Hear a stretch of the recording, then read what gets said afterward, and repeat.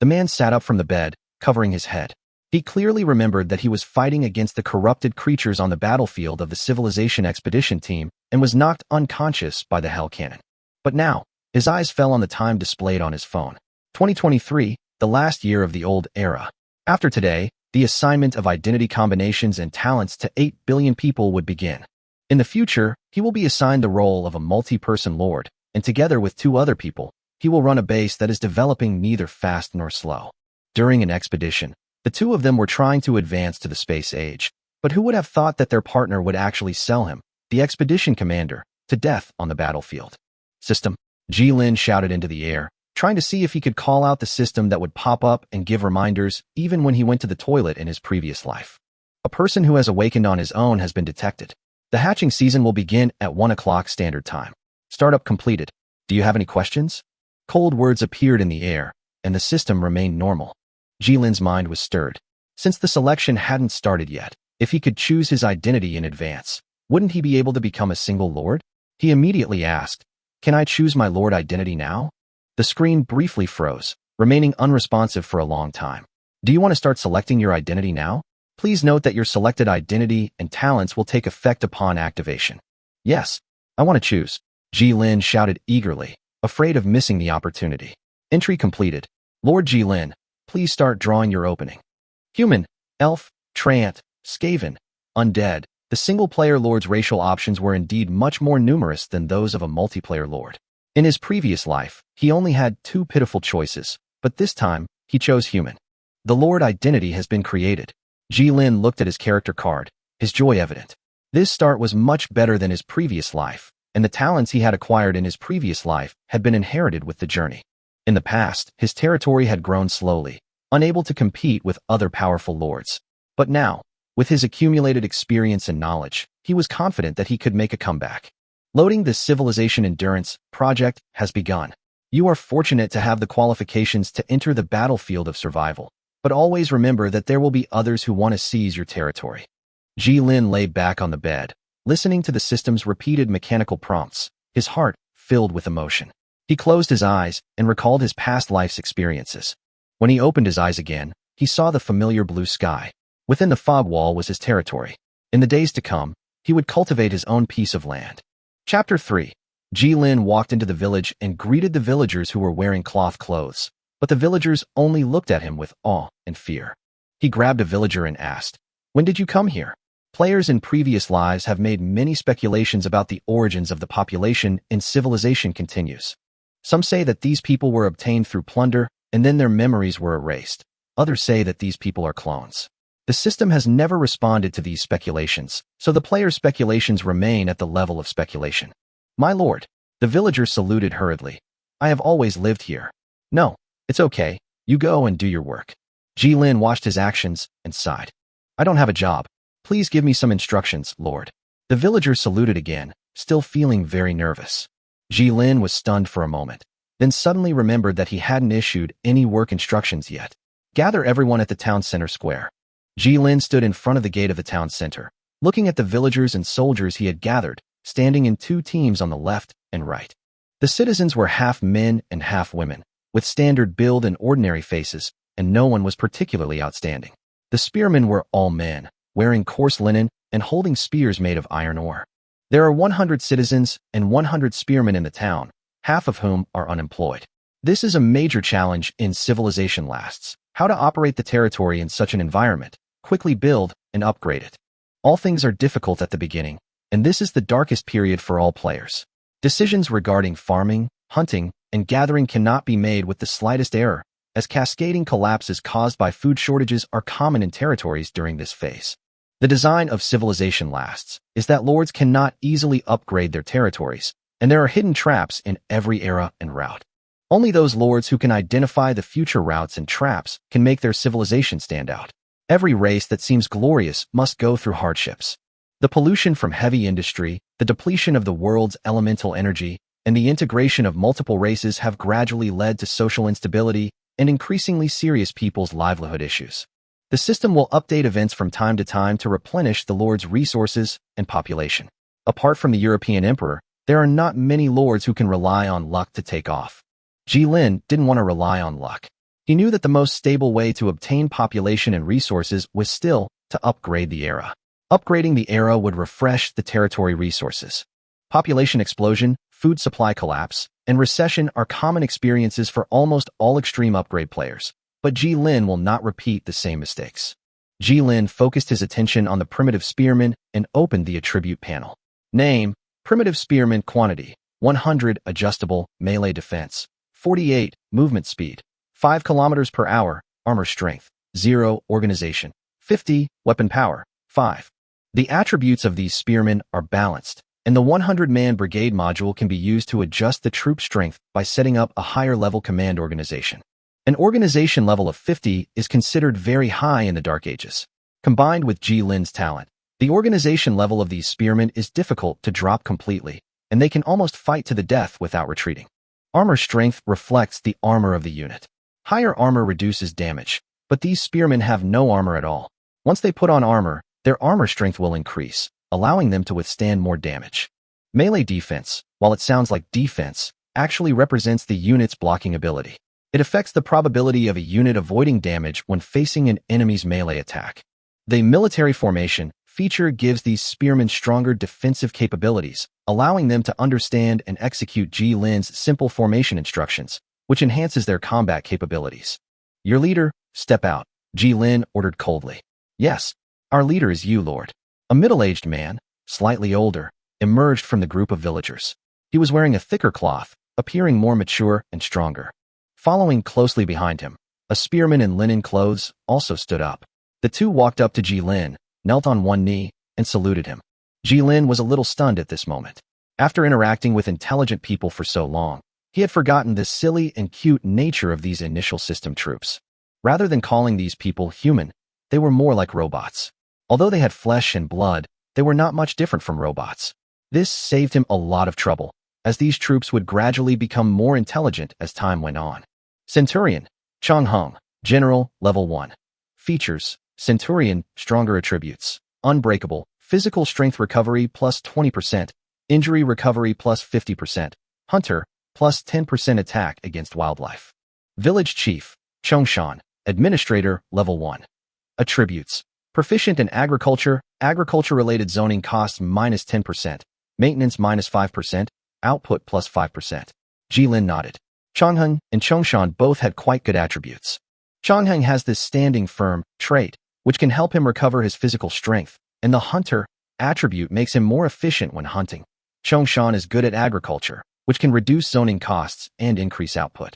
Chongshan, lead the villagers to search for nearby resources and record any resources you find.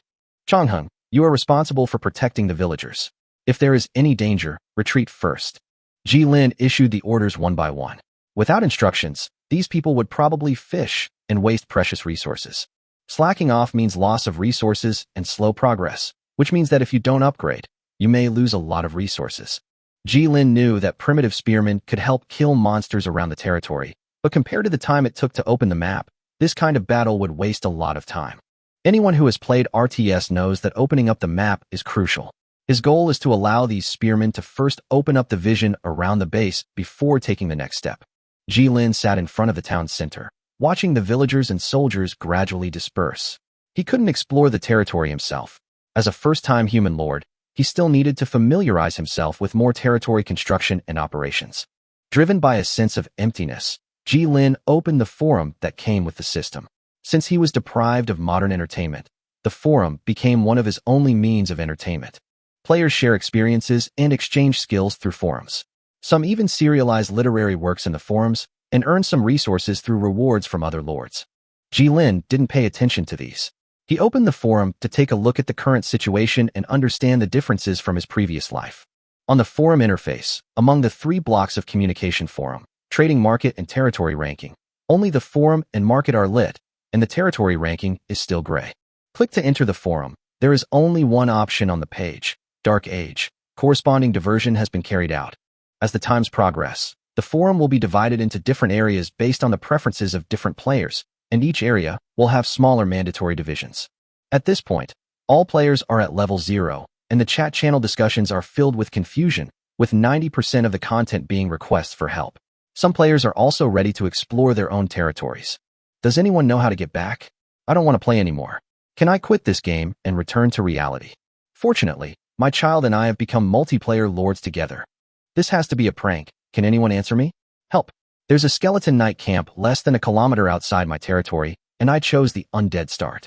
What should I do? Help. These posts were drowned out by a large number of discussions. Ji-Lin saw a post that mentioned that a high-level enemy, the skeleton knight, had appeared at the beginning of the game.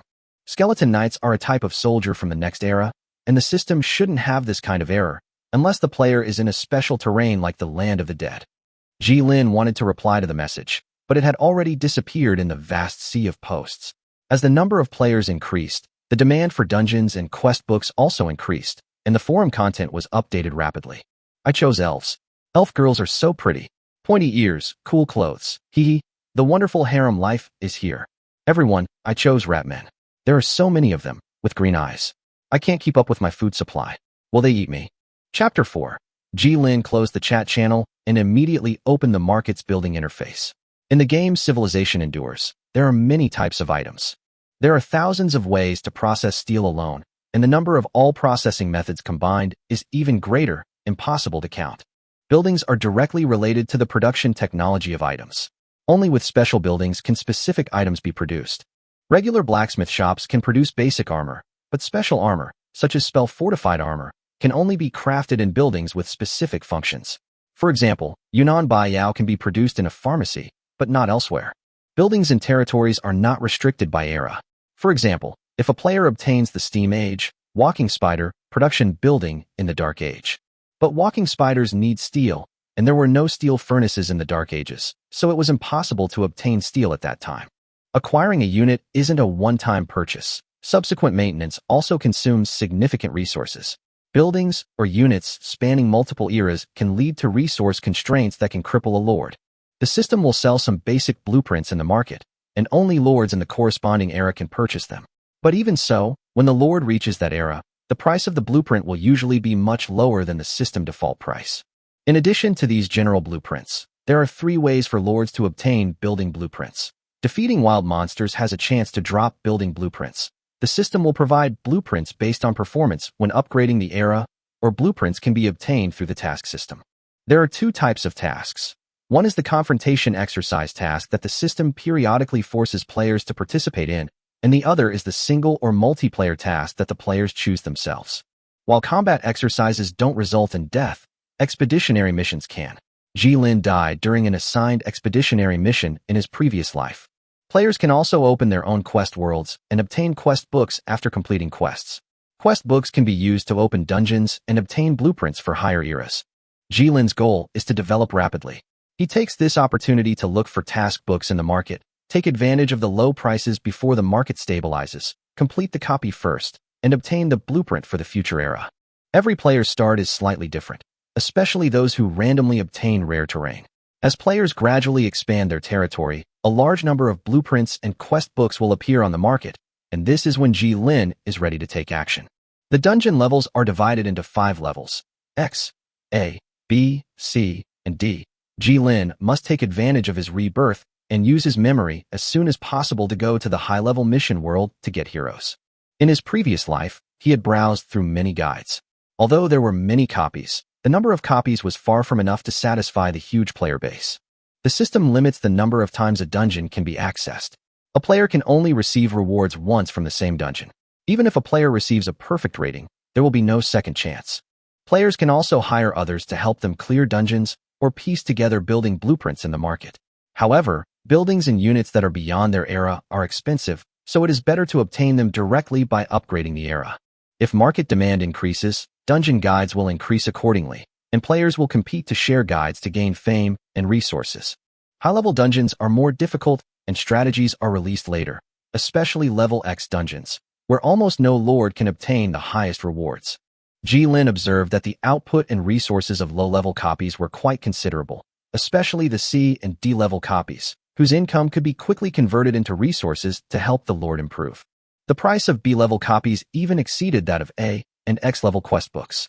This led more lords to choose low-level copies to obtain troops and buildings, while high-level copies were mainly used to compete for advanced troops. For A-level and X-level copies, players often have to face huge challenges and unforeseen difficulties, and ultimately fail to achieve ideal results. Jilin's goal is to use the building blueprints in the market to develop quickly and prepare for the future. The construction of the town has just begun, and the initial building blueprints are not complicated. He currently has 3 blueprints, namely, primary residence, town center, and barracks. Primary housing, 20 wood, dark age, provides housing for 10 people, town center, for 100 food, 200 wood, 100 stone, 100 gold, dark age, used to control plots and build buildings, barracks, 100 wood, 50 stone, dark age, can be used to train troops.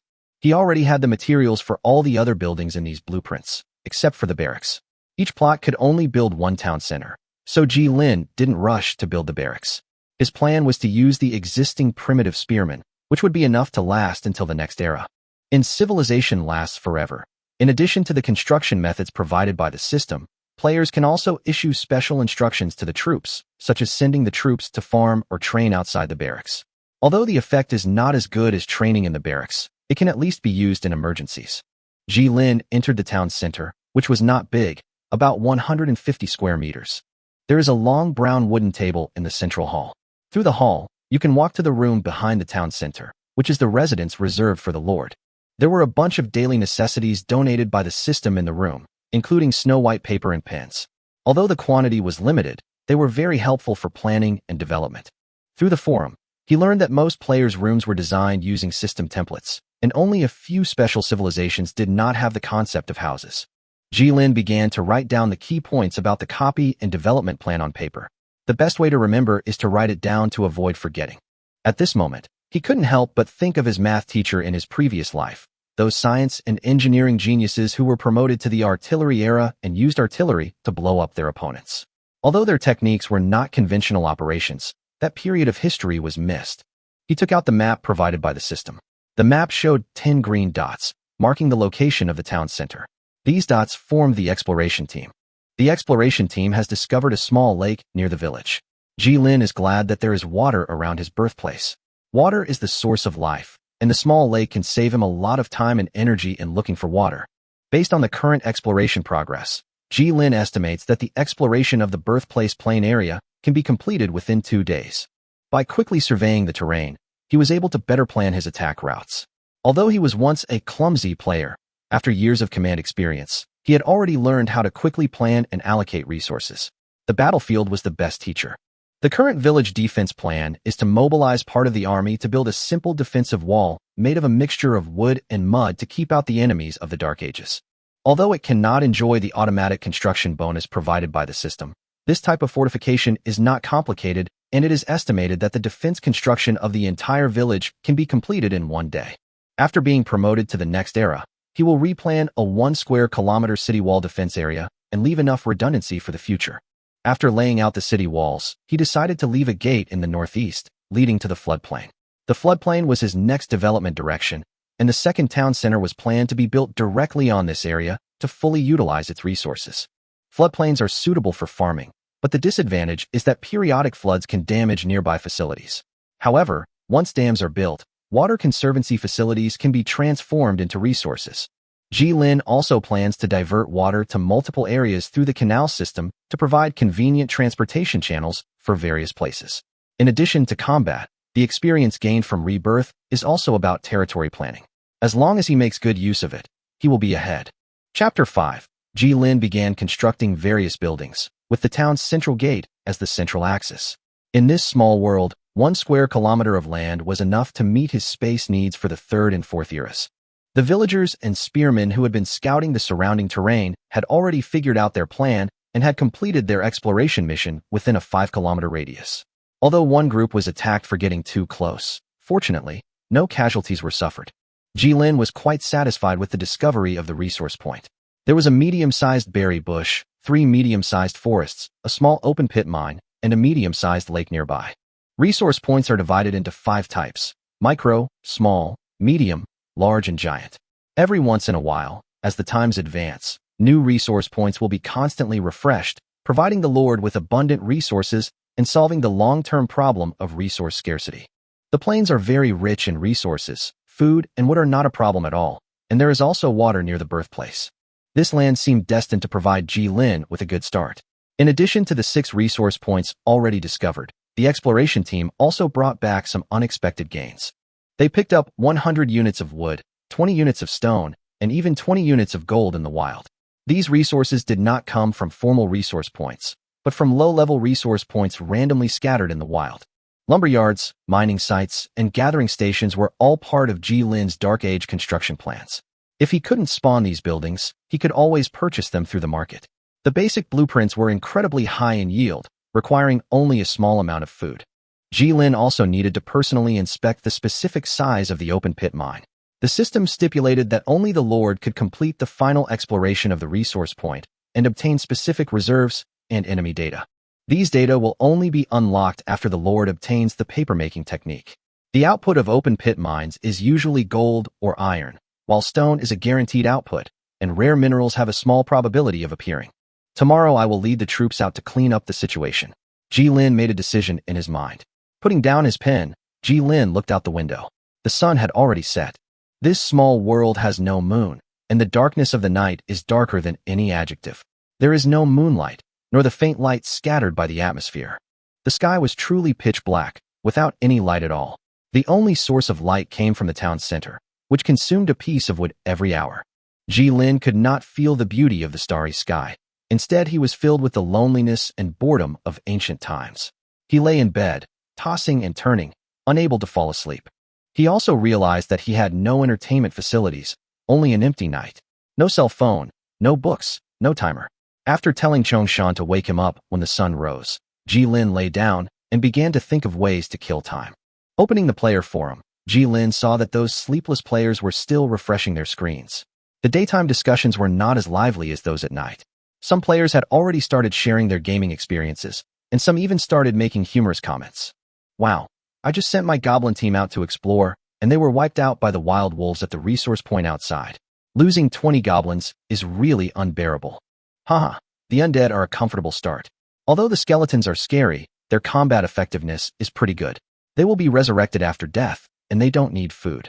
Dead monsters can also join my army. It's awesome. Humph, not as good as the elves. I only have 20 elf girls. I killed the wild wolf pack and can sleep with them at night. Haha, time travel is really wonderful. Ji Lin smiled. Although he hadn't expected to see these topics, he understood how adaptable players were. It was inevitable that the discussion on the forum would shift from strength to appearance.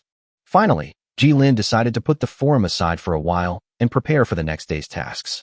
Perhaps it was this loneliness that prompted his thoughts to become uncontrollable, and he began to ponder his own development plan.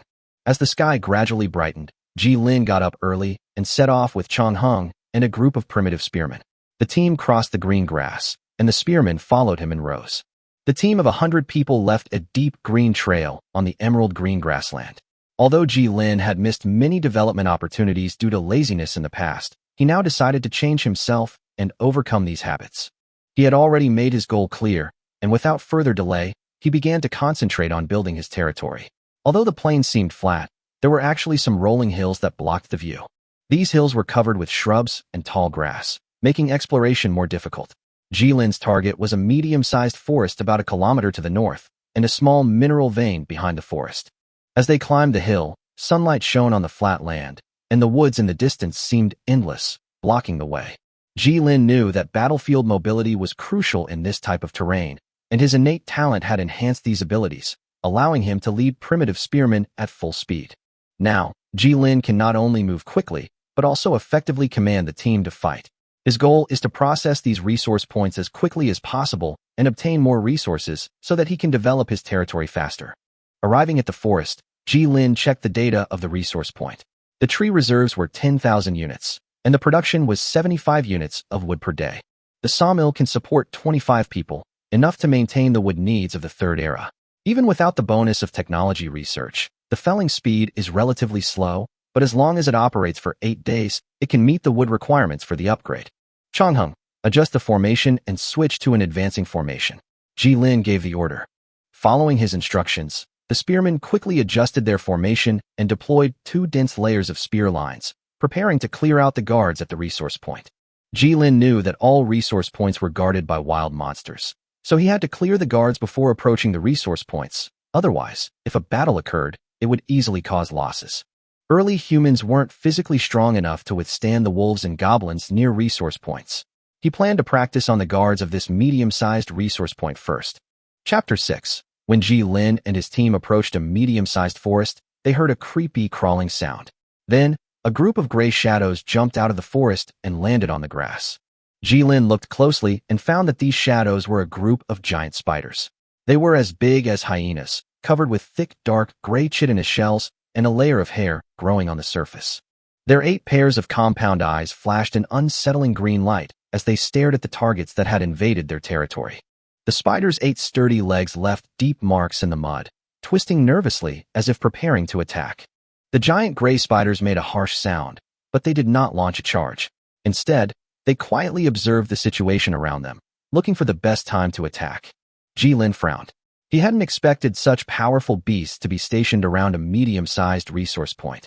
He then opened the system panel and checked the data on these hunting spiders. Name: hunting spider. Type: beast. Dark age, armor strength 0, melee defense 40, weapon power 3, abilities. Swarm tactics. I increases your unit's hit rate and dodge rate, reaching a maximum of 30% when your team outnumbers your enemy by twice their number. Inactive. Beastly nature. The death of a companion triggers their aggression. Swiftness increases speed. Introduction: never be left alone. Ji Lin's heart tightened. As the top wild monsters in the Dark Ages, the hunting spiders were obviously not easy to deal with. Once their swarm tactics ability was activated, it would greatly enhance their combat effectiveness. If there are more of these spiders, the situation can become very difficult. Their swiftness trait makes them even more difficult to deal with, as their speed means they can quickly close in on their target and attack. Fortunately, the hunting spiders' cluster tactics were not activated at this time, which meant that they did not have a numerical advantage, and the spearmen led by Ji Lin were enough to deal with it. Forward. Ji Lin gave the order. He observed that his 2 talents, Fire Extinguisher and Plan Defender, came into play at this moment. The spearmen's formation did not disperse quickly. Instead, through its stable formation, the attacks of the hunting spiders could not break through the line at all. The spearmen formed a dense array, their spear tips lowered, gleaming coldly in the sunlight. This formation looked heavy, but it was effective against enemies like the hunting spider, which had less impact.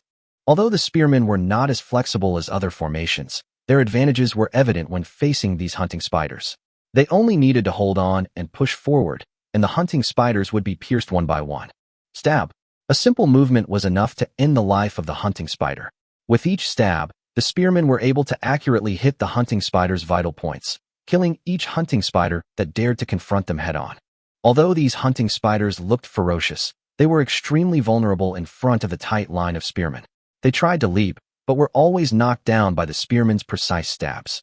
As one hunting spider after another was killed, the others retreated, trying to escape back into the woods.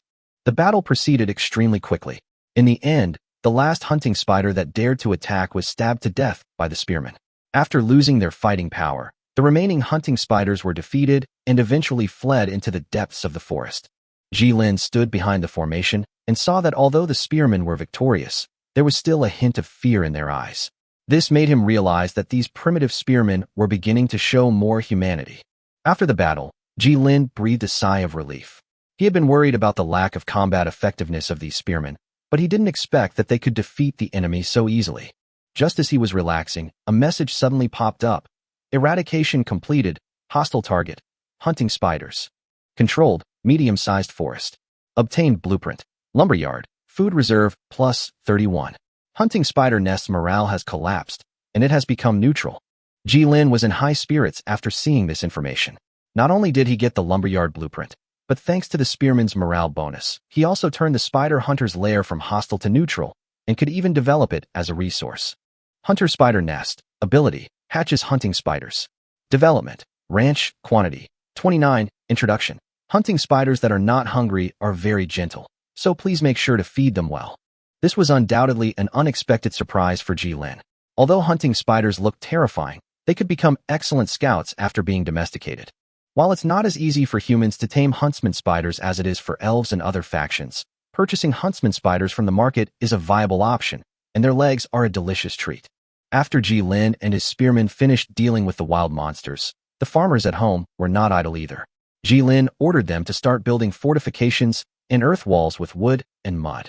Using wood as a frame and filling it with earth, a defensive wall up to 2 meters high was formed to prevent the enemy from bypassing the village.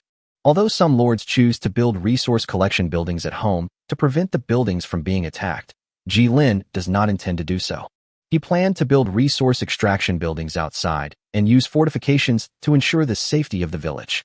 After all, the population needed housing, so he didn't mind using resources for defense. After all, 2 waves of enemy attacks could be easily dealt with by these fortifications. As the mud wall was gradually completed, Jilin felt a sense of accomplishment. However, resources became extremely tight. Timber and food have been exhausted. Jilin knows that he must find more resources as soon as possible to continue expanding his territory. When the blueprints for the lumber mill were completed, Jilin's resources were finally replenished. Although he still faced the dilemma of resource shortage, he was ready to face the challenge and prepare for even more difficult times. Lumberyard, construction countdown, 1 hour. The system's prompt sounded, and a wooden bungalow began to rise from the ground. Jilin watched the lumberyard gradually take shape, his heart filled with hope. He filled up the lumberyard's workforce on the map, and once the construction was complete, villagers would naturally arrive to start working. Jilin was going to the next location, where a medium-sized berry bush and a small mineral vein were waiting for him today. Chapter 7. Jilin took a few steps, then suddenly stopped, turned around, and ran back to the edge of the woods. Under the horrified gaze of the hunting spiders, he placed 2 units of food on the ground, and the white gel blocks fell quietly to the ground. The hunting spiders in the woods waited quietly for him to leave before uneasily approaching and beginning to gnaw on the white gel. They used their huge claws to cut the gel blocks, carefully placed them on their heads, stretched out their 8 long legs, and ran quickly into the depths of the woods. This food is enough for the hunting spiders to eat for several days. They have just lost some of their companions and now need to bring the food back to the nest to raise more baby hunting spiders. Jilin planned to come back and use the hunting spider nest after he created the ranch blueprint. Hunting spiders only produce silk when food is plentiful. There are 2 types of hunting spiders, the silk-producing spider and the scout spider, both of which are evolved variants of hunting spiders. The system prompt sounded at this time. Taming progress, 2%. Performing friendly actions towards neutral creatures can increase the taming progress, while hunting neutral creatures will reduce the progress. 2 units of food increase the taming progress to 4%, which means that Jilin still needs to provide about 50 units of food to complete the taming of the hunting spider. However, non-neutral units cannot be tamed directly. They must wait until the special building, Alien Research Institute, is created before they can be tamed. After dealing with the medium-sized forest and the hunting spider, Jilin continued to move towards the small mineral vein. He saw the metal or layer glittering in the sun from afar. The information in front of me read: resources, mixed gold and iron or vein, small, reserves, stone 2000, iron or 400, gold 400, output, stone 50/day, gold 12/day, iron 12/day. This is a very good mineral vein with rich reserves, which is very profitable to develop. Jilin breathed a sigh of relief. He was really lucky. All told, we only need 8 days of mining to generate the resources needed for the upgrade. We started preparing yesterday, and by the 10th day, we'll have enough resources before the enemy attacks. 20 gray wolves guard the mine. Although the gray wolves possess the ability of swarm tactics, their numbers are small and their combat effectiveness is limited. Jilin led the primitive spearmen and quickly eliminated the gray wolves. Eradication complete. Hostile target, gray wolves. He successfully controlled the small mineral vein and obtained the blueprint, mining site. In addition, the meat yield of gray wolves was also very high. 20 wolves gave him 20 units of meat. Then, Jilin walked to the edge of the vein and picked up a stone that was shining with golden light. The veins of gold, iron, ore, and stone formed a perfect treasure trove of resources. He opened his backpack, used the mining site, blueprint, and issued a construction order. The construction of the mining field requires 40 wood, but there are not enough resources at present. Once there are enough resources, the system will automatically deduct the resources and start construction. Thanks to the system's support, Jilin could devote manpower to production without wasting too much time on construction. He ran all the way with his primitive spearmen and finally arrived at the next resource point, the berry bush. The berry bushes have a storage capacity of 10,000 berries and produce 250 berries per day. The bushes are still guarded by gray wolves, but this time there are more of them, as many as 60. Despite the large number of enemies, Ji Lin still maintained a steady and cautious strategy, and the spearmen advanced steadily under his command. Eventually, the enemies fell one after another, with only one spearman injured by a side attack, and the berry bush was completely under control. The system prompt sounded again. Eradication completed, hostile target, gray wolf, berry bush controlled, blueprint obtained, gathering station, food reserve plus 120. Ji Lin's original spearmen were successfully promoted to the well-trained level due to the accumulation of combat experience, which made him very happy. The primitive spearman promotion was a bonus. In Enduring Civilization, units level up based on their combat experience, from untrained to elite. Initially, the units provided by the system were all recruit level. After a period of combat, spearmen advanced from recruits to highly trained soldiers, and even had the opportunity to join the ranks of veterans or elites. Recruiting into elite units was extremely difficult. In Ji Lin's previous life, during the Space Age, he only had 3 elite units to command. Ji Lin set up a collection station in his territory. Once all the wood was collected, construction would begin automatically. The berry bushes in the field were lush. Ji Lin picked a red berry and put it in his mouth, savoring the sweet and sour taste. These berries were large and plump, somewhat similar to the cherries and plums he had eaten before, and tasted very delicious.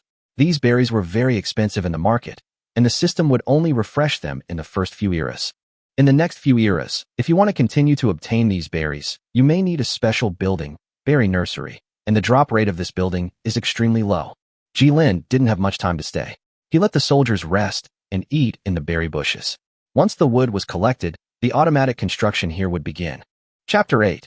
Time passed quickly in Ji Lin, and in the blink of an eye it was already the 10th day. Looking back on the past 8 days, he had done a lot of preparation to ensure the safety and development of the territory. The mud walls and buildings have been completed, and the originally planned fortifications have been expanded with sufficient working time. The height of the mud walls has been raised to 2.5 meters, and primitive spearmen are stationed on 6 platforms to ensure that no monsters can climb over the wall and enter. Although the capacity given by the system is limited, actual operations show that as long as more people are put into production, resources will continue to increase, although there will be a marginal diminishing effect. To ensure his own safety, Ji Lin also made a spear for himself.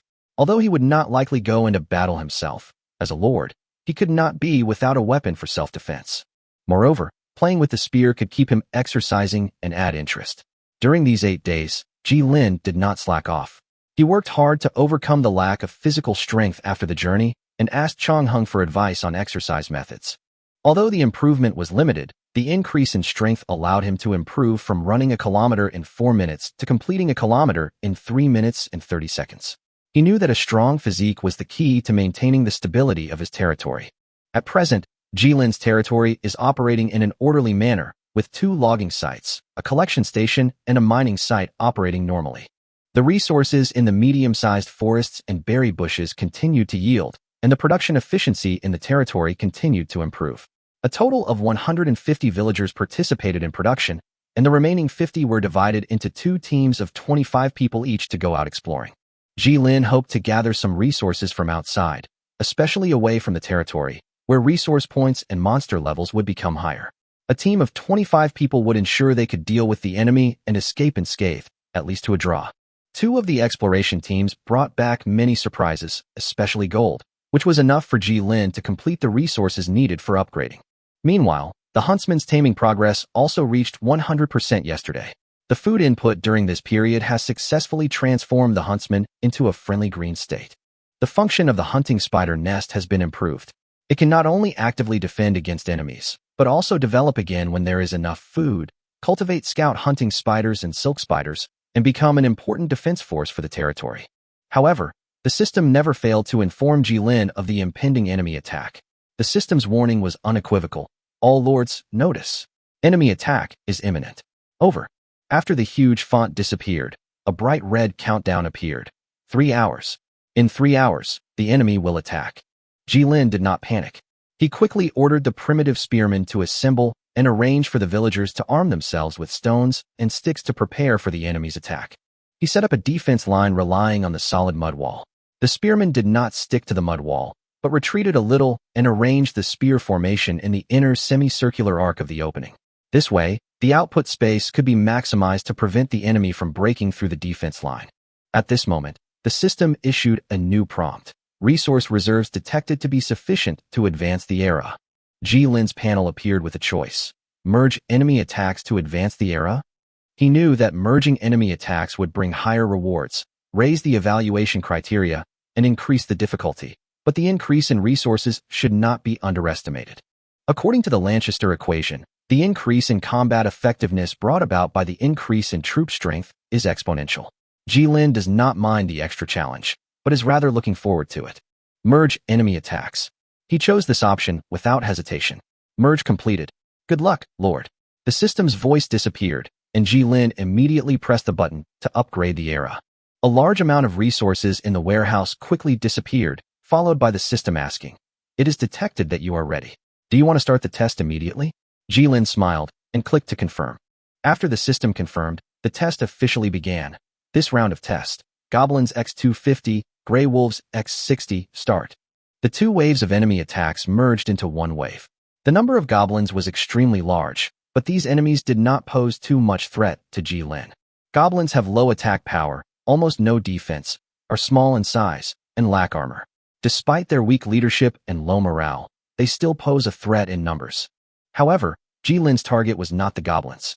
What he really needed to be wary of were the 60 Grey Wolves, whose attack power and mobility were stronger and more than enough to break through his defenses. As the horn sounded, Ji-Lin finally saw the oncoming enemy. In the distance, green waves rolled across the grass, and the goblins kept approaching, holding sharp stone knives, looking like a pile of tall grass advancing. "Changheng, you have an order. Find a rooftop and stand there to defend the other sections of the mud wall. If any Grey Wolves come over, lead the villagers to kill them." Ji-Lin knew that he was not sure whether the 2.5-meter-tall mud wall could stop the Grey Wolf. He stood on a makeshift wooden watchtower, observing the enemy situation. After receiving the order, Changheng quickly began to patrol the surroundings of the village. As the battle was about to begin, Ji-Lin stared nervously at the group of goblins approaching, feeling a little nervous. This battle was a matter of life and death for the territory, and this upgrade test was the key moment for his advancement. Ready to fight at any moment, Ji-Lin shouted. "Prepare for battle. Although everything is ready, I still feel that it is safer to make more preparations. The town center behind me is covered with a light sheen, as if it is disintegrating in the light." Chapter 9. Although Ji-Lin's preparations were thorough, they still seemed imperfect in the face of the enemy attack. As soon as the battle began, the front was a one-sided massacre. Changheng, who was on patrol, successfully killed a Grey Wolf that was trying to climb over the wall. However, the Grey Wolf didn't even get over the wall and was swept down by a spear at the edge of the wall. Although the wall was 2.5 meters high and the earthen protective surface was solid, the enemy launched the attack without hesitation. However, these enemies who attempted to break through did not consider attacking from other directions, but concentrated their forces on attacking the front. The Grey Wolf did make some attempts to attack the front wall, but due to the support of the wooden frame, the entire mud wall was tightly connected, and the strength was increased beyond expectations. Each collision resulted in a bloody outcome. The spearmen relied on a tight rotation of thrusts to forcibly suppress the enemy. Even with Ji-Lin's innate talent, the spearmen's physical strength was still rapidly declining. Every time they thrust, they felt heavy fatigue, especially when thrusting with a spear weighing over 10 pounds. The physical exertion was enormous. The spearman's duty was not just to attack, but to hold the line. As the battle continued, the bodies of goblins and Grey Wolves piled up together, occupying the original defensive gap. The dead goblins were piled up like a wall, half a person's height, and the danger of the enemy using their corpses to climb the wall was getting closer and closer. The screen in front of him showed Goblins, 103, Grey Wolves, 22. The number of enemies was still large, and 40% of them were surrounding the defense line and preparing to launch a new round of attacks. As the battle progressed, the pressure on the position intensified, and the spearman's physical strength was reaching its limit. "Prepare for stone throwing," Ji-Lin quickly instructed, and some villagers standing behind him picked up stones from the warehouse. Each stone weighed about 1 kilogram, and its power when thrown at the enemy should not be underestimated. Although the villagers' throwing accuracy was not high, the enemies outside did not need to hit accurately, and any throw could cause damage. This wave of stone throwing reduced the goblin camp's strength by 1/10, but the enemy pressure was still immense. The pile of corpses had compressed the spearman's attack space, and their thrusting power was much less than before. Jilin began to realize his previous negligence, and the pressure gradually spread to the position. When the enemy began to climb up on the corpses, the spearman's defense line was almost collapsed. Facing the imminent collapse of his position, Jilin quickly adjusted his strategy. Changheng, you flip out and attract as much attention as you can. Led them around in a circle. He decided to send Centurion Changheng to lead a team of enemies to make a circle, disperse the enemy's pressure, and ease the difficulties of frontal combat. Changheng acted quickly, leading the enemy around to the flank. Loopholes began to appear in the enemy's formation. Changheng and the enemy were led away, and the pressure on the spearmen in the front was reduced. Although several gray wolves chased Changheng, they were still blocked by the spearmen standing on the wall, causing heavy damage to the enemy. Finally, after a brutal fight, the last dying goblin was pierced by a spear, and the battle officially ended. Jilin took a breath. Although he had experienced a great sense of oppression, he finally completed the test. You have successfully resisted this wave of enemy attacks. Please choose to upgrade your era. The system's prompt sounded again. Jilin stood on a battlefield filled with smoke, thinking about his next choice. Faced with the three options given by the system, Classical Age, Magic, Classical Age, Runes, and Classical Age, Technology, he knew that each choice would bring different bonuses. He once tended to choose the Magic or Rune school, but considering his previous experience and future plans, Jilin finally chose the Technology school. His goal was to advance his era as quickly as possible and enter a higher stage. The advantage of the technical flow was that it could accelerate his era progress, and he did not intend to stay in the classical era for too long. The third era was his true goal. After making your selection, the system prompts. You have selected the Classic Age, Technology, era. The cost of upgrading the era is reduced by 20%. You have unlocked the Blueprint, Academy, the Wonder, Grand Library has been added to your buildings. This reward surprised and delighted Jilin. Not only did the era cost decrease, but it also unlocked two important buildings, the Academy and the Great Library. The Academy improves the education level of your territory's population and serves as essential infrastructure for scientific research. The Great Library, on the other hand, is a wonder building that increases your territory's stability and attractiveness, accelerates technological development, and even boosts your officers' experience. Both buildings are incredibly valuable and offer immense potential for your territory's development. Your race has survived an era upgrade. Please choose the characteristics of civilization. The system prompt sounded again, and three options appeared in front of Jilin again: bloodline purification, subsidiary population, and expert in farming. This time, he decided to choose bloodline purification. Although the subordinate population can increase the slave population, bloodline purification is more important to him. It can increase his physical strength limit and accelerate experience growth, providing him with greater advantages for the next challenge. With the civilization characteristics selected, Jilin received his final personal rewards: Mission Book, Steam and Steel, Equipment, Hold On to the Flag, and Equipment, Fine Steel Armor. Among them, the Steam and Steel Quest book excited Jilin. This was an A-level quest book, involving a copy close to the Steam Age, and it could obtain a special blueprint that transcended the era. For Jilin, this reward was undoubtedly the most valuable. While the other two were great, one for crafting a turtle shell, the other for becoming a top-tier general, they were nothing compared to the quest book that would grant him blueprints for a building that transcended its era.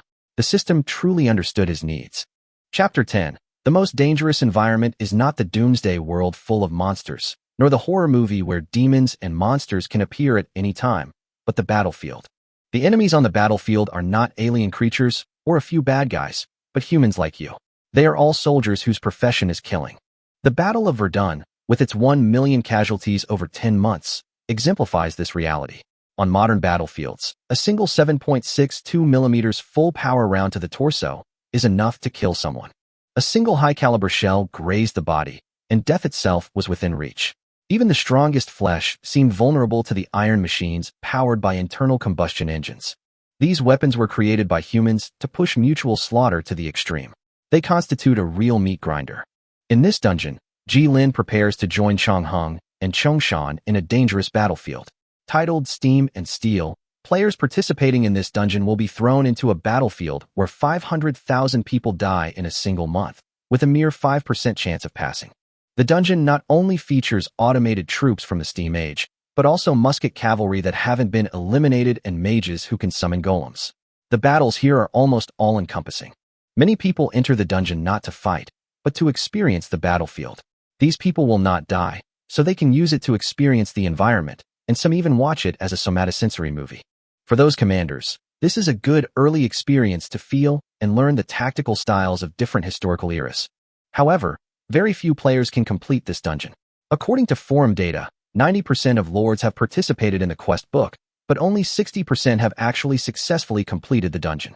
Even if they became lords, most people would just live a peaceful life in their own small piece of land.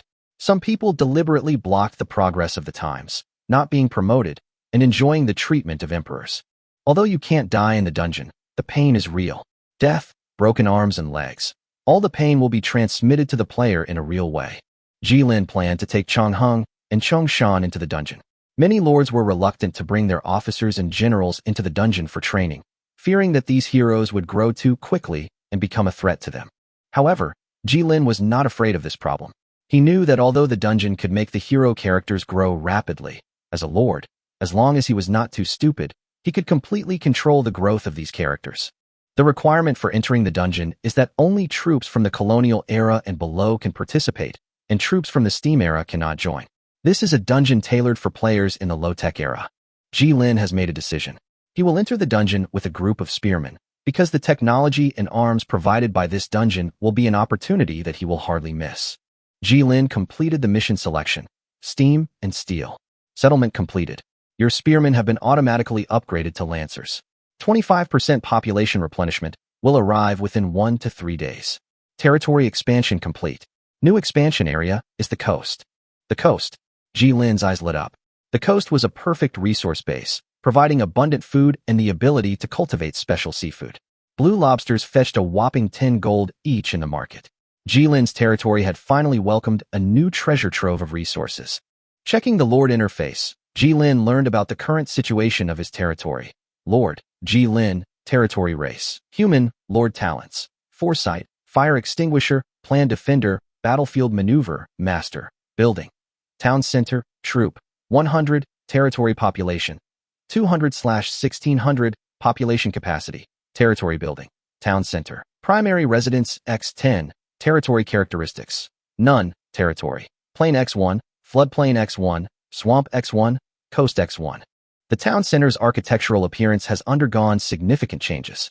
The original 2-story buildings have been expanded to 3, and the exterior walls have become smoother, incorporating wooden extensions typical of Chinese architecture. As the Lord's age advances, Jilin gains new resource bonuses. The output of resources such as grain and minerals increases significantly. Each advancement in the age means a stronger economic base and more construction space. This is the most alluring aspect of this dungeon, the ever-advancing ages and the accumulation of resources. However, the transition between ages isn't always smooth sailing. Between the Dark Age and the Industrial Age, many lords will face significant challenges in food supply. Without specialized resources, a normal civilization struggles to support a large population. Jilin has a better start. He can rely on the resources of rivers and coasts to alleviate this problem. Most lords rely on luck, hoping to stumble upon a river or other resource to sustain their territory. Even then, depletion of resources spells their doom. In the mid-game, a bunch of lords got caught in a food supply trap. Watching them operate was truly miserable, and the entire forum was filled with lamentations. The system wouldn't replace population losses. You had to either buy people from the market or wait for them to be born. The system was full of malicious intent. Chapter 11. Jilin opened the Steam Steel Quest book. The cover featured a blue crystal and a steam engine medallion. The blue crystal represented tellurium, or a rare resource in the steam steel world. Obtaining it required meeting the system's scoring criteria. A score of over 95 would qualify for mine construction and secure access to the resource's veins. As civilizations develop, this resource gradually increases. Tellurium, or is like crystal ore in StarCraft or Tiberium in Command Conquer. Each civilization can use it to forge new paths of development. Steam engines, on the other hand, represent the difficulty of dungeons. This dungeon is likely to feature numerous steam engines, but no one can predict the challenges it will present. A player once entered an A-rank dungeon labeled Classic Era and found themselves battling a monster several stories tall. Holding a spear, they faced the behemoth in a near-life struggle. The quest book clearly states that the dungeon's difficulty levels range from A to X. Each lord who enters the dungeon world enters the same dungeon, but their starting location is randomized. One might enter southwest, the next due north. Lords must adapt to their surroundings, a challenge that is undeniably challenging. Lin didn't intend to accept the mission immediately. He had other matters to attend to, such as arranging his territory. Lin had just advanced to the classical era, adding two important buildings, the Academy and the Great Library. The system also sold some basic blueprints on the market, which could only be purchased by lords who had reached the corresponding era. However, Lin didn't plan to buy immediately.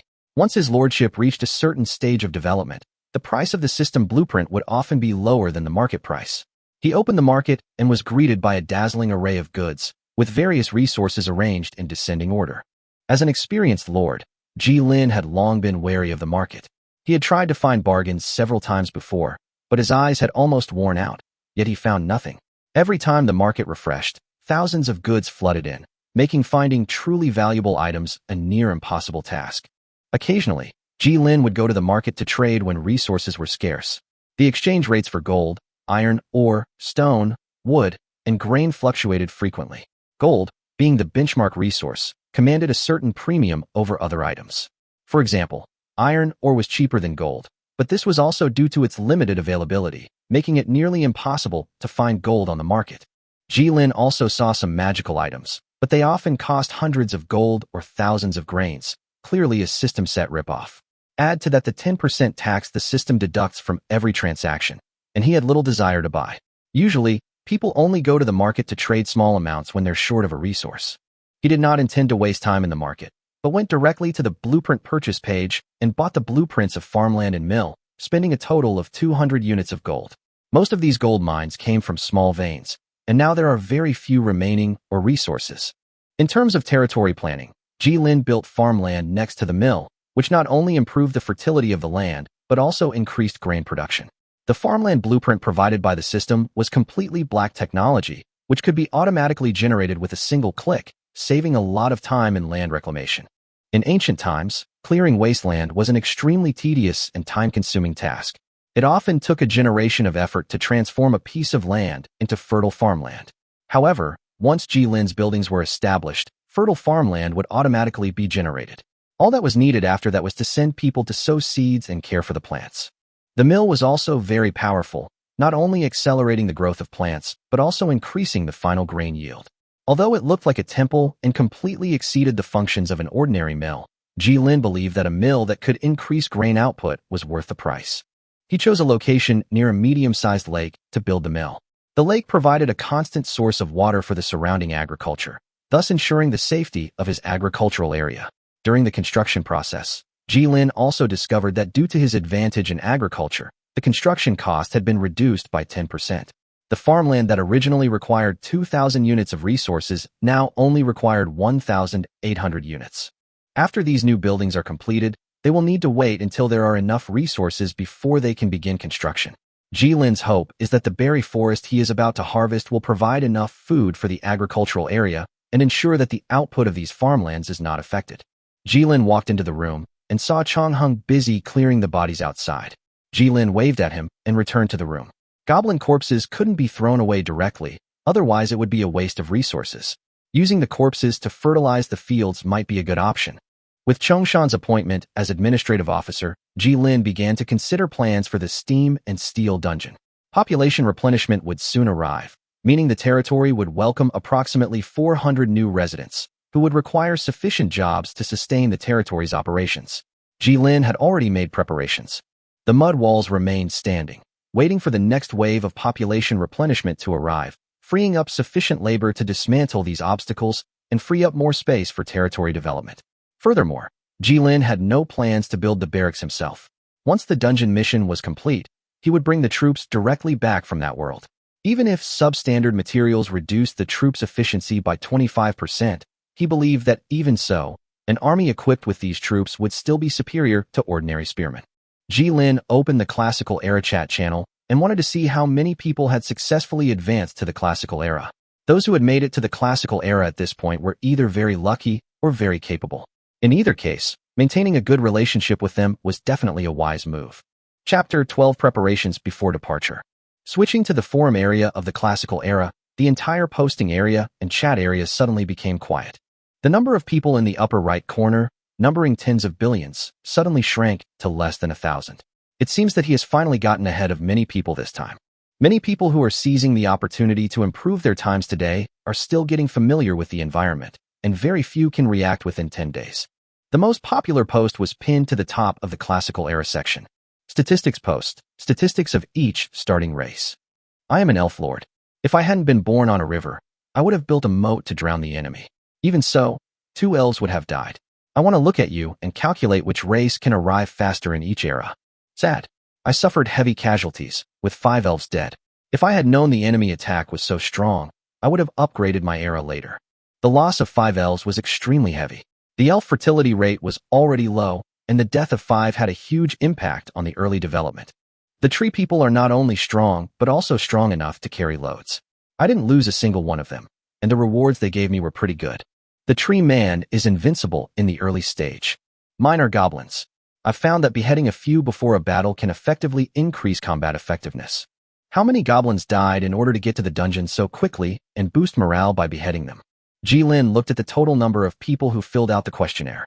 There were a total of 760 people. Among them, the largest proportion were tree people, dragons, and undead. Humans were in a worse situation. Including him, there were only 3. Although tree people and dragons are rare races, with a huge base of tens of billions of lords, even if it is only 1 in 10,000, there is still a base of 1 million lords, which is still an extremely large number. Come to think of it, the little treeman has an armor strength of 20 points, and the monsters in the Dark Age can do no damage to it. The young dragon also has an armor strength of 40 points. All enemy attacks in the Dark Age and Classical Age are just tickles to them. Their defense will not be broken until the crossbows and muskets come out. The 2 era upgrades are actually a growth in size and variety. Before the colonial era, they had a great advantage due to their strong individual combat power. As the Traiants continue to grow and become big Traiants, their attributes and armor strength will be greatly improved. After unlocking the throwing skill, they can also be used as slings, making them invincible in the early stages. The trade-off is that the production system can't be built, requiring complementary subraces. Without them, leveling isn't a problem, there's simply no late game. While the fertility of elves and dwarves can still be marginally transformed, the fertility of units like Traiants and dragons is irrelevant. However, humans cannot be selected as a subordinate race. This is the default main race at the beginning. Other subordinate races are not more versatile than humans, and each has its own shortcomings. Scrolling down the post, the topic started to go off track. I have a set of lightweight rune armor with plus 60 armor strength. Anyone want it? It will allow you to experience the feeling of being among the enemy and playing Zhao Zilong. It only costs half the resources to upgrade to the next era. You're dreaming. That thing can only be used by one person. You dare to ask for half of an era's resources? I'm different. I'm selling swift banners in the first quarter of the upgrade era. Plus 20% movement speed and minus 10% stamina reduction. First come, first served. Make way. Don't miss it if you're passing by. Front row for sale. Anyone want a skeleton melee soldier? 2 gold each. That's a bargain. Blue lobster, delicious blue lobster. Would you like some blue lobster today? Seeing that the topic gradually turned to sales, Jilin quietly posted a message in the posting area asking for a ranch. The ranch costs 200 gold mines in the system market, which is too expensive. He can't afford it. He wants to see if there is any lucky person who can give him some blueprints and sell them to him cheaply. He did see a few things he wanted to buy, but the prices were ridiculously high. Green apple forest generates a 1-acre green apple forest, which will slowly expand and restrict planting on plains and hills. Quote 400 gold mines. Grass carp nest produces fish eggs and ripens grass carp, limited to lakes and rivers. Quote 450 gold mines. These 2 are resource-based items, similar to his hunting spider nest. Just find a place to put them and they will generate the corresponding resources. However, his hunting spider nest is a little rarer. He estimates that if he sells his hunting spider nest, it will be worth about 400 gold mines, and that is the current 400 gold mines. He will only consider these 2 items if the price is 1/4 of the current price. In the previous life, everyone sold finished products. You earn less, but you can expand your production capacity by keeping the items. A spider's nest, everyone uses them to expand their production capacity. Some people also become processing lords, processing resources into unique products of their own territory for trade. Now, those who can advance the era are all heroes. These guys who look very happy don't feel any pressure at all. He closed the chat interface and checked the attributes of being promoted from primitive spearman to spearman. Army, spearman. Quantity, 100 adjustable.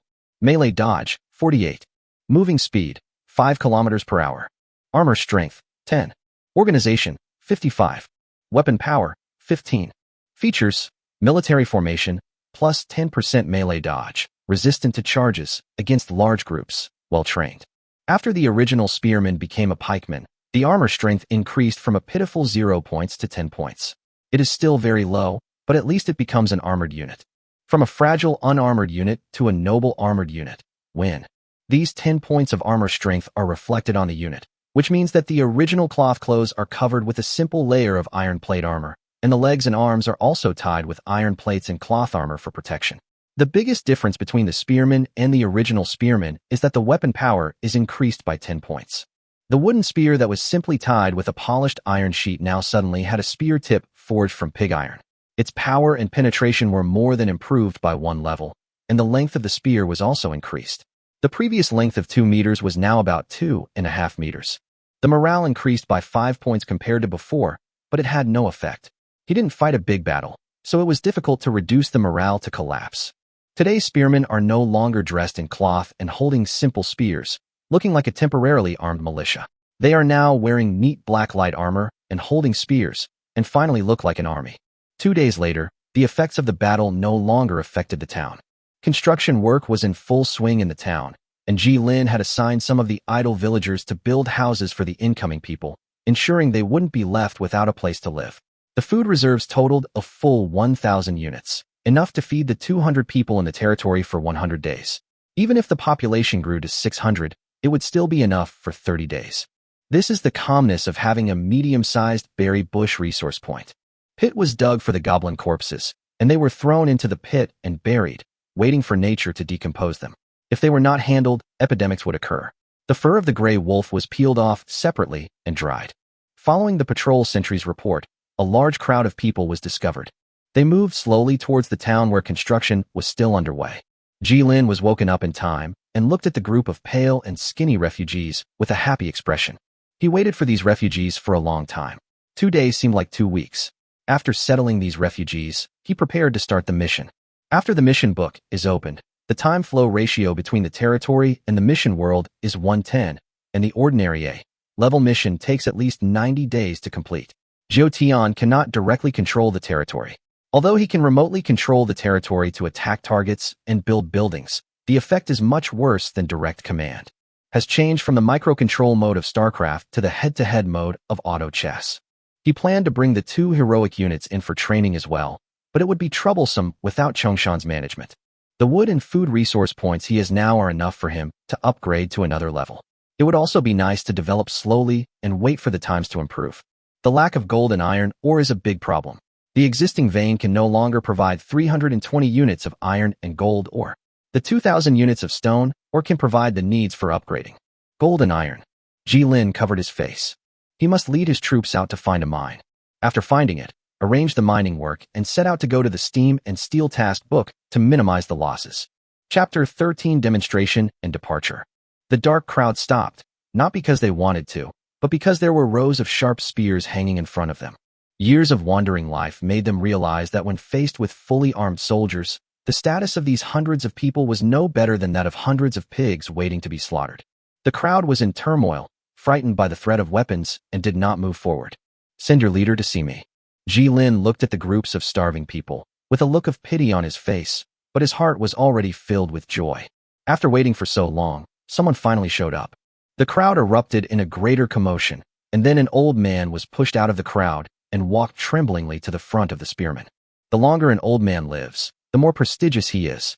Ordinary young people find it difficult to survive in times of famine, and the old men who can survive are all smart people.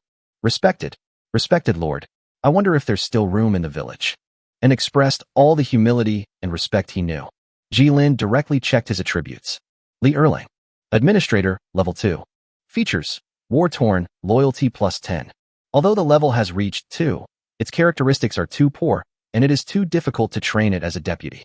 It only has one characteristic of being war-torn, and the little loyalty given is useless. If you don't do too much, These people will not rebel. They are purely blank hero units. But since he is an administrative officer, he can be assigned to the town center to run the business. When the time comes, I will take Chongshan out so that the house will not be left empty. Good thing.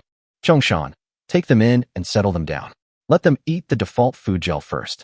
I'm afraid they won't be able to handle eating cooked food directly.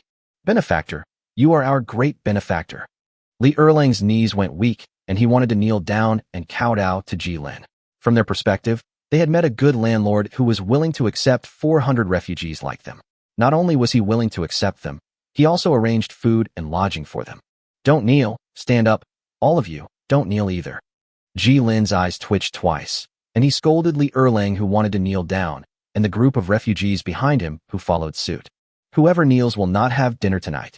The refugees immediately stopped their actions out of fear. Jilin asked Chongshan to complete the next steps while he went to deal with other things first. This second wave of population supply was much more spiritual than the initial population, like the difference between a blank slate and a piece of paper covered with handwriting. The emotions among those refugees were so strong that they shocked him. This kind of spirituality is not necessarily a good thing. It is always easier to draw on a blank piece of paper than on a piece of paper covered with words, not to mention that emotions always lead to a lot of bad things. In his previous life, he chose the rat people because he couldn't get along with others. He became the pioneer of the expedition because he didn't like contact with humans. Instead, those rat people were more loyal to him. He thought so, but it was impossible not to accept this group of people. After accepting this group of people, the proportion of his soldiers in the total population suddenly dropped from 50% to 16%. Although it is still very unhealthy, the operational pressure has been reduced a lot. Soldiers' work efficiency is not as good as that of specialized farmers. After the emergence of various specialized units, blacksmiths and priests, soldiers' efficiency is even lower. Compared to the troubling population problem, the spearmen he sent out for reconnaissance brought him rare good news, allowing him to temporarily stop thinking about how to govern these overly spiritual people in the future. They discovered a new medium-sized vein of ore. The town is a bit far away, about 5 kilometers away. While it is still light, Jilin plans to go there to check out what monsters he needs to deal with. Resource: mixed gold and iron or vein, rich or medium. Reserves: stone, 1,000 iron or 2,000 gold, 2,000. Production: 50 stone/day, 12 gold or /day, 12 iron or /day. Development mining farm.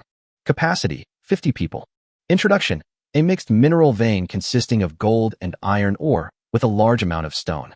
The description of the mineral vein is very beautiful, but the garrison is not so beautiful.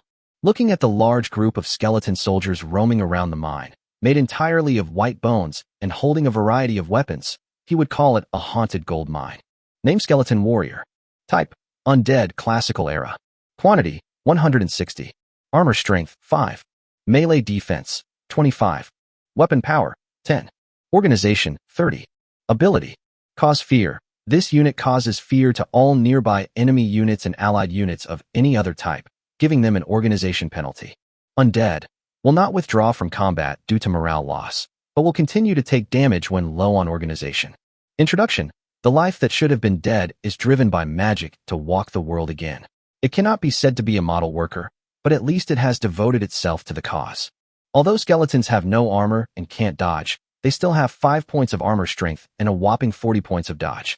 This has been a mystery until someone pointed out, look at the many gaps on the skeletons' bodies. Wouldn't ordinary cold weapons be completely ineffective in causing any damage? Dodge: passive.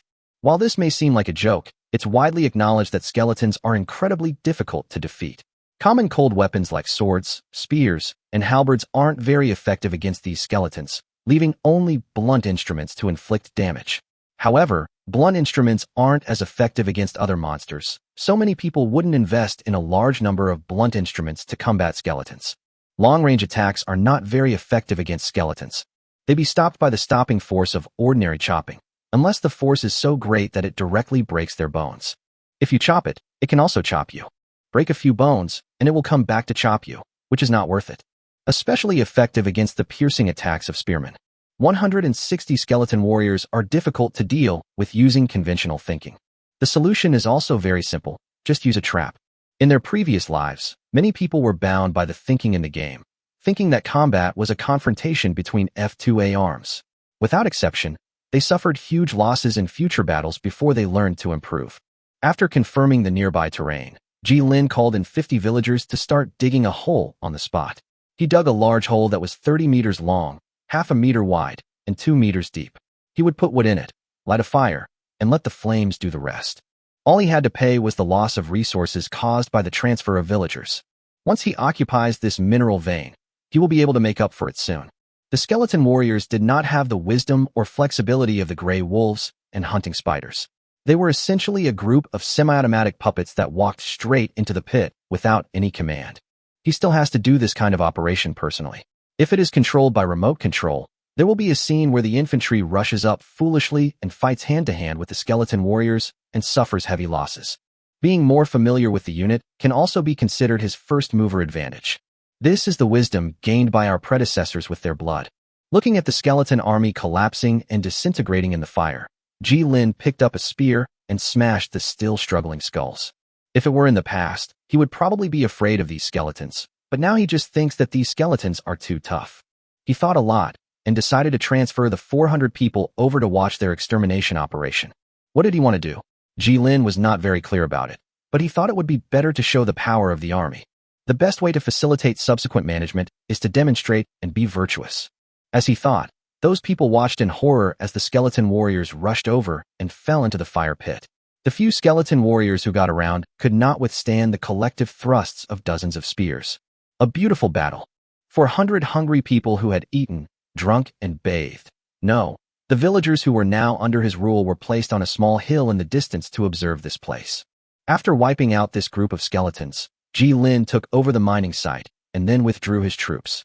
You have revealed the threat from outside the domain. Stability +10. Deterrence, threat? However, Lin at that time did not understand that the fastest way to unite the people was to create an external enemy and make them understand that there was an imminent threat, but by accident he achieved a similar effect. Before leaving, he arranged Li Erlang to a management position in the administrative department and received Li Erlang's profuse thanks and said that he would never let him down. After everything was settled, he opened his own task book, retrieved the steam and steel task book from the warehouse, and clicked on the icon of the blue crystal and steam engine intersection. Fortunately, the one we encountered this time was a skeleton warrior that could be dealt with by taking shortcuts. If it were any other level 2 soldier. This is no longer the era where a large group of spearmen can conquer the world without any casualties. To expand the army, it is natural to do it in one step. Do you want to open the quest book, Steam and Steel, opened by Lin, this time carrying the hero units Chongheng and Chongshan. Please note that you will not be able to summon supplies in the dungeon. Death in the dungeon will be considered as immediate dungeon completion. Rewards will be obtained based on the assessment. If the assessment does not meet the standards, no rewards will be obtained. No answer after 1 minute is considered a waiver. Confirm. Lin did not hesitate and confirmed his intention to the system. Confirmed. Good luck. I'm looking forward to your performance. Lin was stunned for a moment, but before he could react, the blue vortex had already swallowed him up. Chapter 14 Steam and Steel. Lin had been walking for almost 3 hours, carrying a 12mm muzzle-loading rifle. He was wearing a steel plate armor to protect the key parts of his body, and a large backpack containing a blanket for sleeping. He was lucky that he did not become a soldier fighting in the trenches on the front line.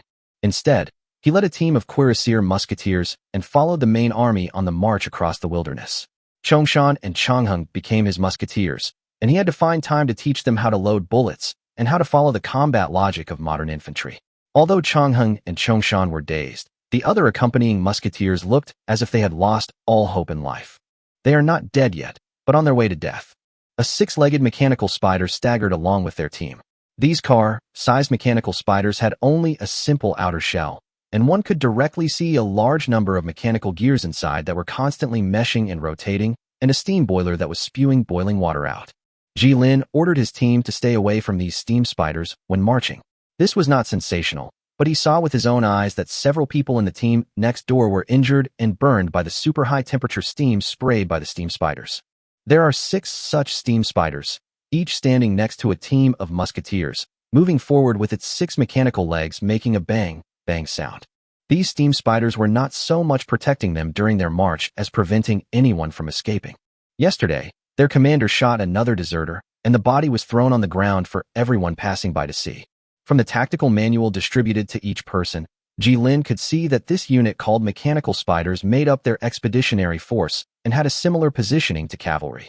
And the tactical manual points out that this kind of thing is not their priority target. Their task is to line up and shoot the enemy's infantry units. But if the order is given, they must also fire at the enemy's mechanical units. As for whether the 12mm caliber muzzle-loading rifle in his hand could be effective against this thing, that was a matter of opinion. Lin felt that the 90 men under his command would be sprayed with steam in the face after firing at most 2 rounds. Lin glanced at the tactical manual, automatically filtering out the nonsense filled with classical militarism, and concluded that it was just a matter of lying down and waiting to die. He could only pray that this thing would not rush towards him. Name Vika Musketeers. Quantity, 90. Melee defense, 40. Moving speed, 5 km per hour. Armor strength, 25. Ammo capacity, 20. Weapon range, 200. Weapon power, 45. Characteristic. Army formation, cannon fodder. Armor-piercing incendiary projectiles. Vika Musketeers can be equipped with special incendiary projectiles that penetrate armor, plus 10 armor penetration. Slow fire.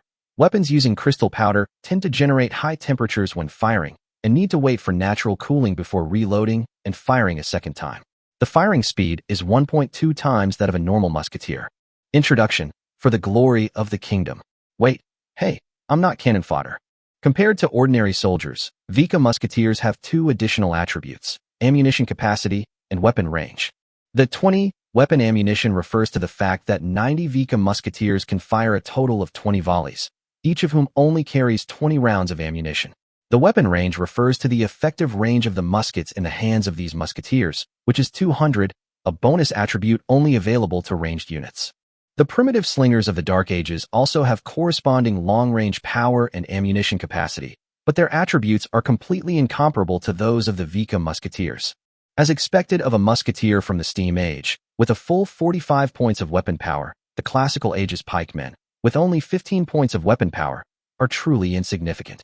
45 points of weapon power is enough to penetrate all plate armor within its effective range. While it has multiple slow-fire attributes, the high weapon power and range make it completely worthwhile. Multiple hits will also pose a threat to special heavy infantry with up to 80 points of armor. As for the super iron cans with 120 points of armor strength, you have to get that kind of soldiers yourself. The regular infantry without magic runes given by the system has an armor strength cap of 40, and the armor strength of infantry with magic bonuses can be stacked further. Just like the plate armor he wears, it is limited by the vehicle platform. That was a joke he'd often heard before he'd traveled through time. Why couldn't our infantry firepower be improved? Because humans were too weak to hold a 12.7mm rifle and hipfire. They couldn't be fully equipped with level 6 armor and move at full speed. As for the breastplate tied around his body, although it was made of thickened steel plate, due to the human body's physical properties, it was not very thick. It was barely enough to block a direct hit from a muzzle-loading musket, and only with luck could it withstand a single shot. Vika musketeers have surpassed those of ordinary musketeers given by the system in the colonial era, and they have their own unique bonuses. And the cannon fodder in this feature, TSK. But this characteristic is not wrong. These musketeers look very strong, but considering that their opponents are units like the rampaging mechanical spiders, they are only worthy of being used as cannon fodder in front of them. This characteristic is too hurtful. Fortunately, the cannon fodder attribute can be washed away through training later. Cannon fodder is not conducive to the upgrade of troops. There is also the final armor-piercing incendiary bomb. The military manual states that it can effectively counter armor, and a little bit is needed for the glory of the kingdom. He turned his head and glanced at the steam spider next to him. Name mechanical spider. Quantity, 12. Melee defense, 15. The larger the size, the lower the melee defense, and large units will have their melee defense reduced to 0. Moving speed, 35 km per hour. Armor strength, 70. Weapon power, 185. Characteristic. Steam jet. When the unit enters melee combat, it will randomly spray high-temperature steam in all directions. Unstable boiler. Units can overload their boilers to launch a charge, with the risk of self-destruction as the boiler remains overloaded. Undefeated. This unit has no morale and is not affected by morale. Horrify the enemy. This unit will cause continuous organization damage to surrounding enemies. Anti-infantry. This unit is excellent against infantry due to its special attack pattern, dealing massive damage quickly to any unit smaller than or equal to the size of a horse. Charge. Units can charge and gain a large number of charge bonuses. Formation Breaker. This unit can remove the enemy's formation bonus when engaged in close combat. Introduction. ZZ. Small combat weapons powered by special fuel, with built-in thinking circuits that can execute simple commands. Don't get too close to them if you don't want your skin to melt. A whopping 185 points of weapon power, plus 70 points of armor strength. With 7 special attributes, including terrifying enemies and invincibility, these combined abilities make you a walking mobster once you're inside the enemy formation. It smells so good, ridiculously good. With Vika Musketeers, the attributes of mechanical spiders are extremely strong. Ji-Lin gritted his teeth and sighed in his heart, wondering why this couldn't be the unit he commanded. Even if he couldn't take it back, at least he could have some fun here. A team of 12 mechanical spiders was an invincible charging cavalry on the battlefield, and it was difficult to stop their charging momentum. Then he thought that he actually had to fight this kind of thing, and he suddenly felt a pain in his balls. He has completely given up on the tactical manual's suggestion that it can effectively fight against armor. Kingdom Glory, huh? It would be best if he could avoid engaging in battle with this thing. Chapter 15 Attack. Ji-Lin's gaze moved to the center of the team, where stood a moving mountain made of steel. The governor's mecha is a heavy mecha assigned by each governor to the commanders of their subordinate legions. It is a customized mecha based on the original equipment to suit the commander's identity.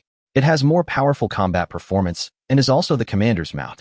The legion commander in their formation was driving a heavy mecha that was 15 meters tall. Countless pipes connected the upper and lower parts of the mecha. The 4 thick joints were as new, without any signs of repair. A 120mm caliber revolver cannon was hung on each side, and a transparent cabin was hung in front of the armor. Name Governor Mech, Mountain Range. Quantity 1. Melee defense, 0. Moving speed, 10 km per hour. Armor strength, 210. Weapon range, 575. Weapon power, 560. Characteristic. Anti-armor projectiles. This unit can reload anti-armor projectiles. Damage dealer. This unit has excellent damage-dealing capabilities. Crush. Due to its huge size, this unit can directly crush small units. War Supervisor. This unit is the war supervisor of the army. When it exists, it will increase the morale/organization of all units by 4 points and greatly reduce the army's collapse threshold. Heavy armor. This heavy unit has heavy armor for its era. If the enemy does not have weapons capable of penetrating it, its morale will be reduced by 50%, and its allied forces will gain +8 morale/organization. Introduction. Under the order of the governor, move forward. Keep moving forward. With a weapon power of up to 560 and an armor strength of 210, these data all prove that once it appears on the battlefield, it will be the decisive factor in a small-scale conflict. The 2 revolver cannons placed high on both sides of the body allow it to perfectly utilize its height advantage and fire round after round of large-caliber shells at fixed targets. It's like a mobile turret with legs. In modern times, the survival rate of this kind of tin can in the face of various explosives with excessive power is even lower than that of squatting in the trenches on the front line with the infantry. Commanders tend to make themselves less conspicuous, rather than being visible to everyone on the battlefield. It just seems that the power of weapons in this era has not yet reached that level. Commanders, driving various steampunk-style mechas, become the symbol of the legion and supervise the march of the army. Given a choice, no one would want to be a musketeer captain in this era. The short break in the early stage is over. Ji-Lin stared at the sky. There were 2 small black dots flying towards their long team of 4,000 people. Of course it couldn't be a bird, because no bird's flight path is an arc. The speed of the shells fired by this artillery was very slow, so slow that Ji-Lin could visually see its trajectory passing through the air and determined that its landing point was not next to him. From the type of shells and the arc of projection, he quickly determined that this should be a mortar, an extra-large caliber indirect fire artillery. Projectiles larger than 250 millimeters. No gun will fire individually. The first 2 shells are just calibration shots.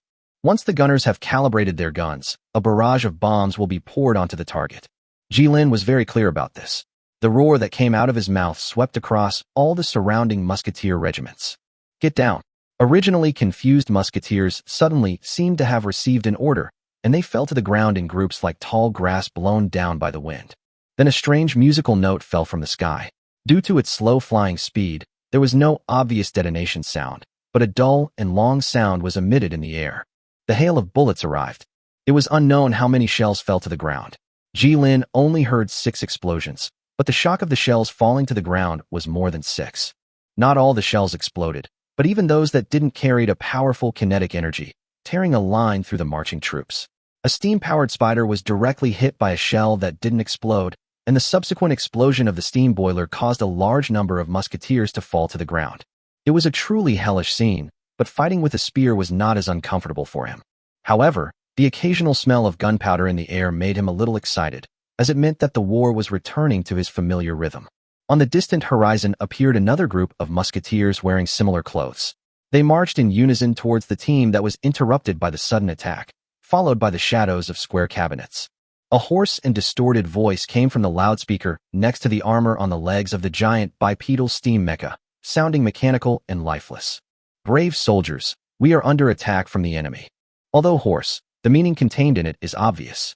They must stand up immediately and counterattack the enemy who is about to attack them. Maintain formation under enemy fire. Your mother. Once again standing on the battlefield of blood and fire, the copy began to show its hideousness to him. What a fucked up world. His body's instinct was warning him, asking him to retreat. An officer who turned to flee was hit by a large caliber bullet. Half of his body was shattered and rotted in the mud. The damn supervision team actually had the energy to stare at them while shooting at the enemy infantry line. The governor's mecha began to roar, and the 120mm caliber revolver cannons on each side began to pour ammunition at the infantry line attacking from a distance. A round cannonball fell to the ground and hit the feet of the governor's mecha, creating a large gap in the thick armor. Jilin saw the broad steel frame of the governor's mecha's feet. This simple and crude structure was a manifestation of excess energy output and also provided unprecedented structural strength. The second round of artillery fire obviously readjusted its target, concentrating more shells near the governor's mecha. However, the shooting accuracy was too poor. Only one of the 15 rounds of ammunition hit the target directly, and 2 were near misses. This time he saw it more clearly. Only 3 of the 15 shells successfully exploded.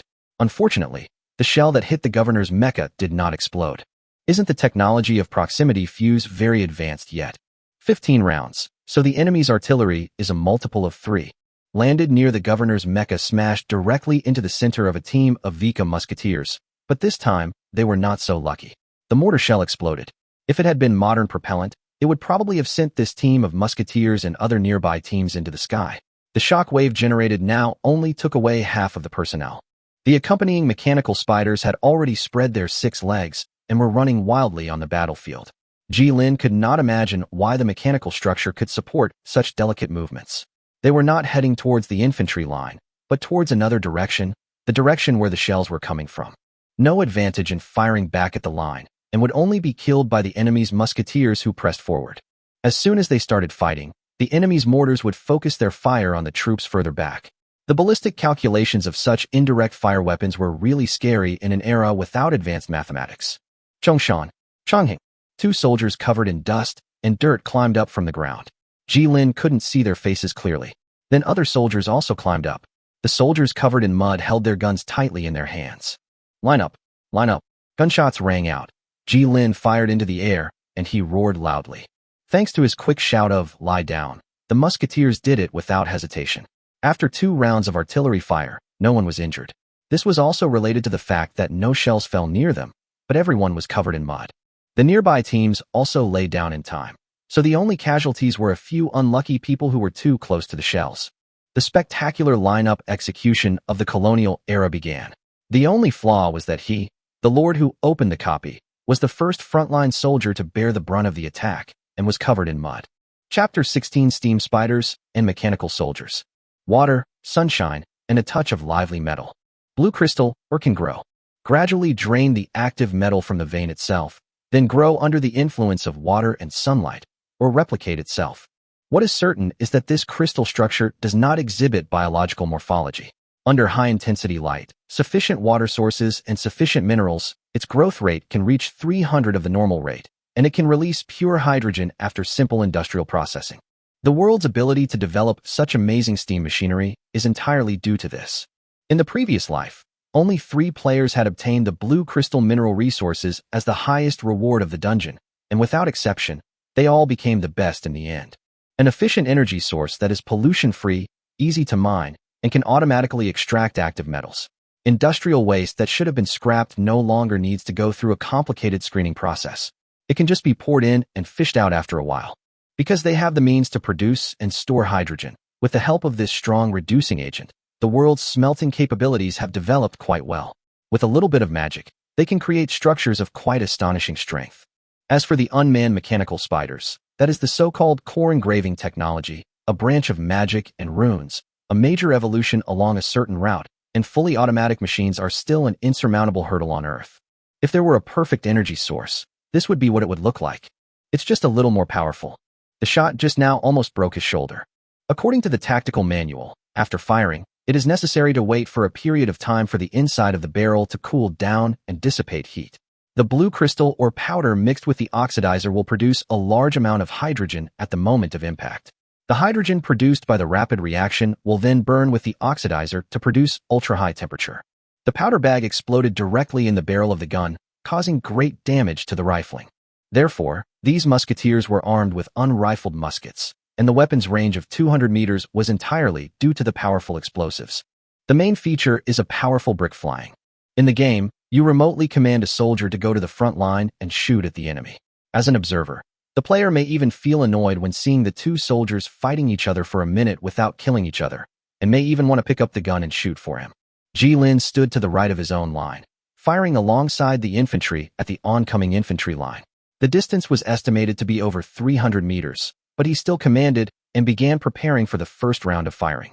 While entering the firing formation, you can pretend to be working, and you don't have to follow other musketeers to advance into the enemy's line of fire.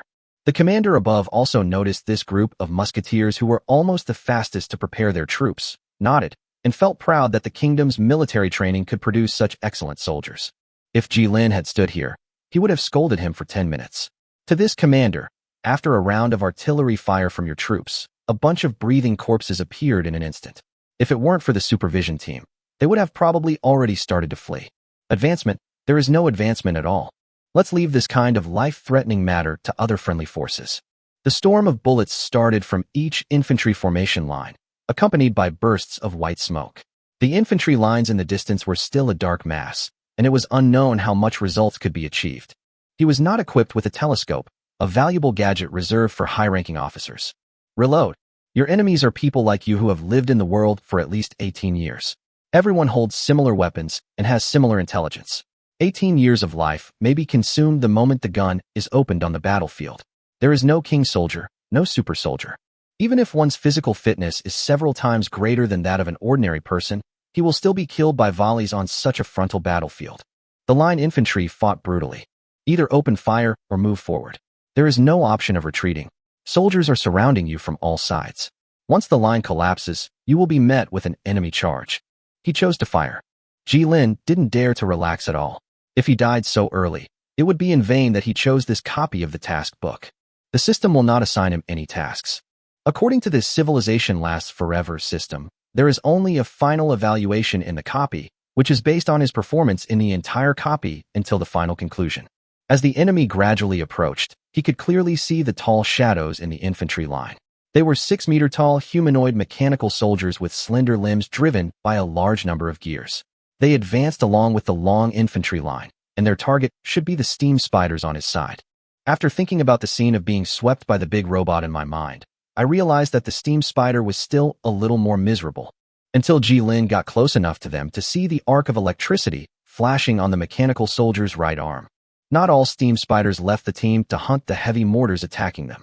There were 2 teams of steam spiders waiting for an opportunity on both sides of the team. As the enemy continued to approach, they also reached the infantry line.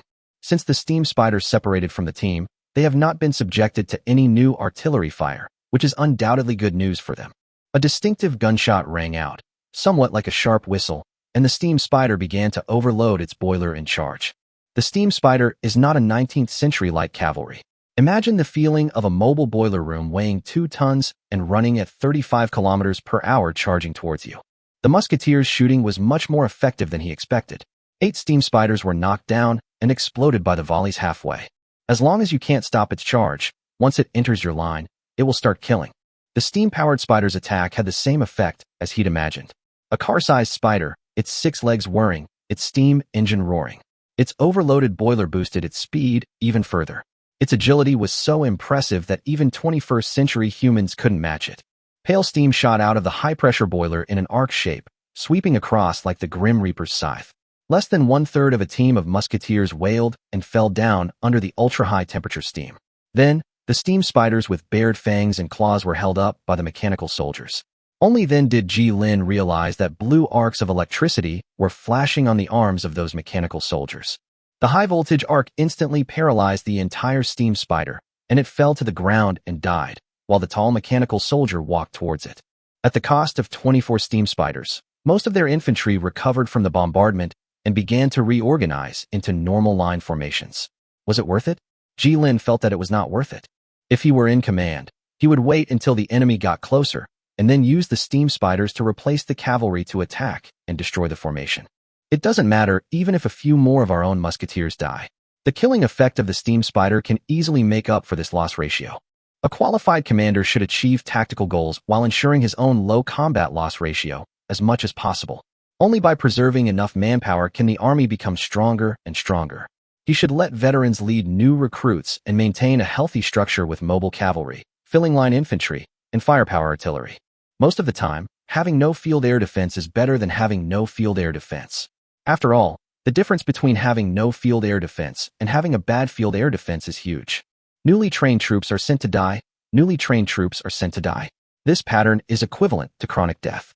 The current one-time charge seems to be extremely powerful, but in fact it is to make the opponent not fear the steam spider charge here. The importance of maintaining a team of mobile cavalry at all times to make the opponent afraid to act rashly is unquestionable. When playing war games in the past, Ji Lin liked to keep a team of units with functions similar to mobile cavalry around. It was not until the mechanical soldier was exposed to Ji Lin's field of vision at a close enough distance that he obtained the specific information about this mechanical soldier. Name: steam engine. Quantity: 12. Melee defense: 25. Moving speed: 10 km per hour. Armor strength: 60. Weapon range: 20. Weapon power: 140. Characteristic: arc. This unit uses arc to kill the target, causing huge damage to enemies with low armor.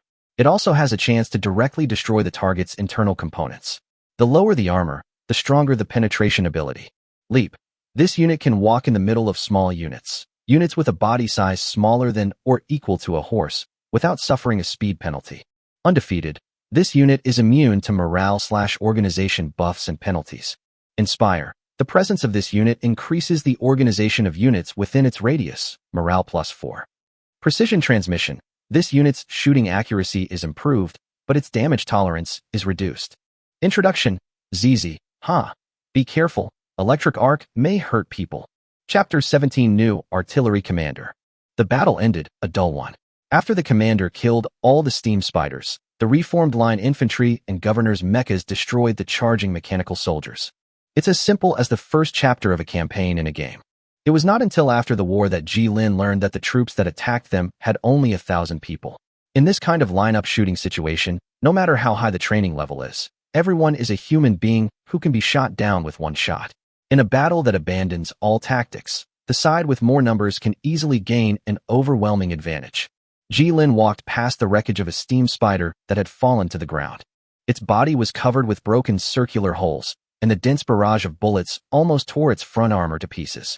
The dense storm of bullets tore open the armor plate in front of it and embedded into the internal gear transmission. The volleys of multiple musketeer echelons could form multiple rounds of barrage.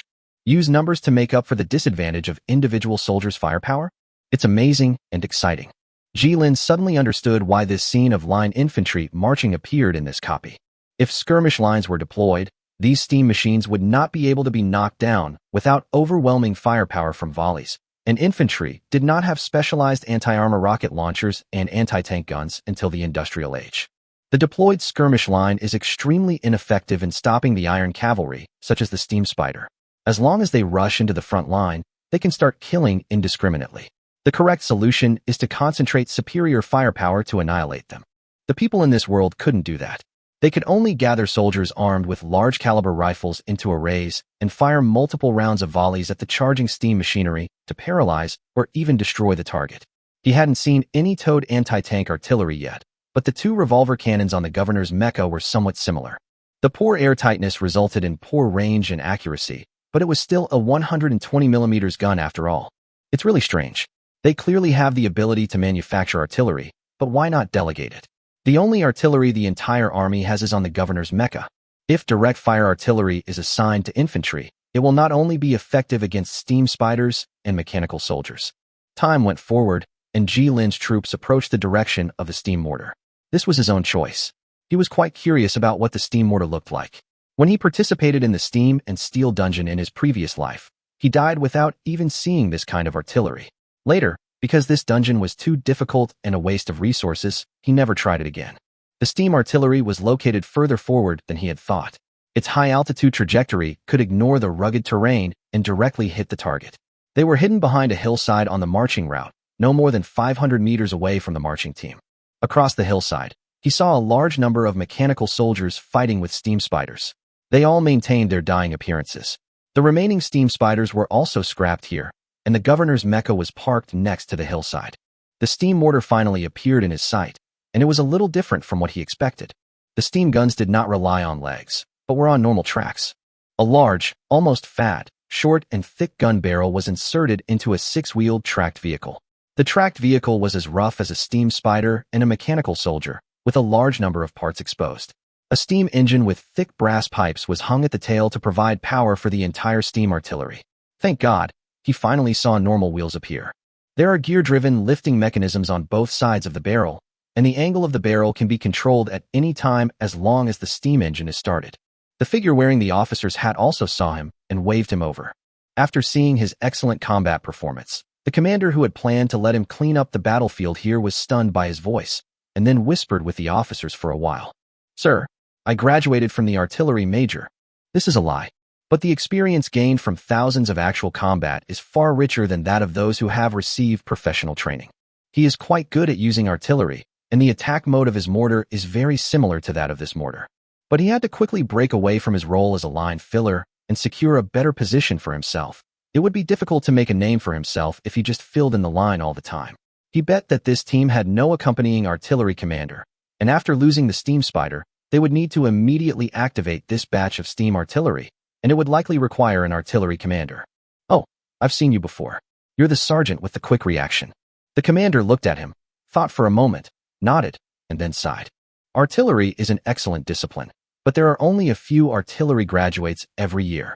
Looking at Ji Lin's resolute young face and fervent eyes, and thinking of his quick reaction to the bombardment, he knew that such an outstanding officer would definitely be a supervisory officer.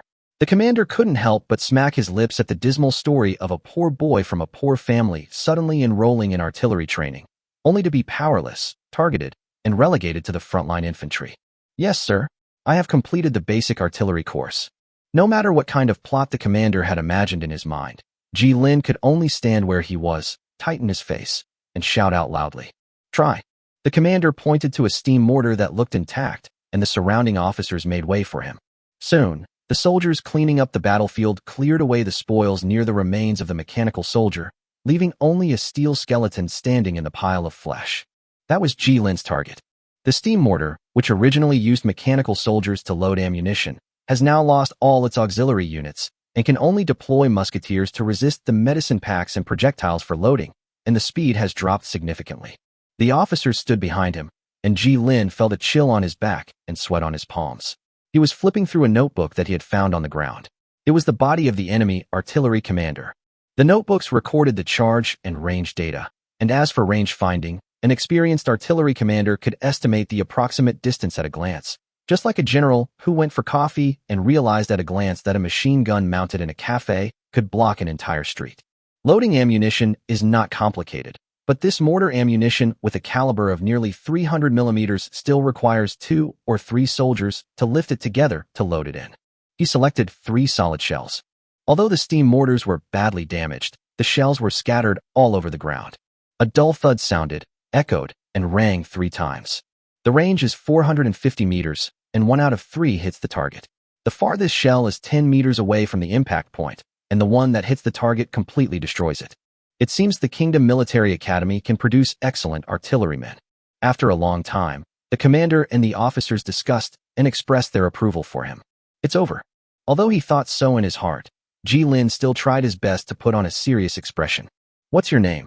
Second Lieutenant Ji Lin of the Musketeer Regiment. Very good, Second Lieutenant Ji Lin. You are now the temporary artillery commander. The commander patted his shoulder with an arrogant expression, even though he was not much older than Ji Lin. The noble, even without extensive combat experience, was able to sit in the command position. He had played no role in the previous battles, and his tactic was F2A. This may be gold-plated for him. Judging from the external structure, there is no obvious damage to the barrels and loading machines of these steam mortars. The damage is mostly concentrated on the steam engines used to provide power. This level of damage only requires replacing the steam engines and gear transmission mechanisms. The soldiers were dragging a half-bloody human figure away from the steam mortar. Such bloody figures were everywhere. This was the tragic scene after being sprayed with boiling water and steam by the steam spider. Before he died, he wanted to blow up the steam tank, but was killed by a mouthful of high-temperature steam from the steam spider. How many can you repair? Sir, it's a little difficult. I can't promise. He couldn't guarantee how many of these seemingly undamaged steam mortars were still functional, and the specific situation required specific analysis. Go. Take him with a few infantry units, and transfer the mechanics over. The commander nodded, said something to the adjutant beside him, then turned around and gave orders to Ji Lin. I want to see these steam guns in action before sunset. That's an order. Chapter 18, Cleaning Up the Battlefield. There were a total of 15 steam mortars, which corresponded exactly to the 15 projectiles they were bombarded with. He was leading his men to recover usable steam engines from the battlefield to replace the engines of the steam mortars. It didn't matter if the models were not very compatible, as long as they could move. The mechanic took him and the musketeers to dismantle the parts that could be reused, and then try to see if they could be used to power the mortar engines. After such emergency repairs, only 8 steam mortars were still working, and the remaining 7 were confirmed to be beyond repair and were dismantled to the point where only their skeletons were left. Dismantling a steam engine is not an easy job. Before removing the parts, those mechanical soldiers are fine, and there is no danger if they die. The problem is the steam spiders. Those large boilers are filled with boiling water and high-pressure steam. If the nozzles used for attacking from below are damaged, it does not mean that there is no danger. When they were dismantling a steam spider, there was still residual high-pressure steam in the cylinder, and he almost lost a musketeer because of this. Behind him, Chang Hung and Chong Shan were silently absorbing the war experience and technical experience that were ahead of their time, and occasionally they would take the initiative to ask the mechanics for advice. Ji Lin didn't see all this. He was still keeping a close eye on the wreckage of the steam spider to prevent any further accidents from happening. Ji Lin pointed to the musket team he led in a musket team next to him whose non-commissioned officer had been killed, and asked for some reinforcements to make up a total of 180 people. If these infantrymen can crawl on the ground according to my command, then my image in their eyes should be better than that of other unfamiliar soldiers, and they should be more obedient to my command. Serving as artillery guards means they don't have to die, and their colleagues can't hide their envy when they look at them. He couldn't completely control the steam mortar. The newly formed artillery group only had a commander's adjutant and 2 supervisors. The attack order was only conveyed by them. Ji Lin was just a tool for firing the artillery. He shamelessly exploited his authority. He directly appointed Chong Shan and Chang Hung as commanders of 2 teams of Vika musketeers. Since he was training his own men, he had to be direct. His reason for the appointment was their outstanding combat performance, regardless of whether others believed it or not. Ji Lin looked at their panels after the attack and found no new features and no level increase. You can only keep persevering. Maybe you will succeed after practicing for a while. What if I earn 2 senior subordinates? Just a higher level will do. Name 250mm steam mortar. Quantity, 4. Melee defense, 0. Moving speed, 20 km per hour. Armor strength, 50. Weapon range, 700. Weapon power, 440. Characteristic. Mechanical soldier reloading. Not enabled. Advanced mechanical soldiers reload mortars. Reloading speed plus 300%. Primary automation, minus 20% pre-fire preparation time. Manual loading. The traditional loading method requires a long time to prepare. Experimental bombs. A batch of experimental bombs replace some of the solid shells, and there is a chance that they will explode the moment they come into contact with the target. Suppressing fire. The unit's fire can disrupt the target's formation and directly reduce its organization, morale, and its movement speed is reduced by 30%. Introduction. The dull sound of cannons brings death. Logically speaking, the closer you are to them, the safer you are. Hey, be careful of those mechanical soldiers.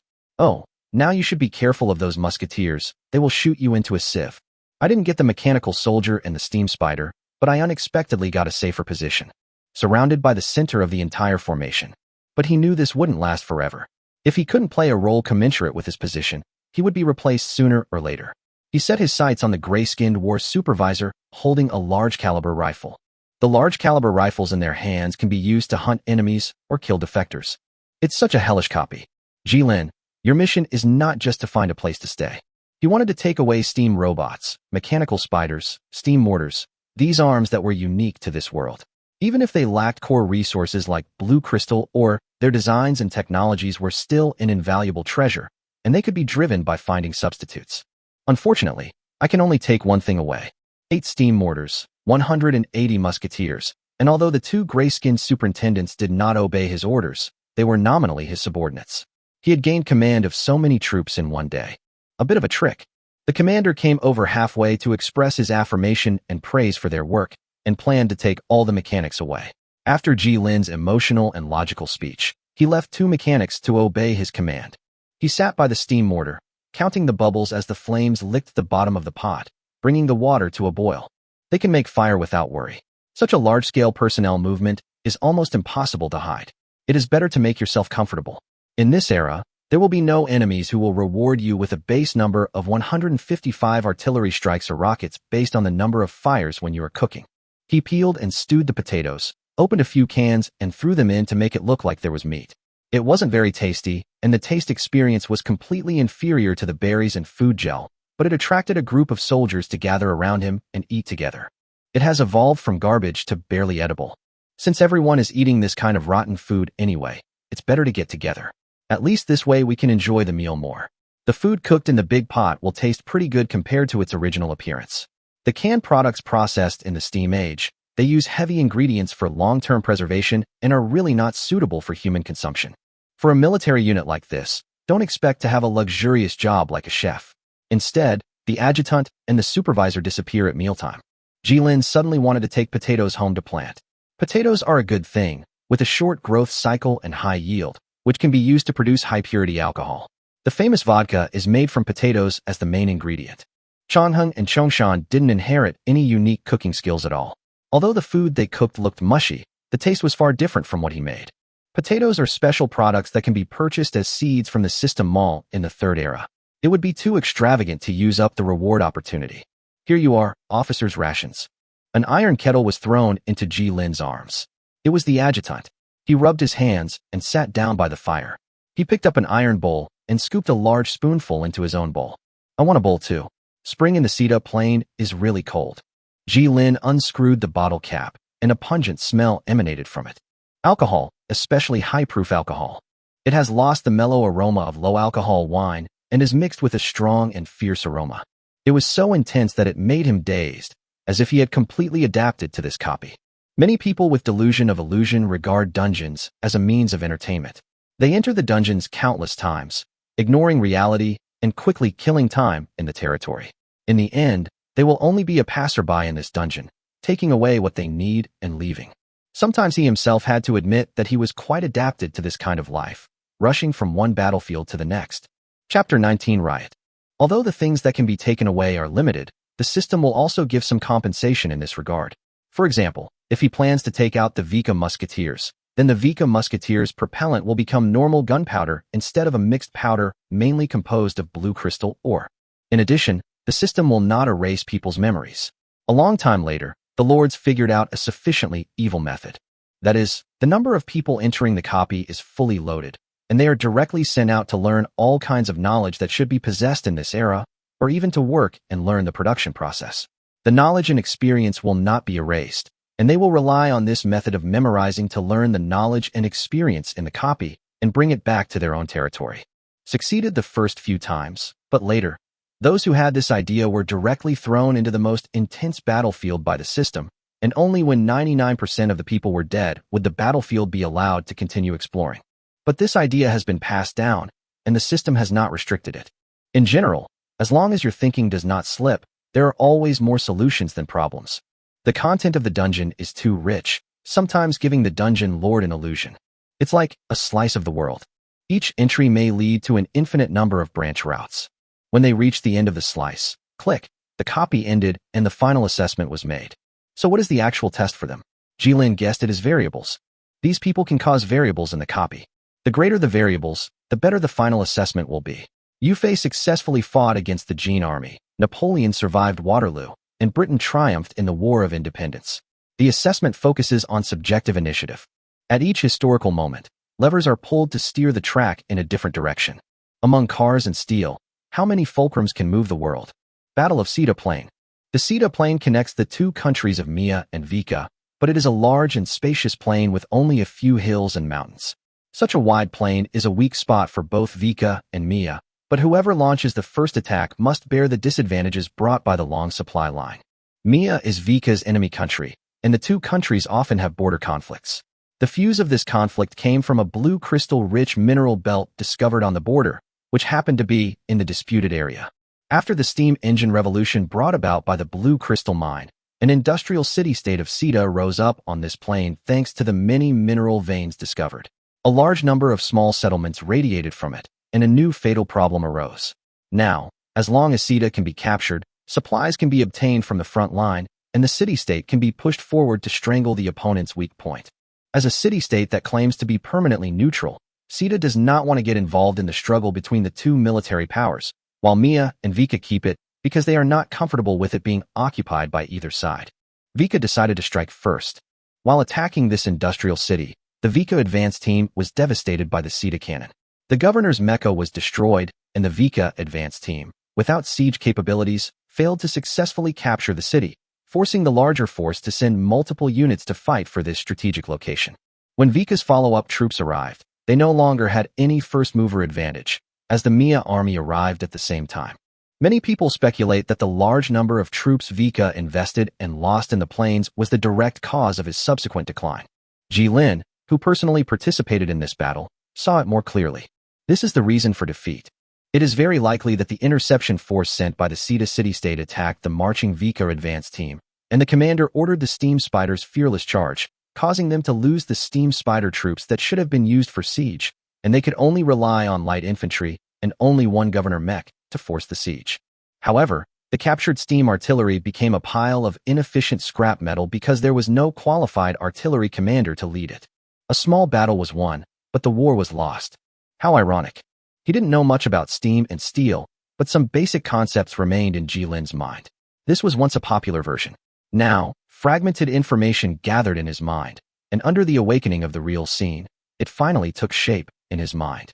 Who can be 100% sure that they will travel through time and remember everything? After sorting things out a little, Jilin already had a plan for his next route in his mind. Jilin was lying next to the steam mortar. The smell of steel mixed with engine oil actually smelled pretty good. There was a faint hint of blood in the air. After all, someone had died here half a day ago. Many people died. He is not afraid of ghosts and spirits. It's not like he hasn't fought against spiritual troops before. They have high physical resistance and are afraid of plasma such as fire. But it is also true that people will feel uncomfortable in such an environment. Not being afraid and feeling uncomfortable are not contradictory, but relying on the steam mortar can make him feel relieved. Away from the governor's mecha at that time. Such a large target is 100% the main target of attack. If you want to survive long, you must stay away from this thing. Artillery counterattack is too difficult. If he had an artillery battalion with artillery with a range of more than 2 kilometers, he might be able to try to suppress it in advance. But this is a mortar, which has a notoriously short range, with an effective range of only 600.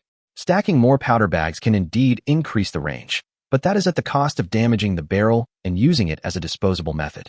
Back then, you could use a cannon like this without any conscience. You could stuff explosives into a gasoline barrel and bury it in the ground, and use it as a disposable mortar. It was time for him to sleep, as a long march was about to begin. The Sita troops intercepted them at the exit of the plain, and at their marching speed it would take at least 5 days to travel. In the daytime battle, the Vika advance team not only captured the steam mortar, but also captured many Zeta troops. These Zeta infantrymen included a large number of mercenaries, like a temporary regiment. These prisoners were not executed, and the commander planned to take them with him to attack Zeta. Let these prisoners form a crowd to disrupt the enemy's formation. Although this commander lacked tactical proficiency and poor reflexes, Jilin could not match him in ruthlessness. This colonial army, which cultivated its own troops to the point of being completely wolf-like, was not his style. Of course, how to cultivate a wolf-like army capable of burning, killing, and looting was always a hot topic among lords, and when it developed, individualism would run rampant. Such an army may appear highly combat-ready, but in large-scale combat, it tends to become increasingly fragmented, easily becoming a loose cannon and completely disunited. The Army, Navy, and Air Force, if they don't trip up the enemy, are considered highly skilled. Their combat effectiveness relies entirely on training, technical expertise, and experience. Lords who value large-scale legionary battles need a well-disciplined force, a well-trained and experienced army. A weapon costing tens of billions of dollars can change a battle, but 10 billion weapons costing $1 can decide a war. He had to rely on guns to make the rat men he led obey military discipline. The training time was 10% longer than that of others, and he was numb from just training them. Ji Lin had an almost old-fashioned obsession with military discipline, and he himself couldn't explain where it came from. The commander would die under the heavy artillery fire on the day of the attack, and the captives will also be raised during this period. Before he could fall asleep, a commotion was heard from a distance. Someone was shouting and cursing. "What are you arguing about?" He put on his military cap and walked towards where the riot broke out. That was where the prisoners were being held. Chapter 20: The Young Rebel Leader. They said they were detained, but they just had a few soldiers surround them. The supervising officer did not even plan to guard them personally at night. Only a team of soldiers surrounded the group of prisoners to prevent anyone from escaping. 90 people surrounded nearly 400 people. There were only a little over 900 people attacking them. Some died and some escaped, and in the end half of them were captured. This was a vast plain, and there was nowhere to escape. The supervising officers all returned to their tents. These officers lived in much better conditions than those who led the charge, like him. They had their own tents, more rations, and even a dedicated cook. To maintain order, they had to sleep among the soldiers. If for no other reason, they, the NCOs, would also be punished if they deserted. Although he was now actually a member of the group of war supervisors and had a higher status, his only benefit was the pot of wine thrown to him by the adjutant. He was not used to drinking strong liquor, so he kept it in his waist. A crowd of people had already gathered near the commotion, and he had to struggle to squeeze in. A petite figure stood in front of the prisoners, with a dozen musketeers without armor lying around him. "Sir." Upon seeing his face, the figure put its legs together and saluted him. Ji Lin's eyes fell on the figure, who had light blonde hair and wore a soldier's gray uniform. His slightly immature face was smeared with dirt marks, making him look dirty. After all, they are his soldiers. "I fought, but I didn't lose. As long as you don't lose, there's no problem." One person beat up more than a dozen people. In ancient times, he would definitely be a tough guy with the style of a great general. "I was giving confessions to the prisoners, and they came over and beat me up, so I beat them back." The look in his eyes was as determined as a newborn calf. "Well, it looks like the soldiers were trying to beat up the prisoners, and this kid just beat them all up instead." Ji Lin sighed. Where did this child come from? He still had to say well done though. "Okay, don't worry about it. I'll take him back and educate him." Ji Lin shook his head, took the liquor from his waist, and handed it to the sergeant in charge of the team. The latter's eyes lit up, and he took it without hesitation. "Control your soldiers and stop beating the prisoners. The commander is watching us. If someone dies, it will be troublesome. Hey, you know, everyone fought during the day, and they're all pent up with anger. A fight like this will cool down most of the anger, and that's fine. We're all going to die anyway, and those bigwigs up there don't care about our lives, so they won't mind a little venting." The sergeant muttered. The wine flask had been unscrewed in his hand. He carefully poured himself a bottle cap of liquor, drank the small cap of liquor in one gulp, and a drunken expression appeared on his face. After a whole day of fighting, the entire team was under great pressure, fearing that they would be attacked again. Ji Lin knew that there would be no large-scale attack next, but these soldiers did not know that. In addition, according to the training tradition of this era, the way to cover up the pain of war was to vent it with violence, the classic high salary plus burning, killing, and looting, so as to prevent such pain from completely destroying the fighting will of an army. There is no Geneva Convention in this era. "Oh, I forgot you no longer have to charge like us. I haven't congratulated you yet."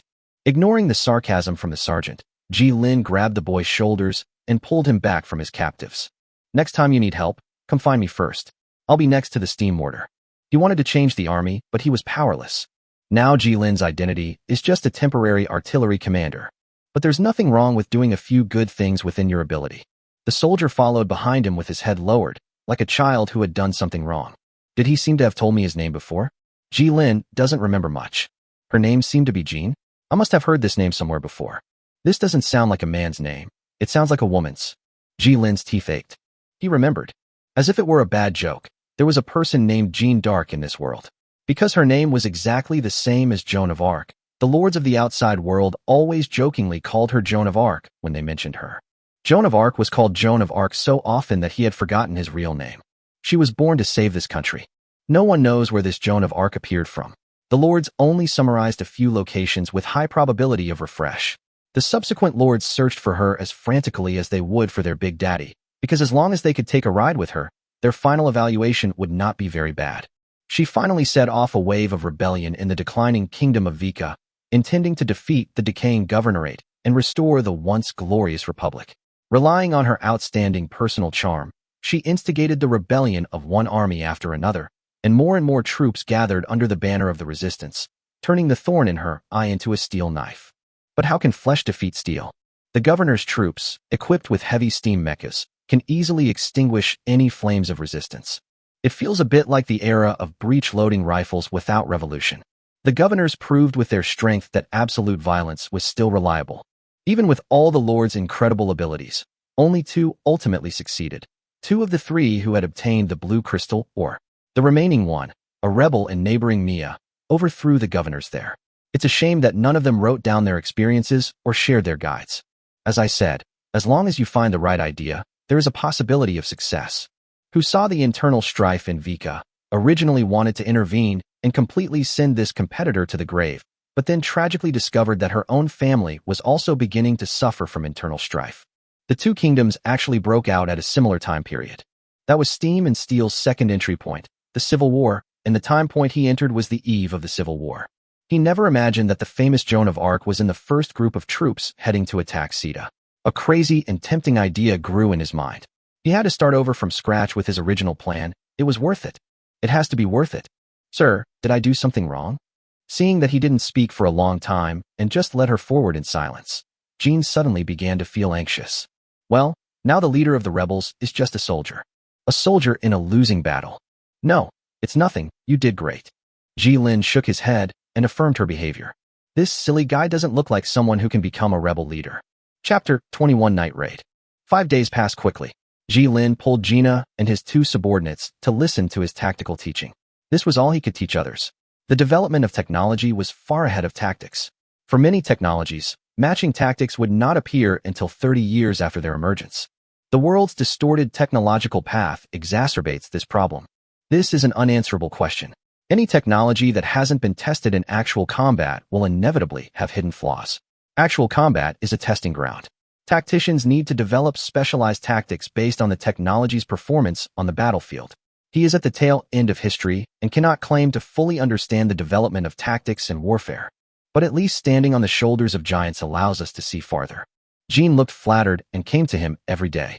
During these 5 days, besides discussing the mortar with the mechanics daily, teaching 3 people by himself, he also took time to observe the development of the territory. Converted into territory time, the 5 days only amounted to half a day. No one wanted to sell him the ranch, but he was not in a hurry. He used the gold he had mined to buy a blueprint for a public toilet and put it in the territory to improve the living standards.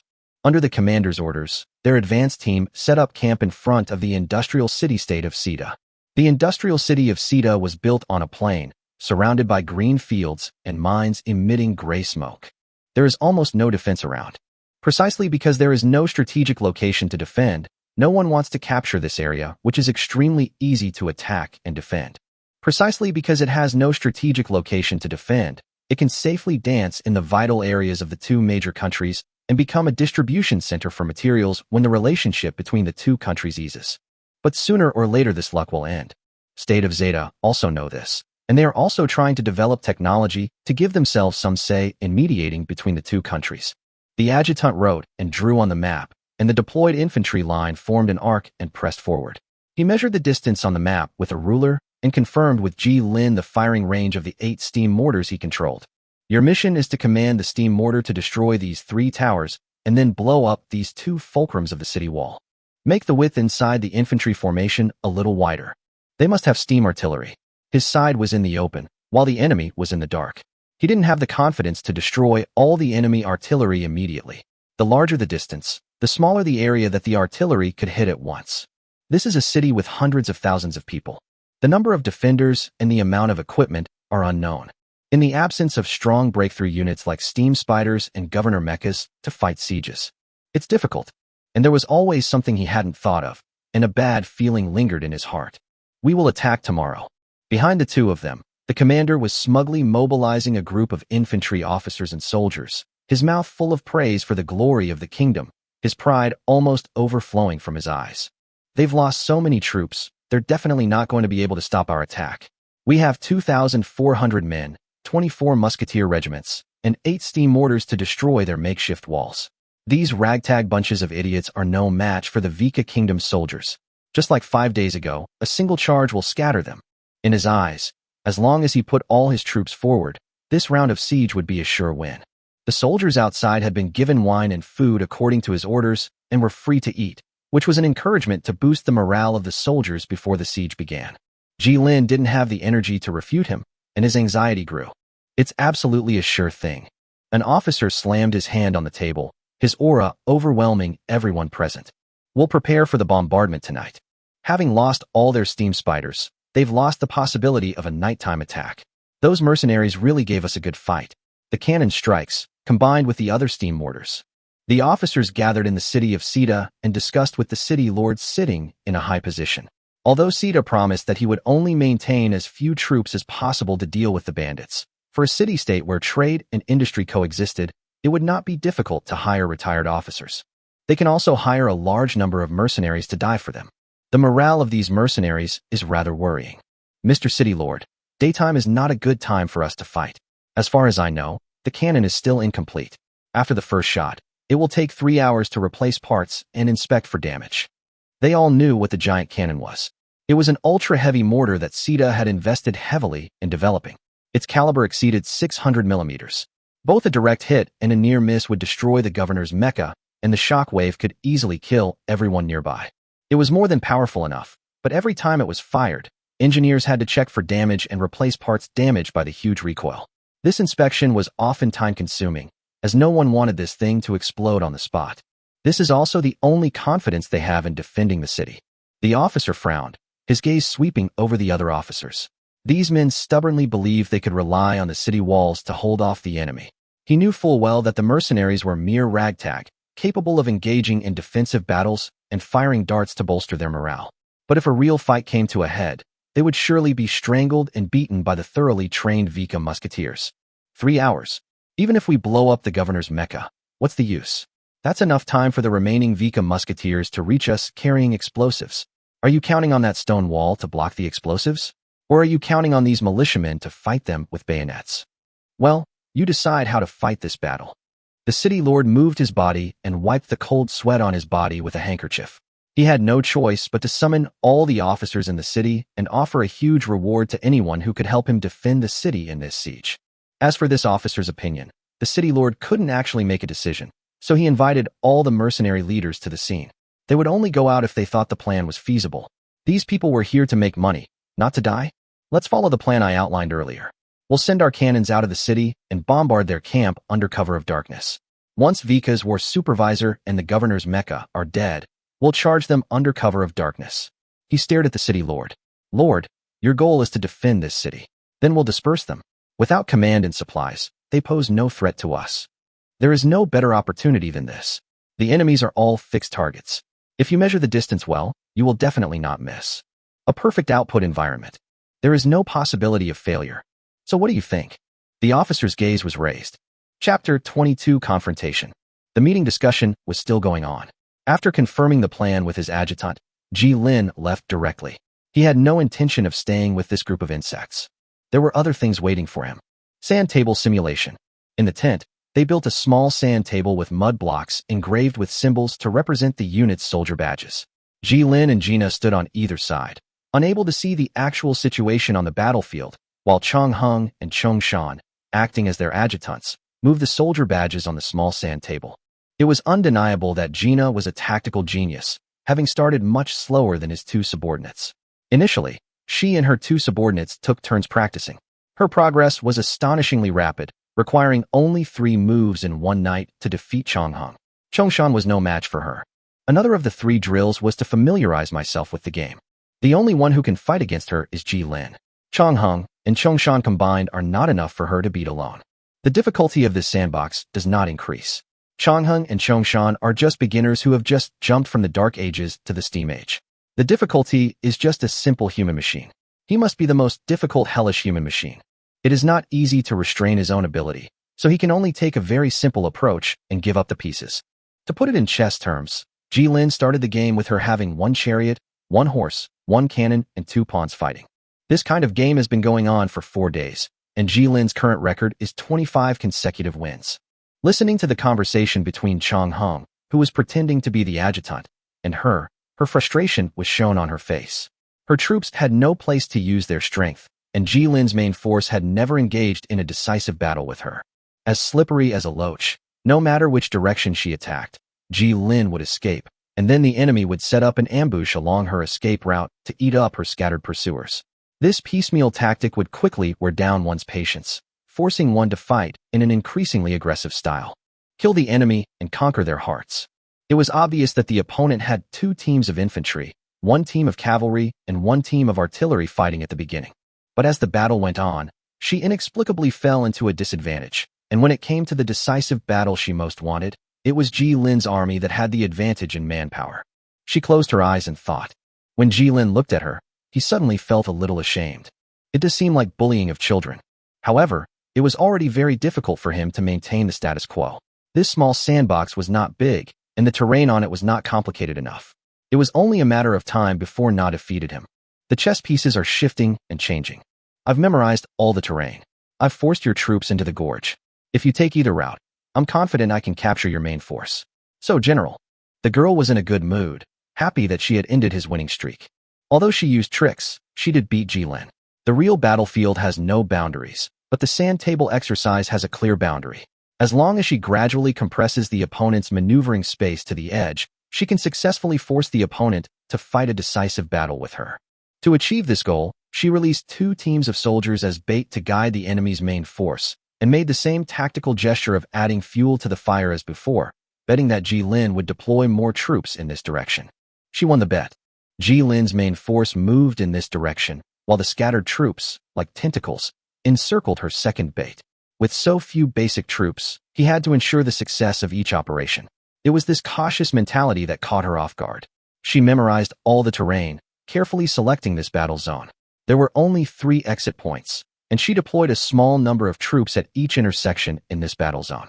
The role of these troops is to delay Ji Lin's main force. She learned this term from Ji Lin. It means using a small number of troops to interfere with the movement of the enemy's large force, so as to prepare time for one's own assembly. Okay, I give up. Ji Lin smiled and gave up the piece to admit defeat. 25 wins and 1 loss. The loss was because he didn't notice Jean's surprise. A flash of inspiration suddenly flashed through his mind. No, if Sita had an absolute advantage in numbers, there would have been no need to ambush the advance guard that day. It would have been easy to stop them from the city with the help of artillery. Even if they had ambushed them, they couldn't have sent so few people. If they had had twice the number of troops, the outcome of that ambush would have been unpredictable. If they don't have the confidence to defend the city, then their actions will be even more risky. He knew what would happen in the future and that the siege would fail, but he fell into the misunderstanding of consequentialism. They believed that Sita would definitely force them to fight a siege. Ji Lin's hair suddenly stood on end. There are many ways to fail. What if the advance team didn't fail in the siege at all? Who stipulated that the other side must only use their cannons in defensive battles? That giant cannon, is it really a fixed facility? It's just a guess and may not happen, but he still has preparations to make. The night was as black as ink, with thick dark clouds covering the sky. Not a single ray of light could be seen at night, as if a torrential downpour was about to arrive. What a night. The weather is really nice. Is the enemy blind? How is the artillery prepared? Our men have already slit the sentinels' throats. Without the steam spiders and mechanical soldiers on guard, they won't even know how they died.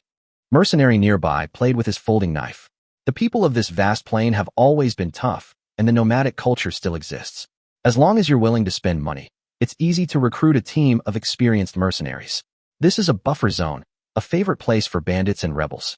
You know, That sentry was shot dead by an arrow before he even noticed us. Our men are all strong guys. We can slit their throats with just one shot. Ignoring the boastful big mercenaries, the city lord naturally would not follow them out to supervise the battle, especially with his body weighing at least 200 kilograms. Forget it. It's no use for this guy to brag to him. It's not the military officer who pays him. In the end, he still has to ask the city lord to pay him. The Lord of Sita had a good plan. He paid half first, and then he would not have to pay the remaining half if all the people died. How is the cavalry preparing? You can even hire cavalry. Although the cavalry's living space is greatly squeezed by the iron cavalry, such as steam spiders, their relative cheapness, low maintenance cost, and good passability are all incomparable to steam spiders that must follow the main force, otherwise they will be resting all day long. Blue Star still had a dedicated cavalry organization until World War II. This kind of enduring military force was also the city lord's main target of employment. He managed to piece together a full 300 cavalrymen. The cavalry is ready, but this vision is difficult. Besides the engineers who were doing maintenance, the cannon was surrounded by mercenary leaders. They looked at the cannon in surprise, making as much noise as a vegetable market, and had no idea what military discipline was. This is the strongest force that Sita can muster. Don't we have a few mages? Let them cast 2 illumination spells for illumination. The war mage was already in decline, but the city lord actually found a few mages from somewhere, and these mages increased his chances of winning by another 10%. The artillery is ready. Our scouts have located the governor's Mecca. The distance has been measured. We can open fire. An engineer walked up to him, covering his hat, and reported the data belatedly. The officer looked into the shadows behind the cannon, where a crowd of people was surging. Nearly 1,000 mercenaries and 300 cavalrymen were waiting for his orders. In order to avoid accidental injuries caused by the sound when the cannon is fired, it is impossible for anyone to stand nearby, but the cannon itself is also the best sign to prevent these mercenaries from getting lost. Right, never mind. Lead your men forward. Be careful. Charge immediately when you hear artillery fire. The officer paused. All the spoils are yours. Although the city lord said that he would give him half of the spoils if he won. It would be better to use it to cheer up these mercenaries who are living on the edge of death. The mercenary leaders were suddenly energized and dispersed into their own formations, and the crowd advanced under the cover of night. Thunderous cannon fire rang out. The night raid begins. Chapter 23 Turning Point. The bright sun rose in the dark night, and a mushroom cloud rose into the sky. The sudden bright light seemed to penetrate the thick clouds. The governor's mech should have been the safest place, guarded by layers of soldiers. Instead, it was a scene of hell, with flames blazing everywhere and the ground covered in iron shards, shaking the very earth. The heavy artillery strike had the perfect chance to strike the governor's mech's accompanying ammunition depot, triggering a secondary explosion that destroyed everything around it. The command and officers of the Viku advance team were completely wiped out. The governor's mecha representing the army flag were left. If he hadn't run away early, his copy would have ended today. If Jilin could check the soldier's badge at this time, he would find that the morale of the entire Vika advance team suddenly turned pale. Morale dropped to 0 in an instant, and the country became disorganized. Jilin closed the system panel and counted the time on it. If there is no timer, this one comes with one. A proper artillery unit should have its own clock to set the time, and he would definitely go get one for his own use when the time comes. Although he could not see the organization level of other people, he had no difficulty browsing the organization level of the 2 troops directly under his command. Organization 30. Only half was deducted, maintaining a level of combat capability. The artillery is coming, so where will the enemy infantry attack from? Turn the gun 30 degrees right, angle 60, scale 600. These soldiers had only received brief training and could only adjust the position of the mortar according to his instructions. If they had learned a little advanced mathematics, they would know that the coordinates reported by Jilin were exactly the edge of the advance team, firing towards the south of the Sita industrial state without any line of sight. The entire artillery array was stationed on a small hill, which had the best view and could see most of the environment near the camp. It was also at a close distance from the governor's Mecca. He was gambling that the enemy would definitely attack from the direction of the city-state. Let's start with a round of covering fire. This is risky, betting your success on the opponent not being able to circumvent you. Adventure is a must. He had to buy the most critical time for the entire army, which could be 5 minutes, 10 minutes, or even 20 minutes. His men immediately set out for the northern garrison to notify the musketeers and mechanics there, asking them to gather near the artillery. The continuously firing mortar is the best guiding light in the darkness. He had completely abandoned the troops on the edge facing south, and only the troops close to the artillery formation received the notice. I don't know if these soldiers are agile enough. Jean wanted to go too, but he pulled her back, saying he needed someone very strong to carry the ammunition. Her natural strength, which could knock down a dozen strong men, made her incredibly fast when carrying the shells. Only when the musketeers recover from their state of shock and are able to fight will he have a chance of winning. As if in response to the thunder, the panicked musketeers woke up from their sleep and looked at the muffled sounds coming from their own positions in surprise. However, many of the musketeers on the edge had been pierced to death by various cold weapons in their sleep. The wine used to motivate the soldiers before the battle had become their last meal. A pale white light rose from the ground, illuminating the mercenaries who were already covered in blood. In their eyes, the equipment on the Vika musketeers was a good thing that could be sold for a lot of money. As long as they killed these soldiers, all the equipment would be theirs. At him from different directions. In this kind of thorough hand-to-hand combat, the slow reloading firearms became a burden. Panic is contagious. When the musketeers realized there was no supervisor behind them, the first thing they did was to run away. It was like the classic joke. Two people are being chased by a tiger. One says to the other, "We can't outrun the tiger like this. What should we do?" The other says, "As long as I can outrun you, I don't need to outrun the tiger." Chaos began to spread. A barrel of dry gunpowder only needs a tiny spark to consume it all in an instant. Panic spread wildly among the fleeing soldiers. You can't expect an army that uses largely colonial-era tactics to remain calm during a night attack after losing its marshals and officers. As the mortar slowly and steadily began to emit sound after sound, the guarding musketeers also opened fire into the darkness in the distance. Artillery also has a deterrent effect. The gunfire was basically fired twice to give himself courage. He also specifically asked the musketeers to raise the muzzle a little higher to avoid being hurt by falling projectiles. It can also prevent the fleeing soldiers from rushing into his own line. Firing cannons and firing guns into the air were his means of alerting his soldiers. The soldiers needed to know that there were still people fighting in the unit and that the combat system had not completely collapsed. Although in reality it had completely collapsed, and when the command and the officers connected to the lower levels were all dead, the expedition could be declared a failure. The goal is not to attack the enemy, but to curb the tide of retreat. There will definitely be deserters in the end. He knew with his ass that these people would never come back once they ran away, but he would try to bring as many back as possible now. The two rising white lights illuminated the earth and pointed him in the direction. He had made the right bet. The enemy will attack from that direction. If there were truly fleeing troops charging the formation, he had a way to deal with them. Jilin's instructions to all troops were to treat any fleeing troops as enemy troops and allow them to open fire freely. His few remaining charities weren't meant for these cannon fodder in the dungeon. If the fleeing troops couldn't be contained, the army would collapse. If they ran in another direction, Jilin wouldn't even care about them. It's a simple matter of life and death.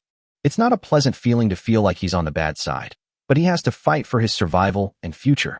This may affect his final evaluation, and it's not an easy test. With the use of lighting magic, he could vaguely see the direction of the crowd. Wearing clothes completely different from those of the Vika infantry appeared on the battlefield. The bloodstained mercenaries looked like evil spirits in the night. Bring it on. Mount the bayonet. The battle that started with hot weapons still ended with the collision of flesh and blood. He doesn't just have cold weapons.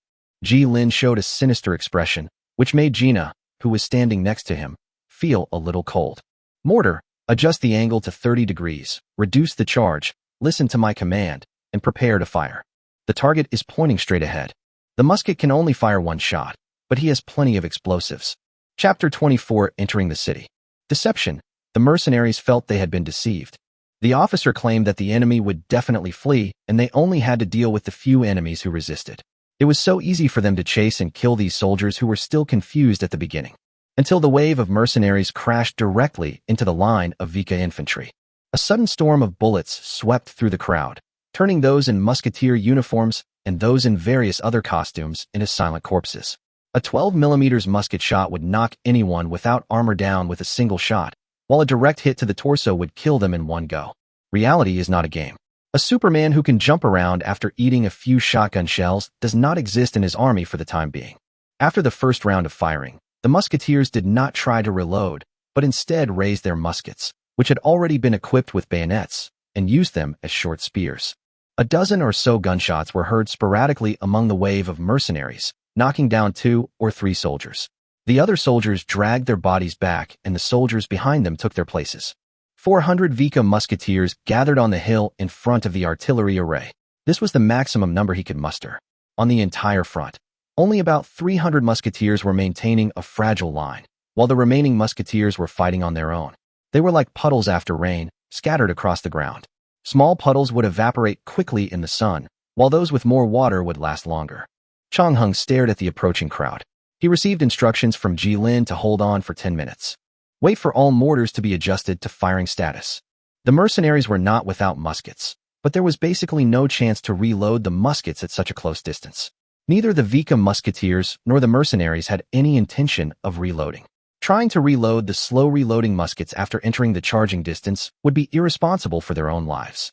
Soldier, I have nothing to say, but if we can't resist the enemy attack, we will all die here today. Chang Hung shouted. There are no supplies nearby, and you will be court-martialed if you run back to the country. If someone else said this behind the soldiers, they might have scoffed, but Chang Hung was now standing at the front of the team, facing the enemy attack. This undoubtedly greatly boosted the morale of the infantry on the line. Maintain formation. Chang Hung was a centurion after all, and his fighting skills in the cold weapon era were not weak either. Or rather, this kind of battle was closer to the pattern he was familiar with. Yes. The Vika musketeers shouted in unison, as if to give themselves courage. Ji Lin stood on a high place and looked at the battlefield. He had already made all the arrangements. Next, it was time to compete with each other in terms of hard power. If I have to say, the chance of winning is only 50%. The entire right side of the camp suffered heavy losses, crushed by the cavalry's sudden attack. Even the well-prepared musketeers faced a wave of fleeing soldiers and mercenary cavalry of varying quality, but it wasn't all bad. At least that wave of cavalry didn't attack his frontal defenses, which were so thin that they couldn't withstand a cavalry charge. The enemy in front was very fierce. The mercenaries had trained themselves to be brave, and their fighting experience could be fully utilized in close combat. The Vika musketeers only had the advantage of formation and could barely hold on. But no matter how fierce the frontal attack is, it cannot withstand being hit in the face by a thing with a strange trajectory, like a mortar. The trajectory of the mortar is not that of an ordinary direct-fire artillery. The elevation angle of direct-fire artillery is bound to cause accidental injuries at such a close distance. However, the advantage of indirect-fire weapons with high trajectory is that they can cross the enemy's frontline troops at such a close distance and directly start bombarding the crowd in the rear. As for those prisoners, Ji Lin let them go at the first opportunity. If they were fighting on the front line and the prisoners in the back rioted, there would be nearly 400 prisoners. These prisoners hesitated for a while and then fled into the darkness with the tide of fleeing soldiers. Instead of preparing more soldiers and worrying about the enemy's desperate fight, it is a good choice to release them to reduce the pressure on the troops. The troops that need to be guarded can be directly transferred to the front for defense. What's more, he didn't want to kill so many people. The enemy retreated. When the artillery opened fire, the defeat of the mercenaries who had fled in front of them was inevitable. Their morale collapsed as quickly as they attacked.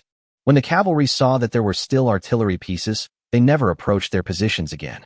They wanted to attack the lone musketeers, but were repelled by the musketeers who were freed from the pressure of the infantry, showing their nature of bullying the weak and fearing the strong to the fullest.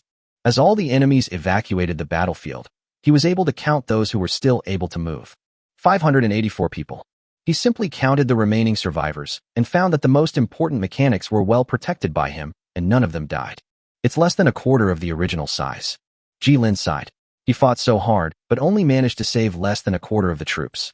A 50% chance of winning is just a miserable victory. These 500 men, plus 8 cannons that had exhausted their ammunition, were all the forces he could control. It's not without benefits. Just in terms of controlling the military force, the number of troops has increased threefold from the previous 180, and the command power is in his hands. There is no one above him to tell him what to do. These 500 people can barely be considered as qualified steel embryos forged by fierce fire. The spirit of the army after experiencing a bloody battle is much better than that of the army just stepping out of the training camp. With just a little training, they will be a group of excellent soldiers. Should we retreat? The remaining 500 people have little physical strength and morale. No, we don't retreat. We attack directly. Ji Lin used the branch in his hand to draw a simple map, pointing directly to the main gate of Zeta on the muddy ground. If they can't take down Zeta, they have nowhere to go. Going to this plain wilderness? The wild wilderness is not kind to people, and most of them are injured to varying degrees. Unable to capture Zeta, no one could treat the wounded soldiers in the attack, and they could only lie on the ground and wait for death to come. There were no such good things as antibiotics in this era. A small wound could spread into a fatal ulcer. Plagues, diseases, and poisonous insects did not like to give humans time to recuperate. Those with large wounds could even find a grave to lie down in. Death is waving at you. Jilin gave his orders directly to Chongheng and Chongshan. He knew that he might look like a radical gambler who put all his hopes on a gamble. In the future he might face, taking risks is the safest thing to do. Abandon the mortar, take all the explosives, and we will set off directly. He gave his orders firmly. Surprise attack. The word surprise is all about surprise. Even if the opponent sticks their head in the toilet, they would never have thought that the target of their night attack tonight would actually counterattack and directly steal their home after being attacked. With such a night attack, the city's troops would certainly be depleted. In order to succeed, Jilin specially chose a door that avoided the direction of attack. Under the cover of night, they began to march. The siege went exceptionally smoothly. The soldiers on the city wall thought they were the triumphant return of mercenaries. Some mercenaries had already returned to Sita. These people did not bring back the news of their defeat. They did not even know whether they had been defeated or not. They just took enough spoils and ran back to the city first. These walled garrisons didn't even close the gates. Those mercenaries who behaved well retreated to the cannons and awaited orders, or simply walked out the gates back into the city to receive their rewards. Seeing that the Vika advance team was doomed, the officers naturally decided to call it a day. The duration of the illumination spell has also ended. The land returned to silence. The guards were not at all wary of them and were shot down directly by the musketeers. As soon as he entered the city, no one dared to run out to stop him. He led the musketeers directly to the city lord's mansion, knocked down the guards who dared to shoot at them, and then kicked open the door of the city lord's mansion with his subordinates and dragged down the city lord who was playing on the bed with several maids. Let him feel the gun to his head. The city lord looked at Jilin, who was smiling in a gray military uniform, with a bitter face. To catch a thief, you must first catch the leader. General, the residents of Sita could only hear the continuous sound of artillery outside the city. When I woke up, the city had changed its owner. Chapter 25 Negotiation. Mr. City Lord, we are here to seek cooperation. Jilin sat in front of the city lord. He asked the city lord to change into his own clothes, and then sat back in the chair that belonged to him in the city lord's mansion. Jilin pulled up a chair and sat directly opposite him. The overweight city lord shifted uneasily on the large, soft red chair that could accommodate his body. There were only him, Chongheng, Chongshan, two of his close associates, and the city lord in this room. Jean, it's better not to let her get too involved in these dirty deals. The city lord was very smart. After all, those who could survive in this gap had all died. He instantly realized the intention of the commander in front of him to invite him over. He was sure that the other party needed him, but the cold feeling of the black muzzle of the gun against his forehead made his belief waver. Jilin was constantly putting pressure on him. You said. You see, the city lord is just too nervous. Jilin smiled and waved his hand to let Chongheng, who was pointing a gun at the city lord, stand aside. The bloodstains on Chongheng's body had not been wiped off yet, and the red and black military uniform made him look more like a killing god. Some rebels in Sita City attacked the Vika troops. Lord Mayor, do you have any idea about this matter? Jilin emphasized the word rebellion, implying that this place was about to be taken over by Vika. If you don't obey, they will be executed one by one when the main force arrives. He also forced the city lord to hand over a satisfactory letter of surrender. He started talking nonsense, not caring whether the city lord believed it or not. These were just some small preparations before he really started to negotiate the terms. Negotiation is an art. For him and these 500 people to take over the hundreds of thousands of people, the complex business system, and the government structure of the entire Sita industrial state. Just dealing with the bureaucracy would waste a lot of his time. There must be someone who is familiar enough with the city and willing to cooperate with him. The city lord in front of me is a good candidate. No, absolutely not. Those rebels are so despicable. I am willing to help the kingdom of Vika find these rebels hiding in our city. The city lord gritted his teeth, sweat dripping down his face, as if the attackers had just ripped him down to a single page in his household registration book. The gun was no longer aimed at him, but his hands gripped the handles on either side of the seat tightly, as if crushing them. Then we can discuss this easily. For the city lord's safety, I've assigned a team of musketeers to take charge of the city lord's mansion. I've also assigned you a deputy to assist you. Jilin beckoned an officer who looked older than the others and stepped forward to stand before him. My name is Chongshan. I hope you enjoy working together. Chongshan stretched out his hand, and the city lord shook hands with him with a forced smile. It's been a pleasure working with you. Oh, by the way, I'll also keep your account books for you, city lord. Your steward isn't tough enough. Also, city lord, I don't think you'll play any tricks. My tolerance has its limits. There are more people out there willing to cooperate with us than you think. If you still want to continue living your comfortable life, then cooperate honestly. Ji-Lin said this before leaving, and the city lord's face, which had been able to hold its composure before, now turned pale, and his eyes were fixed on the door. My lord city lord, it is an honor to be your deputy. Chongshan picked up a piece of paper, which was filled with the request that Ji-Lin had just left behind. A garrison that can accommodate 1,000 people, a hospital needed to treat the wounded. The expenses of maintaining the army are completely covered by the city lord's mansion, and a factory in the territory is taken over to provide logistical supply services for the army. There are nearly 10 items listed like this. Shall we discuss how to solve practical problems? He also said with a smile. The next morning, the sun rose as usual. The city was as peaceful as if no fighting had taken place. Upon hearing the news that the city lord had been ambushed by the advance team, the mercenaries were furious and wanted to rush in to rescue him. This wasn't because they cared much about the city lord, but rather about the reward for their own desperate efforts. However, the city lord appeased them with the reward and emphasized that the matter was over, and brought with them the information that I would hire them if I needed their help in the future. But the butler didn't mention anything about the spoils. Ji-Lin didn't want to provoke those mercenaries for the time being. 500 people were not enough to maintain the city's security, not to mention dealing with mercenaries who would shoot you from behind. The money he gave them was taken out of the city lord's treasury, so he didn't have to pay for it. A problem that can be solved with money is not a problem. It feels great to spend money that doesn't belong to you and do your own things. If he wants to take over the city, he must compromise on certain aspects. It is too unsafe to make enemies. And speaking of the enemy, he was not very hostile to these mercenaries. If it weren't for their night attack, he would not have been able to take the leadership of the entire advance team so easily. The price of the entire previous leadership dying. As the mercenaries withdrew, he sent soldiers to clean up the battlefield, rescue the wounded, and pack up their equipment to take back to Sita. He even drew a picture of a modern stretcher and had them have tailors in the city make it quickly so the soldiers could bring it back with them. Continued to operate steadily as if it had not changed its flag.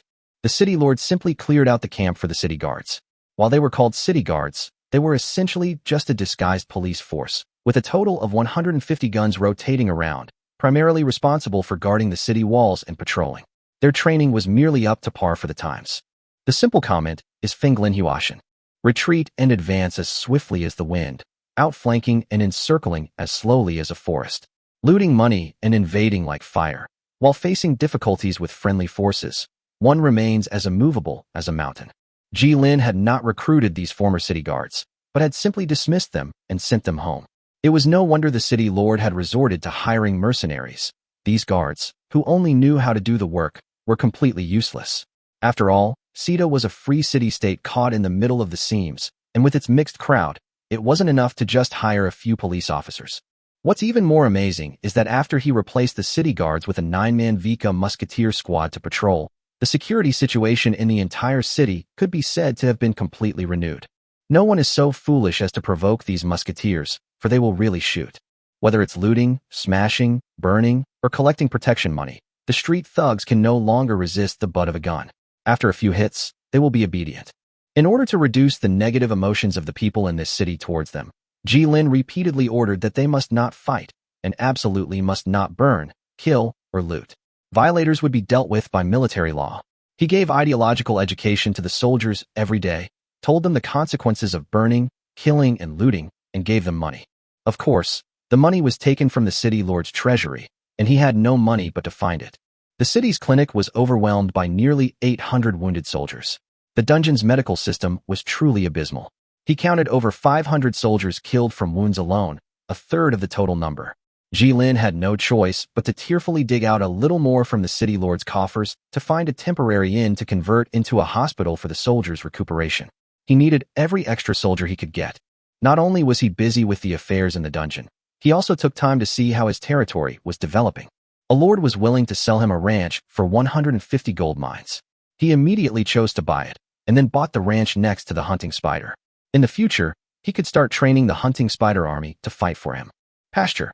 Requirement: 160 wood, 40 food. Ability: can be built on the resources of various natural animals and raise domesticated animals. Introduction. With it, you can live a life of eating meat every day. Chongshan has been upgraded. After 7 days of management, Chongshan was finally promoted from a first-level affairs officer to a second-level officer, but his characteristics remained unchanged. After finishing so many things, he was almost exhausted and collapsed in the city lord's mansion, staring at the sky with lifeless eyes. He also wanted to be an emperor at home like other lords. Next week, he would also have to address the factory issue. Sita, an industrial state built on the strength of its vast blue crystal mines, was renowned for its cheap energy, which had spawned numerous steam plants and research institutes. The weapons and equipment used to counter the attacks were all reluctantly provided by local businesses under the city lord's threat. Steam mechanized infantry and steam mortars. After he completed the basic arrangements, it was time to meet these local tyrants. Speaking of which, I should be able to get a musketeer with this level of completion. Chapter 26 Technical Consultant. Sir, I have someone who wants to see you. He says you might know him. A young man was led to the door by Chongshan. He was wearing a red and white military uniform, and the rank on his armband had been removed, making him look like he was in a role-playing game. Even with his hands behind his back and his body straight, he could tell that the young man exuded nervousness and uneasiness. Hello, maybe you know me? No, I don't know you at all. Could you please introduce yourself? Jilin shook his head. He didn't have the space to remember everyone he knew. That was too tiring. All he needed to do was identify the specifications of each gear, then install these roughly identical gears in his forward-moving machine until it completed its mission. They had to take note of every person, repeat this process hundreds of times, and go through hundreds of copies. They couldn't bring every person out of the copy, and everything accumulated during the long operation would be completely erased at the moment the mission was settled. The surging emotions then turned to cold steel. A glorious mission is like drinking strong liquor to them. Only the territory they have accumulated bit by bit truly belongs to them. Some people will enjoy this process, feeling and experiencing it like a road movie. But for him, the best way to deal with it is to close his heart and mind, move forward according to his own moral standards and plans, and not be disturbed by the world. Sir, do you remember the attack on the Vika advance team 7 days ago? The young man took off his military cap, revealing an ordinary face. He was neither vicious nor cruel, but peaceful with a hint of decadence. His temperament was no different from that of the office workers you could find on the streets at any time. After he finished speaking, Jilin was a little surprised. Did you plan this operation? Strictly speaking, the entire operation was planned by me alone. The young man puffed out his chest with some pride, as if he and Jilin had never been enemies, and the operation was not planned to destroy the advance team. Mia National Engineering College, Sonoda. That's quite impressive for your age. Sit down. What's more, he is not a military professional. Jilin picked up a cup of tea and placed it next to the Sino Tower. The entire city lord's mansion was filled with boxes and cans of coffee beans and various alcoholic beverages, but he still liked to drink tea. It was strange that he used to like boiled water the most, but after traveling through time, he unknowingly fell in love with tea. In the trading market of the previous life, good tea could be sold at a very high price. Call me Jilin. Jilin sat on the chair, looking at the watch in his arms. Well, there was still some time before he set out to find those factories. Go ahead. Mr. Jilin, I have seen your solution. I think you will accept it. Sonoda spoke hesitantly and slowly, carefully choosing each word. He had observed Jilin's methods in the city. This moderate style allowed him to quickly judge that Jilin was a person who could be cooperated with, but his inner hesitation forced him to observe for another 7 days. Seeing that the soldiers under Jilin did not plunder the property in the city and confirming that there was no problem with his character, he mustered up the courage to walk up to Jilin. No, I hope you can give me a reason why I should accept you. You attacked Vika's advance team and killed Vika's commander and soldiers. Jilin shook his head. If what you did were to be exposed, it wouldn't be a matter of whether you could save your life or not. Another lie. He won't stay in this copy for a year. It will be over in 3 months at the earliest. If he accepted him, he wouldn't have waited for Vika's domestic reckoning and obstacles. By the time Vika realized what was happening, he would have already left. Jilin's current goal was to first help his 2 subordinates gain experience, gaining more experience to increase their levels and add new features, which he would definitely be able to bring back. If his 2 subordinates could obtain rare attributes in this dungeon, he would feel that the trip would be worthwhile.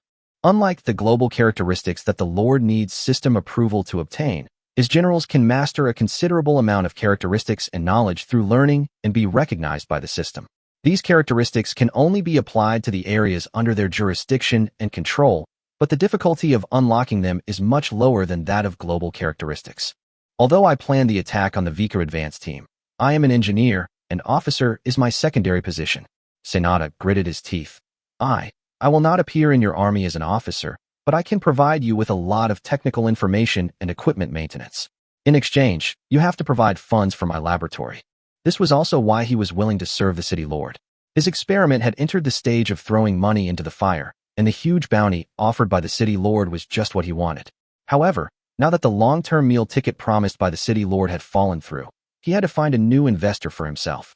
His only target was Ji Lin, the outsider who had used force to coerce the city lord. He fits Sonoda's needs perfectly, except for the fact that he once attacked him. That was an accident. Gee, it's time to go. Gina knocked on the door, stuck her head out, and looked at Ji Lin, feeling very happy. Chong Hung was training his troops and serving as half-chief of the police station, and Chong Shan was gradually taking over the administration of the city lord's mansion. Ji Lin chose to have Na go with him to meet the business owners. She was quite happy about this. Ji Lin finally had her in his hands. Previously, Ji Lin was so busy that he didn't even join her for military chess simulations. Ji Lin's plan for Gina was to have her lead the troops in suppressing bandits once they were fully trained. This would not only improve their combat skills, but also earn them some extra resources. However, the daily rotation of 500 soldiers in a city of hundreds of thousands of people was a bit too much. When Gina wasn't at the city lord's mansion, she would lead the musketeers on patrol. She is very popular among the people in the city and has an indescribable personal charm. She helped people solve their life problems, knocked down several strong men by herself, caught children who fell from the building, caught thieves, and distributed relief food to civilians. Ji Lin felt that the reason he was able to stand firm so quickly was probably 60%, not 40%, or 50% of the credit for having Gina show up on the street every day. People always like strong people and good-looking people. Gina was given the title of Little Guardian, but she was very unhappy with it and was sulking for a few days. She wasn't small, but she wasn't short either. She was just 170 centimeters tall, so she looked a bit short compared to the other musketeers who were all 175 centimeters tall or above. She had no experience in training soldiers, so she could only assist Chong Hong. There were no suitable positions for her in the city. Fortunately, the city lord's mansion had a library filled with valuable books collected by the city lord to entertain her. Mr. Sanada, I need a technical consultant. It's a pleasure to work with you. Ji Lin extended his hand to Sonoda and shook it. We need to go to the factory next. Mr. Technical Consultant, would you like to come with us? The Lord can take out 100% of the troops/buildings/technology developed by himself in a dungeon. This is a compensation from the system for the Lord's hard work in the dungeon. This independently calculated reward is not included in the final settlement reward. These technologies developed in the dungeon world can be brought out in full for use in building the territory. If settlement is the acquisition of existing successful products, then the technology brought out of RD is the future of possibilities. This allows each copy to produce exponentially more. Therefore, as long as a person is capable enough, he can bring about the final settlement of the system rewards and lead the research and development. Most people only have enough energy to choose between the two, so in the end they don't get nothing. Regardless of the settlement, you will not be able to enter this copy again after you get the reward.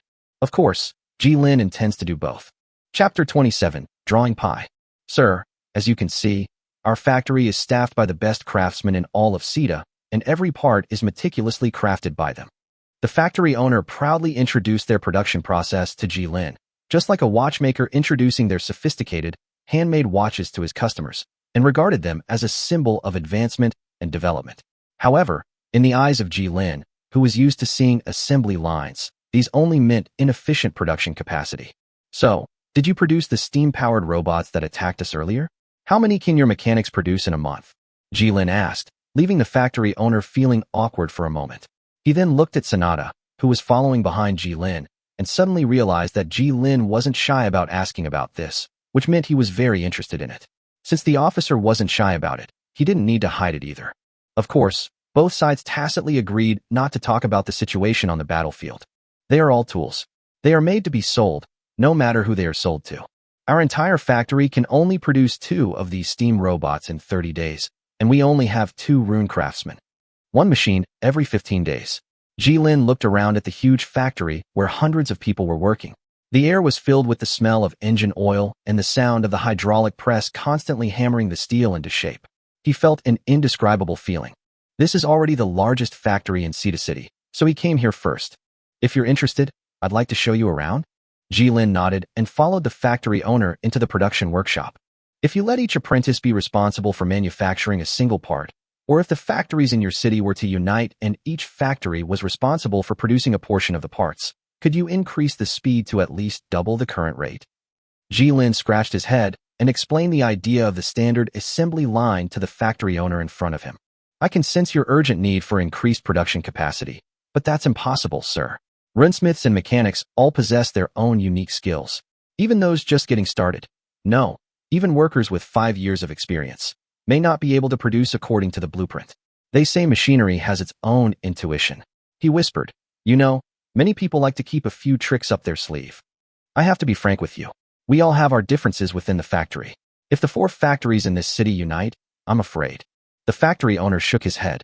He patiently explained to the officer, who he thought knew nothing about production, that he had done this many times before. Every buyer would ask a bunch of strange questions. Moreover, the man in front of him would be the controller of their city for a long time to come.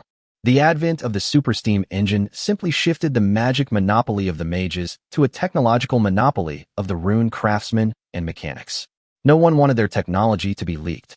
Even if they hired these rune craftsmen and mechanics, they couldn't force them to hand over their technical information. Anyone who did so would undoubtedly be viewed with hostility by everyone. His factory could no longer employ craftsmen. This astonishing technological monopoly is like a chasm that separates the governor and the rebels. Not all the parts on this steam locomotive are interchangeable. Even if I remove a gear, it might not work on another one. The well-dressed factory owner removed a newly stuck gear. They were made by different craftsmen. This is just a metaphor, Mr. G. Of course, Jilin, who came from the lower reaches of history, knew very well where the problem lay. These steam-powered soldiers were more like clocks. The complicated internal gear structures and steam engine structures could only be manufactured by mechanics and rune craftsmen, and the manufacturing technology was secret. I see. One machine is produced every 15 days. This is not a problem with the assembly line. The production of these things cannot be standardized. Every craftsman and mechanic is doing his own thing. The only difference is that the final products are all called steam robots. He had already visited the factory, and from his perspective, it was clear that these steam locomotives could further reduce manufacturing time. Most of the workers in the factory were manual laborers. The 2 runesmiths each had 2 or 3 apprentices helping them. They drew a red line, marking the work area where no one was allowed to enter. Those were 2 steam mechas that were almost assembled, and the rune craftsman was carefully placing a blue core into the chest cavity, facing upwards from the steam engine. Not only standardization, but also education level is a big problem. Jilin rubbed his head and decided not to think about these tormenting things. He wanted to focus on military affairs. What's the maximum load capacity of a steam engine? 1,000 kilograms, sir. After the factory owner left, Jilin looked at the newly recruited technical consultant standing beside him. After leaving the factory, he finally couldn't help but take out a pen and paper to write something down. How much do you think the efficiency can be improved? Jilin asked.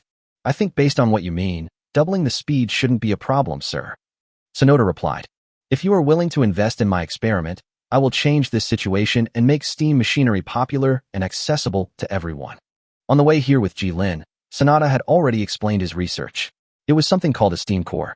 Unlike ordinary runesmiths who merely enhanced the material's structural strength and heat resistance, this was a crude application of powerful bricks. The steam core was a miracle of mechanical engineering and rhenology, the most critical module used by all large steam mechas. It can increase thermal efficiency to 75%, driving these heavy mechas forward. His research aimed to compress this device into a compact form factor, allowing steam spiders, steam mechanics, and even steam mortars to utilize this remarkable machine, significantly reducing the space required for steam engines. Even more remarkable was that this so-called steam core was actually an engine, making standardization a reality. He would definitely not invest in research that sounded like throwing money into an incinerator. He is not XX. Jilin decided to stabilize the technical consultant first and ask him to help him research technology. After the research is done, he will make a decision.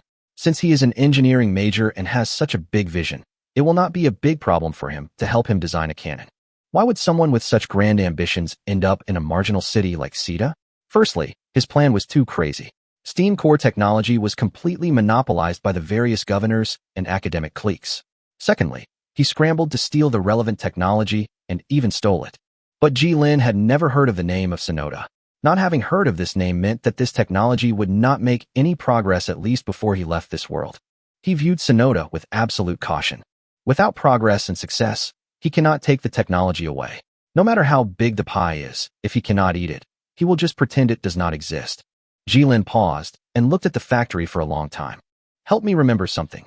2 kilometers, 1,000 kilograms, direct fire, 75 to 120 millimeters. As the 3 numbers were spoken, even someone as smart as Sonoda immediately understood what Jilin meant. Gun range, gun weight, firing pattern, and caliber. He needs weapons. After you help me complete the research and development, I will convince the higher-ups to invest in your experiment. Speaking of which, have you seen Jean? Where did she go? Jilin scratched his head. Had disappeared somewhere when they had just found the factory owner. Chapter 28 Preparation and Firepower. They finally found Jean next to a steam engine, staring at its core motionlessly. The flashing arc of electricity lit up the light in her eyes. Those around her who wanted to drive her away hesitated because of the intimidation of her military uniform. Why would such a child eventually become the leader of the resistance? Supreme General in his impression, the resolute leader carrying the snow-white flag. The one in front of him was just a child with a glimmer in her eyes. The tempering on the battlefield did not allow her to grow fully. She shouldn't have been a soldier. Jilin sighed. He can either be a liar or a bad guy. Sir, you know what? I haven't told anyone about this, but one night 5 years ago, I dreamt an angel appeared in my dream. Jean told him on the way back. Since that day, my body has grown rapidly. No boy in the village can beat me. There are no angels or gods in this world. You have a normal body development. If it existed, the lords would have found it long ago and posted it on the forum. Furthermore, your body develops naturally. Women develop earlier than men. Although your physical fitness, capable of single-handedly defeating several strong men, is a bit exaggerated. He added the last sentence silently in his mind. I forgot you're an atheist, sir, Gina continued. My dad told me to find a strong man in the army to follow. Just be safe and go home. Sir, when do you think I'll be as strong as you and be able to protect others? You will. Jilin sighed. He could also browse the forum while time was slowing down, but his browsing speed could not keep up with the speed of refreshing the screen, so a special monster science floor came into being. There were even fewer people in the classical era, pitifully few compared to the Dark Ages, so in order to help each other, they established a special feudal monster floor. To spread knowledge and ensure that more people will not fail due to encountering unknown monsters. Because there are so few people, it is very convenient to run and there is no excessive spam. The second month, on the 32nd day of his arrival in the city, he finally received news from the messenger from the Kingdom of Vika. He did not send a messenger to contact the Kingdom of Vika. The purpose of this measure was to gain control over Sita and strengthen his control over the soldiers. Before leaving, his identity was only a low-level military non-commissioned officer, and Vika would definitely send someone to replace him. Although these soldiers nominally belonged to him, if he went against Vika, these soldiers would turn their guns against him the next day. In an era without radio, the transmission of news relied on human labor and birds, which was not very efficient. It took 20 days for the Kingdom of Vika to receive news of their advance team's defeat. The officers had originally carried carrier pigeons to deliver messages, but all of them were killed during the cannon attack that day. It was impossible for a deserter to run to the camp. After all, the punishment for desertion was immediate execution, with no room for negotiation. However, the messenger from the Kingdom of Vika encountered the deserter on the way and only returned to the city to report the information after receiving the confirmed news. The time spent on replying is wasted. Understanding the situation, discussing, and dispatching troops are such simple things, but the entire Vika Kingdom's response speed is as slow as an invertebrate. Bloated and slow. When Jilin learned about this matter later, he was shocked. It was no wonder that they couldn't get Sita because of their slow reaction speed. The deserters' words were not necessarily credible. The messengers spent another 5 days advancing to Sita, and then saw the gray-clad soldiers standing guard on the city wall. After contacting Jilin, they returned to the interior of the Kingdom of Vika with new information. The original plan was disrupted again. It took them another full week to adjust the troops. Until today, a messenger on a fast horse brought him the news that Vika's first batch of reinforcements had set off. A support force of 4,000 men is on the way. But these 4,000 people will run into Mia's troops. According to the development of events as he knew it. if the wings of Sita that he flapped would not cause a strong wind that would change the course of events. Along with it came a letter from the governor, who furiously asked him to prepare a bloody massacre of Sita and hand over command to another officer when the army arrived. The kingdom would reward Jilin for his heroic behavior. His purpose was clear: to massacre Sita to avenge his eldest son, and to fortify it into a frontline military fortress for Vika, and then remove Jilin, the guy who came out of nowhere, from the command system. Dry. Jilin rubbed his brows. The young, unskilled commander that day was the eldest son of the border governor. He no longer wanted to think about the complex conflicts of interest involved, nor the subsequent revenge of the governor. In order to increase his control, he disbanded Vika's musketeers during this period, and then recruited good families in the city to form a city guard. Such training can certainly wash away Vika's military imprint, but it also has a strong impact on the training level of the troops. Almost 1-4. He told the messenger to recruit soldiers locally to fill the vacancies. The entire guard swelled from 500 to 2,000 men. Even so, there were still 400 muskets left from the battlefield cleanup. Ammunition was scarce, but it could be resupplied directly from Sita. The factory owners and the city lord were at odds. Regardless of who ran the city, these industrialists felt they could be safe. These people would please him and provide him with medicine packs at a very low price.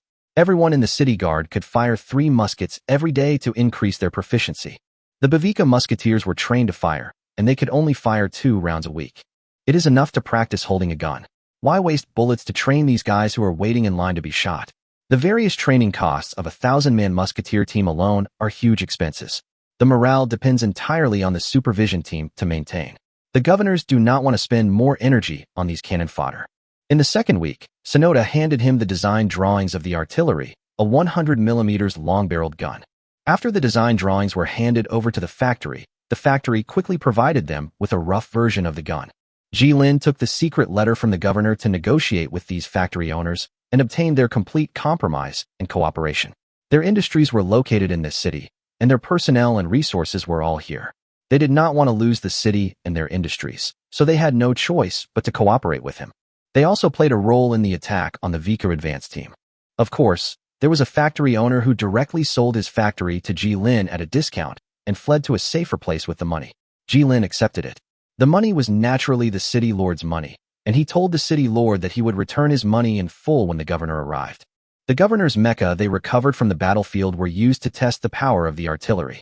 The governor's mecha within 800 meters, which is far from his requirements.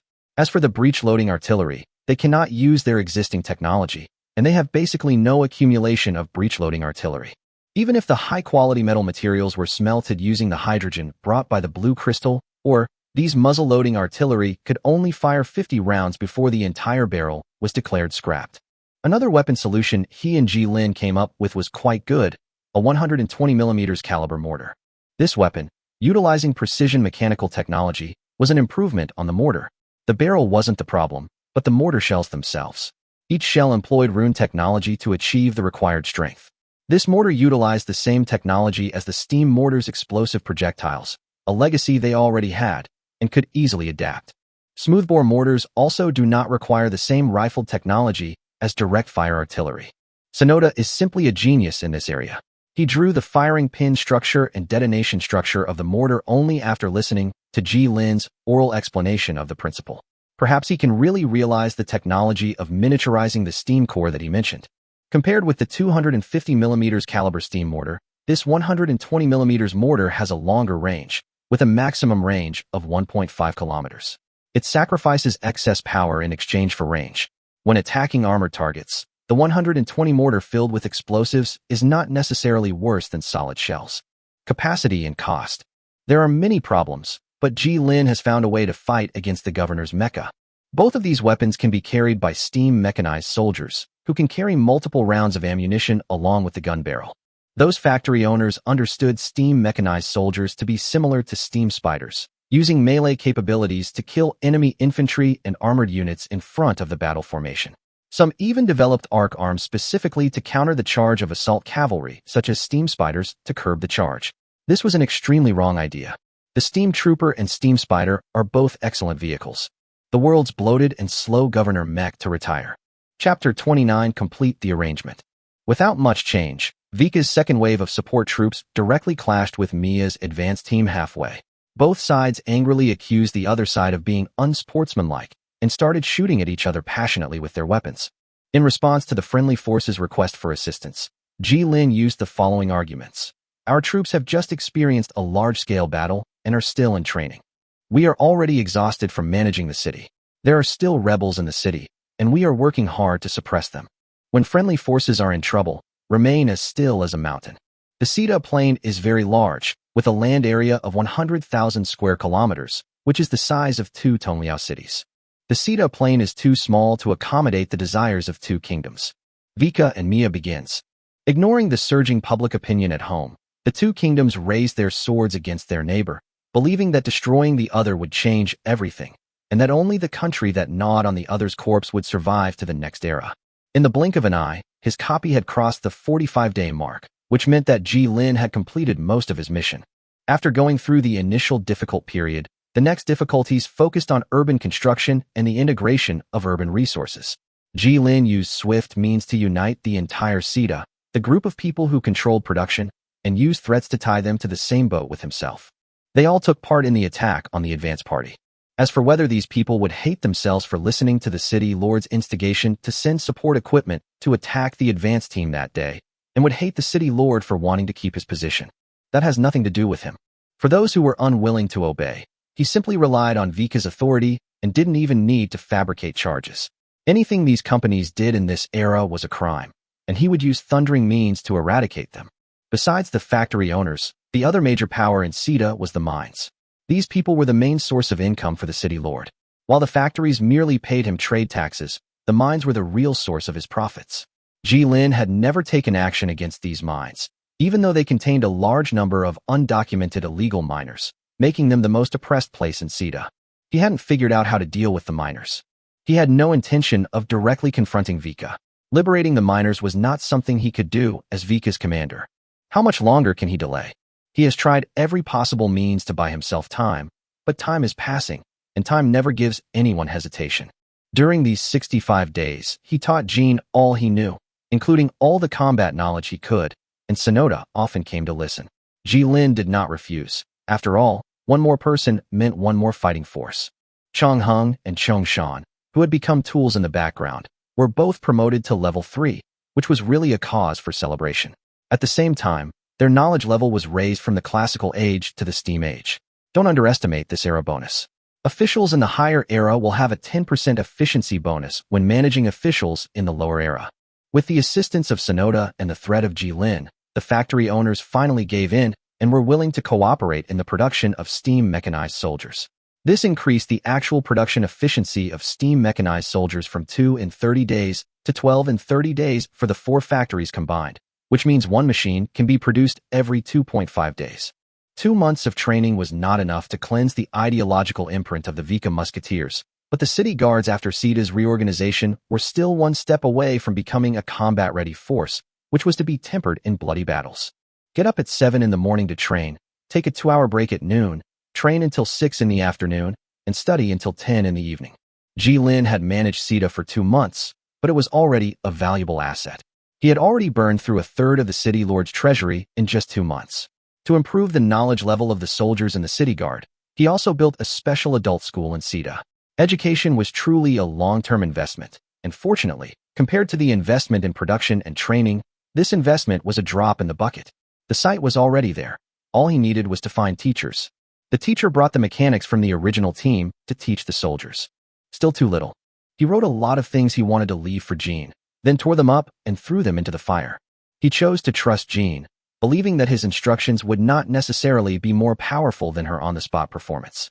Jilin looked out the window. The towering white smoke column rose into the clouds and mixed with them, making it difficult to distinguish. The thick haze blocked the sunlight and cast a shadow. He didn't believe he couldn't get a good troop reward at his current level of completion.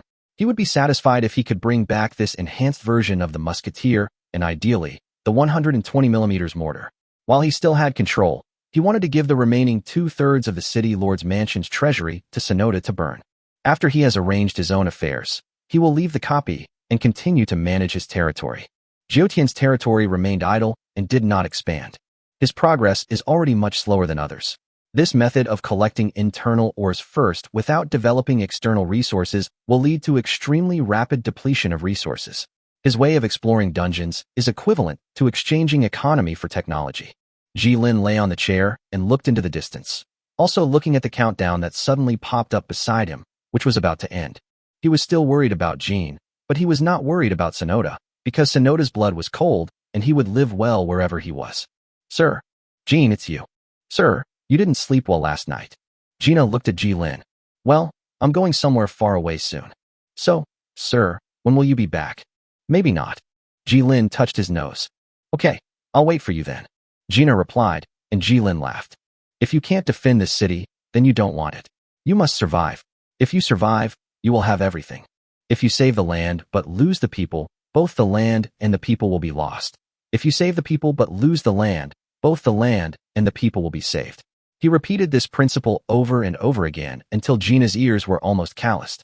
I heard the news over there that Vika is going to conquer Mia.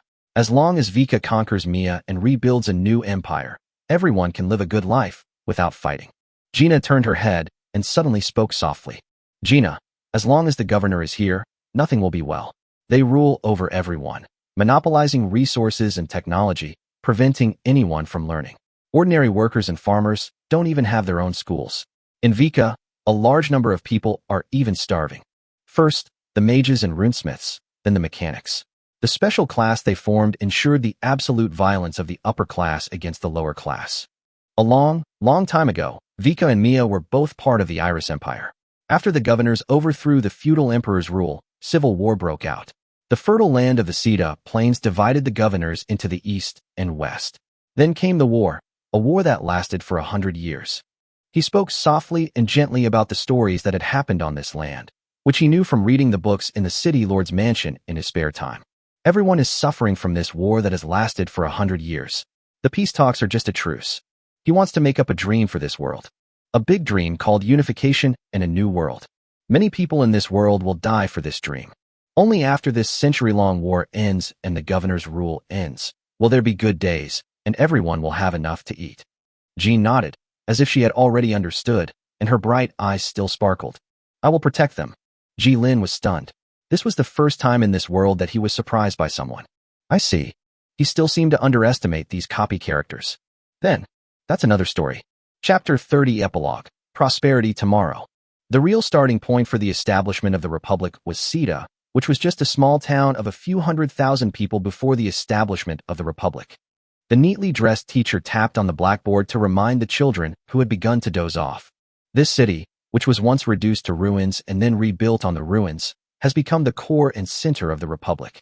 It sits at the junction of east and west, nestled on a fertile, flat plain, connected by countless railways.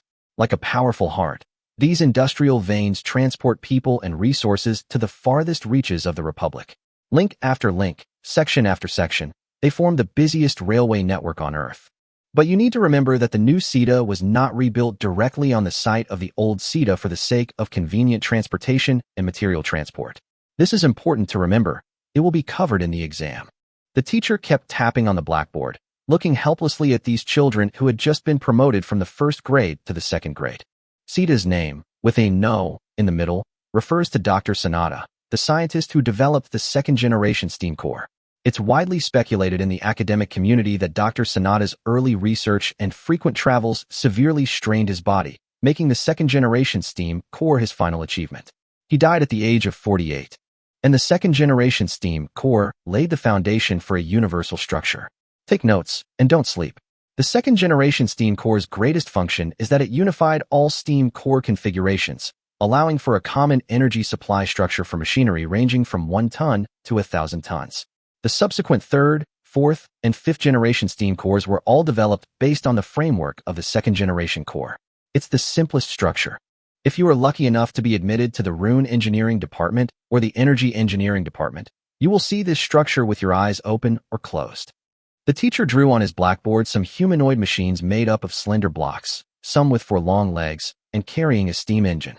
It was obvious that drawing little people could attract the attention of these little boys better than reading dry textbooks. The structure of steam machinery from 1 ton to 1,000 tons. Don't get the units wrong. Remember the thousandth system. The teacher rapped on the blackboard, and the little kids below finally focused their memory a little. "Teacher, what's your major?" A student raised his hand and asked. Ahem, the teacher is a top student in rune engineering, ranking in the top 30% of the school. He is now a Chinese and history teacher, but it is not easy to pass the teacher exam these days. He has a stable job and lives a comfortable life. His seniors deal with motor oil every day. He smacked his lips. He seemed to see some strange looks in the children's eyes, but soon their attention shifted to the steam machinery next to them. In their memory, steam machinery is those various robots covered with shells. They are covered with gray or silver-white shells, and occasionally the constantly rotating gears inside their bodies are exposed. Workers in yellow clothes are often followed by such a big man to help them move things. As they expected, the teacher then described the application of the invention called the steam core, and this entire paragraph was the focus of the exam. Children don't like to hear this. The reason they like history class is just because they can hear all kinds of interesting stories. Teacher, Dr. Sonoda's story is so boring. A naughty student ran up to the teacher during the break and said, "Bored? Now is not the time for Dr. Sonoda to torture you. When you enter high school, your first physics and math textbooks will be edited by Dr. Sonoda. By the time you get to college, you'll have plenty of opportunities to interact with him." There was a wailing in the classroom. The teacher said coldly, "The next period is still my class. The 3 chapters are all about Joan of Arc's story." The story of Joan of Arc was no stranger to them. Their parents would tell them stories of this founding general and first president of the Republic. As the war between Vika and Mia languished, she emerged from a small town, leading her elite troops to a crushing victory, a force that could not be stopped by even the governor's mecha. The children loved those heavy governor mechas. They always liked to use translucent paper to copy the pictures of those old photos on the books, and then compete with each other during class to see who drew the better one. Everywhere she went, everyone shouted her name. Behind the banner she raised, thousands gathered, their homes shattered, their native lands in flames, their brothers in suffering. Completely overthrowing Vika's governor system, she did not stop her steps. She joined forces with Sonoda, who was lurking inside Mia, and delivered a fatal blow to those governors who were still celebrating the demise of their old rivals. Thus ended the governor's rule. What happened next was dull. The teacher told them about the Irish Republic, which they all knew, and this was the most boring part of the story. She reformed education to make schooling affordable for everyone. She liberated the technology restricted by the academic cliques and made it into books for everyone to use. She taught everyone that they had a faint potential for magic. She expanded outward and discovered new countries. Then came the era in which they lived. The research and development of the 5th-generation steam core, the new crystal mining technology, the fertile soil technology for special crystal dust, the comprehensive application of automatic machinery, and the launching of rockets into space were all things they could only see on TV. They were too close to their daily lives to arouse their surprise, and they could not understand the overly complex terms. That's all for today's class. Teacher, what would our history be like if there was no Jeanne d'Arc? The teacher put away the textbook in his hand and looked at the sky outside the window. The blue and clear sky looked like it had just rained. A worker in a yellow uniform stretched out his hand to direct the 5-meter-tall steam robot next to him to extend its arm to replace the broken light bulb. There are no ifs in history, children. But the choices we make at every turning point in history will lead our history in a different direction. The teacher turned around and began to write the word occupation on the blackboard, but the chalk in his hand broke when he wrote halfway through. He then changed to a new piece of chalk and wrote along the original handwriting on the blackboard until he finished writing the 2 words. After writing the topic, the teacher added another 800 words. After finishing, he put down the chalk and tapped the blackboard. This week's homework is to write an essay about your future career. The word count should be no less than 800 words. Students on duty, please come up and wipe the blackboard. Another burst of wailing was heard in the classroom. Chapter 31 Settlement. The mission has been completed and final settlement is in progress. Jilin stood in front of the huge light screen. He knew he had succeeded and watched the system flash his image with excitement. If you fail, you will be kicked back to the territory and will not be able to enter the settlement interface. This evolution is complete. Rating, X. Evolution ending. Prosperous tomorrow. Complete. Jilin pondered the system's evaluation, X, the unknown number X, which was the highest evaluation in the system. He had never encountered such a situation in previous copies, and this evaluation used the word evolution. But he remembered that none of the evaluations he had encountered before had the word evolution. Looking down, he finally reached the familiar arms settlement interface. Army-type settlement. Basic Musketeers, branch unlocked. Steam Robot Basics, branch unlocked. Steam Spider Base, branch unlocked. All 3 classes have branch unlocks, meaning that no matter which class he chooses, he can directly obtain the modified branches that have appeared in this world without having to invest in research and development himself. Branches are special rewards based on the settlement of the class. Steam soldiers can carry arc arms and 120 mortars. For example, it is well known that the 59 has a huge number of improved models. The traditional 59 uses a 100mm rifled gun, while the modern improved 59 can be unmanned and carry 4 heavy anti-tank missiles. Jilin directly chose the musketeers as the basic type. The 2 types of soldiers behind it looked good, but he had to wait until he had a rune craftsman to put them to good use. Unfortunately, he didn't have a rune craftsman in his territory now, and it was obvious that the cost of these 2 types of soldiers would be extremely high. The name was not Vika Musketeer, but directly became Musketeer Basic. He had no regrets about it. It was enough to have it, and he didn't ask for too much. Musketeer Base, branch unlocked, coverage complete. Construction settlement. Crystal Research Station, Steam Age plus 5% research speed, additional plus 10% research speed when researching engineering projects. Crystal Mine can be built in any area to produce crystal or at a low efficiency. Building it on a metal or vein will greatly increase the generation speed. Engineering College, District Building plus 15% Scientist Production, plus 15% Mechanic Production, plus 15% Magic Craftsman Production, plus 10% Attraction, unique to the territory. Note: no matter what building you choose, you can obtain the above buildings from the system store later. Huh, what's going on? What does it mean? He had never encountered this hint before. All 3 buildings were unique to the world, so according to common sense, he should have been given ordinary buildings of the same era to pass. The plus 15% Magic Craftsman spawn rate was gray. When Jilin moved his gaze to it, the corresponding prompt popped up. Any type of spell and rune pre-awakening is required, not activated. Yes, my race is not awakened yet. How can I become a rune craftsman without potential? Then Jilin saw the next prompt given to him by the system. Crystal or Category 1277, hereinafter referred to as Crystal or, has been added to your rare resource list. Please check it carefully. The Heart of the City, Energy Hub, the Wonder Project has been added to your project list. Please check it out. Technology-led settlement. 2nd generation Steam Core, research and development projects have been added to your project list. Please check it out. Equipment. Chronograph Pocket Watch, Gold, has been added to your backpack. Please check it carefully. Are you going to be ecstatic? Jilin was stunned. The gains from this 9-day trip far exceeded his expectations, and it was even a bit overwhelming for him. There was no choice. It was almost forced into his hands. A rare resource, a wonder project. The technology-led settlement didn't offer a choice between the 3, but rather a research project. A 2nd generation Steam Core.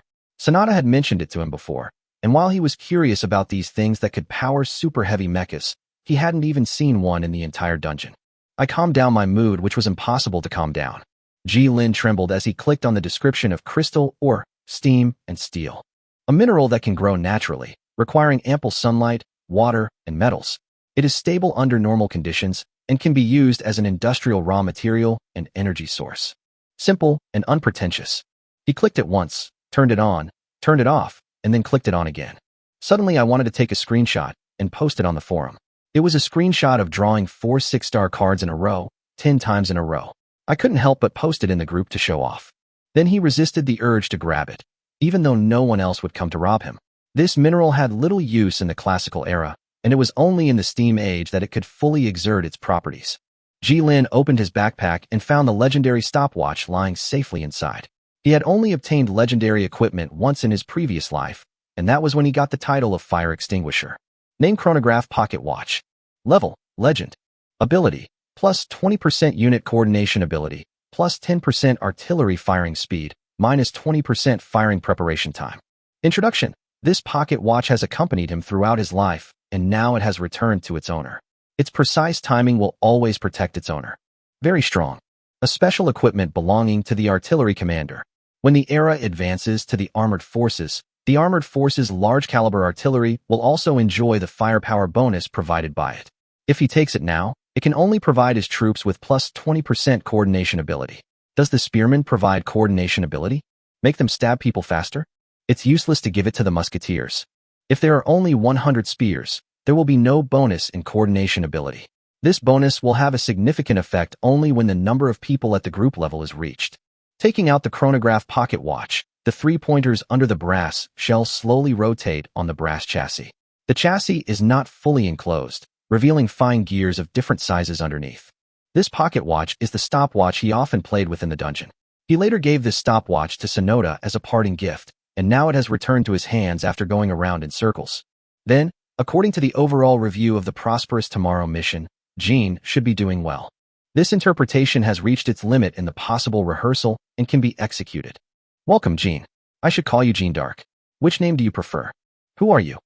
Joan of Arc stood up from the ground and looked at the screen that occupied her entire field of vision, feeling indescribable surprise. She no longer believed in the existence of gods in the world, and everything that appeared before her could only be described as a miracle. I should introduce myself to you. You can call me the System, as they all call me. Of course, you can call me the Manager or the Catalyst, too. Put aside your thoughts. I am not a god. It waited a moment and typed out another sentence. Although I am more powerful than the gods you imagine, this perception will have a significant negative impact on our future conversations. I suggest you stop thinking this way. I'm here to ask for your permission. Are you willing to join the civilization endures? I have a question. Yes. As soon as she said this, the light screen in front of her gave an answer. Could you please stop reading my mind? Sorry, I will take your emotions and personal experience into consideration. The empathy function is turned off. The light curtain replied apologetically, being surprisingly polite. I agree. Don't you need to ask any more questions? Guangmu asked in surprise. No, this is enough. Another guy from the same world as you has already asked me over 1,000 questions. As you wish then. Rewards settled, transfer initiated. After receiving all his rewards, Ji-Lin always felt that there was something he had forgotten. No, System, I have something to ask you. Ji-Lin suddenly looked up and looked at the light curtain that was beginning to shrink. Others who gave it an 80 can lead people out, but I only gave the highest score to the building technology and not to anyone else. There was a rare silence on the screen, and an awkward atmosphere filled the air. Due to some force majeure, the 2 characters you should have been able to choose have expressed interest in independent development. This is an opportunity provided to them by the system based on judgment. According to calculations, this lack of experience will not slow down your development and will bring you more in subsequent eras. Then, it's okay if we don't give it to these 2 people? Ji-Lin had already guessed who the 2 people the system was talking about were. At least there's one more character I can use. Although everyone is making fun of the common-looking heroes, due to the lack of ways to obtain hero units, there is never too much generals in the end. After appointing the chief officer, there are also lieutenants, and after appointing the lieutenants, there are overseas provinces and colonies. Waiting for the territory to develop naturally is too slow. Based on your evaluation, I cannot provide you with a character below that level. Forget it, but since they want to develop independently, then let them be independent. He had never heard of a character in a copy being able to escape and develop independently, and those who had received the highest evaluation in their previous lives rarely posted on the forum to show off their achievements, or there were few people who had received this highest evaluation at all. All rights of interpretation belonged to the system. The gains from this trip far exceeded the maximum gains he had imagined for himself, with a sudden increase in a large number of buildings, technologies, and projects. Projects are something that will only appear after the government service center is built in the next era. But now, because he received the reward in advance, the system directly opened it to him. Each project requires corresponding facilities and a lot of time and energy to complete, and there is no guarantee of a good reward after completion. The project cannot be sold and can only generate revenue through research and development, and the revenue is very unstable. In a past life, a lord had once committed suicide by initiating a celestial control project. This unfortunate individual then unleashed a powerful thunderstorm upon his own territory, wiping it out overnight until liberation. There were also instances where undead races opened a gate to the lush green lands of the elves, only to be flattened on the spot by the high elf guards. Those arrogant creatures wouldn't necessarily listen to explanations. So why do you still have fantasies about elves after choosing the undead race? Compensation has been issued, and the promotion order has been handed to the backpack. Upgrade order, Musketeers, branch optional. Quantity, 100 people. All rewards have been distributed, and the return transmission has begun. Name upgrade order. Ability, directly upgrade a unit of the same number of people into Musketeers, branch, regardless of the era gap. Ji-Lin's mouth twitched. If he didn't ask this question, the system might not give him the compensation. This system seemed to be in a state where if you didn't ask him, he would never tell you. This upgrade order was quite substantial, and it could upgrade the 100 spearmen in his hands into musketeers in time. He would have to see what the attributes of these musketeers were later. These were musketeers from the colonial era to the steam era, and they could kill people indiscriminately in the next imperial era. At the same time, Jilin opened the panels of his two subordinates. Head of 100 men, long-lasting. General, level 3. Attributes: Centurion, stronger attributes. Unbreakable, physical strength recovery plus 20%, injury recovery plus 50%. Hunter, foresight and knowledge. Technical officer, engineering. Village chief, Chongshan. Administrator, level 3. Features: proficient in agriculture, agricultural-related zoning costs minus 10%, maintenance minus 5%, output plus 5%, foresight, technocrat, engineering. Technical officer, engineering. Epic. This officer's in-depth study of engineering enhances his combat capabilities. He strives to keep his machinery in top condition and applies his knowledge to the battlefield. Maintenance cost minus 5%, failure rate minus 20%, and manufacturing costs of engineering equipment minus 20%. Technocrat, engineering. Epic. This bureaucrat possesses a profound understanding of engineering, making it difficult for anyone to deceive him. He applies his knowledge to the management of construction whenever possible. All building costs minus 5%, and an additional minus 15% for civic and residential districts. Foresight knowledge, steam age. The bonus disappears after the territory reaches this age, and the territory's work efficiency is increased by 10%. Good. 2 level 3 heroes. His two subordinates lived up to his expectations and finally came up with new features under his arrangement, which were two very rare epic features. Although rarity and strength are not necessarily always positively correlated, the two technical hero attributes he brushed out can rank among the top among all attributes. In other words, features that begin with technology are ranked first. These features are simple and crude and are unpretentious attributes. They are much better than some vague and riddle-like entries. To use a popular saying in the world before, it is, there is a kind of beauty of strength.jpg. In the steam and steel dungeon, where engineers and rinsmiths are prevalent, technical entries are indeed easy to appear. Checking out the heroes, Jilin turned to his newly added unit, the Musketeers. It turned into a card and floated in front of Jilin, emitting a faint white light. A branch extends from the Musketeers. But before him, there was only one type of soldier, the Vika Musketeers. Now this type of Musketeers seemed to have evolved from the Vika Musketeers. Name: Musketeer, specialized branch. Melee defense, 40. Moving speed, 5 km per hour. Armor strength, 15. Organization/morale, 65. Ammo capacity, 20. Weapon range, 200. Weapon power, 45. Features: armor-piercing incendiary bombs, small caliber support artillery, undeveloped. Slow shooting, military formation. Introduction: soldiers who use gunpowder weapons to fire at targets at long distances. The weapons in their hands can shatter armor. After development, the Musketeers have been reorganized and have stronger combat effectiveness and a more comprehensive lineup. The introduction of the arms has changed significantly, with an additional small-caliber support artillery on the equipment, but it is shown as undeveloped. He has to wait until he builds a research station or academy before he can research this technology. What does 45 range damage mean? The average range damage of a Musketeer in the next era is only 20 points. With a range of 145, this crystal or powder version of the Musketeer is more than twice as powerful as the average Musketeer. A single shot from a musket of this power can kill a person directly if it hits the torso. Its amazing power comes at the cost of low precision. The entire series of muskets have the problem of low accuracy at long distances. It is difficult to hit a person with a single shot within 200 meters. It's just that everyone's accuracy is just like that in this era, or it can be said that all long-range weapons in this era are low precision. As long as you don't use magic, even if you use it, it may not be accurate. Among a number of low-precision long-range weapons, its low precision is not that obvious. Everyone's accuracy is low, but I have long arms and great power, so I am strong. Chapter 32: Return and New Plan. At the entrance to the town center, Li Erlang and several others were already standing at the door to welcome him back. This second-level official managed the territory in an orderly manner during the 9 days he was away, which made him look up to the whiteboard sent to him. No mistakes are a merit. He was asked to manage the eating, drinking, defecating, and urinating of 800 people, which was considered an entry-level challenge. During the time you were away, we took in some refugees. The population of our territory has now exceeded 800. The food we've collected and the newly planted plants are growing well. The territory's development is stable and improving, and since everyone has little property, the public security is surprisingly good. Ji Lin listened to Li Erlang's report and opened his territory panel to start checking. Lord, Ji Lin. Territorial race, human. Lord talent.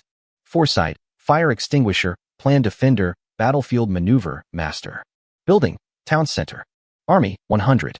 Territory population, 817/1600, population capacity.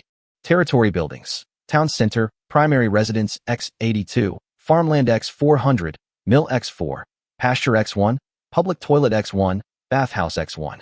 Civilization characteristics, bloodline purification. Territory, plain X1, floodplain X1, swamp X1, coast X1. 800 people. This small village, which had only 200 people when he arrived, has become a large village with 800 people. When the next era is upgraded, the population limit will be increased from 1,600 to 12,800, an eightfold increase in capacity. This number of people is enough to build a small city. After upgrading, the entire territory will automatically enter the big world, a world of chaos. For a bird to break free from its egg, the egg is the world. For a man to be born into the world, he must destroy the world. Those warm nests built with fog walls will not protect humans for too long, and the enemy attack is also a rehearsal prepared by the system for the lords. Lords who adopted special political systems and structures even had large cities with a population of 100,000 in this era. His eyes fell on the villagers wearing simple clothes. He could no longer tell which were the villagers originally assigned by the system and which were the refugees who came later. They had adapted very well to this paradise-like territory. There was no war, and they only needed to farm to have enough food and clothing. The land was not theirs, and the food they grew had to be handed over. These days, which seem oppressive to modern people, were actually quite good lives for them. There are no landlords who exploit the workers, nor are there tyrannical robbers. According to the useless information he knew in his previous life, every landform in the territory is a regular hexagon, and the side length of each regular hexagonal block is 3 kilometers, with an area of 23.4 square kilometers. The 4 pieces of land he currently owns have a total area of just over 90 square kilometers. Ji Lin fell into deep thought. He had just returned from there, and now had to plan and consider his own territory. He was ready to expand outward. He now had stored tens of thousands of various resources, enough for him to choose a new plot of land in the center of the town. The next place he chose to develop was the floodplain nearby. He only needed someone to go there, and he didn't need to bring any materials. He could take a picture of the town center building himself. After taking a picture of the town center, he could build things everywhere in the floodplain. The food production bonus provided by the floodplains is very important for maintaining a larger population in the next era. This model of people without property will not last long, but after pure production is converted into taxation, a lot of production capacity will be lost. In a sense, these lords are now 100% tax rate for all employees. Now that the decision has been made, there is no time to lose. You did a great job, and we'll need you later. Ji Lin coughed lightly and operated the panel with his hands, changing the town leader from Li Erlang to Chongshan. The latter was flattered to hear that the lords still had needs. Li Erlang knew from the beginning that he was just a substitute for Chongheng and Chongshan. Years of war and wandering had prevented him from having any desire to fight for power and gain. He was content to live his current life. My lord, I have a humble request. We originally had 1,000 of us, but we were attacked by a group of bandits on the road. Now we are only 600. I beg you to help me. Those are also villagers from our village. I have recently learned about their movement direction based on what other refugees have said. Huh, there's still a mission? Ji Lin, who was about to turn around, stopped after hearing Li Erlang's words. Since he had said it, it must be true. Along with these people, there must be a group of bandits. Eliminating these bandits was also part of his mission. This should have been one of his rewards. At that time, he was in the dungeon. This kind of moderately difficult clearing mission seems very familiar. After 9 days, a lot of homeless people will be lost. This should have been what he did 10 days ago, but he was dealing with the copy at that time. Thinking about it, I still feel a little sad. Human resources are also very important resources. Bandits? It's a good opportunity for him to try out the gun, to shock all the wild monsters in this 10 square kilometer area and bring all the resource points in the area under his control. Before the arrival of musketeers, his team of spearmen was afraid of the monster infantry, who could even kill several of his soldiers if they went crazy. Now, a single volley of this 45mm caliber high-powered musket could even knock down a steam spider. Ji Lin summoned the upgrade order and held it in his hand. It looked like a square chip, with the words Musketeer written on it in large letters, a combination of vulgarity and sophistication. He had used the upgrade order before. It supposedly allowed him to upgrade his equipment regardless of the generation gap, but it only transformed his equipment into the unit designated by the upgrade order. Maintenance knowledge, usage skills, weapon performance, and combat experience. Sorry, none of them. Chang Hong, who had just led the musketeers in the dungeon, to come out and practice again in the territory, and lead those spearmen who were used to wielding iron spears to wield another type of iron spear, which would become another type of spear. It feels great to have subordinates. This feeling of not having to do everything myself is just right. The workload in the dungeon before gave him dark circles under his eyes. After thinking it through, Ji Lin handed the promotion order to his deputy Chang Hong, who was standing beside him, and gave instructions. Chang Hong, I give you the promotion order. Gather all the spearmen in the territory and upgrade them to musketeers. I also need to research and design new buildings. If you have time, send someone to scout the locations of those refugees and bandits. Yes, sir, understood. Chang Hong subconsciously wanted to salute, but stopped himself and clasped his fists instead. Back in the bedroom, Ji Lin clicked on the 2 new building blueprints he had obtained. Range. Crystal Mine. Chapter 33. Construction and Player Form Reactions. Name Shooting Range. Requirements. 800 wood, 100 iron ore. Construction time. 1 day. Ability. Unlocks training of ranged infantry, archers, crossbowmen, and javelins. Introduction. You can train a variety of long-range infantry. The shooting range is a building unlocked in the Imperial Age. In the next age, you can train archers and crossbowmen. By investing resources in RD, you can also obtain the most basic versions of riflemen and musketeers. The shooting range is necessary to supply ammunition to these ranged units. Otherwise, they won't be able to resupply. Unlocked in advance by the system. Name Crystal Mine. Requirements. 400 wood, 1200 stone, 100 iron ore. Must be built in an environment with sunlight and water. Construction time. 2 days. Ability. Sowing, crystal growth, 10 units per day, absorption growth. Introduction. A crystal mine covering 10 acres requires extensive stone and wood construction for fencing and paving, along with plenty of water and sunlight for natural growth. Building on a metal vein significantly increases its generation rate until the vein is depleted. Crystal Mine is indeed a special building that can be built in any era. It has an astonishingly high demand for resources. If this crystal mine is auctioned, the stones he has accumulated in the past 9 days will be discounted in half. He has the required sunlight and water, and they are plenty. The 2-day consumption time and the consumption of up to 1,200 stones were very painful for him, who was still in the classical era. However, as a building that produced rare resources, it did not have too many restrictions, which meant that Ji Lin had the resources to build mines everywhere. The crystal mine does not require people to maintain it. Once it is built and placed there, it will grow automatically. When it grows up, people can be sent to harvest it. It is perfect. Ji Lin photographed a crystal mine 200 meters away on one side of the lake and a shooting range on the other right side of the town center. The food and wood resources had been exhausted. The previous 2,000 gold and iron mixed veins have been mined out in the past few days of mining. 3 medium-sized forests are also planned to be converted into timber and flat land. If he doesn't exhaust the resources, these medium-sized forests can be left to restore the ecology. The berry bushes can be cut down to obtain timber after being collected. Some players have tried to leave these berry bushes and wait for them to grow naturally. A large field of berry bushes without structures will produce less food than a few fields. He had almost dug up all the supplies on this small plain of 30 square kilometers. The medium-sized gold-iron mixed vein seemed to be his last good luck. He explored further out to the edge of the plain, but could not find any resource points. This was the report Li Erlang gave him. The spearmen in Jiutian did not do nothing. At least they had a thorough understanding of the surrounding environment. The speed of resource depletion is much faster than he thought. His previous idea of developing the floodplain was right. It is better to plant seeds as soon as possible, while there are still tens of thousands of grains and timber. Acquiring a classical era town center requires half the resources of an era upgrade. The resources he needs to upgrade to the next era are food, 2,400, stone, 960, wood, 960, gold, 320, iron, 320. Well, stone, gold and iron ore, no redundancy. The originally abundant resources have become poor again after a series of planning. The mineral reserves in the plains, which are rich in plant resources, are too low. After finishing his plan, Jilin lay back on the bed and started browsing the forum to see what interesting things the lords had come up with recently. The number of posts about monster science was steadily increasing. Jilin would post a few whenever he had time, contributing his knowledge base to prevent more people from being attacked by these monsters and to better fight them. Although knowledge was a kind of wealth, Jilin wasn't so stingy.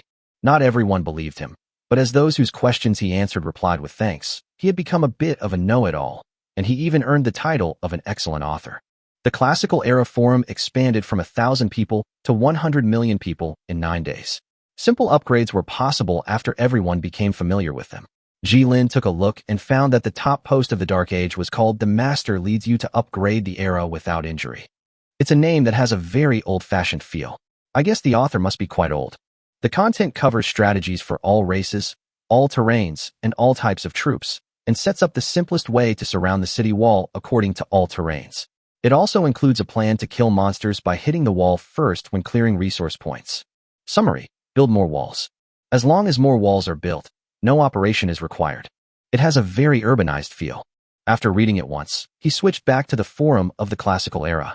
Suddenly, a post popped up from the bottom at the speed of light and quickly occupied the top post of the classical era. Even the popular science post about monster types was pushed down by this post. The name is very sensational. Warning: do not ascend to the third age without preparation. Let me start with myself. I started as a treant.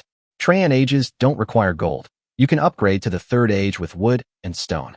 I was lucky, as a lot of plants spawned in the outer areas. Everyone has seen the fog walls surrounding their bases, right? After reaching the third era, these fog walls will disappear, and your entire territory will enter another world. From what I've seen, this world is extremely large, with no end in sight. He posted a picture, which showed him gazing out from a mountain range. It was an endless sea of dark green forest. The gloomy sky indicated that dusk was approaching. In the distance, bird-like shadows rose and landed in the forest. If this were a photo contest on Earth, it might win a prize. I suspect the location of the appearance is related to the territory's landforms. I have a mountainous landform that appeared directly next to a mountain range. That mountain range is incredibly large. No, even more importantly, I'm curious about what's happening outside, so I sent a tree man out to scout. No more words, just pictures. Jilin scrolled down. He had never seen this post in his previous life. Even if he did nothing, would the world still change? The picture this guy sent showed a group of ogres several people tall. They were wearing rough animal skins, and their huge bodies sat on the ground like small mountains of meat. Next to these mountains of meat were blood-stained wooden sticks or stone hammers. He roughly counted them in the photo and found that there were 30 of them. Name: Large Ogre. Race: Ogre. Level: 3 rare. Ability: Ogre Fury. Ogres are ferocious and terrifying. When their health drops below 50%, they will enter a frenzy state, increasing their melee defense and weapon power by 15%. Ogre Charge. The ogre's sheer size makes it difficult to defend against. This unit gains a charge bonus and loses less of it when charging into formations. Trample. This unit can trample objects much smaller than itself, dealing heavy damage to them. More information can be unlocked through hunting, investigation, and in-depth research. You can see how terrifying these things are. I can only pray that these ogres don't come my way. Treemen have great concealment, but I must warn you that starting a fire might attract all sorts of monsters. Be sure to pay attention to safety and at least make sure you have the power to protect yourself before you reach the third era. That's it, everyone. I hope I can see the sun tomorrow. This is the second restless night I've slept since I came here. You're a treant, right? Remember to grow into a large tree. Your boulder throwing attack is very powerful. Or go to the system store and buy an altar for your treant to learn spiked roots. Ogres are all armorless units, so be careful. He silently typed a reply at the bottom of the post. His immense information gathering and deduction abilities made him appear to be a prophet to outsiders. He wasn't worried about being exposed. He could gather this information directly from player forums, where countless people were more capable than him. Even if he were discovered, he could still use this information as a shield. Collection plus deduction equals prediction. Given a large enough population, anything is possible. But it was quickly drowned out by a multitude of diverse responses. Chapter 34: Management Work. Jilin mourned for him for 3 seconds in his heart. He was right.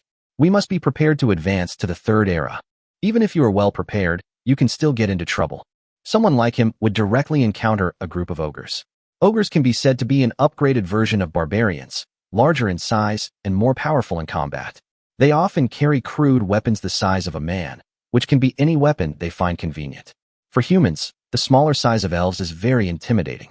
If you get hit, the number of people will decrease. One blow from a stick can kill several goblins and ratmen.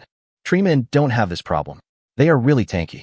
A medium treeman is about the size of a steam mechanized soldier, 5 meters high, about the height of 2 floors, while a large treeman can be over 15 meters.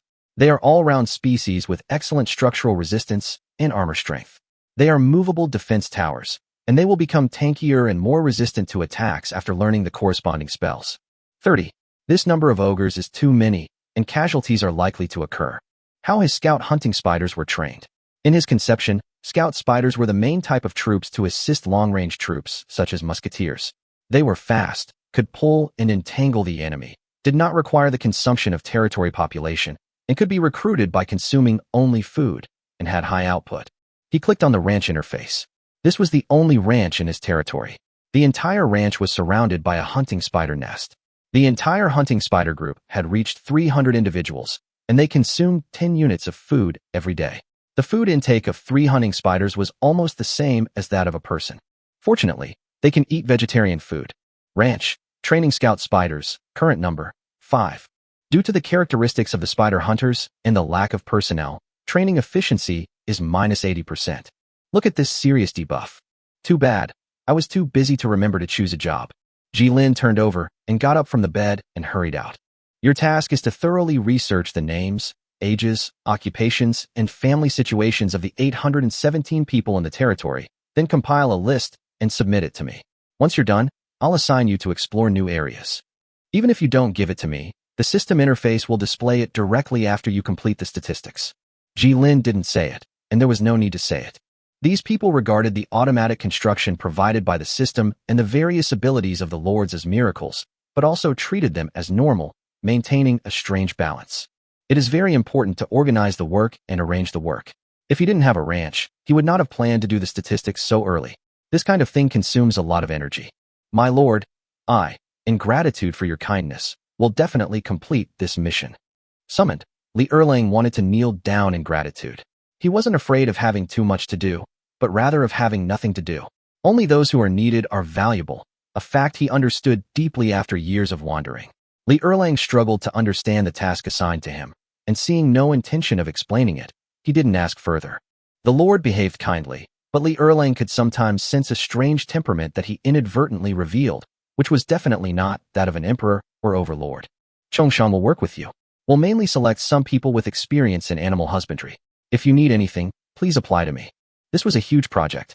The literacy rate of that era could only be described as appalling. 95% of the villagers could not even write their own names. Li Erlang was not sure about his literacy rate, so to be on the safe side, he sent Chongshan to help him with the statistics. The transmission of human knowledge and experience mostly relies on text. By recording the text on paper, other people can understand the other information by looking at the text. This is the most common and effective means of information transmission mastered by humans. The existence of text is the first step for humans to enter civilization. This has increased the speed of human knowledge accumulation exponentially. The academy also needs to be put on the agenda, and he feels that he does not have enough people at hand. But the academy needed someone to run it, and where would they find teachers? The town center near the floodplain would also have to send an administrator to handle matters there first. Strictly speaking, he didn't trust the knowledge of the refugees at all. As for the teachers, too few hero units. If you want to reduce the management pressure on hero units, you must establish a management team for the territory.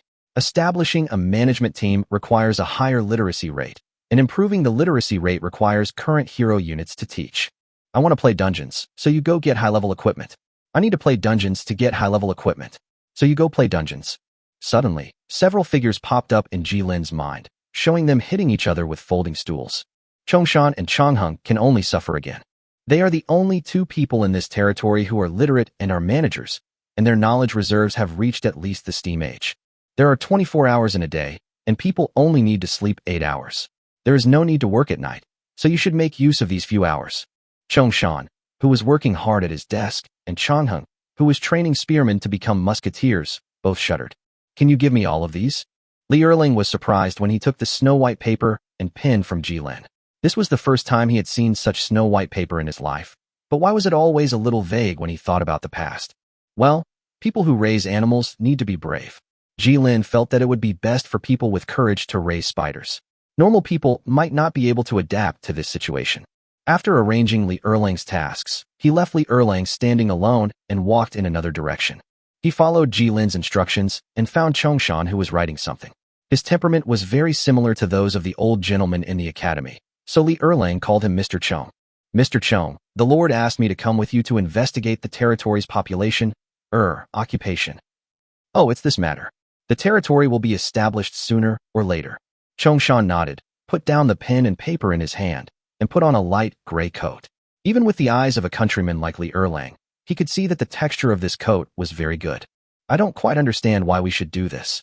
Li Erlang hesitated and expressed his confusion to Chongshan. Because we need division of labor. Chongshan led him out the door and stepped on the soft green grass outside the house. The lawns on the frequently traveled avenues had been trampled into a slightly dark dirt path. Division of labor? Li Erlang asked in confusion. Once we've counted the people in the territory from all walks of life, we can assign them work schedules and assign them suitable jobs based on their qualifications. We'll see how many people we can arrange to form a complete production line. We can find the person we need directly based on their address, without having to ask around among their neighbors. Chongshan continued, speaking in a tone he barely understood. Right now, there's no division of labor in the territory, and work is very primitive, primarily based on gathering and farming. But in the future, we'll develop blacksmith shops, tailors, and other manufacturing industries. Li Erlang only understood a statistical list, and had some understanding in his mind. Mr. Zhong, I also have experience in raising animals. Li Erlang scratched his head. Mr. Zhong, to be honest, my ancestors raised chickens and ducks for a living. It would be nice if I could find a job as a breeder. Chongshan smiled, and told Li Erlang the fact that he was raising spiders. There was nothing hidden in it. The latter was glad that he did not tell it in front of Jilin, otherwise he would have to raise spiders. Chief Ji won't let you go. He has other work to give you. Chapter 35. Inspecting the new troops. Chong Heng paced in front of 2 rows of musketeers. He was wearing a gray officer's uniform. The musketeers were still wearing the gray military uniforms that he was somewhat familiar with, but there were no insignia on them. They were wearing thick metal breastplates, with a long spear stuck on the ground, and their bodies were stretched straight waiting for Jilin's inspection. The surrounding wooden scarecrows and Chinese-style buildings are out of place with the gray-clad musketeers. Now, less than a day and a half into the training, Jilin came to inspect their training results. After the shooting range was built, these musketeers had a place to train.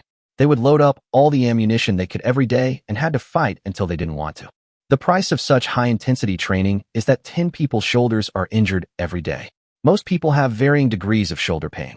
If it were not for the cushioning of military uniforms and the protection of breastplates, the number of people injured by recoil may be several times this. Jilin was not willing to wait any longer. He wanted to move forward faster. After this team of musketeers is trained, the safe expansion of the territory can be guaranteed and he will be eligible for promotion. Having a high armor-piercing anti-large force team is very important. Small melee units can be dealt with by recruiting militia. However, the monster infantry can kill several people with just one move. If you are unlucky, they will be killed directly. Even the spearmen will suffer casualties. It's not possible, but there will definitely be casualties if a battle occurs. The human body is limited to this. It's still the same internet joke. The biggest limitation on the power of individual weapons held by humans is humans themselves. Just like the ogres launched by the Treeman Lord, only by relying on high, armor-piercing, and anti-large units, such as musketeers, can they ensure low casualties. The 45 range power can smash the ogre's head into pieces in one shot and send it away.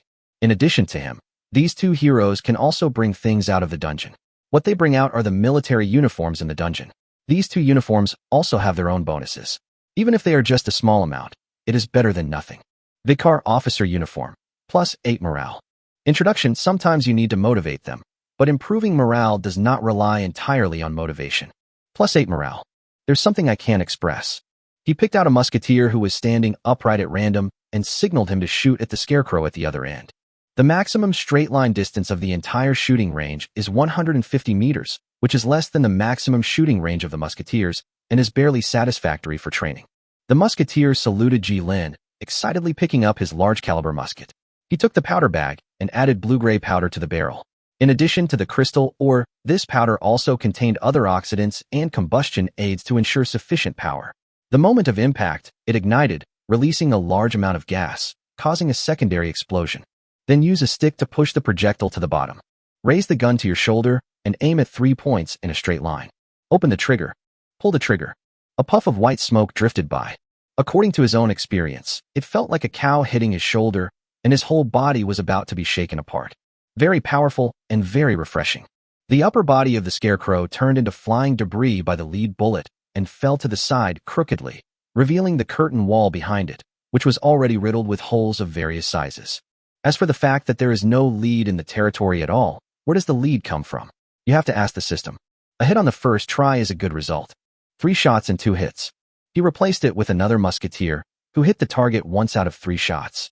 After testing 20 people in this way, he roughly concluded that the hit rate for a 150-meter human-shaped fixed target was about 40%. This hit rate was an excellent result for a musket. Or was it true that these people's brains were not infused with thoughts? Jilin looked at this group of spearmen who had only trained for 1 day. They stood in neat rows and had a high shooting accuracy. They had already become a group of qualified musketeers. When he was undergoing military training, those people had to practice standing posture for 3 days and gun-holding posture for several more days. It may be that they developed habits from practicing in a fixed environment with a single target, which would have reduced their effectiveness in actual combat. He had never done anything of such a large scope in his previous life, and now he has gained a new understanding. The demons and monsters holding these foreign rifles are. Next, it's time to find some unlucky soul to test the gun on. Jilin laughed unkindly. He had already obtained information about the bandits. The bandits were in the direction of the small floodplain. It was easy to find a group of bandits in an area of 90 square kilometers. The area was only this big. They started to make fire and cook safely on the spot, and their location could be seen at a glance. 2 rounds of volleys, and then a bayonet charge with bayonets. No level 2 monster can withstand their attack.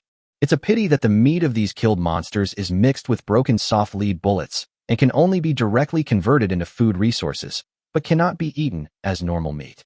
Aside from the skeleton soldiers, which prioritize quantity, most of the second-level monsters prioritize quality. When he was clearing nearby resource points, he discovered that a group of 60 savage orcs, wild monsters with a low refresh rate, were near a medium-sized plant resource point. If he were to fight them as a spearman, he would be in for another tough battle. If you are not a race like the tree people at the beginning, where the army and workers can be transformed into each other, and the workers do not lose much combat effectiveness when they become the army, you need to specially train a second team of troops at this stage to clear the second-level monsters occupying nearby resource points. Name: Savage Orcs. Melee Defense: 26. Moving Speed: 7 km per hour.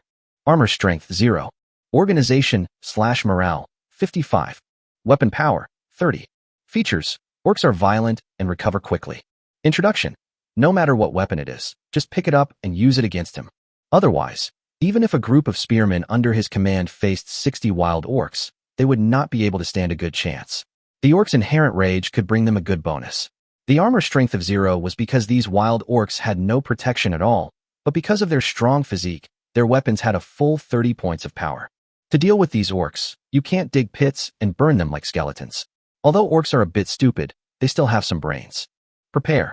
Chong Hung looked at the big orcs pouring out of the woods. They were holding a variety of weapons in their hands, ranging from iron rods to stone clubs to large kitchen knives. They poured out fiercely and violently. Today, these ferocious-looking orcs really walked into the muzzle of a gun. 2 slender rows of musketeers stretched across the green field like 2 gray cotton threads, welcoming the charge of the green beasts. Following Chong Hung's instructions, the musketeers lined up in 2 rows, raised their loaded muskets, and aimed at the charging wild orcs. Because they were not shooting at humans, they only needed to pour out all their firepower as quickly as possible. Like a deadly spearhead. Chapter 36: Occupations and Agriculture. Ji Lin led the musketeers to clear the monsters and bandits outside the resource points. A new day began in the territory. The environment that was like spring all year round was extremely suitable for sowing at any time. Many villagers who had no work tasks were arranged to cultivate and sow more fields. The dug aqueduct brought gushing green water from a medium-sized lake, spreading out across the green fields, with young seedlings emerging from the mud. Villagers in cloth clothes walked through the fields carrying buckets of water, and 4 windmills as tall as the center of a town were slowly turning. The entire territory is filled with vitality and vigor.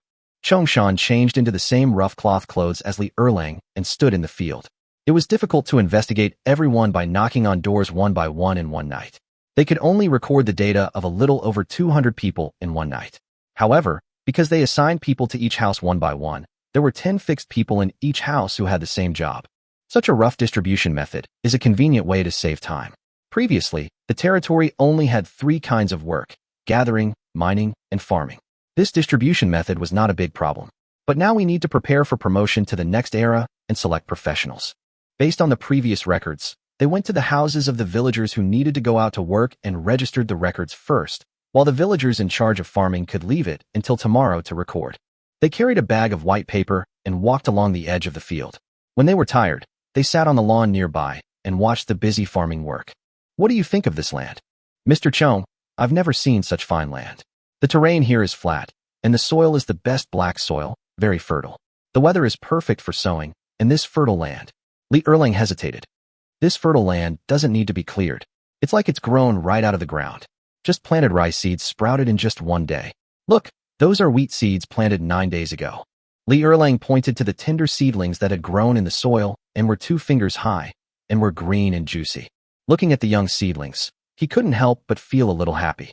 With a good harvest, the villagers would have enough food to eat, and when they had enough food to eat, the village would be less likely to suffer from chaos.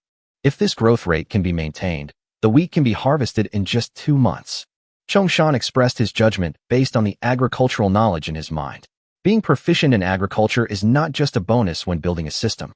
That knowledge has been lingering in his mind since he was born. He could also tell at a glance that the farmland needed more canals.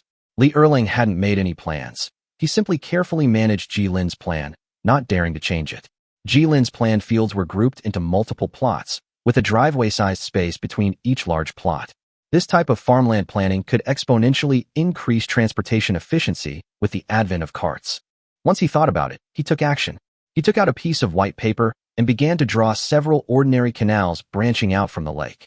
There was no blueprint for this agricultural facility system. Only those large canals that could be called buildings had blueprints for sale. These improvements are also recognized by the system. If Ji Lin were there, he would see the improvement signs floating above the fertile fields. Farmland. Crop. Wheat, 15%. Drain. There is a drain near the farmland. Growth rate, plus 5%. These improvements are rewards from the system for lords who make improvements based on local conditions. Less affluent territories can also use resource-based items to add resources to their territories and maximize their potential. Sometimes Ji Lin feels that this is a bit digital, but not too digital. At least at the beginning, as long as you think hard, you can always find room for improvement. Until the nutrients are absorbed. 90 square kilometers, the area of a city. Cities will also rise under the leadership of the Lord. It was a very difficult situation. They had almost finished touring the entire territory. Among these 800 people, there were more than 10 blacksmiths, 1 teacher, and more than 100 people who had experience in raising animals. However, when they heard that they were going to raise spiders, they shook their heads and refused. For this reason, Chongshan did not force the villagers to work, because if they couldn't do the raising of animals, they just couldn't do it. If you really can't find anyone, just find a few brave people and then think of a solution when you get to book 3. This is what Ji Lin said to Chongshan. When he went out to clear out monsters today, he took away all the scout hunting spiders bred in the ranch. During the day-long clearing yesterday, he discovered a serious problem with his musketeer team. They had to go to the monsters' hatred area to pull them out of the resource points, and the muskets could only fire 2 rounds and could not take advantage of the 200 range advantage. You also need to face the enemy's direct charge. Not having front line troops suddenly became apparent. In order to solve this problem, we can only pull out the 5 raised scout spiders and use them to pull instead. Scout hunting spider, scout. Melee defense, 40. Moving speed, 20 kilometers per hour. Armor strength, 20. Organization/morale, 60. Weapon power, 20. Characteristic. Scout. This unit has a higher speed, but is not suitable for frontal combat. Adaptation to harsh environments. This unit is less affected by harsh environments, with minus 30% environmental impact factors and plus 20% toxin resistance. Swarm tactics 2. This unit's hit rate and melee defense will increase as the number of units increases. This bonus will reach a maximum of 30% when the number reaches 1.5 times. Night travel. This unit can move at night and suffers less vision penalties. Concealment. This unit can hide in environments such as forests and reduce its visibility. Introduction: these fed and artificially domesticated hunting spiders will follow the instructions of their commanders and attack their targets with swiftness. The scout spider has a very high movement speed and is also very comprehensive.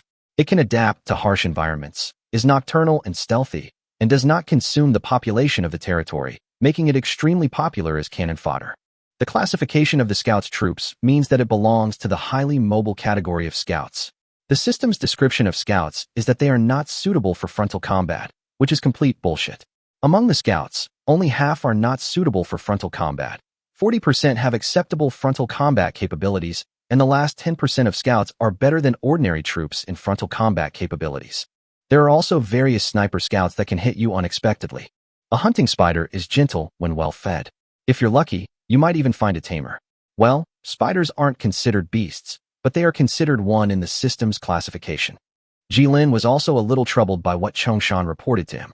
If he had already reached level 3, he could have built an inn or a special building to recruit talents. He thought for a moment, then ordered Chongshan to go out and post that anyone willing to raise a spider hunter could get an extra piece of meat every day. There were no proper pastures in the territory. All his meat came from hunting monsters. Some of the decent quality meat was sold at the market for gold, so anyone willing to satisfy his appetite could always find it. The ordinary meat was left outside to dry.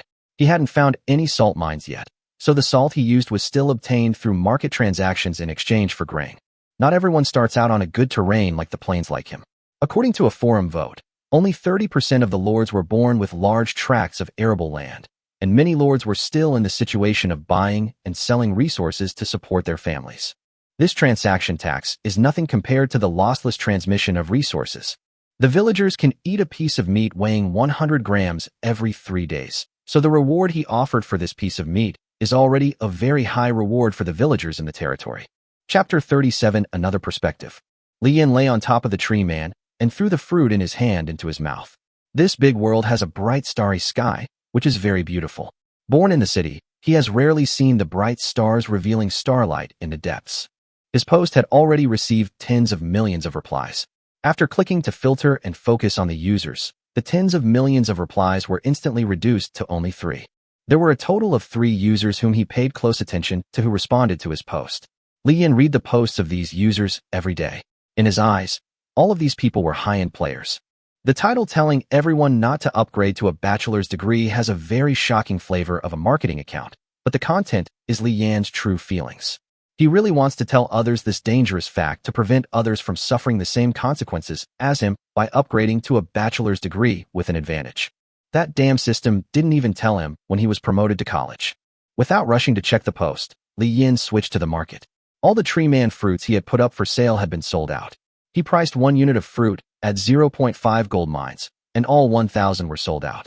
Earning 500 gold mines, so happy. Li Yin had not dug for gold for so many years. He relied on the tree man to grow fruits and sell them in the market. He accumulated his first pot of gold through primitive trade. The green fruit is sweet, sour, plump, and juicy. This kind of fruit has the highest sweetness and grows the fastest, somewhat like a tomato on earth.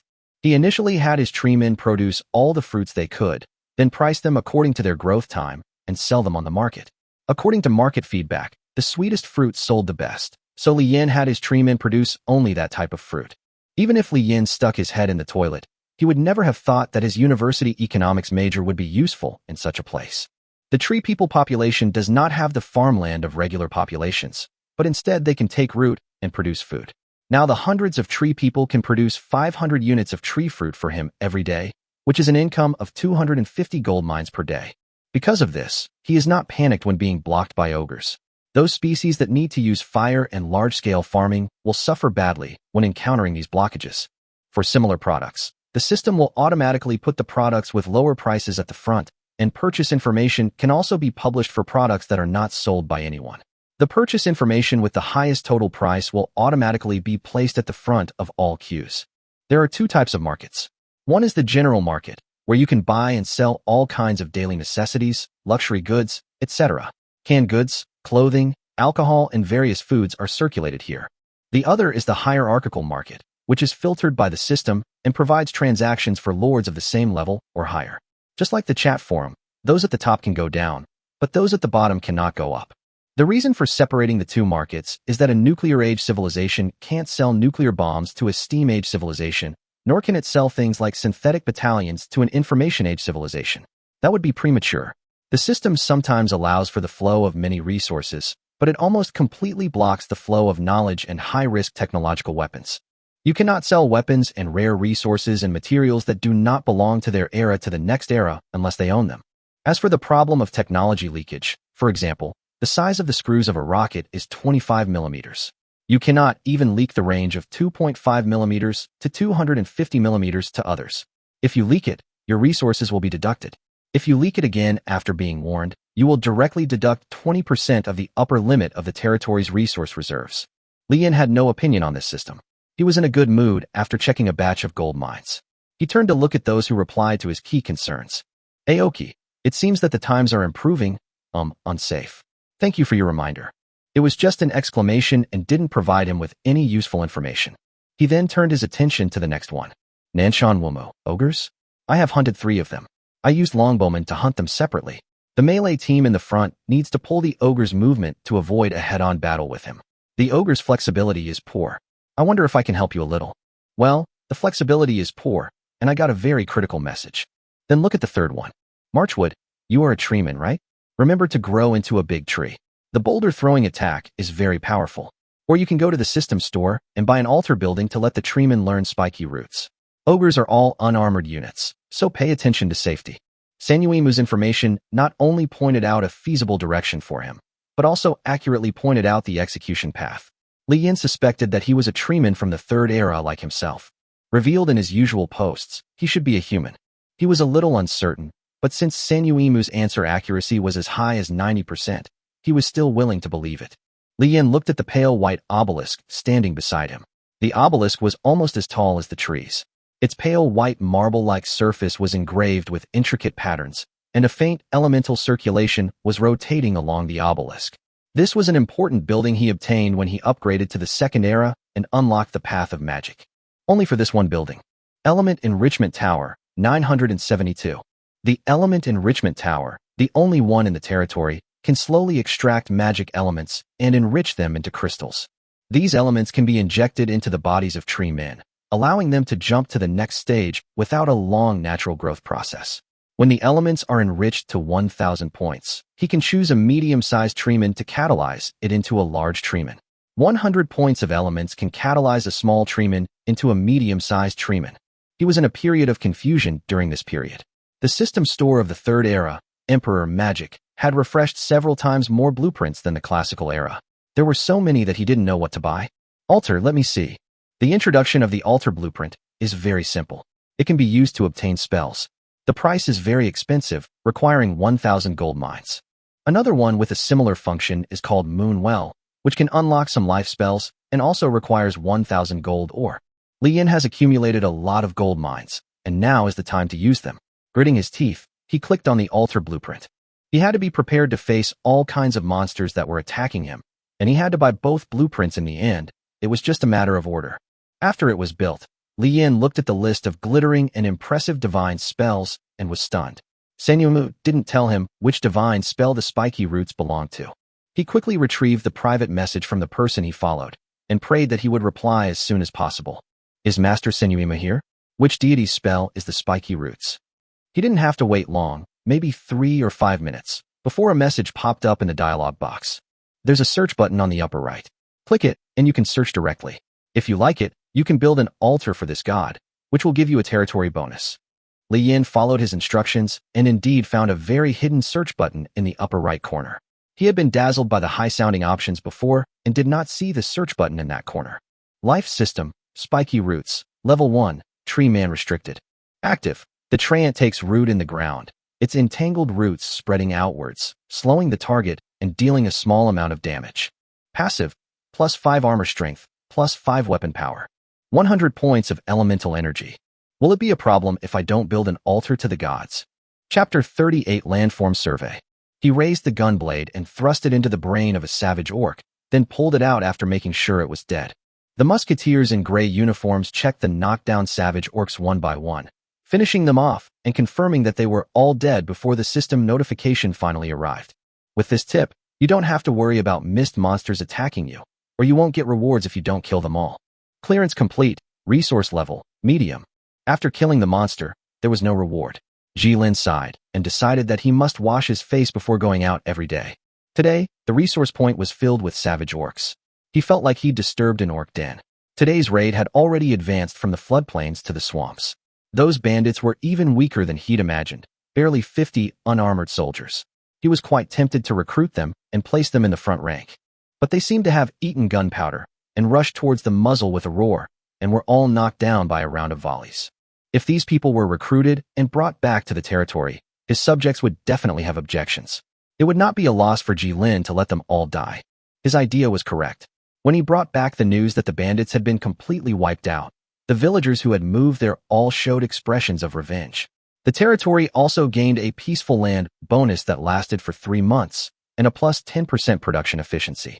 This gain will increase every 3 months until it reaches the highest bonus of 25%. If there is 1,000th of casualties among the people, it will disappear and start from the beginning. Although there are no stability figures for him to see in this era, the stability bonus exists at all times. During yesterday's cleanup, a musketeer unfortunately fell into a swamp, was slowed down, and was almost killed by a blow from a savage orc. The crudeness of the orc's weapon did not affect its power. He was sent back to the newly built herb house for treatment, forcing Jilin to slow down his advance, and the progress of the cleanup was slowed down again. He changed into the musketeer's equipment and assisted beside the front line. His 3 days of clearing were not without gain. Apart from some blood recovery resources, there were 2 building blueprints, a herb house, and a temple. The herb house is a rare building that unlocks the collection and storage of herbs, providing treatment similar to a hospital. With the physician class, you can also produce medicines and use it to research corresponding technologies. However, the system only provides a few basic technologies, and other technology research options require you to defeat monsters and obtain them through dungeons. Just like the second-generation Steam Core technology project, that thing requires at least 5 crystal mining research stations before it can start the first phase. The temple can be filled with various bonus items to provide some territory bonuses and learn low-level spells. It can be regarded as a low-level version of the altar. Jilin doesn't have many items to put in it. He bought a herbal medicine room and sent it to the injured soldier, exchanging herbs and gauze to keep the herbal medicine room running. There was no professional doctor in the territory, so he had to ask the affairs officer to act on his behalf. In addition to the 2 blueprints, there were actually large tracts of natural rice fields in the floodplain. They were green fields that could yield very good harvests with simple care. They stretched across the fertile land on both sides of the river. The abundant reserves even made it difficult for him to find a place to put the town center. Jilin was quite happy. He was not used to eating wheat, and rice was indeed the best food for him. When the wheat in the territory is ripe, the mill can produce flour. If you do not clear these nearby monsters when upgrading to the 3rd era, they will also upgrade with the advancement of the era, increasing in number or improving in quality. If we clean them up now, there won't be another wave of monsters refreshed in the 3rd era. He had just found a patch of medicinal herbs growing in this swampy area, a variety of restorative herbs growing together for harvest. Unfortunately, he hadn't chosen the magic age, which would have allowed the growth of unique resources, including various super-fast restorative crops.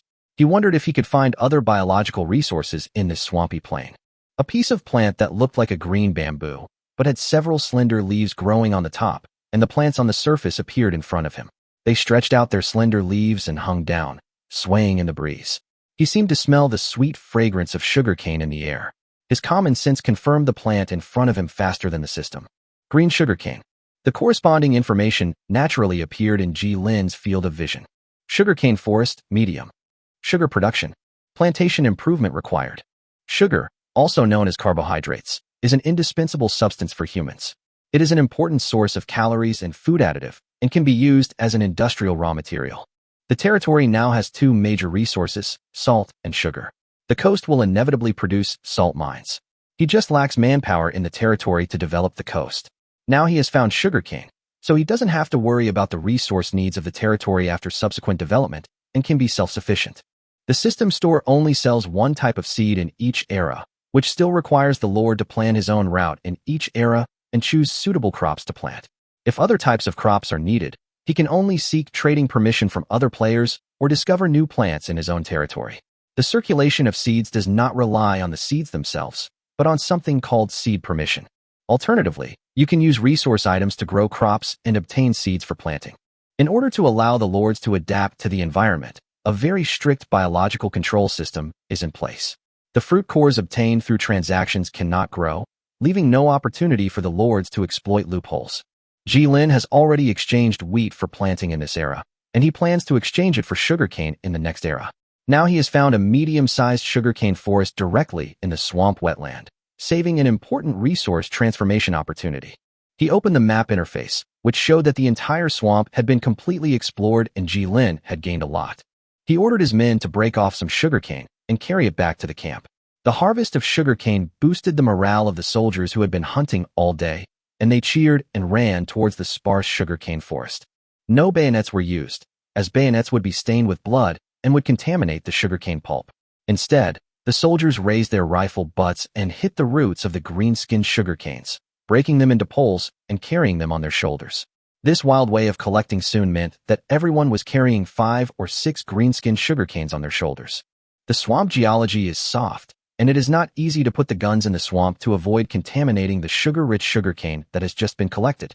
They first carry the guns on their shoulders and carry the guns on their backs with straps. Centurion Chang Hung took on 20 of them by himself, and Jilin couldn't even see where his head was. Chapter 39, Unexpected Gains. Seeing Chang Hung blending in with the soldiers, Jilin was in a good mood. These soldiers were not as old-fashioned as when he first came with them. They began to show emotions other than seriousness. Open the forum interface, and a private message pops up to notify him that there is an unread message. His private messages block all the people he doesn't follow, and only the people he focuses on can send messages to his private messages. Promoted to a higher level and encountered an ogre blocking his way was a post he had never seen in his previous life. Naturally, he wanted to pay attention to what this guy would do. It might be very interesting. Musashanshi. Is Mr. Marchmu here? Which deity's magic is the spiky roots? Jilin couldn't quite recall it, only remembering the spell spiky roots, which had disgusted him immensely. It was also ranked highly among first-tier spells, slowing down a target while also providing passive weapon damage and armor strength. He could only vaguely recall a search option in the upper right corner. This altar was more like a store. Searching would grant access to any spell within, including the Lord himself. Musashanshi. Is it okay if I don't build an altar to the gods? Jilin watched as the soldiers were about to carry the green sugarcanes back. He felt uncomfortable and itchy without carrying anything. So he also picked up 3 green sugarcanes and carried them on his shoulders, and typed words with his mind to reply to Musashan. Sure. Senyuimu, of course. The advantage of divine spells over regular spells is that they can be used directly without learning, saving time. The cost may be higher. Using regular special buildings requires time to research, but altars allow for immediate learning and use. However, you should pay attention to the price of the spell marked on the top, which is generally the price per unit to learn the spell directly. In the previous life, people built altars to the main gods mainly to get bonuses from the pantheon, to improve the favorability of other non-lord indigenous civilizations that they contacted after having post stations and portals, and to directly recruit and train special forces of the pantheon with a high level of faith, which was exactly the same as recruiting mercenaries. Lords who lack corresponding military positions will consider recruiting several teams of corresponding divine troops to supplement them. Higher levels of the main deities altar directly deduct research bonuses from the territory's 3 main pillars: spells, technology, and runes. Technology, specifically a magic-free civilization, receives special treatment, allowing for significantly faster research and upgrades. Similarly, higher levels of runes and spells directly impact the other 2 main pillars. To put it simply, it means specialization. Researching non-specialized projects isn't impossible, but it will incur significant negative consequences. This is the fundamental issue of technological accumulation. Lack of commensurate technological accumulation will result in penalties.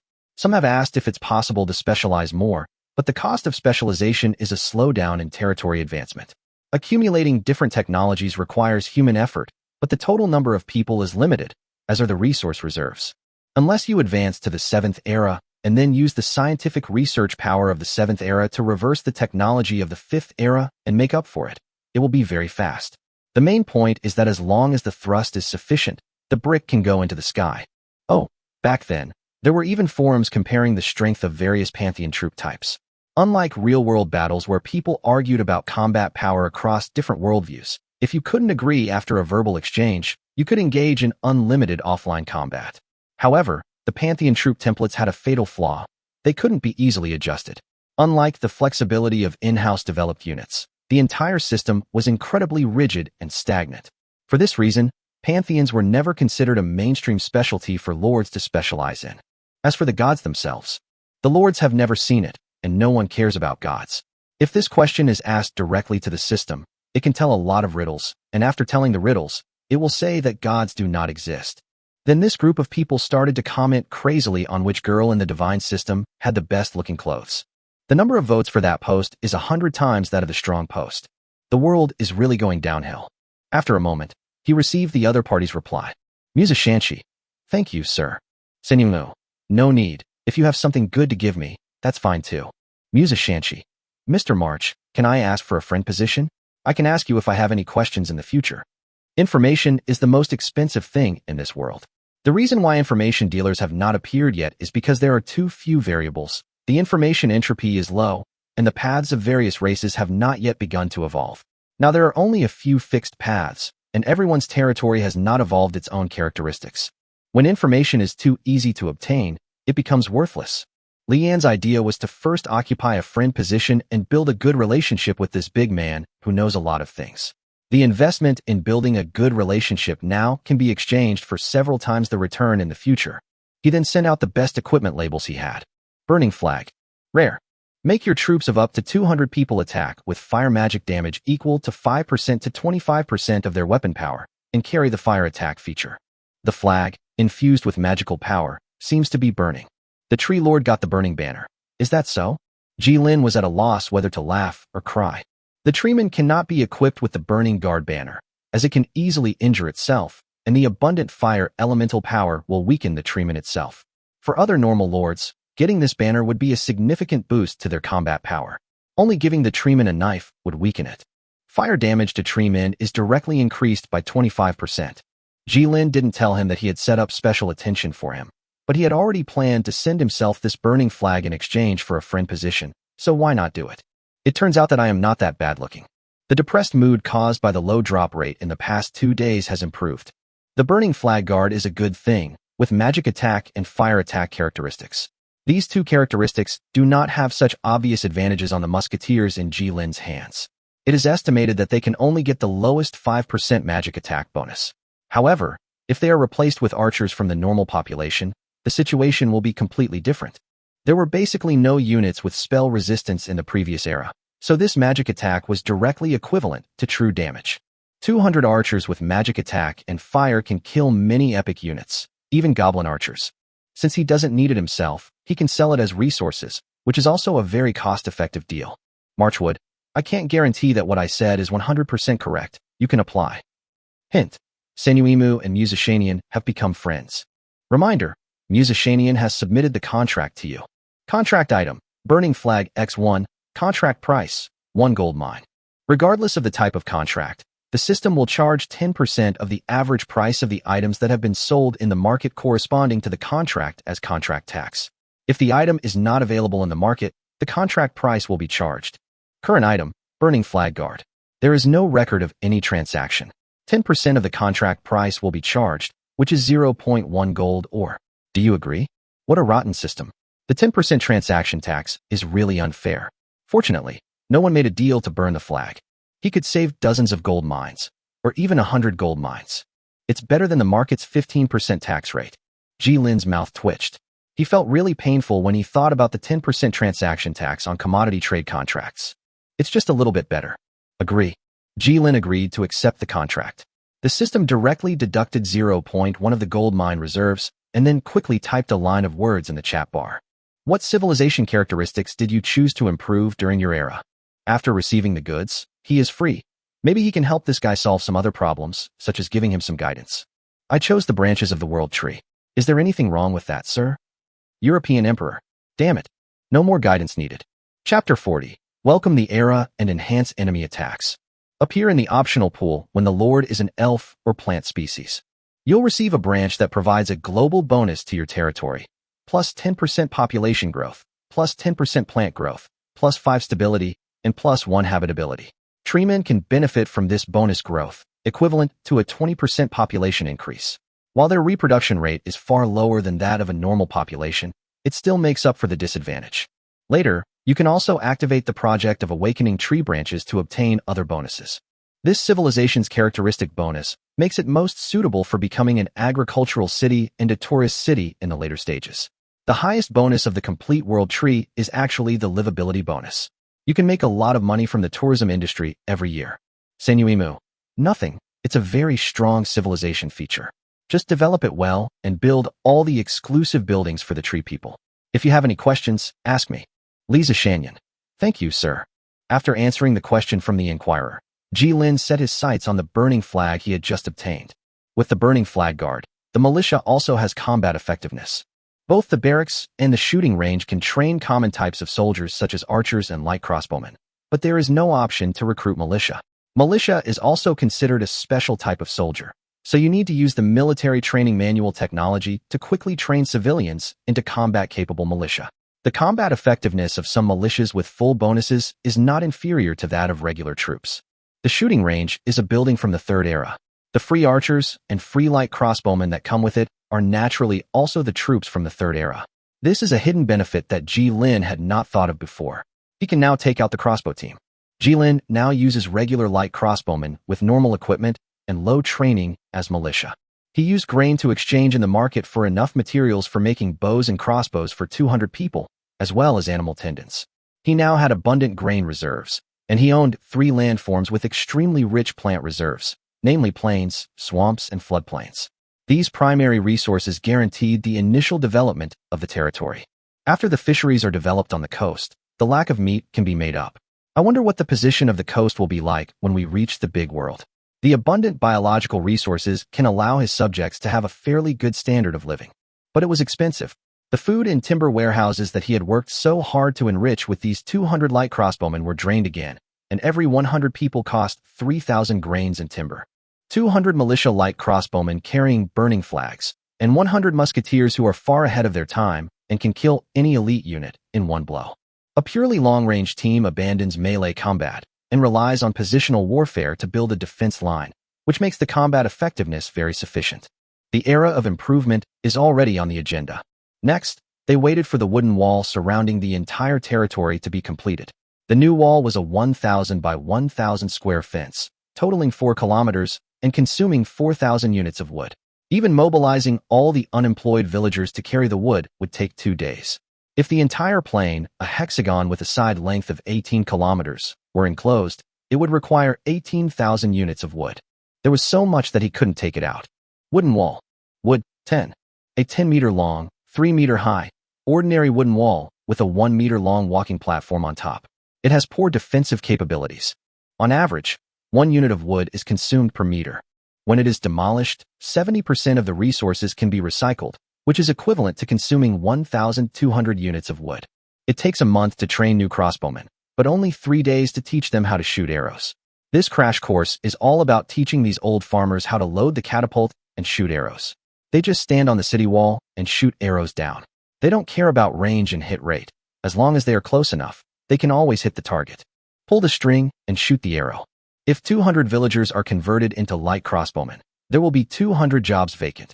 He has no plans to expand to other areas to mine materials for the time being, so the temporary layoff of these 200 people is acceptable.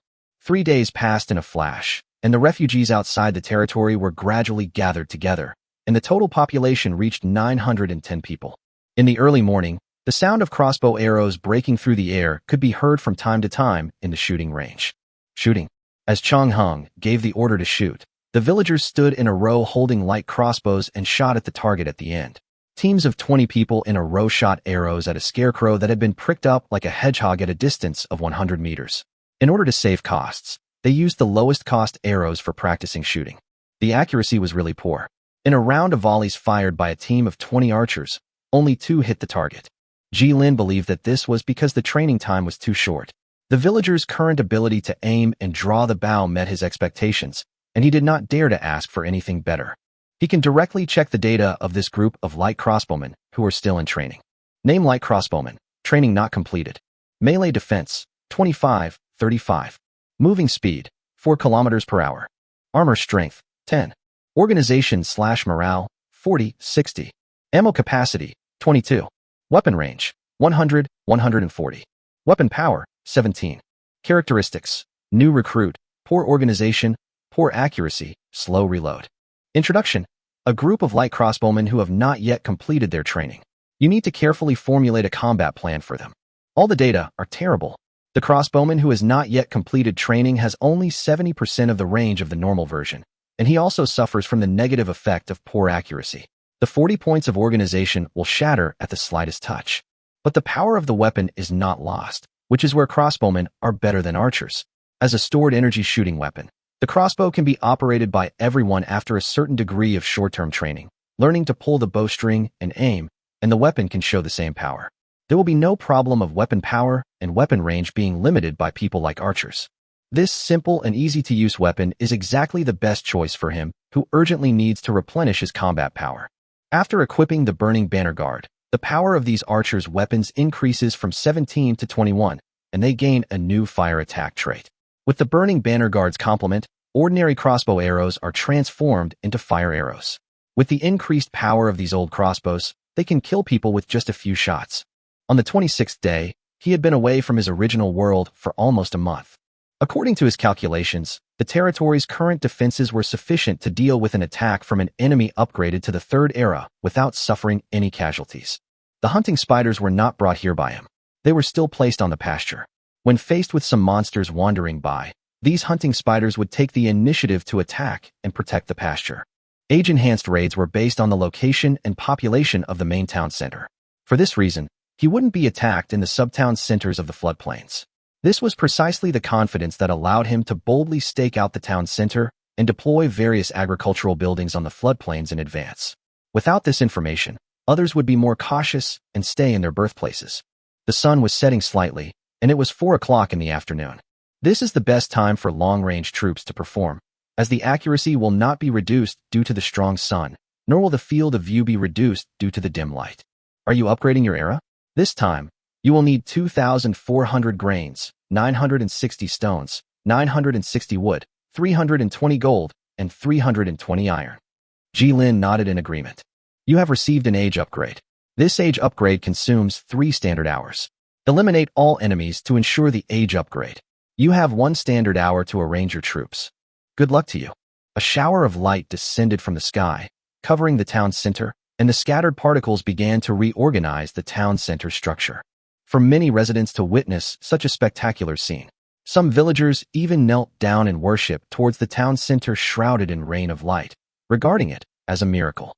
What is beyond human power is considered a miracle, until a horn sounded from outside the city, from the direction of the main gate.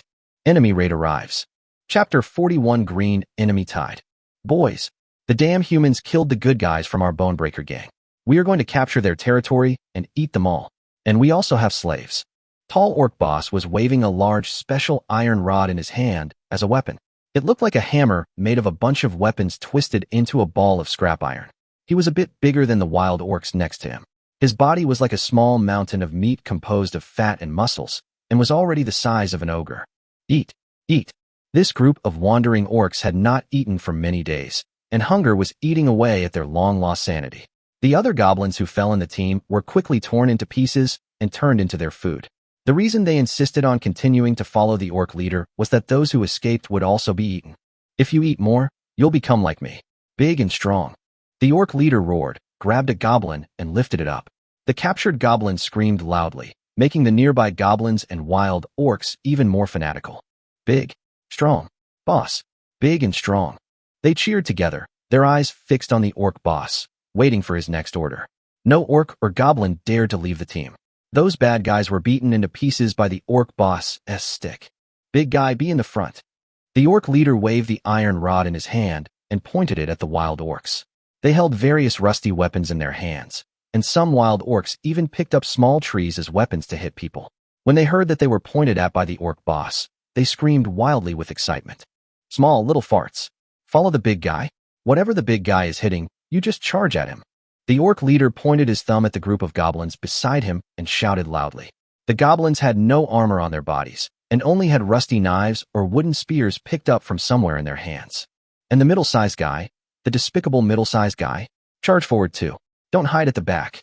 The orc leader finally pointed to the hobgoblins who were several sizes larger than ordinary goblins, with greener skin, pointier ears, and bigger noses. These despicable and cunning hobgoblins always let others rush forward to die, while they hid at the back and waited until the battle was almost over before charging forward. Let's rush over together. I'll break down their wooden door. It'll collapse with one blow. The orc leader's bold words obviously aroused the enthusiasm of these orcs. They cheered again and celebrated this plan, which could not be considered a battle plan at all. Human, there's plenty of food. Let's rush in and have a feast. As he roared, a green surge with bloodshot eyes began to advance towards the settlement, with a single thought occupying their minds. Feast. Plunder. Rogue orc mixed gang. Goblins. 400 hobgoblins. 120 savage orcs. 80 orc boss. 1. They roam the land. They wander the land. But be careful of them. Even though they wear shabby clothes and have simple weapons, they will never show mercy when they attack. Ji-Lin looked at the information gradually appearing on the panel and almost vomited blood. There are multiple branches of orcs. Some branches are close to normal civilization, possessing high intelligence and thinking like humans, but with different cultures. Other branches are pure fighting machines. Unfortunately, he encountered the latter. Orc bosses are a rare and special type of hero unit, found only within the orc subspecies. This subspecies is even more ferocious and brutal than the average orc. They are not entirely composed of pure orcs, but rather a mixed group of goblins and orcs, often identifying themselves as gangs. How could an orc boss appear in a level 2 to level 3 enemy attack? Rather than fighting this group of green tides, he would rather fight the system first. Goblins, earth elves, and wild orcs are the normal number scale, but under this normal situation, an additional heroic unit, the orc boss, is refreshed. The orc boss is thick-skinned and has decent attack power, but his only shortcoming is that he moves much slower. As long as the orc boss is not dead, their morale will be high. This thing has a damage bonus on the city wall when it hits with blunt weapons. The wooden city wall can't withstand the orc boss's bangs. After the city wall is broken by the orc boss, a steady stream of greenskins rush in. If an ordinary lord encounters an enemy attack of this level, the only option for survival is to give up upgrading immediately and let the system send them away before they launch an attack. Otherwise, they will be drowned to death. If he had not temporarily trained a group of light crossbowmen, he would have been caught by this extremely powerful enemy attack. Orc boss. Level 3 rare. The biggest and strongest one among a group of orcs. Whoever can defeat him will become the new orc boss. Hobgoblin. Level 2 normal. These giant goblins are transformed from well-developed goblins. They are even more cunning and despicable. Goblin. Level 1 normal. Small goblins are formed due to malnutrition. They are smarter than orcs. They torture the weak and run away when they see the strong. 600 orcs and goblins looked extremely intimidating from a distance. Naturally, they could not form any military formation and rush towards the city wall in a disorderly manner. Fortunately, they were not smart enough to go around and attack other places. It's another tit-for-tat confrontation. These 300 troops are only enough to maintain frontal defense. 200 light crossbowmen have lined up along the city wall, with crossbow arrows made of iron arrowheads beside them. There is a 5-man musketeer squad between every 10 light crossbowmen. These soldiers use high-powered muskets with crystal or powder and can accurately kill those larger guys. This was the position arranged by Ji-Lin. All small units were killed by light crossbowmen to avoid wasting the firepower of the musketeers, and any unit that looked large was the target of the musketeers. Thanks to their advanced times, special propellant, and huge power, they were cannon fodder in the advanced era, but in this low-level era, they are positioned as precision shooters. There was nothing that a direct hit from 5 musketeers' bullets couldn't kill. When they are grouped together, they can be used directly against lightly armored units. As his orders were passed along the team to the defensive team, these sharpshooters set their aiming frames on the most obvious and tall figure among the orcs, waiting for the final order to fire. Chapter 42 Sniper. It had seen the people standing on the city wall. Based on his many years of experience in looting, he knew that the human boy would have many archers sneaking around on the city walls and shooting arrows. The human boy's crossbow was extremely annoying. It couldn't hurt him, and those fart spirits would die in a flash. These dying fart spirits would become his shields. Even the larger and stronger wild beast men would be killed by the bows and arrows, which really annoyed him. Humans would only rely on fortifications and were unwilling to come out and fight them. He grabbed 2 fart spirits and held them in front of him, using them as makeshift shields to protect against the rain of arrows. The orc boss is not afraid of bows and arrows, but being poked will make him very uncomfortable, and the arrow will penetrate him, but it doesn't matter to the fart spirit, he will die if he dies. If the fart monster is full of stabs, just replace it with a new goblin to block in front of you. Unlike the line infantry mode in field battles, these soldiers have special shooting brackets provided for them on the city walls, which provide them with a safe and stable output environment, allowing them to use a longer time to adjust their weapons and obtain shooting accuracy far exceeding that of field battles. They could slightly adjust the charge in their gun chamber to make it more powerful while increasing the recoil. Now long-distance aiming still depends on the soldier's vision. He has no telescopes or anything else to provide these musketeers. When the distance is far, the element of luck is greater than the element of aiming. The ruling power of the light crossbow militia was handed over to Chongshan. The affairs officer could lead the team just like the general, but he enjoyed different bonuses. When the middle-level officer group appeared, these equipments could be distributed to the troops by the officers. After the light crossbow militia became his subordinates, he could be equipped with the burning flag guard, and its bonus effect would not be dispersed to the musketeers. Each militiaman's light crossbow was given the effect of burning the flag. The iron-headed crossbows in their hands were slowly surrounded by a red glow. Jilin pinched the stopwatch in his hand. The 20% coordination ability has begun to take effect in the team. Although the coordination ability bonus has no effect in the lower era, the value of 20% is too sufficient. This value is sufficient to have a significant effect in this team with simple troops. What is collaboration? It means you know what you should do and when. And when you don't know, you will always suddenly understand your responsibilities from the depths of your memory and perform them. When cooperating with friendly forces, it suddenly occurred to you that you should charge together with them. When a squad needs fire support, it will get support faster than usual, and the artillery's slow-moving barrage and the Air Force's supporting strikes will become extremely deadly due to the improved coordination ability. When you dodge the suppressing fire, the infantry will cooperate and press on your face. Improving your coordination capabilities will make your troops more united and bridge the gaps caused by the information fog. The first shot was fired by Chong Hong, who was lying on a wooden platform specially built for him. As a hero unit and centurion, his field of vision was better than that of ordinary soldiers, and his body could withstand stronger recoil, but his gun might not be able to withstand such a large amount of gunpowder. Jilin directly arranged for him the best shooting range and a small watchtower. One soldier was still recuperating, and his weapon was handed over to Chongshan, who was also performing sniper duties on a high platform. The training in the copy had brought his subordinates very valuable combat experience. There were also 4 soldiers beside the 2 of them who were specifically responsible for loading ammunition for them. After each shot, you can directly switch to a new gun loaded with bullets. Improve the firing efficiency of these 2 hero units by rotating them. Jilin is good at shooting large targets at medium distances, but as for long-range sniping, he should leave it to more professional people. Before he came here, his eyesight deteriorated due to years of computer use, so he couldn't even see distant objects as well as the group of temporarily trained light crossbowmen. The thunderous sound spread. What happened? In the blink of an eye, the orc boss was distracted, and only half of the fart spirit he used to block the rain of arrows fell to the ground. With it came the pain on his palm. He looked down and found that one of his fingers had disappeared. Only the dripping blood could prove that the finger had existed. The despicable human boy had a new, loud, powerful weapon that could hurt him from a distance. It was not that he had never seen a firearm before. He was a well-known smart guy in the gang, but this was the first time he had seen something that could hit him from such a distance. Uncontrollable greed and anger rose in its heart. It was very interested in this powerful and noisy thing, but the despicable human thing actually used it to attack it. 2 guns. The orc boss was not stupid, he had a sharp mind. When he saw that there were only 2 guns firing at him, he realized that he could not walk over so slowly, and he had to order the boys to charge. Big guys, little guys, let's rush over and kill those despicable human creatures. Take away their treasures. He brandished his big iron rod. Charge! Charge! The orcs, who wanted to save their energy, began to launch their desperate attack. Distance a little closer.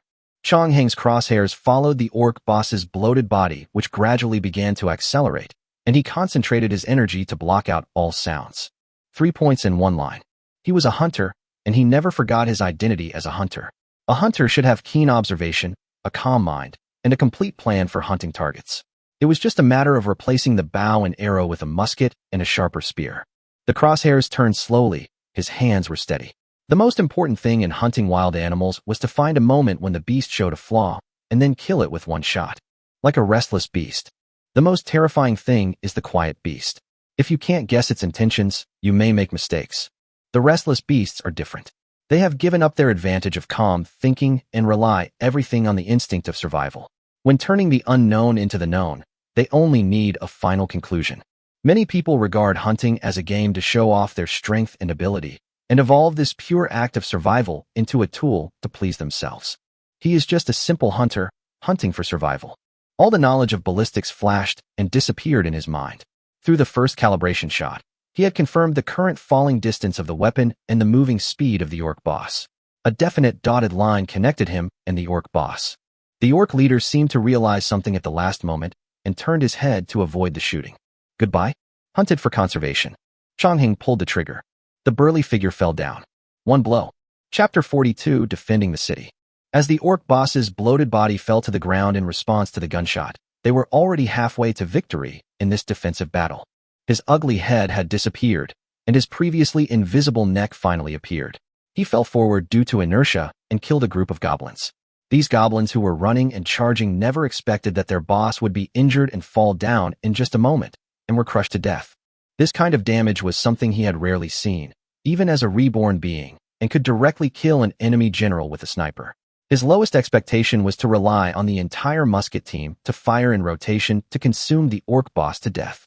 Multiple volleys of fire from a musket with a range of 200 and a long-range power of 45 can completely achieve the effect of concentrated fire and killing, but the price is to allow the wild orcs to rush to the bottom of the 3-meter city wall. Jilin looked at the prompt box that appeared in front of him, indicating that the local leader had been killed. He felt that he might need to carefully assess the difficulty of this enemy attack. It seems, maybe, not that difficult. Before he could even react, the orc leader was shot in the head by Changheng. Could a general from the firepower age have such a terrifying killing effect? He had indeed never used a general from a high-level era before. For ordinary lords like them, it was already difficult for generals to keep up with the pace of the times. Jilin switched to the attribute interface to check, and the hunter in Changheng's characteristics began to change vaguely. Tip: General Changheng. The characteristic Hunter has been promoted to the branch characteristic Hunter. Please pay attention to it. The Hunter attribute entry is deleted, and the purple Hunter attribute is replaced in the place of the original Hunter attribute. Hunter, Epic. Plus 30% search range, plus 10% shooting range, plus 5% chance of killing with one shot, only for generals themselves. This hero has experienced sufficient firepower trials. He has his own unique understanding of reconnaissance and sniping, and will pass on his rigorous and effective experience to his troops. The hunter's characteristics combined with the mixed effect of having experienced the steam firepower era gave Changheng a brand new characteristic. Because of the refreshed heroic unit, the orc boss, the tempering of the fire age has made it so that his characteristics are only one battle away from transformation. That was the only way he could understand it. He had never encountered such a situation before. In his previous life, he was just a laggard who failed to keep up with the first echelon. Fighting in the same era is already extremely difficult, let alone heading to the dungeon of the next era. After the orc leader was sniped and killed, the remaining orcs immediately fell into a state of low morale. Bathed in the blood of their own people, they were not afraid. Instead, they fell into a frenzy because of the blood thrown away. Once in a frenzy, they could ignore the impact of low morale. The order for the musketeers to fire freely was given and passed along the defense line. Waves of white chimneys emerged from the city walls, rising and dissipating in the wind. Correspondingly, some of the dense group of orcs in the distance had to fall. The light crossbow team waited anxiously for the order to fire. The improved musket had a range of 200, while the light crossbow team only had a range of 100. They were unable to accurately judge the distance and had to wait. Some of the wild orcs stopped 100 meters before reaching the city wall, then grabbed a goblin and threw it directly towards the city wall. The half-human-high goblin fell heavily to the ground, twisted its limbs, and rolled on the ground, leaving behind a scream. This seemingly venting action made Jilin's heart stop beating. Savage orc throwers, they will grab anything they can get their hands on and throw it as they walk. There is no other protection for their own city walls, and if a goblin hits them, the front line will be seriously disrupted. He counted the savage orcs that had stopped. There were 10 of them. These muscle-bound orcs weren't very smart, but their excellent physical qualities made them excellent laborers and slaves, and only a few could learn to throw. These few were also extremely deadly in siege warfare. Looking at the goblins that were used as ammunition and fell to the ground less than 50 meters away, he felt a little pain in his teeth. Of course, he was not feeling sorry for them, but if these things could be smashed onto the city wall, it would cause considerable casualties to his soldiers. His poor accuracy and sense of distance are the reasons why his soldiers have not suffered any casualties yet. He was clearing out the second-level savage orcs. He didn't encounter any throwers who could throw or had a bit of brains. The threats posed by ranged units and melee units are completely different. These militiamen did not have the accurate ability to judge distance, but he did. Use your muskets to snipe the savage orcs who are throwing. Raise the light crossbow's angle by 1/3 and prepare for the first wave of shooting. Jilin issued the attack orders one by one. The fast-running orcs had already entered the range of the light crossbow's projectile attack. 30 degrees was stuck in his mind, and he suddenly remembered that these people might not understand what 45 degrees meant, so he changed the explanation to 1/3.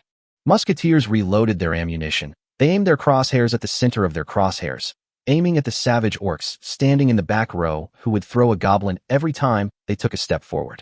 The light crossbowmen raised their crossbows and began to shoot. The moment the crossbow arrow left the string, the lightweight arrow body began to burn instantly, without the need for a burning medium. The iron arrowhead was instantly heated and emitted a dark red luster. The elemental power had already acted on the arrow, igniting, heating, and burning. Watching the rain of fire from the sky falling into the enemy group, Jilin suddenly thought of a big problem. After the iron arrowheads and wooden arrow bodies are heated at high temperatures and hit the target, the structural strength of the heated arrow shafts has been destroyed, just like those crackling wood in the fire, which will produce an amazing crushing and killing effect. The broken wood chips are like a handful of fine needles that directly penetrate into the bodies of other attackers nearby, making them roll on the ground. There is no way to retrieve the arrows shot in this way. His heart is bleeding. This batch of iron crossbow arrows used up his last bit of resource reserves and also consumed the man-hours of people who should have been working to make the arrows. Now he can truly say that he has risen from a wealthy man to a pauper. What is shot here is not an arrow, but money. When it comes to the configuration of musket ammunition, Chang Hung has the characteristics of a technical officer. He can configure dozens of kilograms of powder by himself. Making arrows is a purely physical job. Even if heroic units come, they have to honestly sharpen the arrow shafts and grind the arrowheads, which requires the cooperation of a large number of villagers. Working hours are resources, and human labor is the abstraction of resources themselves. Looking at the hobgoblins and goblins screaming in pain from the arrows, he gradually felt better. Good value for money, great value for money. He comforted himself in this way. Wandering Orc Mixed Gang, Goblins, 341, Hobgoblins, 107, Savage Orcs, 41. The first wave of fire was impressive, its lethality only justifying their training, reducing the mixed group of goblins and hobgoblins by 10%. Almost all of the savage orc casualties were inflicted by the musketeers. Their large-caliber muskets could pierce an orc with a single strike, while their light crossbows required dozens of hits. Their precise, point-blank strikes had already eliminated half the savage orcs. As a militia unit, their cooperation with the musketeers is remarkable. They could also listen to his command in combat situations, and no one would shoot arrows in advance. Even though it was the first time they saw this horrifying monster, Jilin held the stopwatch in his hand, calculating where the orcs would arrive after the next wave of reloading was completed. Chapter 43: The Third Age, Technology. A tough battle. Those cunning earth elves were really tough opponents. After approaching the wooden wall, they actually tried to climb up the wall with their sharp claws and weapons. Some musketeers simply picked up the spears they had replaced before and stabbed them hard at the bottom of the wall. In fact, they were more comfortable using this than the musket. In this close-range combat where one enemy attacks from above, the slow-loading disadvantages of muskets and crossbows were magnified, with each shot taking half a minute to load. Conversely, the long spear had a 10% greater killing effect, piercing through the larger-headed goblins again and again with the help of gravitational potential energy. 3 unfortunate fellows were slightly injured by the hobgoblins' random weapons. "It's over," he said, looking at the corpses all over the ground. And the voice of the system also arrived. "The era has been upgraded to the third era. Please select your upgrade reward. Age of the Emperor, Magic, Fortress. We have mastered the power of magic. Humanity wrenched fire from lightning, and now we will control lightning itself. Our civilization has always built high walls to defend against enemy attacks. Our continuous fortifications are the foundation of our survival. Age of Kings, Rune, Fortress. We have always viewed writing as a tool for recording knowledge, but now we are surprised to discover that writing can become power itself, possessing mysteries beyond the comprehension of ordinary people. Lines of defense, endless lines of defense. Build high walls to protect your civilization. Emperor's Age, Technology Tier 2, Optional Subbranch. Fortress. This icy world leaves us with nothing but hope. Those spells and magic are forever relegated to the pages of books. Thankfully, despite our fragile bodies, we can still rely on our brains and hands. We may not surpass others in strength, but the walls we build with sweat can protect us. The new era still has 3 categories: magic, runes, and technology. The second level of technology is because the previous era was technology, so you can choose the sub-branch of technology. Technology has 2 sub-branches: iteration and reorganization. Bastion. Is it because he was a turtle in both eras? It's true. He relied solely on the turtle tactics to maintain 0 casualties, and also safely got through the more difficult early stages. Otherwise, the subsequent civilization characteristics here will have other things, such as mobility, traps, employment, economy, etc. They represent the behavioral characteristics of a civilization, and the fortress is the most prominent feature it dominates and manifests. This item will be washed out again with the beginning of each new era. It doesn't provide any bonus, but it does have a certain impact on the people's thinking, more like a small evaluation. Jilin reached out and clicked on the second-order technical branch, iteration, and confirmed. Continue selecting technologies in the Imperial Age and select the iteration branch. Iteration implies that the characteristics of a technological civilization are characterized by rapid evolution and uncertainty, and this instability will enable them to advance more rapidly through the ages. The iteration subbranch of technology has another unique effect. It allows you to research technologies beyond the current age and mitigate the negative effects of over-the-top research, if you have the technology option. The purpose of reorganization is to increase population growth and territory population capacity, which is also very useful, but he does not need it for the time being. The general knowledge reserve of technology is the richest, and it is also more convenient to transform into a hybrid civilization in the later stage. Selection completed. Please select civilization characteristics. Bloodline purification, plus 5% experience gain. Prosperity and stability, plus 5% production efficiency. Dangerous technology tendency, plus 5% research speed. Dangerous technology is more likely to appear in your research list. Choose bloodline purification. Nothing much to think about. Just stick with bloodline purification. Prosperity and dangerous technological aptitude are both very comfortable traits, one increasing overall production, the other increasing research speed. The latter is a prerequisite for traits that increase research speed significantly. Bloodline purification's 5% experience gain is slightly inferior to the 2 all-around traits. But the system will not write all the features of the civilization on it, just like there will always be a slight gap between the game item descriptions written by the game companies on Blue Star and their actual attributes. Normally, even if a technological civilization were to cheat like him and luckily obtain a second bloodline purification and achieve the minimum awakening of their mass magic talent, the system would not provide you with blueprint buildings, nor would you be able to obtain blueprints from other players. As a result, it cannot be utilized. At most, it can only benefit from the hard bonus of awakening, and cannot be constructed as a normal rune or magic civilization. But Jilin had a solution. He perfectly passed a copy of Gas and Steel and got the reward crystal ore. The system also opened the corresponding blueprint store for him. There were 3 blueprints in the store: Crystal Mine, Research Station, Crystal Mine, and Engineering College. There happened to be one of these 3 blueprints that allowed him to slightly bypass this limitation. The previous description has also been modified. College of Engineering, District Building. Plus 15% scientist production, plus 15% mechanic production, plus 15% magic craftsman production, plus 10% attraction, unique to this territory. Stone, for 1,000, steel, 2,000, gold, 2,000, crystal, or 200. Construction time, 20 days. An institution of higher learning dedicated to the research, development, and promotion of technology. It provides basic equipment. You can expand it through subsequent projects, or place the research station next to the School of Engineering to gain bonuses. The whistle of steam continues day and night, and the pace of science never stops. Magical craftsman, that is something that should not appear in technological civilization. He bypassed this difficulty a little by obtaining the blueprint. He also did not intend to build the most basic academy to improve the knowledge level of the territory. Building a more advanced engineering academy in one step can achieve better results. Only when he has both source potential and magic craftsman training facilities can he produce magic craftsmen normally. As expected, now that he had chosen blood purification, the magic craftsman had been lit up from gray to a color that could be used normally. The attributes are generous, and this engineering college can stand out even among the buildings in the information age. It's just too expensive. 5,000 units of stone and 2,000 units of steel and gold are used to build some kind of wonder? Even the Great Library, a true wonder, costs less than the steel used here. Steel is not yet iron ore and requires building a metallurgical furnace or a blacksmith shop to obtain it.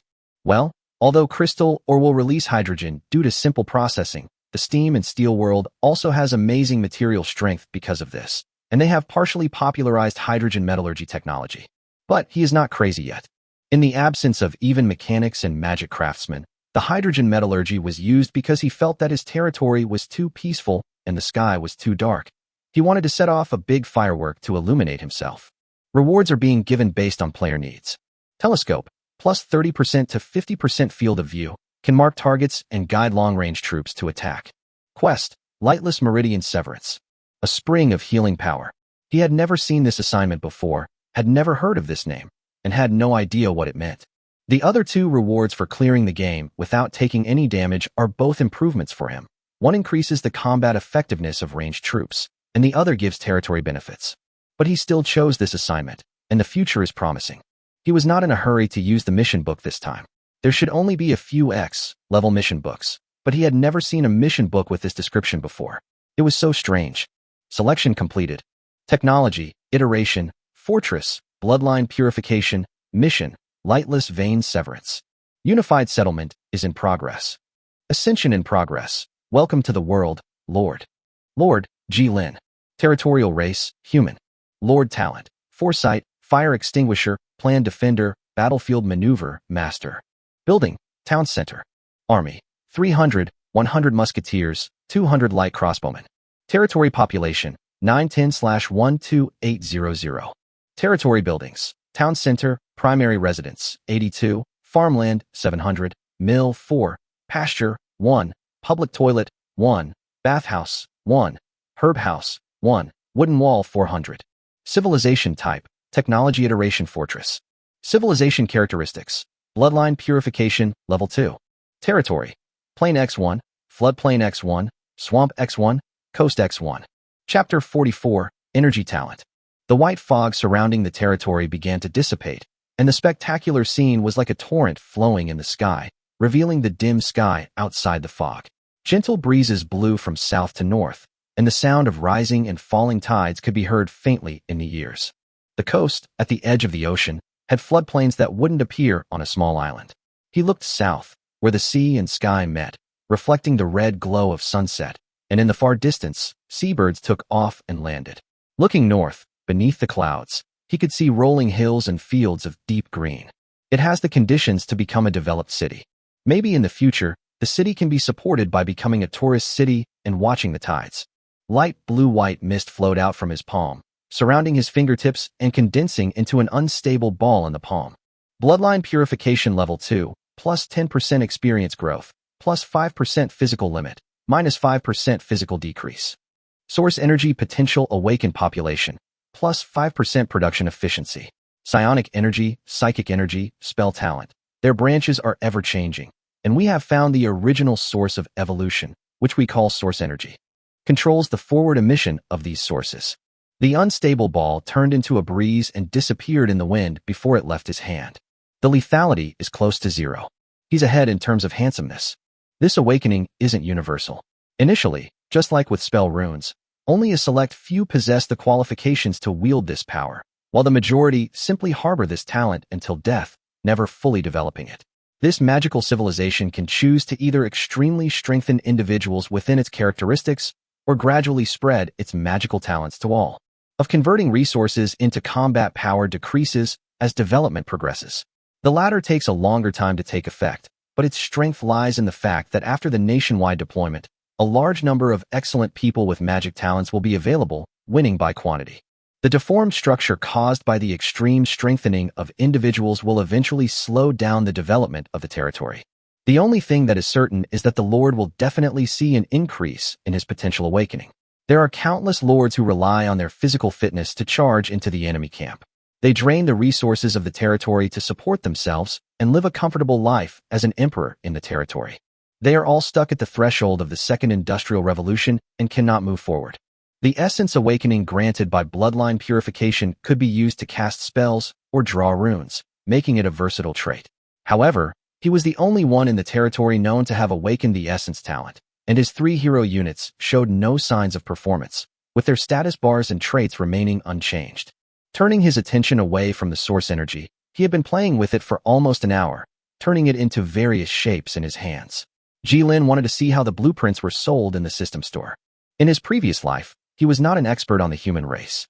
The architecture of different races could not be said to be worlds apart, but at least they were poles apart. Because you have the fortress civilization trait, the blueprints, stone wall, watchtower are unlocked for free. Stone wall, 40 stone, or build a stone wall 5 meters high, 1 meter wide, and 10 meters long. Develop a new blueprint based on this blueprint. Observation tower, 120 wood, a 25-meter high wooden observation tower, providing an unobstructed 5-kilometer field of view. Develop new blueprints based on this blueprint. As soon as he opened the blueprint store, a prompt from the system popped up in front of him. Unlock 2 inexpensive blueprints for him, saving him 1,000 gold mines to buy blueprints. Unlike the buildings of the classical era, the imperial era has special research facilities that allow for improvement and development of buildings. Watchtowers can be upgraded into specialized defense towers based on the various existing long-range arms, giving them a high degree of freedom. The same applies to city walls and various buildings. There are 6 types of blueprints left in the blueprint store, namely, plantation, tavern, post station, residence, imperial age, tailor shop, and blacksmith shop. The price of each blueprint is a full 1,000 gold mines. He already owns the shooting range and the academy, and they won't appear in the blueprint shop. I was envious, but there was no money left. After feasting his eyes, he placed a watchtower at each corner of the territory's regular hexagonal structure, spending a total of 720 units of wood. These 6 watchtowers could bring the surrounding 5 kilometers under his surveillance to prevent any wild monsters that suddenly began to wander nearby from approaching the territory. It's another daily construction routine, starting from scratch. Please note that this time we will only provide supplies equal to the current population. Please check carefully. The population will arrive within 1 to 3 standard days. There is still population replenishment coming, and Ji Lin cheered up a little. People mean production capacity. He is not short of jobs, but he is really short of people. The price of population in the trading market is now ridiculously high. A lowest level goblin costs 20 gold mines, and rat men, a group slightly smarter than goblins, can cost 40 gold. Only people marked as slaves can be sold in the market. He gave up the desire to continue watching after taking one look. This was not selling slaves, it was robbery. Ji Lin switched to the character interface to check the population limit of the territory. The population ceiling was directly raised to 12,800. The 910 people he currently had were only a fraction of the huge population ceiling of 12,800. If the system still provided supplies at 25% of the population as before, then 12,800 people would be equivalent to 3,200 people, and no lord could withstand it. Looking at the 900 people who were about to arrive to replenish the population, Ji Lin looked at his resources that were all gone. Sigh. Later, the territory of 1,800 people finally looked like a normal town. With the dual advantages of the ocean and the river, it had an absolute geographical advantage. After building an inn, it could visit other city-states directly or learn from the civilization of other NPC indigenous countries. There would also be other local NPCs and caravans arriving here through the post station to trade with them or to seek refuge with them. These natives were not necessarily good people. He had seen many cases where lords had their territory usurped by the natives, and there were also lords who could not resist the price offered by other countries and were willing to co-govern the territory with them. Until the occurrence of expulsion, which was an event in the later period, the system would erase the lord status of a large number of lords whose positions had been usurped or who had completely transferred their power, and promote the real power holders of those territories to become new lords. The last word they received was unqualified, an evaluation that even those lords who lived a dissolute life in the lower era had never received. As for those guys who were stripped of their lordship, maybe it is a good thing for them? He didn't know that he died on a mission shortly after the incident and didn't get to witness the changes. It was too far away from him, and he didn't want to think about it. Develop territory. Lin hummed a little tune that he himself could not understand. The wheat in the farmland has grown to the height of an adult's arm, like a green rope rising from the ground. In another month or 10 days, when the fruits are ripe, it will be another good harvest. These crops can be put on the market to make a lot of money. There are very few territories that can be self-sufficient in food, and even fewer that can support themselves after the sudden increase in population. There are very few people like him who have rich green fields to export food and wood in exchange for gold and iron. Most people are still struggling with territory operations. Chapter 45 Time is money. Of the 700 mu of fertile land, 400 mu was previously planted, with a harvest cycle of 2 months. The 300 mu planted later may not grow as fast as the wheat planted earlier. This grass will return to a harvest cycle of 3 months, slightly faster than normal crops. The water diversion from the medium-sized lake is not enough to sustain the daily drinking water of 900 people, and the daily irrigation of 700 acres of farmland is already insufficient. In order to support so many people and land, he directly stopped the natural growth of the crystal mine. This thing is also a big water consumer. A crystal mine of 10 acres will consume the irrigation volume of 50 acres of land. He later planned to switch to farming on the floodplain once resources were sufficient. The land there was even more fertile, and there was a freshwater river running through the center of the floodplain, cutting through the entire plain. After entering the big world, this river connected to the sea, and the salt content in it was also very low. In the big world, the territory will have 4 seasons in the future. The climate at the seaside will not be like spring all year round like in the protective shell, which can provide plants with a perfect growth environment.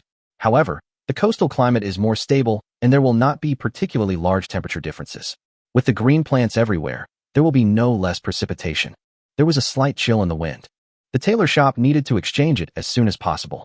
He tightened his clothes and thought about future plans. The residents of the territory were still wearing the coarse cloth clothing that came with every house purchase, 20 pieces per house. Seeing them leave for work, all dressed in brown, felt like a prison break. These people, with their war-torn backgrounds, were incredibly hardy and content with just a full meal. His 2 subordinates valued the 2 pieces of clothing they brought from the copy very much, and they usually wore coarse cloth clothes. Animal fur, cotton, silk, and ramie are the 4 most common raw materials used to make clothes. Animal fur requires hunting, while silk requires breeding and mulberry trees, which equals 2 resources, leaving only cotton and ramie. The application range of cotton far exceeds that of kudzu. Planting cotton needs. Ahem, that's not what I need. Get one hell of a joke out of your head. He was thinking about whether he should use this rare opportunity of this era to exchange for cash crops, or to exchange. To be fair, cotton is very helpful in improving the living standards of a territory. Rice, sugarcane, and wheat provide sugar and plant fiber, and the 2 staple foods are enough. But there are not enough side dishes. He had a musketeer force of 100 men and a light crossbow force of 200 men, so he didn't have to worry about hunting for meat. He could just go into the mountains and raid and get everything. However, berries couldn't be eaten as a cooked meal. There were 3 crops in front of him: sweet potatoes, cotton, and soybeans. The roots and vines of sweet potatoes are edible. Cotton is an important textile raw material, and soybeans, as an important source of protein, have also been used to produce a large number of processed food products. My lord, I would suggest you plant cotton. This is what Chongshan answered him. According to the territory's current economic model, we rely heavily on trade to obtain other resources from the market. Soybeans and sweet potatoes are currently less competitive than cotton in the market for a long time. As food, they are replaceable. However, now is not the time for them to be used as industrial raw materials. Cotton has low substitutability. After the advent of tailoring shops in the 3rd era, everyone will need cotton. We now have a lot of good land, and it's worth using some of it to grow cash crops in exchange for minerals. Then he smiled and showed Lin the rice and meat slices in the bowl. That was the rice obtained by collecting wild rice directly from the floodplain. The taste was far less sweet and soft than the rice that was domesticated by humans for generations in modern times. However, even this kind of rice was extremely popular in the market and could be sold for 0.6 gold per unit. As for your concerns about the side dishes, I think you are worrying too much. We are very happy as long as we have meat and salt to eat every day. People's life habits are not so easy to change. The territory still implements a strict food rationing system, and there are still no vegetables. It all relies on the previous berry stock to supplement vitamins. Lin will also use the produced berries and collected mature rice to exchange for some vegetables to improve the living standards of the territory. The main source of meat in the territory now is the various animal monsters among the second-level enemies, and a small part is contributed by the hunting spiders. Although their bodies are not edible, their 8 long legs inherit the meat texture of arthropods and are surprisingly good. It's not a great deal, but it's not a loss either. After ensuring the most basic food needs of the territory, other needs will naturally arise. The upgrade from the 3rd era to the 4th era is different from the previous one, where you simply need to spend a certain amount of resources to upgrade directly. The territory needs to have the necessary buildings to upgrade to the next era, and the test will naturally begin when the corresponding technology is advanced to completion. If the test is completed, there will be an upgrade. If the test fails, it will enter a 1-year Dark Age period. The era cannot be upgraded before the end of the Dark Age. The technological civilization iteration gives him the following conditions for upgrading his era. Imperial Age requirements. Own at least one of the 3 districts, academy, government, palace. Complete an additional building expansion in the town center. Possess at least 15 Imperial Age and Pre-Imperial Age technologies. It was a very convenient condition. He already had a high-level zoning blueprint for the engineering college. When the time came, he could kill 2 birds with 1 stone by bidding for it. The college itself could also research science and technology, while the additional buildings and expansion of the town center, to put it simply, would give the town center additional functions such as the Ministry of Personnel, the Ministry of Revenue, the Ministry of Rights, the Ministry of War, the Ministry of Justice, and the Ministry of Works. It's just a metaphor. There are more than just 6 parts. The town center has many more expanded functions. After all functions are expanded, the town center will be a real municipal center. The cotton seeds were exchanged and handed over to the redistributors to select good land for sowing. Then Chang Hung and his musketeers were asked to work as farmers to take care of the cotton growth for a period of time until the next batch of villagers arrived. All the monsters around were cleared out during this time. They are not used for the time being. The 200 light crossbowmen were thrown into the fields as soon as they came down from the battlefield to work on the farmland, digging new canals and sowing seeds. Another part of the villagers were sent to mine wood. Now the territory is about to welcome a population of 900 people. Housing is a big problem. It is impossible for people to sleep on the floor. All of a sudden, the entire territory was mobilized to engage in new work. Jilin raised the meat standard to once every 2 days to encourage production efficiency. Time is money. And Jilin was thinking about other things. Chapter 46 Cooperation. As usual, he switched to the Emperor's Age Forum. Even though he reached the level 7 days later than the first batch of players, the number of people in the Emperor's Age Forum was only over 100,000. It's another clean interface. The posts on the forum with 100,000 people refresh slowly, but at a glance, everyone is discussing their own situation reports. Once the number of people in any forum increases, a large amount of content that pollutes normal information will appear. The promotion voting in the 3rd era is still dominated by tree people, but an element has emerged to occupy the top 3.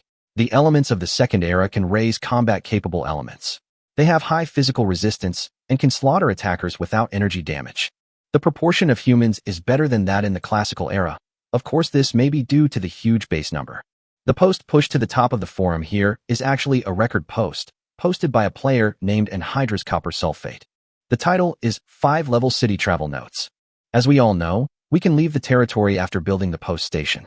According to my many days of lurking on the forum, the cities you can reach are related to your chosen race and are randomly refreshed. These cities are generally between 3 to 5 age level.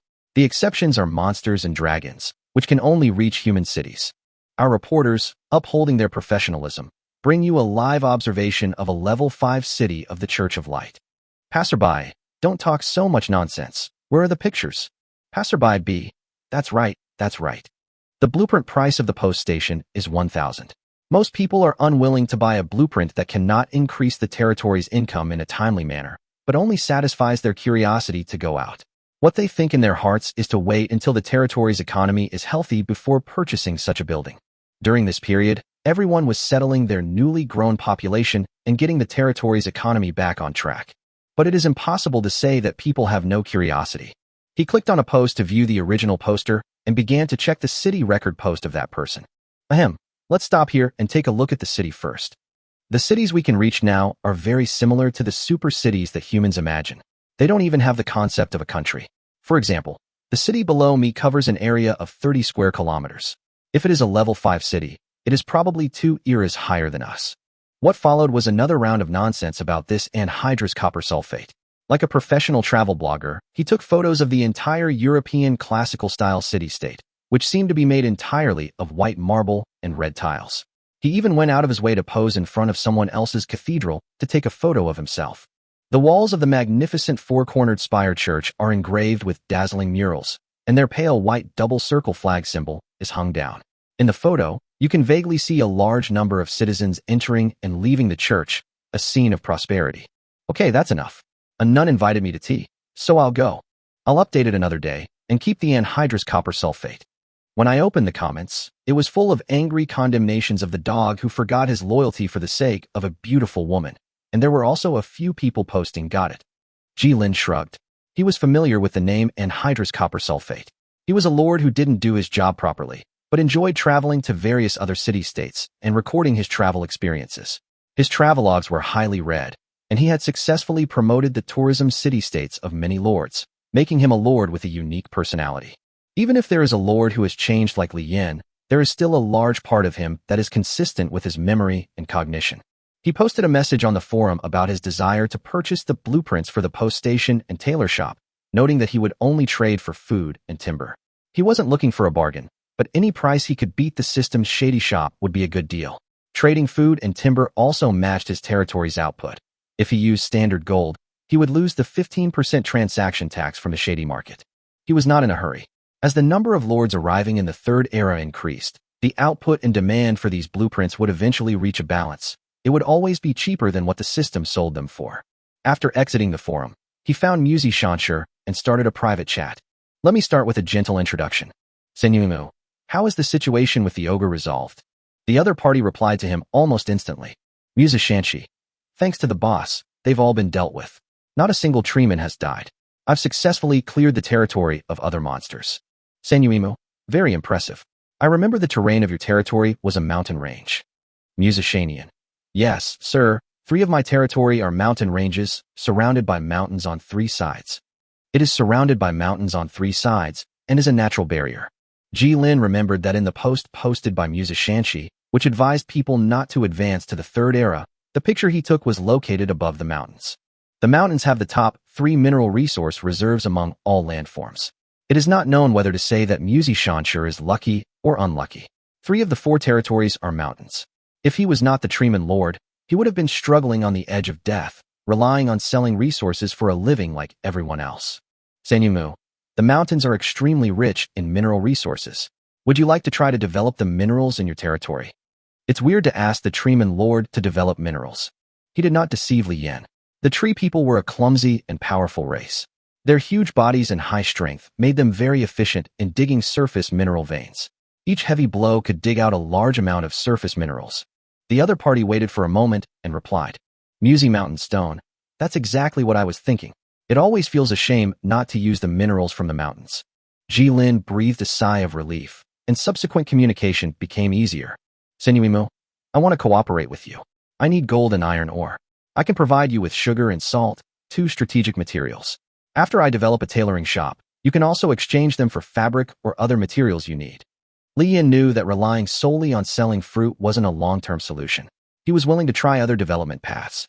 After all, he couldn't understand the system's conditions for the Treeman's advancement. He also trusted Senyuimu's character. Musa Shanshi, no problem, I believe you. Jilin has already persuaded the Treeman Lord to cooperate with him. So why does he always feel guilty? I have already taken away a burning flag guard from him, and now I want to earn some more resources from him.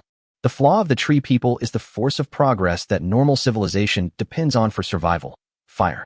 It is a source of death for them. Only by learning special techniques can iron or be converted into steel very slowly. They spent another half hour enthusiastically discussing the details of their partnership. Jilin would provide Li Yin with various secondary resources that were difficult for the trance to process. Jilin also addressed his concerns about future development, stating that the key to a magical civilization was to research a large number of new spells, or to allow the trance to forge suitable magical equipment for themselves. We can't let the tree people use fire to make steel and then engage in large-scale industrialization. Neither the rate of population growth nor congenital defects allow them to do so. Li Yan's entire territory had only 200 tree people until the Third Era, while the total population of Jilin's territory was approaching 2,000. They have their own way of growing, but as time goes on, The gap between populations will widen exponentially, and it will be difficult for them to keep up. It would be best to find a subordinate race or a symbiotic race. Chapter 47 New Population. I can't see what the author said offline, and I just realized that the author said it would be uncomfortable to read without line breaks.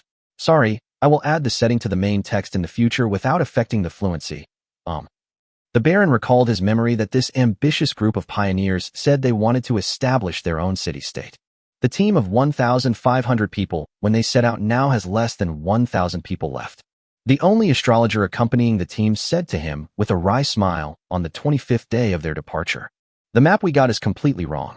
The terrain and topography are completely inconsistent with what we saw on the map. There are even monster nests lying on the path specifically waiting for us." He didn't say the latter sentence, but everyone in the team knew this fact. Failed. Their pioneering operation this time has completely failed. Burned all the maps in the team as fuel, and then started to draw the map again. The wrong map had killed many of them. Someone will deliberately provide them with a wrong map, sending them on a journey from which they can never return. Should they turn back? The way they came has been blocked by the migrating herd of horned beasts. The food supply was almost exhausted, and 10 people had already fallen ill from the malaria. Just yesterday, they had hastily buried a guard. He was a brave guard who died fighting a giant wolf to protect the team. They could only burn his body to prevent wandering wild beasts from digging him out and eating him, and then bury his ashes. The Baron looked at the group of blacksmiths, carpenters, apprentices, and unemployed people behind him. They had numbness on their faces. Panic would not spread a second time among these people who had experienced hardships. It was difficult for him to imagine that he had led this group of people across the wilderness, until they saw a portal suddenly appearing from the sky, and behind the portal was still an endless dense forest. The astrologer did not give up. He caught the scent of sea breeze from behind the door. As long as they found the ocean and the coast, they would still have a chance to survive. The Baron did not refute the astrologer. Whether what he said was true or false, they all needed hope. He couldn't even imagine how he would survive when he got to the seaside. Burning the wasteland, cutting wood, and plowing the fields, could they still do it? Perhaps the gods did not want them to die, so they opened a door to life for them when they were on the verge of death. The Baron led his pioneer team through the suddenly appeared gate. The world behind the door is rich and harsh, full of extremely dangerous monsters, such as ghouls, ogres, and beastmen. However, those monsters have a strong sense of territory, and as long as the team does not get close to their territory, they will not be attacked. They still followed the guidance of the astrologer, who fiddled with his strange, rotating instruments, saying that he could tell which direction the sea breeze was blowing. After they passed through the portal, they were lucky enough not to suffer any casualties, except for a few unlucky ones who were infected with miasma and needed carts to drag them like corpses. At least they still had a few horses.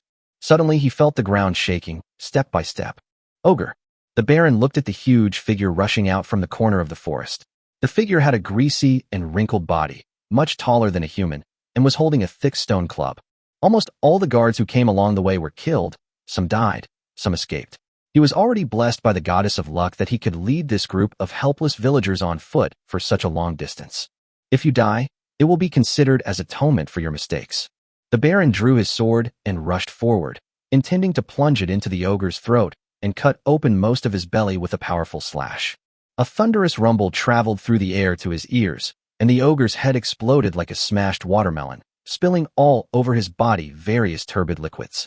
The Baron looked down and saw a half-human-sized spider rushing in front of him, and he fell into panic and shock. A sharp whistle sounded, and the hunting spider stopped in front of him. The two giant AO were less than a meter away from him and turned to run towards its owner. A soldier holding a long-barreled musket and wearing a gray coarse cotton uniform. The soldier stroked the head of the huge hunting spider that was as tall as his knees, took out a piece of white gel from his back and fed it to the hunting spider, which happily lay on the palm-sized gel and ate it. Then more soldiers appeared from behind the hillside. They were hunting these ogres. The ogre's attacks on them were not charges at all, but were just survival instincts in the face of death. Looking at the soldier with a face similar to his own, he breathed a sigh of relief. Months of fatigue suddenly came over him, and his last thought of fainting came to his mind. They were saved. Name. A man in coarse cotton clothes was recording his information on snow-white paper, which looked a bit funny. Mist Cypress. Baron, Wubai said his name. Profession. Baron. People wearing coarse cloth clothes different from those of the soldiers are responsible for recording the identities of these people. After recording, they can go to the bathhouse behind them to take a bath. Everyone can get a new set of clothes to replace the worn-out clothes on their body. The bathhouse can accommodate up to 20 people bathing together.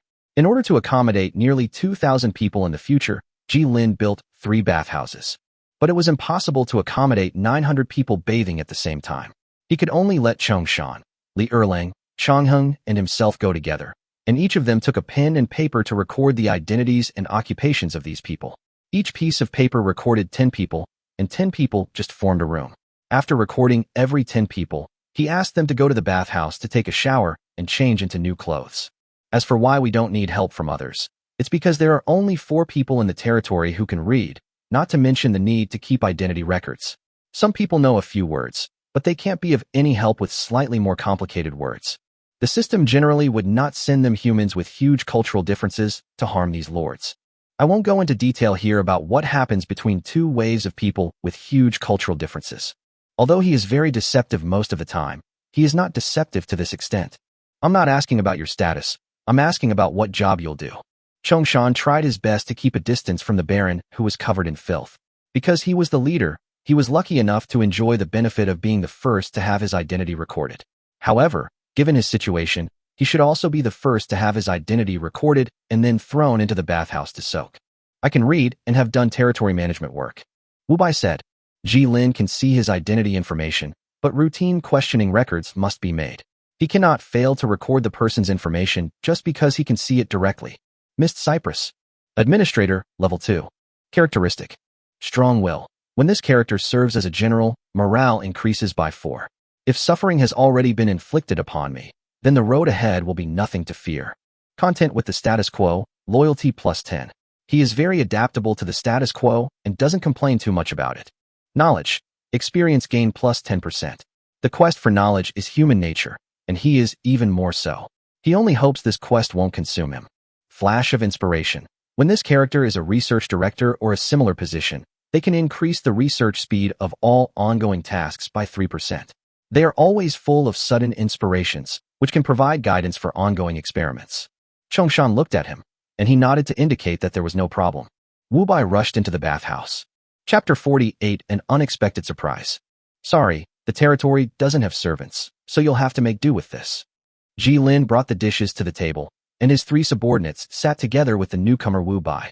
It's hard to expect this group of people to make anything delicious.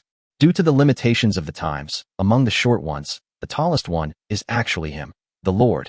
He still has some confidence in his cooking skills. The few cooks in the territory are all in the dining hall. It is already hard enough for them to prepare meals for 900 people every day. Now that the number has increased to 1,800, they are busy from morning to night. They will need to work for several more days before the assigned work is completed. The work in the territory still needed to be assigned, and before that, the newcomers had to be given time to adjust and adapt to life in the territory. One herbal shack was no longer enough to accommodate those infected with the miasma, so he built another one to allow them to slowly recover. No, how can this be possible? Wu Bai wanted to get up, but seeing Chongshan, Chongheng, and Li Erlang sitting in their seats, he hesitated again and fidgeted in his seat. Looking at the dishes on the table, his throat moved slightly, and the aroma of meat wafted into his nose, stirring his stomach and starting to make hungry sounds. He hadn't eaten normal food for 5 days. The long journey had made him eat all the food that he could remember. If he hadn't identified many plant roots and rhizomes as edible, their team wouldn't have made it this far. The dinner in the territory was not rich, just stir-fried pork slices and a plate of vegetables. Fortunately, he found ginger in the market. 1 unit of this seasoning costs 5 gold in the market. If 1 unit of ginger is only consumed by these heroic units, it can be eaten for more than a month. Meat dishes made in the territory need to be free of fishy smell, and a small amount of ginger is also used. Even such simple food is a delicacy in front of Wu Bai. There are only 3 kinds of food in the territory now. It's a new territory, so please forgive me for the lack of food. Ji Lin smiled and said, turning around and sitting at the top of the long table. He was not used to this long parliamentary table, as it did not suit his dining habits, but it was a table sent by the town center after all, so he modified it and used it as a dining table. After having a good meal and a good drink, Li Erlang took his leave first. He still had to check each house to see if everyone was correctly arranged in their place and if anyone had gone to the wrong house. Wu Bai and Ji Lin introduced the difficulties their pioneering team encountered on the road and expressed their willingness to take these pioneering teams to join the territory. It didn't matter where to build the territory, and he didn't have any extravagant demands. Being able to escape from the endless wilderness was the best result he could think of. Jilin agreed as a matter of course. He also nervously asked Jilin what he should address him. They usually call me Lord, but you can also just call me Jilin. Jilin replied to him. Wu Bai, who was used to seeing city-state lords who liked to put on airs, feel a little uncomfortable. Jilin truly treasured this hard-earned hero unit. Its attributes were excellent, and the flash of inspiration talent was particularly impressive. The longer he served, the higher its level could be gradually increased, from a 3% bonus to a maximum of 15%. Research talent was a critical need in a territory, and only those with research expertise could lead a project. The number of people you have means the number of projects you can carry out at the same time. This is at least a gold card level in mobile games. Wu Bai asked about the territory's crops and what else he could do. There's nothing to be ashamed of. We just lack seeds. Jilin took out a piece of paper and wrote down the 4 crops the territory currently had: rice, wheat, sugarcane, and cotton. The wheat and cotton were recently planted, while the sugarcane and rice are growing naturally. The pioneer team's supplies included some seeds. We were going to plant them when we reached a new location and wait for them to mature and serve as food for our territory.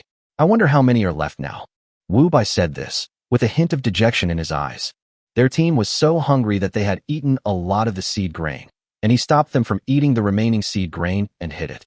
If the seed grain was really eaten up, then even if they found a suitable place to live, without seeds to plant, they would starve to death sooner or later. Jilin's eyes lit up. This was a pleasant surprise. If the pioneers brought seeds with them, the crop diversity in their territory would increase, whether it was side dishes, staple food, or seasonings.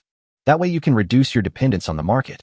What he wanted most was seasonings, functional seasonings like ginger, onion, garlic, and chili peppers, which could be sold at a good price and improve the living standards of the territory. The natural pursuit of better food comes from going through the period of food scarcity. He had previously only focused on population, but he never thought that this population supply could bring him additional benefits. Wu Bai, go with Chongshan to count the grain seeds later. He ordered. You have 3 days of rest. My deputy, Chongshan, will set up an accurate work schedule for you. If you have any questions, you can discuss it with him. Our territory has only been established for a few days. If you have any comments, please let me know directly. Of course, my lord. I can get to work right now. Wu Bai stood up and bowed slightly to him, his voice firm. No, you will have work in the future, so 1 or 2 days won't matter. Chongshan now has dark circles under his eyes. It's even more torturous than when he was deputy to the mayor of Sino City. Back then, he at least had a relatively functional bureaucracy under his command. Now it all depends on Route 11. Once your knowledge level is high enough, you must also equip your heroes with your own team. I hope Wu Bai can share Chongshan's work. The deputy's deputy? Jilin coughed lightly and extended his hand to the young man. Welcome aboard. By the way, Lord, what is the name of our territory? Wu Bai asked, his mood high. Jilin was stunned by the question. He was thinking. He didn't name the territory. He had always had difficulty in naming and never liked naming. Very embarrassing. He recalled the day when the fog wall dissipated and he caught a glimpse of the sunlight setting over the sea. The warm glow it cast spread across the shimmering sea surface and then shattered in the waves, reminding him of the sunset in his hometown. The name of Linyang City was hastily decided. Although the current population could not be called a city, no one present cared too much. They were already clear in their minds that Linyang City would become a large and prosperous city. It's a nice name. From now on, I will be a member of the city. Wu Bai praised, without holding Jilin's hand. Kneel on one knee and pledge allegiance. Chapter 49, May Mathematics Bless You.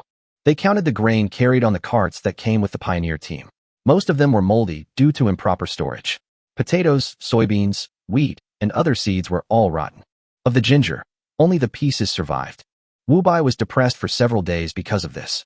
Jilin didn't care and comforted him, saying that ginger was a good thing and might sell better than cotton. It could be used as medicine, as a seasoning, and to remove fishy smells.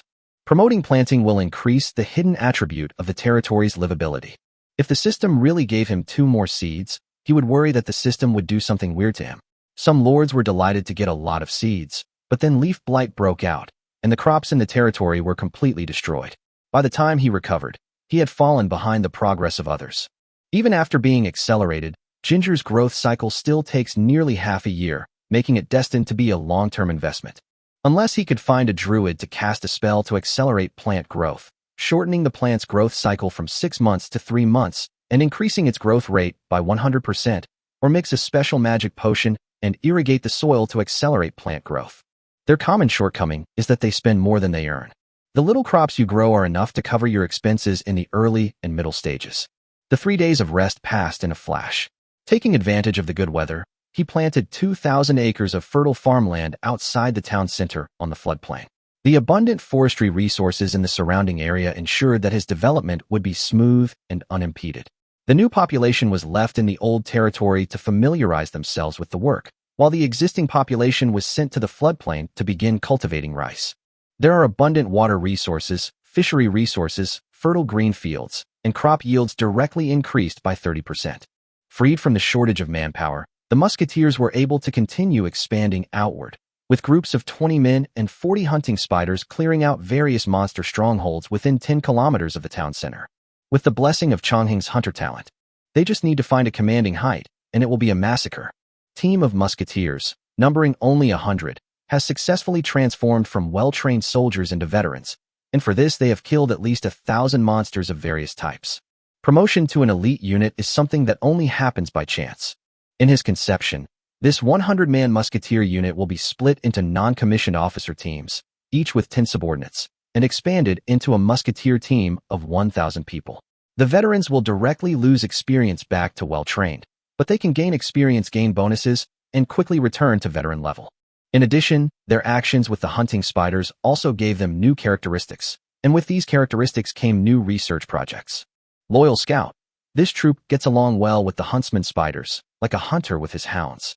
The huntsman spiders gain plus 10% evasion, disrupt. This troop gains plus 50% search range, plus 5% weak spot strike. The patrol sentinel has been added to your project list, and the construction has unlocked the new training type. Our soldiers get along well with this terrifying spider, and the hunting spider's outstanding abilities are widely praised by soldiers. This is not a coincidence. Perhaps we can try to use this as a case study and summarize it into a plan. When the Lord's changes to the army are large enough, it will directly trigger the research project of new types of soldiers, and based on this, there will be 1,000 changes. There is nothing you can't do, only things you can't think of. Back to the work arrangements in the territory. He had also seen the astrologer who accompanied the team. He was not a hero, but he was one of the few literate people. This was another good news that Wu Bai brought him. There were 20 people in the pioneer team who could read, and several people had scholar marks. This made Ji Lin breathe a sigh of relief. But there were children in that team, not many, only 32 children among 900 people. The territory is short of labor force, and it is not the time to let children do heavy physical work. He arranged for these children to help in the kitchen. After advancing to the imperial age, some primary resources become secondary resources. For example, all iron ore required is replaced with steel, which requires a blacksmith to produce. While the overall demand for minerals doesn't increase much, the labor hours increase by nearly double. The good news is that buildings use very little steel, so unless you're maintaining an army, you don't need much steel. But he has a crystal research station and an engineering college. These two buildings from the steam age are absolute steel consumers. With the musketeers' external cleanup, he only got 2 blueprints of the imperial age. He was very suspicious that his drop rate had been affected, but every time he criticized the system, he would throw out a sentence. All interpretation rights belong to the system. After verification, it was a personal factor. It's better not to say anything. Both blueprints are ordinary-level blueprints. Blacksmith shop. You can create various weapons and equipment, and convert iron ore into steel. Private school. Teachers can be arranged to teach here. There is no bonus, so just use it as is. Add 3 blacksmith shops and 3 private schools to the territory. Before the engineering college comes out, use cheap private schools to pad it in front. How do the 3 private schools select qualified people to educate? Have them do math problems. Anyone who wants to learn can do the math problems. They're not difficult, just elementary school level math. Math is very common and logical, and doesn't have the same high barrier to entry as writing. A normal person might not be able to write their own name, but they can definitely understand addition and subtraction of numbers. He needs to screen out the more talented ones and give them priority in learning. Scientific researchers, mechanics, and magic craftsmen also cannot do without mathematics. Finally, students are admitted based on their scores. Only this kind of expert position can quickly advance the progress of the territory. After everything was arranged, Ji Lin collapsed in his chair. The entire territory runs like a sophisticated machine under their planning. New life passion, plus 10% work efficiency, 60 days remaining. What a beautiful day today. This is the benefit brought by the pioneer team. What will he do next? Look up at the sky. All I could see was the brown wooden roof. After a busy period, he fell into a state of idleness. Everyone did a very good job according to the plan formulated during the discussion, so well that there was no need for him to make adjustments. Chongshan and Wu Bai could complete it alone. This is also the deputy's job. In my spare time, I will check out the forum to see what the stupid lords are doing today. Since the post station was launched, various travel posts have appeared one after another. It seems that everyone has been temporarily liberated from their status as lords and started to adapt to this world. Some lords have also issued their own help posts, indicating that their territories are being invaded. I wonder how many lords are as dedicated to their work as he is. He decided to go and see the terrain of the coast. After all, that place was part of his territory. Although he named this small territory Linyang City because of the sunset he saw, he had never gone up to see the scenery of the coast. He just wanted to go out for a walk to relax. It is also a good time to plan the coast. He needs a variety of meat sources. Chapter 50 Transition Day. Old Lu was in charge of taking care of a wheat field. It was really a good field, with green seedlings growing vigorously on the dark soil. He had been farming for so long, but this was the first time he had seen wheat seedlings growing so well. The climate was also suitable for growth. He just thought about it, and the golden wheat ears full of grains appeared in his mind. The food harvest did not belong to them, and they did not own their own land. The land belonged to the Lord, and they only came to help the Lord farm the fields. However, the Lord was able to provide meals for all of them, and the food they ate was much better than before they fled. They could eat a piece of real meat every 2 days. Before that, these villagers could not eat a piece of meat in a month, and it was a great pleasure to have some meat on weekdays. The Lord treats them well, and he is willing to work hard. The work was not heavy on their 3-acre plot of land, and they could finish it in half a day. The Lord did not ask anything of them in their spare time. He also wanted a good piece of land of his own to feel at ease. As soon as he left the fields, the others had already packed up their simple wooden farm tools and returned home. The territory only had wooden farm tools, and he heard that 3 blacksmith shops had been built in the territory. He wondered if the Lord would provide them with iron farm tools, which would make farming extremely convenient. He can take care of many acres of land by himself. Walking in the fields, Lao Lu shook his head and put his farm tools in a special house. It should have been a residence, but was later converted into a warehouse for storing farm tools. A large group of people gathered in front of the town center. They were wearing the same coarse cloth as them. He knew they were called officials, and that was what they called themselves. He was reading out the decrees. Whenever there was news, the officials would stand there for half a day to read it. He didn't know if they would get tired standing for so long. Lu couldn't hear his voice clearly from the distance of the large crowd, so he could only ask anyone standing there. The masters above said that if you want to learn to write, you should go to the front. They said you need to do arithmetic, and those near the front can do it. The villager who had just come out of the team spoke to him. Although the territory has set up a bulletin board, due to the low literacy rate in the territory, all news notifications rely on a few officials to go to the high platform in front of the town center to read out. Although some of these people cannot even write their own names, they have no problem communicating normally. Then rely on word of mouth from these villagers. Oh, Old Lu nodded. They gathered in front for this reason. Literacy is the privilege of the rich, and their families can't even afford the tuition for their children to go to school. If only the arithmetic test is conducted, those who rank well can go to literacy, and Lao Lu feels good about it. There are no activities or entertainment facilities in the territory at night, but anything that happens can gather a large crowd. This was something Ji Lin had not considered. There was a lack of entertainment activities in the territory and no private space, so everyone fell asleep. He was so focused on developing production that he didn't think through many things. A group of children were led by a soldier, who shouted at the crowd to make way for them so they could be tested first. These children had come with the new recruits. Old Lu had been there the day they arrived, watching the procession stretch out into a long line, escorted by gray-clad soldiers. The dirty group looked very much like the refugees they had just arrived. People have a strong ability to adapt. They adapted to life in the territory within 3 days, and people like Lao Lu who came earlier also became familiar with them. Everyone was a refugee, and no one looked down on anyone. Once they arrived in the territory, they were all the same citizens. He remembered that children usually helped in the kitchen of the territory, and their meals were specially taken care of, and they could eat meat every day. Looking at these energetic children, the territory seems to have become more lively. They must have been brought here by the soldiers after their work to learn what? Arithmetic? Old Lu had learned it too. His parents, when they still had a little money, bought a piece of pork and sent him to a private school for a year, hoping that he would learn arithmetic, reading and writing well, and become an accountant in the future. He never became an accountant in the end. His father fell ill, and he wanted to go home early to take charge of the family. He went to the river alone to carry water and walked 5 miles home. Little Willow became Old Willow. Then, after his father recovered, the family was hit by war, and some fled and some scattered. Then he came here with the village chief. He sneaked in along the tail of the children's group, wanting to see what was going on inside. There were 4 teams lined up on a small semicircular ground. All the managers he could see were here, including his former village chief and the leader of the refugees. He also worked with the newcomers, and because he was experienced, he was assigned to teach a few new refugees how to cultivate the land. They first write down the names of the people in line, and then ask and answer them one by one until they get the 3rd question wrong. Then they write down the score they deserve on their own piece of white paper. If they cannot answer within 5 seconds, it will be considered a mistake, and the next person will come up. This is to screen out those who are talented enough. He turned around and saw that the Lord was not there. He remembered that the Lord would always be here whenever there was such an event. He might be sick if he was not there. He hoped that his Lord would get better soon. Hey, move forward. Unconsciously, he had squeezed to the front of the team with the gradually flowing crowd, joined the team, and kept moving forward. The people behind him urged him to move forward and not block the progress of the team. He walked forward and saw that the little brats, led by the soldiers, had already started the test in front of all of them. No one complained. This was the Lord's decision. There are people ahead. He replied to the back. There is nothing much to say about what happened next. Lao Lu walked up to Wu Bai and did arithmetic with him in the form of a conversation.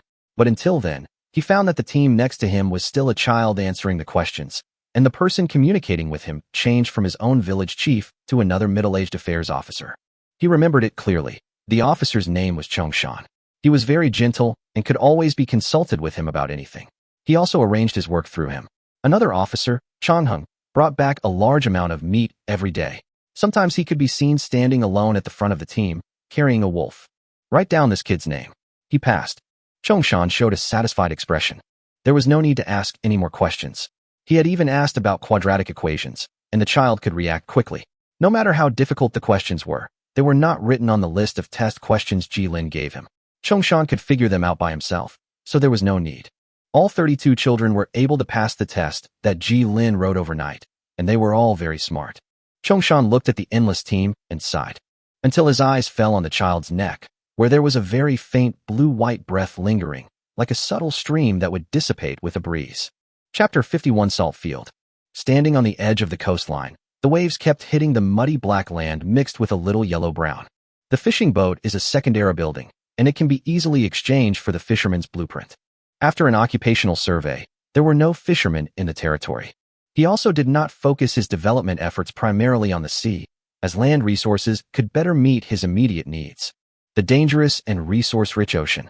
The coast here is not the usual beach covered with soft golden gravel and coconut trees. It is a gently sloping muddy coast composed of fine particles such as silt and silt. A large amount of salt marsh vegetation grows on the long muddy coast, mostly low herbaceous plants. They were low-lying but tenacious, occupying a large area of the coast, forming the core of a special biome.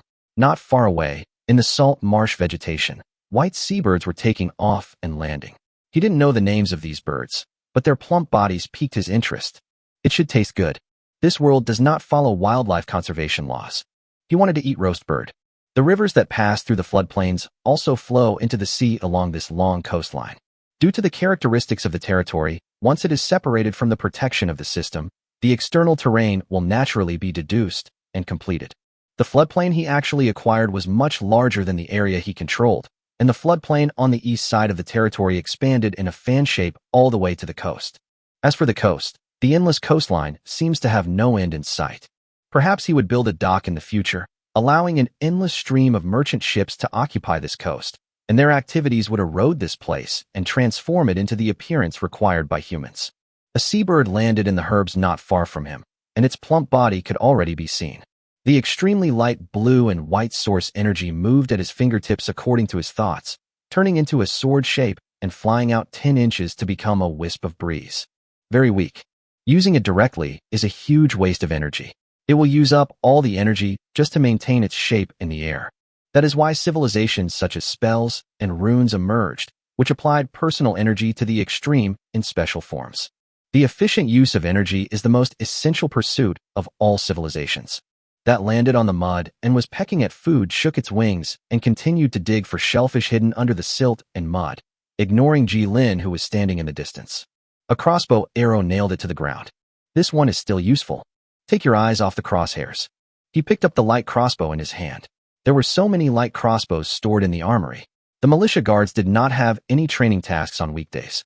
Before going out, he took a light crossbow and 5 crossbow arrows. Ji-Lin did not bring his guards with him. The monsters nearby had been completely cleared out, and the purpose of bringing a light crossbow was just to hunt some game. Staring at the tiny white crystal particles on the salt flats on the ground. The muddy coastline is flat, with large mudflats and lowlands along the shore. This makes it easy to bring in seawater while preventing brine from seeping in, making it an extremely favorable location for developing salt fields. The abundant sunshine allows for evaporation of water, resulting in abundant amounts of snow-white sea salt. The famous Tonggu salt field and the northern Jiangsu salt field are both located along the muddy coastline. His task today was to find a flat terrain large enough to place the salt field he wanted to buy. Although salt fields are rare blueprints, they are only needed by lords with salt lakes and coasts near their territories. For lords without these special natural resources, salt fields are useless. Therefore, the price of such low versatility blueprints will be low. He successfully obtained a salt field blueprint by exchanging rice worth 450 gold. Generally, the price of rare blueprints is priced at 1,000 gold mines. Saltworks. The salt field covers an area of 5 acres, and salt water is introduced. The water evaporates with the help of sunlight to slowly precipitate salt. 80 stone, 40 wood, construction time. 1 day. Snow-white salt makes delicious food. With the assistance of the system, he alone is a mobile base vehicle. After finding a suitable location to put it down and waiting for people to deliver supplies, it will start automatic construction. After it is built, it can officially start operation. Finding a large enough flat land, he photographed 10 salt pans lined up in a row. No need to worry about whether the creatures inside will be crushed to death. He has addressed the problem at its source. He harvested 13 plump seabirds and more than 50 bird eggs of various types, so many that he couldn't even carry them all. The production speed of a salt field is directly related to the salt content of the water. These massive salt fields, covering vast areas and relying on the sun to evaporate the water, can take a week to completely precipitate the salt. The resulting salt isn't particularly high quality. Simply filtered sea salt isn't particularly delicious. As long as it's not bitter, it's good enough for daily use in the territory. The only consolation is that the manpower consumption is also very low. Improving the quality of edible salt still requires subsequent research at the research station to develop salt processing technology. He picked up a little mud and put it in his mouth. It tasted like the salty sea water and the slightly bitter brine. So salty. Holding the seabird in his hand, he was thinking about whether it was possible to let the people in the territory raise this kind of seabird as food. If it could grow so fat, it might be delicious. Regardless of whether he can be fed or not, he can have an extra meal tonight. The day before he left, he wrote hundreds of elementary school-level test questions overnight and handed them to Chongshan, telling him to improvise. So the 3 hard-working officials and a general began to give arithmetic tests to the 1,800 people in the territory. The resources on the coast are mostly biological resources. There is a medium-sized medicinal herb area and the resources in the sea. He saw a medium-sized reef, but without a ship, he could not survey the specific situation. The slightly cold wind slapped his face. He just walked on the mudflat, doing nothing, listening to the sound of the waves and feeling the breath of the ocean. This feeling is great. It would be great if there was a cute girl to accompany him. I'm still a little envious of the elf start. The voice from the system rang in his ears, and a light curtain unfolded in front of all the lords, delivering the cold message to all the lords. The practice battlefield will open in 60 standard days. Lords, please prepare. You will be deployed to the same battlefield as lords of the same power level. Deployment is mandatory, and there is no limit to the number of people you can bring in. You can obtain various resources in the practice battlefield to promote the development of your territory and accumulate experience needed for your army. Please note that the time in the practice battlefield and the real world flow at a 10-to-1 ratio. All populations you bring into the battlefield will only return to your territory after the practice ends. Please allocate territory production capacity carefully. The system recommends only using dedicated troops. Enemy attacks will stop counting during the practice battlefield, and hostile targets around your territory will be suppressed to a very low hostility level. The mission book cannot be activated 20 days before the start of the training battlefield. Please pay attention to the time you use it. There will be no casualties on the exercise battlefield. The system guarantees that no physical, psychological, spiritual, or energy trauma will remain. Please feel free to fight. Chapter 52 Exercise Battlefield. When the notification was closed, the Lord Forum exploded in an instant. Posts passed by like a stream of water, and no information could stay in his eyes for even 0.1 second. The existence of an exercise battlefield also means that a non-exercise battlefield exists. Of course it exists, but no one now is qualified to be thrown into such a battlefield. After changing the filter option to followers only, the complex interface suddenly became clear, with only a few posts left. It's just a hypothesis, but it's not necessarily correct. The title of this post mentions a practice battlefield, so does that mean there might be non-practice battlefields? The post that was pinned to the top raised this question. No one will die in the drill battlefield, and these safety regulations are too comprehensive.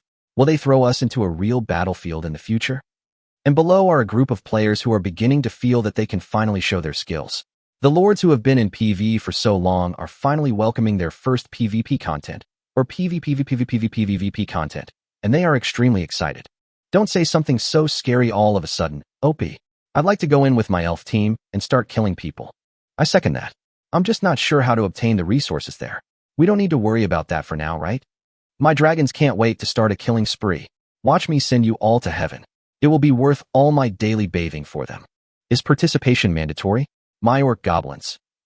Even though they're so numerous, they don't seem to have much combat power. Jilin could answer him very clearly, and his guess was completely correct. They were safe. Those without abilities weren't even qualified to be thrown into that kind of battlefield, and the drills would even last a long time. But he hadn't been in the first tier in his previous life, and he didn't understand the system's judgment mechanism for throwing them in. The battlefield where casualties will actually occur will not appear until much later, and now is still their safe development period. It was a pastoral period, and although there were some low-intensity battles, they were still incomparable to what his expedition would later experience. I'm back. I just checked with the system, and it's still in a state of no comment.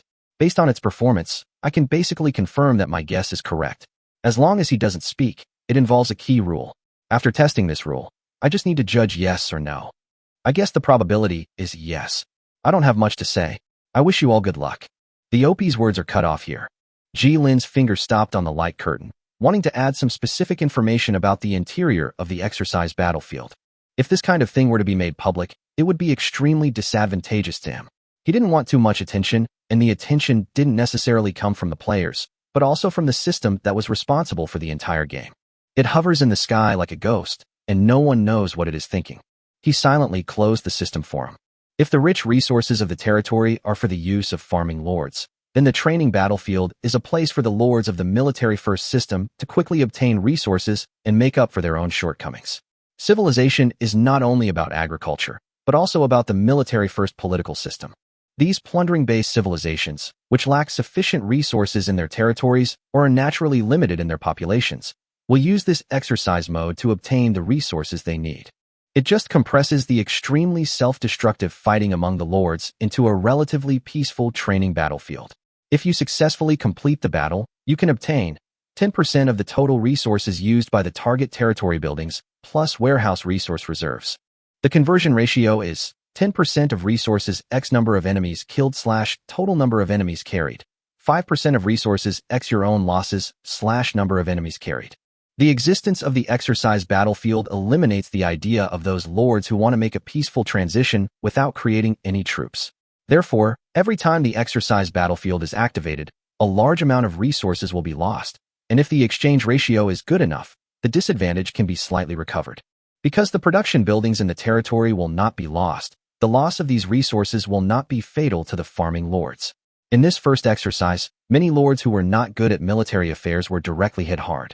In the second exercise battlefield, because of the existence of ultra-high-speed information dissemination channels such as forums, the farming lords developed a barrier tactic of digging fortifications on the spot, building defense towers, using a large number of fortifications to resist the attacks of the looting lords, and then hiding in their own fortifications to hold out until the countdown ended. As the two main branches of warfare, the plundering lords and the fortification lords have split into two clear fronts and started fighting since the opening of the exercise battlefield. These two main ideas have evolved into countless tactics and been applied on the battlefield. Spear and shield. The millennium-long struggle continues here. So I still have 60 days to develop and protect the resources of my territory from being lost. The exercise battlefield in my previous life. I can't seem to remember when it started. Projects at the engineering college and research station are given the highest priority, as musketeers alone are not enough to deal with possible threats that may arise in the exercise battlefield. He needs more powerful weapons, and the advanced research provided by the iterative branch is crucial. He is half a fortification faction. In addition to the rich confrontation elements in the exercise battlefield, he can also find some mission points on the map to obtain tasks. The resource acquisition speed is not as high as directly hunting other lords, but there is a chance to find hero units and special blueprints. You can also obtain a lot of resources by killing monsters and completing tasks without interference from others. At the beginning of the exercise, the system will give you some direction and temporary buildings. After completing a certain number of tasks / killing a certain number of targets, you can directly apply to leave the battlefield. The colonial mechanism after the start of the colonial era is an upgraded version of the changes in the exercise battlefield. You have 2 unread messages. The sudden ringing of the bell interrupted his thoughts. An unknown contact sent you a message. Please check this. According to the regulations, please do not disclose any information about the occurrence of this situation. If you violate the regulations, 20% of the territory's resource reserves will be deducted. Unknown contact? No, there is no such option in the friend interface of the system. The nickname given by the Lord will be displayed. If the nickname is repeated, the Lord's real name will be displayed after it. If the nickname and real name are repeated, then a 1234 will be added at the end. This was the first time he had encountered such a scene in his 2 lifetimes. He saw that Musa Shanchi had also sent him a message. He should be anxiously looking for him for help. But at this moment Jilin's attention was completely focused on the 2 messages from unknown contacts. When he clicked it, he saw 2 envelope-like objects floating in front of him. Chapter 53 Letter and Blacksmith Shop. Jilin's personal letter. I don't know what to say to you, but thank you. I talked to it for a long time. As for the work I am doing, I'm sorry, I can't tell you, but it still asked me to give you some help. I also gave you something else. I hope you like it. I don't have anything else to say. If I were at a higher level, I might be able to tell you more. Your loyal Sonoda. This was what the system called compensation. Would it periodically provide him with assistance? However, he was genuinely curious about the characteristics and attributes of these 2 people. A gift from them, isn't it? Then the other one is. Jilin's personal letter. Long time no see, sir. As far as I can remember, we haven't seen each other for decades. I wonder how much time has passed while you've been there. I still miss you a little, but I'm already very happy to be able to communicate with you again. It completely rejected my request to meet, and I also prepared some gifts for you. This is my limit, and you're not allowed to say this. Looking forward to the day we meet again. Love you, Jean. 2 pieces of paper fell into his hands. Sonoda's handwriting was as smooth as printed fonts, and Gina's handwriting was elegant and neat. One cannot step into the same river twice. He seemed to have stepped into an unknown river. And Jean, is this a local way of expressing it? He remembered that in the games he played, those who liked to write letters would always add some prefixes to themselves. So, what Jean is trying to say is that she considers herself family. Weird. Jilin gave up thinking. I must never tell her that several decades have passed while I have only been out of the copy for more than 10 days. Otherwise she will want to kill one of me or the system. There is no reply option. Both letters are one-way mail. Unknown technology has been added to your project list. Reaching a higher era has been unlocked.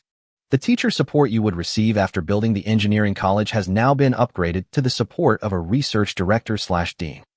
He forgave half the system. At least it has a conscience. In the past, if a player's territory built a large academy like this, they would have to spend a large amount of money to recruit a dean from the post station or replace him with a level 5 official of the same level. Once a large academy had a dean, he could begin recruiting students from outside and earn money from the indigenous civilizations. In the past, academic cities had always been a very popular type among lords. It provides jobs, gold output, scientific research output, as well as a large amount of talent training, technological progress, and comprehensive and perfect bonuses. An engineering college built inside a bunch of wooden houses is as incongruous as a primitive man wielding an AK-74. Life in the territory also needs to be improved. We need to improve the living standards in the territory. Although the current 100% tax rate model is very convenient to operate, the production capacity ceiling is still low, and it will lock the stability ceiling. There is still a lot to do. After returning to the territory with his prey, the Long team showed no sign of shrinking. Chongshan was in charge of the entire task. Not only did he have to conduct arithmetic tests on these villagers together with others, the whole process lasted for 2 days. It was really hard work for them. The next day, he visited the newly built blacksmith shop in the territory. Previously, the blacksmith shop was unable to forge the barrels of the musketeers he now had. The barrels were seriously unqualified and exploded after 3 shots.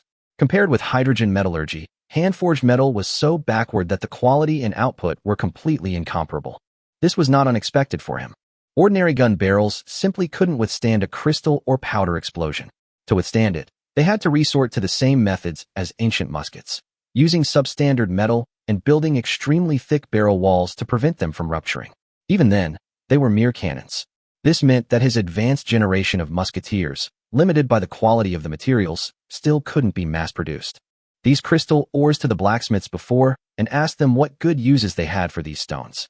They all stayed away from this translucent blue crystal that looked like quartz. They seemed to think that this was an expensive metal, but Ji Lin had no way to explain the principle of the crystal or to them. It was too difficult for a group of people who could only read a little to learn the chemical formula of hydrogen combustion. Until today, the quality of the barrels they produced is better than before, and the firing rate can be increased from 3 rounds to 5 rounds. He came over on a whim to take a look, hoping to get the latest progress. You mean you're using this stuff directly as fuel? Ji Lin showed a strange expression as he looked at the blacksmiths who looked frightened and reserved. No, I don't blame you at all. His thinking was limited by the times, and his mind was full of hydrogen metallurgy, but he did not remember that crystal ores were also used as high-energy fuel for steam engines in the steam and steel copy. And as fuel they also had extremely high calorific value. Since it is fuel, why not use it directly as fuel? Used for burning fire. He was extremely surprised that the blacksmiths were able to discover this. Who discovered it? A blacksmith stood out from the crowd hesitantly. What he wore was not the coarse cloth issued by the territory, but a somewhat tattered blacksmith's robe. Yes, my lord. It feels very much like a coal mine. The coal inside the coal mine is also so shiny and sparkling. We found that if we light it, it will slowly begin to burn and then shrink in size. A piece the size of a fist can burn for half an hour. Ji Lin nodded and patted his shoulder. Okay, you'll be their leader from now on. I have high hopes for you. Promote this method and continue researching how to burn this thing more safely and stably. The blacksmith showed a look of surprise on his frightened face. He had thought that he would be punished for such behavior. Now it seems that the Lord is quite happy. Ji Lin saw a new attribute floating above his blacksmith shop. Crystal fuel, blacksmith efficiency, plus 35%, scrap generation rate, 20%. The extremely high calorific value fuel increases the temperature in the furnace, allowing it to heat rapidly and melt metal faster. 35% efficiency bonus, very high. Comfortable. High-end energy often has the simplest use method. That can be grown using water and sunlight directly replace the carbon caves that should have produced coal in this era, saving him a lot of resources and manpower, achieving multiple goals at one stroke. After the efficiency of the blacksmith shop is increased by 35%, your 3 blacksmith shops are almost equivalent to the 4 blacksmith shops of others. Chapter 54 Security and Management. The improvement in the efficiency of the blacksmith shop is quite good news. He can meet his own needs while also converting the excess production capacity into steel and handing it over to Li Yin. He provides himself with a large amount of iron, ore, and gold mines, while Ji Lin is still in a semi-credit state and has only promised to give Li Yin some sugarcane. Li Yin has already provided himself with more than 1,500 units of iron, ore, and gold. Treemen are primarily plant-based. The plants they control can grow into various forms and do a lot. They can even create buildings from plants without requiring resources, using food and which speeds up their construction. After owning an ancient tree, you can research and develop spell trees unique to tree people and improve spells and plants. The operating pressure is very small, but the cost is that development is correspondingly slow. A group of people who live in peace with the world and have no desires or demands. Back to the town center, before I could even sit down. New problems were put before him, problems that had arisen from his previous overdevelopment of production and neglect of management. The security of the territory. Security problems will lead to a decrease in the stability of the territory. Stability is related to the overall production efficiency bonus that the territory can enjoy. The more stable the city, the lower the resource circulation speed, population mobility, and loss will be. Therefore, a peaceful and stable city has a very high production efficiency bonus. The high stability bonus can give a maximum of 25% production efficiency, full output, bonus. The higher the stability, the higher the production efficiency. Populations with smaller numbers do not need to worry about security issues for a long time. If they follow a nomadic development path, the upper and lower limits of stability will be lower than those of normal territorial populations. My lord, you must make the decision for me. Another subject knelt before him. Anyone who wants to find him can just knock on the door and come in to find him. This is the 5th citizen he has met in recent times who has asked him to seek justice, and the specific content is about the loss of various of his belongings. He believed that someone else living in the same house as him had stolen his belongings, so he had no choice but to come to his lord to resolve the problem. In their eyes, the lord seemed to be their heaven, the omnipotent God who was responsible for everything. Among the 700 people brought by Li Erlang before, not many had property, but most of the pioneer team members who came with Wu Bai had their own property or important items. Public housing, with its lack of privacy, presents countless potential conflicts. When resources are sufficient, he will provide new houses for everyone, and at least everyone will have their own private room. Before that, it's time to draft some people to form a guard. A town of 1,800 people had no guards and only had a problem for such a long time. In his previous life, when he played those games, even if there were only 100 people, they still needed to build a police department to maintain law and order. Chang Heng had served as the captain of the city guard, and his experience could be put to good use here to establish a multifunctional guard team that could maintain security in the territory and resolve disputes. Jilin's own management experience. Those methods of managing rat people are definitely not applicable to humans. Absolute. He controlled his methods very carefully, and even appeared to be too kind and gentle. Maintaining law and order for a population of nearly 2,000 people, the territory's population composition is very stable, free of the large population movements and crime that would arise later in the territory's development. Most of the issues they need to deal with on a daily basis are civil disputes, various minor matters, and responding to emergencies, such as fires. So there is no need to maintain a large police force. In the future, if everyone needs to go to him to solve problems, it will only lead to inefficiency. Now, 1,800 people can still handle it, but when there are 10,000 or 100,000 people in the future, it gives me a headache just thinking about it. Division of labor and cooperation are the key to ensuring that a system can operate stably for a long time. After all, human management capabilities have their limits. When humans form a collective, the management system that suits their own population will determine the future direction and the true upper limit of a population.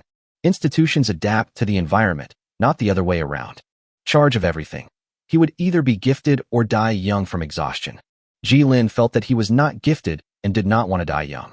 He decided to have the territory maintain a guard patrol of 20 people, keeping a ratio of slightly more than 1% and 10,000ths of the total population. His most disciplined troops were primarily the musketeers, but they now performed dual duties as hunters and scavengers, making them overqualified for guard duty. The light crossbow militia were merely ordinary soldiers conscripted on short notice, their lead in military skill and training only 2 days, a physical 2 days, and they were currently employed in farming. In order to quickly develop combat effectiveness, they have little training in standing posture and are disorganized and undisciplined. They may still be full of passion when fighting monsters, but they may not have the perseverance to strictly follow the rules after becoming guards. 1 from 10 of these militiamen. I picked up a piece of white paper and wrote down my thoughts on it. Kneeling below looked at the Lord in deep thought with trepidation until he turned his gaze back to them. You don't have to kneel when you see me next time. What's your name? Spend half an hour recording the people's questions, put them aside, and let him go back and wait for news. He has issued a strict order prohibiting kneeling in the territory, but these people will eventually adapt. The paper mill was included in the plan. The importance of paper to the spread of knowledge was undeniable. The private school's first round of preparations was to provide a preliminary education in literacy and mathematics to 300 students simultaneously. Once these students completed their studies, the paper mill would also be of use. Mill was not built before was because the knowledge level in the territory was too low and no one could read. As a building that existed in the second era, the paper mill. Although the system provides a lot of paper, it is only for the Lord's initial management to solve emergencies. He will need bulletin boards and newspapers later. Those who built the private school would provide some basic teaching materials. If the private school did not provide these teaching materials, he and several officials would probably not be able to sleep well for a few days. A private school can only accommodate 30 people. If the tables and chairs are removed and people sit on the floor, he can slightly overload it and expand it to 100 people. There shouldn't be any problem, right? He also visited the site and saw that the teaching progress of the corresponding task would be displayed on the top of the building. The private school and teachers could complete the teaching task in about 2 months. There are 300 people in a batch, one batch every 2 months, and 1,800 people will master basic literacy and arithmetic within 12 months. Once the first group of people are screened out, they will begin to be educated and taught writing and mathematics. Let them understand the world. With knowledge, he can train these people to have professions: blacksmiths, tailors, merchants, doctors, teachers, chefs, instead of just farmers. A building without people working in it is just a building. Everything in the territory finally began to move in the direction he was familiar with. The machine called society is moving slowly, its gears meshing forward. Chapter 55-5 of 1000. Chongshan pushed the door open and reported his work progress to him. Lord, the arithmetic screening is over. Jilin nodded, indicating that he had fully understood, and at the same time handed the guard team establishment rules he had written earlier to Chongshan. Thank you for your hard work. This is for you. Give it to Chong Hung and have him select guards from the 200 militiamen. The territory needs guards to maintain law and order. Chongshan took the paper, scanned the contents on it, folded it, and stuffed it into his clothes. Jilin didn't write much on it. All of it was about the organizational discipline of the guards. Violence is strictly prohibited. Guards are not allowed to abuse their power. The needs of the people under their jurisdiction must be implemented in place, and they must go up to help if the people under their jurisdiction are in trouble. He copied almost every impression he had of a police officer. Jilin needs not only a violent organization, but also a comprehensive social coordination organization. The guard, police department, and army will be divided into 2 departments in the future. The army will always be managed by Chonghung, and the guard will be directly managed by Chongshan. Internal and external departments require different training, countermeasures, and weaponry. Just like we did in Sita, he said. They are very familiar with this kind of cooperation, and he also believes that Chongshan can do it well. The administrative experience in the copy is quite common. Many things cannot be done due to their productivity, but he will try his best to do the remaining things. Tomorrow should be the opening day of the private school. After this busy period, I can rest for a while. Jilin stretched and breathed a sigh of relief. If the time spent on dungeons is included, his 2 heroic units have been working for over 150 days, and they just have some dark circles under their eyes. If he had such a high-intensity job, he would not be sitting here now, but lying in bed. We have to give them a day off, otherwise even an Iron Man would find it difficult to withstand it. Lord, I think there is something that you might be very interested in. Chongshan waited for Jilin to finish speaking, then waved towards the door. Jilin then realized that there was a young boy standing there. He stood at the door stiffly and timidly, leaning against the door frame, as if trying to support his body with the help of the door frame. After being called by Chongshan, he hesitated for a while before walking in with small steps. Come, show it to the Lord. What are you looking at? Jilin's eyes fell on the boy, his face flushed. He stretched out his palm towards Jilin, holding it flat. With a light white tint and a slight blue hue emerged from his palm, and finally condensed into a thin air mass the size of a mung bean. Very weak. Just like Mars. How many? Jilin suppressed the joy in his heart and asked Chongshan tremblingly. By the way, he stopped the kid from trying to squeeze out a little more light blue and white aura with a flushed face. He himself had this ability, so he naturally knew that he could only call out as much as he wanted, and no matter how much he held back, he wouldn't get any more. Asking means trying. 10, 8 children and 2 adults. Chongshan took out a list and placed it on the table in front of Jilin, with 10 names on it. 10 lucky people who awaken their source potential early. Because of the arithmetic test, once they think, these things will emerge and surround them. They are very faint, and sometimes I can only vaguely see them. I'm not sure if these 10 are all the potential owners in the territory. The proportion of children awakening is much higher than that of adults. Chongshan explained to him. If I hadn't discovered it, they wouldn't have known what was happening to their bodies. Not 1 person out of 10 is aware of what is happening in their body. They are unaware of the existence of the Sephiroth. But the source essence is already actually strengthening their abilities, thinking, physical fitness, and agility. Thinking will catalyze the speed of the operation of these energies. If they are not recognized or controlled by the owner, they will naturally overflow and surround the awakened person, in a form that can be observed. Jilin nodded. It was his first time taking this route. From then on, everyone had to do math problems regularly to screen out those with advantages, and then send them to the engineering school for compulsory study. His magic craftsman is promising. His steam robots and steam spiders are also promising. To select mechanized troops in advance, you must rely on runes to cheat and exchange time for quality. Jilin nodded slowly and let Chongshan continue. He was very bright, coming in first in his maths test and showing extraordinary talent. The others' results are only hovering around the top third. Among the top 50, no one besides him has awakened their source energy potential. The impact of source energy potential on people still needs to be observed. Jilin felt that the system should pop up here to remind him to obtain a new project, but it didn't. Then Chongshan expressed his needs. I hope I can teach him myself. I need an assistant. This was the first time Chongshan asked him for something. He readily agreed. Territory teachers were few and far between, and Chongshan's personal experience was unmatched. One-on-one instruction like this would speed up progress far more quickly than starting from scratch in a large class. This child could learn all the way to the STEAM age technology under his own steward. Since his officers all thought that he possessed extraordinary talent, he might as well let Chongshan give it a try. It's a win-win situation either way. By the time he finished his studies, his own engineering college was almost completed, forming a perfect connection. After seeing them off, Jilin sat in his office thinking. He was puzzled. At least in this territory, he was not the only one who had awakened his psychic potential. There were 10 people who had awakened among the 1,800 people. 5,000. 50 out of 10,000 people will appear very low. He vaguely remembered that the initial awakening rate of human magic and rune awakening was also 1%, and that the characteristics could eventually be upgraded to 100% overall awakening. Chongshan also said that it cannot be considered a complete statistics, so the actual proportion should be higher than this. Picking up the cup on the table, it was filled with turbid green juice, and some very fine particles could be vaguely seen floating in the cup. Don't get me wrong, it's not clean and hygienic. This was his privilege as a lord, sugarcane juice. It is sweet and delicious, rich in sugar, refreshing, treats lung deficiency and heat cough, and clears away heat and detoxifies. It's very sweet and tastes ice cold when cooled in water. Juice is quite popular among his several heroic units. Once he gets the plantation blueprint, he will start producing sugarcane in large quantities. The sufficient sugar content can really boost people's spirits. The territory has not yet achieved the freedom to eat sugar, but it is not far from the freedom to eat salt. Chapter 56 Neighborhood Watch and Housing. Everyone, attention! Chong Hung shouted loudly, and the militia under the scorching sun moved in unison with his slogans. They are all very energetic. Chongshan nodded with satisfaction.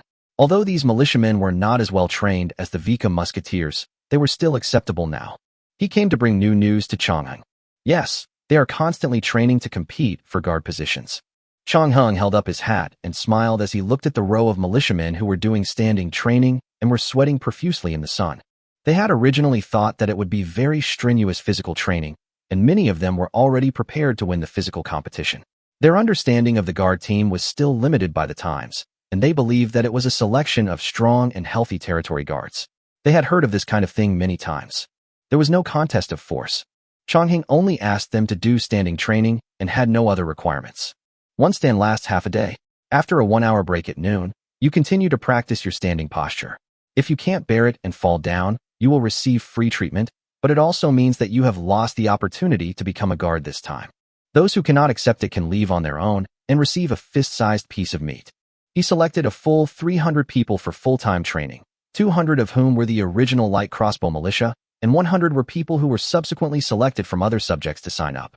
Only 20 of these 300 people would stand out. Under the scorching sun, remove the dross and retain the essence. By the way, what does the Lord intend to call the guard, or guards? Although Chongshan and Chongheng had already started communicating, the militiamen lined up below had no intention of relaxing. It was not just because of the intimidation of Chongheng's identity, but because Chongheng was standing in front of them and standing with them, and he persisted longer than they did. They could see him waiting here early before the gathering. It stood there like a stone wall, motionless until sunset. Only when someone in the team fell down would he take action and ask someone to carry that guy to the herbal medicine house to rest. The Lord attached great importance to the selection of guards this time. The initial staffing composition will have a significant impact on the overall structure. Jilin was willing to bear the cost of up to 300 people taking off-duty training for a week. Chongheng showed the paper in his hand to Chongshan, with 6 big words written on it. Neighborhood Watch. We discussed many options and finally chose this name. Unite as one to keep the city in order. It's a good name. Chongheng said. How many people are still training now? It's been 3 days since the training started. Chongshan fixed his eyes on the rows of militiamen. When they noticed Chongshan's gaze, they stood straighter and their bodies became as taut as strings. I don't know, but Chongheng shouted. Everyone, Report your numbers. Yes, sir. The militiamen shouted in unison, then turned and counted. 5 rows of 8 people. 30 people in a row. Second row, 29 people. 3 rows of 30 people. 30 people in 4 rows. Chongheng nodded in satisfaction, turned to look at Chongshan, and told him the result. 127 people. 3 days of training directly screened out more than half of the people. 4 more days of training would pass to select the final 20. The remaining excluded would be reorganized into the new militia. Having made it this far proved they had qualified. The formal troops would be expanded to prepare for the upcoming training battlefield. How does the Lord plan to arrange patrols? We can't have them continue patrolling in residential buildings. Chongheng smiled.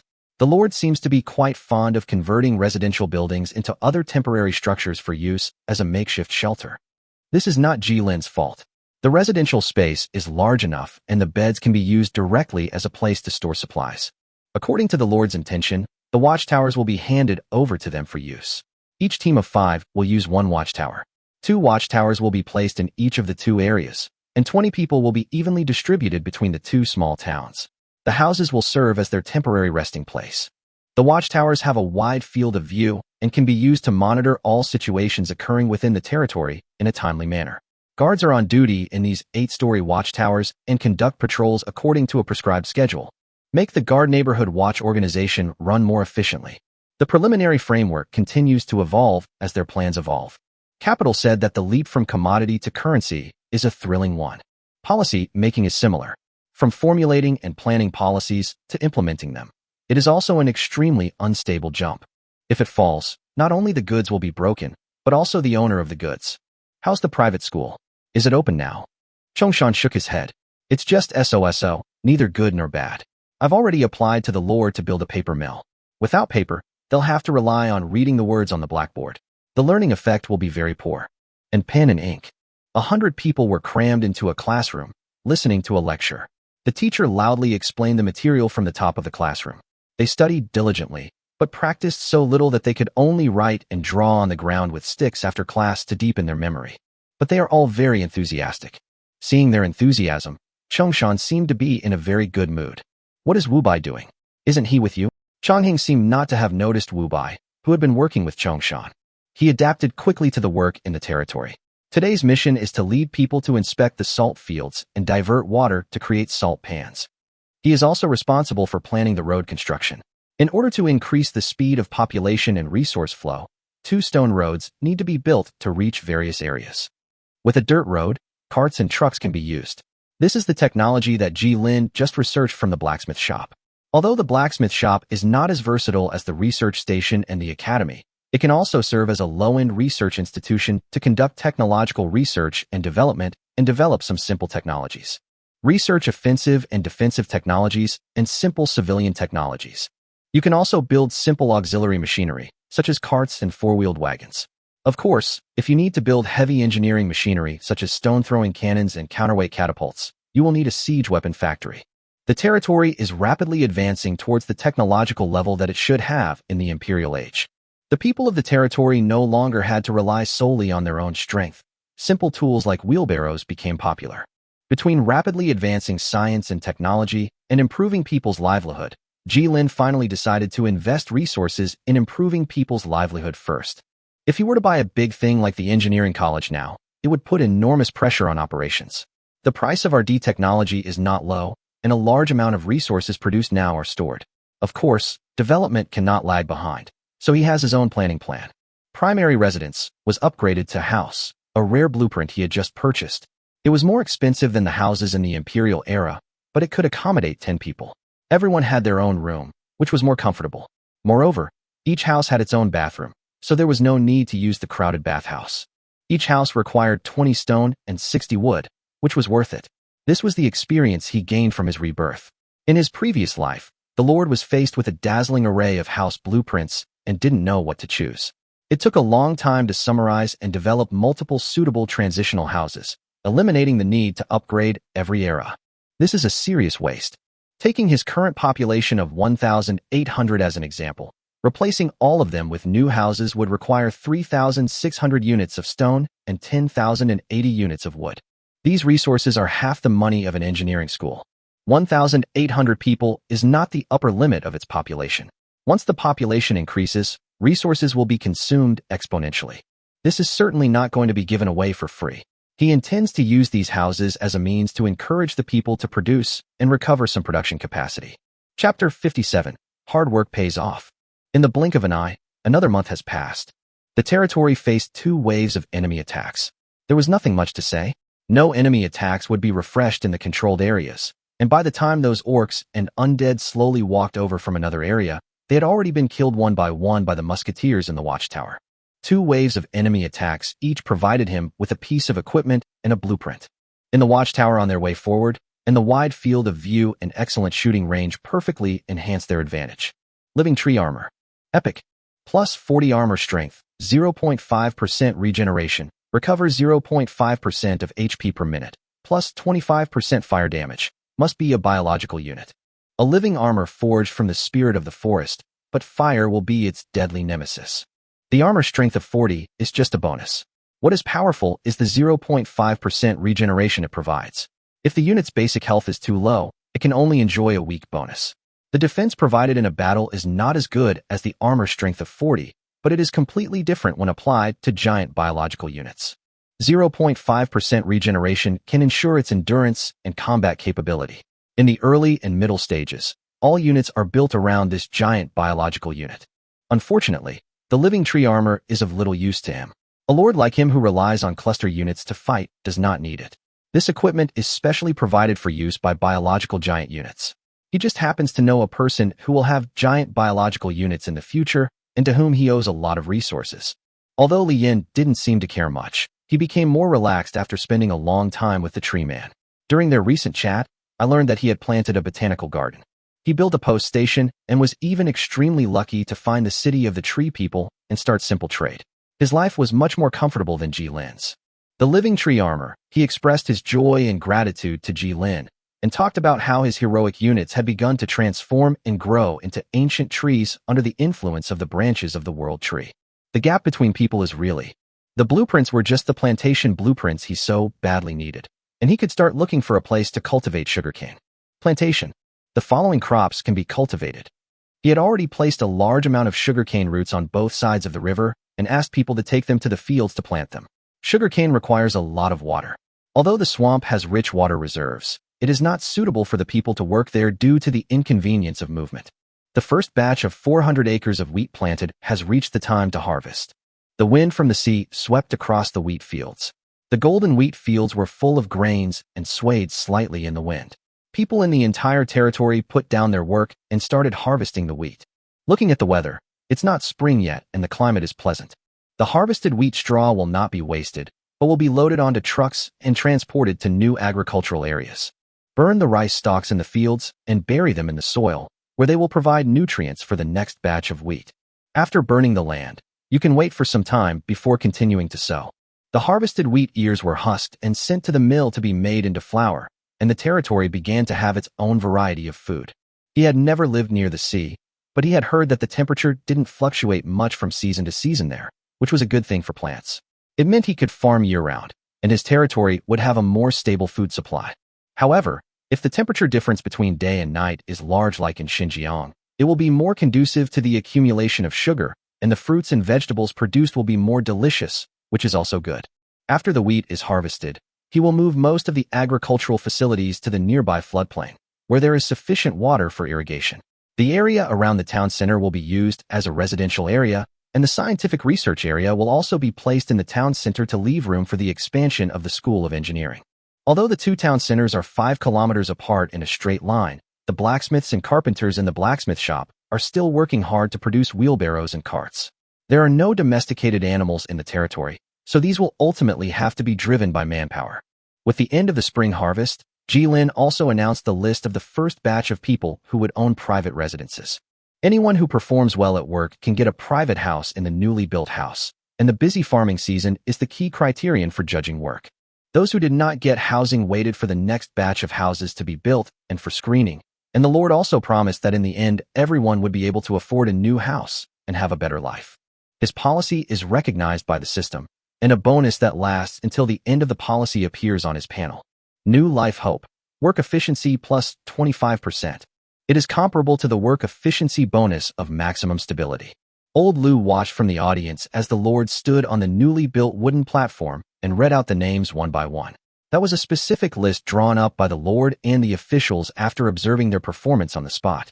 They walked up to the wooden platform, stood in a row, and puffed out their chests with pride. They saw that it was a newly built 2-story wooden and stone building not far from the town center. It was a very beautiful house with a wooden main structure and stone exterior walls. He had never seen such a house in his hometown, and he had never lived in a house built of stone in his life. The Lord said that it was still a room for 10 people, but it was similar to an inn, with 5 rooms on each floor. Lu Yansheng, Building 1007, Room 201. When Lao Lu heard his name, he looked up and the people around him looked at him with envy, but more of them were looks of, as expected. His hard work these days has not been in vain. He is the first to start work and the last to leave every day. Does he already have a house that belongs to him? Or does he want a piece of land that belongs to him? He took a step forward, walked up to the Lord, and looked at his kind smile. My Lord, I may be overstepping my bounds, but if I want to obtain a piece of farmland that belongs to me. Old Lu took the scrap of paper that Ji Lin handed him. On it were written his name and room number. His desire for land suddenly made him ask a question in a presumptuous and low voice. If you disturb the Lord with this kind of news on a normal day, farmland. Of course, farmland will be included in future labor rewards. Ji Lin thought for a moment, then nodded with a smile. He was just thinking about how to continue motivating his subjects after the houses were distributed, and Lao Lu's question pointed out a clear path for him. Rewarding land may be a good direction. For farmers like them, no sense of security can compare to land and houses. They are their shelter from wind and rain and their jobs for survival. If such simple incentives can also improve their productivity, why not do it? His current resources are more than enough to replace everyone's homes, but he chose this incentive mechanism for efficiency, not just for increased productivity. People will only cherish those crystals that are condensed through their own sweat. They work hard to prove their worth and gain recognition. It's always hard to feel confident using something you get for free. Those who work hard will be rewarded. This would be a healthy and reasonable cycle. If he directly distributed the houses to these subjects, they would be confused and would not understand. The belief rooted in their hearts would be far less than the current reward mechanism established by distributing houses. Chapter 58 Improved Life. Come on, don't be afraid to jump down. I can catch you. Reaching out to catch the child who had climbed onto the roof because of playing, Wu Bai handed the child to his anxiously waiting parents. They bowed and thanked him. These families with children were directly assigned a residence, but unlike others, they only had one room for 3 people, while others had one room for each person. Fortunately, each room in the house is 100 square meters, enough to accommodate a small family. A tailor shop has been built, and the fabric currently used is cotton purchased from the market. It has not yet been rolled out to provide new clothes for everyone in the territory, but the government officials, for in total, have new clothes of their own. The members of these neighborhood watch organizations all wear neat blue clothes. The design of the clothes follows Ji Lin's requirements, which are simple and practical, without too many fancy decorations, and with simple armbands sewn on the shoulders. A blue armband with 2 hands clasped together. Since the establishment of the Neighborhood Watch Organization, they have solved 100 problems in Linyang City, and this is the 100th one. Catch a naughty child. It's just some random, everyday stuff. Help solve a theft case. In fact, there was no theft, he just accidentally left the items in the cultivated field. Wu Bai did not blame the man for lying about the information because he showed a relieved expression after getting his gold ring. To resolve a dispute over food rationing, a man claimed that he wanted to take food home for his child, and the cook could not argue with him. According to the rules, everyone had to come to get their own food. He took the food as his own and returned home with the man, who did have a sick child at home. A young man fell in love. He wrote a simple love poem using the words he learned in private school and asked the girl to deliver it to him. No, of course, the girl didn't agree to deliver the love letter for him. Instead, he encouraged him to get to know the girl first. Love at first sight is rare, so if you like someone, you still have to fight for it. He took over the management of the Neighborhood Watch Organization as Chongshan's deputy and quickly fell in love with this daily routine. Wu Bai liked this kind of life very much. Seeing people smile at him after accepting his help, the trauma that led the pioneer team into disaster was healed a little. This was his atonement for his mistakes, to take care of other people. No need to pray to the gods. Under Ji Lin's orders, he also learned to collect the needs of the people in his territory, and directly dealt with the things he could handle, and provided the remaining problems that he could not handle or were difficult to solve to Ji Lin. Many people in the territory hoped to have an entertainment facility. When the number of people was less than 1,000, Chongshan could still barely handle these matters. Now, the Neighborhood Watch organization acts as the hub to spread the messages. As for Chongshan, Wu Bai now watches him traveling back and forth between the salt field and the central town center every day. The terrain over there does not seem to be suitable for ordinary soil-mixed stone roads, but requires pure stone roads for paving. Because Jilin only considered the problem of flat terrain at the time and did not consider the problem of straight-line distance, some large mud puddles were found during the subsequent paving. Chongshan was exploring what kind of road surface should be paved one by one. The technocrat, engineering, in his nature was not just for show. This is a long road that is about 5 kilometers long, so any resources saved are a gain. Brother, here's some sugarcane juice. The little girl ran over and brought him a glass of sugarcane juice. Wu Bai wanted to refuse, but under the sincere look of the little girl, he took it and drank it all. Actually different from the sugarcane juice they drink, which is so strong that it shows green color. This is sugarcane juice diluted with water. It tastes like a light sugarcane plant fragrance and is slightly sweeter than boiled water. But everyone can drink it, with 1 piece of sugarcane consumed for every 100 cups. There is no sugar in the territory, and this is the only way to meet the people's need for sugar. Everyone can receive a cup of this cooled sugarcane juice after finishing their work for the day. This is done by filling a bucket with diluted sugarcane juice, then placing a bucket filled with water on the outside and placing it on the ground to cool it down. The natural low temperature is used to obtain lower temperature water. Jilin stood in the center of the town, looking at the houses outside which were gradually deserted, and felt a little sad. This meant that most of them had already moved to new residences. After this group of people moved out, these old houses would also have to be completely demolished to make way for open space. Perhaps a plaza could be built here, he thought. Configuration completed, new building entered. Pushes the completion of a building to a very high level. He will directly obtain the building, rather than having to gradually research and complete the project before gaining system recognition. Guard Station, Neighborhood Watch Organization. Can reduce the crime rate within a 1-kilometer radius, improves with age, improves stability, multiple buildings can be stacked, and the bonus will decrease if too many buildings are built. United as one, helping each other. And new entries began to appear in his civilization characteristics interface. Neighborhood Watch, plus 10 stability, plus 10% mainstream institution attraction, not activated. We have realized that we are not alone, and there may always be someone who can lend a hand when needed. This organization of 21 people, including the leader, directly provides him with 10 points of stability. Attracting mainstream thoughts is a relatively late attribute and will not show its effect until after the industrial age. He had not considered this matter at all at the beginning. He only knew that the establishment of a police department would definitely improve the stability of the territory, and he was not responsible for the construction of the territory before. Speaking of which, even if I can't see my stability now, I can feel that it is close to the maximum value. Because of the huge increase in production efficiency, he had enough surplus resources to build the engineering college after reserving the resources for the remaining houses for everyone. In other words, his resources are about to be exhausted. With the full bonus, a private school can now produce a group of subjects with elementary school Chinese and arithmetic knowledge in just 1.5 months. These were things he had never expected. After improving the lives of the people in the territory, their amazing production efficiency allowed the territory to enter a period of rapid productivity growth ahead of schedule. Now that the foundation has been laid, he can begin to consider accepting new populations and building post stations to connect with external indigenous cities. Chapter 59 The Post Station and the Arrival of the Priest. Post Station. 200 wood, 200 stone, 200 steel, 200 gold, 1 hour. Provide access to other cities and open up immigration. From here to there. The post station not only allows the lord to leave his own territory, but also brings people from other city-states to the territory. Most of them are merchants or people from other city-states seeking cooperation. Depending on the architectural characteristics of the territory, it may also attract some special talents. Even though the territory is now completely surrounded by monsters, merchants and foreign settlers will inexplicably appear around the post station and sell their goods. Just like mushrooms popping out of the ground, they pop up when you are not paying attention. There are pros and cons to buying items from foreign merchants. Without a systematic 100% quality assurance, you may be cheated. Every day, lords are cheated by the natives in various ways. However, foreign merchants can always bring various resources, which are much cheaper than the prices sold in the market. 1 unit of wheat flour costs 1 gold to buy from other lords, but it is as low as 0.3 gold when buying from the native caravans. That's about the huge difference. There is no need to pay 15% tax to the system.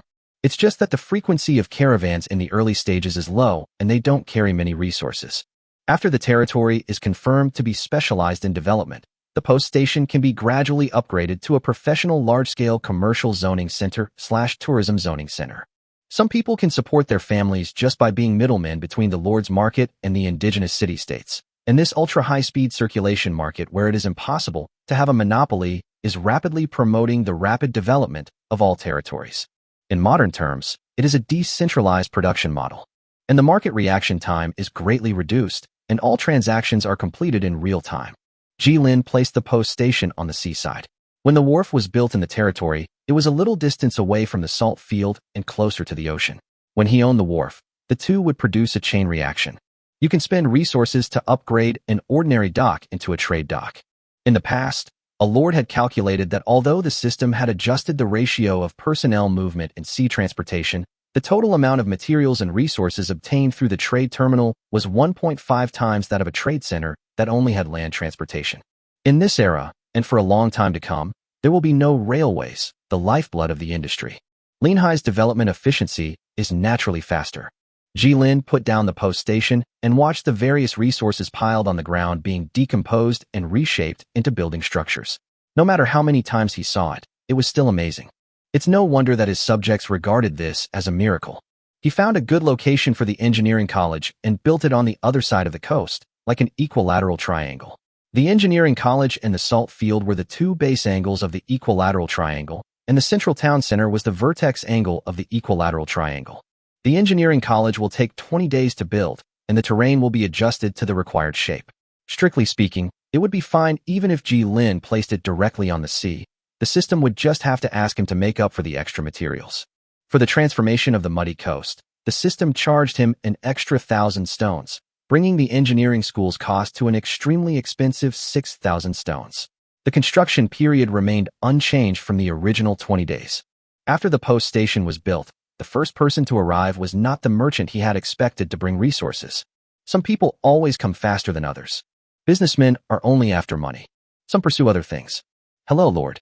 On behalf of the goddess of life, I convey my sincere greetings to you.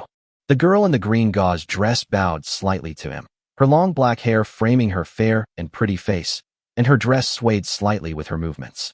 Humble and friendly, his every move makes people feel like they are in the spring breeze.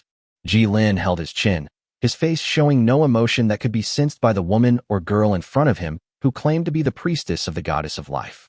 These churches are not bad people, but they are not good people either. They are a double-edged sword for the development of the Lord. The disadvantage is, all churches, without exception, every one, they all have a record of power infringement. Perhaps they have no ill intentions, but their existence will gradually erode the management rights of the lords, especially those lords who manage poorly. It is common for them to give up their own rights for some convenience. After all, it is much more comfortable to accept the institutional structure that others have already developed than to build it from scratch bit by bit. From people's livelihood to economy, from the military to the police. People use the churches, which is ready-made, easy and convenient. They don't need to put in any extra effort themselves. They can just lie down and someone will help them take care of things. You don't need to train your own troops. Just wait for the church to assign them to you. They've done so much for you, so they can't do it for nothing. They need to build more economic buildings in your territory. By the time many lords realized what was happening, 2/3 of the buildings in their territories had become church assets. They have been tied tightly to the chariots of these sects. In the early days, these churches were all giving lords a lot of money, and the lords had a good impression of the churches, until the middle and late stages. If the church wants to preach, that's fine, but the people must be replaced by ours, and we will spread the word on your behalf. The buildings are yours, but I think our people can also learn your codes and techniques, and we can also learn your systems. You can own buildings, but you cannot have too many people stationed in the territory. Working for nothing? If you have the guts, then don't come. I'll change to another company, but I don't need you. The bonus must be taken, and the management rights must be grasped, so that it can be considered sound. The benefit is, churches and temples can provide some excellent bonuses, completely free of charge. Improving relations with the church allows you to acquire enhanced special units and buildings at low cost, thus making up for your own shortcomings. Rapidly developing combat power doesn't require consuming territory manpower and scientific research. allowing you to focus on targeted resource investment. To learn divine spells, you don't need to believe in gods. The bonuses given by each church are quite good. For example, the priest of the goddess of life who came to him planned to build a church in his territory. Life Church increases the growth rate of plants within a 5 kilometers radius by 5%, provides simple healing therapy, increases the habitability of the territory by 1 point, can be expanded, is unique to the territory, and periodically sells the unique resources and items of this pantheon, as well as services. May life continue forever. This multifunctional temple increases plant growth, provides hospital-like functionality, and can slightly improve the territory's livability. It also provides services and resources unique to the Church of the Goddess of Life. Since the other party has brought it to his door, he will not refuse this free thing. After all, you still have to eat the sugar coating. He will not give up his right to independence. My lord, please consider my proposal. The priest looked at Ji Lin, who was still thinking, until he nodded and gave his answer. Of course, I welcome it, but I have one small request, which is that your church cannot conduct any missionary activities in public on my territory. Chapter 60 New Construction. She accepted Ji Lin's request. Before leaving, the priestess looked very happy. Look very happy? I hope she doesn't mind me shoving the temple right in the middle of the farmland. But since she's the goddess of life, she'd probably like being surrounded by plants, right? The 5% growth rate of plants should be utilized, and when combined with the mill, it will be 15%, and then combined with the output bonus provided by the floodplain. Perfect. He seemed to see a good harvest in autumn. The spring harvest of 400 mu of wheat yielded an average of 400 kilograms per mu. In the absence of chemical fertilizers and modern seed screening, producing 400 kilograms of grain was a remarkable achievement. In ancient times, when agriculture was more advanced, even with good fields, the highest wheat yield per mu was just over 300 kilograms. Among them, the good fields and various implicit efficiency improvements provided by the system and the high-quality seeds play a vital role. The total harvest was about 160,000 kilograms of wheat. If all the flour is ground into wheat, the flour yield is 70%, which is only 112,000 gen of flour, which is equivalent to 56,000 kilograms. It looks like a lot. Assuming each person eats 1 kilogram of flour per day, it is only enough for the 1,800 people in the territory to eat for about 60 days. It was just enough to last for 2 months. He planned to make pasta with the flour. The dried berries he had prepared were almost eaten up, and there was not much mature wild rice left. Use pasta to change the taste of your people. It has salt, noodles, meat, and some seasonings. The territory's current salt field output is enough to maintain the territory's daily use, and some can be sold to the market. After deducting the money for seasoning, there is no profit or loss. You can make lean meat noodles. Well, this way you will consume less meat. Then let Chongshan calculate whether replacing rice with noodles can increase the amount of meat you eat from once every 2 days to once a day. The planned economic model can at least ensure that the territory's main resources are not in short supply. Most territories are still struggling to have enough food, and the issue of enjoyment can be left to future selves to think about. When the next batch of wheat was ripe, he went to the fields over there to see that they were growing very well. From the watchtower, he could see green farmland. The young seedlings that had already grown out of the soil and were as long as forearms tilted slightly when the wind blew. Only after the autumn harvest of 1,000 acres of rice, 600 acres of cotton fields, 300 acres of ginger fields, and 1,000 acres of sugarcane plantations can he be considered to have officially emerged from the food crisis, and the food and production in the territory will enter a virtuous cycle. Some time ago, after he discovered that the production capacity of the blacksmith shop could be improved by crystal or fuel, he built a large number of agricultural areas. The blacksmith shops expanded to 7. With more, he no longer had any blacksmiths or carpenters to work. All production capacity was now invested in the production of civilian farming equipment. Using iron farm tools, the people in the territory were much more efficient at farming than wooden ones. Each person could also be responsible for cultivating more fields. It's a pity that we can't harvest before the exercise battlefield and convert resources into combat power. He placed his hopes on the engineering college that was to be completed next. After the construction of the engineering college, he had 10 days to use it to arm his army. He hoped that the engineering college buildings produced in the world line of steam and steel would be more powerful. Ji Lin was extremely looking forward to the upcoming dean. Both the dean and the research director were heroic units above level 5, and since he had been operating Chongshan for so long, and it was still stuck at level 3, he knew how difficult it was to upgrade. Chongshan and Chongheng were in a city of hundreds of thousands of people at the time and were gaining a lot of experience in internal affairs. To officially run the academy and quickly recoup its investment, it still depends on a dean. He can attract students and organize activities. If people come to study, they will pay tuition. If they set the tuition higher and open a few black market, there was no other way. The territory was so poor that he could barely make ends meet. After he advanced to the third era, he invested all the resources he obtained into infrastructure construction. The landlord had no surplus food. 100 musketeers, together with 100 hunting spiders and 100 independent scout hunting spiders, and at most 200 new light crossbow archers, finally eliminated their debuffs and turned from an unfinished training state into new recruits. That's all the troops he currently has. He remembered it clearly. The battlefield of the first exercise was almost a battle involving thousands of people. The three of them brought their entire troops in and were almost wiped out. They confronted a mixed force of a dragon lord and dwarves, and it was a head-on collision. That meat-mincing battle left a deep impression on him. His own ratmen armed with shields and spears had no power to fight back against the medium-sized red dragon. The spears in their hands could not penetrate the scale armor with an armor strength of up to 60 points. He must not focus on head-on combat. The ratmen could do was to prevent the medium-sized red dragon from taking off. They had to rely on the barbarians' big clubs to smash it, and the heavy blows from the blunt weapons to wear the red dragon to death. The battle he will face will probably be even more difficult than before. In terms of domestic affairs, he was not very worried about the erosion of theocracy. The higher the stability of a city, the more popular its lord is among its subjects, and the more educated a city is, the more difficult it is for its subjects to be converted into believers, and the more their attitude towards the sect tends to be indifferent. Gods cannot be touched or met, but lords can often see them. For the people, the illusory gods cannot be exchanged for anything, but loyalty to the Lord can bring them tangible benefits. What's more, there are no gods, only divine arts. Actually, the one they finally selected as the best-looking was the Priest of Light. Life should be in the top 3. We have to admit that their aesthetics are unique. The green dress was indeed very pretty, and it was made of white silk. He silently gave a thumbs up to the designer of the priestess costume of the Goddess of Life. The lords in the previous life also liked to design costumes for the armies or academies they established in their territories.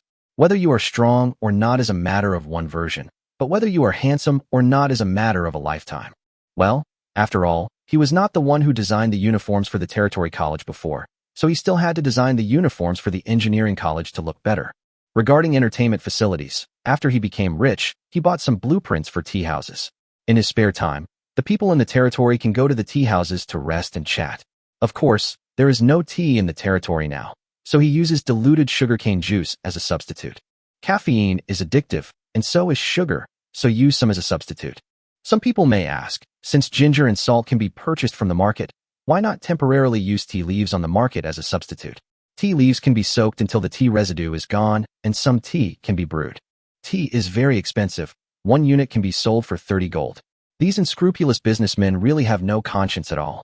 There is also a rare resource called spirit vein tea, but they dare to sell 0.1 unit for 30 gold. Some calculations. He found that diluted sugarcane juice was more cost-effective.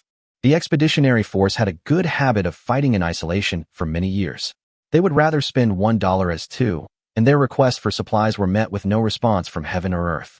The territory has no monetary system, and many operations are like dancing with shackles. Chapter 61 The First Church. The priestess used gold to buy materials from him, which was much more convenient than transporting them directly from them. However, she was the only one in the entire priest team. This was a far cry from the grand teams of later generations that often had dozens or even hundreds of people. For the sake of gold, Ji Lin sent several strong subjects to help her. In this way, the territory had its first church, in a place far away from the city, building the size of a house built on a green field. The Church of the Goddess of Life is not a building with green as the main theme. On the contrary, it is extremely traditional. The square vertical exterior walls and the light brown tiles on the walls make the whole church shine slightly in the sun. The top of the church is a light white square spire, and the sunlight reflected from it can be seen from a long distance. Except for the statue of the Goddess of Life surrounded by green branches in the open space in front of the church. The goddess statue was brought by the priest, and the green branches were grown after the seeds were planted using life magic. The stretched green branches surrounded the marble statue and added the finishing touch. When Ji Lin went to visit her, He saw her sowing seeds on the land around the church. She said she wanted to grow some medicinal herbs here. With the vitality provided by the surrounding farmland, the plants here would grow very fast. She takes care of the 4 acres of herb fields nearby by herself. According to her, these herbs will be made into various primary medicines for internal and external use in the church. The healing effect is much better than his herbal medicine room. The territory doesn't even have a competent doctor now. This is not the problem of the herbal medicine room. It is meaningless to build more herbal medicine rooms without people to run them. The 2 officers, Chongshan and Chongheng, only master basic first aid and bandaging skills. Several gods' priests have the secondary profession of physician, and these priests can reduce the medical costs of the territory to a certain extent. She was very happy about the location of the temple. This place is quite far from the town center. If you need it, I can have the people deliver food and meat. It's too far from the town to distribute every meal here. Wheat flour is 2 gold for 3 kilograms. Pickled meat is 1 gold for 1 kilogram, and wood is 0.5 gold for 1 kilogram. Then he saw the embarrassed expression on the priestess's face. Taken 200 gold from her just for the cost of building materials for the chapel and the land use fee. For the sake of the herbs and a doctor, Ji Lin allowed her to buy on credit. Since the territory did not have a nursery for growing herbs, he would borrow the church's herb cultivation capabilities first. He has no remorse for his own evil deeds. Maintaining a friendly relationship is not a bad thing for Ji Lin. Maintaining multiple friendly relationships can exchange or obtain the required resources from them. Ji Lin does not require his subjects to be absolutely loyal to him. He only requires them to stand on his side before a crisis comes. To achieve this goal, he must first teach his subjects the ability to distinguish right from wrong. Possesses the ability to enable subjects to distinguish right from wrong, physical. In a materialistic world, everything can be analyzed into replicable solutions. They don't need to believe in mysticism. On the contrary, mysticism is a branch of science.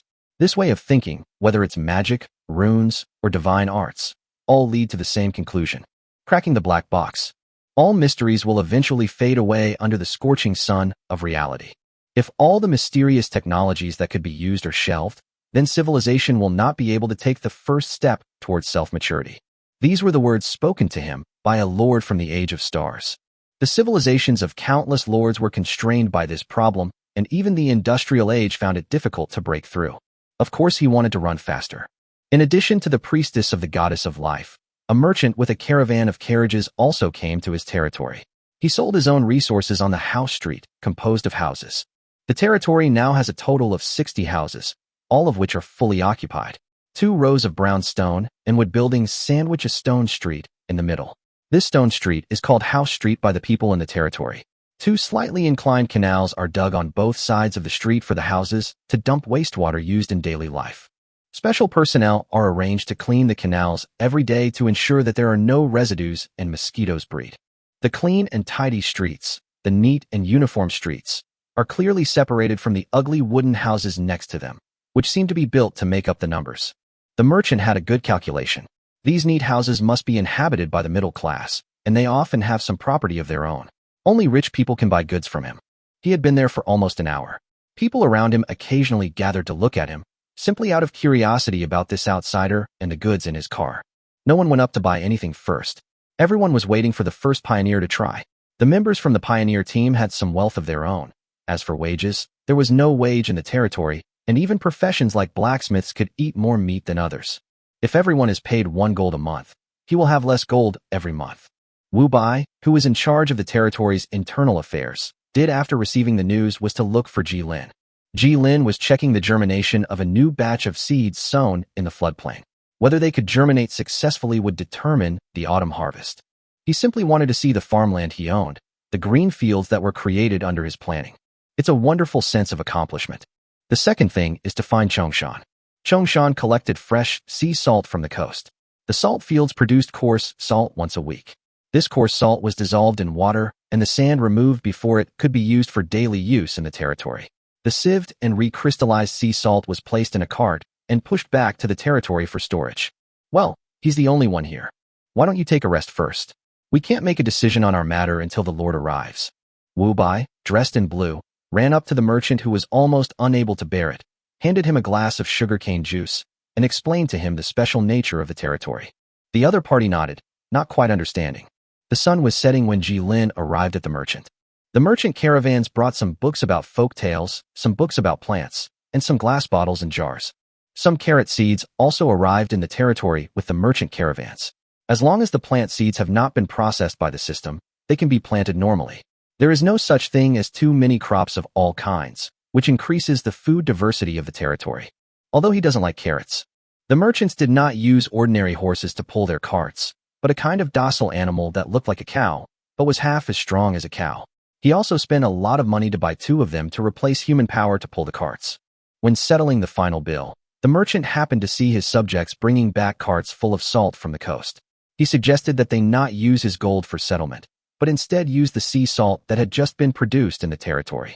He also hoped that if he could buy all of his goods, he would give him a discount. The merchants chose to leave with carts full of salt. Everyone gets what they need. Chapter 62 Dean and the School of Engineering. Time is up, said the figure in white research robes. The middle-aged man in a sophisticated brown-black suit adjusted his tie, picked up his suitcase, and his figure gradually became lighter, as if melting into the air. Sushan knew that he was the one chosen in the end. Then I'll leave first. The shadowy figure beside him opened his mouth to say something, but just waved his hand to bid farewell to his friend. Watching his figure turn into streams of light and dissipate in the air. The last streak of light fell. The engineering college built by the sea has finally been completed. White stone walls surround the entire college area, and you can see tall buildings with different pipes on the outside. The entire college currently covers an area of 1 square kilometer, 1/5 of which is above the ocean and presents a wavy shape along the coastline. The properties of a building are often not fully displayed in the introduction given by the system. However, as an academic division, the School of Engineering has 3 buildings built in that are not available in regular colleges, based on its excellent properties. The world of steam and steel is famous for its amazing engineering and rune technology, and the engineering college, which transcends the imperial era where Ji Lin is currently living, has inherited the same characteristics. Engineering college, mechanical rune. Internal facilities, experimental manufacturing plant, engineering laboratory, auditorium, teaching building, dormitory building. Experimental manufacturing plant. The college has a small assembly plant for the assembly of various test machines and the manufacture of experimental equipment, which can achieve 50% of the efficiency of a normal plant. Engineering laboratory, crystal mine can conduct technical research, research speed plus 5%, engineering project / technical research speed plus 10%. Teaching building, a fully equipped 3-story teaching building with 6 large classrooms, each accommodating 120 students. Admissions office, you can recruit students after owning a post station or post station related buildings. Plus 15% scientist production, plus 15% mechanic production, plus 15% magic craftsman production, plus 15% territory appeal, plus 5% bonus for building near the sea. Unique territory can be expanded. At this point, the Musketeers had become a bonus provided by the system. The Musketeers could only allow Ji Lin to take the lead in the early days, and the establishment of the engineering college would allow him to keep up with the various lords in the first echelon. If the base is large enough, there will always be lucky people and geniuses. The blood purification he chose was not as good as those civilization characteristics that had immediate effects in the early and middle stages, so he had to rely on other methods to make up for his own shortcomings. The completion of the engineering college, which could truly bring about significant changes to his territory, meant that the territory would shift from purchasing blueprints to independent research and development. He was the only one who witnessed the completion of the School of Engineering.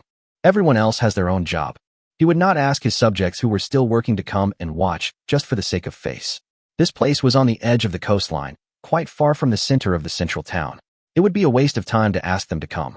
Ji Lin walked towards the exquisite iron gate of the engineering college that looked like delicate carvings. A man carrying a suitcase was standing at the door and waving at him.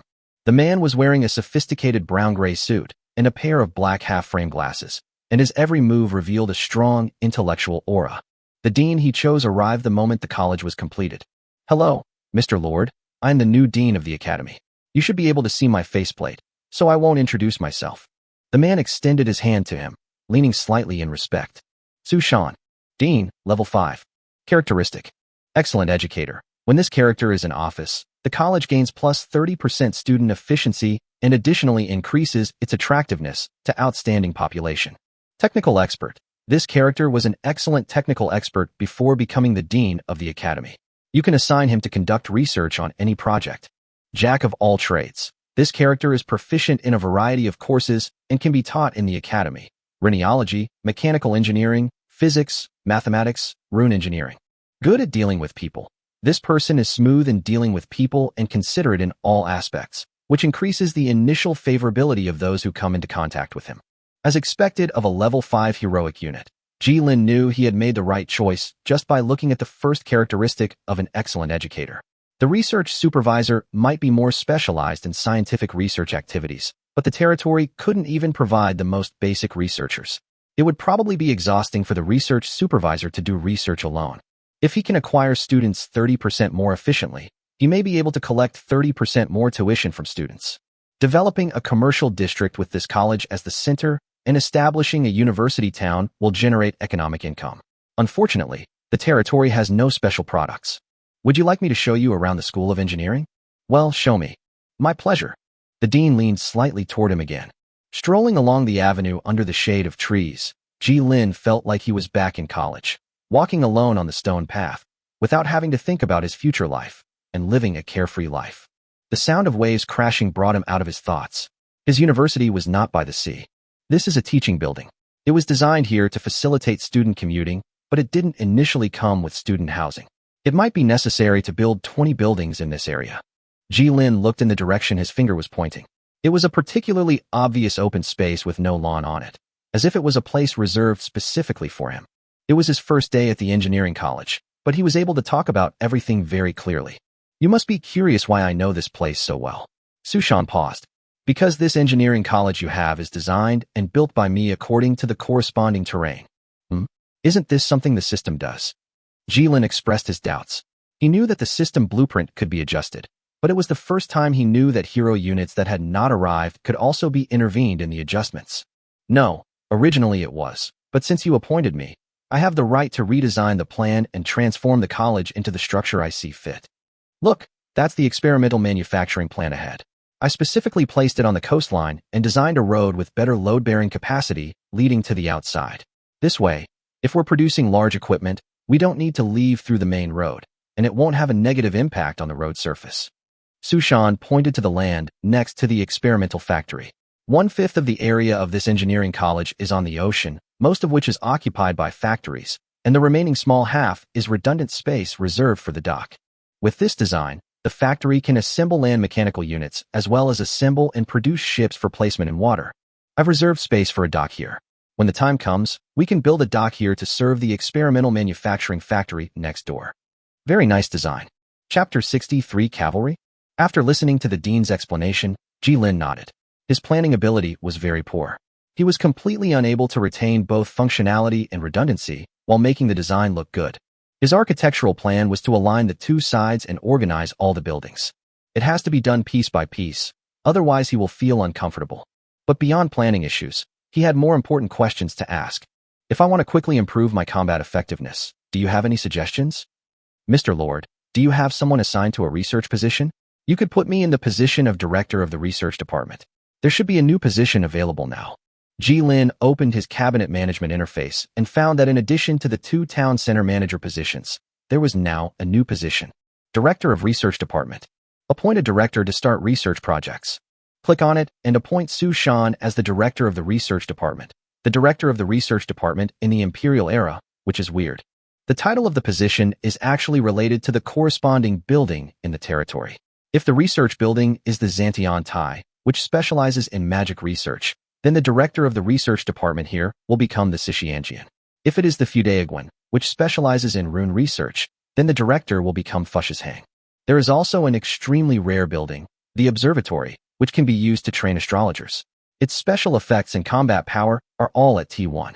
You have to know that according to the system division, in this era, everyone is still just playing cold weapon battles. Firearms are developing slowly in this era. Many lords will live very comfortably in this era. In the cold weapon confrontation, as long as there is a powerful general, they can kill through.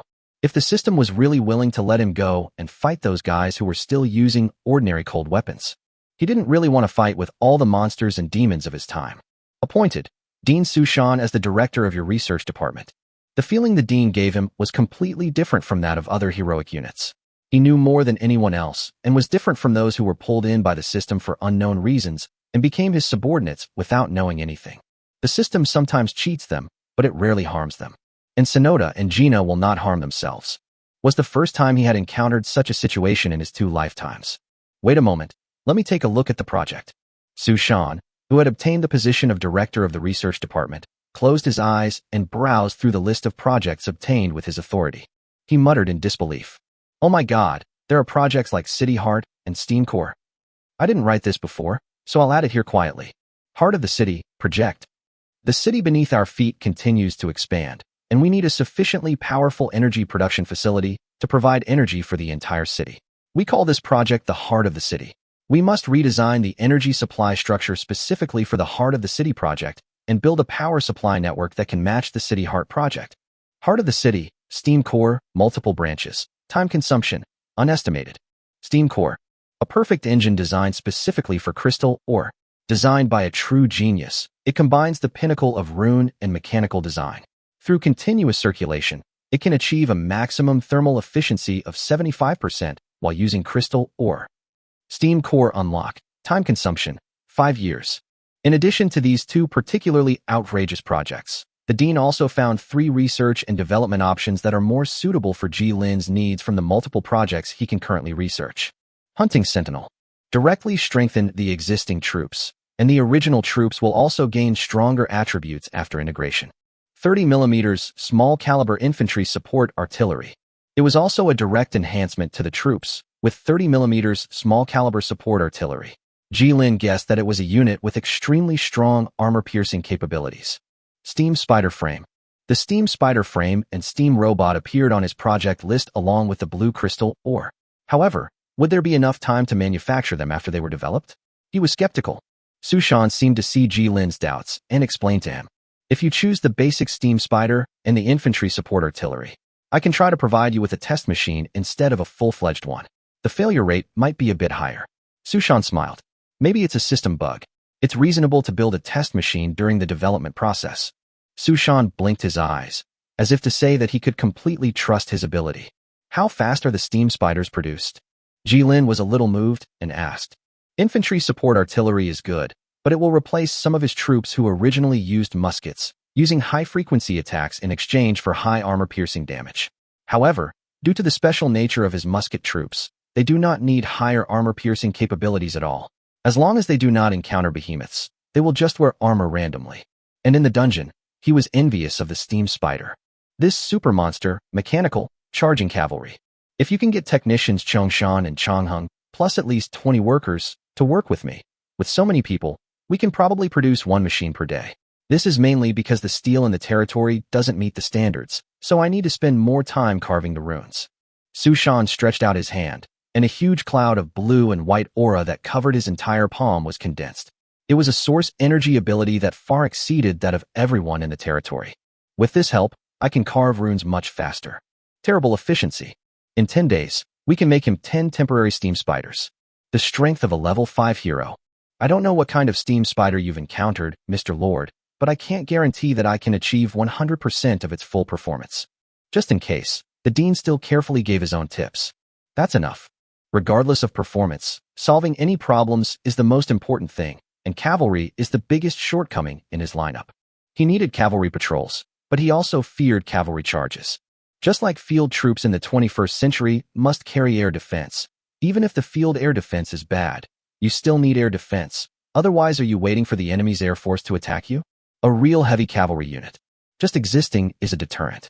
The greatest success for these Steam Spiders is to prevent others from launching a charge. After finalizing all the preparations, Ji-Lin suddenly breathed a sigh of relief. He only needed to wait for the training battlefield to begin in 10 days. That small test from the system that would test the plan he had been developing for the past few months. A flash of inspiration came to him. I have one last question. Do you know Gina and Sonoda? The Dean opened his lips slightly, not following Ji-Lin's jumpy train of thought, and was about to say something. A huge red warning popped up directly between the two people, and a system that had been monitoring everyone suddenly appeared and cut off their conversation. Warning, do not disclose any information. They understood instantly. Chapter 64, 1 Day of Territory Work. Master Chongshan. Good morning. The paper mill clerk stood at the door early in the morning, as if he knew Chongshan would come today. He collected the yellowed and rough papers, folded them up, put them in a wooden box, and loaded them on a cart. There was no improved paper-making technology, but the paper was sufficient for teaching texts. With the help of paper, the time for primary education crash courses has been shortened to 1 month. Most people can learn to write and do simple arithmetic within 1 month. This is inseparable from the 10% experience gain provided by blood purification. The implicit effect of blood purification will slowly increase the upper and lower limits of human beings. Good morning, you got up so early. You must have worked so hard. Chongshan nodded. The territory occasionally rained, a light drizzle that blanketed the land in a gray haze. In that kind of weather, the people could stay home and not work. Those who had learned to read and write would gather together to tell stories. Those stories came from books given by the private school, recording the ancient myths of the Xia civilization. There were also books brought by merchants, which contained stories created by humans, and everyone still uses the same writing system. This is a new form of entertainment in the territory. There are always a few people who are good at speaking, and they will tell the stories in the books vividly to others. The people in the territory don't really hate the weather that rains all day long. Everyone's work tasks are not so heavy that they cannot be completed in one day. If they can't finish it today, they can continue tomorrow. Rainy days also mean that the people in the territory can have a good rest for a while. Their meals will be distributed room by members of the Neighborhood Watch organization who push waterproof food carts. Although it is called distribution, it is actually just putting large wooden barrels containing rice and vegetables separately together and then scooping up the food when they get to the destination. There is always a lot of rainfall in coastal areas, especially in areas with lush vegetation. Papermakers always had to be on guard against the paper they made from tree bark being destroyed by a sudden downpour. If no one was on duty, they would always collect the paper that had been left outside and put it back inside. They would then take it out and put it outside to dry when they returned to work the next day. After a few days, the damp pulp will dry out under the scorching sun to turn into slightly yellow or waxy paper. It's not hard. I didn't go home last night and stayed here. I was afraid it would rain today and the paper would be ruined. The paper maker will fill it up and a happy smile will appear on his face. But you, Master Chongshan, are here so early to get the paper and send it over? Chongshan smiled and put down the card in his hand. I have some things to do. Wu Bai should come to pick up the paper during this time. Zhongyan, I have work to do later. Do you want to go with me or play with your friends? He nodded again. This child is an orphan without a name. There are several such orphans in the territory. When asked, he cannot tell his own name. Chongshan had no choice but to give him a name himself. Seeing that he was taciturn, he gave him a homophonic name, Chongyan. Then he taught him reading, writing, and various physics knowledge, in order to train him as his deputy. He pushed the cart with Zhongyan. The child looked young, but was very strong. He could push the fully loaded cart without falling behind him. After handing over the papers at the 3 private schools, he walked on the stone pavement leading to the engineering college in silence, talking to the child about terrain transformation as he walked. Zhong Yin sat silently in the oil, watching his teacher cut the steel and quickly shape it with the help of a small hydraulic press. These small, 1,000-ton hydraulic presses used steam engines as their energy source and ground crystal ore as fuel. The powdered crystal ore had a larger contact area, allowing it to release energy more rapidly than direct ignition. This energy is converted into steam and then injected into the blood vessels of the machine to give life to dead objects. He was deeply shocked by this power. Bang! The hammer fell. Looking at the clumsy steam spider that stood up from the ground crookedly, it fell every time it took a step. Even from such a distance, he could feel the heat of the high-temperature steam sprayed out. The internal frame built with simple supports had a structure in the center that Chong Yin had never seen before. The 6 heavy walking limbs knocked out shallow pits in the ground, and it had begun to slowly return to its normal walking posture. The transmission structure and the numerous patterns emitting azure light carved on it were completely incomprehensible to him with the shallow physics and mechanics he learned from Chongshan. But even this power can be mastered by wisdom. How does it compare to what you've seen? It lacks flexibility, but it's powerful enough. The walking logic needs. Let him test it over a long distance. The voices of adults surrounded his ears, and he was confused by the words and terms they spoke. How about it? Want to learn? Chongshan's voice came from behind Zhongyan, and he nodded vigorously without thinking. Think. And just like that, the School of Engineering had its first student. For dinner, they had roasted seabirds and roasted fish. After the project was completed, Chong Hung and Su Shan went fishing on a platform protruding from the sea with hastily made fishing rods. This place was far away from the coast and was considered a semi-deep water area. Fishing is a rare pastime after a tiring day. The fish on this beach have never been caught by anyone. When they see any meat, they will rush over and fight to the death. In half an hour, 4 sea fish weighing an average of 20 kilograms were caught. The roasted seabirds were greedy for the big fish they had hung up, so Chonghing shot it down with a light crossbow and made it his dinner. As a hunter general, he was pretty good at using the crossbow. There was no sauce, only sea salt as the only seasoning. After the birds and fish were gutted, they were skewered on a clean wooden pole, coated with some sea salt, and slowly roasted on the fire. Everyone received a big fish as dinner for tonight. The seemingly gentle Dean sat with them and ate the big fish caught from the sea. He was no longer wearing his brown suit, but had changed into a special engineer uniform for work. Looking at the 3 of them grilling meat, Chong Yen felt a little impressed. They were indeed teachers, as they could even grill meat so seriously.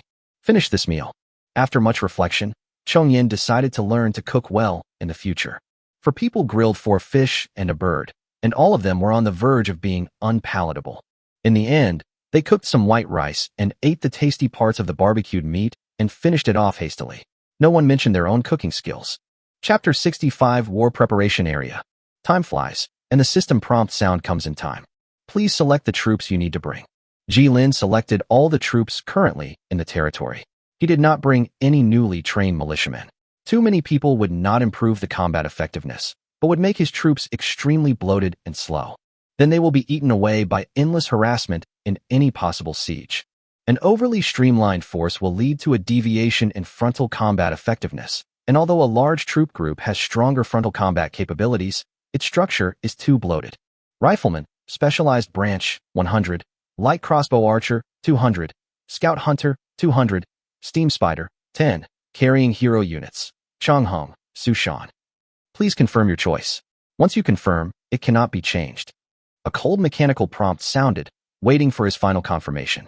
Although Ji Lin always referred to the territory's specialized musketeers as musketeers, the name displayed on the interface for this troop variant brought from the dungeon was still Musketeers, Specialized Branch. Clicking on the description would even allow him to see a detailed introduction. Heavy musketeers use a mixture of crystal, ore, and powder, firing muskets made of high-strength steel alloy. Confirm. The moment you press confirm, all the information of his territory turned into a stream of light, condensing into a medal that fell into Ji Lin's outstretched hand. A crossbow and a musket are crossed, and there are drooping curved rice in the center, with the background being an endless green field. The main force of the army is muskets and crossbowmen, while various types of food are the main output of the territory. His lordship's medal. Hold the medal in your palm. It's cold and iron gray, probably made of iron. This is the default display. He can adjust his medals at will. He secretly replaced his musket with a spear as the emblem of the medal, and then pinned the badge on his chest. All units confirm. Upload to the preparation area will be carried out soon. All quotas have been allocated. War Preparation Area. Such a familiar place. Unlike the mission book that directly throws you into the dungeon, the multiplayer battlefield will enter a preparation zone like this, waiting for everyone to arrive before the battlefield begins. It's been a long time. Ji Lin closed his eyes and felt as if his body fell into the clouds. Landed. He walked out of the beam of light and entered a grand, majestic, orderly, and bright hall full of the Tang Dynasty style. The entire hall was covered with gilded and colorful decorations, and 8 huge pillars supported the terrifyingly large square roof. Hundreds of people were already waiting here. The architectural style depends on the average age of all the lords in the area. Then it will be a little difficult, but not too difficult. Maybe. These hundreds of people have different clothing styles, and some of them are no longer human, but show mixed race features of other races on their bodies, which is related to the characteristics they have chosen. For example, those human lords who have grown pointed ears and wear green clothes woven from silk. Should they be called elven lords now? No one noticed his arrival, and the lords here had already found their own positions according to their races. The initial clothing of different races was very different. A strong smell of gunpowder permeated the air among these people. They had been arguing endlessly about the strength of their military units, and the truth was about to be revealed.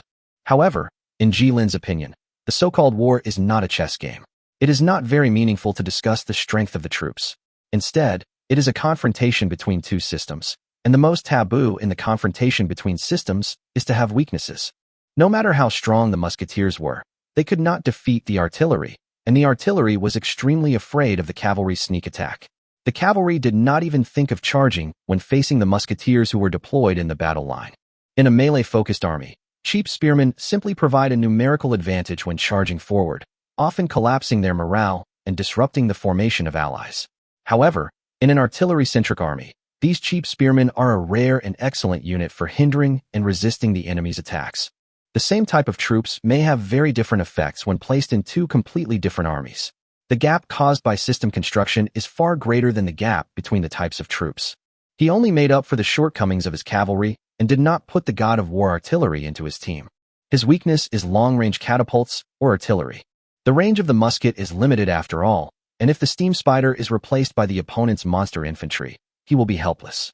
Ji Lin found a deserted corner and sat down, browsing the forum with peace of mind. Until the cold, mechanical voice of the system sounded, announcing the information to all arrivals. Welcome everyone. I am the executor of Civilization Lasts Forever, and I am fully responsible for the battlefield of this exercise. The exercise battlefield is designed to minimize internal losses and avoid extreme internal friction caused by infighting among lords. Military affairs are always an important part of a civilization's development, and the struggle for resources is an unavoidable topic. Compared to the no-loss model of the mission statement, in this mode, you can defeat other lords to obtain certain resources from them to promote your own development. The target territory's resources are equal to the total resources used by buildings and 10% of the total storage resources in the warehouse.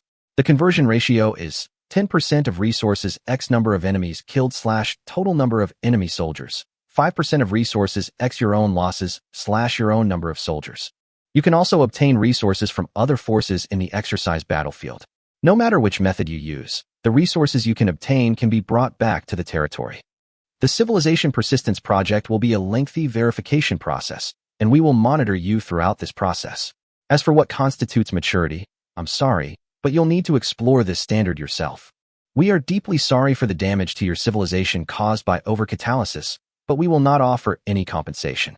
And how do we know you truly have the qualifications to become a mature civilization? A temporary lead does not mean a permanent lead. Please keep this in mind. Only at the moment of maturity can the final settlement be recognized. Once you enter the practice battlefield, the chat forum and private communication channels will be disabled. Over. Good luck, everyone. Musi Shanshur. Boss, which is your preparation area? I also went in and just heard the system's announcement. Musi Shanshi. To be honest, what he said was a bit scary. Senuimu. Which is your preparation area? Musician Stone. X. 13. Mitsuki. Ji Lin glanced above his head, where there was a system light screen hanging high up, showing the divisions of this preparation area. It was written in large, bright letters. X13. Oh no. Senu. The one sitting on the floor behind the third pillar on the right is me. You can come find me. Musashanshi. Thank you, sir. I'll be there right away. Ji Lin sighed and waited for the system to officially announce the real copy notification. He wouldn't have to wait long for that news. Exercise battlefield, gluttonous crown. Battlefield situation. The royal court fights, and evil beasts run rampant. The last royal court. Dozens of nomadic clans are vying for the first seat in the royal court. You can choose to support any of them through your own actions, or you can treat yourself as a nomad and hunt everyone equally. When you eliminate a non-lord unit, there is a small chance of obtaining a training blueprint. Evil beasts are rampant. There are a large number of third-era monster infantry and behemoth units on the battlefield. Please be careful when you act. When you destroy them, you will obtain their resources, and there is a very small chance of obtaining training and cultivation blueprints. It is expected to start delivery in 1 standard hour. Chapter 66. Prepare to launch. Ji Lin didn't think for long beside the pillar before he saw a figure almost wrapped in thick green tree armor, with only the head exposed, running towards him in small steps, which was extremely eye-catching. There were many people wearing metal armor, but he was the only one wearing such thick tree armor that wrapped himself like an exoskeleton. Ji Lin almost thought that Li Yin was wearing the living tree armor he had given him before. It would be a waste of resources to let people use that equipment, until the other party retrieved the equipment data and sent it to Ji Lin under his suspicious eyes. This was made for me by the tree people. They are still worried about my safety. The latter was adjusting the data and laughing foolishly. Condensed tree armor. Rare. Armor strength plus 30. Second breath. This armor can ensure that the holder will not die when receiving non-critical fatal damage. False spellcasting. This armor can provide the holder with the ability to cast low-level life-related spells. An armor shaped from a small amount of forest spirit. Before that it was just a seed. It's clear that they really care about your safety. Non-critical damage means that as long as you don't get hit in the brain, this thing can keep you alive. Even if your body is hollowed out, physically, it can temporarily keep you alive. But taking a 155mm hit and still being able to jump is completely impossible. At that level of explosion shockwave and thermal damage, even elemental transformation can't save you. But as a personal equipment, it is a very powerful equipment in this era. Second Breath provides lethal recovery, and the 30 armor strength ensures the holder doesn't have to worry about being killed by stray arrows and bullets. The primary life spells provide general physical recovery and injury recovery. As long as you don't get shot in the head, you can survive. Able to manufacture equipment. Is he a treeman craftsman? Is the development speed of a normal treeman lord so fast? However, those who are assigned to the same training battlefield as me are not normal people. Whether it is luck or talent always requires a stage-by-stage judgment. Maybe it's for others, maybe it's for yourself. That's right, boss, let me show you. Li Yin smiled happily and stretched out his hand, which was completely covered by the tree armor. There were several cracks on the dark brown skin of the tree armor, and under the skin were entangled green vines. He got his new equipment, but no one showed it to him, which made him feel very frustrated. It's embarrassing to post it on the forum, but it's even more embarrassing to just ask others to post it just to show off your new equipment. Now that he has been holding it in for so long, he finally has the opportunity to show it to others. Under Ji Lin's gaze, a young seedling slowly emerged from a gap between the tree trunks, its crisp, translucent leaves gently swaying. This wasn't its limit yet. The leaves quickly grew and matured, spreading out to the sides like a seabird spreading its wings. As he tried hard to control his magical abilities to drive the growth of life spells, it was directly cut off by the system. He also received a warning from the system, telling him not to use offensive spells in the preparation area. It was not fully released, but based on his knowledge, the magic spell condensed by Li Yin should be Sharp Leaf Dart or Vine Trap. He had heard of some basic magic spells. These elementary techniques will be the most commonly used means of combat in the future. They can be used by everyone and can appear in groups to form troops and overwhelm the enemy with absolute numbers. The resources and time required to train one high-level magic user can be used to train 10,000 low-level magic infantry. It would be considered impressive enough for a high-level spellcaster to kill 2,000 low-level magic infantry deployed in a skirmish formation on the front battlefield, not to mention that the magic infantry are often accompanied by other war machines to accurately kill key targets. The marginal effect is too severe. Magic? Very interesting. He also wanted to try it. In theory, it could be done with source talent. It's just that he can't make it without the spell model and the casting medium. These things are the same as the confidentiality of modern technology. Although there is no patent, it cannot be used without this technology. It's like he has excellent fuel, but no way to convert the energy in the fuel. Why don't we go back and ask the priest of the goddess of life? In his previous life, he had no talent for magic, nor did he have the ability to use magic. By the time he was able to learn magic, the magic's effect on individual enhancements on the battlefield at that time was already difficult to affect the overall situation, and he had never seen a few lords who used magic to really beat him in the end. A $10 billion weapon can change a battle, and $10 billion $1 bullets will decide a war. Just like a battery of the same size, it can't hold unlimited energy. Exponentially increasing battery capacity requires significant cost and research time. The same principle applies to spell users. Each race only has a different initial battery size, but physical limitations are still there, those innate constraints. Why don't I consider making a few or even dozens of energy batteries at a lower cost to slightly increase the storage capacity of low-cost batteries, instead of spending all my energy on increasing the maximum capacity of a single battery? The astonishing loss caused by exponentially increasing battery capacity without changing the volume can be imagined. Balance between quantity and quality. The finalization of a product requires the replacement of several generations of products. Only by mass production of the product can all invisible defects be exposed, and finally return to a stable and effective product output, which leads to the industrial joke: either too little and bad, or too much and good. Decisive weapons cannot save the world, and the battle between systems will ultimately end with a contest between systems. In his previous life, Ji Lin also bought a small stick with a built-in burning rune to light cigarettes. That's the spell version of a lighter. If you insist, lighters have a higher technological content. After all, primary thermal runes can be used after the development of runeology in the Third Era, while lighters are genuine modern products. Boss, are we going to team up? Li Yin was not discouraged by the failure of the demonstration. Showing his good equipment to Ji Lin was enough to satisfy him. When the time comes to choose a location for the placement, we won't necessarily be assigned to one area. Ji Lin did not refuse his request. It was best to have a treeman, Lord willing to cooperate with him. The treeman could make up for his current shortcomings of lacking heavy infantry and line-resisting infantry, and could also make up for his current predicament of lacking artillery in his front line. He didn't know what kind of ancient tree Li Yin chose to transform into. He vaguely remembered that Li Yin had told him before that his heroic unit transformed under the branches of the world tree. The worst throwing ability of the ancient tree is 800 range. The monster artillery with 800 range and the big tree also have a throwing range of 450. Don't ask why. The answer is that it was hit in the ground and then throw stones or various spell ammunition at your head. There are no magic or runes, just the purest power. The pendulum catapults of normal civilizations probably can't defeat this thing.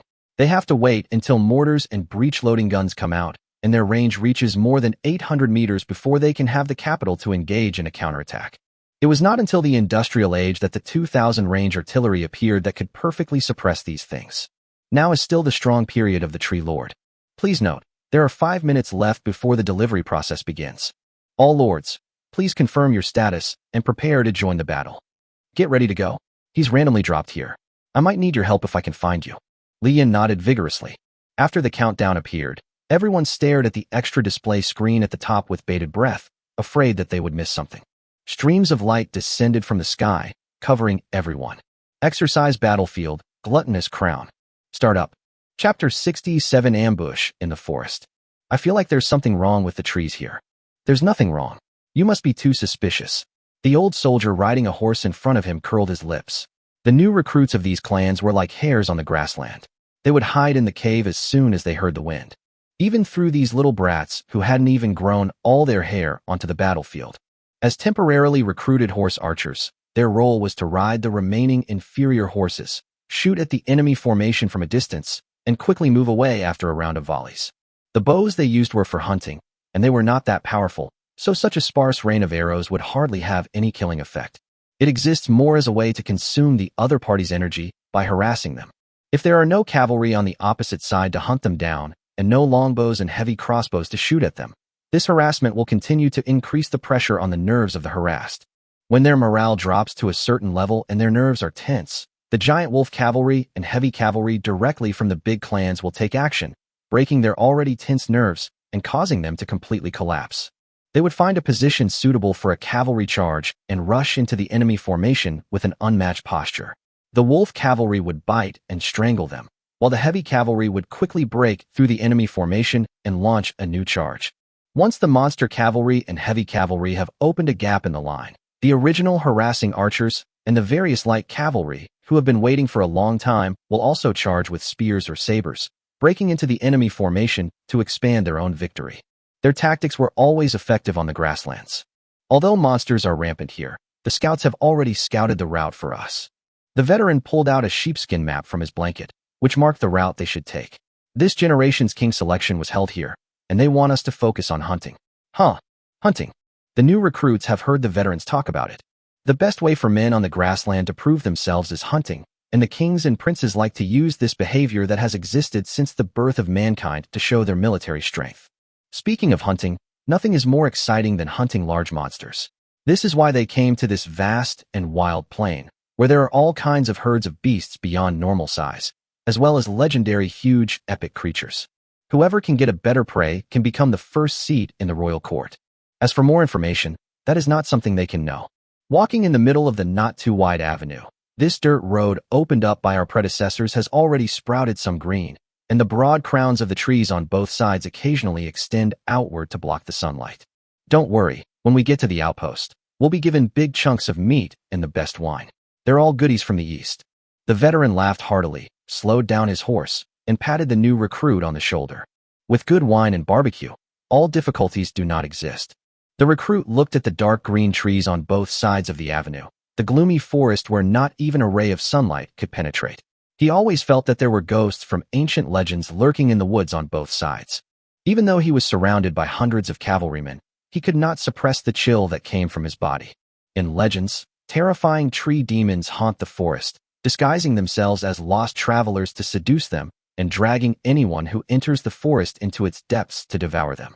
Their team, which was formed by mixing together many small clans, was almost entirely composed of light cavalry, with only one priest accompanying them. Those powerful and wild clan warriors were not with them, let alone the giant wolf cavalry. If they encountered the legendary tree monster, they would probably be wiped out here. The warriors of these small clans came here just to fight for winter food. The harvest this year was poor, and there was no good harvest from hunting and plundering. Without the grand ideals that the big clans talked about, collective hunting was safer and more stable. Look at your gloomy face. Maybe you can catch a giant wolf to ride? Don't think so badly of hunting. That's the business of the princes up there. The old soldier was bored and started chatting with the new recruit. There's a team ahead of us. If anything goes wrong, they'll always get into trouble first.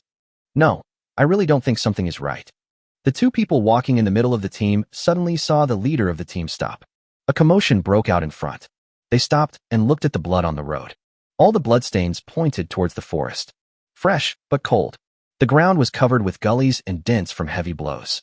The troops ahead of them were completely wiped out. Li Yin watched as a small tree man, taller than a man, slowly sorted the bows and arrows, short bows, long bows, and iron swords into different categories and put them into a huge basket carried by a medium-sized tree man. The tree people don't need these long bows that are smaller than their palms. Even the smallest dryad/treeman finds it difficult to pull the largest of them. Even if they can pull it, the power is not as great as if they just picked up a stone and threw it, although the distance is much closer than that of a longbow. These can be sold for a lot of money in the market and are sold in sets. The hundreds of long and short bows and various weapons he seized alone would have brought a considerable income on the market. He only kept some of the horses, not because he didn't want to capture them. The tree people's movements were a little too slow. Even the fastest tree people could not catch the reins of the frightened horses and could only let the frightened horses flee in all directions. If Jilin were here, I would tell him a story. Swift as the wind, Trent/dwarf. High morale, ratmen/goblins. He followed Jilin's instructions. The treeman would find a large forest, hide inside, and then set up vine traps and thorny roots. He would kill anyone who came, then retreat to the battlefield and end the battle. With the treeman's mobility, he didn't want to consider long-distance movement. He was too slow and easily outmaneuvered. It was better to find a large forest and set up traps. The first thing he saw when he arrived was a fairly large forest. He had his tree men move in slowly, step by step, until 100 tree men were squeezed in. The trees here were very large. Otherwise, his tree men would not be able to squeeze in through the gaps. But it was very difficult for his hero unit, the ancient tree of knowledge, to get in. The moving giant tree, which was more than 20 meters tall, was very conspicuous wherever it went, and it could not squeeze into the forest unless it used brute force to clear a large enough path. Helplessly, he could only let it take root at the edge of the forest and wait, and start extending the spike trap with itself as the center. When Li Yin needed it, he would call it to carry out long-range throwing attacks. He ordered the tree people to take root at the intersection of the forest and let the thorny roots sink into the ground as a trap. When an enemy moved over them, they would suddenly break through the ground and cause minor damage. After possessing the ancient tree of knowledge, the ancient tree people can slowly transmit the low-level spells they know and have developed to other tree people. With the assistance of the elemental tower and the moon spring, all 200 tree people in the territory have learned the low-level universal spell of Spiky Roots. Spiky Roots is a divine spell, but magical civilizations can imitate its operating model and develop their own spells from it. It wasn't long before he got his first reward from the exercise battlefield. A team of light cavalry walking on the road without feeling any danger at all. They stepped unnoticed on the ground already covered with thorny roots and were wiped out in panic. There was still a lot of time to go, so he could build the fortifications he needed here with peace of mind. Li Yin did not intend to attack that team of lucky people. All the traps he had set up before had been used up at once, and there would inevitably be casualties if a fight started now. Tree Demon, Little Treeman. Melee defense, 40. Moving speed, 4 kilometers per hour. Armor strength, 45, 40 plus 5.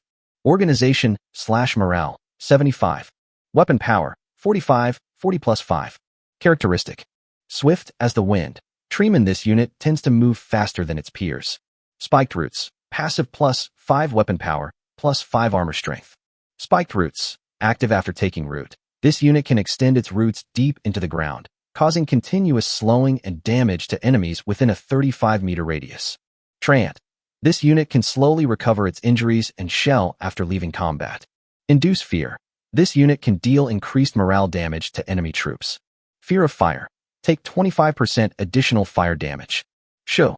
The tree you see may not be a tree. Chapter 68 Review. The moment it was absorbed by the light flow, the system interface popped up. Please select your goal. Scheme. Hunt. Obtain the location of all monster infantry and behemoths within a 40 kilometers radius, one time. Plan. Hold on. Increase fortification construction speed by 10%. Increase engineering unit construction speed by an additional 10%, and gain an additional defensive building in your territory. Plan. Expedition, providing 20 days of high-energy compressed food supplies. This exercise will last 90 to 120 days. Please plan your supplies carefully. There are 3 plans and 3 routes. Hunting corresponds to hunting monsters, which is the mission goal in the exercise battlefield. Holding on corresponds to the defense of the farming civilization, and conquest corresponds to the plunder of the nomadic civilization and the pre-military regime. Lords who invest resources in army building will verify their development results in this mode. Lords who focus on pure farming development will face severe tests. 10% of the resources used in the construction of buildings in the territory is not a small number. Perhaps some farming lords would like to find an NPC to kill them directly in order to preserve their own resources. The resources will be deducted, and the system will directly swallow up your resources. He has no engineering core, temporary defensive buildings are useless to him, and his current troop composition is too unsuitable for defense. A combination of ranged infantry and heavy cavalry. In the exercise battlefield, it is impossible to obtain rapid construction support from the system, and it is necessary to rely on engineering troops to build fortifications and defense towers in the exercise battlefield. These temporarily built defense towers will demonstrate excellent defensive capabilities. An engineering corps can build a variety of temporary defensive buildings. It is a must-have type of soldier that can significantly increase the army's garrison capacity. The only disadvantage is that except for the dwarves, it is difficult for anyone other than the dwarves to come up with this special type of soldier in the early days. After these temporary buildings appear in the colonial era, they will be directly added to the Lord's colonial queues, but that is another story. 20 days of supplies provided by the expedition. Each soldier entering the exercise battlefield carries limited resources and can obtain combat supplies from his own territory every 30 days to replenish food, ammunition, and damaged equipment. Carrying too much supplies will make the army's movements bloated, while carrying too little supplies will reduce the army's endurance. However, the 20-day supply of high-energy food provided by the expedition can greatly reduce the carrying space, allowing a unit to maintain basic supply capacity while moving at high speed. He chose hunting. Jilin's current musketeers boasted exceptionally high armor penetration and single-shot damage. Against conventional troops, their heavy muskets were powerful enough to shatter even shields, their slow reload being their only drawback. Against a small number of monster infantry, a single volley was all they needed to eliminate them, eliminating the need for reloads. Monster infantry that will appear in the Imperial, Feudal, Age. As long as he is not unlucky enough to encounter a spirit unit, he can hunt it down without taking any damage. Selection complete. Please prepare for arrival. Close your eyes. Landed. His feet stepped on the soft grass, and the breeze blew across his cheeks again. He had left the preparation area and officially entered the training battlefield. Hundreds of lords in the preparation area were about to engage in a long battle on this wild plain. And monsters and NPCs, and other lords. Behind him, 2 heroic units each changed into gray-black military uniforms. One was Chong Hong, who led the army in battle, and the other was the dean who provided maintenance for the equipment. It was a bit of a waste of talent to let a dean be in charge of maintenance work, but the territory was short of talent. It would be great if we could get a team of mechanics to do maintenance. Musketeers wearing iron-gray steel breastplates and carrying heavy muskets also walked out from the light stream one by one. Behind them were crossbow shooters carrying short spears and holding light crossbows. Light crossbows do not have close combat capabilities, nor can they mount bayonets and launch bayonet charges like musketeers. Jilin can only prepare a short spear for each of them in case of emergency. He hoped that his ranged infantry would never have to use bayonets and pikes. Spiders, as tall as human calves, crawled out from the light stream in groups and lined up in a less than tidily manner under Chong Heng's whistle command. Having returned to the wild world, they were more active than usual, until a hoarse, unstable mechanical sound came from the light stream. Woo! Boom! Jilin had heard this sound before. It was the horrible crime made by the steam spiders that were killing people in the steam and steel dungeon when they moved, accompanied by the dull sound of steel friction. They relied on hydraulic transmission and micro-repulsion runes to rotate their human high-jointed legs. The steam spiders, wearing several obvious makeshift protective plates, swayed and moved their 6 legs, landing on the ground. Each movement left a small depression in the soft mud due to their own weight. The 6 jointed legs also distributed the weight, preventing them from being stuck in the mud and unable to move. Even the strictly disciplined musketeers could not help but make way for these monster infantrymen who were constantly breathing iron, even though the distance between them was more than 5 meters. They walked out step by step with leisurely steps, lined up in a neat row, then slowly retracted their 6-pointed feet and crawled on the green field to enter standby mode. A ripple spread out with him as the center, marking out all the monster infantry and behemoth units within 40 kilometers. The system marked all, which meant that the behemoths and monster infantry of the Lord and NPC would also be displayed together above the map. The value of information is infinite.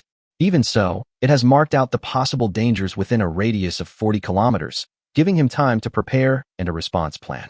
There are a total of 27 monster infantry settlements and 2 behemoth units within a 40-kilometer radius. Very good. He would first find the nearest monster infantry to attack, or find another lord to try out the power of these mobile water boiler rooms. It is a small regret for him that he has not commanded this kind of monster impact cavalry in the previous copy.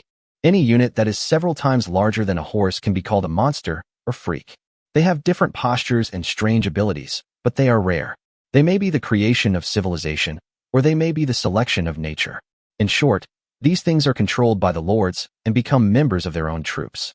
Different monster auxiliary troops will also have their own characteristics.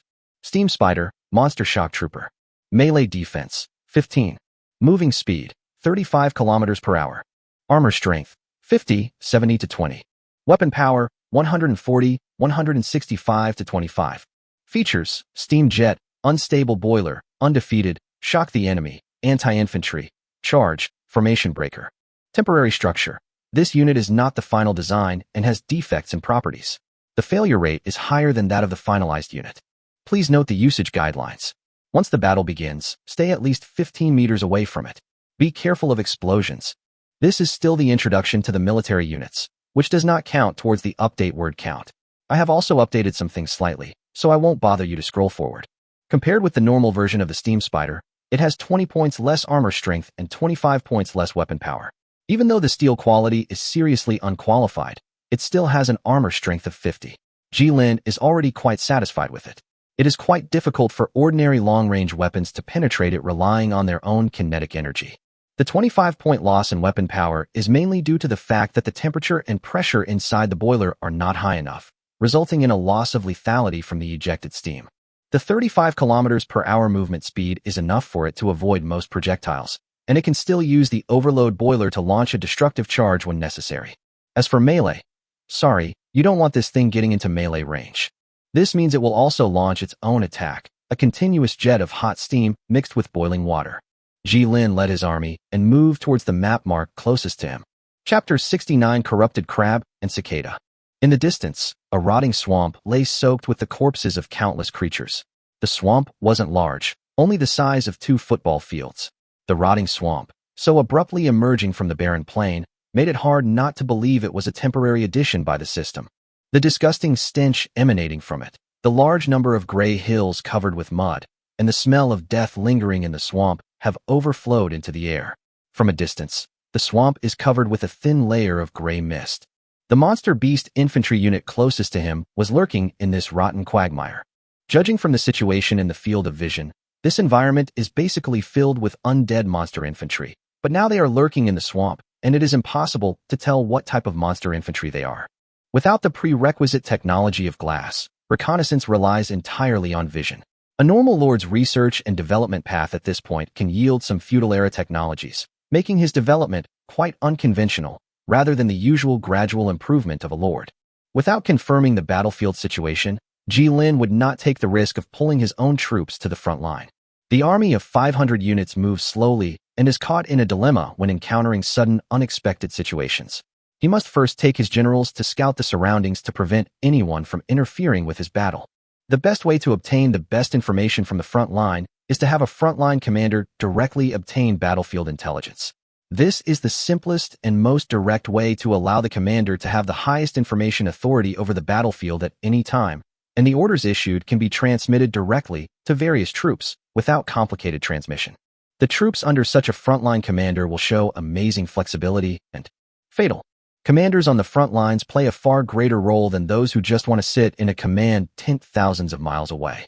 The price is that the casualty rate will be significantly higher than the latter. Not everyone has the courage to face death. Should you abandon this monster foot location? Change to another location to find new monster foot soldiers to hunt. He used to refer to the monster infantry as simply monster infantry. Ji Lin squatted in the grass, continuing to observe the invisible. Wait, are there so many small hills of similar size in a swamp? Those small mounds of earth raised in the mud were covered with all kinds of black mud. Looking at the small hills moving slowly in the mud, Ji Lin smiled. He confirmed that the strange steps were those moving small mounds of earth. The information prompt from the system finally arrived. Corrupted crab, monster infantry. Free rare. Melee defense, 45. Moving speed, 10 kilometers per hour. Armor strength, 120. Morale/organization, 45. Weapon power, 80. Characteristic: undead. This unit is undead and will not rout or suffer morale/organization penalties. However, if morale is low, it will enter an unstable state and lose health. Ashes. The magical energy that sustains the undead in the mortal realm has completely lost its power, causing them to eventually turn into a wisp of dust. When defeat is inevitable, the unit will immediately suffer extremely severe damage until it dies. Concealment. This unit can be relatively concealed in a variety of complex terrains, woodlands, underwater, swamps, etc. Resist charge. Large. This unit reduces the charge bonus of large units when in formation. These deadly, dangerous arthropods lurk in the mire, ready to rip apart anything that dares approach them. Corrupted demon crabs. There are 12 small mounds of earth in the rotten swamp. Are there 12 corrupted demon crabs lurking in this rotten swamp? Armor of 120 points means that the units in his army except the musketeers can only cause low damage. The musketeers' long range and high armor penetration can reduce the impact of their high armor when fighting against such things as long as the output is aimed at the vulnerable joints. Deal some insignificant damage after hanging the burning flag. The corrupted devil crab, as big as a small vein floating on the ground, and felt that even if he filled it with arrows, he might not be able to kill it. While both spiders and crabs are arthropods, my steam spider lacks 2 pincers compared to the corrupted crab, making its high-temperature steam penetration less effective against these monster infantry of the same tier. However, the steam spider's smaller frame would likely be unable to withstand a blow from the corrupted crab's 2 pincers. Wild undead will only follow their own instincts after losing their command. Perhaps traps can be used to deal with these wild corrupted crabs. Just like he had burned the skeleton before. While Ji Lin was thinking about a plan to fight against the corrupted crab, the hunting spider next to him suddenly made a sound, as if it had sensed danger. As a scout, it keenly noticed an inappropriate smell in the air. Hiss! There are other people. There were other lords like him, and they met by great coincidence. Sure enough, his decision not to bring troops was correct. Because of the scout hunter's ability, it can gain the initiative in action, and often a surprise attack can determine the outcome of a short encounter. He placed his troops 1 kilometer away, on a terrain that he had carefully selected based on his experience as a commander. It was located behind a reverse slope and had a wide view overlooking the entire area where he was. There are no obstacles on the high-sloping terrain, and any troops who dare to charge will fall in the crossfire. Lowering his body so that the bushes could cover his figure, Ji Lin whispered information to Changhan. Following the direction of the hunting spider's head, their sights slightly passed through the grass, and saw a group of shield-bearing infantrymen wearing bright white thick armor, maintaining a very neat marching formation and leaving a very conspicuous footprint on the ground. They held square shields in their left hands and sharp spears in their right hands.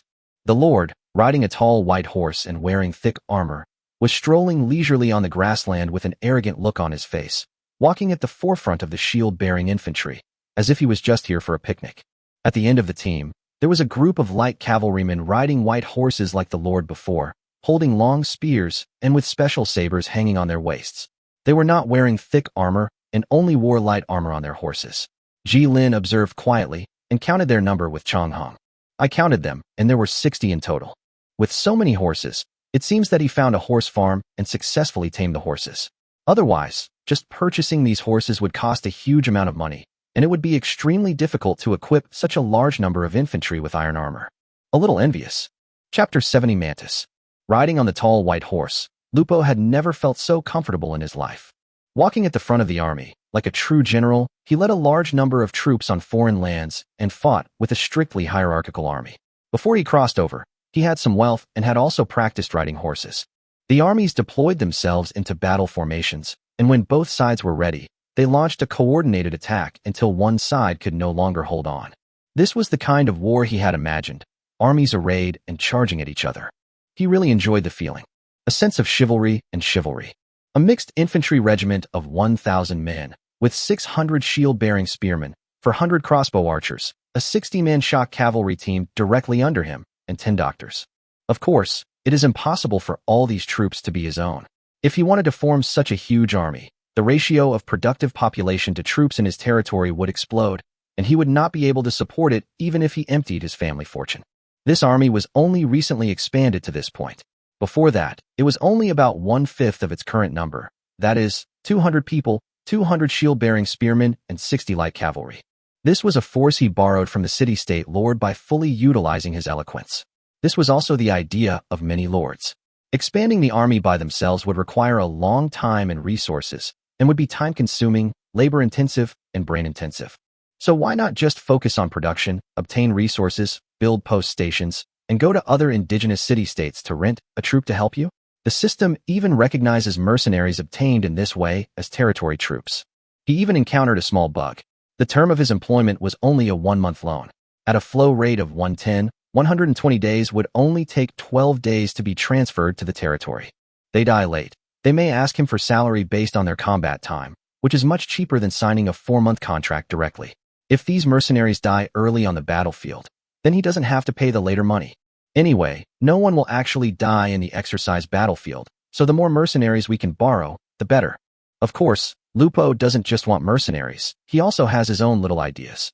Providing weapons, equipment, food and wages to these troops is a considerable expense, and all this money will eventually go into the hands of the greedy city lord. Does not need to provide anything other than people and technology. But Lupo used this method to get the equipment blueprints and troop blueprints for free from the city lord, and the relevant production buildings were also recognized by the system. Even if he left the city lord in the future, he would still have the ability to manufacture these troops. In addition to the existing infantry, he also spent a large sum of money to purchase 4 heavy crossbows. He did not forget that this was a world where magical monsters existed, and those imaginary monsters would also appear on the battlefield.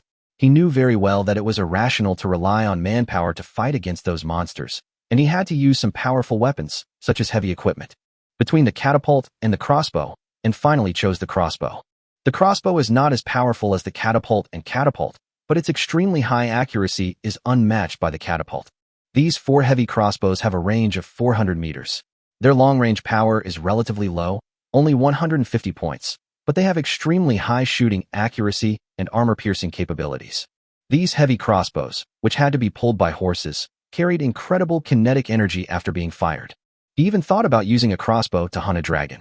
Dragon hunting is a word that can only be seen in novels.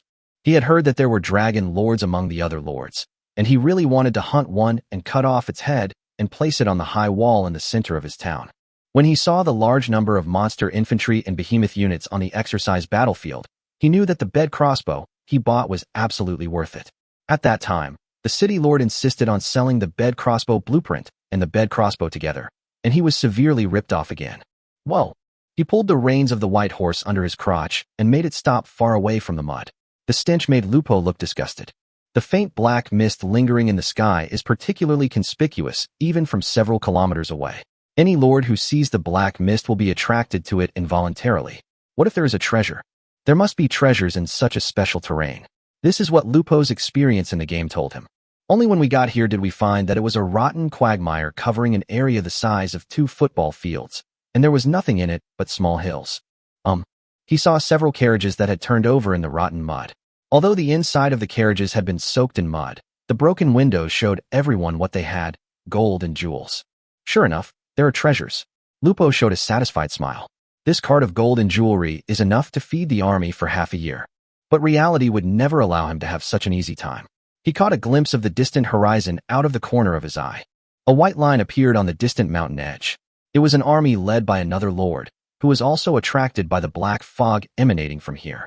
Going one step further than Lupo, this elven lord swore allegiance directly to the fourth-level elven city-state that the post station was connected to, and relied on his special status as a lord to successfully gain recognition from the elves. If it weren't for the fact that he looked more like a half-elf, these high elves would not have been able to accept him so easily. Of course, this acceptance is not unconditional, and he must be faithful and carry out the requirements provided to him by the elves. They also promised him military aid to protect his territory, and gave him a low-level elven heroine to lead this military support. Not many, just one elven archer hero, and 2 teams of elven guards, sea guards, armed with spears and shields, totaling 180 people. They were armed with spears and had an armor strength of up to 40 points, as well as a thick shield that could withstand most small projectiles of the same era.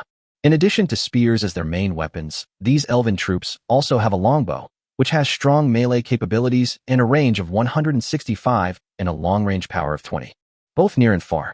But his territory only has a population of about 700 elves, which is the result of him absorbing some elven immigrants from other city-states. Otherwise, the population would only be over 600. With such a powerful army, the elf lord naturally felt he could stride proudly through the PvP arena of the training battlefield. He couldn't wait to show the other lords his newly acquired spells. As soon as he landed, he encountered a team of 100 nomadic cavalrymen. After witnessing the power of the longbows used by the elven guards, his self-confidence swelled, and he felt that he had reached the peak of his life. Rather than fighting the indigenous NPCs, he would rather crush a player.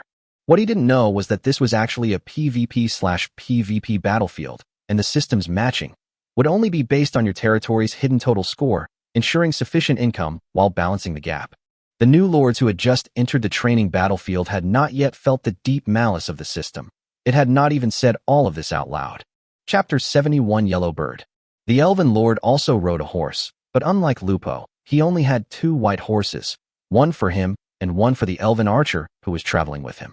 The elf lord rode his horse slowly to Lupo, teasing the elven female archer beside him as he walked. As for his original hero, he was acting as a wandering chicken, leading the elven troops of his own territory, a mixed elven infantry of 220 people with swords and bows. Get out of the way, or fight. Perhaps both sides still had a little sense of morality in their hearts. The elven lord did not order the elven archers to open fire and kill Lupo in advance, and Lupo did not string his own crossbows to hit the arrogant guy. The army of a territory that has lost its lord will not withdraw directly, but will continue to fight on the battlefield led by the person with the highest rank, and the lord. After the lord is killed, he can only float in the sky and watch. TSK, don't shout. I got here first. Don't you understand the principle of first come, first served? Lupo pouted. Are elves so great? No one had any strong magical talent these days. It was still a pure clash of flesh and blood. He'd seen low-level fireballs before. It was only enough to take out a single soldier. If it was a shield-bearing, armored soldier, he'd have to use a lower power. Why are you pretending to be so high and mighty in front of him? Once they put on a set of armor and picked up a crossbow, anyone with a slightly stronger physical fitness would not have much ability to resist the gun array. No matter how strong your physical fitness is, you are not made of stone. A crossbow arrow can directly penetrate your flesh. His 1,000 men were all well-trained soldiers. If the elf lord had a better attitude, perhaps Lupo would have reluctantly accepted the idea of sharing the treasure with him. He didn't want both sides to suffer losses on the first day of entry. If he won, the losses would be heavy, and if he lost and withdrew directly, the losses would be even heavier. They have been here for so long and have almost reached the edge of the swamp, but they haven't seen any abnormal reaction from the swamp. Maybe this swamp is just an ordinary swamp. After killing them, even if there are monsters in the swamp, they can easily deal with them. At least that's what they think now. The elf lord saw a glint of greed in the half-sunken carriage. His half-elf blood enhanced his vision, and he could see the treasures in the carriage from afar. The female archer beside him seemed to have taken his greed for granted. On one side was a mixed regiment of human infantry of 1,000 men, and on the other side was a mixed regiment of elven infantry of 400 men. Tit for tat. In the face of the interests of this resource point, neither side can simply give up like this. Ji Lin, who was hiding in the grass in the distance and secretly observing them, was extremely happy. His original plan was to observe the combat effectiveness of this human infantry regiment and let them deal with the corrupted magic crabs in the swamp first. If they could not defeat the magic crabs, he would not hesitate to harvest them and those corrupted magic crabs together. And he always felt that there was something wrong with this swamp. The gaps between these corrupted crabs seemed to be surrounding something. When he saw the number of people on both sides, he knew that these people were mercenaries. A normally developing lord should not have such a large number of troops unless he chose a military-civilian integrated structure. These mercenaries would consider their ability to survive the battlefield a miracle, believing they fought like the warriors in the Valkyrie's temple. This was a two-way adaptation process. The natives had only a vague understanding of the existence of a system that allowed civilization to survive, but their world was closer to various gods. Various gods that have long since vanished. But their power system has somehow continued to exist. The lords are adapting to these city-states, and these city-states are also testing the existence of the lords. Some forces tested the system's bottom line, and eventually led to the expulsion of members. Mercenaries, a mixed bag of good and bad. The advantage is that you can get a large number of troops you need at a lower cost. It is always much faster to use ready-made things than to directly develop them step by step. The downside is that when you find yourself needing to create the troops you need, you don't have a large number of mature, constantly trained soldiers in your own territory. Later, the population will no longer be so scarce, allowing each lord to maintain a standing army. But the cost of long-term employment is much higher than maintaining a standing army yourself. As for permanent employment, the cost is not as good as training it yourself. The highest level of a city-state is level 5. When the lords break through the 5th era, they find that there are no new high-level city-states for them to contact. They really need to start exploring their own military future. According to information collected by some lords, there once were super city-states of level 6, 7, and even 8. But now they have all disappeared. One of the expeditionary missions for the lords, and even the later civilizations, is to dig graves in their ruins. Some particularly powerful blueprints can only be produced by digging graves. The conversation between the two lords in the distance lasted less than 3 minutes before they parted ways and returned to their respective formations. The two armies have deployed their respective formations and are ready for battle. They are arranged in square formations, and the edge of the battlefield has reached the mud. They intended to have a fairly fair fight. In later generations training battlefields, there was not so much communication. They would just fight whenever they got caught. Only in these early training battlefields did both sides still maintain a sense of rules. Ji-Lin always felt that he was a little too close to the battlefield, so he touched the hunting spider's head and pointed in the direction of the swamp, indicating that as soon as he heard his whistle, he should rush in directly and jump into the small hills, making as many jumps as possible. Then he pointed at the army over there that was on the verge of a fight, signaling them to rush over there after jumping and come back after hearing his second whistle.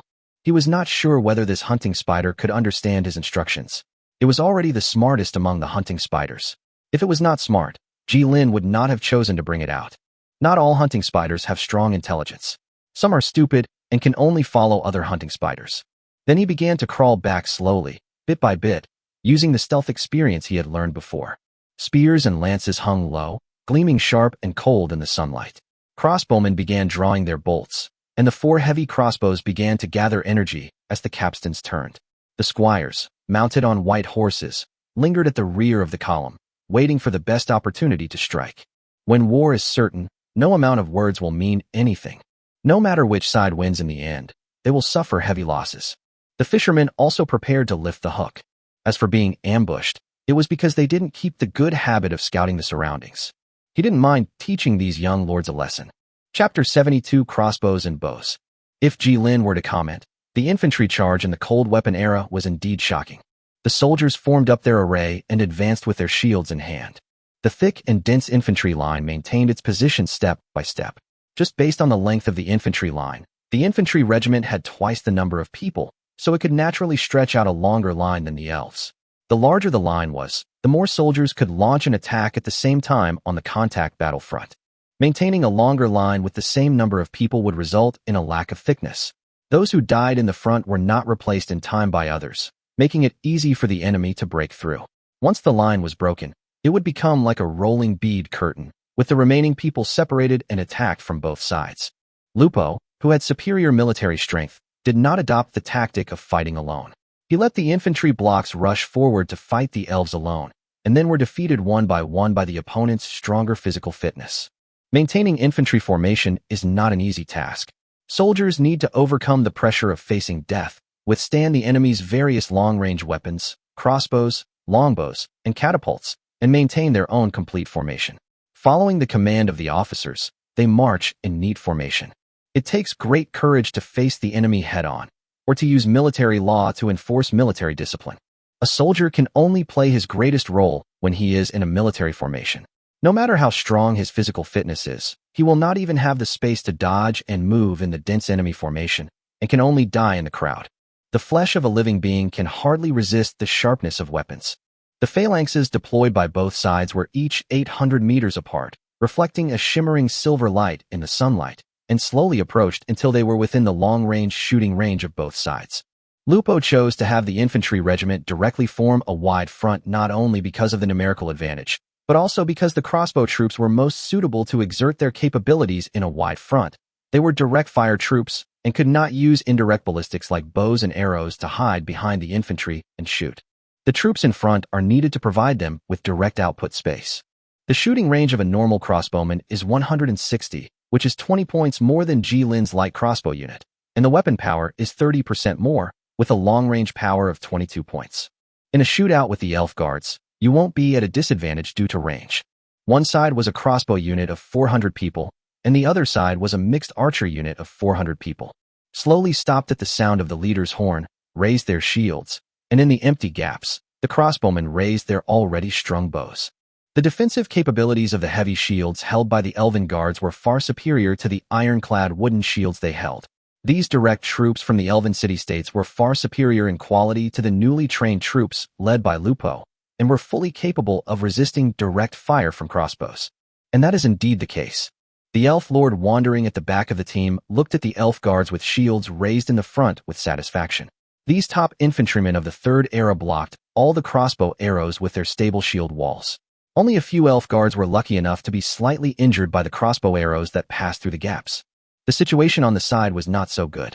He deployed most of the elven guards on the front, and the side began to suffer a small number of casualties under the same density of arrow rain. This slow battle is like a turn-based system, with both sides countering each other's moves. The resolute army advanced forward. While the crossbowmen were reloading, the infantry line continued to advance. The female archer beside him with her chin raised, and he felt relieved. The elven guards and bow-wielding elven militia began to stop their march and raise their bows under the command of the hero's leader. Arrows rained down. Their bows and arrows can shoot farther and are more accurate than those of human archers, and the skills they have learned from years of hunting have made them adept at using bows and arrows. They no longer needed to guard against the crossbow threat from the infantry regiment and could unleash their firepower during this brief window of opportunity. Lupo looked at his screaming troops with a grim expression. His crossbowmen did not carry shields. Although this round of volleys did not kill many people, the organization level of these soldiers dropped significantly in his sight. Soldiers without shields faced a rain of arrows from the sky, which put them under tremendous psychological pressure. This pressure was reflected in the morale bar, causing it to plummet. He had originally intended to save the crossbows for close combat, using the 4-shot heavy crossbows to break through the enemy lines. He had seen the capabilities of the shield guards, and the quality of their armor was no match for them in hand-to-hand combat. However, he could rely on the heavy crossbows to penetrate the lines, taking advantage of their low morale and using the infantry to completely defeat the elves. These heavy crossbows are the most powerful weapons in his hands, but it takes dozens of minutes just to reload them. He nodded to his heroic unit, who immediately understood his purpose and passed the information down. He couldn't bear it anymore. The 4 slowly moving crossbows were equipped with heavy crossbow arrows specifically designed to kill infantry. The infantry line, receiving the order, also advanced slowly while resisting the falling rain of arrows, protecting the nearby crossbowmen and leaving space for the crossbows to shoot. The elf lord hiding behind the troops focused his attention more on the beautiful elf girl beside him. It was a beautiful fight. The elf lord nodded complacently, and looking at the infantry line that was suppressed under the rain of arrows and could not even raise its head, he felt even more relieved and couldn't help but feel distracted. He wasn't good at commanding, nor did he have much trouble understanding the battlefield. The heroes he'd borrowed from the Elven City-State were actually quite effective. He only needed to wait for his troops to achieve outstanding results and then check in. The situation on the battlefield is really good. The advantage is mine. And Lupo was waiting for his crossbowmen to finish reloading for the second time and for the infantry to enter the charging distance. Wait for the cavalry to get into position for a flanking attack. Jilin was hiding on a distant hillside, observing their battle with great interest. The human lord's fighting style was unexpectedly methodical, or at least very precise. The elven lord's tactics, on the other hand, were too rigid. Did they even see the 4 crossbows? Although such a densely packed formation of people can significantly enhance their own defensive capabilities and resist damage from ordinary crossbows, they will be pierced by this kind of siege equipment. If he hadn't ambushed nearby, the battle would have ended with the human lord winning a bloody victory. On the other hand, those hills are not as stable as they look. There was no need for him to intervene. The corrupted crabs had already begun to stir after smelling the scent of blood. The smell of war, death, and blood flowed into the swamp along the wind and the air, awakening these sleeping monsters. The desire for corpses and blood is engraved into their instincts. Chapter 73, Steel Harvest. This was Lupo's open conspiracy, but perhaps he himself was unaware of the existence of this strategy. If the enemy used a wide front to fight against him, he would have an advantage in unit firepower projection due to his larger number of people. And when the opponent adopts a tortoise shield formation like now, the only thing he can do is hope. Fire. Following Lupo's roar, the infantry regiment suddenly raised their shields and held them in front of them. Under their command, they separated the formation to create firing windows for the crossbows. Behind their separated formation, crossbows began to release kinetic ammunition with extremely deadly force. For heavy crossbow arrows with widened blades specially designed to fight against infantry were released as the infantry regiment took a defensive stance. They flew across 200 meters in an instant, swiftly passing through the elven guards at the forefront of the shield wall, and the expanded blades also affected others on the side. Like a hot blade scraping across ice and snow, the elven guards' thick shields and armored bodies seemed so vulnerable in the face of such weapons of war. The killing effect of 4 heavy crossbow arrows on the dense formation far exceeded the imagination of both sides. Each crossbow arrow killed at least 5 elves, and more than 15 people lost their combat effectiveness. This is the power of machinery, storing energy and then releasing it in the required form. What followed was a dense rain of crossbow arrows. The crossbowmen fired at the 4 gaps along the channel opened by the heavy crossbows. The outermost shield wall had been penetrated, and now it was finally their turn to attack. Without the shield, flesh and blood could not stop the steel arrows. No matter how well-trained the elven guards were, they could only barely maintain their positions, while the militiamen armed with bows and swords behind the gap took full advantage of this round of volleys. The elf lord's eyes were about to burst, and the female archer next to him gritted her teeth, raised the exquisite longbow in her hand, and gathered the power of magic, wanting to destroy a crossbow card. But she could not reach the crossbows hiding 250 meters away. She could only shoot 2 shield-wielding spearmen to vent her anger. Infantry. Charge. Lupo had no intention of giving the elves a chance to breathe. He issued a final order, asking his infantry regiment to take advantage of the enemy's low morale and launch a decisive charge. The long-range mutual consumption ends. A hand-to-hand combat of willpower and skill begins. The consumption of long-range weapons is just a preparation for this close combat. In an era when long-range power is still lacking, close combat is still the direct means to decide the battle. The spearman's thrust was deflected by the elven armor, and the elven guard thrust his spear back into the spearman's body, the sharp tip easily shattering the ineffective armor. When he tried to pull out the spear, he found that the stab had left a gap in his armor. Multiple spears were thrust forward, piercing the elven guard's body along the gaps. The surrounding cavalry charged from the front and sides, facing the panicked elven militia. Either the heads of the infantry regiments were chopped off by long swords, or the bodies of the elven militia were cut open by the crossbowmen's short spears and short swords. Well-trained infantry regiments and elven guards with martial attainments shed their blood on the savage plains. The earth was stained with blood. They just still see it as a game, like players dueling to divide up resource points. Whoever wins can share this resource point. However, they did not expect that these monsters themselves would also react to the actions of the lords.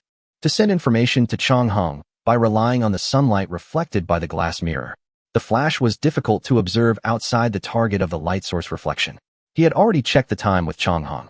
The 2 lords engaged in a long and bloody hand-to-hand combat. Then the harvest of steel should begin. Thanks to the tall grass everywhere. If it weren't for these tall grasses, Jilin would not be able to watch from outside the battlefield so peacefully. The musketeers had already reached within 500 meters of the elves, carrying 200 scout hunting spiders with stealth effects. Due to the limited training level of the light crossbow troops, he did not dare to bring them out for ambush. An ambush requires a surprise attack. Those newly trained troops are too clumsy to move and cannot compare with this initial force that has been with them from beginning to end in terms of combat experience. The human lord close to the swamp was handed over to the corrupted magic crab, while the elven lord far away from the swamp was helped by Ji Lin to return to the stasis preparation area in advance. This is called division of labor and cooperation. They met up with the musketeers who had stopped waiting for Ji Lin's orders. They had already loaded their weapons with ammunition and were hiding in the grass silently and coldly. Count the seconds and breathe. At the steam spider's speed of 35 kilometers per hour, or about 10 meters per second, it would take 100 seconds, 1 minute and 40 seconds. When they attack, these steam spiders will activate. Launch a devastating charge. 500 meters, 400 meters, 300 meters, 250 meters. I feel something is wrong. An ominous premonition came to her mind, and she looked at the half-elf lord beside her, but the other party was unaware. She secretly regretted why she chose such a useless waste. The almost tragic battlefield ahead interfered with her naturally sensitive intuition, and the heavy losses suffered by her own side forced her to focus all her attention on the front battlefield. Even though she knew that her people would not actually die, her heart still bleeds when she witnessed such a horrific scene. Even though the battle situation was so bad, they were not without a chance of victory. The martial arts skills honed by the elves' guards over a long period of time were by no means comparable to those of humans. But why? As her gaze shifted to her right rear, the tall grass in the distance swayed unnaturally. A whistle blew across the plain.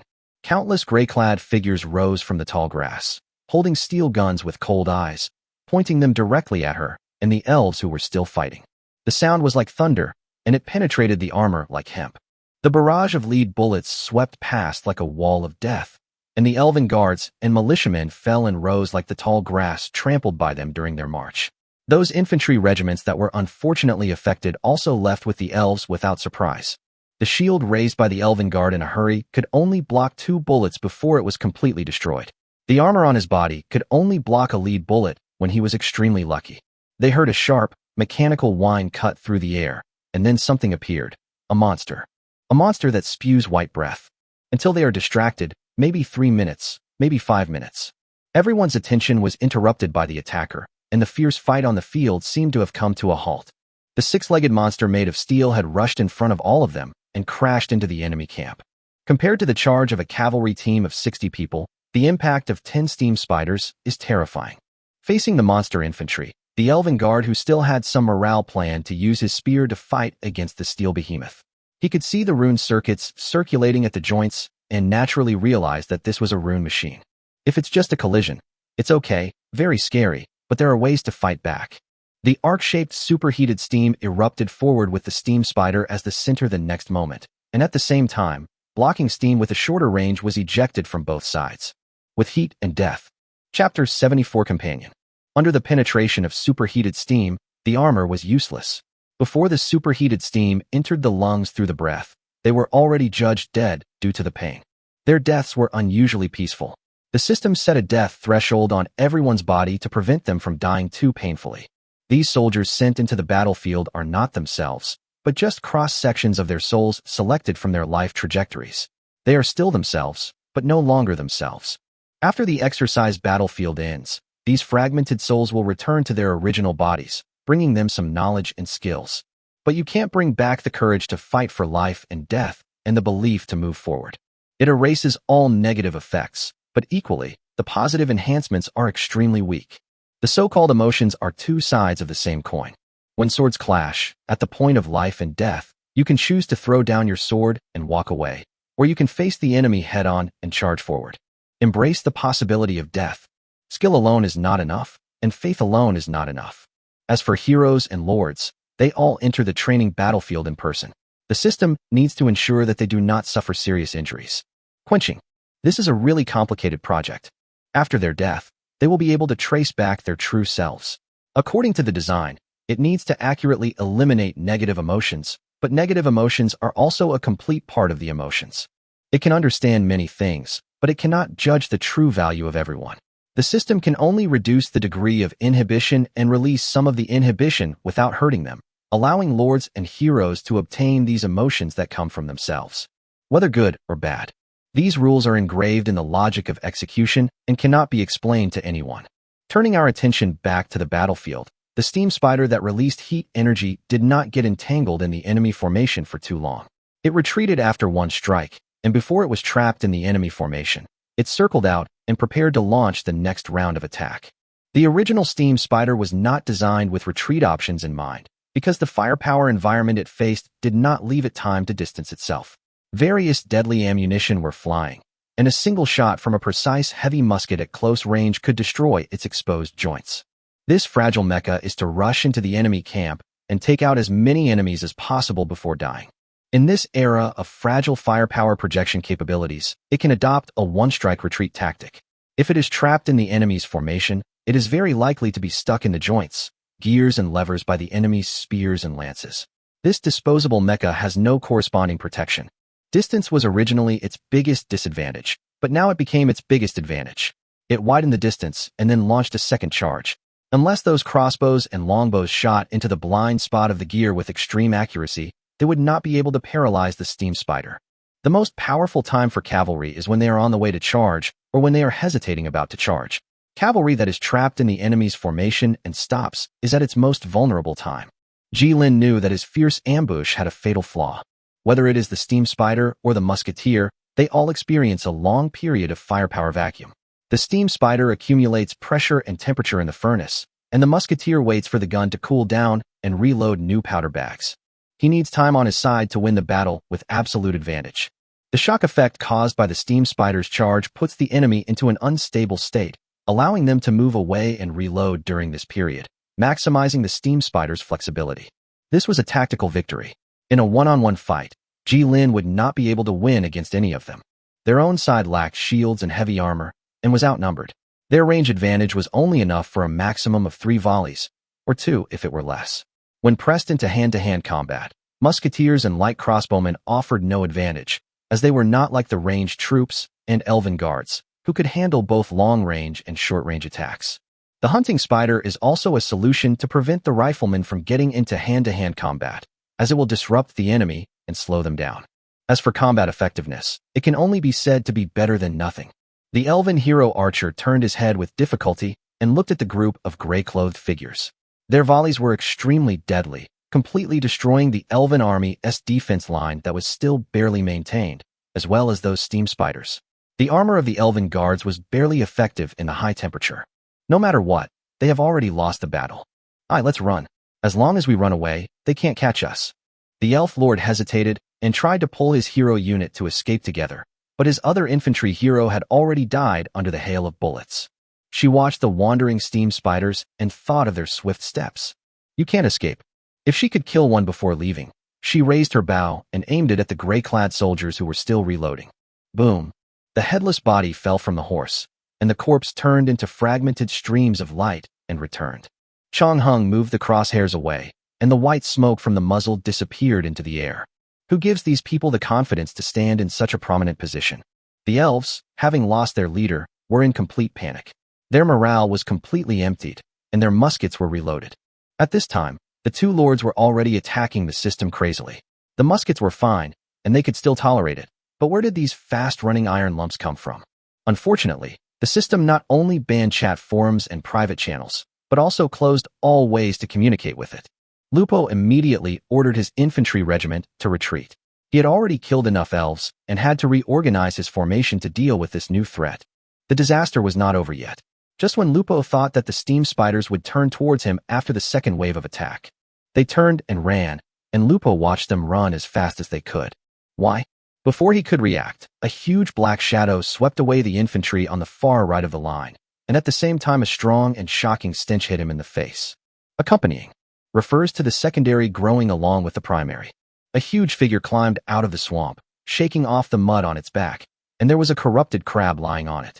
Buy 12, get 1 free. System I. The coordinates provided by the system only marked monster-sized red dots. Based on the number of red dots, it was easy to determine whether the target was a behemoth unit or monster infantry.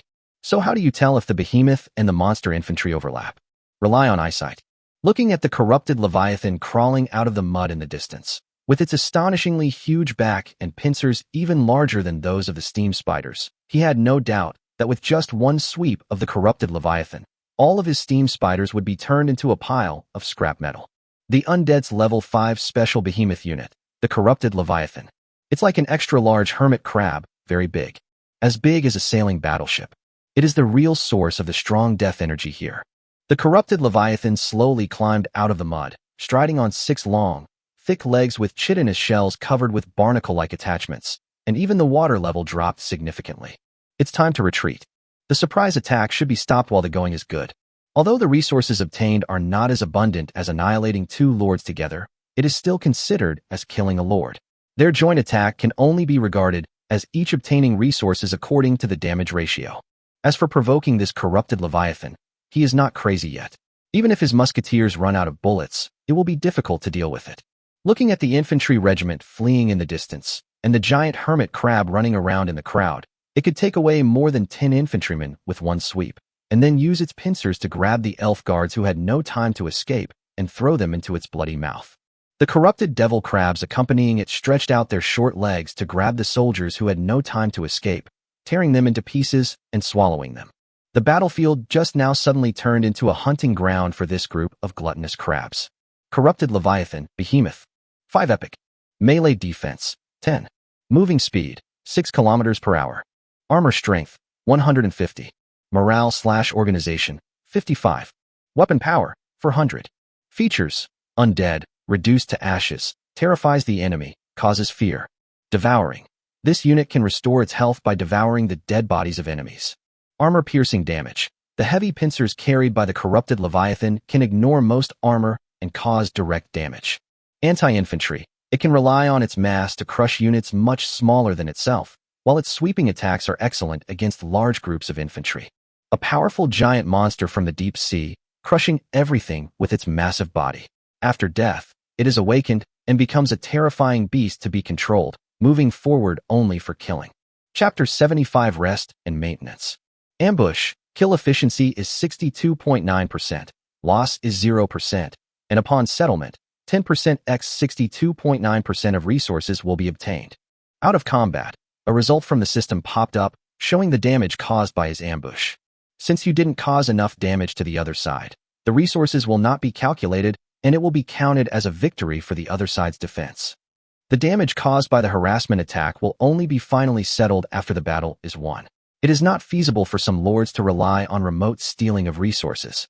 If you win the defensive battle, you will not get the resources of the attacker's territory. Unless you can win the defensive battle, counterattack, catch up, and defeat the attacker, the system will also include your kill count in the final settlement. The same applies to both attackers and defenders. The number of kills will become a hidden value before the final calculation. When a decisive battle occurs between the two, these previous values will be accumulated as the final settlement. 6% of a lord's used building resources is not bad. Looking at the crowd fleeing like ants in the distance, their morale had completely collapsed. Because Ji Lin evacuated too quickly, the system determined that it was not itself that defeated them. Although the data has accumulated, he still needs to deliver a fatal blow. Looking at the corrupted Leviathan that was beginning to devour the hundreds of corpses left on the ground, Ji Lin gave up the idea. If he went around it, the other party would be accompanied by a cavalry team, and it would be difficult to catch up by running. It would be more practical to hunt down more other units than to waste time on pursuit. What's more, his own army structure is almost entirely ranged, and the combat effectiveness of the scout hunting spider is very weak. If he is intercepted halfway, he will have no place to cry. The corrupted demon crabs ran much faster than his own musketeers, and those lumps of flesh gave him a headache. There is still a long time to go. The exercise battlefield will last at least 90 days. Before the day is over, a lord was sent back to the preparation area. If he had a choice, he would still go and catch 2 farming players and kill them. He always picks on the weak. Or hide and wait for the end of this battle. On the march, he made a point of avoiding all the woods. Although there were scout spiders that could be dispersed to conduct reconnaissance, and their reconnaissance capabilities were not bad, it was useless. Ji Lin had no special equipment to fight against the forest. Whether it was a musket or a crossbow, the output efficiency was greatly reduced in front of the natural barrier of the forest. Back on Blue Star, everyone had a hard time dealing with enemies in the woods, even those whose technology was far behind theirs. Once the fight entered the hand-to-hand combat stage, The generation gap between long-range weapons would be rapidly reduced, and the most efficient method might still be to just use heavy firepower to wipe them out. The two things he needed most: secrecy and distance. The forest could provide him with the former, as it could provide everyone with the former, but it could not provide him with the latter. He was really afraid that Lao Lu was in the woods. He only walked on the hills along the way, spreading the scout hunting spiders in a semicircle, forming a reconnaissance barrier with an outer circle and a radius of 1 kilometer centered on the team. It was almost noon when the system transmitted the information to them. After the delay caused by the battle and the march, the sun cast a dark red in the sky. In the evening, the team dug a smokeless stove. After the battle, many things needed to be inspected and the soldiers also needed to rest, so most of the light and smoke were eliminated. This smokeless stove can be considered a small advantage brought by his rebirth. Because of the great victory, everyone enjoyed the meal very happily. Even the light crossbowmen who had been on duty the entire time were very enthusiastic. They usually didn't see the fighting style of these musketeers who were directly under the Lord, but seeing such an efficient battle made them feel relieved. The situation with the steam spider is not optimistic. We've already used up 1/5 of the spare parts we brought with us. Sushan had just finished checking the steam spiders lying on the ground to rest. Their steam engines had been shut down to facilitate maintenance and save fuel consumption, so he came to report the situation. Jilin frowned. The steam spider's consumption far exceeded his expectations. The steam spider had numerous problems. It consumed fuel quickly, a common drawback of this powerful machine, and its mechanical efficiency was low. The failure rate of the test machine was also incredibly high. Just the one it had just charged with had at least 10 minor damages and 1 moderate damage. Experimental aircraft always have more problems than fully fledged equipment. The laboratory environment is far different from that of a real battlefield. These problems need to be identified through continuous combat and improvement plans submitted. This is why real-world equipment often has many subsequent models. An experimental machine does not mean it is better than a mass-produced machine. A mass-produced machine is an industrial product that is obtained by balancing costs after solving most of the hidden problems. The quality is polished to the optimal level through countless production processes. The so-called experimental machine is better than a mass-produced machine, only has the advantage of being the first mover and a temporary technological lead. At the same time, verify whether this idea is feasible and whether it is worth continuing to invest funds. Most experimental aircraft are wasted, such as the patchwork monster of the aviation battleship and the super-large ground effect aircraft like the Caspian monster. Even if you take the wrong path once, you can accumulate valuable data for later use. A thoroughly finalized weapon and equipment design can be used for decades without change due to its maturity and stability. Old and practical weapons and new technological weapons. People prefer to use weapons that they are familiar with, effective and efficient. Their spare parts were originally planned to last for 45 days, so Jilin also reduced the food supplies carried by the infantry troops to carry the parts needed for these machines and the crystal or fuel needed by the steam spiders. Jilin carried the soldiers' food supplies based on the minimum supply for 3 days. Hunting spiders are not picky about food. They can fill their stomachs by digging up some plant roots in the ground or catching rabbits and mice. They can also eat the leftovers of the soldiers. In nature, they are still fierce and fast predators, and it is no problem for them to catch some small animals to eat on the wild plains. This is also the fatal place of mechanized troops. Unlike infantry troops, they can run and survive as long as they have food to eat. These precise and wild machines must be thoroughly inspected after each attack. They like to see this thing rushing towards the enemy, but no one wants it to explode next to them. Sushan and Chongheng were exhausted after repairing 10 steam spiders without any assistance. They planned to set up camp and rest here today, in a small valley. 10 people gathered around an iron pot. After inspecting the spider, Chongheng had to check each of their smokeless stoves to see if they were up to standard. This was something that concerned their lives. Today's camp dinner is rice with bacon. Boil the dried meat, stew it until it is soft, cover it with white rice, and cook it together. It tastes unique. Chapter 76 Hunting. Jilin observed the giant deer wandering quietly on the grassland in the distance. They were half the size of the steam spiders, covered with snow-white fur, and stepped on the ground with 4 strong and powerful sheep feet, like elegant creatures that really walked out of a fantasy movie. It is rare to see such a leisurely unit on the savage plains. They hiked quietly in the green fields, occasionally lowering their heads to dig out some plant roots and swallow them into their mouths. The tall grass looked so short in comparison with them. Giant deer, a monster cavalry unit. They are not very aggressive and generally do not attack others. They will even take the initiative to get close to friendly units. It's a pretty good unit. As long as you're kind and friendly with the forest, you can even make a contract with them. Take them back to your own territory and raise them to obtain extremely powerful giant deer cavalry. Compared with units like the corrupted crab, it is indeed much milder. But the corrupted crab can also be transformed by the undead lord using spells, from an ownerless undead to a subordinate undead. If it fails, this thing will go crazy, and judging from the current average level of lord heroes, it will most likely fail.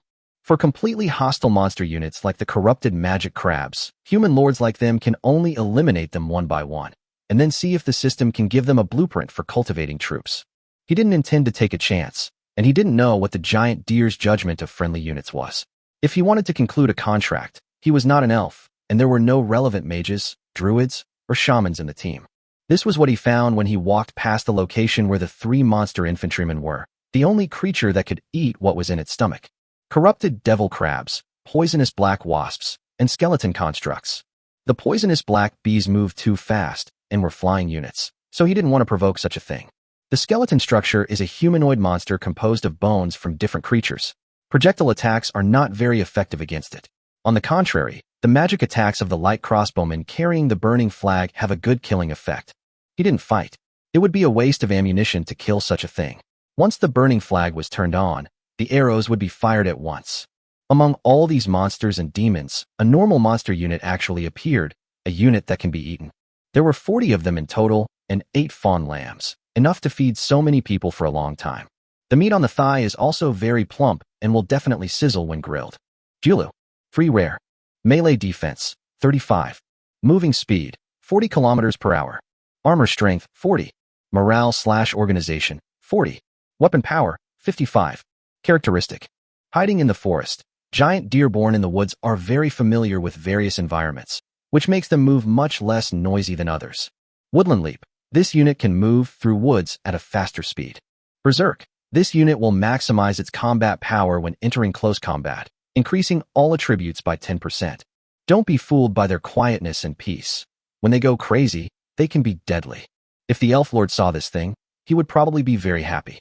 After all, the giant deer cavalry, as a monster shock cavalry, is much stronger than ordinary cavalry. He could take a gamble and get along well with them and conclude a contract. Even if he failed, he would not suffer any loss. If possible, he would like to get some of these. Not to use them in the battlefield, but perhaps to use them to transport freight to the territory. They don't need to consume coal or carbon, just feed them with grass, and they can pull trains everywhere. In the later era, maybe it can be put in the zoo for exhibition and charge some admission fees. The research and development of the steam engine was so far ahead of its time that it took a relatively long time to develop. It also took time to transform the technical reserves into real practice. During this period, a unit must be available for transitional use. But there's no other way. Let them sacrifice themselves for dinner. Every 5 musketeers formed a squad to target a giant deer, while every 10 light crossbowmen formed a squad to target a giant deer, thus avoiding wasting firepower. The elite musketeers had a sergeant, but the light crossbowmen had too little training time to produce officers and non-commissioned officers. They could only reluctantly select the tallest among the short ones, with 10 of them selecting a sergeant. As for centurions, there were too few battles and no centurions were born. Only ordinary centurions existed as mid-level commanders. The scout spider hunters depends entirely on the whistle, and only the musketeers have the authority to command them. The 200 spiders are directly under the musketry. Different whistles correspond to different scout spider hunting troops, and they are sensitive enough to sound. The hunt is divided into 3 stages. Step 1. Use the scout hunting spiders and steam spiders to surround them. They will form a relatively large encirclement. Jilin plans to take advantage of the instinct of these wild creatures to run away when encountering an enemy, and use the whistle sound of the steam spiders to scare and drive them away. Step 2. A large number of ordered scout hunting spiders and steam spiders formed an encirclement team and drove the giant deer towards the musketeers and crossbowmen, just like a sheepdog driving the flock. Part 3.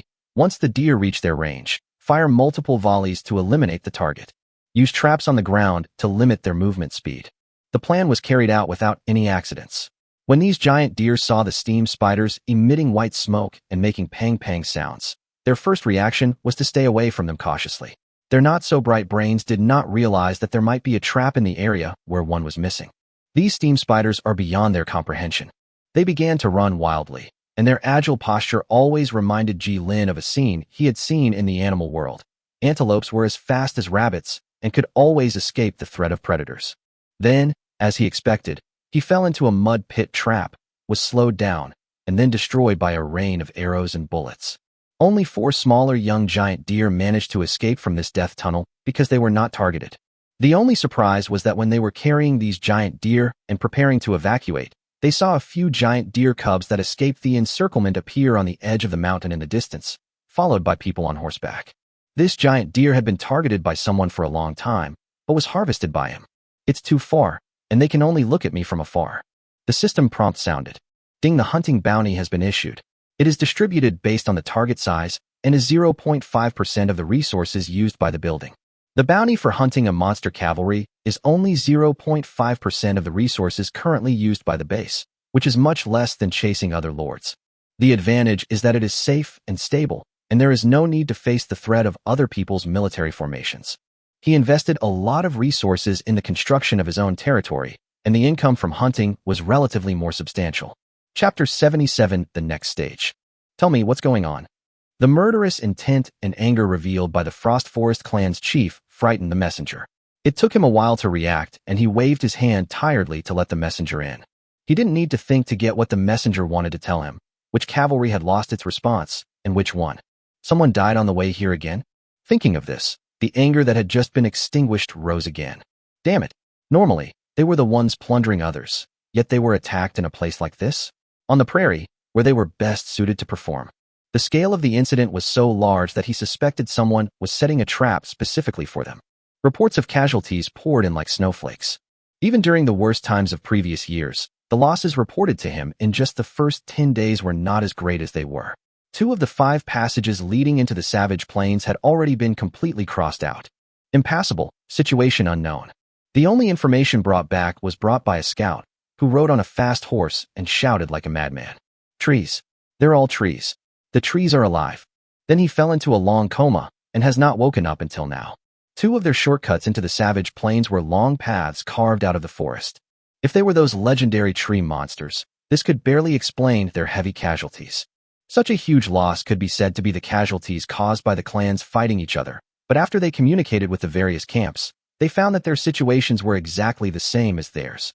Scouts have discovered hundreds of mercenaries of varying composition roaming the land. They are all well-equipped, yet hostile to one another. The plains seem to have suddenly become a battlefield filled with traps. Sent to contact the elders also brought back their latest information. Proceed as usual. The clan leader couldn't help but suspect this was a conspiracy on their part. These remnants of the old royal court had lost their courage since the death of the previous Khan. The resources brought back by the small cavalry hunting expeditions were barely enough to fill the gaps in their teeth. Yet, they were asked to organize everyone to launch an expedition in their name. They were extremely reluctant. These old survivors from the old royal tent have been frightened by the people from the Central Plains. He had taken people there, and those Central Plains people were nothing special. Nothing could withstand the giant wolf cavalry of the Frost Forest. He was convinced that the time had come to launch a major plunder. If it weren't for the united pressure from their major clans, these old men probably wouldn't even be allowed to participate in the ceremony of selecting the Khan. Contracts with all kinds of monsters in the wild plains. This was also the key to the royal court's ability to remain in power. Use their unique spells, runes, and blood to sign a blood pact with monsters after defeating them. By signing a blood pact, they can control the legendary monsters and beasts. Then the real Khan will be decided. Only those who are still in the dark think they are simply hunting to find the winner. The clan leader of the Frost Forest clan was thinking in distress. Thinking about such things was too difficult and torturous for him. Ji Lin, who was still hunting various monster infantry, hadn't anticipated that within 20 days, the lords of the dozen or so clans that had been deployed by the system had been decimated, leaving only the 3 strongest. The other clans retreated as if to cut their losses, and some clans didn't even have enough troops left to retreat. They had never considered joining a certain clan as the system suggested. They just started killing anyone they caught. In just 20 days, the area controlled by the clans was reduced to a 50-kilometer area centered on the camp. This was thanks to the patrols of their ferocious wolf cavalry. The clans even received reports of dragon sightings, but they scoffed, wondering how such a mythical creature from legend could appear in the periphery. Until one day, a red dragon flew through the clouds above all of their heads. It was small in size, but it was still a dragon. In just a few dozen days, the entire wild plain changed into something they could never have imagined. The Frost Forest clan has 1,200 giant wolf cavalrymen, who are the absolute main force of the Frost Forest clan. Although the entire wild plain is large, the outer plain is like a locust plague. These mercenary-like groups plunder more thoroughly than the nomads, and the remaining monsters that have not been hunted are the toughest of the tough. The clans had fought back, but each roving group had a different force composition and was a formidable force, making it difficult to eliminate without concentrated forces. The clans themselves formed an extremely fragmented alliance, and they would neither obey nor disseminate orders except from the Great Khan. It would be extremely difficult to get them to work together to encircle and suppress the enemy. Fighting alone, they also succeeded in encircling and suppressing a few people, but each time they suffered heavy losses. These people fought with a spirit of preferring death to surrender, and it was impossible to capture any prisoners. This rapid elimination should have been very suitable for the fighting mentality of their clans, but this time the speed was too fast, making everyone feel overwhelmed. Eliminate the weak. Select the strong. This is their code. They need to advance inward, and the small clans are the victims of their plan. After losing a large number of young people, they will eventually have to merge into these large clans. The large clans that integrate all resources will become unprecedentedly powerful and will be able to launch large-scale plundering. But now people are fleeing and dispersing. Who can help them advance? You can't let the people of your own clan bleed. Clan leader, there are people outside who want to see us. Yes, those legions wandering outside. They said they can join us. The Frost Forest clan leader stopped, as if he knew how to solve the problem of insufficient manpower. Let him in. Long ears, dressed in green, walked in and looked at the huge figure sitting at the top of the tent. The other party also cast his eyes on him. He knew that these long-eared men were good at fighting, and he had seen that they were even more accurate in archery than the strong boys in the clan. He opened his mouth slowly. Go ahead, I'm listening. Drink slowly, there is still more broth. Jilin was feeding meat soup to a remnant soldier he had dragged out from a pile of corpses. There were 8 other remnants like him. When Jilin found them, this small scout team was being surrounded and killed by a team of 60 mounted archers. The mounted archers relied on their horses and approached within the range of 120 meters, intending to continue their harassment tactics. Shot into sieves by muskets and crossbows. Jilin was not afraid of any of them unless they were shock cavalry. How could cavalry archers with such a short range dare to fight against muskets and crossbows? He was even more curious about what these scouts, who were not dressed like nomads, were doing here, so he brought them back to the camp. These broths were made from wild vegetables and giant deer meat, and had a slightly bitter taste, but paired with the air-dried venison, they were quite tasty. Despite its name, the Savage Plains was surprisingly rich in biological resources, with a variety of wild animals and a small amount of edible wild vegetables. They have changed their combat strategy in the past 20 days, choosing a small valley that is easy to defend and difficult to attack as their base, and covering it with a large amount of vegetation. If the steam spider continues to maneuver long distances, it will be scrapped directly due to insufficient spare parts. Using this small valley as a base, he began clearing out the monster infantry that had previously appeared on his map, prioritizing ammunition conservation and maximizing exchange rates. The principle of resupplying every 30 days was truly a testament to the Lord's resource allocation abilities.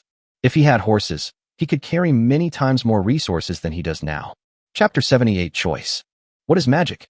What are runes? How are they different from technology? The biggest difference is that technology does not require any talent. A person with racial average ability does not need any talent, only sweat and energy to master the knowledge. This is not the case with spells and runes. Without the corresponding talents, they cannot perceive and construct them, and they will never be able to cross the huge gap that talent has drawn in front of them.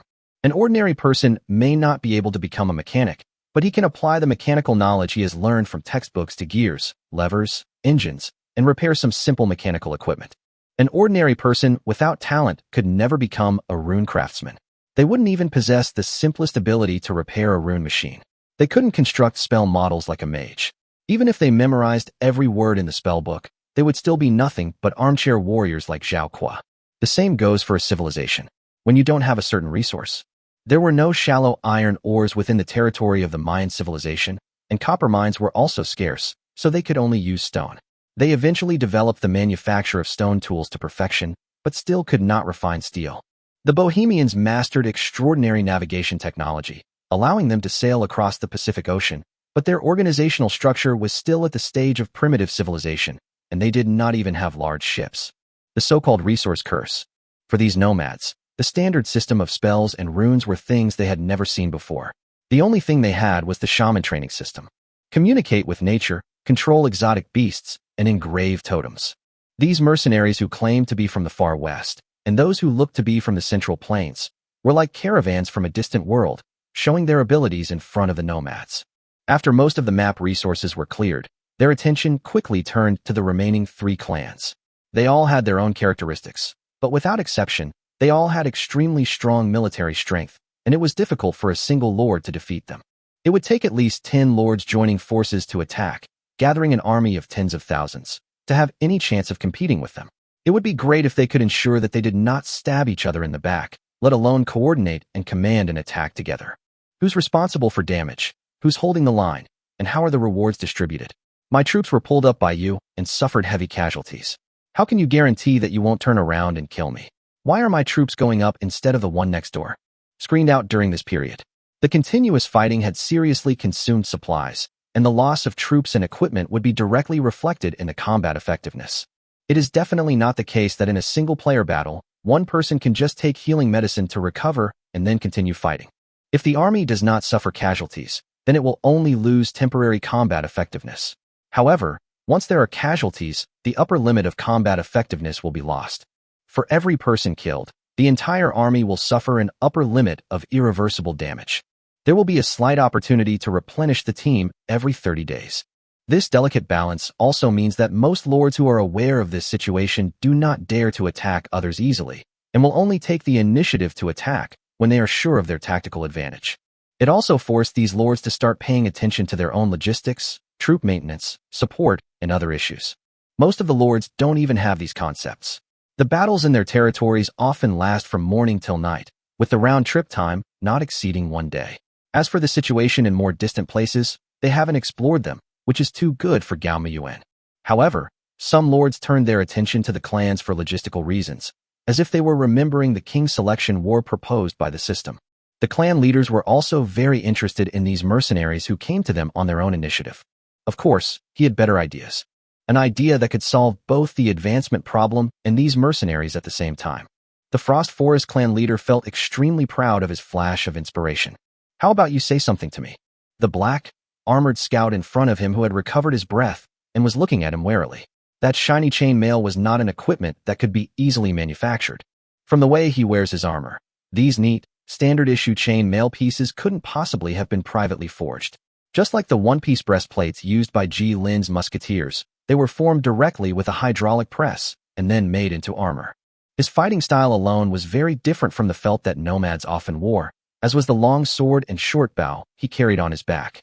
He had the same black hair and black eyes as him, rather than the heterochromatic eyes that more nomads had. Seeing that the other party was still drinking soup with his head down and saying nothing, Ji Lin sighed. We are mercenaries. If you need any help, just tell me. The system does not allow them to reveal their identities, so they usually use names such as warband and mercenaries to fool NPCs in the exercise battlefield. Whether these NPCs believe them or not, their appearance in this environment is an established fact. All they need to give is a reason. The scout clearly didn't believe it, and it was written all over his face. The terrain of this camp is easy to defend but difficult to attack. It is extremely difficult to find this small valley hidden among a small hill from a distance. There are also smokeless stoves on the ground, high grass walls for camouflage, and neatly arranged musketeers and light crossbowmen, all with standard equipment. And those iron lumps lying in the corners. With his eyesight, how could he not see the professional strength? He would be thankful if the professional qualities of those mercenaries were even 1/10 of the guy in front of him. The scout still whispered something to his savior. Thanks. No matter what, the other party saved his life. A gray-clad soldier ran up to Ji Lin and whispered, Sir, the previous broth has been finished. The food for 9 men is not enough. Let's make another pot. As for why these black-armored scouts are so kind, it's because Ji Lin felt that these people had tasks that could be triggered. The smell of bitterness and hatred they exuded made it clear that they were full of information. It's the same thing as the veteran who drinks alone in the tavern while playing RPG games, the dying soldier you find on the roadside, and the prophet who asks you to save the world. There is always something for you. Chapter 79 Border Scouts. The Savage Plains, a world further north than Mabe. There are many monsters living there.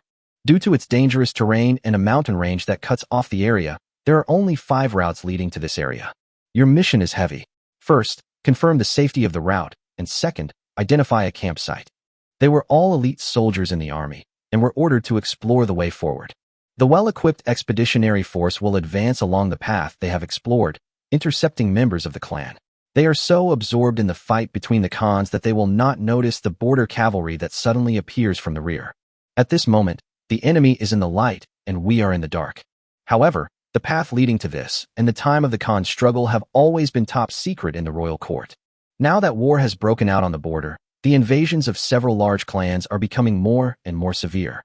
The Khan entered the king's tent, and the people were in for another 10 years of disaster. The scout captain did not know what his general was thinking. He only needed to faithfully carry out orders. There is no why, only what to do. The scout captain looked at the remaining soldiers around him. There were 30 people, but only 9 survived. Even the old horse who had been with him for many years passed away. They have used their lives to explore a safe and stable path, and they can be sure that this path is absolutely safe along the way. The only cavalry team that discovered them was also killed by the muskets of the mercenaries in front of them. The location of the camp is excellent. The terrain is high, and there are small hills on all sides. There are very few monsters nearby. They had hardly seen any of those huge monsters along the way. It would be impossible to rely solely on their depleted scout team. Having lost their horses, they were like meat to be slaughtered on this vast plain. You said you were mercenaries. How much do you need to hire me? Perhaps it was fate that refused to let them stop here. He looked up at the general, the mercenary leader, who had a kind expression on his face. The man was wearing ordinary cloth and was respected by all the soldiers in the camp. The general, who was full of murderous aura, also saluted him and sat in front of him waiting to speak. This kind of temperament has only been seen in those victorious generals. They are calm and have enough confidence in themselves. If one soldier is a coward, the whole general will be a coward. The scout captain was very confident in his own judgment. The soldiers under this man are not weak. If we can let them set up as outposts here. 1,000 taels of gold. Is that okay? Jilin readily agreed. It's not for the 1,000 taels of gold, although he is indeed short of resources. The 1,000 taels of gold should be converted into 2,000 to 3,000 gold, depending on the quality, which is almost the output of his territory in 1 month. Calculated this way, it is still quite profitable. The tasks that the system showed him were: broken royal court, automatically join the faction after signing, border army. In the land of life and death, you can either die or live. If you have the courage, you can face death and life. Phase: obtain the location of the clan camp and pass the information to the expeditionary force. New camps, such as this kind of training battlefield with NPC camps, lords can participate on their own. Different camps fight against each other separately, rather than a complete melee. However, quite a number of lords seem to prefer to fight as soon as they land, and then consider other things after the fight. The first thing they did was to collect the bodies of the other scouts. They sent out hunting spiders to search and finally found all the bodies. No horses had survived. They gathered all the scout bodies together, took off their chainmail, put away their swords and spears, and handed them to the scout captain for safekeeping.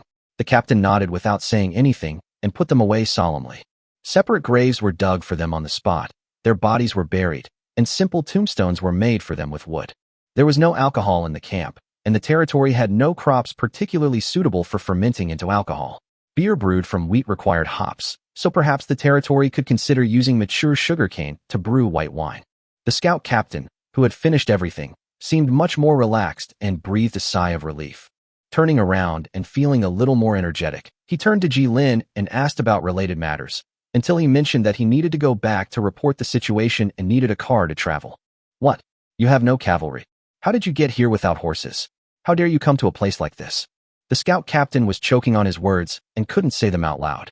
He originally thought that the cavalry in the camp were just wandering around, but he didn't expect that these people really dared to approach the grassland without cavalry.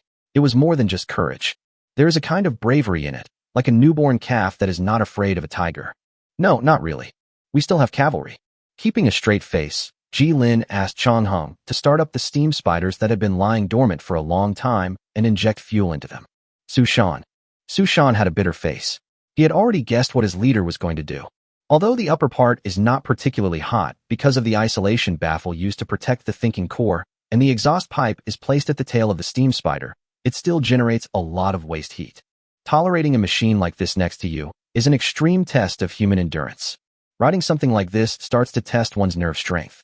Putting aside safety and stability, the movement speed of this all-terrain unit is definitely not slow. Watching the steam spider gradually getting up from the ground, shaking its head, spewing steam and stretching its 6 limbs, the scout captain was shocked. He had never expected that there was such an amazing machine in the world. By adding wooden protective partitions and securing them with saddles, a small platform capable of accommodating several people could be created. However, stability cannot be guaranteed.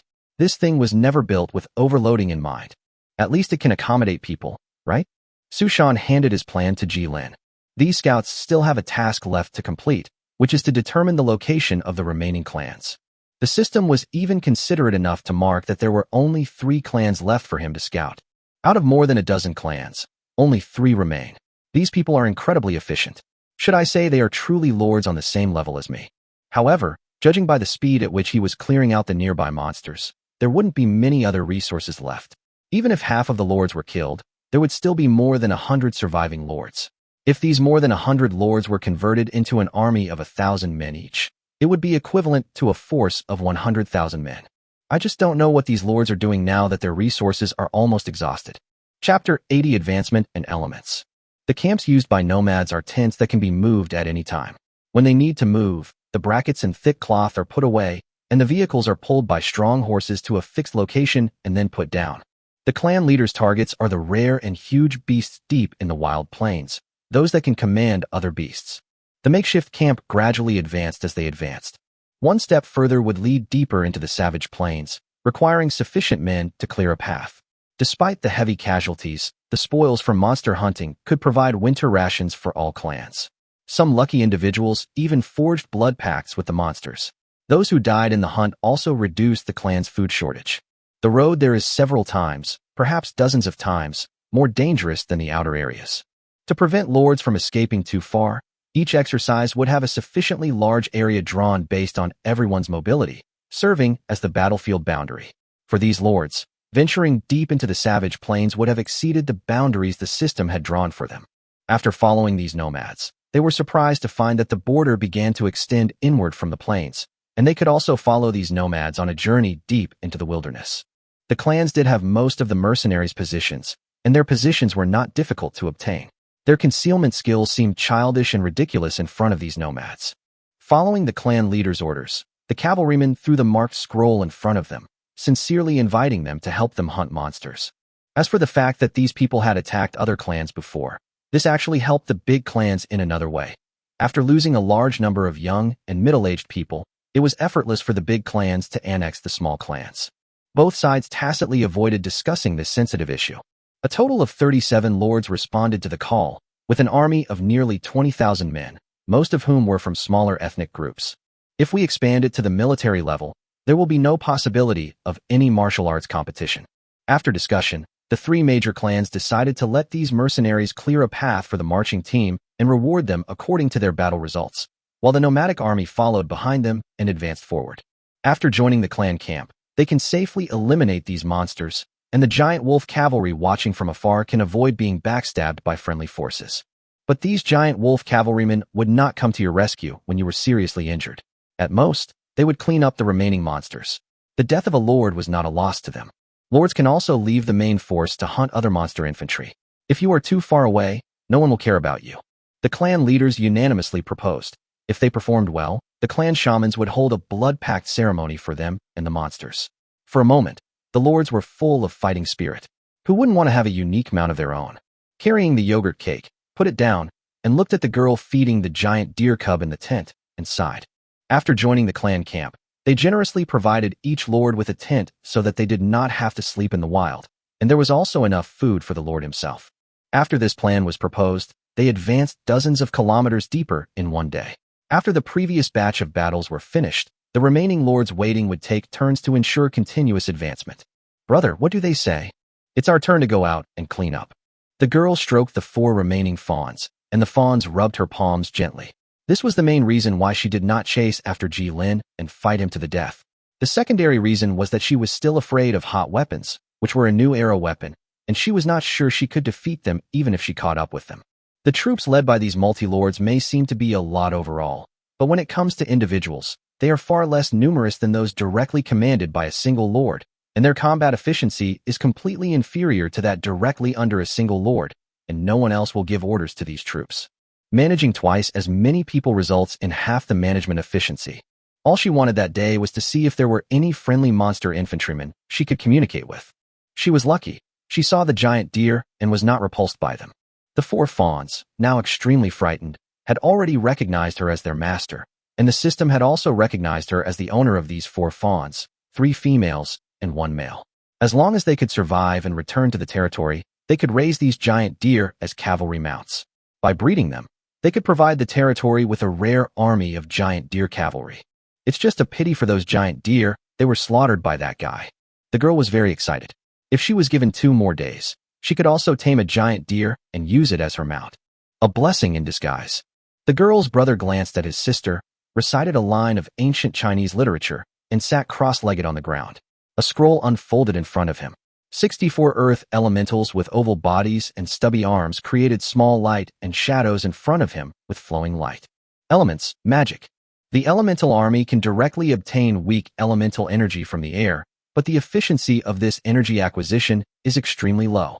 When the element content in the battlefield environment is too low, they even need elemental crystals to maintain their movements. The elemental lord's method of cultivation is also unique. It is an asexual reproduction similar to budding. When the element's body reaches a certain size, a young element with a fragile core will emerge. The new element will attach to the original elemental creature for a long time until it grows into an independent and weak elemental life and separates from the mother body. He chose the earth element branch for himself. These elemental monster infantrymen that rose from the earth could assist in construction and were excellent porters. Their armor strength of up to 80 points and regeneration properties made them invincible in battle. The free energy in the air here is enough for the earth element to slowly accumulate energy in the body while moving. This is the book he got from the mission book that helps him manage elemental life. He didn't complete it very well, but he still got this equipment. Through this book, he can directly command these bulky earth elements as if waving his arms, so that they can be directly controlled by him. To make an analogy, it is like circling the ocean. The upper limit is 64, the number of full teams, and also the total number he brought into the dungeon. The thick earth element and the elven archers wielded by his sister work together to make them invincible in battle. This is the core that has enabled them to remain stable until now. Relying on their huge size and the integration of the military and civilians, they live a relatively comfortable life. Their current harvest is already rich enough. They just need to survive the remaining time and bring the resources back to the territory. Rock element, medium. Melee defense, 30. Moving speed, 4 kilometers per hour. Armor strength, 100. Organization/morale, 60. Weapon power, 85. Characteristic. Never defeated. Elementals are slower than ordinary creatures. They find it difficult to feel fear, and similarly, they find it difficult to feel all other emotions.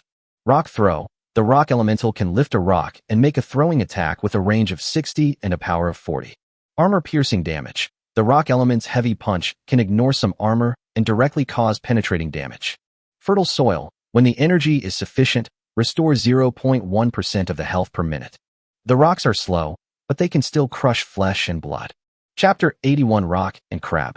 Blocking their path was a swarm of corrupted magic crabs, while the Frost Forest clan leader in the background stared at them, seemingly trying to discern something from them. Besides the clan's observers, other lords also stood nearby, observing the battlefield from afar, seemingly joining in the fun. 24 corrupted crabs, not many. These monster infantrymen covered in heavy shells have up to 120 points of armor. Some of them look like hermit crabs, and some are normal crabs. The common point is that they are extremely resistant to beatings. If their pincers are not restrained by spears or lances, they can take out an ordinary soldier in one blow. Elements versus undead. It is difficult to deal with these corrupted crabs without armor-piercing weapons. Your own troops have penetrating armor-piercing damage, and the pincers and impacts of these corrupted crabs have the same effect. A head-on battle. No wonder I need to assign myself to fight. Rise. Su Yin put his hands together, and the small hill formed by the accumulation of rocks behind him began to spew out rock debris. These dormant earth elemental creatures felt the Lord's call, and small heads that were completely disproportionate to their body size emerged, and thick limbs extended out. Like Ji Lin's steam spiders, The elemental legions would fall into a dormant state to save energy when they were not fighting or marching. Without fingers or joints, the entire rock element looks like a round steamed bun connected by 4 short, thick, uneven square blocks. But he is very good at fighting. 64 medium-sized rock elements, each with 100 points of armor thanks to their thick rock shell. Everyone looked at the rock elements advancing slowly in surprise. One by one, they passed by Su Yin and formed a proper military formation under his command. Stand in front of him. His sister was also watching from behind him. Most of the elven archers she led could not even break the shell of the corrupted magic crab. Although the specially trained spark archers had magical damage, the magic damage was not invincible. Most of the magic that needed to cause damage would still show corresponding physical properties. Thermal energy, kinetic energy, electrical energy, toxins. The armor will therefore be effective, relying on its own structural strength to block some of the damage. He doesn't need anyone else's help to defeat these corrupted crabs. Each lord's performance also determines their status in the eyes of these clan leaders. The more beautifully the battle ends, the closer the lord can get. Take over shape. The energy of the rock elements was being consumed rapidly, and their arms were adjusted by Su Yin into thick, long, sharp cones. This evolution was intended to break the joints of the corrupted magic crabs. Break an arthropod's joints, and all that's left is living flesh. The rock elements were taken over by him.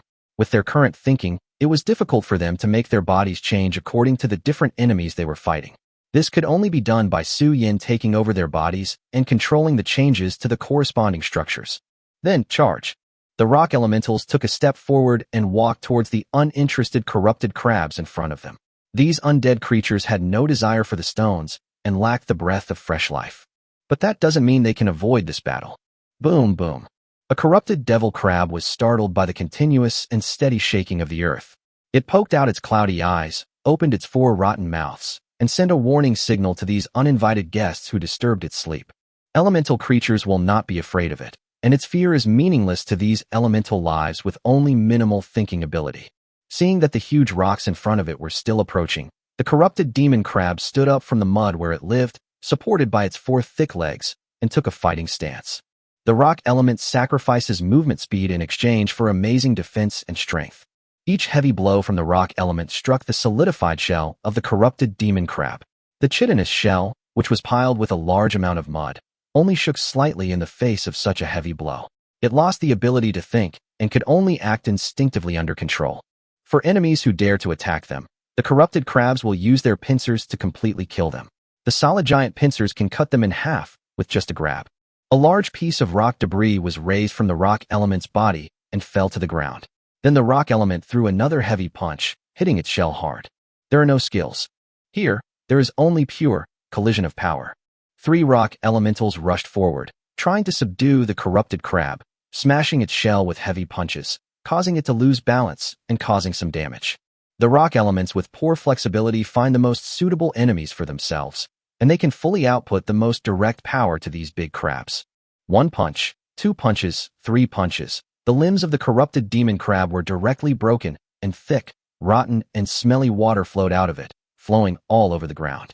The corrupted demon crabs let out a mournful cry, and their remaining consciousness made them want to stay away from the rock elements in front of them. But the spikes transformed by the rock elements are by no means useless. They will directly penetrate into the bodies of the corrupted crabs along the broken limbs, disrupting their internal structures. If this is repeated 2 or 3 times, the corrupted crabs carrying thick shells will lose their ability to move. After losing their ability to move, these big crabs can be declared dead. Compared to this method, there is also the most common method of these rock elements, lifting a rock. Smash it hard, until I use my own weight to smash everything that is blocking me. Heavy and continuous blows will continue to leave cracks on the chitinous shell, 1, 2, until it is completely smashed and shattered. The corrupted magic crabs also left serious wounds visible to the naked eye on the bodies of the rock elementals. Each blow took away a large amount of rock debris, and the giant claws clamped off their arms. The rock elementals would then directly use their bodies as weapons to attack these monsters. As long as the core is intact, they are not considered truly injured. When strength is used against strength, the side with more people and greater strength will naturally gain the advantage. Squeak, dong. The last corrupted demon crab had its shell smashed through by the rock elemental. Black juice splattered everywhere, and its claws drooped powerlessly to the ground. This cleanup that started with extreme violence finally came to an end. The other lords were somewhat surprised by this method of fighting that relied almost entirely on brute force. Only these monster infantry dared to rush forward and engage in such a violent battle with the corrupted magic crabs. The patriarch of the Shuangling clan had a good impression of Su Yan. He liked this kind of violent and direct display. Su Yan precisely controlled each severely damaged rock element and pulled it back, resulting in almost no casualties in this battle. Chapter 82 Tracking. The mud hasn't caked yet. They must have been gone less than 10 days ago. These nomads did not even try to cover up the ruts and traces on the ground. From a distance, you could see a large area of tall grass lying on the ground, forming a wide circular depression. The tall grass that was broken on the ground had begun to turn yellow, and it would take less than a month for the same grass to grow here again. That was the clan's camp. Or rather, the former garrison camp. Jilin had already seen 3 such circular plots of land, which were not too close to each other and kept a certain distance from each other. The ruts extending from the ground cleared a very obvious path for those who came later. The 3 ruts finally merged into a larger track, extending deeper into the plain. The 3 clans finally gathered into one team and advanced into the depths of the wild plains. But the number of troops on the march was huge, very large. There were traces of footprints on the ground, many of which were too small for a human, and some were deep pits that were far larger than a human. The numerous footprints had trampled the tall grass into the ground, forming a green road. If he joined the border army camp, then naturally someone would join the clan camp, which he could guess from the beginning. The Lord's strength will not become stronger because of fighting. On the contrary, the more intense the battle, the weaker they will become, and the loss of the upper limit of troops is almost inevitable. The Lord who can survive to the end must be the one who can best preserve his own combat effectiveness and manage resources well. The best way to preserve your own resources is to find a backer. After joining a camp in the battle, unless the camp is completely destroyed, you can always leave a way out to preserve your own resources. Even if you suffer a loss, it will not be too much. At this time, most of those who could reach the same level as him were lords of races with stronger individual qualities. Jilin really missed riding horses. He tried sitting on the steam spider for a while, but after only 5 minutes he was forced to walk by this thing that had no shock absorption at all, and his brain was almost shaken. After adjusting the power and reducing the speed from 35 kilometers per hour to 10 kilometers per hour, he could barely feel that he was sitting in a relatively stable vehicle. Although the speed is less than 1/3 of the original, at least there is a means of transportation that can be used. When this thing runs at low power, it doesn't have the same terrifying breath as when it runs at full power, so it can reduce the psychological pressure. He couldn't bring infantry on such a long reconnaissance mission.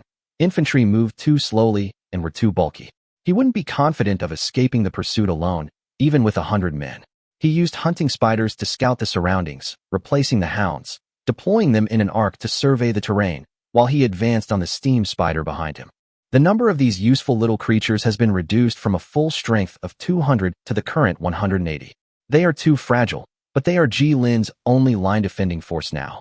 A single attack from the monster infantry can easily take away a hunting spider. Tactical advantages can only be established before the battle. When the battle becomes a head-on one, no matter how high the hunting spider's dodgeability is, casualties are inevitable. His luck was really not good. He cleared out 6 camps and obtained 3% of the territory's used construction resources, but he was not given a single cultivation blueprint. After the first round of supplies arrives on the 30th, he can report his victory directly back to the territory and then obtain some supplies from his own territory. Soldiers that have died cannot be resurrected. They will return to the stasis zone and can only obtain reserves from the territory unless they have some special buildings. The scout captain also took notes with him. He was responsible for choosing the way forward, while the latter rode the steam spider. Even though an employment relationship was reached, he was still wary of himself as an outsider. This is unavoidable. After all, this map will be the reliance of the subsequent 10,000-man expeditionary force. Before they can send out scouts to record the entire terrain, they will rely on this simple hand-drawn terrain to determine their most basic strategic goals. If one makes a mistake, it may kill thousands of comrades. Jilin surveyed the terrain along the circle, counting the locations of each wooden nail and the distance between them. The virtual image has been constructed bit by bit in his mind. In a camp of about 10,000 people, there should be some things left behind. A brown parchment scroll caught his attention. Everyone is cordially invited to join our hunt. Those who achieve significant merit will be rewarded with 1,000 lambs. The system also came out to give him prompts at the right time. You have triggered the mission, the King's Court Battle, not selectable. Holding this scroll allows you to temporarily join the Frostwood clan. Because you have joined the border army camp, you cannot join the clan camp. Ji Lin shook his head, put away the scroll, turned, and walked towards the top of the valley. Take the scroll to the scout captain mapping the hillside. The latter looked at the mark for a while and said, "Of the Frost Forest clan. This mark indicates that it has been approved by their clan leader. Please don't worry about why these lords can not only talk to nomads and understand their writing, but also talk to border troops and understand the words left by the border troops. All rights of interpretation belong to the system. Should we keep going?" Ji Lin asked. "No, that's not necessary. If we go any further, we might encounter the royal court's scout cavalry." The scout captain shook his head, indicating that he had gathered all the information he needed. His sight fell on the gorge at the end of the long road. It was like a gate in the sky that had been cut open by an incomparable force, splitting the mountain range in two. Passing through that passage, he went deeper into the wilderness. And that is the end of the long road. It's truly a natural wonder. Thank you for lending me this wonderful creation. I'll go give this map to the general. The scout captain took Su Shan away with him, along with some spare parts. The journey was long, and the steam spiders could easily break down during a long march, and repairs were beyond the scout captain's ability. Let him take Su Shan with him. If the steam spider is damaged during the journey, Su Shan can help him repair and maintain it. The remaining 8 scouts stayed in the temporary camp to recuperate. Ji Lin was responsible for providing them with meals, recuperation, and medical care. The border troops would pay Ji Lin additional money as wages for taking care of these scouts. Ji Lin sat at the highest point of the valley, counting the stars boredly, but there was no Changgung star appearing in the west. But he saw something else. A dragon descending from the sky. It flapped its fiery red wings, its sharp claws sunk into the mud, and the young dragon's tender body, which had not yet fully formed, already showed some of the dragon's grandeur, and its bright yellow eyes were full of curiosity about humans. As the young red dragon landed, a figure jumped down from above. Chapter 83, Eye in the Sky. A red dragon, with bright scales and claws, stared at him with curiosity. He didn't want to be stared at by this red dragon. They could breathe fire. In this era, creatures that could directly attack with fire were extremely dangerous. There was also a kind of fire lizard that could be tamed. The fireballs they spit out could be used as small artillery. The red dragon's arc-shaped breath is a killer of infantry. These contaminating jets of heat far exceeded the damage caused by his steam spiders. Ji Lin stood up from the ground, brushed off the dust on his clothes, and his eyes fell on the approaching figure. Female? The girl was wearing a white robe, the corners of which swayed gently in the breeze caused by the waving dragon wings, revealing her delicate face, and her hair swaying slightly under the hood. "Excuse me, I want to ask, do you have any food here?" "Supply." Since the other party did not make an attacking gesture, but landed in an area far away from me, I avoided thinking that they were hostile. You can try to communicate. The supply problem is a problem faced by every lord. It is not only the lords who are facing this problem. Although the 3 major clans are well prepared, they have brought a large amount of supplies into the wild plains. However, the supply lines have been cut off by the lords, and it is difficult to transport supplies from the outside. However, they can still rely on advancing inward and hunting some edible monsters as food. However, the reserves are still showing a negative growth trend, and they are moving towards resource depletion every day. It is difficult to feed an army of nearly 40,000 people by hunting alone. The clans that had escaped the pressure of the advance were also discussing whether to recall their trusted giant wolf cavalry to ensure a smooth supply line again. They had already fully understood the scale of the mercenaries. As long as they mobilize 400 giant wolf riders, they can crush these guys who are not surrendering to them, but intercepting their supplies. As for the promise of gold and silver, how could they carry a large amount of gold and silver when they came out hunting? It would be enough to select a few lords who performed well every day and give them some money as an incentive. Unfortunately, we only have enough food to last until the next resupply cycle, and our resource reserves are limited. Ji Lin asked. "I didn't see any dragon following me all the way. Are you?" The other party said softly. "I followed the tracks you left behind. I didn't dare get too close so you wouldn't return to your camp. The trails left by things like steam spiders are very obvious from high above." "Is that so?" Fortunately, apart from using the steam spiders once during the previous surprise attack, he let them lie down and rest in the camp afterwards. Otherwise, this valley would not be so easy to enter and hide. Dragons that can fly? There's really no good solution. The musketeer's range is 200 meters, but due to the pull of gravity, that's not enough. It's a blessing to be able to shoot at a height of 180 meters. Perhaps, I can trade information for food. She tilted her head, her gaze fixed on the nearby red dragon, which also howled softly twice. Don't you wish to know the location of the remaining lords? Her attention was focused on the resting steam spiders lined up in a row in the camp behind Jilin. After calming down, these terrifying war machines looked more like a large decoration that should be placed next to a building. There are also those big spiders crawling around the pot. When the hunting spiders are too bored in their spare time, they will fight. It is more like a game between them than a life-and-death struggle. The soldiers will often gather in a circle to watch the two hunting spiders fighting. This is also what the soldiers do in a day besides training and classes.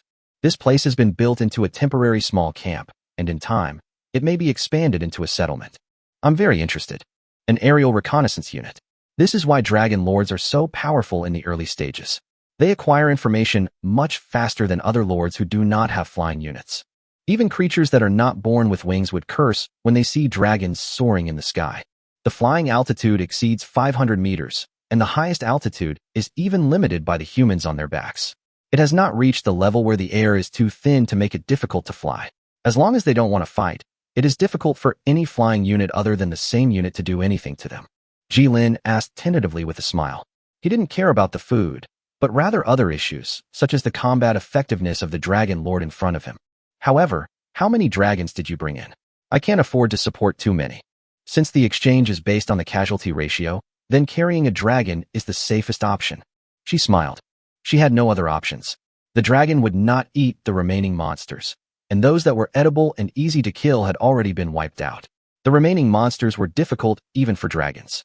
She also tried to take the little red dragon to the forest to hunt, but was almost knocked down by scattershot stones. The giant tree was not friendly to flying creatures at all. As for robbing other people's supplies, I'm sorry, she can't win. When the other party sees her landing, they will just launch a round of various projectile attacks without any regard for the consequences. The heavy crossbow that hits the part without scales can directly penetrate the flesh. Until we followed the traces left by the steam spider, we were surprised to find that there was a small camp hidden in this place far away from the plains. The steam spider is a unit with extremely obvious characteristics. She would definitely have an impression of it if she had seen it before, but the other party had been hiding for more than 20 days. As a flying unit, the clans couldn't find anyone to invite her. When the lords were fighting the most fiercely on the ground, she was flying in the sky, as if she was an outsider who was excluded. Very safe. I didn't even think about fighting with others. Very straightforward. He doesn't believe it. But if there is only one dragon, Jilin can still support it. According to the information left by the scout captain, they would only need 2 days to arrive, and then 4 days to bring the expedition team over. Get ready to fight. In order to fight against other lords, he also needs the help of the lords. Since the goal has changed, it is not as simple as just staying in this small place for 90 days. I have a better proposal. Jilin sent her the information about the border army camp. Jilin shared the border army camp with you. Since you currently don't have a faction, you can apply to join the border army faction. This application will be approved by the local control area's highest command. From the moment the scouts set out, the camp quietly gained a suffix. Border Army Outpost. Yes, before the follow-up troops arrived, he was the supreme commander here. Before the follow-up troops arrived, he could recruit as many people as he wanted without asking for anyone's approval. Information is justice. If you're going to do it, you have to do it big. To take control of the initiative on the battlefield, you need an eye from the sky. So he added, food is provided. The girl clicked OK without any hesitation. Chapter 84 changes. As time goes on, the task log is updated with new information. Jilin calculated the time, and it was exactly when the scout captain arrived at the barracks. Phase: blocking/delaying the royal court's main force. We need to buy at least 60 days for the main force. The main force of the expeditionary force has advanced deep into the grasslands, and a small number of reinforcements and a large amount of supplies are on the way. The Wanting clan has made 11% progress. Holding time, 1/60th. Alternative: after joining this faction, resources will not be deducted if defeated, but no resources will be gained when the campaign objective is successfully resolved. Money. We can still afford it. Note: as the supreme commander in wartime, you can adjust this information at will. Jilin looked at the brand new panel that had been refreshed in front of him, and a bad feeling came over him. The main purpose is not to lead the army to wipe out the enemy, but to delay the target, and to delay it for 60 days. The task is updated and the new information replaces the original transmission information. When the task phase is completed, The information will be updated directly for him. This is just a feint attack to delay the main force of the royal court, so that they cannot return to their tribe so quickly. At the same time, the border expeditionary force will wipe out the various tribes of the royal court clan, whose strength has been greatly weakened. In the past, the border troops had no idea about the process and timing of the Khan's struggle, so it was too dangerous to go deep into the grassland. It was also extremely irrational to leave the fixed fortifications and fight against the royal court clan with a large number of monster cavalry. I don't know where I got the information and process about the Khan War from now. Jilin tapped lightly on the stone surface beside him. In other words, the real purpose of the scouts was to confirm whether the main force of the royal court troops was here. This was probably something the scout captain had not thought of, as he simply thought it was a pre-battle reconnaissance. Even if their scout team was captured, the royal court would only know false information and would be wary of the enemy preparing to stab them in the back. However, the border troops had never considered a decisive battle with the royal court in this unfamiliar remote area. After the scouts brought back the information, the army marched directly to the grassland. Make a feint to the east and attack in the west. The deadly blade has been unleashed to cut open the blood vessels of the royal court. Good calculation. Therefore, these mercenaries were used to replace the death squads and stop enemies that were several times their number. The general who made the whole plan was really bold. He has enough confidence and ambition to wipe out the royal court in one fell swoop. Use fewer people to delay the target in guerrilla warfare, compete with the nomads in mobility, and use covert warfare as much as possible to slow down their advance, so as not to let them realize that their homes have been robbed. As long as he joined this camp, he would not suffer losses due to defeat. This line of words was enough to attract enough lords to fight. I just don't know how many lords still exist now. What Jilin didn't know at this time was that the giant wolf cavalry, who were specifically targeting these wandering lords, had already set out from the camp with shamans. They would clear out the lords who were still wandering on this wild plain one by one. This was in response to their lords' reckless attacks on supply lines. Gee, is there anything else you need me to do? The hooded girl in a burqa walked slowly to Jilin and sat down. This dragon lord calls himself Fong Ai. The set of white and gold-patterned wizard robes she was wearing was a robe that could be permanently self-cleaned. She told Jilin so. As for the occasional lines and luster that appear on it, it is better to ignore them. Jilin noticed her, closed the light screen in front of him, and asked. Other people cannot see their own interfaces. These interfaces have been studied by the lords and are projected directly into their pupils. Map, is it marked? He also copied the scout captain's map for his own use, and gave it to Fong Ai to mark the locations of other people on it.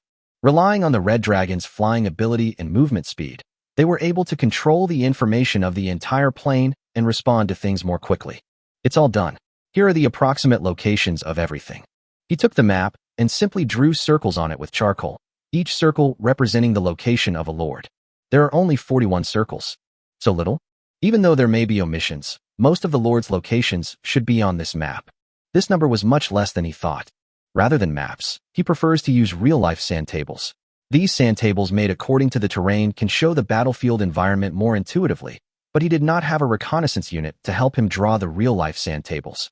Now that I have a dragon, I can put my real-life sand table plan on the schedule. It is just that it is really a big eater. It eats half a giant deer a day. You should know that it only hunted 36 giant deer. The current task is to first bring the remaining lords into your camp and give them a battle plan. He had not done much of this kind of coordinated combat. After all, it was always easier to act alone without being held back by others. Much easier. Li Yin sat on the top of the ancient tree of knowledge, looked at the sky, picked a fruit, and chewed it in his mouth. The benefit of tree people not needing supplies is quite obvious at this time. They only need water, land, and sunlight to provide enough energy for their own activities, and the excess energy can even be used to produce fruit. He can still farm in the dungeon, plant for 90 days, and get fruits for 90 days. Then return it to the territory, when. There were some gains in the first 10 days. The cavalry troops passed through the opened path with impunity, and then fell into the death trap created by the trees in batches. The supplies obtained within 10 days, converted into gold, would be equivalent to the gold production capacity of his territory for 3 months. After all, tree people move slowly, and their production efficiency is not as good as that of regular populations. The magic items they forge are not enough for themselves, so how can they sell them? But later everyone knew that there was a danger here, and no one used this passage to transport supplies anymore. Well, I can spend the second half of this dungeon peacefully, without having to worry about the fierce fighting in other places. He never took the initiative to attack those lords who occasionally approached him, unless they were too close.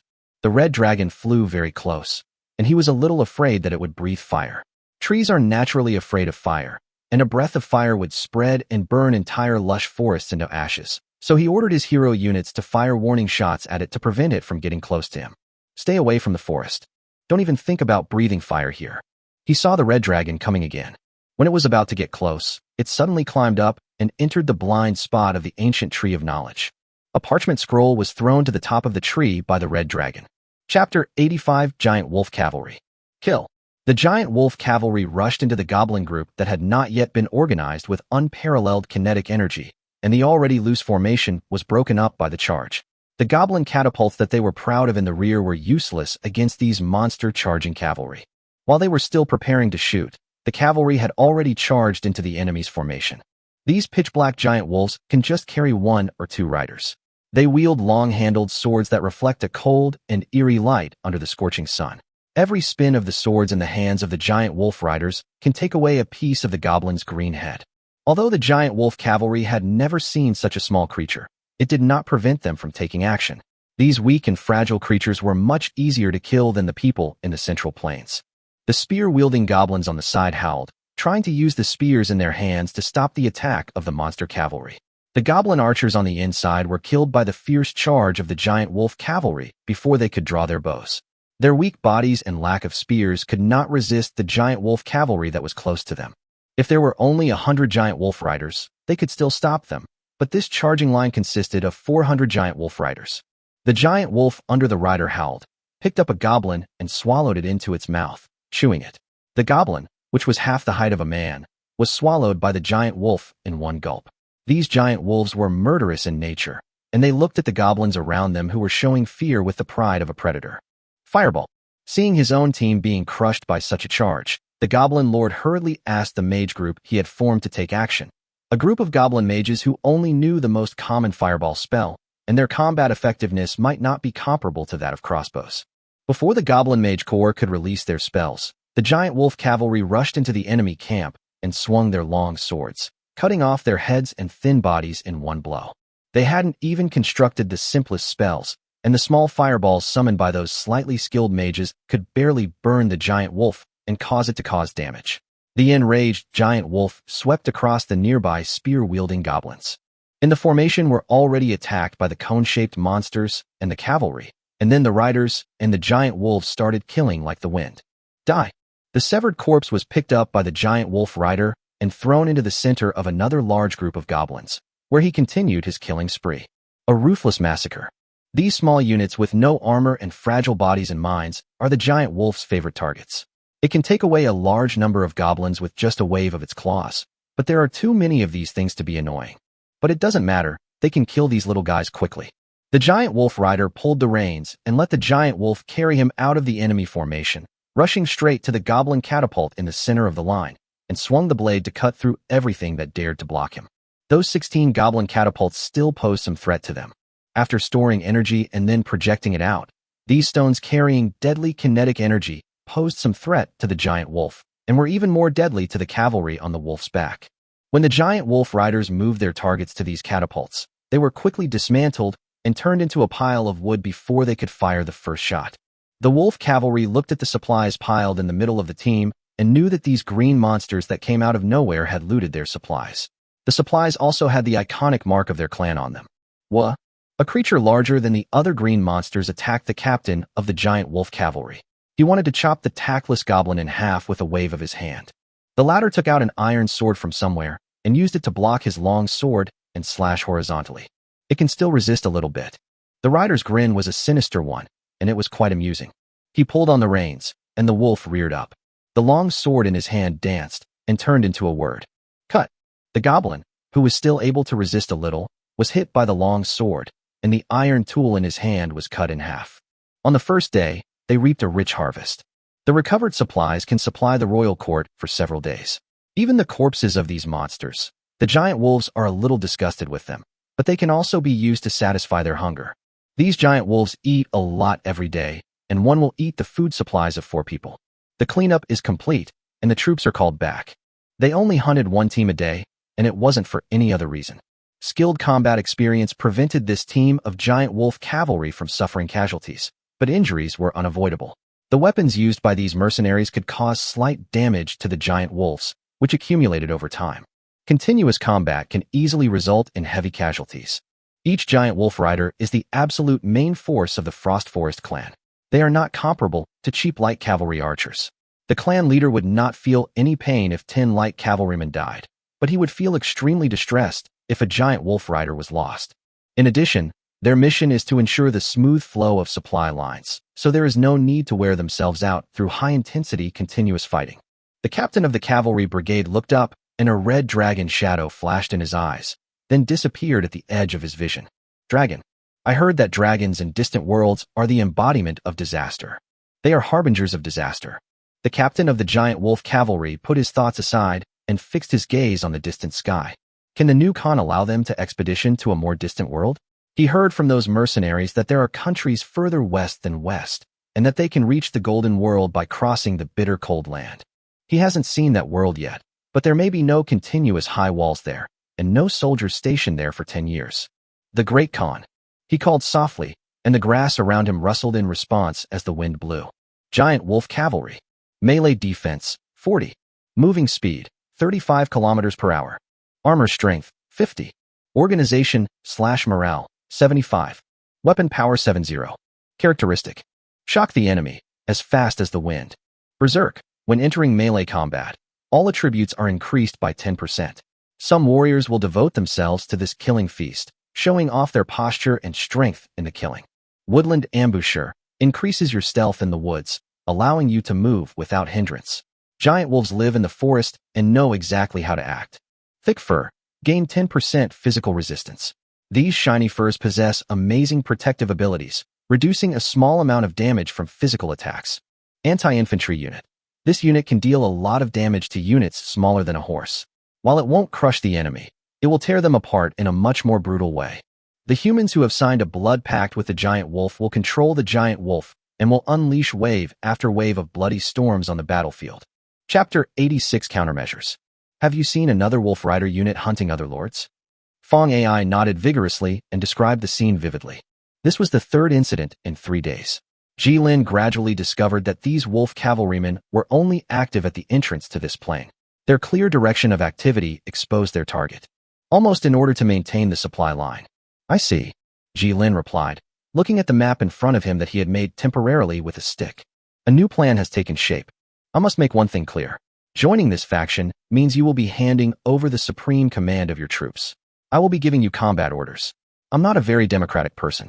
You can contact me if you have any needs. Of course, I have my own judgment on whether it will pass. Jilin's gaze left the map and fell on the lords standing on the other side. They were all people who had received Fong AI's information in recent days and later came to this camp to join them. Since it is a delaying mission, it requires defeating the enemy with fewer troops.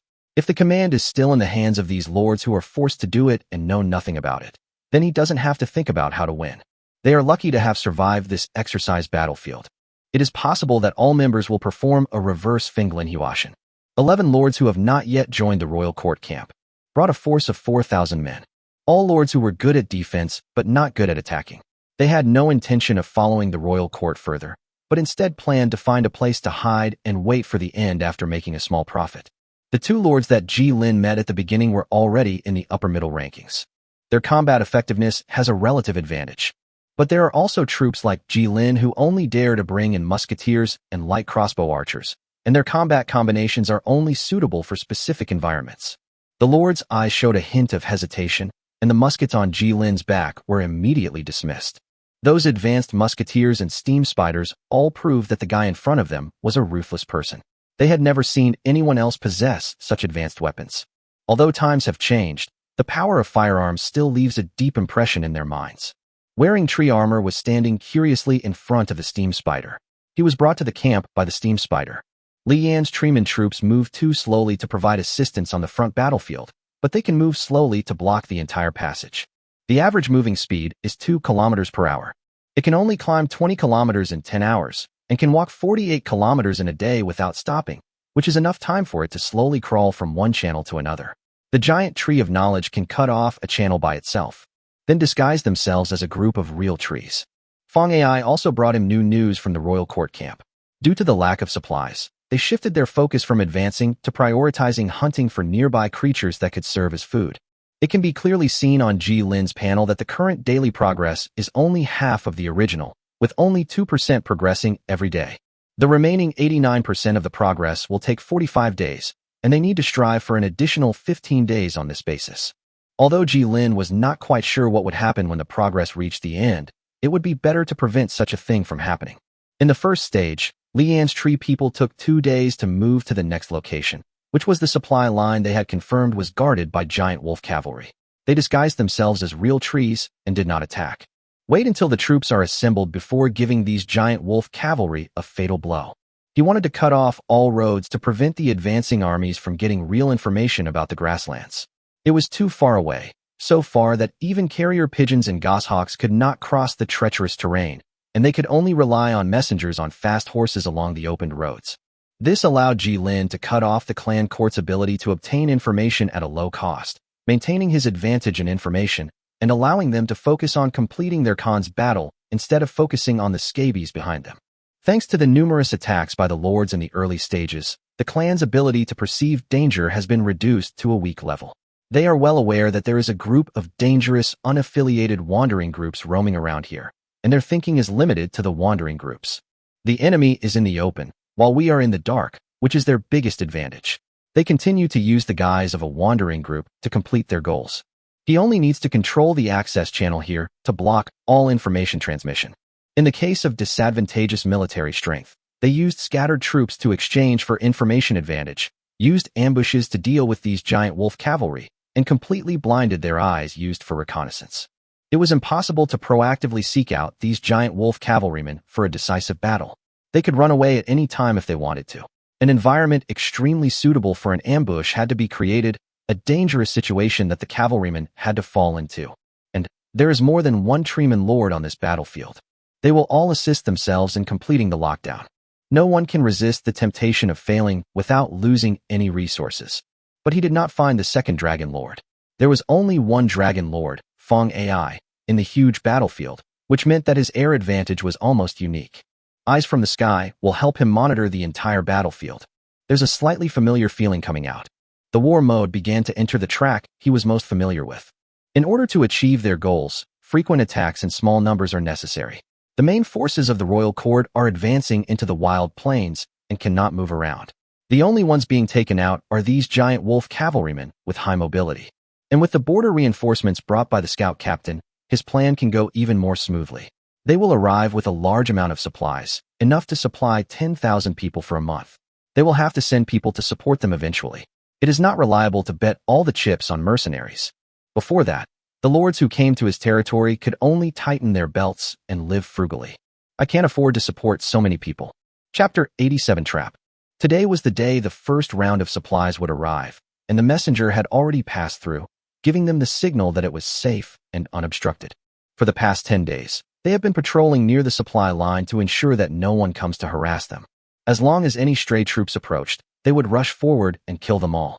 In fact, those people often used light cavalry that was faster than them to pull and harass them. Even a man born in the grasslands could not withstand such a high-intensity battle. The captain of the giant wolf cavalry paced restlessly, as if an unknown danger was approaching him, but he was unaware of it at all.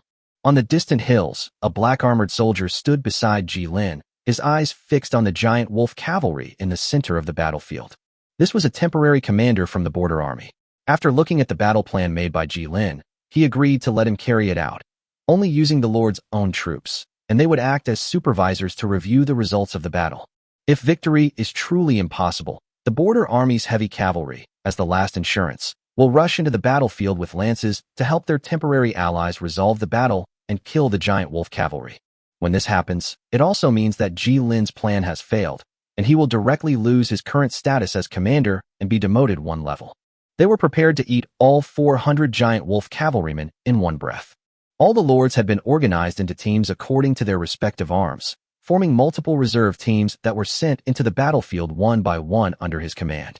He rationally separated the lords from the frontline command to prevent them from interfering with the command and conveyed the instructions directly to their heroic units.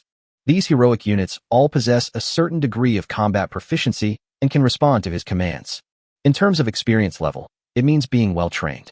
He did not force those who did not want to be stripped away, and asked them to monitor other passages to prevent anyone from passing through them to tip off the enemy. He should take advantage of the limited time to experience and familiarize himself with commanding a large army, as it will be difficult for him to command so many people for a long time in the future. With enough troops, he has the capital to fight these people. The number of people was 3,500 to 400. All fragile, unarmored units to avoid the collapse of morale of the army in front, which will lead to a sharp drop in the morale of the nearby troops. A collapsed army is often prone to push back the formation of other well-equipped troops, and then form a collapse like a rolling pearl curtain. He would avoid that. Here comes the bait. The eye in the sky brought him crucial information, the location of the supply team. After calculating the data, they knew the specific time of the supply team's arrival. The brass pointer of the stopwatch in his hand was turning. Every time the rotating pointer turned a circle, the giant wolf cavalry in his sight were 1 minute closer to death.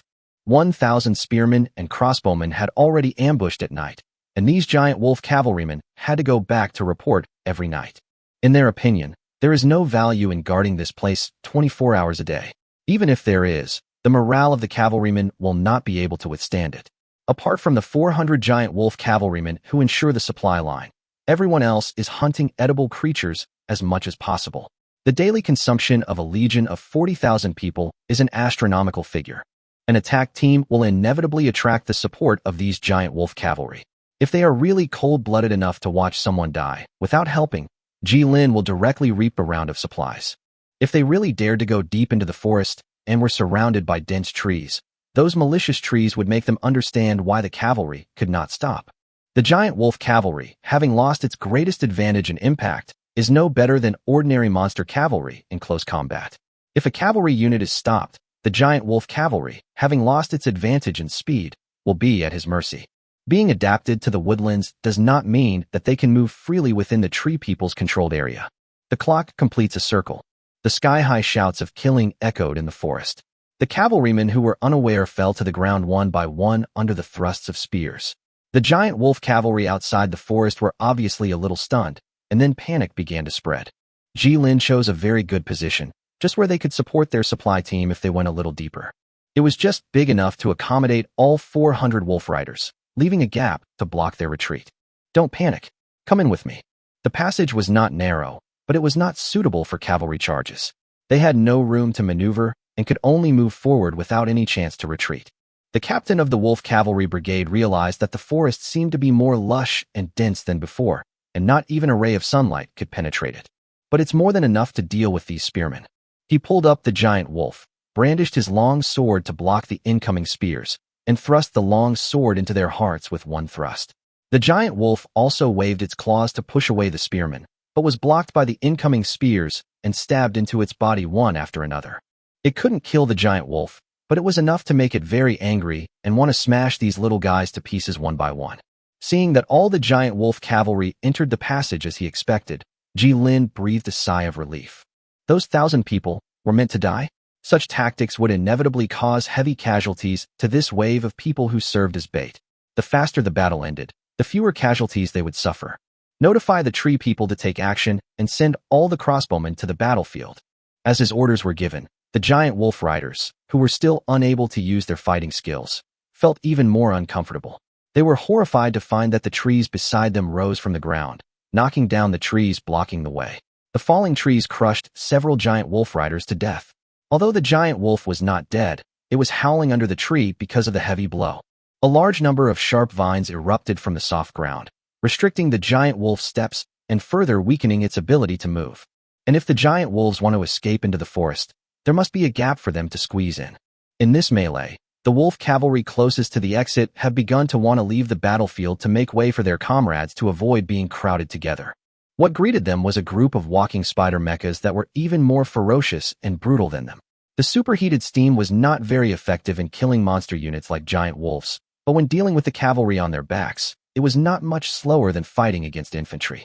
The blood pact enhanced the cavalrymen's physical fitness, but it did not enable them to withstand the direct spray of saturated steam.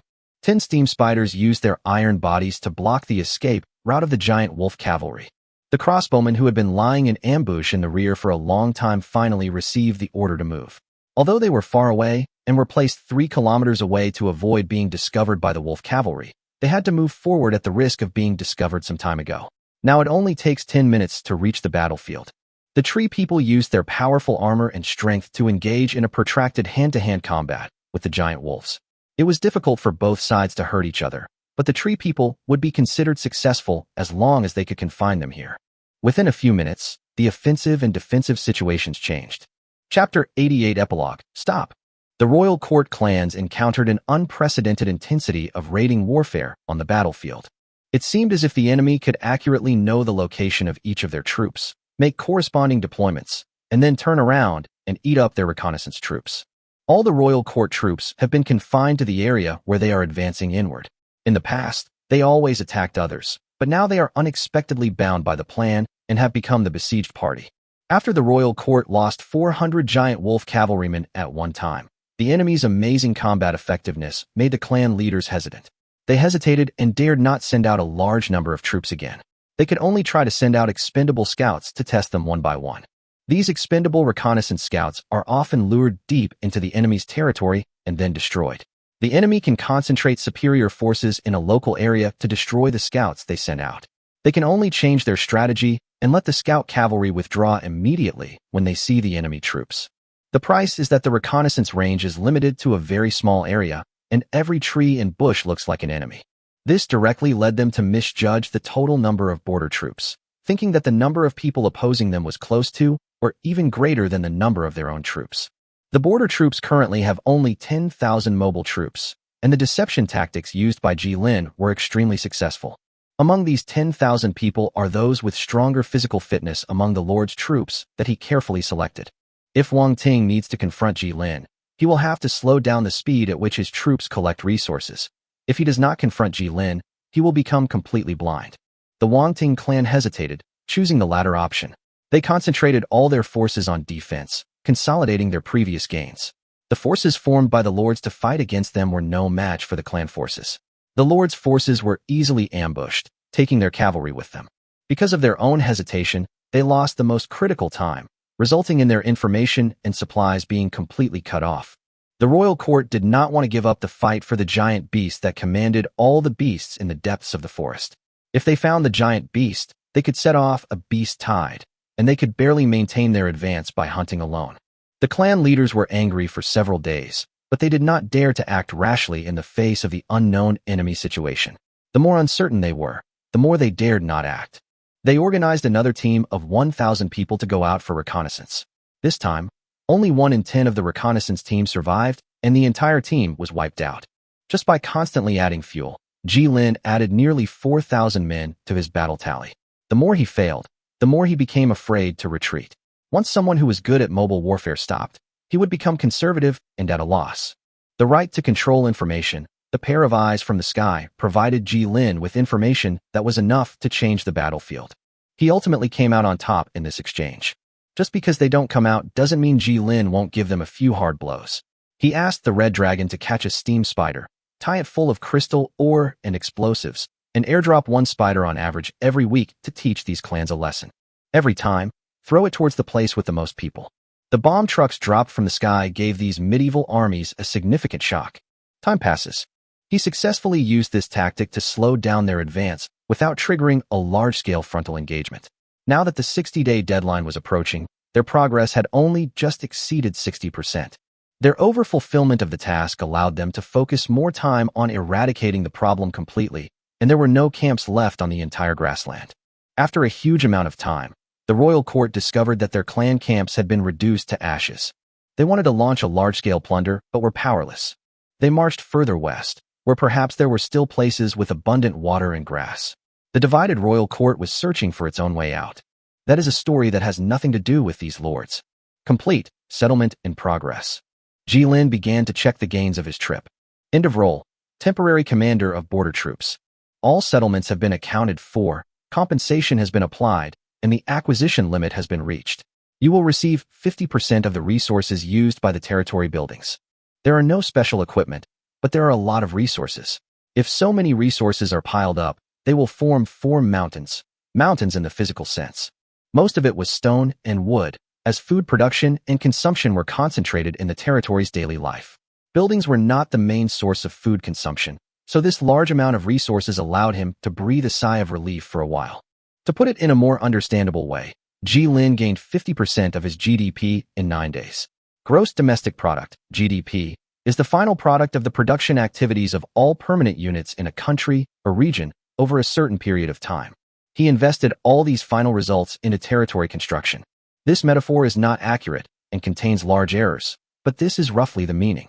These resources are difficult to digest due to the limited production capacity of the territory, but they are enough for his territory's production facilities to operate at high speed for several months. What a trouble with being rich. Jilin intended to use these resources to improve the territory's environment and increase its attractiveness, and then to attract some people from other cities. Although the system would periodically provide them with supplies, the cycle was too long and the curve was not smooth. To stabilize this curve, Jilin chose to attract some people from the city-states. Scientific research projects will be money-eating beasts in the future, and every project will be a bottomless pit. Jilin still needed to slowly catch up on the technology he skipped, gradually transforming his territory into a city. He needed to build a stable, self-sustaining system, improve people's livelihoods, and improve the economy. There was still a lot he needed to do, and this was just the first step. He got off to a decent start and had some time to rest during this slow transition period. Jilin is not in a hurry to get promoted. The battles in the colonial era were much more brutal than the current peaceful daily life. The endless flames of war extended from the land to the sea, and the warships pushed them from the land to the sea.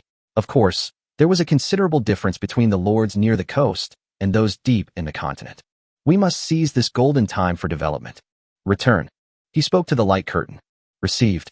Prepare to return to teleport. Chapter 89 Break Time. Lord, I think you need some rest. Chongshan pushed the door open and put the documents in his hand on the table. A large number of documents were already piled up on the table. Since there was no special archive built in the town center, all the information was stored in his office. He had obvious dark circles under his eyes, and the same dark circles also existed on Jilin's face. They had been working for several days without stopping to rest. The lords who returned from the exercise mission turned around and devoted themselves to the construction of the territory. After the exercise, the system provided everyone with a new batch of population supplies. It is still the supply of the total population of the current territory, excluding the immigrant population, but including the newly born population, which will bring the total number of people to 3,600. But this time is different from before. He can choose how much population to accept each time. The system is also afraid that this number of people will directly cause the lords to collapse. The exponentially increasing population puts tremendous pressure on a place. Jilin, relying on his abundant resources, simply accepted the entire population at once, and simply settling this new population almost exhausted the entirety of the city hall's resources. He also expanded the neighborhood watch, which replaced the police department as a regulatory body. As for work, they were all sent to farm and complete agricultural targets first. The agricultural advantages of the territory must be fully utilized. Fertile soil is black gold. The crops grown there can provide him with stable and long-term income and pave the way for his industrialization. The living standards of the people depend entirely on these farmlands. Looking out the window, the houses had formed a neat row with no end in sight. The stone and wooden buildings were clearly divided into multiple streets. Due to future planning, these streets were all 6 lanes, so some of the newly built residential areas were even smaller than the streets. The swaying green grass has been covered by the stone streets, with only some flower beds on both sides of the aisles enclosing the green grass. This green is the only green between the buildings. With sufficient resources, urbanization is progressing extremely fast. He vaguely remembers the soft green grass under his feet when he first arrived here. That grass has now turned into a flat stone surface, and there is finally a real town square in front of the town center. As long as one works hard and completes the territory's elementary school curriculum, one can live in a wooden and stone house, have one's own private space, and have something that can at least be called a residence. Before I knew it, I had been here for 100 days. Time flies so fast. I see. Go get the plan I just made over there. Jilin nodded, indicating that he understood what Chongshan wanted to express, and handed the expansion area plan for the School of Engineering to Chongshan. He planned to build the Great Library as an annex to the School of Engineering. The classical wonder was just an ordinary building under the later productivity. What was shocking was the wisdom and ability displayed by human beings of that era within the limitations of the times. A spectacle that exists as a cultural symbol. The territory's current attractiveness is a bit low, and it needs a wonder to increase its attractiveness. Wonders from the classical era were cheap, and we are not too far away from that era now. There is always a need for some buildings to improve the mood of the residents in the territory. When playing the game, Ji-Lin is the kind of person who doesn't like to build landscapes. Unless the landscape can really bring tangible benefits, he will fill his territory with production buildings. As for becoming a real lord, having more scenery outside the window will always be much more comfortable than the same old buildings. Roads are not the result of a system. They are built and paved by individual residents. There are hard stones under my feet, which are much more stable than soft grass. If you want to step into the green fields, it's not difficult. A few hundred meters away is the grassland that has not been replaced by buildings. Therefore, he has no plans to build a park for the time being. In this era, if you want to see green and breathe fresh air, there are greenery everywhere. Sitting in the chair, Ji-Lin looked at the data displayed on the floating light screen in front of him. Imperial Age, 1. Academy, 1. Prosperity, 1. Self-sufficiency, 1. Stability, plus 25%, Engineering Academy, plus 15%. Total, for by 140%, 5.6 attraction. He picked up the paper that Chongshan placed in front of him, which contained a plan for Ji-Lin to travel to other city-states. It was called a plan, but in reality, it only selected a city-state for him. A city-state belonging to the Church of Light, not bad at all. As for the specific concept, it was not explained at all. After reading the entire article, Ji-Lin only saw 4 big words. Adapt to changing circumstances. Signed, Su-Shan. By the way, this proposal was made by Su-Shan. If the Lord has any questions, please contact him. Chongshan now single-handedly supports half of the territory's municipal affairs. Before Li Erlang came, he was just a village official.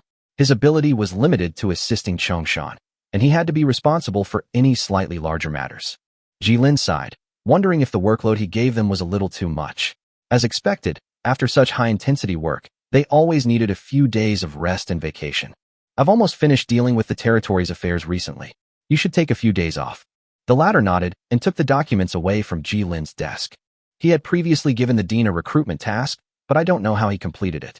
No, should I put him to work in my own municipal government? Work in the city hall during the day and give classes to the citizens who are selected to be talented after dinner in the evening? If he is not allowed to work, you can't let a level 5 character slack off in the engineering school every day. The plus 30% attraction of an excellent educator also requires him to go out and show his reputation in order to recruit people. It is impossible to recruit students if he sits in the office without any reputation. Ji-Lin touched his head, feeling that he had been too busy lately. Therefore, this trip to the city-state also took into account the tasks of recruiting people and establishing contact points. This seems much more reasonable. It just so happens that there is some extra funds in my own territory. There is still a considerable amount of gold left and used from the resources harvested from the exercise battlefield. There is no credit currency guaranteed by national credit here. Compared with stone and wood, gold, a hard currency that is easy to carry, is quite popular in all city-states. It is small in size and has low production. This trip also requires recruiting some specialized government officials to assist in the administrative affairs of the territory. After all, they are also a thriving and steadily developing emerging city, town with a population of 3,600. There are also craftsmen, carpenters, blacksmiths, and people of all professions who must be recruited to supplement the territory, as well as fishermen, who can allow him to develop an inexhaustible source of meat, the ocean. The animal husbandry in the territory has not yet started, and hunting can no longer meet the meat needs of so many citizens. The fishing boats leaving the port will bring back tons of ocean catches for them. If he is a little luckier, there will be rare fish among these catches, which can be sold at a good price in the market. Fleece their members. Churches that increase the degree of crime should not be accepted.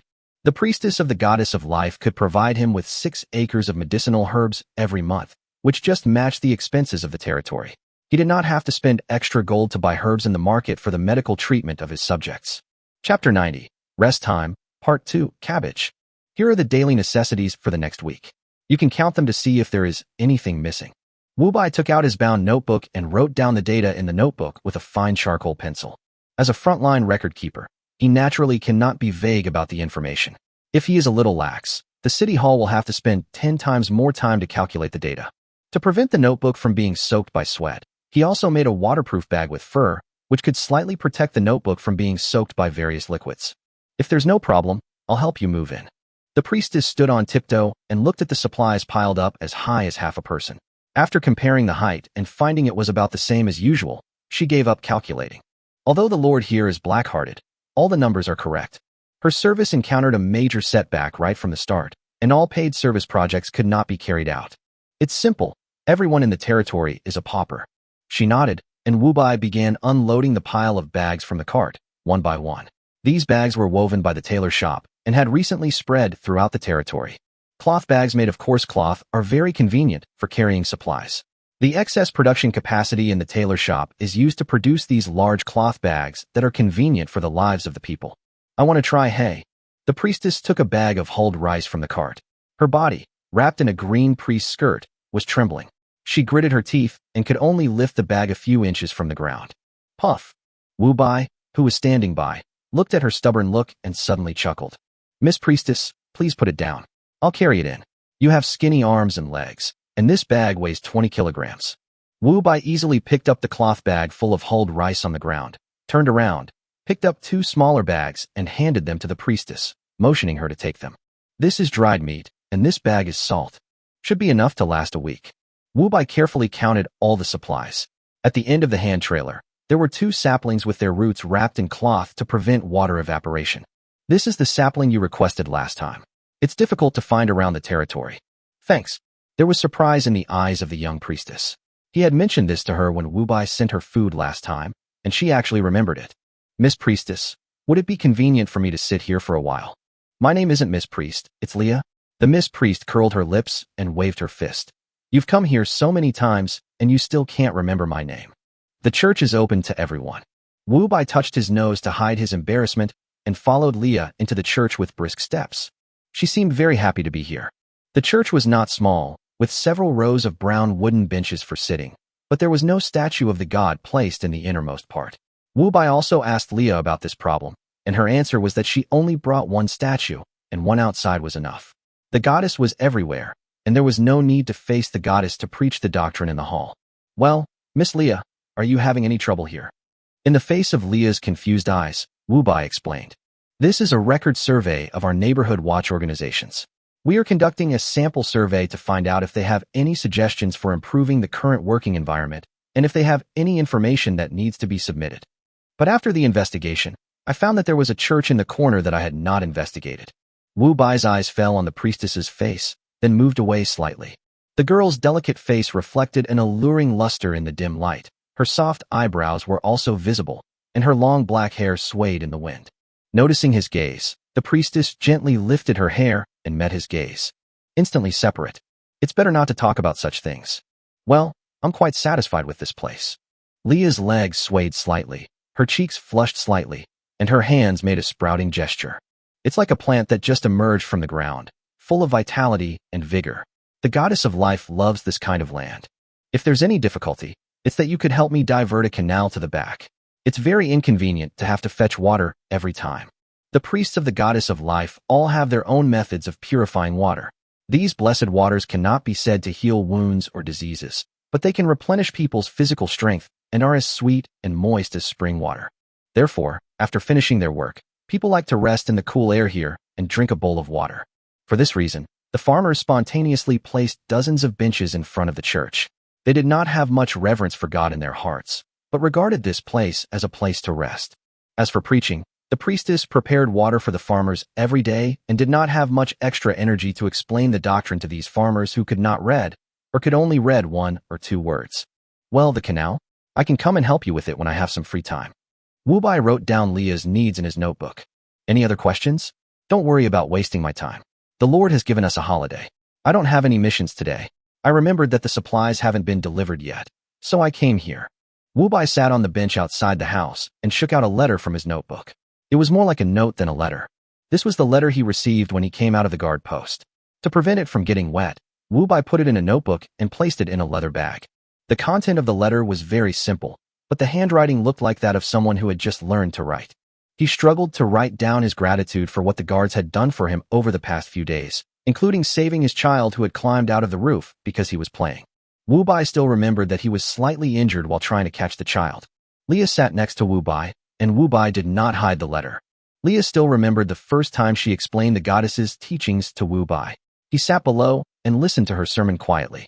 If the goddess of life can guarantee that no one will go hungry, then I will believe it, he replied. Wu Bai turned over a new page of white paper and put the charcoal pencil on it. Are you painting? Leah leaned forward, a hint of surprise in her eyes. Well, it's beautiful here. Wu Bai's gaze fell on the distance. The afternoon sun was fierce. No one was working at this time. The fields were pure and only crops remained. He spoke slowly, and Leah listened to his voice quietly. Yes, my family all say that I have a strong talent for painting. If nothing unexpected happens, I might choose to be a painter in the future. Wu Bai showed the finished sketch in his hand to Leah. The simple brushstrokes outline the hilly scene, and the black and white are used to distinguish the layers, depicting the wheat waves layer by layer. This sketch has reached a high level of technical skills alone. Freehand painting is better than form. Wu Bai was gazing at the green wheat swaying in the wind in the distance, while Leah sat beside him, slightly close to him, quietly enjoying the afternoon sunshine. Chapter 91 Break Time, Part 3, Tran.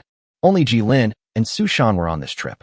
He was going to work, while Sushan was going to recruit students to provide an additional source of funds for the territory. Leaving the territory requires money. The minimum amount per person is 100 gold, with no upper limit. The charge is based on the distance given. He and Sushan each wanted 200 gold. Fortunately, the system covers round trip, otherwise he would definitely lose money here and would never take a step out. He became increasingly suspicious that this station was actually some kind of teleportation anchor point. With a whoosh, he could be sent from his own territory to another city-state that was nowhere to be found. How many people they can bring back this time will determine how much tuition they can charge for the spring semester. However, based on the current situation, it is also the time for fall enrollment. Regarding the shortage of professional personnel in the territory, Chongshan had already prepared a report and handed it to him. They have magical things like backpack space, so they don't need to carry gold with them. Jilin took his spare clothes and boarded the carriage with the dean to leave the territory. After all, he had rarely left his territory in his previous life, and purchasing responsibilities like this were handled by others. He knew a little about internal construction, but as for external communication, he only had one way to do it. It feels like forcing someone to do something they are not prepared for. Many lords have tried to inquire about the journeys of outsiders. Places that have developed into tourist cities always have many outsiders from other city-states. These outsiders would think that they had experienced a normal and long journey, but if they were asked to describe the scenery outside the journey, no one could tell the specific scenes they saw along the way. It is even simpler for lords and hero units. They will find themselves at their destination as soon as they close their eyes and open them again. They don't even have time to eat a piece of bread during the whole process.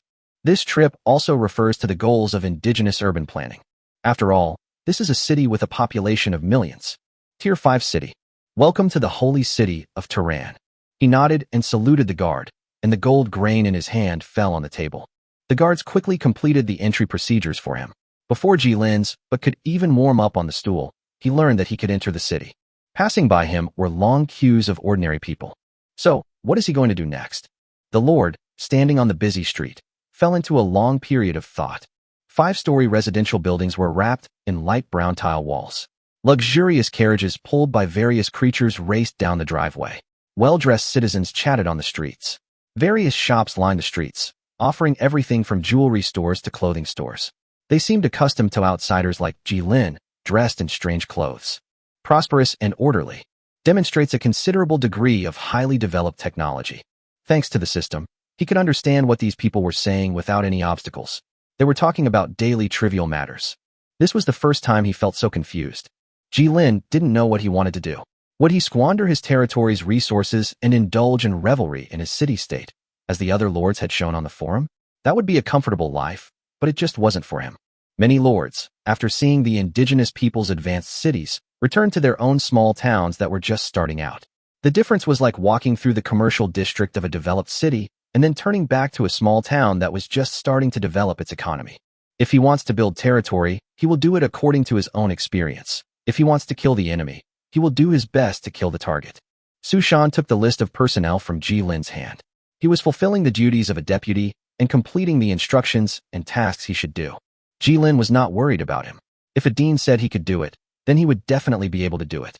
As for the process, Jilin can just give an oral report when the time comes. He is not yet at the point where he has to ask his subordinates to give him an action report every time they do something, which would be troublesome for both parties. He decided to take a quick look around this magnificent city. The cities built by the indigenous people are often more unique and cultural than those built by the lords, and the population they accommodate is far greater than that of lords of the same level. They have their own history and culture, but the lords' history and culture comes from another past. Jilin walked towards the building in the center of the city, the tall cathedral with nested white and gold flags hanging on it. The brilliant white and gold spire shone brightly in the sunlight. Their goddess statue was at the highest point, bathed in light. It was right at the highest point in the center of the city, like Rome to Europe. All the roads in the city ended at the tall cathedral. From a landscape perspective, it is fully qualified and can even be called a spectacular building. But before that, he had to solve his stomach problem first. Eating those bland foods in the territory every day made him, a guy born in a country of gourmet food, lose his sense of taste. Even if you make the most of the crops in the territory, it won't solve the problem of lack of diverse food in the territory. The indigenous city was also good in that it had a well-developed catering industry, and he could introduce their cuisine to the territory later. If he could purchase some seeds and plant them, he could greatly improve the territory's current extreme lack of side dishes. He was not afraid of not being able to contact his hero units, as they had a special way of sensing each other to determine their locations. Chapter 92 Break Time, Part 4.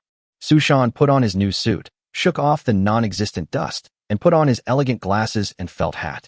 No matter how you look at it, he is a proper gentleman. Clothing is an important way for humans to identify each other. A suitable set of clothes can greatly increase his success rate. As a college dean, he couldn't walk down the street distributing flyers to passers-by, like other admissions officers, nor would he deliver letters to other people's mailboxes and wait for their replies. The former was too low-brow, and those from wealthy families often looked down on their publicity methods, and earning tuition fees also failed at the first step. The latter was slow to produce results, and he couldn't determine the age of each family's children. As for the poor, anyone Sushan thought was valuable could be brought into the territory for instruction. He could easily support dozens of people with the territory's income. As for the wealthy, of course, he would accept as many as he could, tailoring training plans to their financial circumstances. So where can we find a large number of students of the right age who meet the college's needs most quickly? School. But now the student's school time has passed, and he wants to go to the school to give a speech. He decided to look directly at the contents published in the local newspapers, which contained most of the information he needed. If there was an opportunity, he might be able to advance his plans to recruit students. He found it. A holy day celebration will be held in a week, when all grown-up children will go to the central church to undergo their coming-of-age ceremony under the gaze of God. The ceremony unfolded, accompanied by a large number of temporary shops and makeshift stalls. It's a good opportunity. In addition to the world above the water in this city-state, Sushan also needs to take a look at the world under the iceberg. Well, Jilin gave him 2,000 units of gold, which was a lot, 1/3 of the territory's current monthly output, and he took it all with him. With this as startup capital, he can make more. Swear by the mathematicians. Jilin encountered another troublesome problem. Perhaps it was because his clothes were too conspicuous. They only walked for less than 2 hours on the way to the church. The city was quite large, and the church in the distance was not very close. To visit the city hall by a priest I met who was wearing a white priest uniform. Jilin wanted to refuse. He would rather take the initiative in his own hands. As the saying goes, don't hit someone who smiles at you, especially when the other person is the host and you are the guest. The other party's attitude was correct, even friendly, as if trying to please him. It's very troublesome. I don't know what their purpose is towards me. He hasn't found a place to fill his stomach yet. Following his footsteps, Jilin walked into the municipal center here. This square building with marble curtain walls can only be described as simple compared to the luxurious church. It's very clean and quiet, and there are hardly any people inside the city hall. The priest brought him a cup of slightly steaming milk tea. A light vapor was emitted in the air, and the aroma of milk and tea mixed together was very tempting. Take a sip and you will enjoy the long-lost abundant sugar and milky aroma, which is more mellow and smooth than modern milk tea. Can I see your medal? The Lord's medal is the medal generated by the system for each of them before the exercise battlefield began. In addition to being shown to themselves, these medals are also used to show these natives so that they can quickly understand the Lord's territories. The natives do not have such a convenient system as the Lord's, and the Lord's hero units have a fragmented information system as a supplement. Certainly. Jilin showed him his crossbow, spear, and the green field medal crossed with wheat. The original male priest left, and was replaced by a young and beautiful female priest to receive him. She was wearing the light white priest dress with gold edges of the Church of Light, and a small white shawl with the same gold edges draped over her shoulders. She looked elegant and soft, and her long, neatly combed hair hung down her back. She saluted Jilin, leaned slightly, and sat opposite him. "We are willing to provide you with a piece of property from the holy city of Tehran, and all the profits will belong to you. In exchange, the Church of Light hopes to build a church in your territory, and perhaps we will also need to build some ancillary buildings." A smile that hides a knife. Jilin certainly knew what they were up to. If another lord saw this overwhelming aid, he might have agreed to it in a hurry. He would have liked to exchange a piece of useless land in his territory for a piece of real estate that could produce a lot of economic value. Jilin has already obtained a large amount of resources from the exercise battlefield and does not need to exchange risks for benefits for the time being. "Sure, I'll think about it." He smiled and nodded in response, politely refusing. But the territory is still in its development stage and doesn't need so many people in it yet. The priestess was not discouraged and continued to speak to Jilin. "We also offer low-interest loans to assist with construction and support repayment in the form of real estate, if you need it. If you like Tran, you can live here for a long time. We have many discounts for outsiders. It's a different world, with different people sitting opposite me, saying words with almost the same meaning and using the same rhetoric." Jilin almost thought that he was sitting in a bank and the salesman was sitting opposite him. A light-colored figure passed through his field of vision, and the slightly tilted pointed ears woke him from his drowsiness. He hurriedly changed the subject to the salesman. "Are there still elves here?" The salesman still maintained his etiquette and explained to the Lord. "The holy city welcomes all races. In each district, there are also streets and shops built by elves." Then Jilin picked up the milk tea in front of him and drank the last sip left at the bottom of the cup. The sugar at the bottom of the cup made this sip extremely sweet. Adequate sugar intake can always boost people's spirits. She has come here many times, hoping to obtain a piece of land where she can plant a tree. However, land in the holy city is extremely expensive, so there is no place for her. But we do have a plan. As the salesman said this, Jilin looked at the elf who had just walked out of the other door, with a hint of frustration on his cold face. She might be able to hear the conversation here. "Sorry, I have other things to do, so I'll leave first." After declining the tour guide she wanted to sell him, Jilin turned around and fled out of the city hall. He had never encountered such a thing in his previous life. If he had realized how troublesome the matter was sooner, he should have left before coming here. The milk tea is quite delicious. He made a note of it, so that he can make some when the animal husbandry in the territory develops in the future. This trip was by no means without reward. His eyes searched the crowd for the elf. Chapter 93 Break Time V. The male priest and two guards stood in front of her, with a hint of arrogance on his face. The two soldiers behind him, wearing white armor, stood expressionless. Only the blue runes on their bodies indicated that they were already in operation. "Miss, what do you think about the proposal we discussed last time?" The elf lady looked at the uninvited guest with a wary look, as if he would steal something from her at the next moment. "It's really, really annoying. I don't want to hear that proposal again. Please move aside." After getting rid of the annoying priests, Miss Elf turned around and saw Jilin standing not far behind her. "Shall we find a place to sit down and talk slowly?" Jilin made an invitation. Miss Elf hesitated for a moment and chose to agree to Jilin. She saw the medal hanging on Jilin's chest. That was the symbol of the Lord, and after showing it to the priests, he never put it back into his pocket. They randomly chose a roadside cake shop. It was sparsely populated, with only the three of them and the owner, who was meticulously preparing decorations for the celebration in a corner.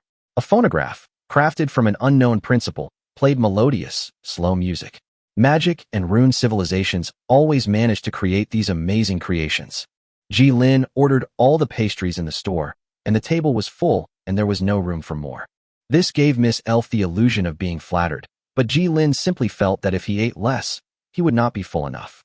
What was that proposal they were talking about? Jilin asked curiously. "Give them the saplings to make into instruments for use as offerings during the celebration," Miss Elf said angrily. "Celebration? Every year on the second Thursday of June, Tran holds a week-long holy day celebration. The leaders of each parish present precious treasures to the administrator of the center to demonstrate their loyalty and ability. That will be next week." Miss Elf snorted. "Aside from those annoying priests, I quite like this festival. And the branches have a story. I'm all ears." The elf lady gently blew on the still warm tea in front of her, and the metal fork danced in her hand, landed on a strawberry, and put it into her mouth. "Long ago, there was a great tree, rooted in this land. Its vast canopy sheltered millions of lives. Under its protection, civilization flourished and lasted, even reaching to the stars. No matter how powerful the monster is, it cannot get past its protection. And then, creatures tried everything but failed to reverse its decline. Some left with its remaining seeds, while others abandoned the giant tree's gift and built their own civilizations in the desolate world. My parents left with only a sapling that never grew. They said it was a glimpse into their hometown's past. There was a hint of confusion in the elf lady's eyes. She seemed to have forgotten a lot of things. She was still young and immature. These stories passed down from generation to generation by the elders have become blurred by the time they are passed to her. They fear the disaster that would come from touching the stars, but they also watch for the power that would come from touching the stars. It seemed to be mocking those people of the Church of Light. Ji-Lin's eyes twitched slightly, not because of her story, but because of the message that popped up after she finished telling the story.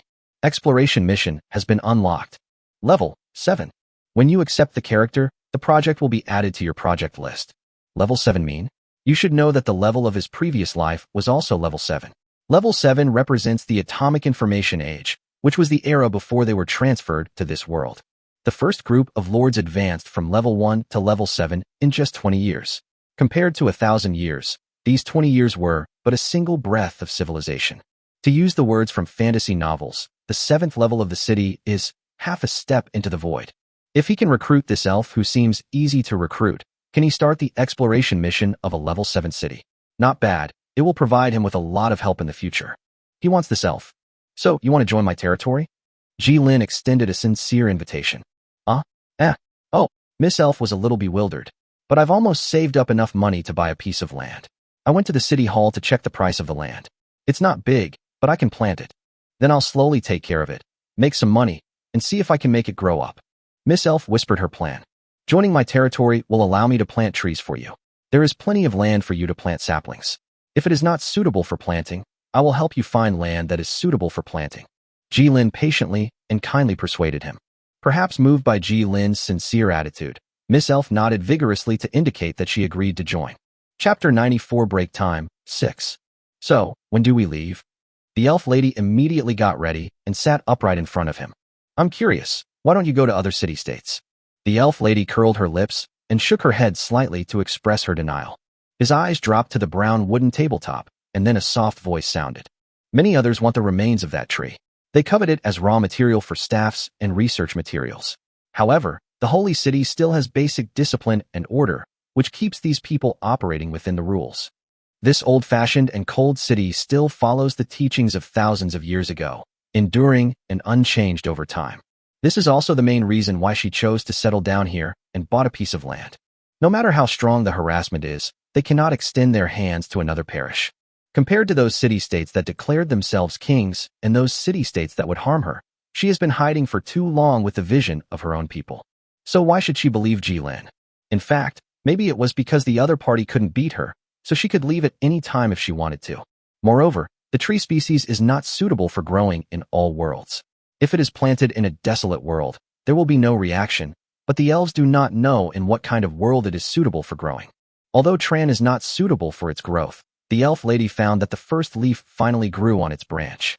At least she could try. It's worth it. Miss Elf nodded secretly. Well, my return trip is in a week, so I'll be staying here for a while. Ji-Lin stirred the brand new milk tea in the white porcelain cup, and the white microwave swirled with the stirring of the spoon tip.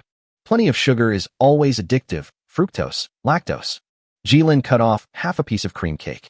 The bright white and fragrant cream on top had solidified into threads. It was soft, sweet, and melted in the mouth.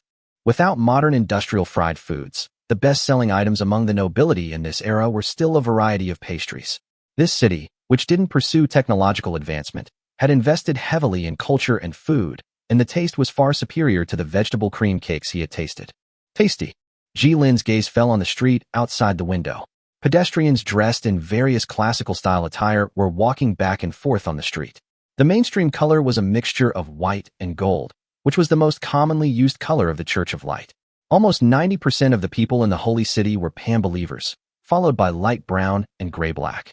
Suddenly I felt that this kind of life is actually not bad. From what you said, Miss Elf, it seems that you have lived here for a while. Ji-Lin came back to his senses and looked at the elf in front of him, who maintained elegant movements but kept stuffing various snacks into her mouth with her hands. The elf lady opened her mouth and choked, her eyes wandering around the table. The cup of milk tea in front of her had already been drunk by her.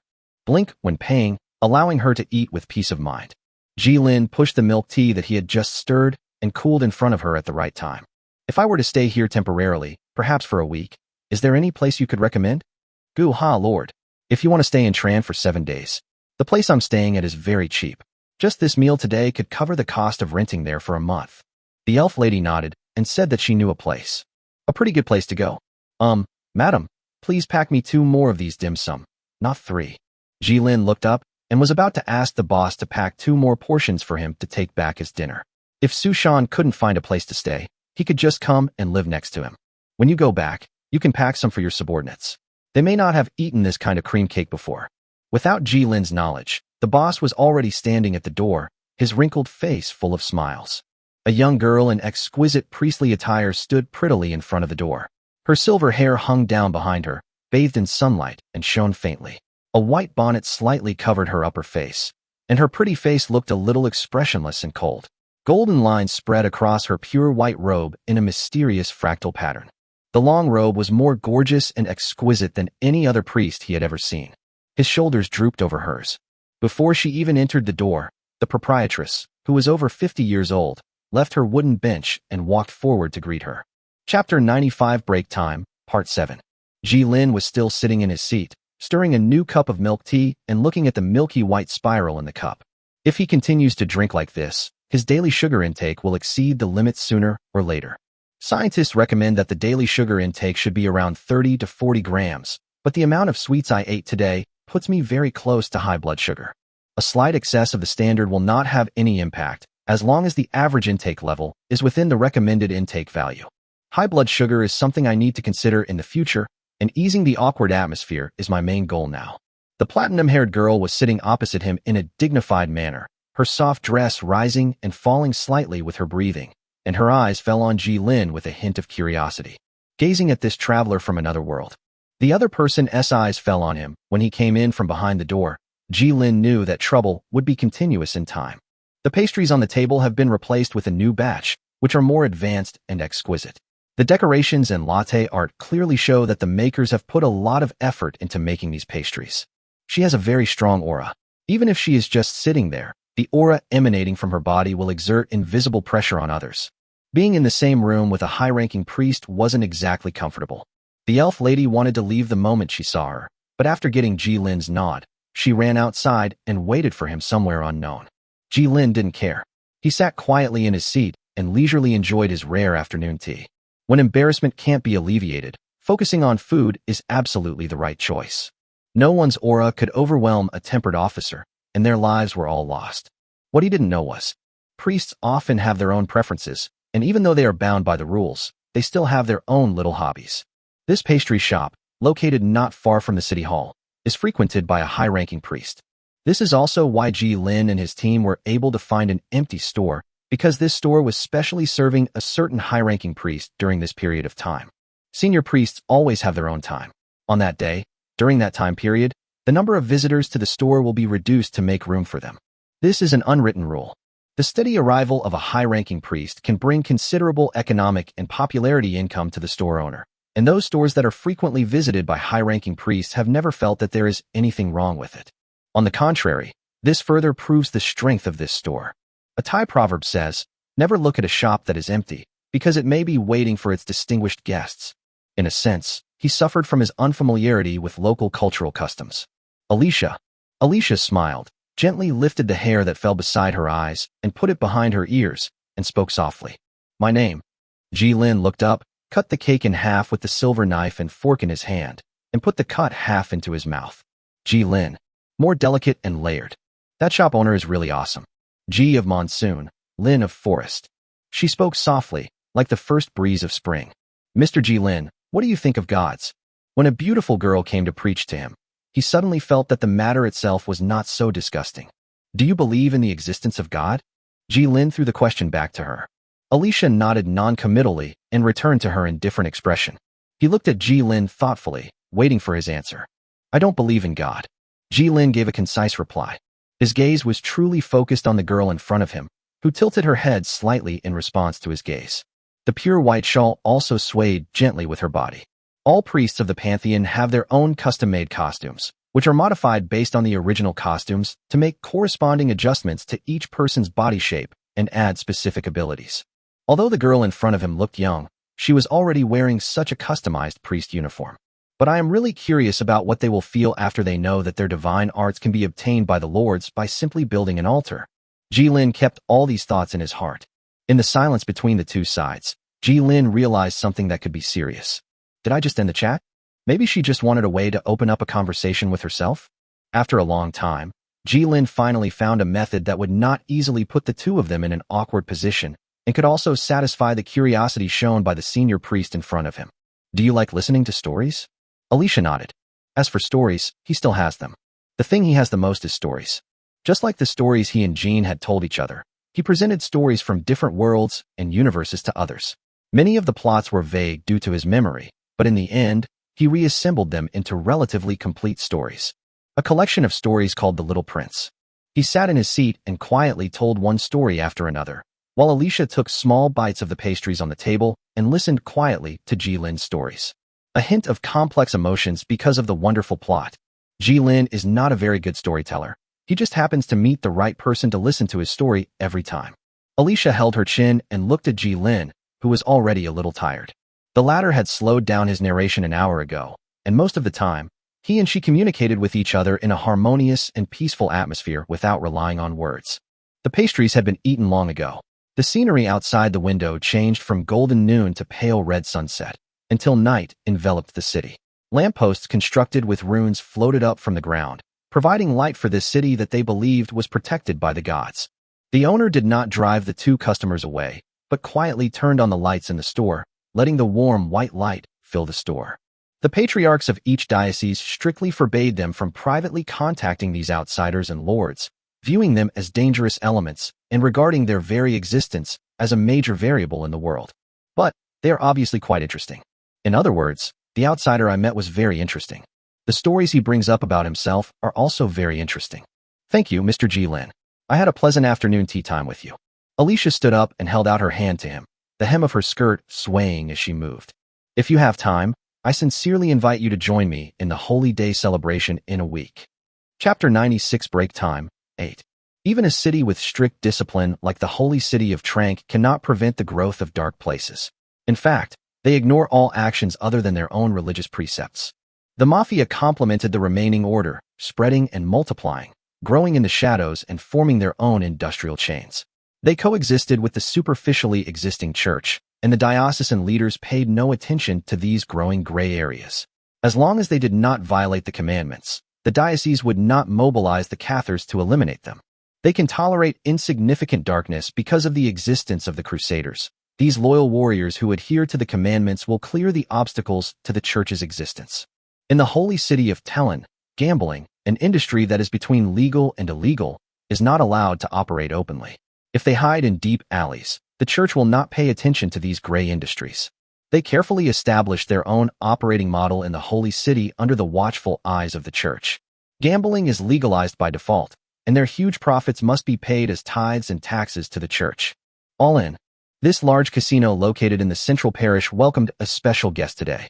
He wore square-framed glasses and exuded a quiet and elegant aura, like a scholar who had just walked out of a church college. But his brown-colored clothes immediately made everyone stand out. But everyone knew that it was impossible for a scholar to come to a place that was considered so filthy in their eyes. And they act precisely and quickly. All in. Putting all the chips in your hand into the gambling game without leaving any way out for yourself means that unless the other party is an extremely crazy gambler, victory is already in your hands. Sushan gently pushed all the chips in front of him forward, and several chips slid down from the top, shaking. In pursuit of authenticity and to stimulate gamblers, all the chips used in this casino are made of gold. The undulations formed by the piles of gold reflected a dazzling luster that attracted people's attention. Wherever he looked, the dealers looked nervous, but the old dealer who was presiding over the game for them remained calm. This game concerns the dignity and future of their entire casino. The man who was the dealer held the cards tightly in his hands. The cards were made of fine paper and had thick folds pressed out by his hands. Beads of sweat slid down the edges and dripped onto the dark green table, leaving an even darker velvet. His eyes were filled with urgency and bloodshot, and his beast-like mentality was eroding his sanity. It's 9 o'clock now. I set a deadline for myself to finish today's gambling before 10 o'clock. I also need to leave some time for your boss. Sushan smiled and said, So I'm all in. Let's get this over with. Not everyone is convinced. There are always some people who want to restore their dignity through the use of force. The man lying on the ground like garbage over there is the best proof of his violation of the rules. Of Tran, even if they want to get rid of these gamblers, they cannot do it openly in the casino. If they want to harm the gamblers, no one will patronize this casino anymore. This madman made it a point to challenge the owner of the casino from the moment he stepped into it. I know your rules. He only brought 1,000 gold chips, which was a huge sum of money for an ordinary person, but nothing in their casino. The waiter kindly reminded him that he needed at least 5,000 gold chips to let the casino's opener sit opposite him. After defeating him, you can choose to take the gold away or make your own demands. So he sits here. Sitting at the largest gambling table in the center of the entire casino, he used the tremendous pressure of 10 consecutive wins to force the ace gamblers of the entire casino to come out to compete with him. After defeating him, the chips in your hand will soar to 8,000 gold. Cross the minimum value of the amount. If he fails, he will lose everything. As both sides revealed the cards in their hands. In the spacious casino hall, soft piano music sounded, and the sound of chips colliding was no longer heard. The air was filled with the smell of drunkenness, and everyone's eyes were focused on the two people who were concentrating on the game. The other gambling games in this casino are no longer important. All the visitors have their eyes on the gambling table in the center to see if this outsider can force the owner of this casino out. A little bigger. In Sushan's hand were only slightly larger than those in the gambler's hand. The casino's ace gamblers seemed to be deflated and fell on the brown wooden bench, and the piano music that had paused slightly sounded again. The pretty girls in fishtail skirts walked up to the winner, refilled the water glass in front of him, which was still 1/3 full with boiled water, and lifted up the ace gambler who was already dazed and confused with their slender arms, and asked him to leave his seat. The cheers spread across the entire casino. The gamblers themselves are players, so they are naturally biased towards the challenger Sushan. Everyone is terrified by his actions, and because of their own positions, they share Sushan's joy. Pa pa pa. The old dealer took off his black hat and gently applauded this wonderful game with his white-gloved hands. His gaze was like that of a hawk, as if he had returned to his prime. Outsiders. It's not that he hasn't seen outsiders before, but those outsiders have no ability and want to show themselves. The only difference is that they have more money to squander than others. He was quite interested in these people. It's a pity that no one can come to him. The dean nodded slightly and saluted the boss behind the casino from his seat. At this moment, it seemed as if he was the banker of this gamble. I'm a little curious. Why is it 10 o'clock? The dean explained to the casino owner with a gentle smile. 10 o'clock is the best time to go to bed. I haven't rested before 10 in a long time. So, let's finish this bed as soon as possible so that I can complete the task given to me by my superiors. Tomorrow I can be in a good state to tour the city. The boss smiled, turned around and walked to his seat and sat down, dividing the two ends of the long table. Oh, then you'll probably like Tran. It's a city with a long history. I'm really curious about your mission. Regardless of whether we win or lose the bet, I'm going to buy you a drink. They chatted as if they were two old friends who hadn't seen each other for a long time, toasting each other at the table. How can such low-quality wine be used to entertain this distinguished guest? He raised the red wine in his glass and sniffed it, revealing a dissatisfied expression, while the waitresses in fishtail skirts trembled and told him that their hospitality was not good enough. Take out the wine from my wine cabinet to entertain this guest. What are we betting on? Chapter 97 Break Time, Part 9. 21. Sushan declined the maid's service and glanced across the hall, which was splendid and slightly flushed. The atmosphere in the hall had been constantly heated up to a climax. The life-and-death struggles of gladiators in the Colosseum. Exciting gambling always attracts everyone's attention. A contest of skill and will. The rules of the game of 21 are extremely simple. You use 52 cards excluding the jokers to make the sum of the points of the cards in your hand not exceed 21 and as high as possible. The rules of the game are very simple as a pure game of luck. It's as if you only look at what kind of cards the dealer gives you. But for skilled players, this is not just a matter of luck. In the world of mathematics and probability theory, there is not so much luck involved. Count the cards. Based on the number of cards counted, you can calculate which side the unused cards will flow to, and use this to confirm your own risks and decisions. When you can clearly remember how many cards have appeared on the table, assisted by mathematical algorithms, you can easily control the entire gambling game in your own hands. When the dealer suspects that someone is counting cards, he will often use 6 or even 8 decks of playing cards to weaken the player's card counting ability, and let the player only play half of the cards at a time, and discard the remaining cards to offset the player's advantage in counting cards. When mathematicians combine computational power with memory, the odds of expected value tip in their favor. If the goddess of luck looks upon them again, they will be invincible. This is why Sushan is willing to enter the casino. Maybe at first he just wanted to earn some extra pocket money for Jilin. The current dean only wants to test the limits of his own abilities and see the limits of the abilities of those in the outside world. The principal has been deposited on the other side, and he is not stupid enough to use all the principal to gamble. Sushan sat quietly in his seat. He can memorize 12 decks of cards. From the moment he stepped into this casino, no one here could defeat him. The old dealer with gray hair sat directly opposite him. The waiters had already set up a protective circle to keep out these enthusiastic spectators, whose blood had been ignited by the gambling game that was about to begin. Maids in fishtail skirts surrounded the gambling table like lotus petals, replacing the 8 new decks of cards on the table in front of the 2 men. New wine glasses were filled with golden and crystal clear wine with elegant and delicate grape aroma and rich aged oak fragrance. He took a sip and found it fragrant, sweet, mellow, and flawless. The dean doesn't like drinking because alcohol will erode his thinking ability and be detrimental to his work, but this can be considered as a little respect for his opponent. This is an absolutely wonderful bottle of wine. The knowledgeable gamblers exclaimed that although their casino was not the best in the holy city, its host was also the best among all the veterans. No one had invited him to sit across from their gambling table for several years. They have an unwritten rule with the church that all senior priests are not allowed to participate in this project. It's not because they are afraid of bringing shame to the church, but because those senior priests can still win more and lose less in every gambling game without using divine magic. If they are allowed to do whatever they want, I am afraid that the tithe will directly become a 15 to 10 tax. Of ordinary users of magic and rune abilities is only due to the talents of their bloodlines. Their intelligence level is by no means far superior to that of ordinary people. If they confidently enter a casino, they will inevitably be eaten away by the dealer with his skilled experience. The 2 sides went back and forth at the gambling table, and Sushan's funds had reached 10,000 gold, but the old dealer still had a calm expression and gestured to continue dealing cards. The gold coins piled up like a small mountain on the gambling table are enough to make every gambler who sees it imprinted in his mind and make it appear again and again in his dreams. "Draw the cards," said the dean. "Draw up the cards." The old dealer also said, "Raise the bet." The dean nodded. "Raise." The old dealer responded. 3 cards have been dealt to both parties, and if they continue to receive cards, they are likely to bust the cards in their hands, that is, exceed 21 points. The old dealer looked at the 3 cards in his hand. The total was 19 points, and he could not take any more cards. He is very close to victory. If the next card is not an ace or a 2, he will lose the bet again. Draw a card. The 4th card was dealt to the dean, and the total of the 4 cards had not yet exploded.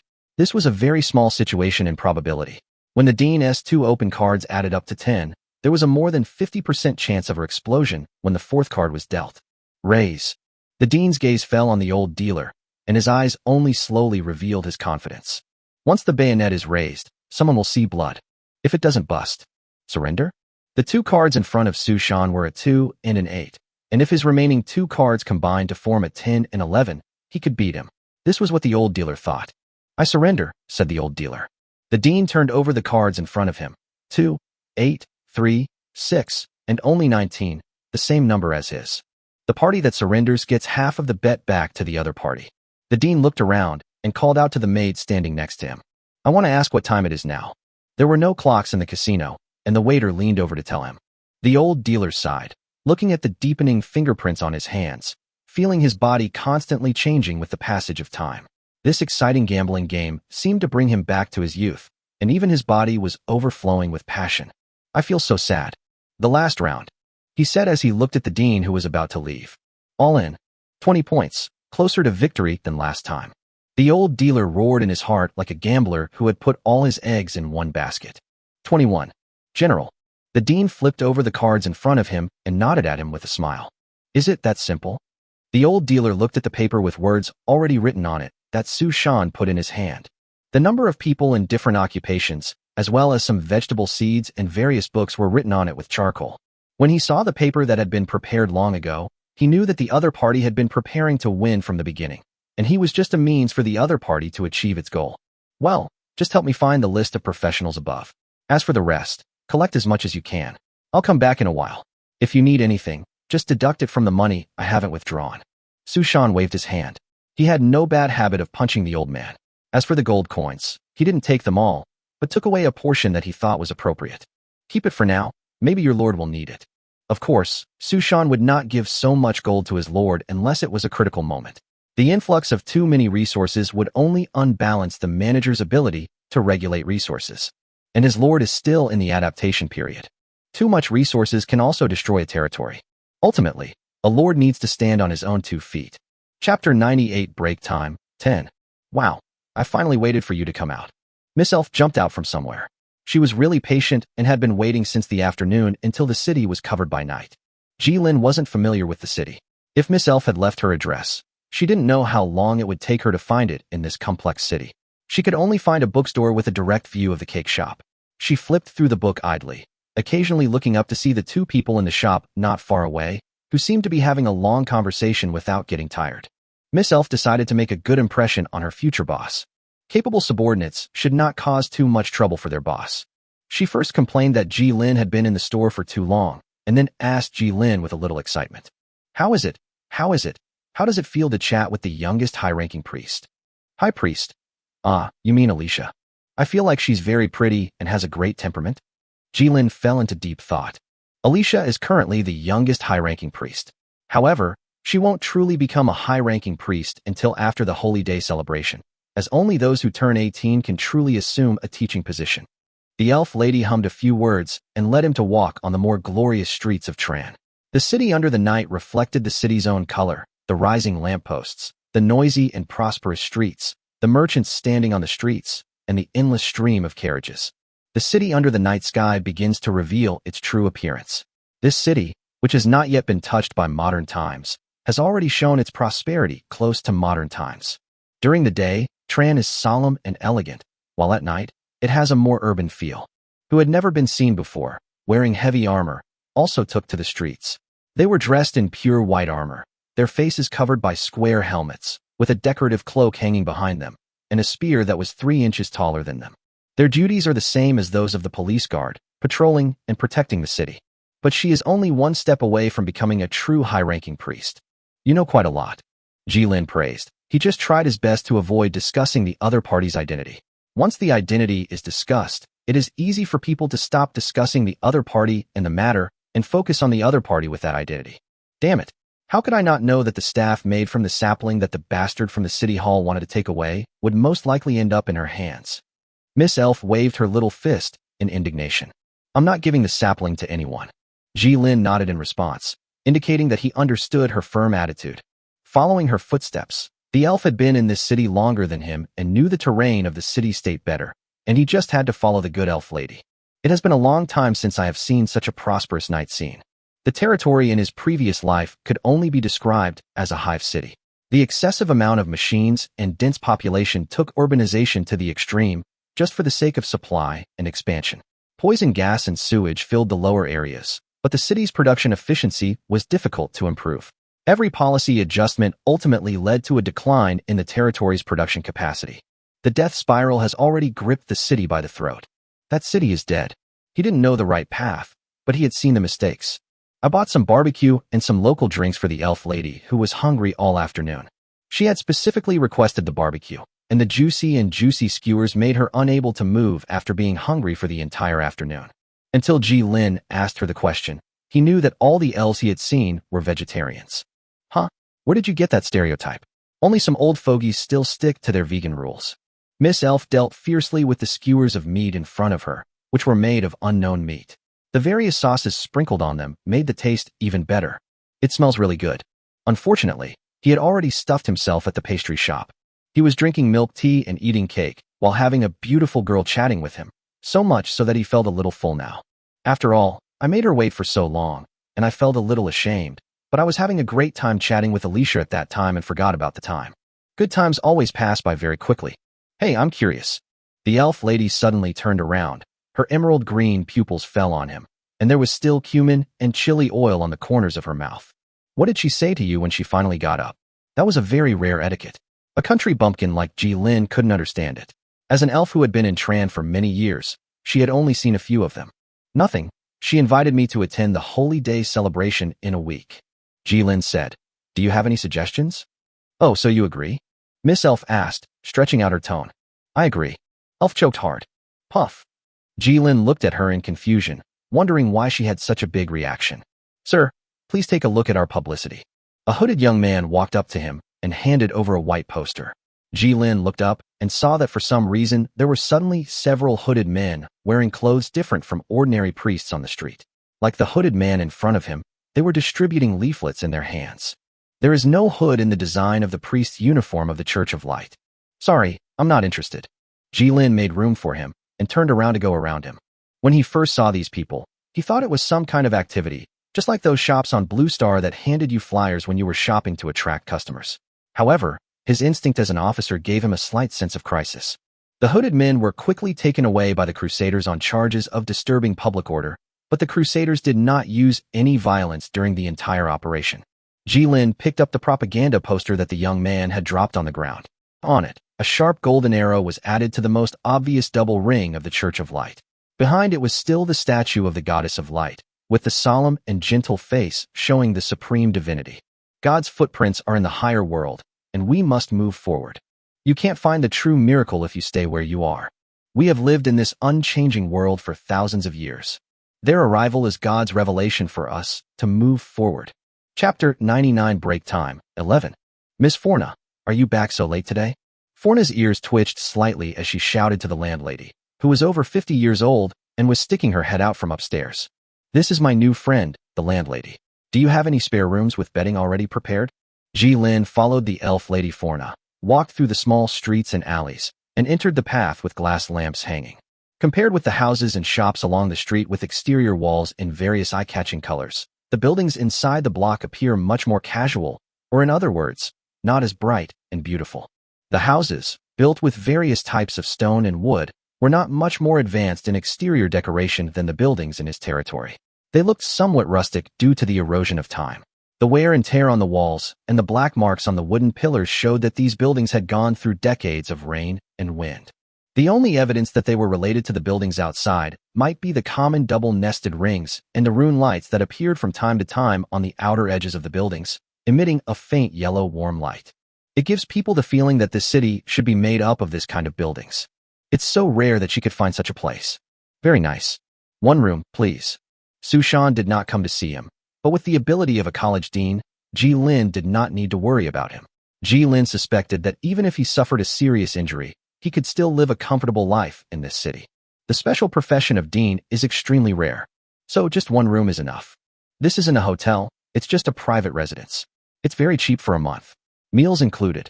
Seeing Ji Lin's eyes shifting towards her, Forna thought he was doubting whether it was a hotel, so she explained. And the landlady's cooking is super delicious. The landlady smiled and led him to a room next to Forna. The house was not big, with only 3 floors. The first floor was where the landlord lived, while the second and third floors were for tenants. In fact, Forna was the only tenant. Now there is one more Ji Lin temporarily. He thought Forna would take some protective measures for the sapling, such as locking it with a magic circle, but she didn't. The tree was placed in Miss Elf's bedroom like an ordinary indoor potted plant. From the outside, it looked no different from an ordinary sapling, or it was indeed a sapling. A very small sapling, only as thick as the index and middle fingers. Unlike other saplings he had seen that had brown, green bark early on, this one looked more green. The 3 leaves are raised with full energy. The special thing, I can't see it at all now. After Forna pledged her allegiance to him, the item analysis interface that popped up for him by the system allowed him to determine the true appearance of this tree species. Miss Elf had not lied to him. World tree, undetermined branch, species. In the right world, it will come alive again. She provided shelter for countless lives, once reaching for the stars, but then perished. It's amazing, isn't it? According to my parents, it has been like this for almost 1,000 years. Forna squatted down and fiddled with the branches of the sapling, which swayed slightly at her teasing, as if responding to her. Even if the elves lived for 1,000 years, they would perish under the erosion of time, but it remained unchanged. Lin's gaze was still on the species of the world tree known as the undetermined branch. And in the past few years since arriving in the holy city, it has grown a full 2 centimeters. It seemed that he was worried that Lin didn't believe in him. Miss Elf confidently took out a ruler and showed it to him. There was also a notebook placed together with the ruler, which she also showed to Lin. It was the length of the sapling's growth every week. Even though there had been no growth for 10 years, she had been diligently recording it. She was very happy, thinking that she had finally found land suitable for planting trees. She devoted all her energy just for a piece of land in the holy city. It is undoubtedly extremely exciting to finally see the end of a long journey. The holy city of Tellin was considered the promised land of God and could not be given to outsiders without reason. But with her efforts, the other party was finally willing to sell her a piece of 100 square meters of land for her to plant her own trees. The price she offered was the money she could only earn if she didn't eat or drink for 10 years. Maybe it will grow bigger in my territory. He wasn't sure, and that was a lie. Lin has never been exposed to the cultivation technology of the World Tree series, but he can give it a try. Different branches of the World Tree will have their own growth conditions. If it really cannot grow, in order to keep the exploration mission, Lin will also pay a price to keep Forna, at least enough for her to buy the land she wants in the holy city. The World Tree is just a bonus, and a level 7 exploration mission is his real goal. However, if there is a high-ranking priest acting as a lobbyist, it may be possible to buy a larger piece of land and pay less money. Lin fell into deep thought. Although the territory was richer, resources could not be wasted at all. The investment in infrastructure was too high. The stone road surface that was more than 10 kilometers long alone made him waste most of the stones he had just obtained. Returning to the room prepared for him by the landlord, it was obvious that it had been tidied up when he visited Forna. New clean bedding was replaced, and all the dust except for the windowsill had been wiped clean. Simple wash and change of clothes. Lin was lying on the bed. Not very solid. He extended his vacation time for an extra week until the end of the Holy Day celebration. Chongshan said in a long-distance communication with him that there was no problem. The territory has now begun to enter a self-circulating state and can run stably in its current state for a period of time without their excessive interference. And tomorrow morning I have to meet Alicia at the pastry shop.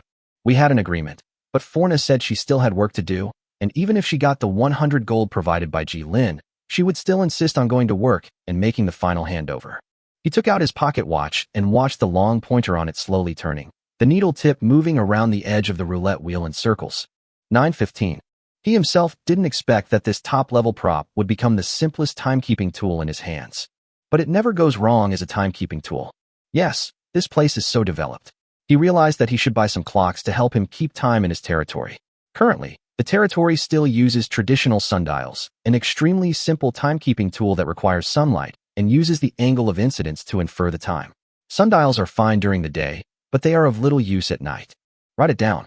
Part of the funds will be used to purchase a device to confirm the time, but I don't know whether the mechanical clocks in the Holy City are expensive. Chapter 100 Break Time 12. While the other party is still interested in him as an outsider, the right thing to do is to increase his favorability first. With familiar people, it will be more convenient for him to move around in this city. Procurement, trade, and personnel flow are all quite troublesome projects. It was still the pastry shop located in the municipal center. When Lin arrived, the door was half open and a sign saying, "Open for business," was hung on the door. Thanks to the adjustment of his daily routine and the absence of evening entertainment, his biological clock has been adjusted back to normal track. Waking up early is not a difficult task for him now. Only by keeping a regular schedule can you have higher work efficiency. Otherwise, physical fatigue will slowly emerge and the accumulated pressure will collapse at some point. The time Alicia agreed to meet him was 7:30. At 7:30, the city began to wake up. The hard-working food stores have opened, and the aroma of pasta and meat in the air slowly fills the entire street as the air rises, attracting pedestrians on the road. The Crusaders are still sticking to their last shift of the day. The night is when they are needed, and the day is returned to this prosperous city. Yesterday, when he was walking with Forna, he didn't feel that it took too long. But now that he was walking alone in the city alleys, he seemed particularly flustered and hurried. Fortunately, the hardworking people of the Holy City also have special vehicles to carry people early in the morning, otherwise he would not be able to arrive on time. Even though he had left home an hour and a half earlier, she had changed into an outfit completely different from the priest's uniform she had seen the previous day. A pale white jacket with dark gold trimmings was tied at the collar, and 4 decorative tails flared from the bottom of the jacket, reaching mid-thigh. Beneath the jacket was a soft lining of light gray fabric, and beneath that was a short black skirt with silk trim that barely covered the girl's thighs. Her light silver hair had been tied up and hidden in the wide hat on her head. It has more of the academic elegance and grace, but less of the solemnity and distance of a priest. She sat quietly in the corner of the shop, her eyes lowered to the thick leather book in her hands that was already half-read. The light yellow paper was covered with complex graphics and large texts. The cold milk tea was placed in front of her. She has been waiting here for a while. Sorry I'm late. Ji-Lin put the pocket watch in his hand, which was used to provide accurate time, back into his pocket, actually back into his backpack. It's not late. It was exactly 7:25, but the other party arrived at the pastry shop much earlier. He sat back down directly opposite Alicia, facing the girl who was about to become a high-ranking priestess. Not late. The other person shook his head, as if noticing Ji-Lin's gaze on his clothes, which were different from yesterday, and then explained. I'm worried that my priest's uniform will attract attention, so I changed my clothes. Alicia tilted her head and looked at Ji-Lin, waiting for his new story. It looks very nice. The outsider praised sincerely, then took the warm tea and pastries from the boss and placed them on the table in front of the two of them. Continue telling the story. At noon, the clock has completed a full circle. I want to see the city. So he cautiously asked if he could invite Alicia to go out and see the city together. Since she had invited him to attend the Holy Day celebration with her, then it should be okay for him to invite her to see the holy city of Tran in advance, right? Each city-state settlement has its own rules and regulations. If you violate their taboos, being kicked out is considered a relatively good outcome. He could now see a large number of lords discussing this situation on the forum, and everyone was forced to establish an ever-improving table of taboo behaviors in different cities. The other party nodded slightly, agreeing to his request. Hooded men handing out leaflets on the street again. There were no Skitarii patrols during the day, and their numbers were greater than usual. They eagerly handed out leaflets with nested circles and sharp boomerang symbols printed on them to everyone who passed by them. They are. He asked Fulvi, and Fulvi said that she knew nothing about the problems within the church and that she was busy every day just making money. And Alicia might give him an answer. This was his interest as an officer, and as an outsider, he should not have had so much interest. An indescribable emotion flashed in her eyes, and the scenery of the street flowed in her eyes. The Holy Adventists have been around for a long time. They are very dissatisfied with the Privy Council's suppression of all technology. They don't understand why the Holy City is so prosperous and developed, yet they are still complacent and bound to their current situation. And the Pope claims that this is all due to the commandments, and that it has been the same for every generation. The Pope's words can't stop the Adventists. They want to move forward and are not satisfied with the status quo. They want to see a higher world, to know the true appearance of this world, to find our God. With the recent increase in outsiders, the Adventists have been severely stimulated. The large amount of information they brought has caused the Adventists to become extremely active, demanding that the Pope display the true commandments for everyone to see. They no longer want to listen to the commandments interpreted by the Pope alone, even though these commandments have allowed the Holy City to operate in peace and balance for thousands of years. Then the patriarchs issued a ban requiring all priests not to have any contact with outsiders without permission. But in the face of an increasing number of outsiders and priests everywhere in the Holy City, this rule has become, in a sense, dead in name only. That. Ji-Lin suddenly remembered something and looked at the girl with clear eyes. Since there was a ban, why did the other party want to contact him? I'm not a priest yet, and I'm not from the Holy Advent sect. The corners of Alicia's mouth curled up slightly, revealing a slightly playful smile, and her calves, outlined by black stockings, swayed in a slender curve. I'm not yet an official adult, so the priest's rules don't apply to me when I participate in the Holy Day celebrations. She withdrew her gaze and fixed it on the face of the man she was traveling with. And your story isn't over yet, little prince. Did you finally find the rose that belonged to him? Ji-Lin shook his head. He didn't know. The stories that followed did not exist in his memory. It was just a fairy tale book he had read a long time ago. He didn't even know whether the stories he reconstructed with his memory and thoughts were the stories he remembered. At the end of the story, the little prince found his rose. Ji-Lin replied softly. No matter what he remembered, he was willing to give the story he told a relatively happy ending. Chapter 101 Break Time, 13. Your Excellency. Alicia saluted the old man in a white robe standing in front of her. No, I am no longer a bishop. The elderly man, who was nearly 70 years old, greeted Alicia with a smile, but his eyes were more focused on the man following behind her.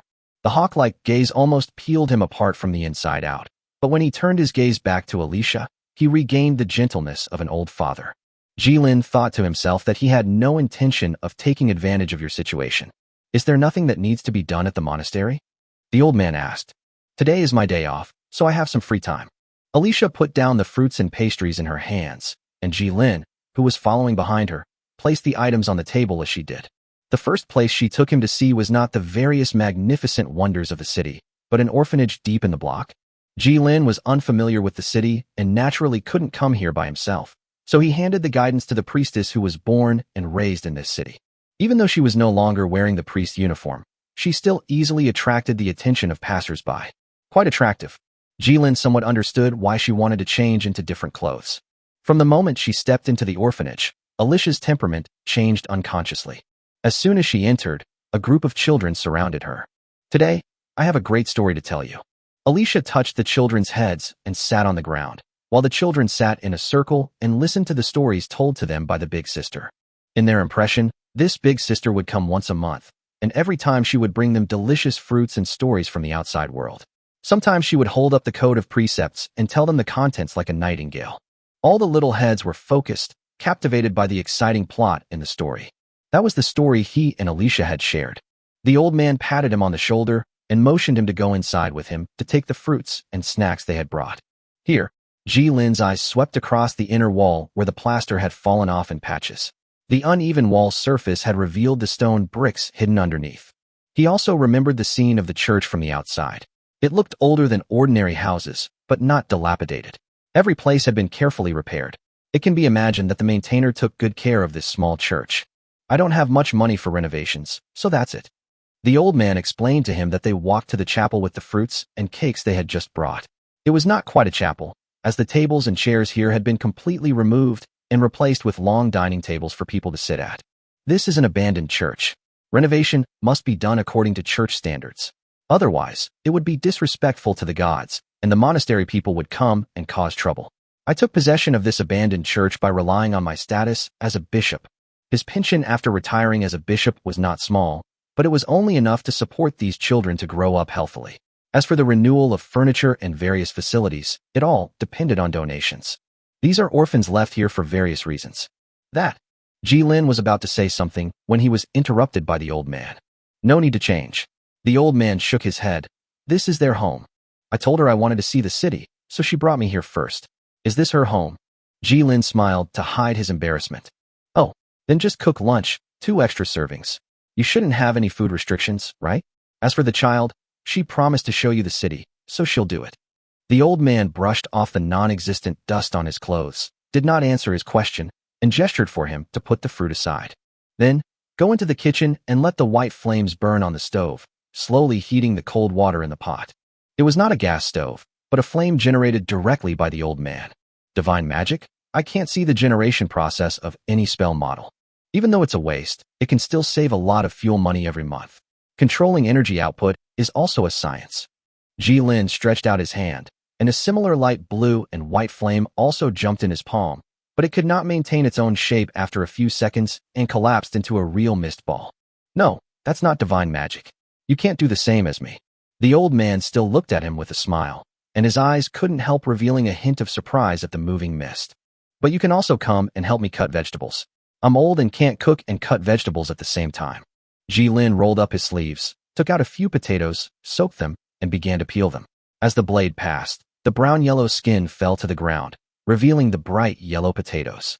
All the delicious food in the territory comes from his hands. But he was still chatting with the old man.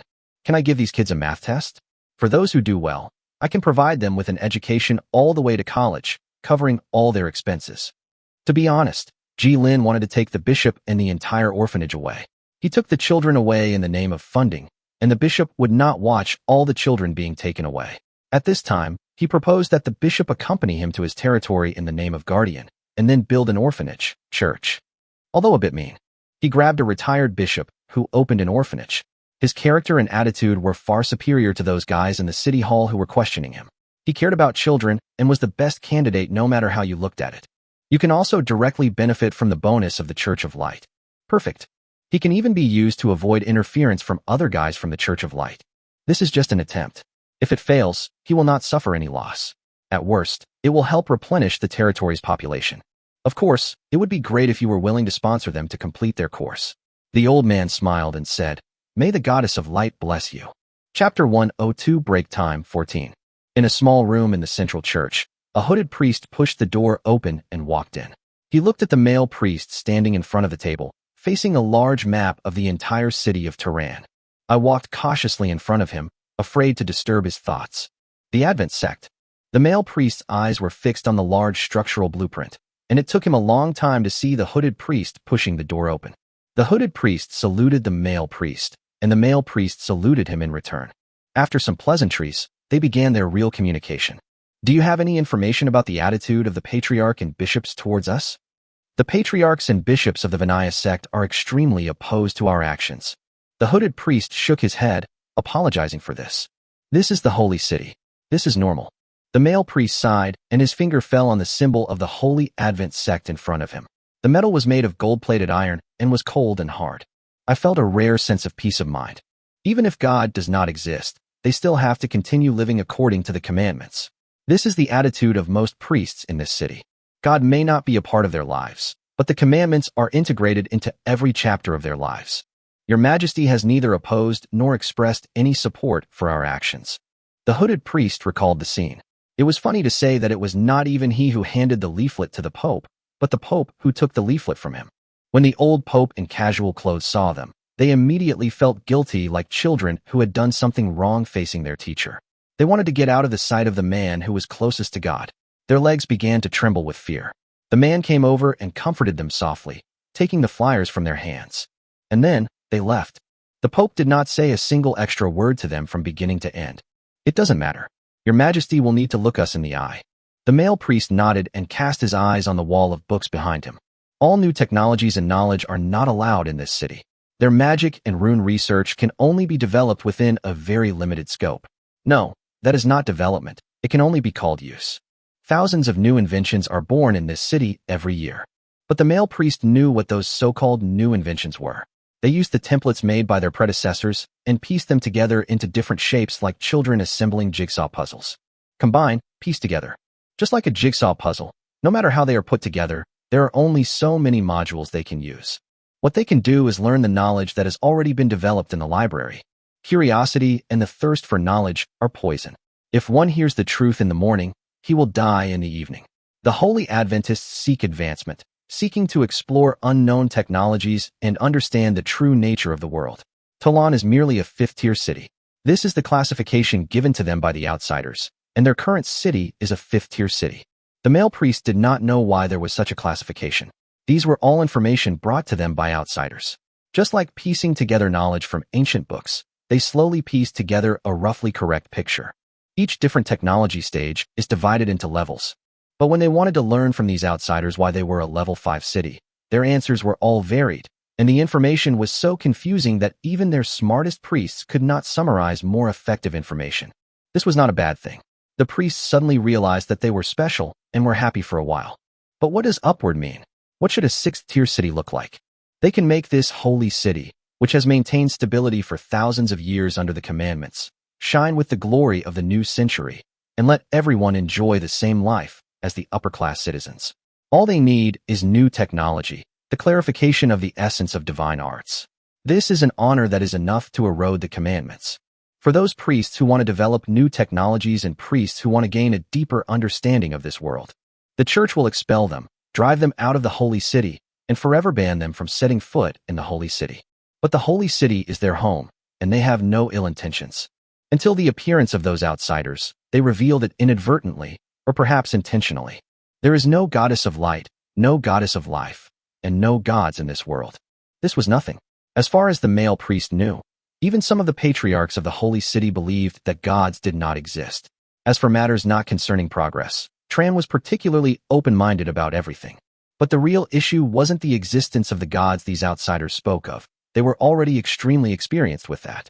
Rather, it was the fact that these outsiders had truly demonstrated the possibilities of the future. From their words, the priest received a clearly delineated blueprint for the future. It was a bright future, one they had never seen before. The divine magic showed that they were not lying. The priest would rather admit that they were lying. The Crusaders have no opinion on their actions. They are nominally directly under the Pope and accept the orders of the Privy Council. The Pope, as the hooded priest had said, did not comment on them. The patriarchs reacted differently to their actions. Some opposed, some supported, and some didn't care. They were not united. Beyond the precepts, the only thing they cared about was their own interests. No one stopped the expansion of the Holy Advent sect, exponentially within a few months, gathering a number of people that he had never dared to imagine. The male priest sighed. The attitude of the top management towards them was so unclear that he gradually became confused about his own plans. If they could show some of their attitudes, even if it was opposition, he would feel more at ease than he was now. He knew that he did not want to leave the holy city. He wanted to make the holy city progress and become more prosperous. Then the spread of these technologies would help other city-states and free them from famine and hardship. Even if it is just a little bit, it will allow the holy city to progress slowly and build this city bit by bit. Everyone can live a life without worries about food and clothing. Is there a place in the holy city for those who want to do research? If he pursued his ideals, he would be expelled from his hometown. But if he stayed in his hometown to enjoy a stable life, he would not be able to conduct his own research. He did not understand why the laws interpreted by the Pope had so many technical restrictions. They don't ask for too much. Mr. Antonio, I'm leaving first. They are still waiting for me. In the silence, the hooded priest also sighed and said goodbye to the male priest. The male priest, or Antonio, placed his hand on the Code of Commandments and softly swore his ideals to the God in his heart, praying to the goddess of light to give him enlightenment, to find the true path from the fog, and praying for a happy ending. Antonio still remembered the day his scholar father took him to the cathedral 10 years ago. It was a sunny day, a holy day. They walked through the corridor and arrived at the hall. The ceiling of the hall was made of colorful glazed tiles, reflecting the brightest colors in the sunlight. A stream of light descended from the center of the glazed roof, enveloping every child who stepped forward to take the oath. That day, under the gaze of the Pope, he swore an oath to the goddess of light according to the Code of Commandments, saying that he would become a priest in the future. The Pope looked at him kindly, touched his head, and gave him a Code of Commandments. Chapter 103 Break Time, 15. The lunch was quite pleasant. With plenty of seasonings, Jilin could finally show off his cooking skills. Although time was tight and ingredients were limited, he managed to conquer everyone's stomachs. Even the old bishop praised his craftsmanship, and Alicia also had an expression of excellent on her face. This is mainly the Huayan cuisine method used by Jilin, which is a relatively rare and delicate method in the Holy City. Stewing and roasting are mostly used here, supplemented by various noodles and cakes. The freshness of food when you first taste it often brings a great impact, but it is difficult to find the same feeling when you taste it subsequently. There was no waste. All the food was eaten up. The children ate too much, so Jilin even went to get a new plate of food. Just as the old man said, after having lunch with him, the retired bishop, and a group of children, Alicia took him out of the abandoned church and spent nearly an hour looking for a clothing store. As requested, I will show you around the city. However, you'll need to change out of your clothes first. It's inconvenient to enter some places. The priestess girl explained to him. Jilin accepted her reason, which was very reasonable. The clothes he was wearing were indeed out of place in this city. It's just that this is very inconvenient in some situations. It doesn't sound right. In her opinion, did she reach a deal with her? Jilin told her stories, and she spent time fulfilling Jilin's requests. On the eve of her becoming a high-ranking priestess, conventional material things could not impress her, only the aspects that interested her, such as stories. And Alicia's invitation to him to attend the Holy Day celebration was, in a sense, an agreement on his schedule for the week until the end. Observation period? Such words couldn't help but pop up in Jilin's mind. It's just that this city is not as prosperous as it seems. It has seen enough troubles these days. He had already begun to judge whether it was right for him to stay in the city and wait for the Holy Day celebrations to begin. But Su Shan had never contacted him, so he didn't know what the dean was planning. Besides, he could hardly recognize the guy in the mirror. The man in the floor-length mirror had a handsome face and neat short black hair. He was wearing a dark white college-style suit with a thin silver edge, which brought out his intelligence and made him look more like a scholar who had walked out of college, mixed with a few traces of coldness that ordinary people can hardly detect. The dark white tones of this dress conceal the gaudy look caused by the mostly silver color scheme, adding a touch of stability. I think this dress suits you very well. Alicia nodded to him in satisfaction and praised him softly. A hint of joy flashed in her eyes, and the black hair hanging by her ears swayed gently. Still pretty good? He has no idea how to choose clothes. He always wears two identical sets of clothes in rotation, even in dungeon missions. As for his previous life, the gray-black military uniform accompanied him for the rest of his life. There was no other reason. The gray-black clothes were easy to wash, and it was not noticeable when they were dirty. So he likes it very much. Since the other party asked him not to wander around in outsiders' clothes, he also didn't like the feeling of being stared at for no reason while walking on the street. Lords like them, outsiders, were still rare creatures in Tran, even rarer than elves and dragons. This is mainly due to the shock of the new culture. After a period of time, when these city-states adapt, they will return to normal. Speaking of which, will the city-state really return to normal after suffering a shock? As for this piece of clothes, since the other party likes to see it, then he will wear it like this. He had changed 10 sets of clothes in this small shop before finally finding one that suited him. Miss, you have good taste. This is a piece of clothing from our custom-made series. Everywhere in Tran, which are staffed by only a store manager and 2 assistants. However, there are very few large shops that are heavily commercialized. Times have changed, but the tone of this sales pitch remains the same. Before he could even speak, the priestess girl had already completed the payment process. She took out something that looked like a check, left her name on it, and used divine magic to leave her mark on it. These unique marks could not be imitated by anyone, and the other party could also use this check-like thing to withdraw money. Although she didn't know how much the dress cost, Alicia didn't even blink when she paid. If you let him pay, he may have to stand there and count the gold for a while, and then confirm the weight with the merchant. Chapter 104 Rest Time, 16. Their plan was interrupted by a sudden notice. After changing his clothes, Jilin, who had planned to take a good look at the wonders of the city, followed Alicia. On the way, she repeatedly reminded him to pay attention to his words and actions. But it's okay. Jilin hasn't seen the central church yet. This astonishingly magnificent church can accommodate 5,000 people for gatherings in the main hall at the main entrance alone. From the outside, it looks like a veritable mountain. They separated in front of the hall. Outsiders were not allowed to enter the Pope's office area. The fact that an outsider like him was allowed to enter the hall was a favor to Alicia, and Jilin was allowed to stay here for a short time. Sorry, Jilin, could you help me get it? I don't know how long it will take. The priestess nodded at him and said, if you're bored, you might be interested in my code of commandments. In this way, Alicia's personal belongings were handed over to him for safekeeping. A small bag with her code of commandments. The Code of Discipline consists of 13 volumes, a very thick book. In addition to the complicated words and terms that are painful to read, it contains a large amount of the most basic divine theories, as well as Alicia's insights and records left on the pages, all of which focus on the analysis of divine theories. These beautiful handwritings are sometimes left on the pages of the book, and sometimes a separate piece of paper is inserted to preserve the text. From the handwriting, we can see that the owner of this book is extremely serious. Before this, he had rarely come into contact with these sects, even in his previous life, until he read the book that Alicia left for him. The model is outlined with precise and delicate lines. On the back of the same page, apart from some incomprehensible nouns, there are very few references to gods. The underlying operating principles of divine arts are explained to the readers in detail, as if stating a fact coldly and emotionlessly to everyone who gets this book. The system is complete and flawless, and gods are just one part of this system. The science is terrifying. Jilin shifted his gaze from the pages of the book to the central hall where priests were walking around. It was a magnificent and solemn place where priests of different races gathered together, and many people also exchanged trivial matters in life, such as promotion, workplace, and the most discussed topic is the Holy Day celebration 5 days later. He reads very quickly, taking out the information he needs and excluding the information he doesn't. Understand not the source, and do not touch the stars. Following these precepts, life will never cease. This was the final chapter of the Code of Discipline. After quickly reading through the book, it didn't resemble what he had imagined the Church of Light could say. Yet, this city, no, all members of the Church of Light, regarded it as the unquestionable truth. Precepts, or rather, law.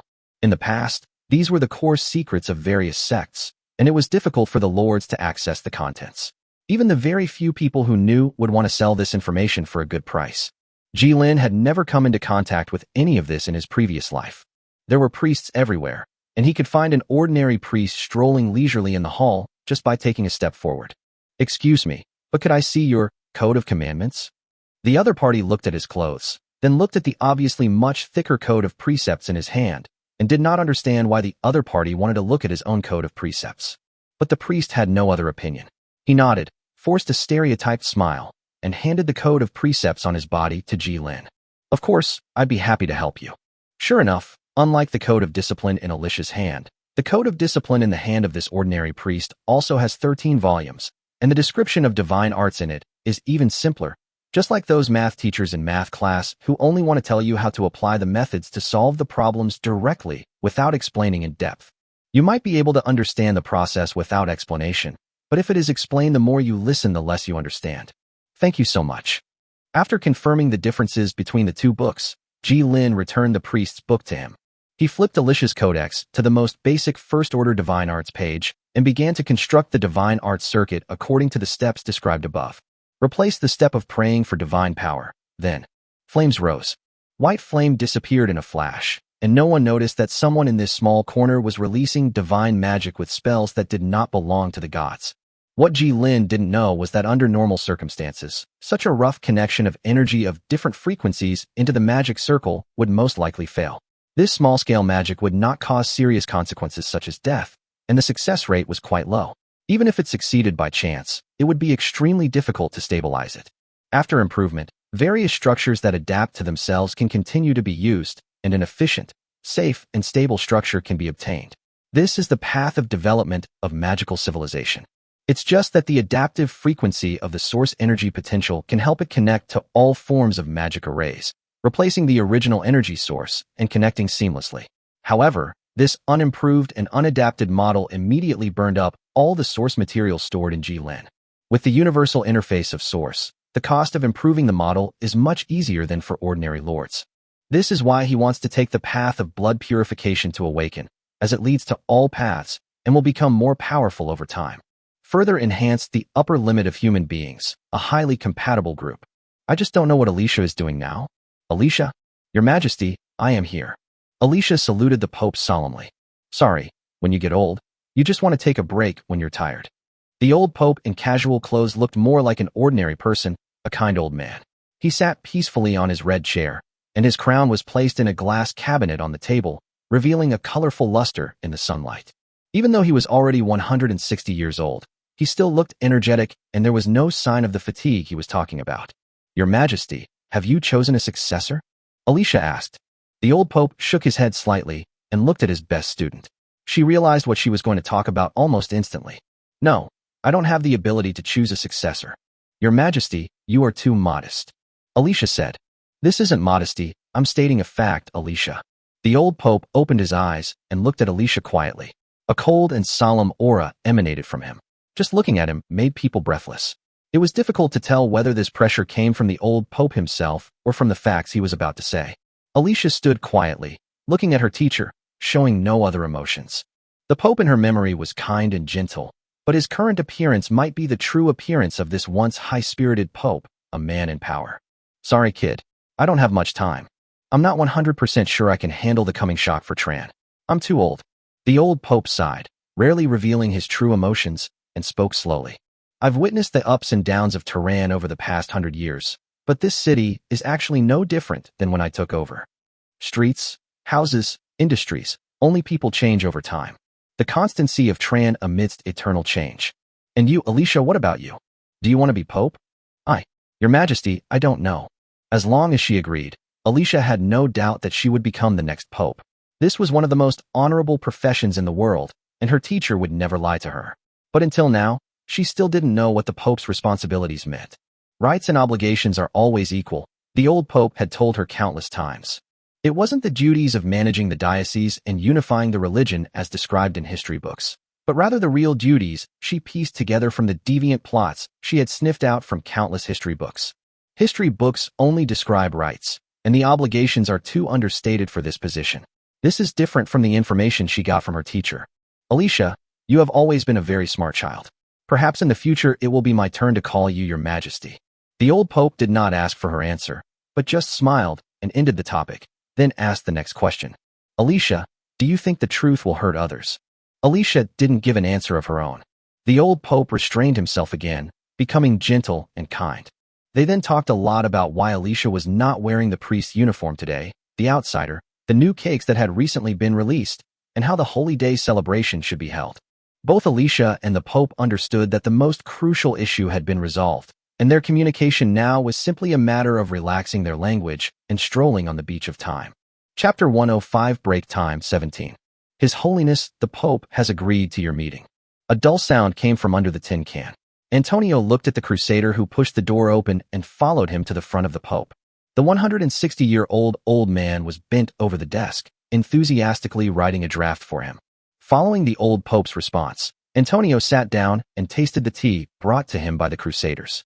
His tin-can fingers became as flexible as those of a normal person. If given the chance, Antonio would also like to open the can of the Scutarii to see what is inside. What a sophisticated rune structure is needed to make this heavy armor as flexible as, or even more flexible than, a human. The tea tastes bitter at first, but has a slightly sweet aftertaste. Antonio, what do you think of this plan? They can choose an undeveloped land or a city of their choice, and the Holy City is willing to provide these pioneers with sufficient food, spell-casting materials, and various supplementary resources during this period, and even send religious troops to escort them. Certainly. Antonio knew what this meant. Exile to a bitter and cold land. This kind of development is tantamount to exile. If they went to other cities, the population of other cities had already been saturated and could not accommodate so many priests and citizens. Even if they went to other cities, these outsiders would not necessarily be able to win the struggle against the local interest groups. The holy city of Tehran, the capital of the cult of light, was unusually open-minded. Its stable political structure and the protective Scutarii provided them with a secure environment. However, the various lower-level city-states, known for their feudal and even primitive character.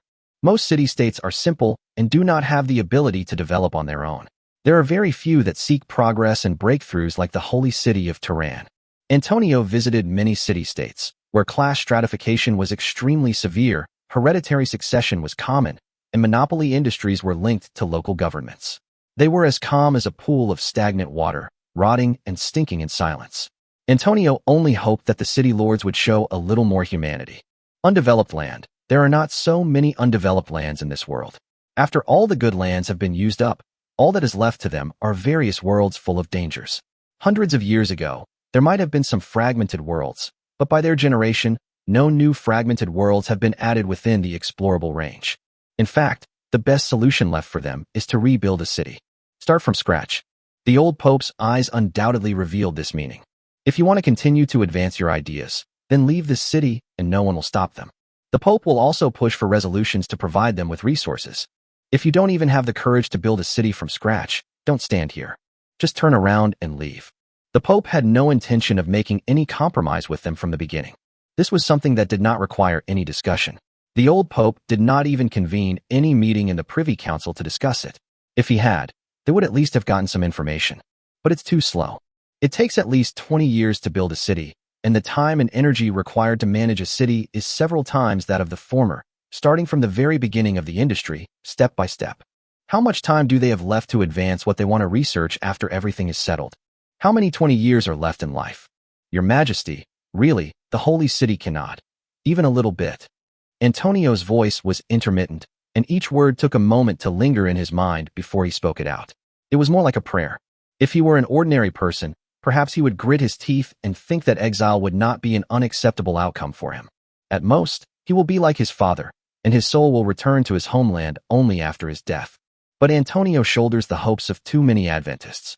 He is responsible for them, and for those who are eager for change, so he becomes calm and learns to think and compromise. Antonio, my child, I have watched you grow up too. It seems like it was just yesterday when you swore an oath to the goddess of light in front of me. Time has passed so quickly. Your father was once our best historian. This city is too old to withstand any change. The Pope said softly, as if speaking to himself in an inaudible voice. This was first a holy city, and then a city. How can a holy city change? Antonio, how long do you think Tran has been around?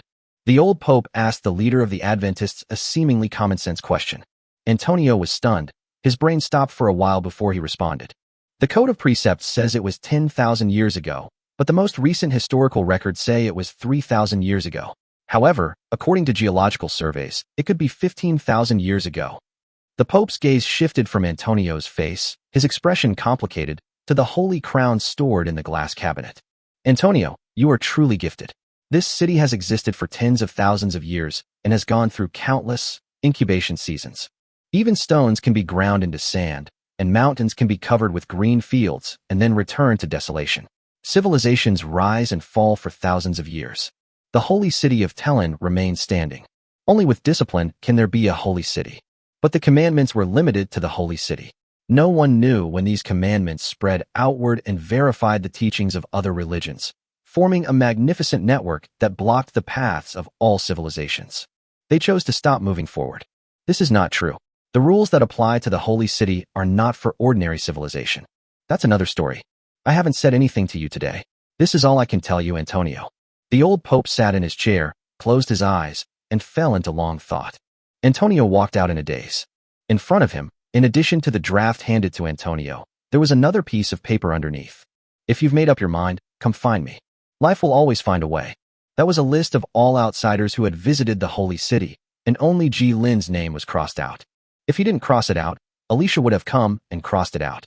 That child actually has no friends. A ship riding the wind can always go faster and farther. Perhaps there will be many people with ill intentions mixed in, those patriarchs and bishops, those who are not loyal to the commandments. They are greedy and connected, and constitute the corrupt side of the Church of Light. But the seeds of hope always need to be sown. The Pope controls the Crusaders, and these people dare not express any objections in front of the Pope. Anyone who disagrees is in the dirt. The Church of Light cannot let this happen. It cannot let these talented children, like themselves, guard this holy city day after day for hundreds of years. The holy city is their homeland, but it should not be their end. We should also spread our wings and reach a higher world. The old pope bound himself by the code of precepts and rarely took oaths from the heart. The long years of trivialities in life had smoothed out his edges and diluted his faith in God. May your light protect us. Chapter 107 Rest Time 18. Guys, the Pope has made some concessions. Antonio came to a council hall on the side of the central church, which was filled with hooded priests. They were whispering, and countless information was circulated in their communication. With his arrival, silence returned to the council chamber. Everyone's eyes were on Antonio. It seemed as if he was waiting for him to give him a final answer. They gathered here to wait for Antonio's meeting with the Pope to bring good news that would allow them to achieve their goals and demands. Some of them even wore clothes that were not of the priest variety, but were their supporters from other industries. The holy city of Tehran. In this megacity with millions of people, priests are actually a minority. There are more citizens, and people representing these citizens also attended the meeting. Antonio knew he couldn't give them the answers they needed, but he had to tell them the truth. Some people just stood up and left, while the rest looked at him with disappointment. Only those priests and scholars who had followed him in the beginning were still sitting in their seats, without moving their bodies. They were the true backbone of the Holy Advent sect. Antonio calmed down his emotions and continued to tell them about his achievements. As a faction grows, internal divisions will intensify. With the abnormal exponential expansion of the number of members of the Holy Arrival sect, multiple factions have begun to emerge within the faction that is not yet stabilized. His ability to control himself was not as strong as he thought. And behind this incident, there are the shadows of other people who are unwilling to follow the Pope. Their city is finally standing at the crossroads of history again. Antonio did not want to get involved in their fierce political struggle. The outsiders were like a spark thrown into a powder keg, causing changes in this city that had been silent for 1,000 years. Everyone saw opportunities, benefits, power, and desires. Using the name of God to fulfill one's own desires are by no means a minority in the Holy Advent sect today. He also remembered that many dioceses had privately contacted outsiders without the Pope's permission, offering them one tempting condition after another, which was a complete usurpation of power. He had given feedback, but the Pope just said he understood and didn't show any other emotions.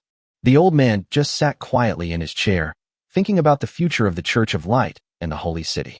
The old Pope has been with this city for 160 years. The last time the Pope was elected was 100 years ago. 100 years, 4 generations, 5 generations. Except for those who are immortal, all those who witnessed the old Pope's ascension to the throne have turned to dust. Until Antonio finished his story, sparse applause broke out from the audience. Everyone could tell that the plan the Pope had given them was tantamount to exile. Antonio looked at the document in front of him again and again, trying to see something between the words. There was something he hadn't thought of, and only by reading it in detail could he feel the deviation. Antonio now realized that there was an important link missing in the plan given to him by the Pope. They knew what they had to do and where they had to start, but where were they going? Antonio suppressed his inner guess and took a deep breath. The Pope had already told him all the answers. He handed over the plan to him in a brief exchange, but Antonio only realized it belatedly after he stood here and told his followers about it. Outsider.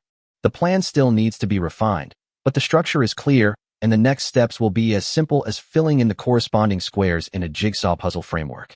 One more thing to confirm. Antonio's fingertips emitted a faint light as they swept across the paper, and the emblem of the Pope emerged. He held a handwritten document granted by the Pope, with the Pope's personal seal, which could be used at any time as a genuine order from the Pope, and the words were as real as the person. Mr. Anthony, we have a plan that might work. It's not very convenient here. A noble priest stood in front of him, looking at the two crusaders standing behind Antonio with awe, wanting to say something to Antonio. Antonio took a look at him and recognized him from his clothes as a priest from a hereditary family, with their unique and complex patterns. Some people whose bloodlines are more adapted to divine arts have formed hereditary families in the long process of inheritance. The spread of bloodline abilities naturally makes it easy to create a special class, and power is transferred in their hands. Antonio had no interest in these people. The goal of these people is to pry open theocracy's management and take more power into their own hands. The Holy Advent sect may be just a pawn in their eyes. The rapid expansion of the Holy Advent sect is not only due to the tacit approval of the Pope, but also due to the instigation of these hereditary nobles. They also believe that the arrival of these outsiders was an excellent opportunity for them, and that as time passed, the authority and awe of the Church of Light would be washed away from their hearts. Secular power and divine power. Although it is unknown why the old Pope did not control or warn these aristocratic families who wanted to pry open the management of theocracy, some people who tasted the sweetness began to gradually connect with more people, and they wanted to gain more power. Then they gathered together to form small groups. I'm sorry, I don't intend to get involved in your plans. I only intend to take away those who are willing to follow me. Antonio understood and accepted in his heart the plan given to him by the old Pope. Wait, Mr. Antonio. The noble priest shouted to him. Stop. The crusaders tilted their weapons slightly to stop the noble priest. Antonio left the council hall without looking back. The noble priest gritted his teeth and did not keep up with Antonio. Chapter 108 Rest Time, 19. Gee, sorry to have kept you waiting. Alicia showed a hint of apology on her face. It doesn't matter. I waited about 3 hours. Lin closed the Book of Commandments in his hand, which he had already read through 1/3 of, and looked at Alicia, who was walking towards him in small steps. It was hard to tell from the girl's expression that she was no different from before they went in to talk. She seemed to be extremely distracted, and even when Lin handed her her personal belongings, she stood there for a while before taking them. She is thinking. There is a feeling that a lot has happened while reading here. But he knew nothing. A feeling of being an outsider. This inexplicable, fleeting feeling disappeared in an instant. Just 10 minutes ago, he was still considering whether he could take this high-ranking priestess back to his own territory. If the bishop can't be abducted, a high-ranking priest could come in, too. Having a slightly higher favorability rating would be safer, and it's much better than having someone with ulterior motives come to your territory. Prevent your territory from being infiltrated by the church. But Lin didn't know at this time that if he really had the ability to kidnap Alicia without permission under the nose of the church, he would not be likely to face the problem of infiltration. But it can indeed solve the problem of infiltration. If he is taken out today, the Crusaders will come to his house tomorrow to take him back. By the way, his reputation will also be blacklisted in all cities controlled by the Church of Light. Make more money from this city. For example, find a way to create an internal special version of the Code of Precepts, take it back to your own territory as a eureka, and promote the development of magic technology. Then there was knowledge. Knowledge was an extremely valuable experience, but unfortunately, the circulation of knowledge here was severely restricted. Without an official church identity, it was almost impossible to access books related to divine arts, but this was also within Lin's expectations. In previous lives, it was difficult for lords to obtain technical information and books from various city-states. These technical information could significantly improve the progress of certain projects/scientific research in the territory. Apart from spending a lot of money to buy it, the only other options are cheating and sneak attacks. Then Alicia walked to Lin, sat down, and continued to think in a daze. The girl sat quietly for a while, then turned to look at Lin, her cherry lips slightly parted, as if she wanted to say something but stopped herself. Walk with me. Looking at her expression, Lin didn't feel comfortable suggesting that she take an internal version of the Code of Commandments and bring it back to the territory, so he just nodded slightly. A garden, a specially and carefully trimmed garden, a rare original forest and green field in this classical city, is located in the corner of the central church and can be reached through a small door in a remote corner. This place was reserved for priests who wanted to relax and unwind. In this city, a complete green garden was rarer than anything else. Ordinary people who wanted to experience the breath of nature had to drive far out of the city to experience the slightest hint of the forest. The light red sunset light shines on the branches of trees, and the natural vitality and the fragrance of green leaves immediately emanate, as if they are strolling in a wild forest. Ji Lin accompanied Alicia as they strolled quietly in the woods. They didn't speak, letting time pass quietly between them. Chapter 109 Rest Time 20. The nobles, hereditary nobles, and noble priests whispered to each other, as if they thought they were the managers and masters of this city.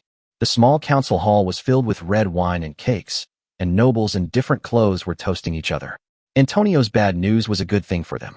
They could use it as an excuse to incite other members of the Adventist faction to put pressure on the Pope's people.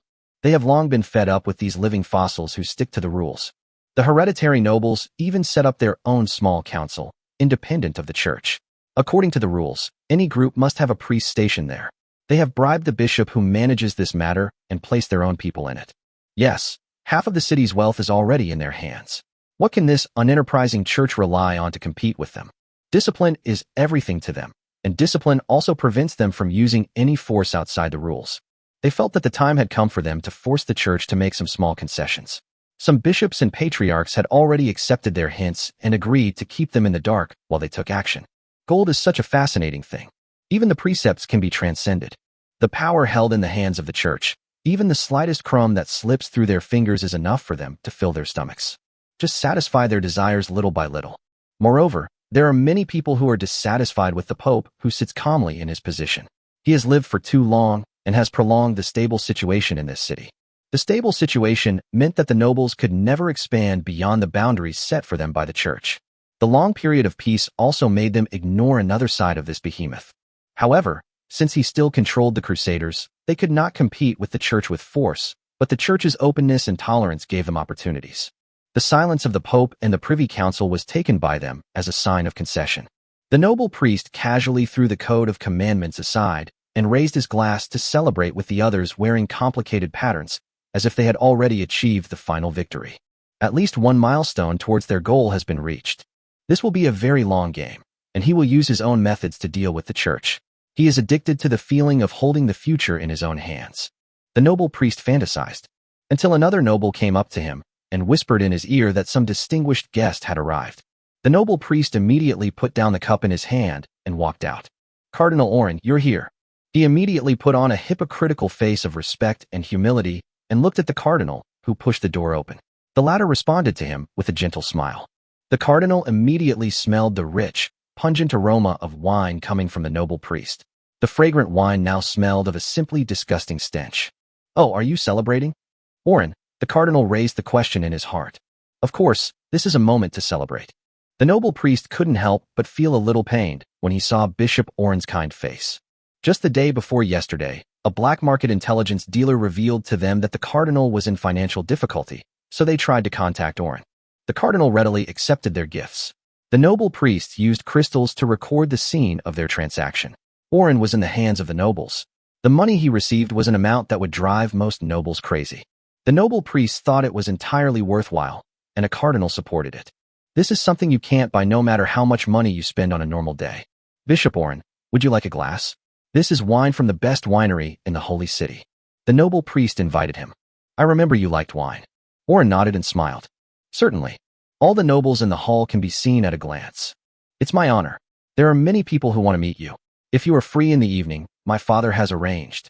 The noble priests surrounded the cardinal in the center, like a flock of sparrows gathered together, chirping about their glory, wealth, and family. Oren didn't care about them. "Oren, your majesty, I am here." Oren saluted and gave his answer, his eyes fixed on the old man bathed in sunlight. Time had left too many marks on him. "I'm shocked by their stupidity. Arrogance has eroded their human sanity, Oren." The old pope sat in his seat and spoke slowly, the feather pen in his hand moving across the paper, leaving a line of standard handwriting. "Yes, your majesty, you simply cast the hook, and they bite it eagerly." Oren leaned forward slightly to salute, to show his inner respect and admiration. I admire your wisdom. The old pope did not respond to Oren's compliment, and Oren still maintained his posture quietly, waiting for the pope's instructions. Oren, how's the list going?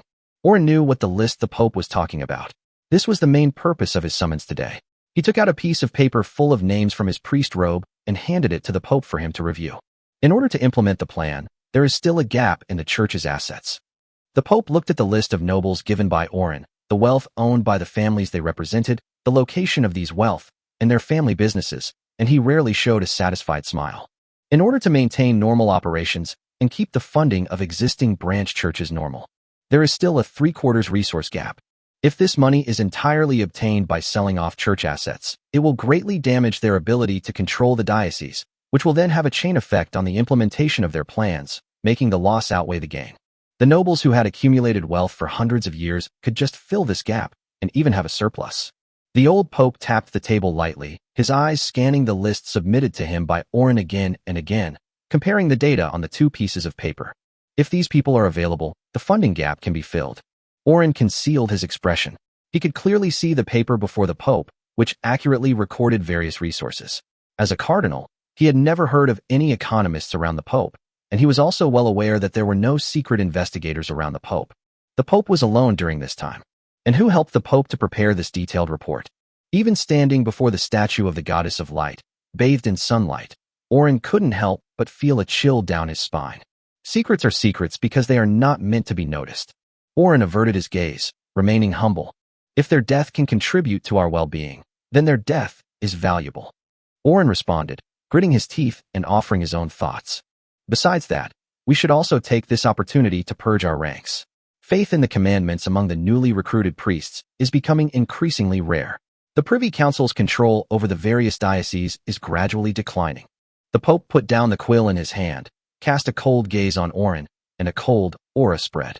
Oren gritted his teeth and insisted on speaking, as if he had seen something from the Pope's latest plan. He had witnessed the decay of the Church of Light and was deeply distressed by its increasing decay. If we want to strengthen our control, a top-down purge is unavoidable. We need to select those with true talent to become priests. The cardinal considered his words. Non-performing asset removal. Go on. The Pope looked at Oren with a half-smile, waiting for his speech, looking at this old minister who had been working with him for 60 years. If you are about to hand over power, then prepare all of this before the transition, leaving your successor with an environment that is easy to control. Many people are loyal only to your majesty, and the next pope will have difficulty governing when facing them. After expressing his inner thoughts, Oren breathed a sigh of relief, then looked up at the pope and met his gaze. Oren. The pope exuded his cold, majestic aura. He looked more like a warrior, an ascetic monk, rather than a noble and amiable pope. Oren knew that this was the pope who controlled the entire holy city, the supreme commander of the Church of Light. The pope spoke in an extremely gentle tone. This kind of thing repeats itself every 1,000 years. A church without the ability to correct itself cannot exist for long, and the same goes for a city. Errors will continue to accumulate until the day they collapse like a landslide, and the entire church will be destroyed by their collapse. What we are doing is right. Only lesson humanity has learned from history is that humanity never learns from history. There must be a corrector who steps forward to put everything out of balance back on track. The children are still too young, too young. Their blood is hot. They still stand under the protection of the faith of the goddess of light, exuding vigorous vitality. Very nice. He is different. His blood has long since cooled. There was once a boiling molten spring under that old body. It would only solidify into a hard rock river after 100 years. Cold and heavy. The old pope looked out the window. For decades, the crusaders have stood before the goddess of light, holding their spears in front of them. Everyone in this city has become accustomed to the presence of these taciturn protectors. Reflected a cold light in the sunlight. Chapter 110 Break Time, 21. During these 4 days, Alicia took him all over Tellin and saw all the magnificent wonders. With the Pope's pass, no one would stop her, even if she was bringing someone who was obviously not a priest to various places that only priests could enter and exit freely. But in most cases, the priestess girl was even more amazed than he was, amazed at the wonders and buildings that had developed over thousands of years. He, an outsider, became a tour guide. Although she has great potential, she cannot hide her emotions. Ji-Lin can immediately understand her emotions after just a few words with her. It's not about showing off your joy. It is a kind of almost simple and unconcealed. There is one obvious benefit. For example, when Ji Lin wanted to ask her if she could do something, he would get an extremely clear answer. That's why he can secretly hold Alicia's hand now. You can't do this in public. After doing this, Ji Lin should consider that he may not be able to leave this area alive. Ever since he walked beside Alicia, the look in her eyes had never contained any friendly emotion. There were even some gazes from other lords, hoping that they would just regard themselves as one of the natives. He chose to wear the brim of his hat to conceal his identity. It wasn't like he did nothing except tour with the priestess girl. Ji Lin purchased a batch of 180 large mechanical clocks at the internal price of the Church of Light. When he leaves, he will bring these clocks back to the territory. These mechanical clocks will be important timekeeping tools in the territory. The rewards for the territory by adding various physical rewards, such as practical items like clocks. The original labor reward was to restore the original laborers to free citizens and allocate housing.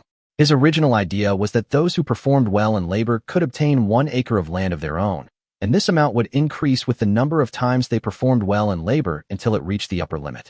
This is all in preparation for promoting production enthusiasm in the future. His current planned economic model can only serve as a medium to short-term transition. The initial almost slave-like social structure had a great negative impact on his productivity. After he spent a lot of energy and time to transform it into the current planned economic model, which involved stitching together countless things, productivity has been increasing rapidly. This is mainly because these people's starting point is too low. Being able to have enough food to eat already makes their living standard comparable to that of small landlords. Even if material things have caught up, the spirit still needs to keep pace. After all, the people will have their own needs. Only by meeting their needs can productivity continue to increase. This planned economic model with a 100% tax rate is not a long-term strategy. As for those lords who still practice slavery and kowtow to the king, Ji Lin made no comment. Improving productivity and cultivating high-quality talents is always a gradual process. Even if he does not have very strong abilities, steady progress is also good. With Alicia's identity, he can purchase goods from the church's internal special supply store at low prices. He can also bring magical items such as rune lamps that can absorb sunlight and heating rods engraved with heating runes to his territory as rewards.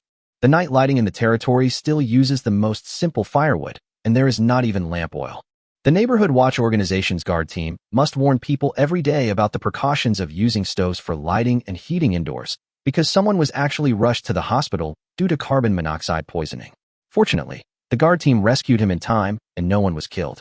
By using rune lights, the safety risks of lighting can be significantly reduced. Rune craftsmen haven't been trained yet. Only with them can Ji Lin improve the living conditions of the territory.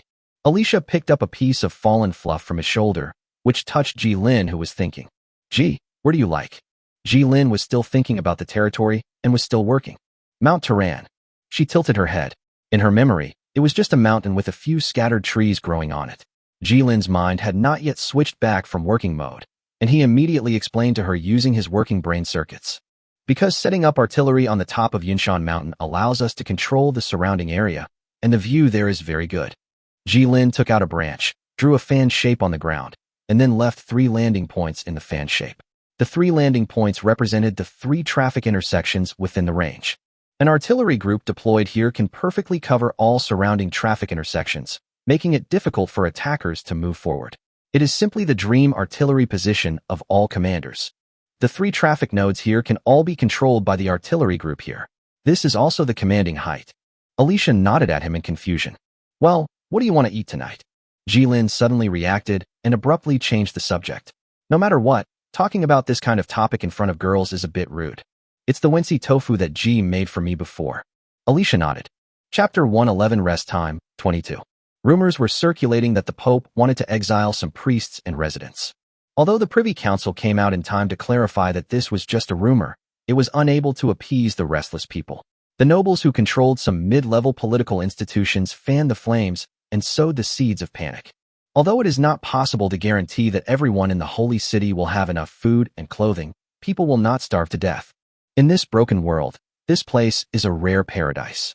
Ji Lin sat in the coffee shop he had come to on the first day, with a cup of milk tea in front of him and the city's most widely sold newspapers in his hands. These newspapers helped him understand the various current events happening in the holy city of Tellin. Let him have some entertainment in his spare time. With the announcement of the Pope's development assistance plan, This plan seems to indirectly confirm the exile that was previously spread in the rumors. The coverage of this plan far exceeds the previous missionary work of the church, sending a small number of people. The resources and personnel involved are astronomical. There's only one problem to solve: people. Where are people selected from? Plants growing in the greenhouse tremble when they see the biting cold wind. Few people want to leave the greenhouse and grow up in disaster. With the aristocratic faction fanning the flames, more than a few priests were terrified by the development plan and fiercely opposed it. Conversely, priests from lower-class backgrounds, whose paths to advancement were already difficult, did not express much opposition to the plan.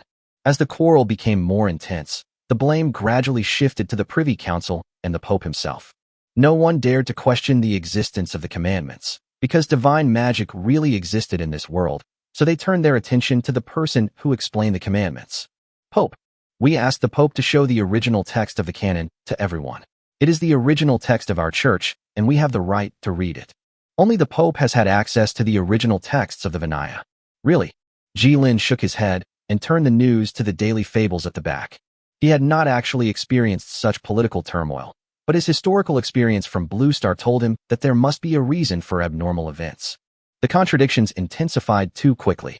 Less than 5 days had passed since he arrived here, and the contradictions displayed by the Shenglin sect had already intensified to this extent. He knew with his own ass that there was a group of people behind this who were fanning the flames. They chose to do it on the day before the Holy Day celebration, which was quite disrespectful to the church. Those who ask to read the original text of the precepts may not really want to read the original text of the precepts. They are forced to make concessions by taking 2 steps forward and 1 step back. But anyone who escalates this incident is simply seeking his own death. According to the power structure that Jilin understood, the highest political and military power is almost extremely concentrated in the hands of the Pope alone. Another kind of dictatorship. If they want to target the Pope, they are really courting their own death. Wait, it seems that I am also on the side of the Pope. Jilin looked at Alicia, who was sitting opposite him. She was shaking her legs slightly and tasting the cream strawberry cake on the table. Her light silver hair hung down and swayed in the early morning sunlight, and the soft light reflected on her cheeks, making her skin look even whiter. Noticing Jilin's gaze, he cut a small piece of the cream cake in front of him with a silver knife, picked it up with a fork and handed it to Jilin. Jilin ate it in one gulp. Moreover, this assistance development plan, in its densely packed clauses, means that as long as you are willing to believe in them, they can assist in sending people and resources to help with construction. An inexplicable sense of familiarity. Jilin has already purchased all the items he can think of at the moment, but the purchasing plan is a little over budget. Overspending by 100%. I originally planned to spend 1,000 gold on the purchase, but now I have spent 2,000 gold. In addition to purchasing mechanical clocks, we also purchased rune lamps. These beautiful quartz blocks are engraved with simple rune circuit patterns and then fixed with wire rings, so they can be called rune lamps. The brightness is about the same as that of a 15-watt light bulb, which can barely illuminate a 10 square meter room. By solving the lighting problem, the safety and efficiency of night work can be guaranteed, and he can also make use of the time after sunset. Jilin saw a well-dressed man walking into the cake shop under the guidance of a male priest. They talked for a while, and then the male priest stood outside the door and let the man in. No one comes to the temple for no reason. This person is obviously not a priest. He is troublesome no matter how you look at him. As soon as the other party entered the cake shop, he went straight to Alicia, ignoring Jilin, who was sitting opposite Alicia, interrupting Jilin's communication with her. Well-dressed and with an arrogant look. Miss Alicia, would you be so kind as to come to our home for a party? There is no time. Alicia shook her head, expressionless. However, the noble priest continued to ask questions relentlessly, as if he could not see through the other person's refusal. Cardinal Oren will also be here. Would you be so kind as to? My schedule is already full. Alicia declined. Only then did the noble god official turn his attention to Jilin, who was slowly stirring the coffee in his hand, with deep jealousy and envy in his eyes. After confirming that Jilin did not have any family crests on his body and was not a priest, he did not respond to Alicia's humility and issued his orders to him with a haughty tone. If I invite you to come. The recent success has made him dizzy. What he has done recently has been so successful that his noble colleagues are jealous of him. Or maybe he is just so stupid. He was so well-dressed that one would really want to punch him in the face. I have a question for you. Are you one of them? Jilin took out a newspaper and pointed to the information that some people from the Shenglin sect wanted to see the original text of the precepts.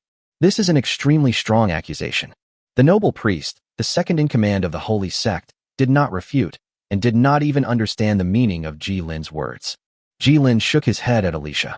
After 2 rounds of rejection, this sudden incident finally passed. The noble priest left. The noble priest was furious when he thought about their indifference to him. He was currently in the limelight and was on the verge of surpassing Antonio to become the leader of the Holy Advent sect. No matter who came, they would be courteous to him. But it doesn't matter. He will one day become the most powerful man in this city. Even the Pope will commit to having dinner with him, and the bishops will bow down to him. The noble priest took a deep breath. He thought of himself as a chess player. This was just a leisurely move in his busy schedule.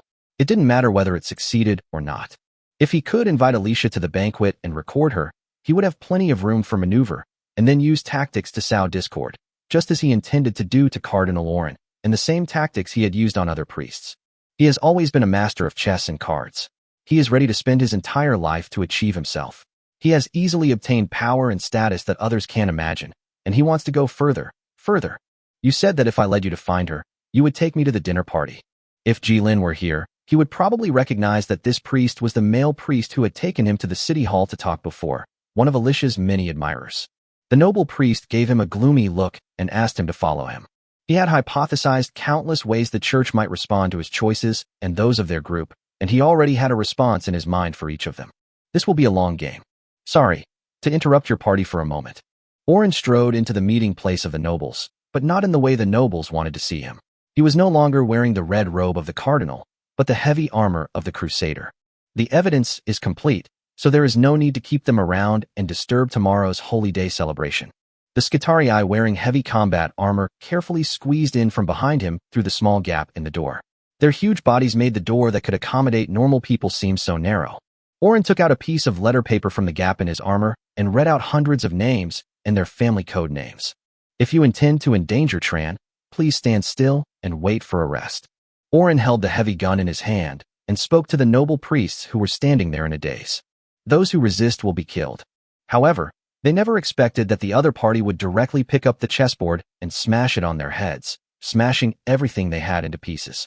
Chapter 112 Break Time, 23. Not everyone is willing to understand, but for those who do understand and are willing to cooperate, the church should give them some face.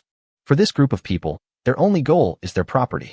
As long as they are greedy and put their hands into the whole operation, the church is qualified to collect the redemption money from them. Those who are unwilling to cooperate, or those who are on the list, their deaths were planned. They are malignant tumors that parasitize the church, and the most effective way is to cut off these deep-rooted tumors with a red-hot sharp knife. The Pope has plenty of time to slowly eliminate the consequences of a problem after it has been solved. Time erases everything. It's just the demise of a group of people and the flow of wealth. The Pope was simply carrying out an action that his predecessors had performed thousands of times, allowing this giant machine that had been gradually decaying in its slumber to wake up again, with its gears meshing with each other and outputting its own power to solve the problems they needed to solve. As time goes by, it will be eroded again and then become silent. When fish see the bait in the fish basket, they will dive into it without thinking, and after having a full meal, they will find that they cannot escape. Ji Lin stood quietly beside Alicia. She had changed into the white priest uniform that she wore when Ji Lin first saw her. In front of her, 10 crusaders stood in a neat row, their formations in perfect order. They stood there like a towering white wall that was insurmountable. Work. That's what Alicia told him. So he followed her, and she didn't show any abnormality, as if she felt that Ji Lin would know sooner or later. How did he know that the job Alicia mentioned was to command war machines to kill people? Skitarii, humanoid mobile tanks, are from the 5th era, but can fight on equal terms with similar units from the 7th era. This is how the lords of later generations evaluated this most terrifying combat unit in the church. They are the only combat units of the Church of Light. There is no vassal army, and the only auxiliary army is various priest groups, each consisting of 5 people. Lords can obtain blueprints of other types of troops of the Church of Light in the Pantheon, from main forces to vassal armies to siege units. But for some reason, the current Church of Light only has the standing army of the Crusaders. What's strange is that even if you raise your Pantheon's faith to the highest level, obtain angel-like creatures, and create angel-like creatures in your territory, it won't unlock the blueprint for the Skitarii. It's as if the existence of the Crusaders has nothing to do with the gods. The only way to obtain Skitarii is to max out your favorability with the Cult of Light, and then reach an aid agreement. They will then send a small number of Skitarii as your temporary guards. It is very similar to the kind of faction equipment that can only be obtained in a limited way. It cannot be produced by yourself no matter what, and can only be obtained through special channels. Only the Pope himself controls their complete manufacturing program. Strictly speaking, this was the first time he observed the Skitarii at such a close distance. These oversized tin cans are not your enemies. You will always feel safe standing next to them. Under the joints of their joints are more delicate scales, and behind them are decorative white windbreaker robes. Layers of faint blue light seeped and spread along the lines, just like their breathing, spreading with the ripples. Strictly speaking, he had once been killed by one of these things, a quick and painless death. The long spears in their hands unleashed their blades and fell without causing any pain. Skitarii had many different weapons, with the spear being the most common. Long-range weapons were best suited for unleashing their full power. Do you want it? Alicia looked at Ji Lin's eyes falling on the Crusaders, and Ji Lin suddenly heard a hint of pride in her tone. Who doesn't want a little Gundam? However, he wanted the Skitarii's production technology more.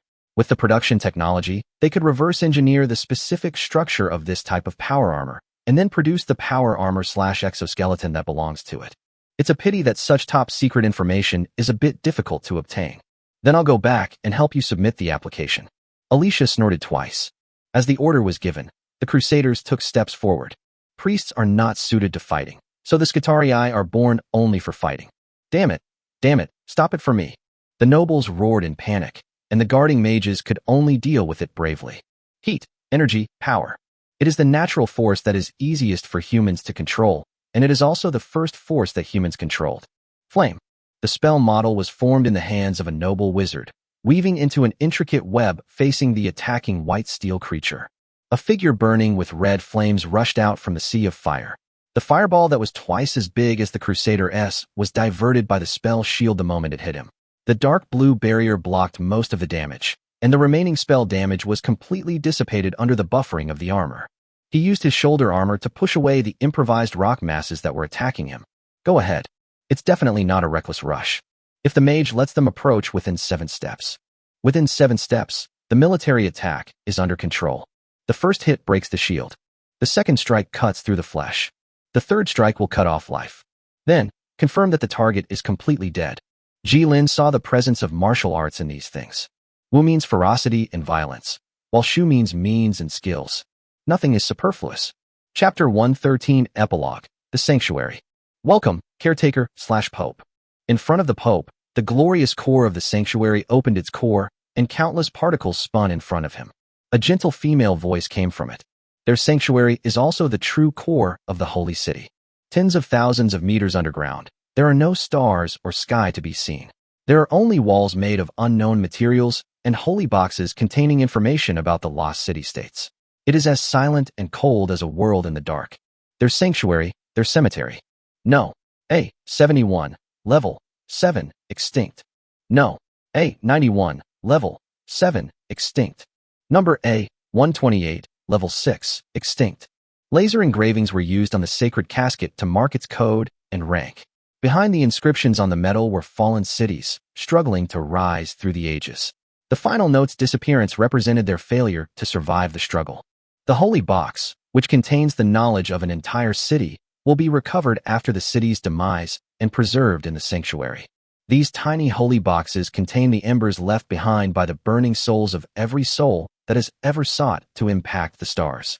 The holy boxes that could be recovered had already filled nearly half of the hall, because the number of holy boxes that could not be recovered due to various accidents was several times the recorded number. Not all souls can return home. This is also the most important duty of the Pope, which is not to preach or to expand this structure, but to guard the tomb of this civilization. There is no need to recover the holy box anymore, and no holy box will be produced again. This world is gradually dying and stagnating in its decline. The Pope removed the tiara and placed it before the core of the sanctuary, watching its structure swirl before him, swaying like a living thing. Good evening, core. The holy city is not a city at all. It's just that a lot of people happened to gather here, and then they built this city on top of the sanctuary, and it developed from generation to generation. A sanctuary without people, a holy city without people, can it still be considered their holy city? The holy city should not exist as a tombstone. They gradually learned how to manage the city, using commandments to regulate the words and deeds of the residents. With the help of the Sanctuary Corps, they obtained some technologies from other routes from the Holy Box, and then put those technologies that did not transcend the times into commandments, codes, and books. Those who burn their own souls do not fear God, even though they are also priests and members of the church. Their efforts should also be seen, instead of being buried thousands of meters under the earth as they are now. Each guard carefully ensures that the technology possessed by the Holy City does not cross the border of the 5th-level city and reach the 6th level. In this way, the Holy City will never be called upon and will remain as a cemetery. Keep everything unchanged in eternity. The sanctuary is what remains of the original caretakers, an 8th-level building that exists peacefully beneath the 5th-level city without triggering any response mechanisms. Perhaps it was his remaining mercy that allowed them to preserve everything they had, at least. It is the homecoming for all wandering souls. I've only seen it in your records. I didn't expect it to be this kind of scene. I also didn't expect it to be really me. The old Pope leaned against the wall. The coldness made him feel at ease. As he immersed himself in the chill, his mind became clearer than ever before. As the Guardian, he can freely access all the information stored in the Holy Box. The arrival of each batch of these outsiders marks the peak period of Holy Box production. The Skitarii core has been produced. According to the algorithm/evolutionary branch, there is a 10% chance that the incubation season will activate during your term, which is a very high probability. I had completed my notification when you took office. Human loyalty is unreliable, driven by greed and lust. Only these half-spirit, half-machine creatures remain forever loyal to their command, forever guarding the sanctuary from one millennium to the next. The people beneath the armor of the Crusaders are not necessarily human. The Sanctuary Corps continued to state, your remaining lifespan is between 20 and 25 years, and according to calculations, you are only 10 years away from being fit to govern/work. Still that long. The old Pope smiled.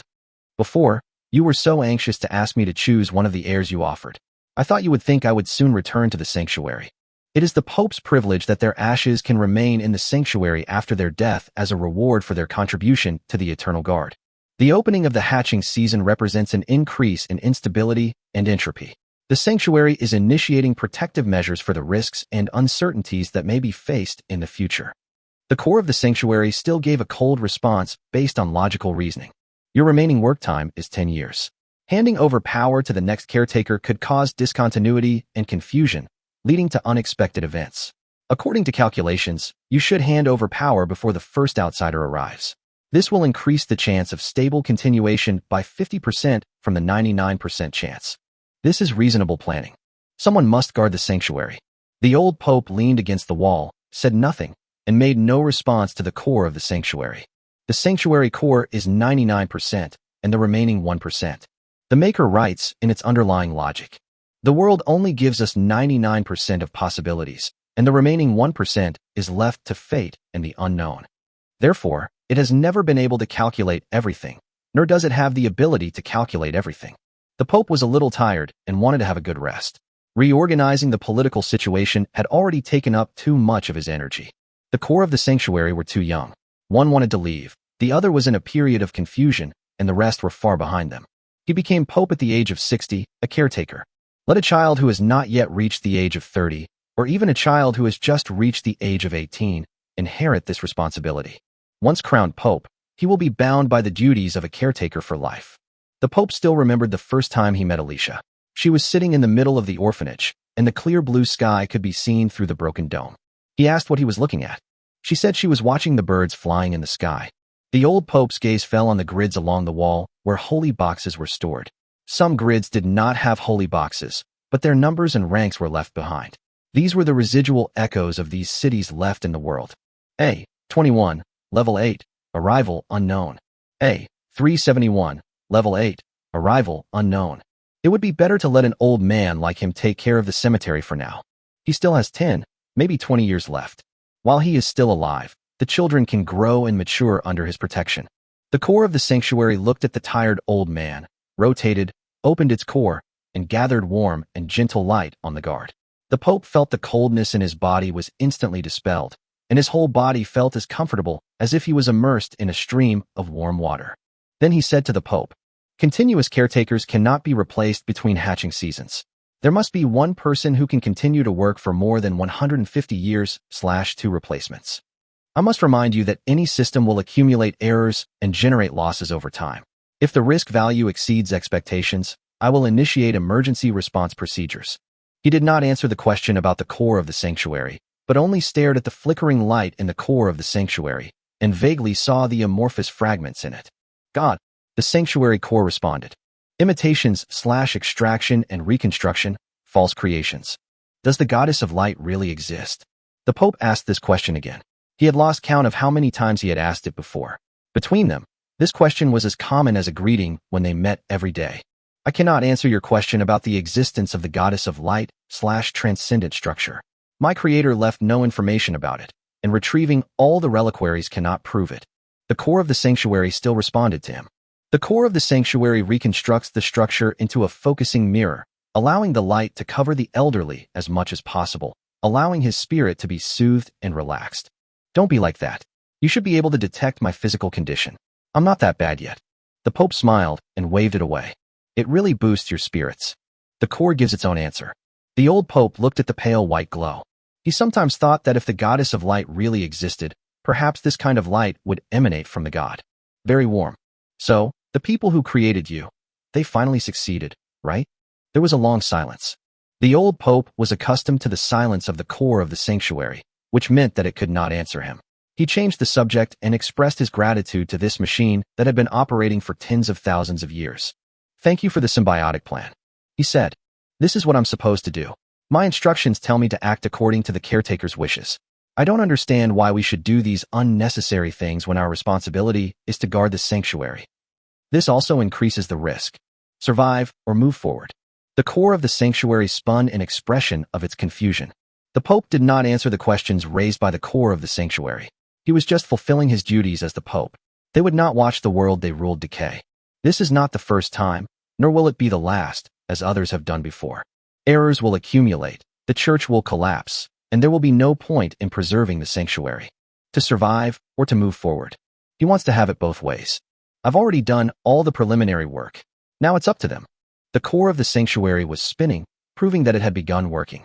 According to the information provided by all the holy relics, for those who have lost their faith / ability, he will demote them to the target / disqualify them, and then promote the sub-rulers to the main body.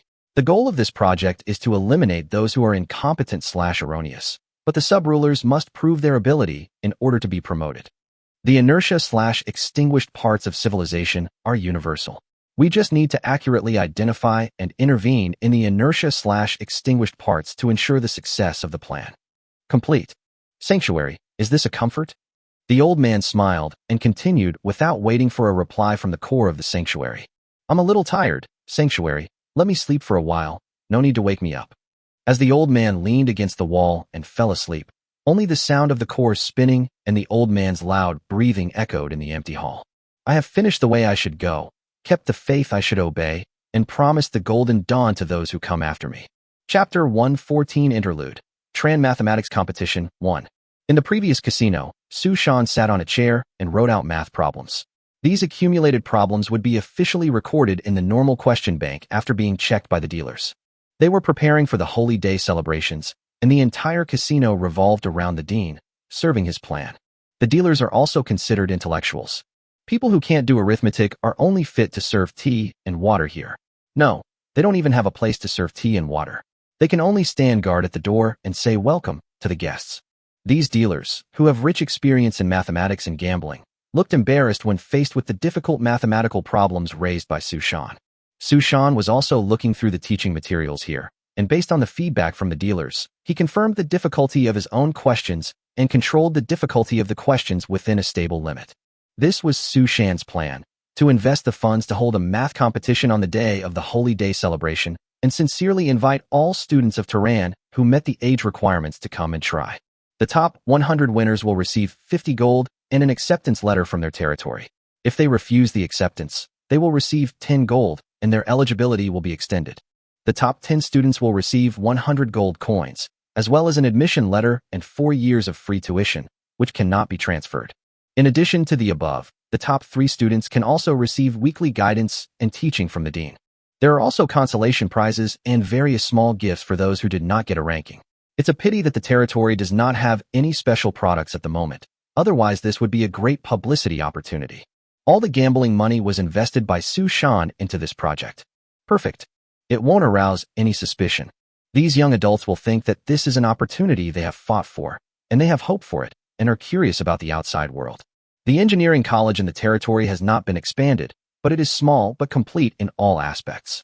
It is more than enough to provide education for 100 or even 200 students. If that doesn't work, you can ask your lord to let Chongshan and Chonghan come to help him. The courses are definitely more than enough. In this way, he converted the money he earned from the casino into high-quality students and provided talents for the territory. Giving so many resources directly to the lord would be detrimental to him. Converting them into high-quality students to prepare for the industrialization of the territory was the best solution Su Shan could think of. If only 1 out of 10 of these mathematically gifted children were left willing to work for the territory, it would be of great benefit. The current average level of knowledge/education in the territory is such that even junior high school students can be considered advanced intellectuals. As for other territories of the same period, their education levels were quite high, with burning books and burying scholars. These students from Tellin attended church schools. They also studied seriously until adulthood. A true high-level intellectual. To this end, he spent a lot of money to bribe the city's newspapers and the bishops to promote this event in their diocese. The old dealer also put a lot of effort into his plan. Mr. Su, a well-known foreign educator, is planning to hold a mathematics competition. Mr. Su cordially discussed mathematical problems with the local patriarch. He had become somewhat famous in the Holy City during this period, and he had strong abilities. The patriarch shared similar interests with him, which saved him a lot of money and had an excellent publicity effect. Su Shan felt a little proud of his plan. As the dean of the college, although his research ability is not as good as that of the scientific research director, he is worse than the scientific research director in planning activities and projects and management capabilities. Those hosting the event have direct access to the casino's staff, from waiters to proctors to hosts. They have their own anti-cheating system. The reserved personnel from various industries, including blacksmiths, carpenters, tailors, and chefs, were also completed at an extremely fast speed by the casino's old dealer using his own connections. Of course, they were not very willing to go to an unknown land with Su Shan. After all, these skilled workers were still free people and were unwilling to go to lands they did not understand. It was very troublesome. Su Shan had never considered this before, and the old dealer was powerless to do anything about it. This is understandable. After all, they go there to make money, not to die. Some territories are so dangerous that even the Church of the Righteous God dare not go there. If civilians like them go there, there is no way back and there is no chance of survival. To confirm the safety of your territory, you need a certificate from a local, operating Orthodox church. They will certify that your territory is safe. The credibility of certificates issued by different churches varies. For example, the credibility of the Goddess of Life is the highest, while the Church of Light ranks last. Owning the territory of the Orthodox Church proves that they at least still follow the rules. They are willing to go only after they have proof. Jilin's territory happened to have a Church of the Goddess of Life that could issue such a safety certificate. After contacting the territory's errand commissioner Wu Bai and obtaining the certificate, these technical workers were willing to pack their luggage and prepare to leave. The other group of slave laborers, fishermen, did not have so many demands. They were slaves to begin with, and a piece of contract represented their lives. Life and death are not decided by them. Slave trading is not allowed in the Holy City, but slavery still exists widely in this broken world. As for where the old dealer got these slaves, Su Shan did not ask much. Following their lord can provide them with a stable meal. 431 fishermen. Originally, 400 fishermen were needed, but it seemed that the entire village was sold with their families, so Su Shan bought them all and did not purchase any other slaves. The territory now has a population of 3,600, and the daily meat consumption is already a huge number. Relying solely on the musketeers' hunting is no longer enough to provide enough meat.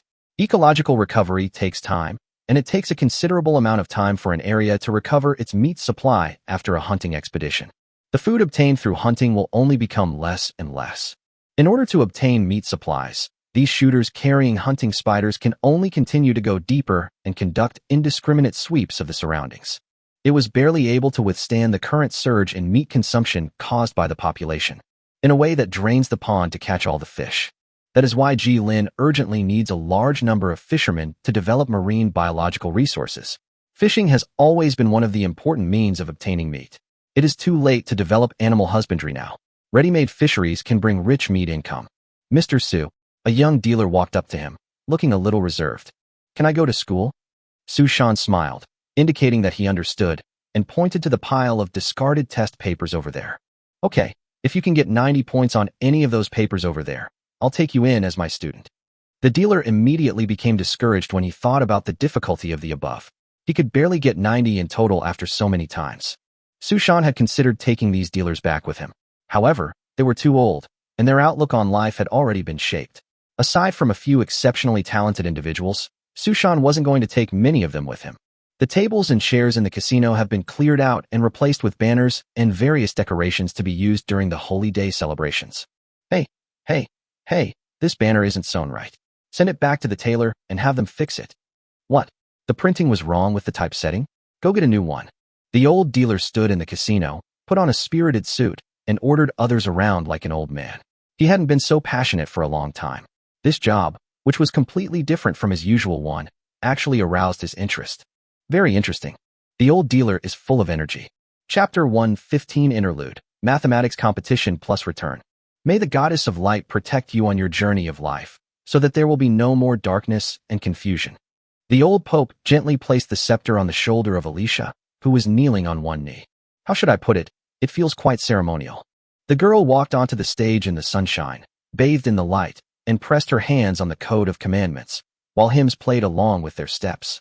It wasn't a pledge of allegiance, it was more of a wish-making session for the kids. Children who are not yet adults can make a wish to the goddess of light when they reach adulthood, and she will protect your dreams. In the end, Alicia did not accept the Pope's coronation, and the old Pope did not ask her again. Both sides tacitly postponed this issue. She was given the position of High Priest. Her gaze quietly fell on the audience seats. Ji Lin's sharp intuition, developed during his military service, enabled him to immediately determine that she was looking at him. He applauded along with the others and nodded slightly at her in praise. Then Alicia turned her head slightly and looked away. Mathematics competition. Although Su Shan's efforts increased his popularity and he spent a lot of money, the number of people on site was not large. It is really not very entertaining to see a group of people sitting and doing arithmetic. It is not as exciting a performance as fighting, and most people can't even understand the questions. When it comes to math, if you don't know how to do it, you just don't know how to do it. In order to increase activity and attract more children, the principal launched a speed calculation activity for everyone and distributed various small gifts. Because with the current dismal number of people, we can't even give out all the gifts. After adding a mental arithmetic project, the number of participants increased tenfold and 100-fold. Su Shan looked at the enthusiastic and passionate people of the holy city, and even he couldn't help but feel a surge of emotion at the surging enthusiasm from the heart. The project that was originally intended to recruit outstanding students by using complex and difficult questions was instead overshadowed by this impromptu mental arithmetic project. The old dealer even paid a bonus for that project out of his own pocket. The dean will definitely not pay for it. Okay, today is the finals. Please welcome a few speed calculation masters. The old dealer changed into a stylish suit, and even Su Shan standing next to him looked like a passerby. They made a math competition look like a fighting match. But the veteran dealer was certainly enjoying the event. When the time comes, I can make a suggestion to my lord, and similar projects can be held in the territory in the future. The old dealer was packed with people, and he was invigilating. He was really invigilating. But he must not tell him that he had spent at least 10,000 gold, otherwise Su Shan would be afraid that his lord would spit blood. He has exceeded all the goals the Lord has set for him, so I believe he won't mind. I just don't know how many of these children are willing to go. After all, the cost of church colleges is quite high for ordinary families, and the tuition reduction program is extremely tempting to them. After all, they couldn't afford to go to church college. Of course, the dean is not doing charity, so he only recruits talented children. However, for some children who are slightly talented but do not come from wealthy families, Su Shan is also considering student loans, but this kind of policy issue must be confirmed by Ji Lin.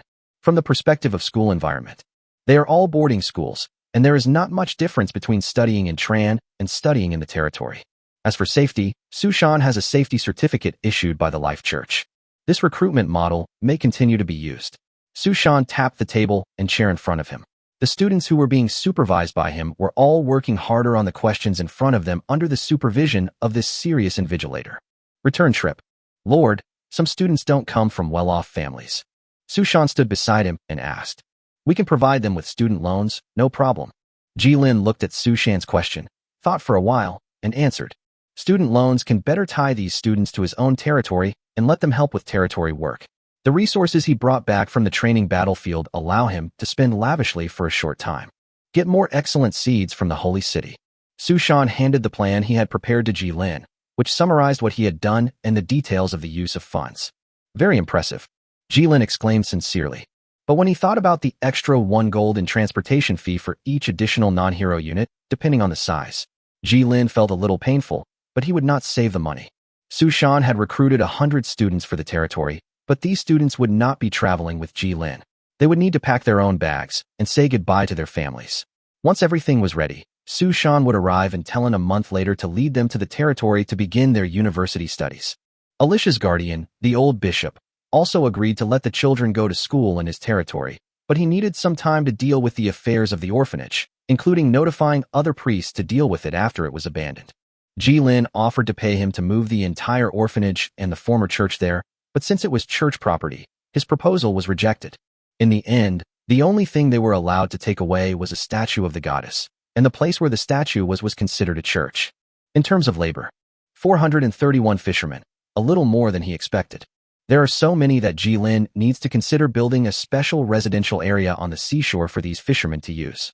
100 blacksmiths and 50 tailors, a total of 50 chefs and carpenters, will become important technical personnel of the territory. With this group of skilled workers, the territory can begin to transform from the most basic primary industry of simply producing raw materials to the secondary industry of producing processed products. The territory can finally use iron tools and wear warm clothes with confidence. For 1,231 people, the next population of the territory. He purchased some of the most common distillers' yeast. Alcohol is a very important strategic resource. It can be used for disinfection and entertainment in the civilian sector, and as fuel, a sedative, and an anesthetic for military use. The 1,000 acres of sugarcane he had planted before was also ready for harvest. Sugarcane is rich in sugar. The famous rum is made by fermenting and distilling the sugar juice squeezed from sugarcane. Jilin stroked the paper in front of him.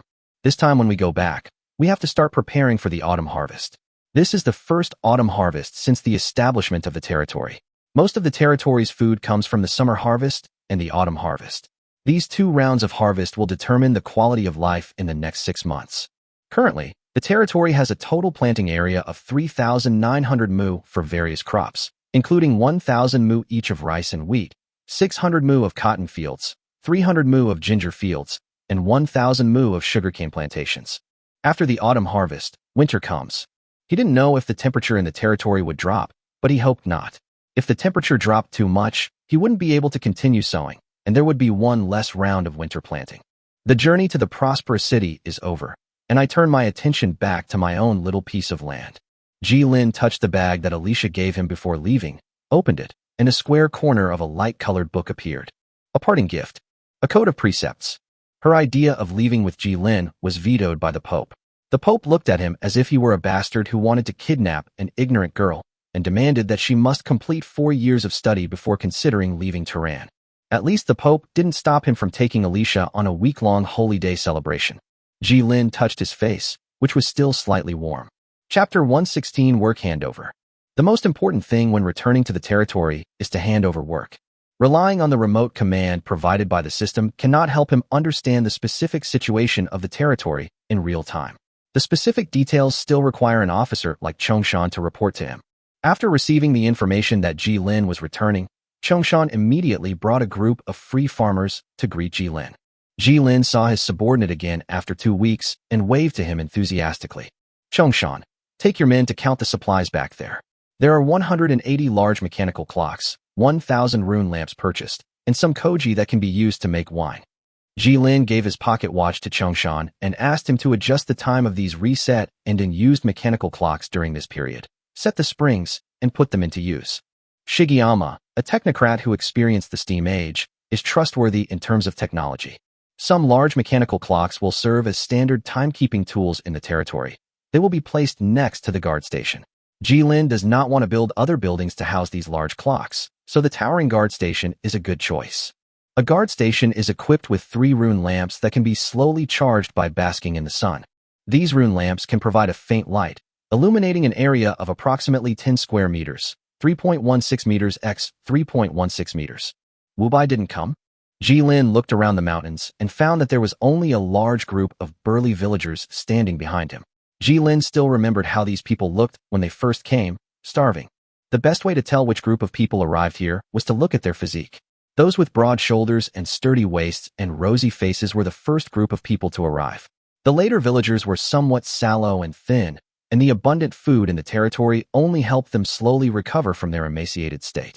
It takes several months to develop into this state of being strong and plump with a rosy complexion. Chongshan took out his memo, looked at it, and then said to Jilin, "Wu Bai is training a new batch of neighborhood watch guards at this time." Jilin nodded. He initially wanted to expand the neighborhood watch organization using the 1-to-5 model common in the military, with 1 old guard member leading 5 new guard members to expand the guard, which would bring the number of guards to 100. To cope with the current surge in the population of the territory, Wu Bai suggested that although manpower was urgently needed at present, the duties of 21 people serving as police officers and neighborhood committee members almost made him die from overwork. The right to mobilize the people in the territory could allow the guard team to directly requisition some of the people in the territory when there was a shortage of manpower. The overall situation was still good. So Wu Bo gave him a 1-to-1 model, with 1 veteran guiding 1 newcomer to ensure that everyone could get enough training. The neighborhood watch has only been established for a few months, so it's hard to say whether the current members of the watch have enough experience to be able to lead 5 people at a time. But one-on-one, they can train this new group of guards hard and put them into intense work. Jilin believed in the judgment of his subordinates. Wu Bai was a real frontline worker and was more familiar with the grassroots situation of the territory than himself, so he approved his plan with a wave of his hand. The guard station also needs to be expanded to 8. That means 8 mechanical clocks and 24 rune lamps. 2. No, now it should be 3 town centers, city halls. Since the coast is to become an area focusing on fisheries and education, there must also be management buildings running here to provide bonuses to management capabilities. The remaining mechanical clocks are placed in the canteen and the town center. The canteen has a strict demand for time for cooking, and the town center, City Hall, is even more so, as every aspect is related to time. The remaining 169 mechanical clocks and 900 rune lamps were given to Chongshan to plan and arrange the territory as a reward for his labor. Chong Hung is still out hunting, and Li Erlang is in charge of the inspection before the autumn harvest. The land along the river plain is extremely fertile, and the crops are growing very well. Lord, you should go and see it. When talking about the autumn harvest, Chongshan's somewhat serious face suddenly relaxed, revealing an expression of relief and joy. There was a glimmer in his eyes. The bonus in growth rate will be fed back to the plants, allowing them to complete their growth faster, start accumulating sugar earlier, and produce larger and fuller fruits. It is not just a literal way of speeding up plant growth. It will be a bountiful harvest. I see. I'll go check it out after I've dealt with these people. Jilin nodded, and his mood couldn't help but become a little happier. So are the houses finished? Yes, according to your instructions, Lord. The fishermen use the lowest grade wooden houses, while the skilled workers all have houses, which have also been built. Chongshan glanced at the frightened fishermen standing not far away, and the slightly surprised hired technical workers, and spoke in a low voice. They were all surprised at the Lord's super-fast transmission through the post station. From an economic point of view, it is best to provide these fishermen with houses built directly with wood and stone, so there is no need to waste time on reconstruction. Jilin quickly rejected the idea that came to his mind. The territory's reward system has gradually begun to take shape, and complying with the system is the best way to maintain it. It will take him a long time to perfect this promotion and reward system. Jilin didn't tear up the contracts of these fishermen and slave laborers and declare them free subjects. His goodwill wasn't irrational. The original subjects still had to prove themselves through hard work before they could finally earn the right to live in the houses. The liberation that is bestowed upon you is completely different from the liberation that you fight for with your own hands. Granting them the status of freemen in this way is extremely irresponsible, and it will do more harm than good to both the territory and the slaves. The status of free citizens that they have won with their own hands and hard work will help them complete the most important piece of the puzzle of their personality, dignity and morality. It is with dignity and morality that human beings become resilient. Resilience in the face of various disasters. Otherwise, it will be like rotten wood that will break at the touch of a wind. Chapter 117 Placement. Chongshan took some villagers and the newly arrived blacksmith, tailor, cook, and carpenter and took them to the houses that had already been prepared for them. As for these slaves, Lin asked some of the villagers with strong bodies to help him with the work. He took out his own military cap without insignia and put it on his head. The officer's stern demeanor immediately subdued these frightened slaves. Lin did not expect them to understand why. Many things required time to cultivate, so for now he still needed to make them fear his power. Looking at this group of fishermen in tattered clothes, they were still wearing the ragged clothes that only slaves had, and I don't know how much wear and tear they had experienced. The only consolation was that they at least looked clean. Before selling them, the slave owners would wash them to increase their sales rate. They were reserved and panic-stricken, their eyes filled with fear of their new life. This is what slaves are like. It is common for them to not have enough food to eat, and they will be beaten if they fail to complete their work. Small settlements without fixed backers and guards were extremely vulnerable to being taken away by armed slave-hunting teams, whole villages, and sold into slavery. This was the case with these 431 fishermen, who had relied on the coast for a living by fishing for generations. Once they were discovered by the slave capture team, they naturally became their prey. There is not so much civilization and morality in the broken world. Life is made into a written contract. The pile of contract documents was piled up on the cart, forming a thick stack. I will select the 10 hardest working people every month and grant them the status of freeman. Lin took a piece of document in his hand and held it high. In front of all the fishermen, he exerted a little force and tore a small hole in the paper. The eyes of these slave fishermen were wide open, as if they could hear the sound of the thick paper being torn, which was so wonderful. Lin put down the document, pressed it on the carriage, and glanced at the slaves again. The light in the eyes of these slave fishermen suddenly disappeared. They could not tell whether this was a lie or not, but at least they could concentrate a little and start listening to what their current lord was going to say next. "Sir, what can we do?" A faint voice sounded from among the fishermen, and the surrounding fishermen focused their trembling eyes on Lin, hoping to get a response. "It's simple. Just continue with your job, fishing. You are all fishermen, right?" Lin replied, and the slaves breathed a sigh of relief.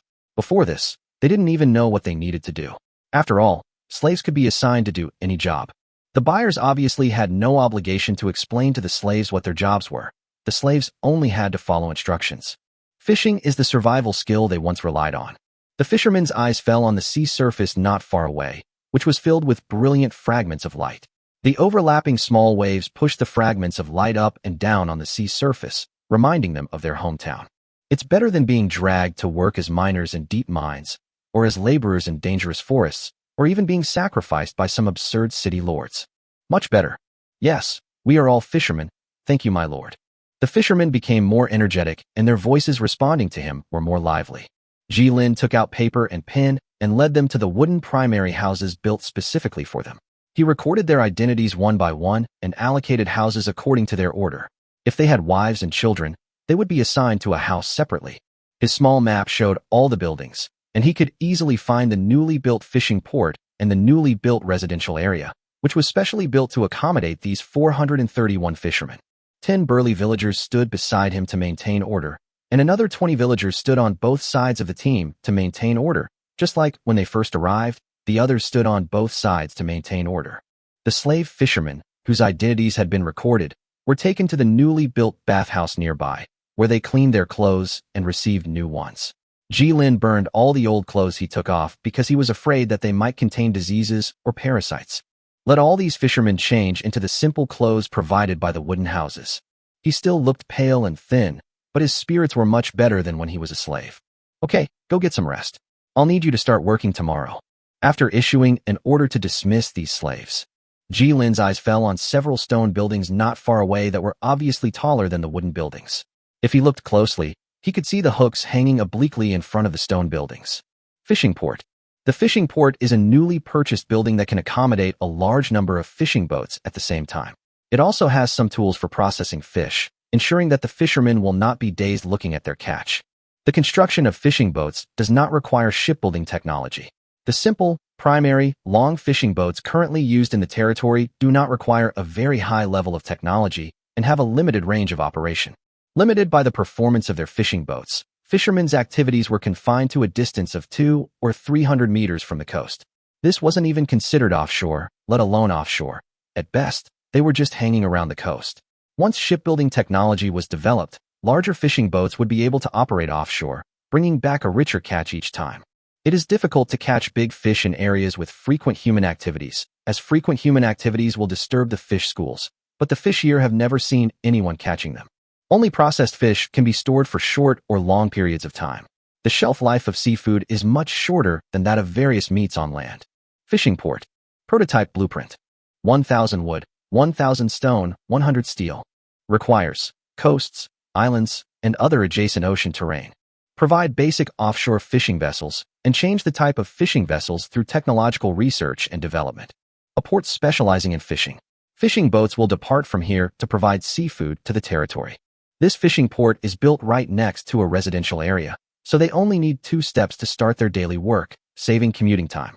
After completing the work, Ji-Lin put away the papers filled with names in his hands. These files would eventually be kept in the city hall. Suddenly, he saw a bored, light-colored figure walking towards him holding a seabird that came from nowhere. Hey, I thought you forgot about me. Forna was carrying a large backpack and holding a fat white seabird with its eyes open, dangling in front of him. The large brown backpack was even half a head taller than the elf lady. That big backpack contains all her possessions and the seeds of the world tree. Didn't you go with Chongshan? Ji-Lin scratched his head. No, the one who just came over said he was only in charge of the technical workers, and the neatly dressed and well-educated guy asked me to wait for you here. Forna shook her head and twitched her ears, indicating that she was a little confused about the names of Su Shan and Chong Shan, the affairs officer and the dean. Let me make it clear first.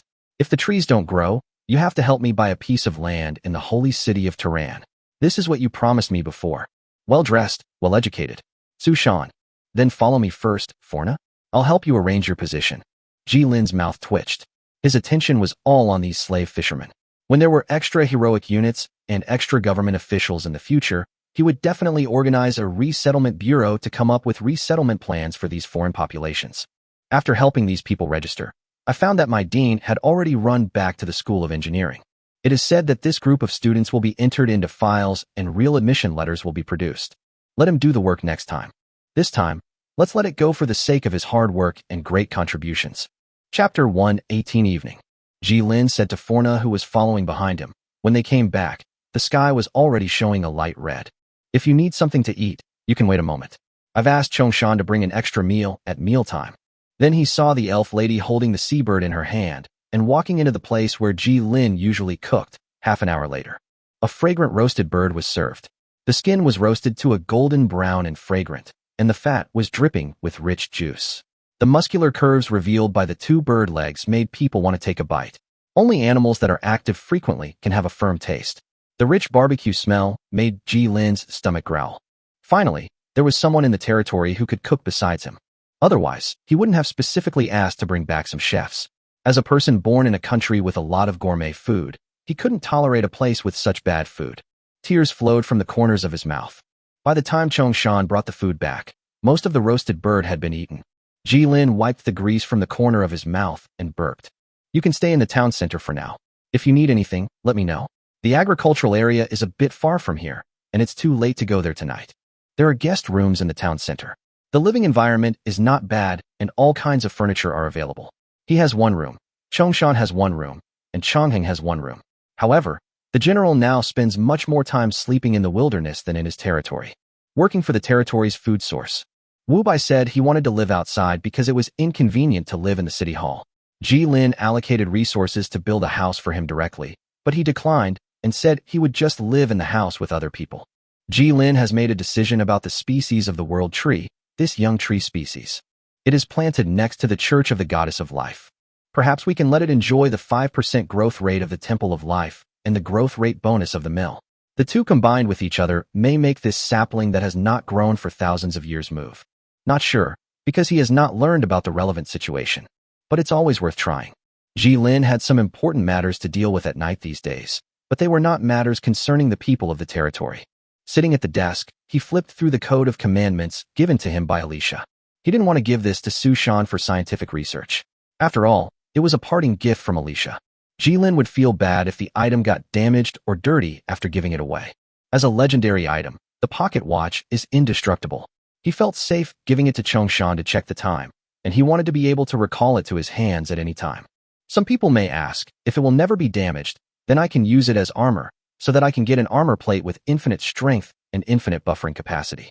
It wasn't an absolutely indestructible rigid object. The material remained the same, but if damaged, the system would repair it and return it to you. The properties of this legendary item were no longer inherent to the item itself. It merely served as an anchor, a manifestation of power, while the true power had already been exerted upon Jilin. I don't want to give away the code of precepts. He couldn't ignore the technological development of the territory, so Jilin chose a compromise. He used the remaining time every day to copy down the technical information and then handed it to the dean. This way he only needs to spend his own free time, which is used to hang out on the forum anyway. The current classical forum has begun to gradually form various schools of players, and some communities have been created specifically for them to discuss tactics. Jilin would occasionally refer to their tactics to fill in the gaps in his memory and identify future development paths through knowledge integration. Sometimes he would also engage in heated discussions with them. Put the time you spend on the water forum into serious work. A rune lamp emitting a pale white light had been placed on the table. The steady light made his eyes feel a little more comfortable. Before this, they had used lamp oil made from various animal fats for nighttime office work. The light was more stable than firewood, and only the city hall could afford to use animal oil for lighting. However, it was no match for rune lamps, which were similar to modern light bulbs. Animal oil can be used to cook food and add flavor to food, which is particularly important. This spoonful of oil can make the food taste better, fragrant, but not greasy, and make your mouth water. Focus the light slightly in front of you. In this cold light, Jilin wrote furiously, copying the contents. Although the brightness of this rune lamp is a bit low, it is stable and long-lasting and does not consume extra resources. To those who don't know how it works, it might look like a perpetual motion machine, but it's more like a solar lamp. From the content mentioned in the Code of Discipline, a rune energy is often composed of 4 modules: Light Energy Conversion Module, Environment Free Energy Absorption Module, Energy Storage Module, and Lighting Module. The rune lamp is only this big because if it is larger, the circulation will be unbalanced and external energy will need to be introduced. Without external energy, the overall structure will become extremely bloated. The wind blew gently through the code until it reached the first page. The Code of Discipline. To Jilin, remember to come visit me more often. Alicia left. Runes. Level 1. Gaining Research Speed Boost. Magic. Level 1. Gaining Research Speed Boost. Model Reconstruction. Level 1. Has been added to your research list. Reverse Research and Development. Level 1. Has been added to your research list. Chapter 119 Fishery Work. The fat sea fish were jumping in the fishing nets woven with knots. It was difficult to pull these big fish out of the sea and onto the fishing boat without exerting great effort. I wonder how much of this we'll get. The young fisherman looked at the fish jumping in the fishing net in his hand and immediately smiled. Don't be too happy. They may not give us food when the time comes. They won't give us much of the fish we caught. This is their fishing ground. The old fisherman sighed and realized that no one would give them such a good fishing ground for free.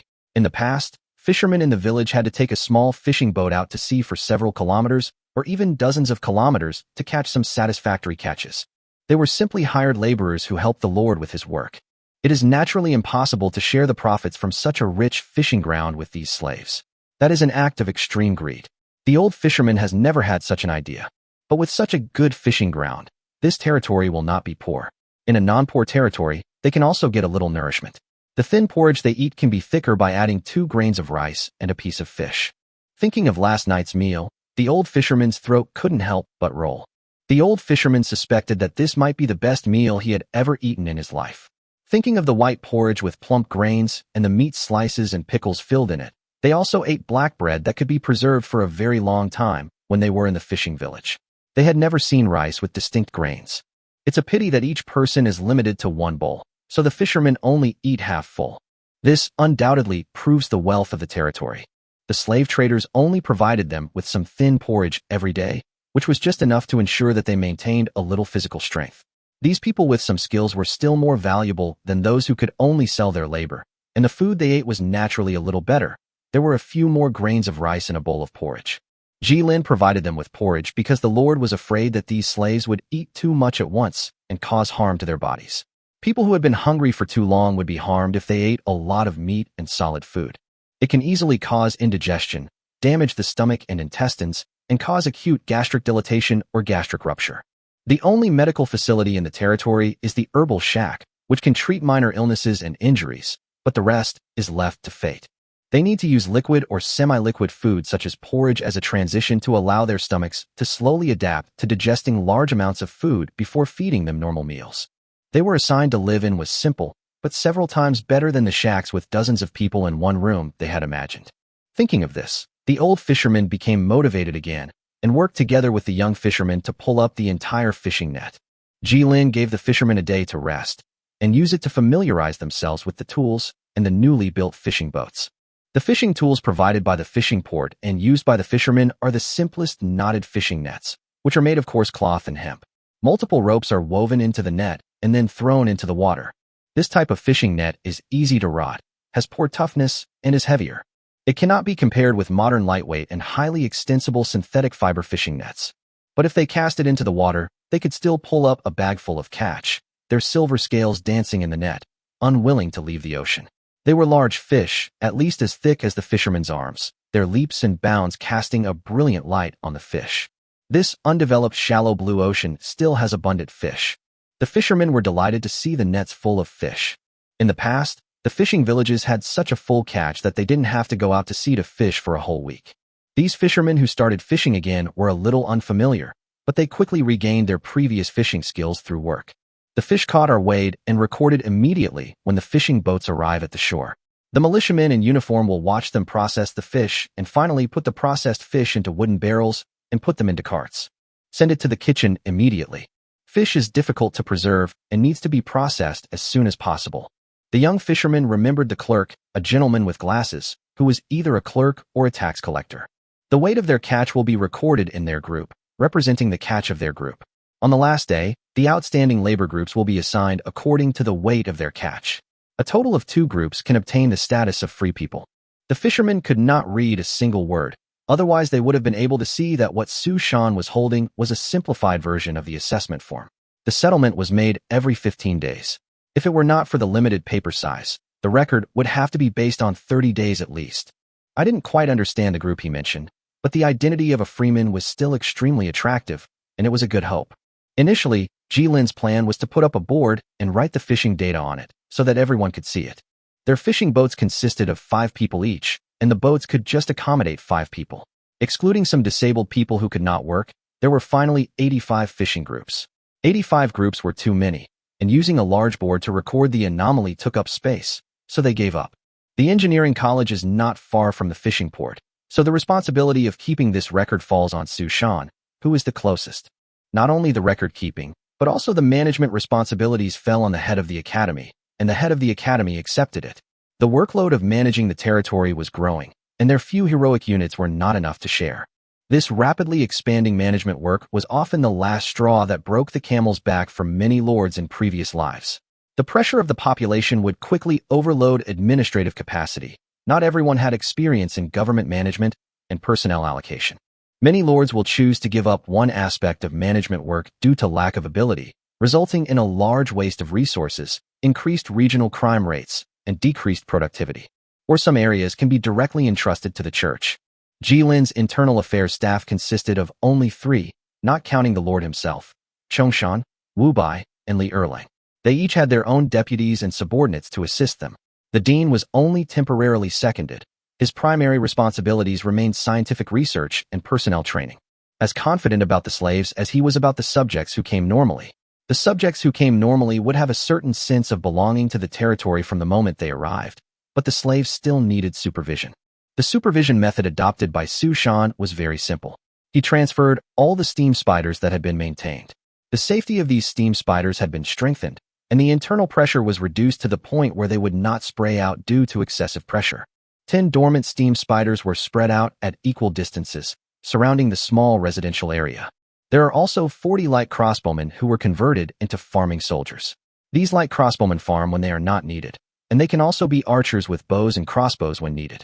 Their discipline is much better than that of ordinary untrained villagers. It is also preferred to second these fishermen to manage them. They will temporarily act as guards and be responsible for transporting supplies from here back to the main residential area. Jilin didn't expect them to feel a sense of belonging to the territory immediately. But the surrounding environment, outside the territory protection area, is full of various monster camps and caves. The wild is never safe. Only Chong Hung dared to lead his musketeers and go deep into the dense forest, relying on the hunting spider's reconnaissance advantage. No one knows how the fishermen ran away and died. This is a kind of protection for them. The moving steel creations also made these slave fishermen feel awe for the territory. The existence of these steam spiders itself was an extremely intimidating threat, and any few people who wanted to escape gave up their thoughts. Young and experienced fishermen watched their boatloads of catch being weighed, then waited for the clerk to record the weight. Their catch was then taken aside for them to process. The most vigorous fish were placed first in the harbor's large ponds, while those that were less vigorous or already dead were prioritized. Mr. Sushan, no more fish is needed. A figure ran to Sushan's side, and the dean raised his head and shouted, "The kitchen is full, and this is enough for the next 3 days." Chapter 120 Conflict. Hey, I think your fishing area is quite rich. Do you want to trade with me? The steam spiders and guards can extinguish their thoughts of escaping, but they cannot extinguish the thoughts of some people who want to sneak around. Now this kind of person approached the young and old fisherman, and even talked about negotiations, but his bullying expression did not change at all. This bully lecher was a size bigger than the other fishermen. He was naturally jealous of their group's catch, which was almost twice as much as theirs. The people in his own group didn't work hard, and he caught the least despite all his effort. Even though there were people as strong as him, the fishermen in his group just refused to cooperate with his commands, which made him very angry. It's just catching fish from the sea. What's so difficult about that? If you can't catch any fish, then there must be no fish in this area. If it weren't for the system that required the surrender of catches upon returning to port, he would have wanted to borrow some catches from others to supplement his share. The young fisherman was still immersed in joy, but was blocked in front of him by this bully leper, and was at a loss for a moment. If you can't catch any fish, try another spot. The old fisherman looked at the large figure without a trace of fear. The implication was clear. If you couldn't catch anything, it was your own technique. Such a fertile sea should have yielded a bountiful harvest. Don't mess with the fishery issues. The young fisherman might not recognize him, but he recognized this man. This guy had always been a lazy and glutton in the fishing village. Asking him to do something was like asking him to die. In the previous slave owner's house, he helped the fisherman's manager to oppress the other slaves. He relied on his shamelessness to flatter the manager and ate a large amount of food that should have been given to everyone. Relying on the fact that he had enough food to eat, he began to oppress other villagers. Countless people did not die in labor, but were killed by him instead. What a lackey he was, but the city lord and the steward didn't have any feelings for his contribution when they sold him off, and sold him and all the fishermen together. With the change of lord, this guy wants to repeat his tricks again, but the old fisherman is not going to tolerate him. What's more, this new manager is completely different from the previous steward with a cunning look on his face. That steward had to fawn and kowtow to the slave traders. And now the slave trader would bow and scrape to him whenever he saw him. Although the old fishermen did not understand the language and the system that the new manager told them, they knew that if the water was too clear, there would be no fish. They had to hand in every round of catch, and the other party also kept a clear count. The old fishermen originally wanted to secretly hide a fish, so that even if the lord withheld their food, they could still fill their stomachs a little. Fishermen who make a living from the sea can always find a way to survive. But the guards were watching him very closely, and he didn't even have a chance to hide the fish. The old fisherman really thought that those burly villagers were guards, otherwise they wouldn't have eaten so much and become so strong. It is true that their food had not been deducted in the past few days, but later, the old fisherman thought that he had to leave a way out for himself. The fishing nets were not guarded, but the old fisherman would not steal those things unless they starved to death. If they touched them, no one could guarantee that the guard sticks would not fall on them, the slaves. Moreover, those alchemical puppet creations really look like spiders. The old fisherman has heard the legend that alchemical machines can eat people. Maybe you can try using your fishing skills to catch the fish from the sea and dig a small hole to store them, he thought. But Jilin was actually skimping on the cost. Those fishing men doing the heavy lifting only had 1 gene of rice and flour a day, diluted with water to make it seem like more. A bowl of porridge consisted of half a bowl of water, a large bowl of porridge, plus a little seasoning. The average daily consumption in the territory was now 600 grams, or 1.2 gene of rice and flour. Some positions with more labor-intensive jobs could get 1.5 gene of rice and flour. Due to the scarcity of side dishes and meat, people needed more staple food than modern people. There were people in the territory who ate 2 kilograms of rice and flour a day. Hey, old man, can you hear me talking to you? The bully Lizzie cursed and spat, walked up and pretended to use violence against the young and old fisherman. He had long been displeased with this old fisherman and wanted to teach him a lesson. He specifically chose a place where there were no guards to stop them. These two people together could not beat him alone. And based on his experience with the bully Lizzie, some guards would watch them fight and regard it as a rare entertainment, and some would even cheer on the side. Unless someone is killed, then the loss is their property loss, and they have to take care of it. Hit someone. Hit someone. Seeing his fist about to land on the old fisherman's face, the young fisherman looked at his thin arm and shouted at the top of his voice, hoping to attract other people's attention. Attracting the guards can stop him. The old fisherman blocked the bully's powerful punch and took 2 steps back, his hands feeling numb and painful. Before the bully slave could throw his next punch, the young fisherman watched as the guard, who was thinner than the bully, rushed forward in 2 steps and threw a hook punch at the bully's face. When the bully staggered and lost his balance, the guard kneed him in the abdomen, knocking the bastard to the ground and making him wail. Defeat the enemy with 2 strikes. The light crossbowmen had not received the same professional combat training as the melee infantry, but they had never neglected their daily meals and physical training. Their well-trained muscles were not comparable to those of the slaves. Chapter 1:21 Plan. You said this isn't an isolated case, but how many cases are there? After receiving the conflict report, Ji-Lin rushed to the scene the next day.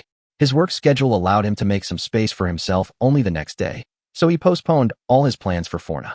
He was quite concerned about the territory's meat supply plan for these fishermen. Their catch will be one of the main sources of food for the territory in the future. After investigation, we found a total of 5 such incidents, and the militia has taken them all under control. Sushan handed the data he had recorded to Ji-Lin, who frowned as he looked at the confession information on it, rubbing his eyebrows. He should have thought of it long ago that the instability of the foreign population is far greater than the population provided by the system. These fights broke out just on the first day of work because of work assignments. Looking at the fishermen's criticism of these bullies, we know that these people have been oppressing these honest and hard-working fishermen for a long time. If they had done anything as human beings, they would not have done nothing at all. When Sushan found these people to obtain data, the fishermen poured out all the evil deeds they had done. Sushan wrote down every word. Ji-Lin couldn't help but be shocked by their evil deeds. Even if we exclude the exaggeration caused by the long-term oppression of fishermen and erase 80% of the criminal content, the remaining 20% is enough to be taken out and shot to appease the people according to the current laws of the territory. No wonder the highly stable lords in the previous life did not like to introduce external populations. Only those who were in dire need of manpower would purchase slaves from abroad in large quantities. If these criminals were to infiltrate, it would be quite detrimental to the stability of the territory. You should know that the crime rate among the population assigned by the system is extremely low under his rule. The most serious crime is just fighting with each other, and they can also shake hands and negotiate under the coordination of the guards. If there is a really serious incident, there are also solitary confinement cells waiting for them. The laws that Ji-Lin implemented in his territory were more of a combination of rule by man and rule by law. Anything that could be resolved through negotiation would be resolved through negotiation, and every bit of manpower was extremely valuable. Ji-Lin copied the law from the forum. He didn't have the energy to directly draft a legal code as thick as a brick. The increasing workload in the territory also left him and his lords with no time. There was a lord who wanted to make money by selling the original laws, but before he could start selling, he found that someone had made a template of the complete temporary laws and posted it on the forum for everyone to use for free. Once information is sold, its secondary dissemination depends on the purchaser's discretion. Legal information spreads extremely quickly, requiring every territory to refer to it. If it's sold today, it'll appear in the free zone the next day. The system never controls the spread of this kind of information, so it might as well just give it away for free to everyone to gain a good reputation. This ruthless person came up with is also very simple. Transitional human management law. If you think it is useful, use it. If it is not useful, don't criticize me. Version 1.17. It is also the current pinned post, along with countermeasures for alien biological troops. Age of Empires. If you are not from Age of Empires, please don't post here. The index of this forum is very bad. Version 1.92, and analysis of the current Universal Infantry phalanx. Don't come to me if you can't defeat it yourself. This is just a reference. You can read it if you want. Version 1.10. 3 pinned posts are now hanging at the top of the forum. According to the current laws of the territory, these villains and bullies have crossed the moral bottom line. The next question is extremely simple. Exile or death penalty? Such a person is an absolute destabilizing factor in his own territory, and there is no reason for him to keep him in his territory. Every hint of crime must be nipped in the bud. Jilin looked at a few guys not far away who were tied up with thick ropes, kneeling on the ground and begging for mercy. These fishermen will eventually stay in the territory, and there may be others among them who are former criminals or people who want to commit crimes. It's very troublesome, and the management cost is extremely high. As for these guys who have already exposed themselves, Jilin has made a decision in his mind. He is the commander and only knows military methods. The few kindnesses he has are only reserved for those from good families. We will have to face these problems eventually. For long-term stability, ask Su Shan to transfer 5 musketeers. In the future, we should recruit more hired workers and fewer slaves. Although the money for buying 400 slaves can only hire the same number of workers for 3 months, the subsequent administrative pressure is really immeasurable. After summoning all the fishermen, Jilin simply read out the crimes of the 5 people and executed them by firing squad. Thunderous gunshots rang out, and death arrived as promised. Then burn it with flames. It is worth mentioning that when Jilin's crimes were halfway through being read out, the fishermen below wanted to rush up and tear the 5 villains to pieces. When the first fisherman threw a stone, the militia did not stop him, and then a rain of stones flew down and smashed the villains' faces and noses. The territory does not have the extra energy to reform criminals. Their administrative pressure is already great enough. They disrupted the normal production order. If Jilin had discovered it later, this vicious behavior would have caused an unknown amount of fish loss. The heavy steam spider walked slowly to the new temporary execution platform, opened its boiler nozzle, and the high-temperature steam swept across the ground like a stream of water, cleaning away all remaining stains. Even the smell of blood in the air was removed. Instead of the fear that Jilin had expected, these fishermen showed expressions of satisfaction after watching the villains who exploited their own people being shot. Some of those who were afraid of the villains' revenge later also breathed a sigh of relief. Here, no causing trouble, no fighting, no stealing other people's private property. Jilin read out the law and engraved it into the hearts of these slaves. Those who perform well can join the territory and become official free citizens. The territory has rules and laws, and this is the fastest way to imprint this idea in the minds of these slave fishermen. His authority was quickly established in the hearts of these fishermen. After showing them the stick, it was natural to give them the carrot. Jilin took Su Shan's registration form and praised the fishermen groups that did a good job, increasing the number of people who could obtain free citizen status this month from 10 to 20. That is, for groups of fishermen. This little incident was quickly forgotten by the fishermen. Their dinner arrived. The grilled fish is placed on a wooden rack on a cart, sprinkled with chili powder and ginger slices, and the aroma of the grilled fish can be smelled from a distance. After using ginger to remove the fishy smell, the taste of these sea fish will not carry such a strong fishy smell. It smells closer to the burnt aroma of normal grilled fish. The skin is crispy and burnt, while the meat is soft, tender, and fragrant, making people salivate. The grilled fish were served with buckets of freshly steamed rice in wooden barrels. No longer the thin porridge they had eaten before, but rice with distinct grains. Seeing such a rich meal, the fishermen became hesitant. This is a reward for a job well done today. Jilin kept his expressionless face, picked up Su Shan's worksheet, and read from the highest one to the lowest one. Children come up first, and then the teams with outstanding work come up first. Everyone gets the same amount. In fact, there were not many children. They were slaves to begin with, and it was difficult for children to survive the labor. As for the women, those working women who were as strong as men were still paid according to the fishing groups. Who get their meals earlier can enjoy hot meals, while those who get their meals later can only wait and enjoy less hot meals. The militia transformed from light crossbowmen maintained order, with 5 people in a row and food for 5 people at a time. First, a large spoonful of rice. Then half of the fish is cut with a sharpened steel knife and placed in a bowl. A large wooden bowl holds everything. This is also the way the residents of the territory eat. No plates, just large bowls. Seeing the children wanting to leave after packing their meals, Jilin stopped them and asked them to eat in the square. The portion is enough for everyone to eat at least 80% full. You are not allowed to leave. Eat here and then leave after you are full. He naturally cannot ignore the phenomenon of oppression and encroachment. If someone leaves and is stopped and the food allocated to others is snatched away, the road to management is long and arduous. A fight had just occurred, and he did not rule out the possibility of other things happening.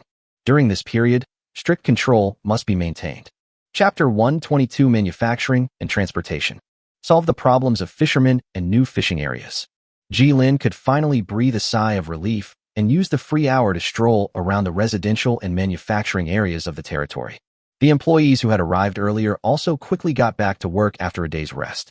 15 chefs have already started working to improve the living standards in the territory.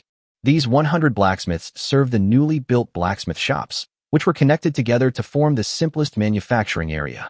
The main responsibility is to produce steel for the territory, as well as to manufacture iron farm tools and various iron-containing tools.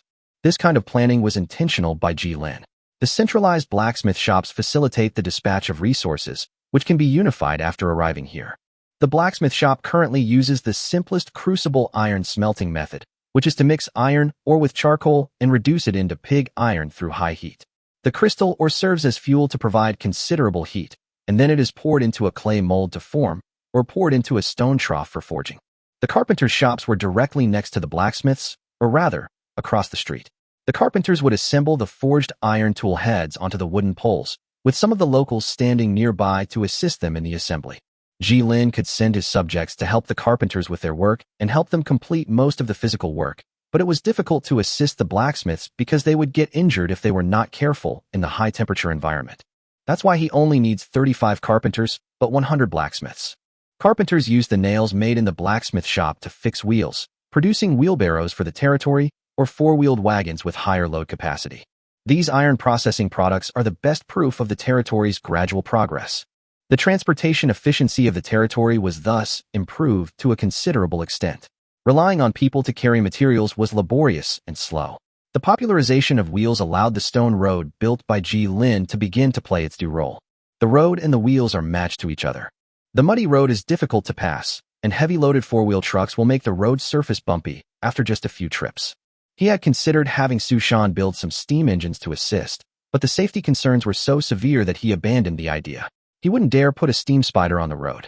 The walker's unique structure allowed it to exert force over a very small area, and it would cause problems after just 2 trips. We have cars, but transportation still depends on people. The few camels in the territory were obviously not enough. Jilin regretted not bringing back some freight animals when he went to the holy city. He looked at the various livestock that could be used to pull goods sold in the market. They were so expensive that he didn't even have the desire to buy them. There are always some lucky people who get good pastures with abundant biological resources and can trade them for other resources. The current demand is too high, which is driving up prices. The only creature in his territory so far is the hunting spider, and the hunting spider happens to be completely unsuitable for transporting cargo. If only we could get an earth element to assist with transportation. I opened the market and took a look. An earth element costs at least 100 gold, so I gave up. The money he spent on buying a few earth elementals was enough for him to hire a group of hired workers. How about borrowing the tree man from Lian? But the tree man's movement speed is ridiculously slow. Maybe not as fast as a human. Jilin thought of the previous Dragon Lord, but every dragon of the Dragon Lord was a treasure. Now there was no lease agreement, and the other party could not trust him with peace of mind. However, the Dragon Lord has many subordinates. I hope she chooses a subordinate population so that she can sell herself cheaper. After all, in both eras, the Dragon Lords always had some servant races, and their innate characteristics determined that dragons could easily subdue wild animals. I opened the communication interface and pulled up the friends column, but there were still only 2.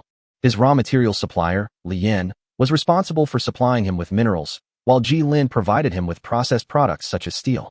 Under Jilin's guidance, he began to build a special building area for tree lords, the Prosperous Garden. The main function of this building area was to cultivate and plant various types of trees. Regardless of the era, timber is in great demand.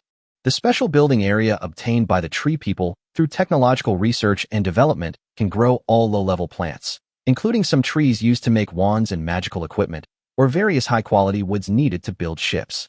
What the tree people lack in industry, they gain in exchange for extremely strong forestry and agricultural talents. They have their own special racial skills in farming and can develop towards intensive farming. Flourishing gardens, branches, technology are D blueprint. Requires land. Can cultivate all first and second level crops/plants. Plant growth speed plus 10%. The flourishing garden, gathering more free elemental energy than the outside world, grows a vast array of plants under the careful care of the tree people. Blessed by the branches of the world tree, this garden occasionally produces rare plants. Growth and prosperity are the themes of life. Don't touch those plants. The trees next to them are alive. Why does Jilin attach so much importance to this treeman lord? His city is built on the coast, and his demand for high-quality timber is higher than that of other lords. He gave Li Yin the technical information copied from the Code of Precepts in small amounts over and over again. It would be a loss if he gave it all at once, so giving it multiple times would show his sincerity. Provide Eureka to promote his technological development. Female Dragon Lord who was added after the previous exercise battlefield ended. Fong AI. Don't add friends unless necessary. However, Fong AI had made 50% of the contribution in the exercise battlefield, and the other party requested to add him as a friend in order to curry favor with him. So Ji Lin, naturally, could not refuse. As for the rest, Ji Lin rejected them all. Open the address book and enter. Senyuimu, are you there? Do you have any extra animals, the kind that are very strong and can pull goods? Herbalist. Let me think about it. There are a lot of animals in the territory, and they were all eaten by those dragons. Herbalist. You don't want to borrow my dragon, do you? It's not for sale. Ji Lin's eyes twitched as he typed out a line of words. Senyuimu. No, you're overthinking it. I'm just asking. If I have it, I'll pay for it. Or if you need anything, I can trade it with you. Healer. I found it. I do have it here. A pack of beasts of burden. I can only give you 10. I want to give the rest to the elves. Ji Lin's mouth twitched. Girl, you understand development, elves and dragons. You won't need to industrialize in this life. Senyumu. I'm going to increase the research speed of the first-level technologies of runes and spells, and also 2 auxiliary technologies. How about that? Ji Lin intercepted the scientific research project information and sent it to the other party. Something for nothing. Although these materials are not allowed to be posted on the forum, because it is considered as the circulation of technical information, the circulation of technical information is strictly prohibited by the system. If you develop a detailed blueprint of the bed crossbow and post it on the forum, then others do not need to research it anymore, and you can get a Eureka research speed bonus for free. Everyone is waiting for others and wants to follow others' path to move up. This development situation is extremely unfavorable. The restrictions on transactions between 2 lords are relatively loose.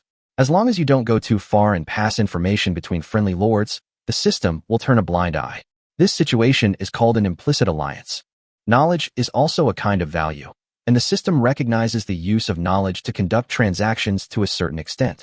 In the later stages, the Academy City can also undertake research and development tasks and transform its research capabilities into the resources it needs. But key technologies such as atomic bombs and rockets must be developed by ourselves, and no one else can reveal even the size or position of a screw. Chapter 123 Contract Transaction.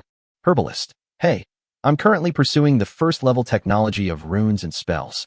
Let me think about it. Ji Lin raised his eyebrows when he saw Fong AI's reply. There's hope. The combination of elves and dragons may need their own processed products, just like Li Yin. He decided to up the ante. Senyuimu, my territory needs pack animals. 10 of them would be enough. If you need any processed products, I can help. Healer, I need a batch of arrows, 3,000 of them. The elves are very slow at producing them. I'm willing to trade them for 15 pack animals. Thank you. I can establish a contract to exchange supplies right now. Contract, a solution that is lower than the market cost. Both parties directly place the items on the contract for exchange. The contract tax for traded items will be based on the monthly average transaction price of the item in the market, and 10% of the average transaction price will be charged as the transaction contract tax. It is slightly cheaper than the 15% transaction tax through the market system. Do the 3,000 iron arrowheads come with arrow shafts? The territory has sufficient blacksmith capacity and a sufficient number of carpenters. Few of his contemporaries were as bold as he in opening so many blacksmith shops and carpentry shops, moving from primary industry to secondary industry. Senyumu, no problem, ordinary bow and arrows. I'll let the blacksmith shop start working. After both parties agree, the contract will be signed and the transaction contract will be officially established under the witness of the system. In this way, Ji Lin used 3,000 iron arrowheads and technical data of the Code of Precepts in exchange for 15 beasts of burden. Both parties were quite satisfied with the transaction. Ji Lin was satisfied that his territory finally had suitable livestock for transportation. The days of human-pulled carts had to end. Although human-pulled carts were much more efficient than carrying them on shoulders, they also required the use of production personnel and a considerable amount of them. This part of the population could be freed up to farm, gather, or do other things. The Code of Precepts is just an additional item used to lower the price, and it will not turn into money in your hands. On the other side of the screen, Fong AI breathed a sigh of relief. Her previous statement that there were few animals in her territory was a bit deceptive. There were nearly 1,000 pack animals in her territory. Fong AI didn't want to sell the animals so early. The sooner he sold these territory animals, the greater the loss would be. These animals can reproduce, generation after generation. Maintaining a higher initial value can allow the livestock in Fong AI's territory to reproduce faster, and once the peak of the rapid growth of the S-curve has passed, they can be killed and eaten. Make the most of your existing herds. She still remembered some of the knowledge from the biology textbook. Live a life where the wind blows the grass, and you can see cattle and sheep again. Many people are eager to sell the animals in their territories in exchange for temporary benefits, giving up the more long-term breeding route. As for Fong AI, if she hadn't planned better, these pack animals would not be enough to feed the dragons at home, and they would be eaten up as they went along. They can already go out and find food on their own, but without dedicated parents to teach them hunting techniques, the food they catch is only enough to feed themselves. Sometimes they may not even be able to feed themselves. But Fong AI still has many baby dragons crying for food. This requires detailed planning for the use of each pack animal. The need for iron arrowheads is also because she has encountered some minor troubles recently. A large group of ogres have invaded the pastures of the pack animals. The ogres would throw rocks at the dragons, and Fong AI didn't dare let her dragon get too close. Her heart would bleed if she got hurt in close combat. She could only let the elves shoot arrows from a distance. The wooden arrows they used were not powerful enough to kill them or drive away these massive ogres. There was no manufacturing industry in her territory, although she had built some places for rest and altars that bestowed divine powers. Relying on the elves to manufacture arrowheads in large quantities from scratch let her go. Even if Ji Lin doesn't come to find her, she will go to Ji Lin after a while and ask this lord who can create steam spiders and musketeers to help her process a batch of iron arrowheads. 200 elves were selected from the subordinate population to supplement her, but after sharing the task of taking care of the young dragons, the remaining population could only help her take care of the various animals in the territory. But at least she was freed from this labor. She thought that the lord's processing industry that could produce musketeers and steam spiders must be very powerful. The iron arrows on the market were not cheap. If she could exchange them for the resources she needed, it would be more cost-effective. Although Ji Lin couldn't make it himself, one was given to him, and the other was a semi-finished product. But Fong AI was right. He still had some spare capacity to process some iron arrowheads. The elves gained through the advancement of the times are farming. They are dealing with the land that has been dug up by the dragons. Dragons can take care of an orchard, which is not too difficult. All they need to do is let a magical dragon cast nature spells regularly, and then the fruit tree will grow rapidly and bear fruit quickly. Dragons have energy reserves that exceed those of other races. A dragon's energy reserves can give birth to several orchards. When the energy is exhausted, it will collapse to the ground and roll in the mud. Rolling and rolling, rolling and rolling. Fong AI was very sure that he had never taught it this. They can also dig out some ore from shallow veins and use traditional high-temperature flame blasting techniques to obtain purer iron ore, or in other words, steel. But asking them to cultivate the land in the same intensive way as humans would obviously put them in a difficult position. Are very picky and cannot be satisfied with fruits alone. They want meat after eating fruits. You have to kill 2 pack animals to eat. The newly arrived elves were able to adapt to a life of eating only fruit. The elves reclaimed the fertile land near Fong AI's territory and sowed seeds. With this batch of iron arrows, her expansion plan can be pushed forward one step further. Not only will she clear out the ogres, but she will also use the surrounding lush land with water and grass for grazing and raising dragons. Chapter 124: Transportation and Agricultural Areas. Pack animals, these gentle beasts that resemble wild oxen, have been pulling 4-wheeled carts in the territory in shifts, traveling back and forth according to the time of mechanical clocks. Together with the 2 pack animals originally in the territory, there are 17 in total. Every 2 pack animals can pull a 4-wheeled carriage for transportation. Ji Lin simply spent more money to buy another pack animal from Fong AI and used the terrifying amount of fish catch in the territory to exchange for the pack animal from her. There are now 9 shifts of pack animal transport vehicles in the territory, each with a carrying capacity of about 2 tons, which greatly alleviates the transportation pressure in the territory. At least now the people no longer have to use multiple people to pull carts carrying wood or bags of hulled rice back and forth. As for the fishermen's catches, it is still the bonus period for new catches, and they return with a full load every day. The catch was so great that Ji Lin allowed the fishermen to use fresh sea salt from the salt fields under the supervision of the militia. The more energetic fish are placed in the large pool in the fishing port and allowed to live for 2 more days. The remaining less energetic fish, with insufficient desire to survive, will be sent for pickling. Fish populations will also decrease as fishing continues, so we should not waste food just because the current production is high. In addition to fish, there are also territories for seafood other than fish, such as some octopuses that are lucky enough to get into the net. These octopuses, these rare seafood, have no chance to be put into the pool. It is not a good idea to put them there as the small space is surrounded by dense schools of fish. They will either be taken to the market by Ji Lin to be sold as foreign currency, or be turned into a snack for tonight by the chefs. Cause of death, rare. If the chefs in the territory were still the same ones as before, their cooking skills would be okay for ordinary food, but these fish from the shallow sea would be quite troublesome for them to handle. The subjects are all farmers from the inland. Now it is the turn of the new chefs to show their abilities. They are experienced and are all serious chefs. The others became assistants to these chefs. The experience from mature civilizations is spread to the people in their work. Ji Lin paid a lot of money, and these foreign chefs were not stingy and did not hide any tricks in front of the assistants Ji Lin sent to them. If they hide their tricks, they won't even be able to complete their daily food supply. Only occasionally did Chongshan give feedback that it was too troublesome to guide these newcomers, and sometimes they were in the way, and the workload was too high. After Ji Lin gave all of them a 40% salary increase, this voice never appeared again. 45 people plus some children helping in the kitchen are responsible for the meals of nearly 4,000 people, without a break for the entire month. After arriving at the territory, these chefs discovered the workload was even greater than they'd imagined. Therefore, Ji Lin felt that a 40% salary increase for these 15 renowned chefs was not excessive at all. He still had enough money. From 2 gold/month to 2.8 gold/month, his only requirement was that he provide more guidance to these apprentice chefs in his free time. Since the money is paid, these chefs will accept it. There's no way, Ji Lin gave too much. Hey, is this the place? The light-colored elf shook her hair and followed Ji Lin. They did not take the pack animal shuttles that were used to transport goods, but walked along the long stone road to the agricultural area. The elf lady was carrying her big backpack and staring at the dark green fields that stretched like a line with wide eyes. She had actually already made plans for the territory not being very wealthy, and looking at the fields, even with her experience of traveling to many city-states, these deep green fields were considered to be extremely well-tended in all she had seen. That is the breath of life. The vitality of this land is awakened and activated. The breeze blew across the elf lady's cheek, and she hummed an unknown little tune softly with great pleasure. No, we have to go further inside. Ji Lin shook his head and looked ahead at the road. There is still a long way to go before you reach the Church of the Goddess of Life.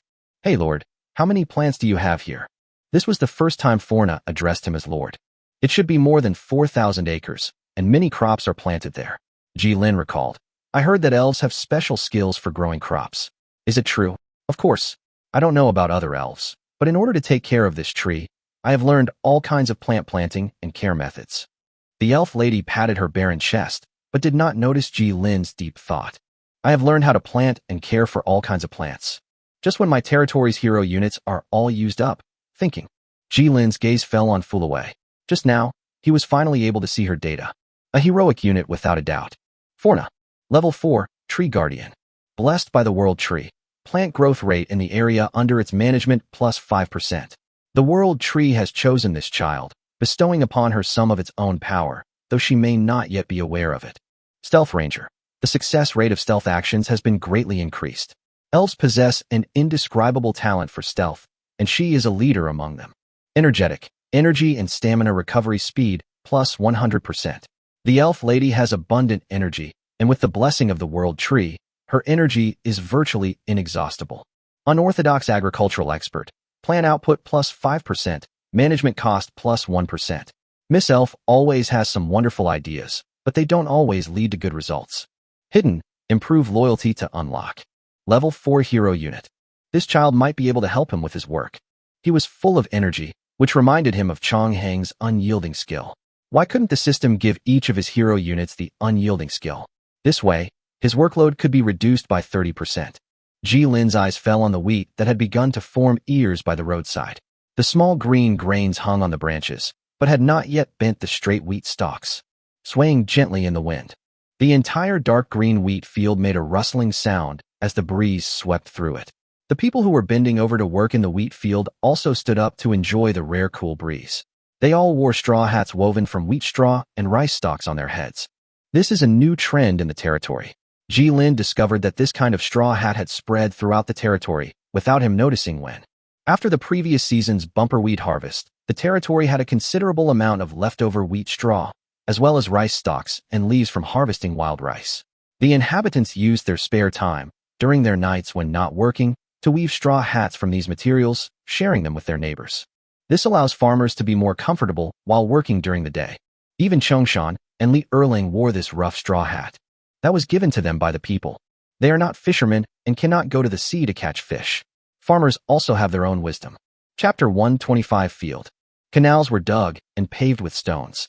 Clear and subtle currents were diverted from the river and extended into the entire agricultural area, spreading out fractal veins like a spider web, becoming the blood vessels of this land where thousands of acres of crops are planted. This is a scene that cannot be seen from the road. These small canals sunken into the ground are blocked by lush fields. Only when one stepped off the road and entered the fields could one see the stone channels meticulously laid out to cover every patch of land. This extensive water supply network was the work of Chongshan and his subjects. Jilin simply provided them with the vast resources he had obtained from the exercise battlefield through their resource use applications. Infrastructure is really expensive. Road paving, agricultural area expansion, and livelihood projects. Each of these was a formidable, money-eating behemoth. Jilin would have been more profitable if he hadn't built any, or even invested resources in expansion in the short term. However, Jilin knew he couldn't afford to waste time and resources. While resources were still plentiful, he needed to begin construction as soon as possible to reap the benefits of the infrastructure upgrade. Otherwise, you will have to clean up the mess of your early rubbish planning and the energy and resources you spent in the later stage. Jilin recalled the painful memories of playing various construction games in his previous life. Infrastructure is the number after the caret in growth, and it is a multiplier of production capacity. With the rich resources of the training battlefield and the newly arrived 100 blacksmiths, he has planned to expand from the current 4,000 acres of fertile farmland to 10,000 acres of fertile farmland after the autumn harvest, building it along the river to fully utilize the terrain advantages. With iron farm tools, the people's labor efficiency more than doubled. The soil that would take several strokes to dig with wooden tools could be dug with just one stroke with iron tools, saving an untold amount of effort just to turn the soil.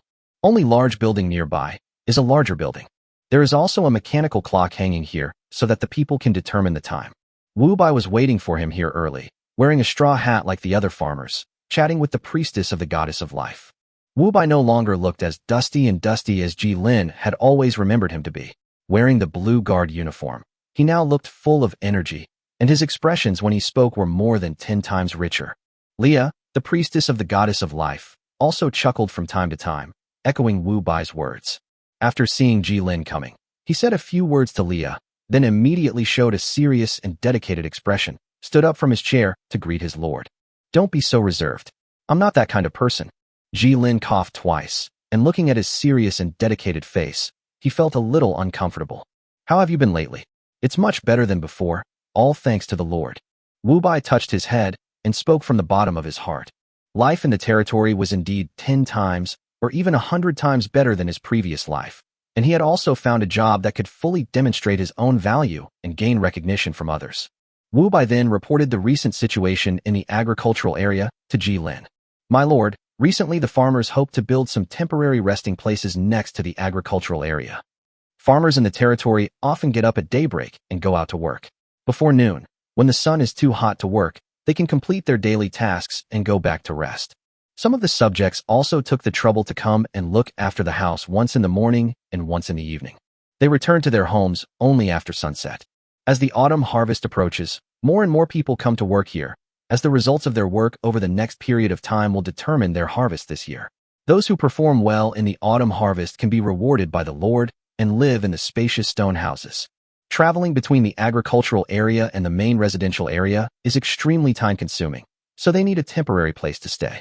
This place of rest is often the church of the goddess of life. With the approach of autumn harvest and the gradual opening of new agricultural areas, more and more people are gathering around the church of the goddess of life to rest. There were only two options. One was to expand the church of the goddess of life, but asking him to pay for the expansion of the church building was out of the question. The other option was, as Wu Bai had suggested, to build some temporary rest areas for the villagers who wanted to rest outside the agricultural area. No problem, just go to Chongshan and get the resources. He took the application paper that Wu Bai had already written and signed his name on it. Although every application for major resources must go through his or Chongshan's signature, which is very troublesome, the system still has to operate in this way. Some things that seem troublesome are meant to save more trouble. Otherwise, their entire system would have to spend 100 times the time of writing and signing a report to verify the whereabouts of a resource. Although Ji Lin was not worried that his heroic units and subjects might cheat and steal resources, the sooner this system was established, the more helpful it would be for subsequent development. Wu Bai was a little uncomfortable at first, but later Chongshan asked him to take over the task of calculating the resource consumption and production data of the entire territory for a week. Since then, Wu Bai has been following the rules honestly. Ji Lin planned the territory's tendency and development weight based on these resource consumption and production data. For example, if the meat supply was insufficient or excessive on a certain day, the canteen would run out of cooking materials, and the collectors would need to increase the amount of wild rice they collected. Although the system provides these lords with the most basic resource monitoring templates, those are limited to the stored resources, that is, the resources that actually enter the territory's resource warehouse.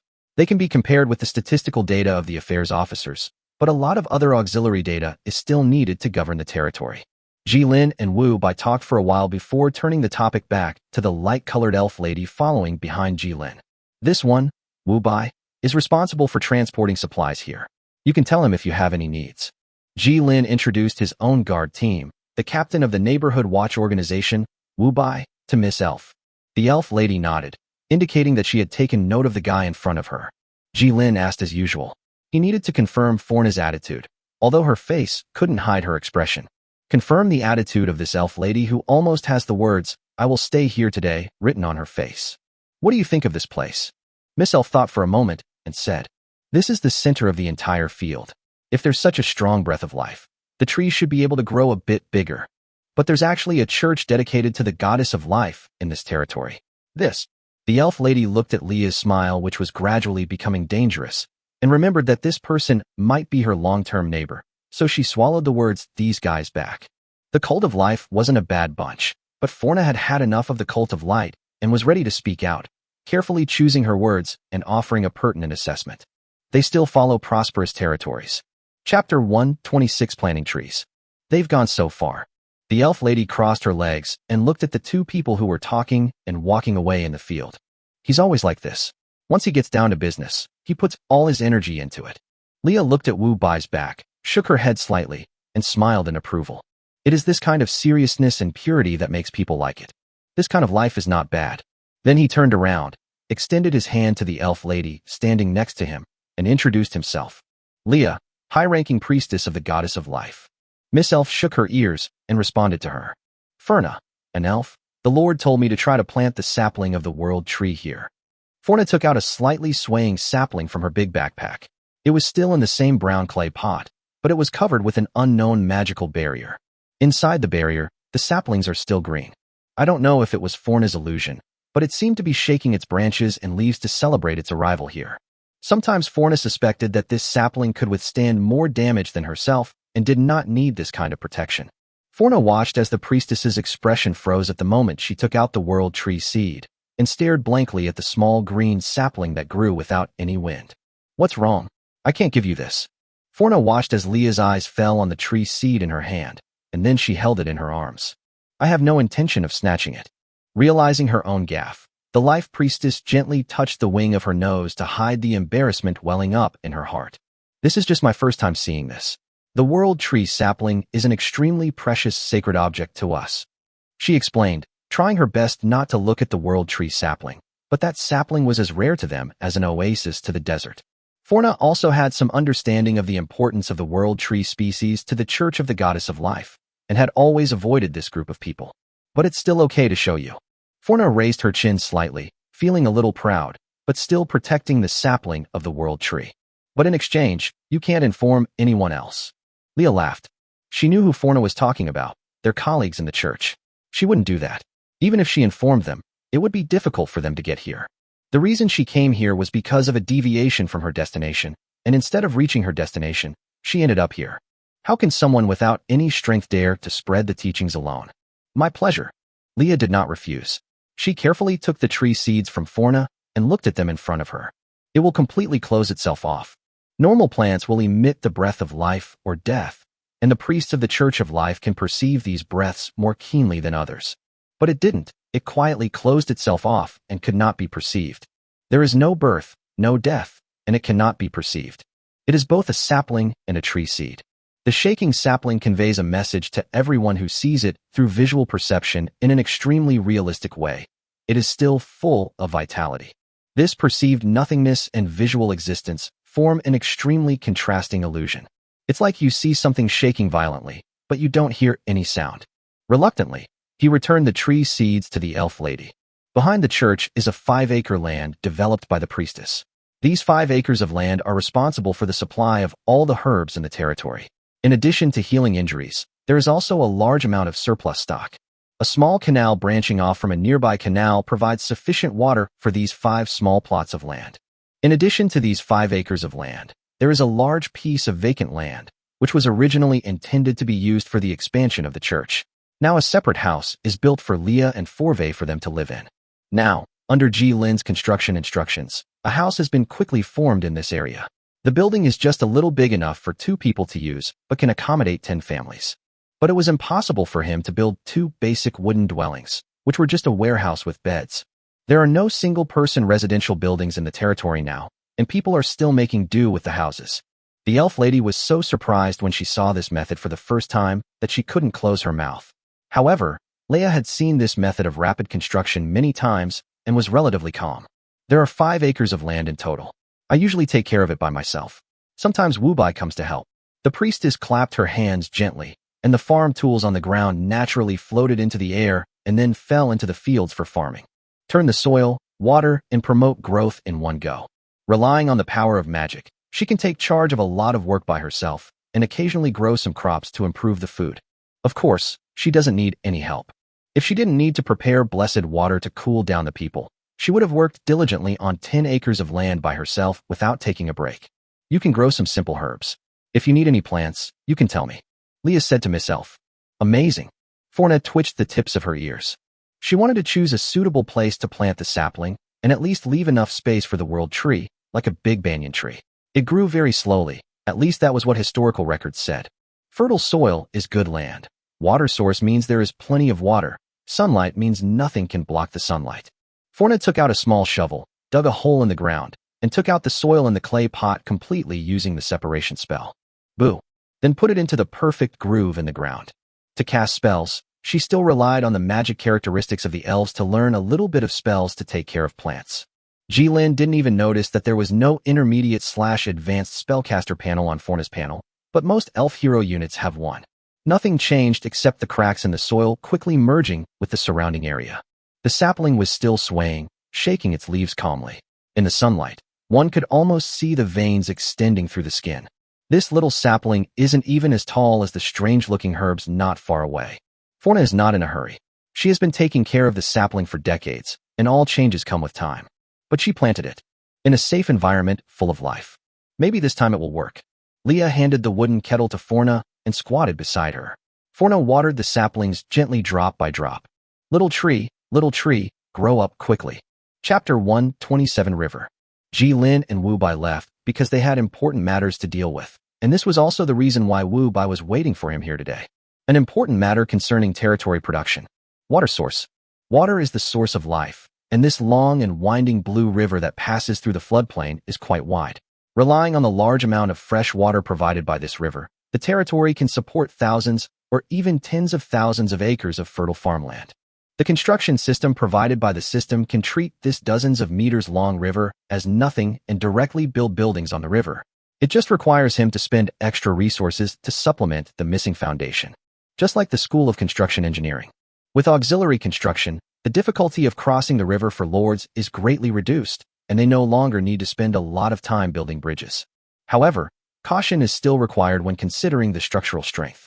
For ordinary lords, the system will not specifically build a modern and rigorous bridge for you. It will only build a barely usable bridge for you, and the load-bearing capacity will vary with the width and length of the span. For those lords who are really unlucky, the system will directly give them advanced bridge blueprint solutions as compensation to alleviate their disadvantages. This also allowed some lords who lived near various cliffs to expand and develop. Jilin naturally found a bridge to the other side of the river. A bridge built in water is much more stable than a suspended bridge. With a little trick, the system will help them generate the foundation and complete the most difficult part of the bridge construction project. After laying the foundation, all the people need to do is use a large amount of wood to build the bridge and then continuously reinforce it. Due to distance issues, the focus of floodplain development is placed on the side of the town center, which is convenient for transportation and scheduling. The land on the other side of the river has not been cultivated on a large scale. It is just a large piece of farmland, and easy to grow carrot seeds and ginger pieces are sown. They do not require much care and can live well. When the staple food in the territory grows, these free-range carrots and ginger will naturally be ready to be harvested. The territory doesn't have enough manpower to take care of these side dishes, so just let them grow wildly. Only a small number of residents are responsible for these carrots and ginger, watering and weeding them regularly. With this production plan, the yield of carrots and ginger will certainly drop significantly, but the territory itself does not have a high demand for side dishes, at least not at this stage. The water and land are used in exchange for not very high output. This kind of waste of land and water resources can only be afforded by people like Jilin who live along the river and have abundant water resources. In addition to growing side dishes on the other side of the river, the main task of the people crossing the river is to collect and harvest wild rice and other edible wild plants to supplement food for the territory. Or you can collect some herbs with better resilience as raw materials for weaving straw hats. Walking along the riverside, there is a path formed by the bent grass being trampled out by foot. In another 2 or 3 months, this path may be officially trampled into a yellow mud road by the people. You mean, the water level of this river is constantly decreasing? Wu Bai nodded and stopped. They finally arrived. A wooden bridge across the river appeared before them, and the base was a square stone base. These were the bases of the watchtowers. After the watchtowers were built, they were demolished, and only the bases were retained to build the bridge. On one side of the bridge across the river, a long wooden pillar was erected in the river. It can be seen that this wooden pillar was originally a complete tall tree, which was cut down as a whole to make a wooden pillar. Then inserted vertically into the river.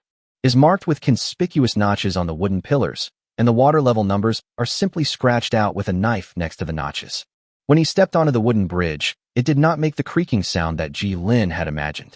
It was very solid, and he felt a solid and stable feeling when he stepped on it. They were also able to better observe the water level column inserted on the side of the bridge. Although the water level hasn't dropped significantly, it's still trending downwards, and this. Wu Bai took out a sharpened wooden stick from his clothes and handed it to Jilin. Jilin took the stick and looked at it in his palm. The branches clearly showed signs of having been cut, with some of the broken branches removed. This was not the shape of a branch that could be caused by natural breaking. At first, there were only 1 or 2 branches, but then they became more and more numerous.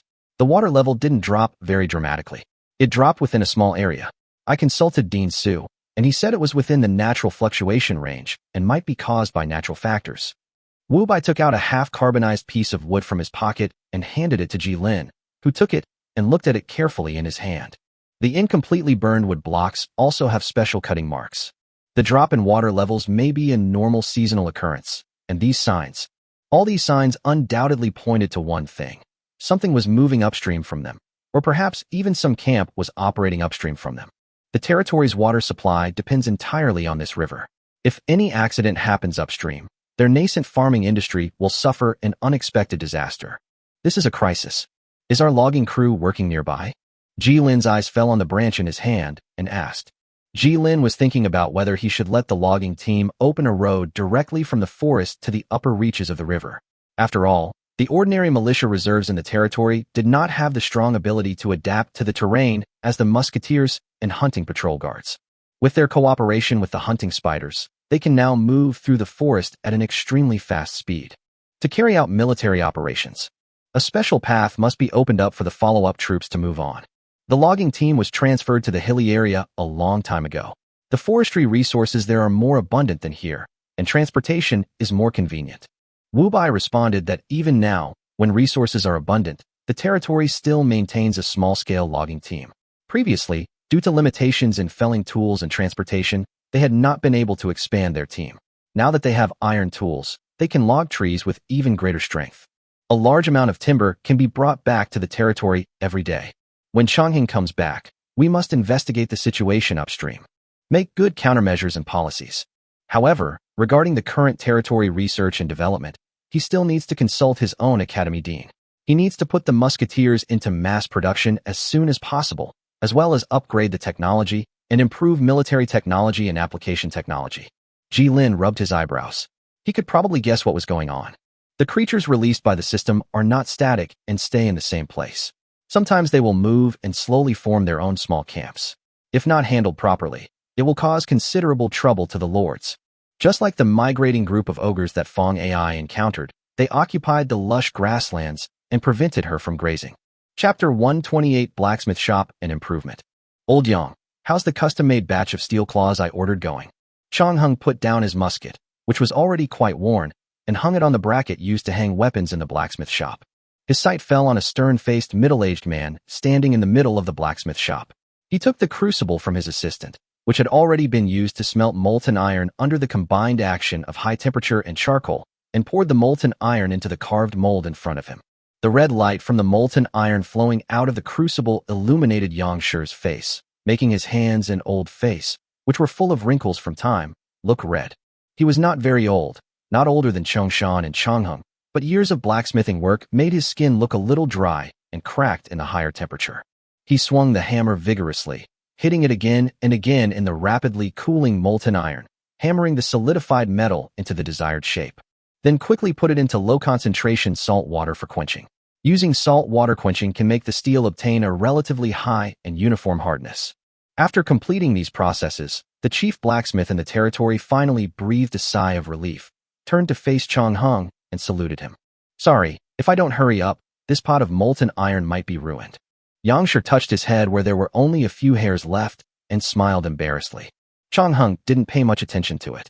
Instead, he fixed his eyes on the blue crystal ore that was placed separately in the corner by the blacksmith.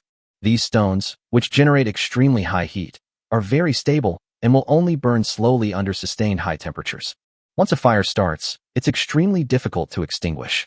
Therefore, according to Yang Shi's suggestion, each blacksmith shop has sand and stones specifically for firefighting. Sometimes water might not be enough to extinguish the burning crystal ore, but covering it with sand and stones can block the oxygen and prevent it from burning. How are you guys doing with the work the Lord mentioned earlier, Old Yang? Changheng suddenly remembered something and asked Yang Shi. What he was talking about was whether crystal ore could be used as a reducing agent in the territory's current iron smelting. He still couldn't forget his hydrogen metallurgy. No. His tone was unusually firm. Last time we used that kind of stone to replace the charcoal, the whole crucible almost exploded, but luckily no one was hurt. By the way, this is the steel claw you asked me to customize. The head blacksmith turned around and took out a pair of sharp short claws that had been sharpened. They were thicker than an ordinary person's fingers and much thinner than a wrist. He couldn't quite understand the purpose of these iron claws until he saw the musketeers in gray uniforms guarding the door and the half-human spiders huddled at the door. Yang Shi had seen these giant spiders before. They were kept in a place not far from the residential area. They seemed to be called hunting spiders. The people who were responsible for raising these giant spiders were fed exceptionally well and were treated even better than the blacksmiths. Yang Shi was not envious, and neither were most people in the territory. If they were asked to deal with these big spiders, Yang Shi looked at the slightly ferocious appearance of the hunting spiders and the thick black shells covering their bodies. The treatment is good, but it costs your life. Only those with great courage and patience are willing to take care of these large spiders. As a blacksmith, he had an extremely accurate eye. He could immediately tell at a glance that the size of the spider's legs was just right for the iron claws he had made. Want to use it on them? Changheng nodded as a response to the blacksmith. Hunting spiders are afraid of the high temperatures in the blacksmith shop and prefer to stay in a cool place. Don't be afraid. The scout spider is very gentle. Changheng smiled at the blacksmith and picked up a scout hunting spider, which naturally spread its limbs. Tie them tightly with multiple linen ropes.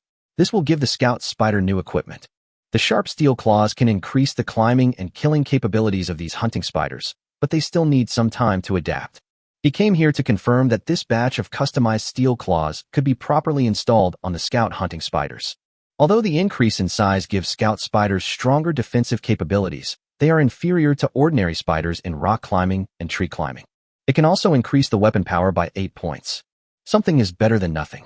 Place the hunting spider back on the ground. Hunting spider raised its joints and looked curiously at the extra, shiny spines on its front paws.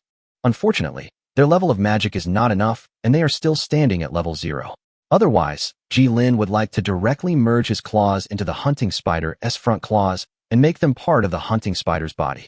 Improve these small things into deadly combat weapons. There were also some replacement knives to replace the bayonets they used. The musketeers' armor had never been broken. They had abandoned those heavy and stuffy armors, which would consume a lot of carrying weight. If each of the 100 people carried this 10-pound breastplate, they would have to carry 1,000 pounds less meat. On the contrary, more than 20 bayonets were broken due to excessive use. Changheng picked up the shiny long bayonets and practiced with them a few times. A blacksmith shop couldn't forge gun barrels, but it was certainly easy to make these feudal era weapons. Old Yang, your cooking skills are pretty good. Chang Hong praised while holding the bayonet in his hand. Haha, I used to make swords for the armory, so this little thing is no problem for me. Yang Shi touched his head, accepting Chang Heng's compliment. The Lord is developing new runes, and perhaps you will be the first to use them. Chang Heng smiled. He heard that his Lord had put the research of first-level runes on the agenda and could use those supernatural powers. Maybe life in the territory will be much better by then. They all knew about the rune lights outside that lit up on time every day.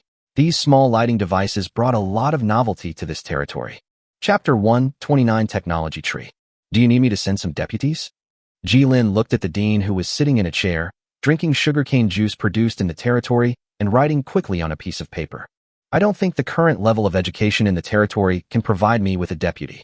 If it comes to physical labor, the militia will be enough.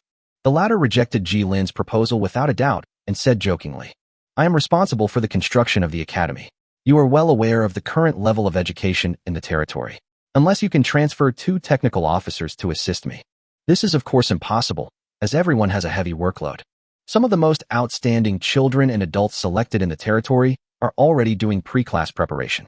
Within 2 months, they need to make up their math and physics foundation to the minimum level to keep up with the courses to be offered by the School of Engineering. Prepare for future study of runes and engineering in the Faculty of Engineering.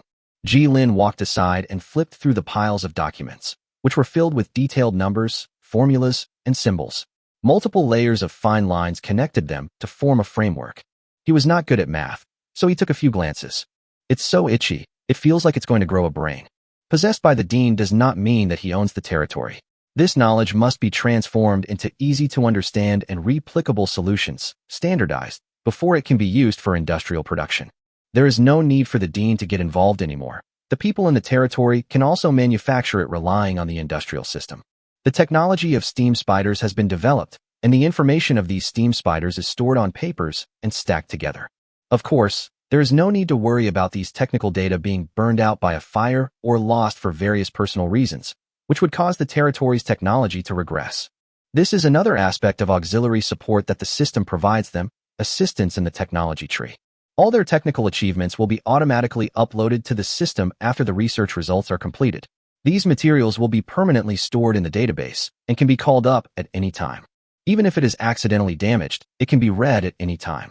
This is also closely related to their ability to achieve such a fast RD speed.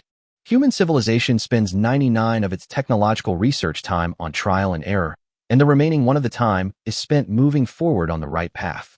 Those theories that seem absurd now are nothing more than forks in the road of human technological accumulation, and forks may also lead to the right path. For example, the invention of gunpowder, which is often talked about, was born from an attempt by alchemists to pursue immortality.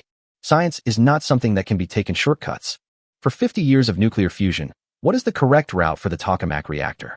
The system will directly point you in the roughly correct direction, greatly reducing RD costs, investing the right resources in the right direction.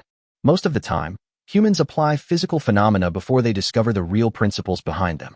We need to use a technology/natural phenomenon without really understanding the principles behind it. For runes and spells, Galileo discovered from the Leaning Tower of Pisa experiment that the falling speed of an object is independent of its mass, but it was not until the advent of Newton that gravity was accurately analyzed into a formula. Even before them, catapult users had already used this physical phenomenon in military applications, even though they didn't know about gravity at that time. Even earlier, primitive people swung their slings, hitting their prey with kinetic energy and force. In their time, there was no formula for kinetic energy or acceleration due to gravity. This in no way prevents them from observing phenomena and applying them in all aspects of life. So this is the research result of the first level of rhenology? Ji-Lin picked up the iron sheet that fell on the table and connected the lines engraved on the gray-black iron sheet. The sharp pen tip looked as if it was engraved casually. There are 30 pieces of iron sheets. Although the patterns on each piece are slightly different, the overall structure is similar. Ji-Lin had seen that this kind of elementary rune was still the most basic in use, inputting energy and outputting physical phenomena. Very primitive, but still able to perform their functions and capabilities. Original runes, without any modifications. He was a little curious, as he had not invested much energy in these runes and spells in his previous life.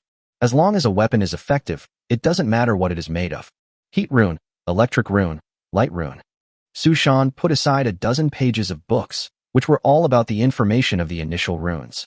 Part of his memory had been blocked by the system before he arrived, but the remaining relevant knowledge was still left for him with a little conscience.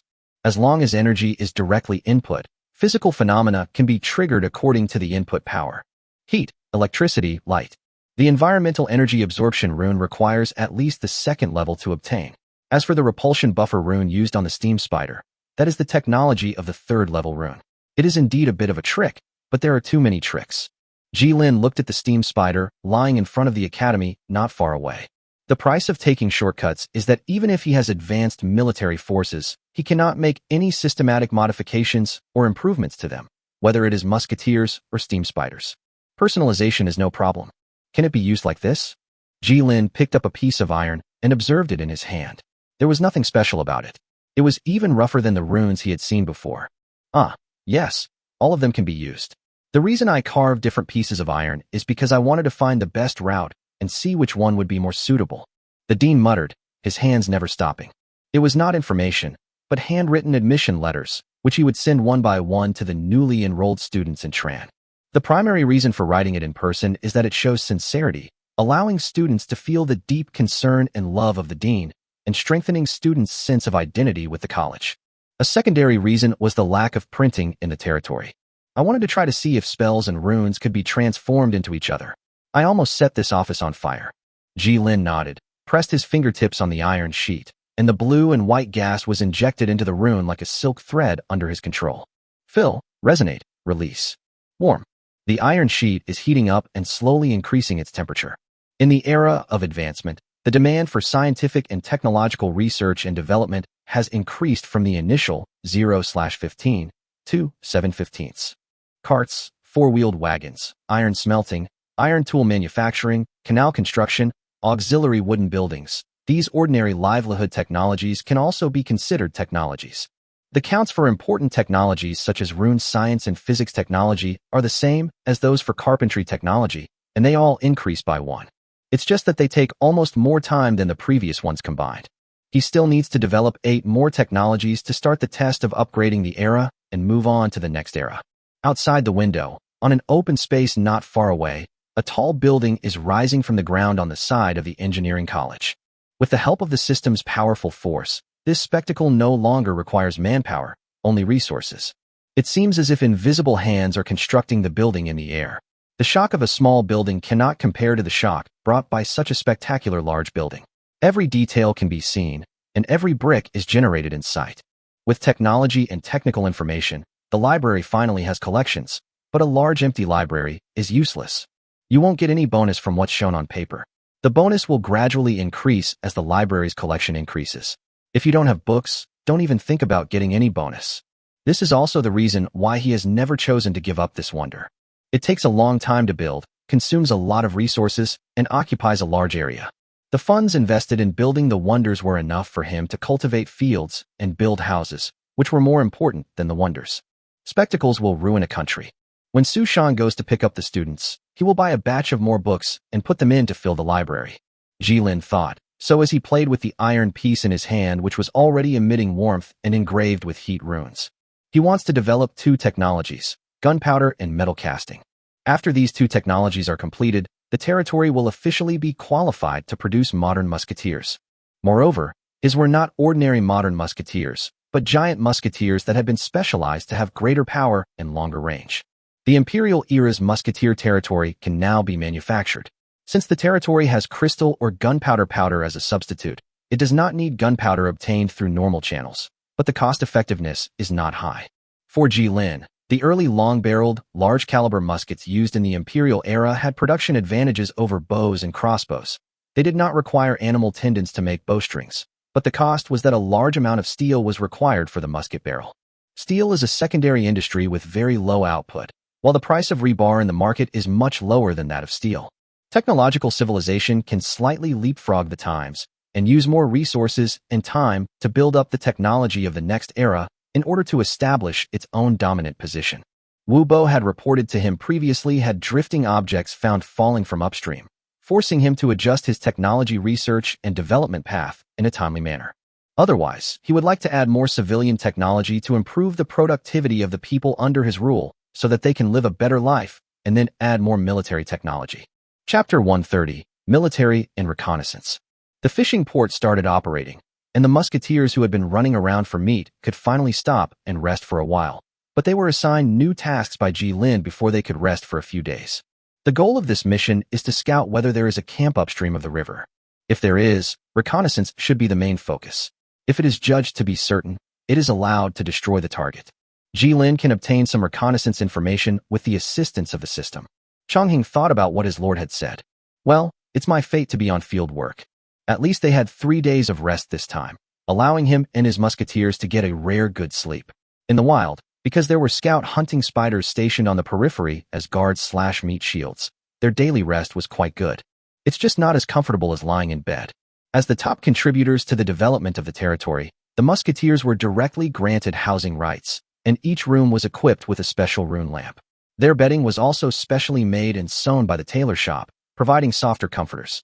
Even if they only stay in the territory for a few days a month, it is what they deserve. At least the soldiers can get enough rest when they return to the territory. There are indeed a lot of mosquitoes in the wild. The general smacked his lips and took a bite of the freshly peeled sugarcane. The sweet juice flows into the throat, and then the residue is spit out. Another reason for promoting sugarcane juice in the territory is that the residue after the juice has been fully squeezed out is still full of plant fibers, so it can also be used in papermaking, and all its resources can be utilized. Wu Bai brought them before were very effective after being burned, but when did they start planting herbs in the territory? Changheng scratched his head.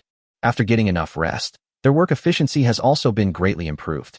This time they also received a special supply of mosquito-repellent herbs.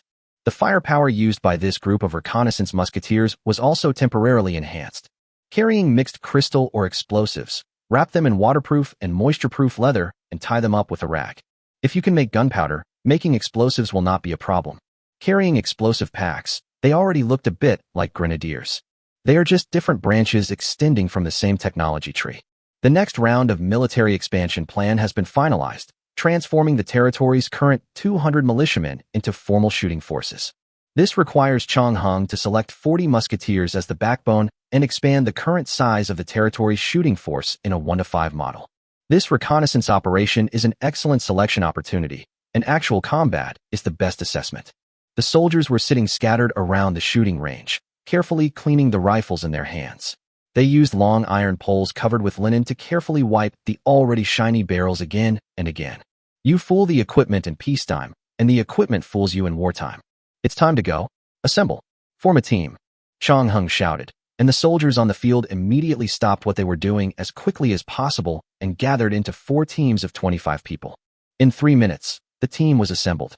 7 o'clock in the morning is a good time to set off. Changheng straightened his wrinkled clothes.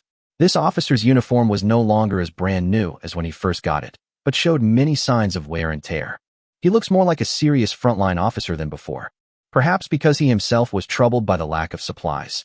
Jilin always invested more resources in selecting his subordinates to improve their combat conditions. He had already experienced such a bad situation, so there was no need to let his subordinates go through it too. Jilin still maintained his low living standards and did not invest resources in himself or even his living conditions like many lords. Final check, ready to go. Changheng issued the orders before departure. This well-disciplined troop began to check and confirm whether their equipment was complete.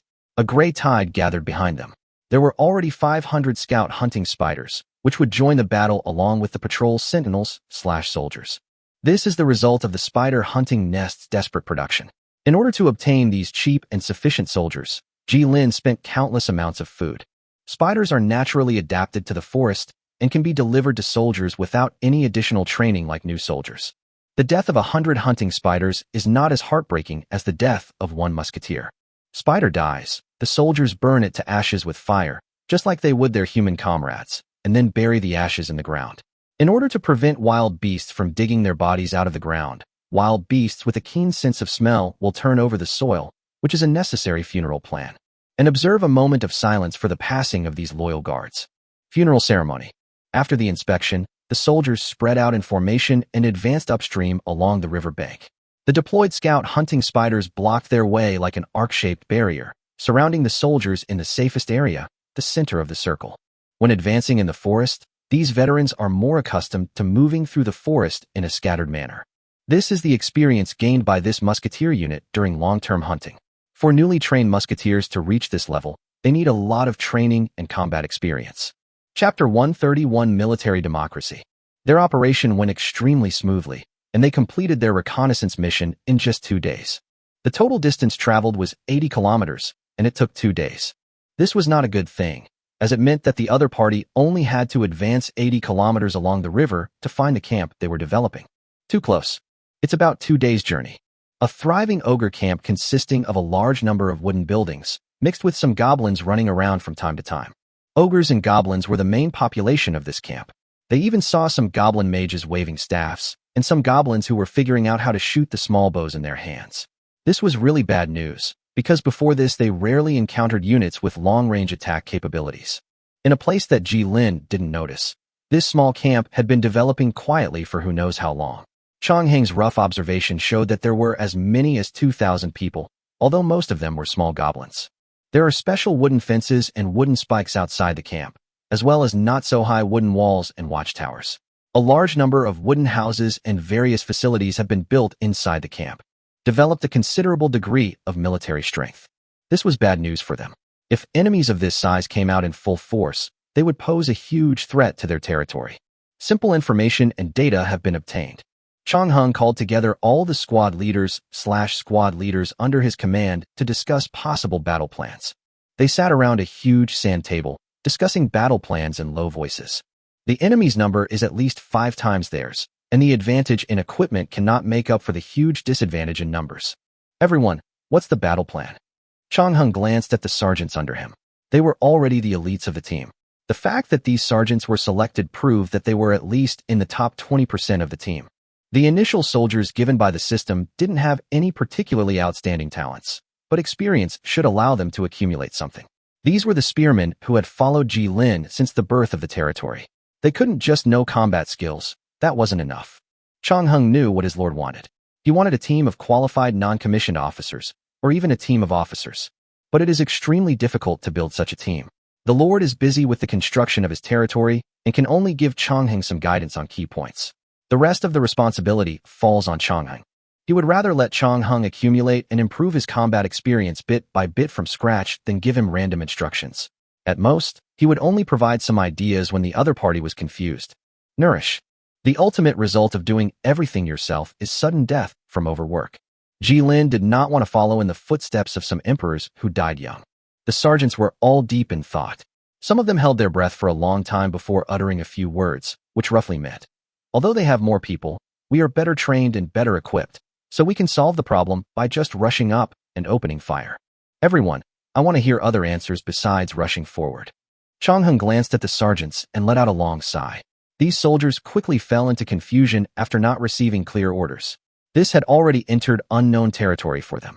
They were good at hunting and they could carry out orders with excellence and precision, but they had no idea how to formulate a specific small-scale battle plan. Rest. All of you go observe for a day. I'll give you a day to discuss with yourselves. After you're done, give me the results. The general waved his hand and asked the sergeants to go back and think and discuss. Changheng already had his own battle plan in mind, but as Jilin said, they couldn't always do it themselves. This was what Jilin proposed to him, a way of thinking about building the army called military democracy. As for their usefulness, Changheng looked at the sergeants/team leaders who had not left. They began to sit cross-legged on the ground and stare at each other. This strange silence lasted for half an hour before the soldiers began to discuss slowly. Just like throwing a lit match into a pile of firewood, the flames swept across the firewood and ignited. The long-term accumulation finally ignited the flame of thought under slow guidance. From time to time, soldiers would join their conversation and put forward their own views and opinions. They were by no means new recruits who had just come out of the training camp. In addition, they had nearly 200 days of combat experience in the exercise battlefield and had also listened to Ji Lin talk about a large number of battle examples in the exercise battlefield. He can also be considered knowledgeable and experienced. From time to time, a sergeant would leave, come back an hour later, write something on the side of the clay plate, and rejoin their discussion. Countless observation data about this camp were formed during the soldiers' active reconnaissance, and they already knew what they needed to scout. Shift cycles, hunting time. They used their experience as they know it now. A fairly complete tactical combat plan gradually took shape during their fierce argument. Attack direction, executors/teams, combat phase, and combat objectives. Chong Hung stood aside and watched happily the heated discussion among his soldiers. The plan seemed rather crude to him. Sometimes the soldiers need a push. Standing there was too boring, so it would be better to find something to do. Chong Hung started digging the smokeless stove for cooking tonight.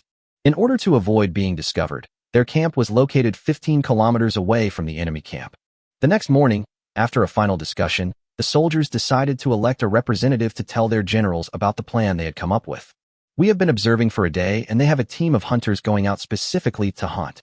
We have a large number of spider hunting troops. Relying on them, we can quickly wipe out the nearby wildlife and force their hunting teams to move deeper. Then eliminate their outbound personnel one by one, and continue to raid the camp at night to put psychological pressure on them. A sergeant stood up. He was the representative collectively elected by the sergeants. He first stated his battle plan based on the map drawn on the clay plate. After the conspiracy comes the open conspiracy. Relying on their high mobility advantage to hunt down the people they send out, and then besiege the ogres and goblins in their own camp, they will surely lose a large number of manpower due to hunger without food. Expose their existence and intentions without hesitation, and eliminate the enemy through siege warfare. Then he waited anxiously for Chong Hang's reply. Looking at the centurion who had a stern face from the beginning, Wu Chong finally saw the centurion smile rarely. Aren't you afraid they'll form a large hunting party to deal with you? Can you handle a larger force? We only have 100 of them, and they have a full 2,000. Chong Hung asked back with a smile. Only we know that our forces are inferior to the enemy's. They don't know that our forces are far smaller than theirs. The soldier puffed out his chest and answered. The enemy is in the open and I am in the dark, so I defeat the enemy by one piece.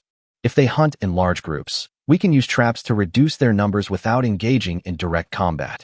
Chong Hung asked his lord for his opinion.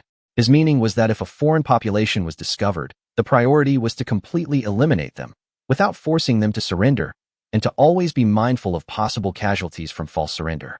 The current population of the territory is sufficient to maintain stable operation until the era of advancement. The simplest way to solve the impact of alien population is not to accept a large number of alien population. What's more, after these alien populations surrender, he has no choice but to sell them to the trading market or keep them as slaves in his own territory. He originally wanted to abolish slavery and feudalism, so bringing in a group of extremely troublesome alien slaves at this time would be like asking for trouble. If they were of the same tribe, he could still handle it by referring to the method used by the slave fishermen near the fishing port and gradually letting them establish an identity with the territory. Goblins and ogres are completely unacceptable populations. I agree with your battle plan.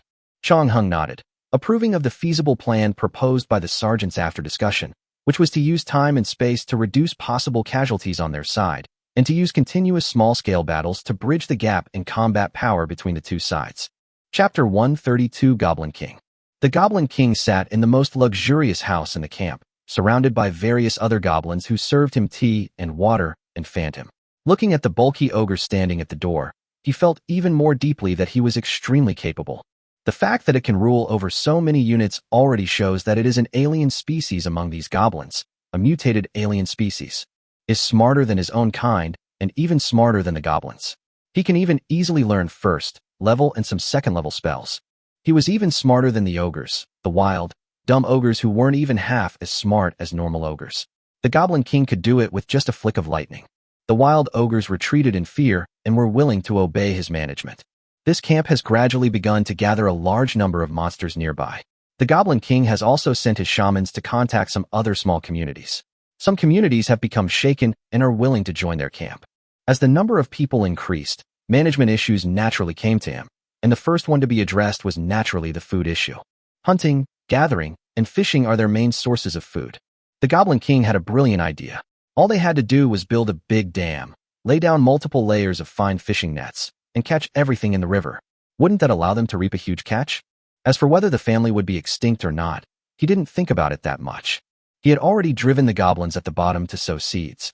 If the shaman had not been supervising these sneaky guys, the Goblin King had no doubt that these things would eat up all the seeds. Then he lied and said he had finished it. Although the Goblin King was of the same race as them, his methods were extremely cruel. He saw several goblins digging seeds in the ground and eating them. They were caught and whipped in front of everyone until they died. Humans always have abundant resources for them to plunder.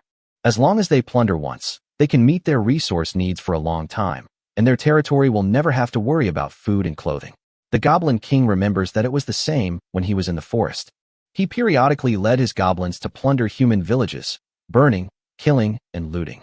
It's just that no one knew when they arrived here, to this place full of dangerous creatures, where those rare monsters are everywhere. And the most commonly seen humans didn't even see their shadows. The Goblin King casually swung his whip and hit the goblin lying on the ground. He must find the location of those humans and plunder them mercilessly. He was already excited at the thought of being able to obtain supplies from those defenseless humans. The only ones who died were the goblins, who were numerous. These things were useless. They would reproduce if they ate too much. However, their lives can be exchanged for various materials that are difficult to produce by them on a daily basis. It not only consumes excess population, but also obtains supplies. But what worries him recently is, what? We only brought back half of the food from the day before yesterday. The Goblin King stood up angrily and lashed out at the wild ogre with the whip in his hand, again and again. The wild ogre, covered with thick skin, did not feel any pain, just a little itchy. Normally, the Goblin King would not dare to whip the ogres when he was angry, for fear that they would explode and punch him. Although he had learned some magic, it could not strengthen his body too much, and his small body really could not withstand 2 heavy punches from the wild ogres. Surrounding him all knew that the Goblin King was extremely angry at this time. That food isn't enough for you big guys. With the help of the ogres, they should be able to catch their prey with every kill. No wild animal can be a match for these big guys covered with thick skin.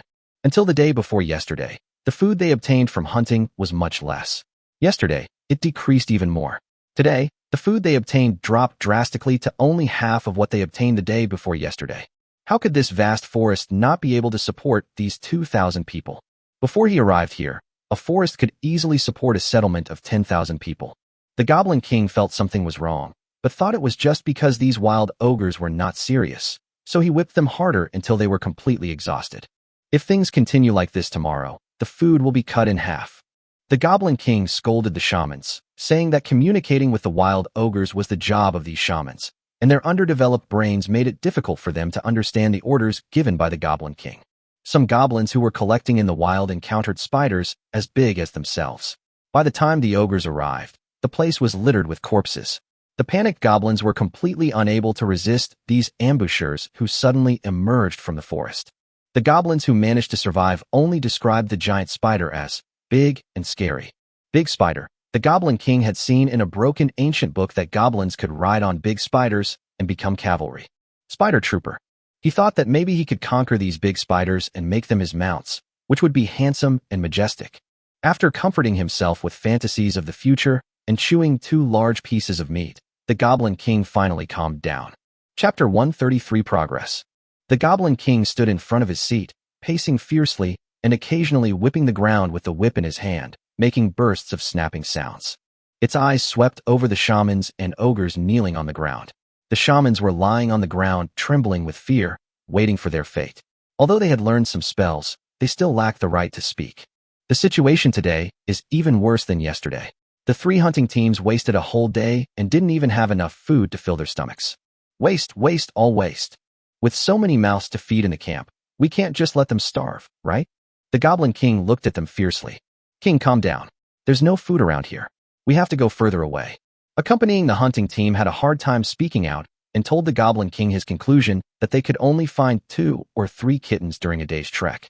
If they really wanted to get a lot of food, they would have to attack other settlements, but they couldn't afford to offend them. Those were all ferocious large monsters, and some of them were even more terrifying than wild ogres. How could they dare to provoke these guys? They were very cautious when entering their hunting areas. I don't want to hear your explanation as to why we had food before, but now we don't. The Goblin King whipped the ogres fiercely, and when he found that they dared not resist, he whipped them even harder. Those shamans, as beating them to death would cause too much damage to the camp. He could only vent his anger by beating the ogres who dared not resist. If you don't bring back food, you'll all be food. According to several wise men in the camp, they caught fish in the river, which barely met part of their food needs. They used a lot of wood to build a wooden dam and cast nets on it to catch the fish in the river. That can provide them with a lot of food, and relying on the dam, they can also grow a lot of crops and divert water to cut off the source. This kind of self-serving behavior at the expense of others is normal for them. They think competition is natural. The shamans pleaded again, saying that they could not defeat the Goblin King. The strong are respected, and this is also their racial nature. They admire the strong and bully the weak. If the strong want them to die, they have to die. King, we will definitely bring back enough food here. The Goblin King calmed down a bit and turned to look at them. Once, then I'll give you another chance. Yesterday you said you could definitely do it today, and the day before yesterday you said you could definitely do it yesterday. The Goblin King tilted his body, grinning with a mouth full of broken teeth, yelling loudly and scolding his men. You promised me that you would get rid of those forest spiders. Then what? I haven't dared to go out to collect them these past few days. Get rid of them? How do you get rid of them? The shamans were all silent. Those spiders completely ignored their communication. As long as they got close, the spiders would run away like flying. They didn't give them any chance at all, and then attacked their fruit collecting team the next day as usual. They had to strengthen their weapons to get the fruit collecting team out. They could only bite the bullet and change the subject and agree. King, we will definitely bring back enough food for the territory tomorrow. All the animals around here must have been caught. If we go a little further, there will definitely be enough food. Sela. The bayonet sank into flesh. The last wailing goblin shaman spat out a mouthful of blood and fell silent. The soldiers in gray clothes shot the trolls and goblins lying on the ground one by one, confirming their death. The thick skin of the ogre makes the bayonet seem somewhat powerless, but the lead bullet can carry huge kinetic energy to tear through the thick skin at close range and send the deadly bullet into the target's body. This narrow mountain path was littered with dense green corpses, along with numerous ironwood spears, wooden round shields, and even a few wooden bows. These goblins were no longer the only ones armed with rusty daggers. They now wielded simple weapons, but they were still capable of fighting human troops in a direct battle. Then, under the dense volleys of fire from the musketeers, they all fell to the ground howling, and were drowned by the black waves rushing out of the forest. The time had come for them to begin exploring outside. Do we need to collect their bodies? The soldiers asked the sergeant who was standing by and watching them carry out their plan. No, gather the bodies together and burn them. Don't let them see how we fight. Gather all the weapons and destroy them together. The sergeant, who was appointed as a temporary non-commissioned officer, let out a breath. He planned to place the corpses of these alien species here to terrify other goblins and trolls who discovered this place. To make them fear was a display of strength. Weapons must be destroyed to prevent the other party from recovering them. He was assigned the most difficult part of the mission, attacking the hunting party that set out from the camp. Their hunting party consisted of 10 wild ogres, nearly 100 goblins, and 5 shamans or mages. Such hunting teams, which are divided into 3 directions to explore, up, left, and down. The musketeers targeted the hunting parties that were exploring downwards. To prevent them from going too deep and accidentally discovering their territory, they swept away all the prey in the lower half of the area, using hunting and driving to make it an animal-free zone. They will not focus on the lower half of the area until they find it difficult to obtain food in the lower half. There are dense forests here, and the sound attenuates very quickly in such dense forests. As long as the distance is 20 kilometers, the sergeant guarantees that no one will be able to hear the sound of their firing. The hunting party can be allowed to escape and bring the information back to their camp. It mainly targets the small green goblins. The big ones can't run away, and the taller ones with red patterns on their bodies won't run away either. They will think about resisting. Those few moments of resistance meant they could no longer escape. Only the short goblins, who wanted to bury their heads in the ground when they heard the sound, ran away very fast. He slipped into the woods in an instant, leaving no trace. In order to deal with these fast-running goblins, the sergeant deployed a large number of troops on the flanks and rear of the hunting team. The soldiers and scout hunting spiders had already laid a tight interception network on the road they had to take to return to the camp. If they returned along the starting route, they would only run into this wall of death head-on. Carrying these excellent scouts, they have an amazing information advantage in the forest. Information and speed are their keys to victory. The camp hunting team only had legs. The trolls and goblins had no power to resist them. They could not run faster than them, and they could not compete with the musketeers in battle. As the soldiers confirmed the deaths one by one with their bayonets, their operation was successfully completed. 1/20th of the manpower in the alien camp is stationed here. They also lost 27 scout hunting spiders. Spiders, covered in thick chitinous carapaces, have larger bodies and thicker shells than other spiders due to secondary growth. However, in a one-on-one fight, they are only slightly stronger than goblins, and their combat capabilities are not particularly outstanding. A single fireball from a wizard can kill them, and any hit from an ogre's hammer will kill them. If they were to encounter a shield-wielding swordsman head-on in equal numbers, they would be doomed. The loss is within their acceptable range. If these fragile reconnaissance units were thrown into frontal combat and engaged in hand-to-hand combat for the territory's musketeers, it would almost be certain that they would suffer losses. These scout spiders are meant to be used as replacement units for normal melee troops to slow down targets in combat. At this time, the scout hunting spiders fully utilized their concealment and surprise attack capabilities, which led to their seemingly good results. 60 musketeers and 300 scout spider hunters ambushed a mixed force of 200 ogres and goblins and won a great victory.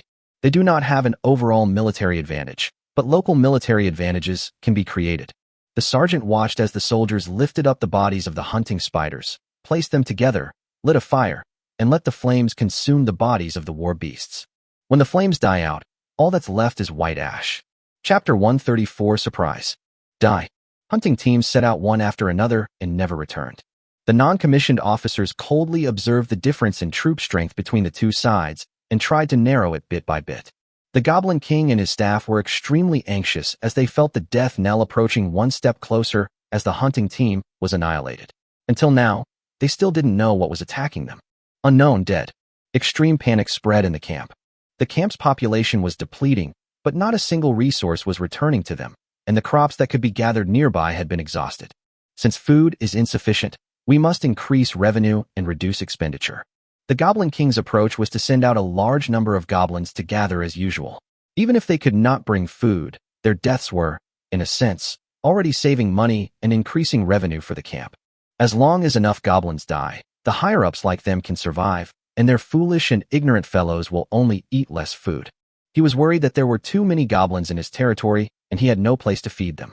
It would be better to give more rations to the ogres who were more powerful. The Goblin King's vicious method of depleting the population was unknown to the officers. They also didn't need to know that their purpose was to deplete the population of this camp. If the non-commissioned officers knew about this, they would definitely applaud the Goblin King's actions. This would actually shorten their long attrition phase and gradually narrow the gap between the two sides. The Goblin King's goal coincides with that of the officers. Once the population is depleted to a certain extent, the officers' plan will enter the second phase, which will directly target the camp. With the Goblin King's self-abandonment, the initiative of the situation has been completely in their hands. The other side acted so quickly that it gave the non-commissioned officers an unreal illusion. They even made various contingency plans for their actions, but it felt like they were punching cotton.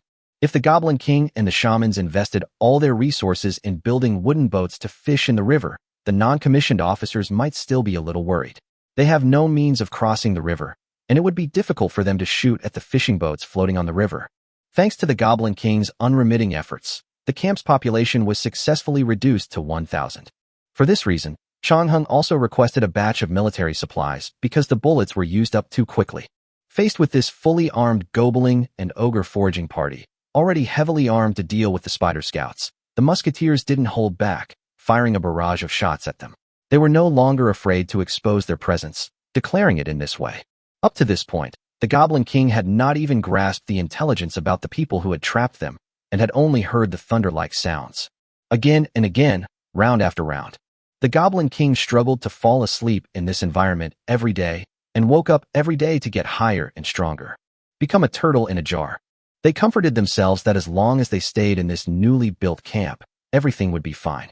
A quarter of the dam has been built, which has brought them a considerable amount of fish. For the remaining 1,000 people, it will definitely not be a problem to survive by relying on this river. With this plan, it won't be a problem to cut off most of their catch.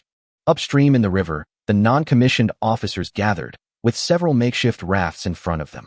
They discussed enthusiastically, showing excitement from time to time. It seemed as if they were no longer discussing the battle plan, but were instead discussing what to eat for the upcoming spring outing and barbecue. The recent victories had greatly strengthened their self-confidence. Small raft. 2 pieces of wood are placed in parallel, connected by a smaller piece of wood and a hemp rope, leaving a considerable number of grooves in the middle. This constitutes the simplest double-wing stabilization structure, which prevents the raft from rolling due to the water flow and causing large vibrations and shaking. Multiple rudders and hydrofoils in the middle of the raft, which are specially used to ensure that the raft does not deviate. Make sure the raft can sail steadily along the current towards the dam built by the goblins, and the fishing nets they use to catch fish. This is a big one. I hope their fishing nets can handle it. How do they get their food without their fixed fishing nets? There is a special shooting team waiting downstream. If the small raft does not explode when passing through the camp, it will be sunk manually to avoid affecting their camp downstream. And now the non-commissioned officers are arguing over how much medicine to put in this surprise. If the other party wants to be a turtle, then we must cut off their way to being a turtle. 1 crystal explosive on a raft to 6 now, because based on Chongheng's combat experience from the Steam Age, 1 is obviously not enough to destroy the dam. They used 250-gram crystal or explosive packs and used linen ropes soaked in animal fat as fuses. A non-commissioned officer insisted on his opinion. I think we need to release 6 crystal or charges, 1 ship at a time, on time. Another non-commissioned officer raised his objection. No, listen to me. Let's launch 3 boats, each launching 3 missiles. This way the success rate will be higher. Finally, a non-commissioned officer ran out to mediate. How about this? We launch 3 ships, each with 6 missiles. This will definitely solve the problem. Chapter 135 Bomb Raft. The goblins carrying the wood blocks used to build a fixed fishing net watched the light as the plank floated down from upstream. It couldn't help but feel a little confused, and its attention was completely attracted by the thing that appeared. A small plank of wood floated down the river from upstream, a strip of grease, soaked linen burning on it, until it was caught by a fixed fishing net and crashed into a half-finished dam. The little goblin leaned over and looked at this magical thing. The burning cloth was emitting an enticing aroma. Seeing that there was no supervisor watching it nearby, it bent down, secretly picked up the piece of wood, and hid it in its arms. Not far away, a pair of emotionless eyes were staring at it, or rather, at the raft in its hand. Holding a charcoal pencil in his mouth, he wrote down the time it took to get here from the upstream position on the paper, and then provided it as a basis to his colleagues who wanted to blow up the built wooden dam and the fixed fishing nets. The sergeant in charge of monitoring and measuring hid in the woods and observed. His eyesight was the best among everyone, and he could see objects within 100 meters as if they were close. Also appointed to observe records. Watch as small pieces of wood hit the wooden pillars that the wild ogres picked up and hammered into the river with their amazing strength, inserting them into the riverbed. Because of their natural strength and size advantages, they are quite good at moving goods and can also perform some tasks that require engineering equipment. This is the natural advantage of living things. Flying dragons can easily cross various terrain obstacles to obtain resources, and powerful creatures can swing their bodies to create magnificent buildings. The flow rate and time are determined. Based on his report, they would choose a fuse of appropriate length and release the real bomb raft from upstream to turn the waters upside down. That would be a pretty good fireworks display. The sergeant rolled up the rough paper in his hand, stuffed it into the wooden barrel behind the scout spider, and tied it with a linen rope. Feeding it a piece of meat and patting its head, the sergeant watched the hunting spider disappear into the shadows in the blink of an eye. Everyone, the fuse length report has arrived. Chongheng scratched his head, raised the letter in his hand, and handed it to the guy in charge of cutting the bomb fuse. He then looked at the non-commissioned officers who were still arguing over there. If they couldn't decide on a plan, he would have to choose one. Haven't you come to a conclusion yet? 10 small rafts have been temporarily built and placed on the ground. We decided to use 6 mineral bombs per ship, with 5 in the first batch. The representative elected by the non-commissioned officers gave him the final word with confidence. Chongheng glanced at it from the corner of his eye. 6 crystal or mixed bombs would have a charge of 1.5 kilograms. 5 ships would have a charge of 7.5 kilograms. This is a considerable number, more than enough for all the musketeers to fire 7 volleys. So much explosives were now piled together and tied to each small wooden boat. The dam and the fixed fishing nets built by the goblins were also doomed to be flattened. These soldiers who have followed from the beginning to the present have always learned some of their lord's characteristics. Let's start the plan and send them, their nets, and their dams, to the skies. If you want to retreat, you must have the capital to retreat. Looking at the small raft loaded with explosives, Changheng couldn't help but feel a surge of emotion and smiled slightly. The crystal or mixed explosive bag bundled with the square bag of explosives was connected with a new fuse. Ignite. Floating slowly down the water. Ga? Aya. The goblin, covered with whip marks, rolled on the ground, cowering as the Goblin King mercilessly whipped it again and again. The goblin originally wanted to go to their granary to steal the little food left, but was caught by the shaman who happened to be passing by. Any of you who still want to steal food, go out and gather food tomorrow and eat your fill. The Goblin King was furious when he saw his subordinates who were already beginning to disobey him. He had clearly used all kinds of criminal laws to punish these greedy trash fellows. Why did they still go? Of course, I can eat something good. When the little goblins heard about collecting food, they panicked and shook their heads, their eyes revealing their infinite fear and dread of the outside world. Their brains were not yet developed, but the concept that they would die if they left the camp had been deeply engraved in their minds. At night, they could even hear the footsteps of death approaching step by step outside the camp. The goblins turned to look at their shamans, who had greasy faces and strong bodies, and shook their heads wildly under the gaze of the Goblin King. The shamans and mages were even more afraid to speak, fearing the Goblin King would discover they were withholding food. They had withheld quite a bit of the food distributed, but the remaining food should have been enough to keep these skinny creatures from starving to death, right? Even if they died, it didn't matter. Those goblins were like rats. With food, they could give birth to a cartload in 3 months. They just look like themselves. These big goblins who have awakened their magic talents cannot be compared with these small soldiers. Anyway, I won't starve to death as long as I eat enough, so what does it matter if my fellow tribesmen below die? I'll just eat more and have some strength. This is their vicious tacit understanding. Wild ogres, on the other hand, know nothing. They only care about when they can get their next meal. Those small green things are not unedible, and they are just as crunchy in their mouths. All the goblin corpses that could be recovered were fed to the ogres, and the same went for the goblins that starved to death. In this way, they greatly saved food consumption. A starving ogre doesn't care whether the things around him are edible or not. Grilled fish and hot rice are delicious, but flesh and blood can also awaken the long-lost hunger in their bodies. Call everyone over here. I'm going to throw this guy into the river to feed the fish. The Goblin King said viciously, dragging the half-crippled goblin to the river and tying his feet with a rope. His body was still useful and must not be wasted. My lord, what do you see floating over there on the riverbank? The goblin below wanted to grab any possible life-saving straw, and his eyes suddenly fell on a few flashes of fire drifting down from upstream. Because the explosive pack was square, they could only see the raft floating downstream and could not see the explosive pack hidden inside. Only the slowly burning linen exposed on the top of the raft could appear in their field of vision. These rafts drifted along the river under their sight. There was nothing special about them, just simple flames. They could also feel that there was no obvious spell reaction. 1 breath passed, 2 breaths passed, and they were still drifting safely, without any abnormality. Everyone's attention was focused on the rafts floating down the river. It was quiet and silent, just rafts floating peacefully along the current. That's quite interesting. I'd like to see what this thing is. The Goblin King thought secretly. Reach out and pull the raft over to the shore. The flames above seemed to have gone out, disappearing and no longer burning. He is the strongest in this tribe, and nothing can hurt him. Even though his body is not as big as these ogres, if they fight, these stupid ogres are definitely not his opponents. The goblin that he whipped so hard suddenly grabbed his hand and tried to drag him into the water. The Goblin King just sneered, constructed a spell model in his hand, and a stream of heat swept over, turning half of the goblin's body into charcoal in an instant. Do you think you can hurt him with this little trick? The hot fluid just touched the small raft beside it and ignited. The vortex of deathly flames crushed everything nearby like a storm. Chapter 136, Ending and Archives. Demolition team, get ready.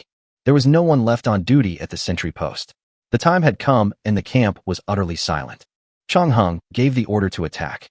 The musketeers carrying explosive packs moved to a place not far from the wall and threw out a few freshly ignited explosive packs to blow up the wooden wall that had been reinforced several times. In the face of a large amount of gunpowder, The sturdy wooden walls collapsed like building blocks. The humans they had dreamed of plundering day and night now stood before them, with a gun in hand. Blow up their outer walls. The musketeers moved swiftly and rushed into the camp through the opened gap. The scout hunting spiders on the ground followed them closely, bathing in the darkness of the night and launching a surprise attack when everyone was still resting. 5 people form a team, shoulder to shoulder, and advance in a dense formation. Changheng raised his rifle and shot the head of a wild ogre who rushed out of the wooden house with a roar, then threw the lit bag of explosives in through the open window. They will not clear the houses gradually. The best way to deal with these wooden pillar buildings is to use explosives directly. There are a large number of wooden buildings here. They were not afraid of these alien species escaping from the other side, which was also set on fire. The flames and shockwaves would carry them to their former leader. Stop and reload. Gah! Human! A direct shot from a large-caliber musket at close range tore half of the goblin shaman's body apart under the kinetic energy of the lead bullet as he attempted to use berserk magic to fight back. The sergeant struck back the goblin shaman that rushed in front of him, and the soldiers surrounding him raised their bayonets and followed closely. May not be proficient in bayonet combat, but they are good with spears and lances. Swift and relentless. Spider that pounced on him, followed by a sound of projectiles that blocked his path. Gah! Human! Human! I can surrender! I can surrender! What responded to them was a solid bullet. Since their leader and several shamans died in the flames, the only river for obtaining food and the fixed fishing nets were also destroyed by the series of explosions. This temporary territory could no longer be maintained. The problem of food is faced by every goblin and ogre. This is a competition for the right to survive. The infantrymen deployed in an arc, clearing the outer buildings one by one and setting the houses on fire. The flames licked the high-quality, dry firewood comfortably, jumping from one house to another. Spread, diffuse. Clearing the houses one by one was slow and dangerous, a method that had been particularly effective against large wooden buildings throughout history. Flame. Along the scattered firewood, the flames, smoke, and poisonous fog sweeping inward from all directions will help them solve the remaining problems. Wait until dawn and clean up again to avoid any future troubles. So, this is your mission report. Jilin put the report in his hand on the table and looked at it, which covered everything from maneuverability to response, with a slightly strange expression on his face. It's not because they're not doing a good job. They did a very good job, exchanging nearly 2,000 people in the camp for 150 hunting spiders. Although they lost a lot of resources that could be obtained through normal attacks in the camp, the currently booming territory was not short of these resources. Only by eliminating threats can we have better development opportunities. You've done a great job. I'll give you a break for now. The territory currently has an ample supply of meat, so we don't need you to provide it. He will collect the mission reports and store them in the archives. The territory's town center welcomed its first round of expansion, and an affiliated archive was established. Used to store application data. City Hall archives. Administrative efficiency plus 30%. Every city should have a place like this to keep records. The room was almost filled with documents, and a special archive was needed to store the growing number of files in the territory, such as weekly production reports and monthly construction plans. Thanks to the unremitting efforts of several literate teachers in the private school, the literacy rate in the territory finally rose from an average of not completing prenatal education to an average of not completing primary school. It was not until the most basic education was truly rolled out that Jilin deeply felt the difficulty of this matter. 3,600 people. It is still compulsory education. Jilin went to see the teachers recently and found that they had more white hair. Fortunately, the current private schools in the territory are all-night schools, so there will not be too much loss of production capacity due to the emergence of off-duty population. Only children with nothing to do can receive a complete education all day long. As for the other 400 fishermen, Jilin planned to grant them the right to education after they were promoted to free citizens. At present, they are still slaves. They can recognize words and write complete sentences. Composition is out of the question. If they can write a complete paragraph without errors, that's a blessing. They know addition, subtraction, multiplication, and division within 100, and have a basic understanding of quadratic equations. Thanks for the multiplication table. As for the new curriculum, which is an upgrade from primary education to secondary education, Jilin only arranged 3 courses for them: physics, mathematics, and Chinese. After completing the junior high school education, the knowledge mastered by the people should be enough to support them to start learning runes and engineering or other knowledge related to the various industries currently needed in the territory. Blacksmiths, tailors, carpenters, Cooks, some people with personal desire and talent, are already learning how to work. A concept of rational thinking for the current people. Chapter 137 Climate and Farming. How's the temperature been changing lately? Ji-Lin fixed his gaze on his deputy, Chung-shan, the person in charge of territory construction and planning, who was standing in front of him. After finishing the latest production report, he gazed out the window at the gloomy sky, as if trying to peek through the clouds to see the obscured sun. In the distance, citizens dressed in brown linen walked in groups of 2 or 3 on the street. Tailor shops hadn't yet distributed the new clothing to the entire territory due to a shortage of materials. Buying cotton is too expensive, but the cotton in the territory will be harvested soon, and then the tailor shops in the territory can start working and sew new clothes. He heard Ji-Lin's question and answered.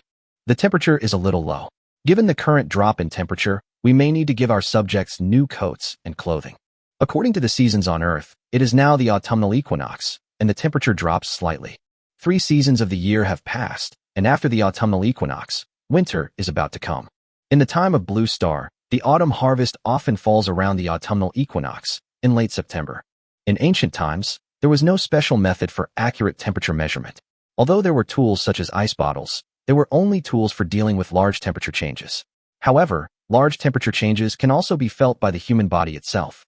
It would be nice to have a storm bottle. At least the changes in temperature and weather would be more obvious. With a mechanical clock, we know the time, but we still don't know the changes in temperature and weather. Ji-Lin sighed. Empirical science accumulated based on long-term experience. If it were to change to another region, I wonder how much of this experience would be trustworthy. What's more, Ji-Lin really didn't know how the ancients knew the weather conditions for the next few days, or even a month, by observing astronomical phenomena. As far as their physical sensation is concerned, after the beginning of autumn, the temperature slowly begins to drop, and they can often feel a slight chill in the weather. If the temperature does not change much, farming can continue. Ji-Lin remembered that wheat and rice were quite cold-resistant. However, ginger, carrots, and sugarcane were relatively less cold-resistant, and could die in large numbers if the temperature began to drop. In winter, only 2 staple crops, wheat and rice, are planted. This is their first year here, and they are not sure about the temperature changes. The first year is always the most difficult. The climates of different territories are different.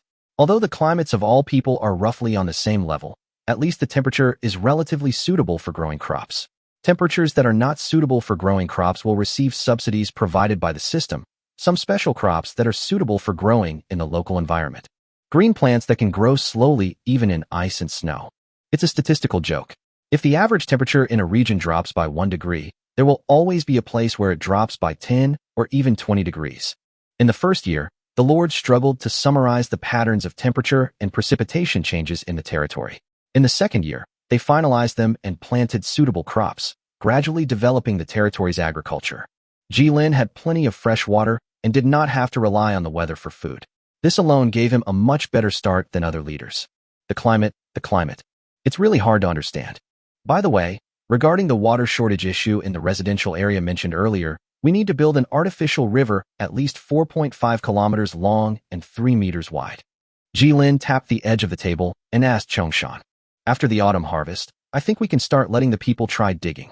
Using wooden and stone tools to build an artificial river, each hoe could only turn up a little soil, and the progress in a day was only a little bit. The earthwork could cost the territory its life. Gradual popularization of iron tools now allows the people to carry out engineering construction at a speed that is incomparable to the past. The sharp and light iron tools can cut the enemy's body and can also turn up thick soil to create their own artificial rivers. Even so, a 4.5-kilometer-long artificial river is still a test of the territory's productivity. 4.5 kilometers long, 3 meters wide, 2 meters deep, and 27,000 cubic meters of soil. Assuming one worker digs 1 cubic meter of soil per hour, mobilizing 500 workers, and working 8 hours a day, it would only take about 6 days to complete the task. Well, this is not unacceptable. Of course, considering that the soil needs to be transported, the efficiency will be much lower than ideal, and it will take no less time. But they had no choice. The residential area was built in this place. If they wanted to continue to develop, they had to obtain fresh water from other places. The medium-sized lake that had been with them since the beginning of the territory had gradually shown signs of fatigue and began to shrink. They also used iron tools to dig several wells to meet the growing demand for water. It is unknown how long these underground water resources can be used by these 3,600 people. A river can support a large population, can support a prosperous city. Jilin had never seen flying snowflakes, but he thought it was not a bad thing not to see them. If snowflakes were flying, the temperature in the territory would be close to 0 degrees. At that time, the growth rate of crops will be greatly affected, but the seeds of some plants seem to actively hibernate until the end of winter and then break out of the soil when the temperature rises, start to grow, and can be harvested in summer. However, the current territory can only be regarded as a slightly prosperous town, far from meeting the standards of a city. He has already given orders to the academy dean, asking him to see if he can first select a few very talented people from the current group of awakened talents in the territory and train them as rune craftsman apprentices. Now that the territory has stable lighting at night thanks to the rune lamps, the comfort level of the entire territory has instantly improved a lot. A pale white light lit up as night fell, illuminating the solid and simple wooden houses. 1,000 rune lamps were too many. In order to prevent them from gathering dust, Jilin installed one inside and outside every house. Even so, there were still more than 600 rune lamps in the territory that had not been used. With the help of the steady and weak light, the people can do a lot of things at night. For example, helping him sharpen arrow shafts. Fong Ai asked him to customize 3,000 iron arrows. Not only did the blacksmith shop need to make the arrowheads, but he also had to carve the arrow shafts piece by piece. It happened that the people in charge did not work at night. Now that we have lighting, we might as well help him do more work. We can't sleep all night long. It is not an act of exploitation by capitalists. There is a meal allowance for helping to sharpen arrow shafts, and more meat and vegetables can be given. Now the territory still follows the meal plan of eating meat once every 2 days. The constantly abundant catch makes Jilin consider whether to adjust to the formal ration of eating meat once a day. The amount of meat is reduced, but you can eat it more often and every time because it is a big pot meal in a shared kitchen, so there is no need to worry about waste. This was a truly extraordinary luxury for the feudal subjects. Most small landowners in ancient times couldn't afford to eat meat once a day. Consequently, despite the limited food available, the subjects ate it with relish. They were content to have meat every other day and to be full, so they didn't care about variety. What they desire is to eat pickled vegetables and white porridge to their heart's content every day.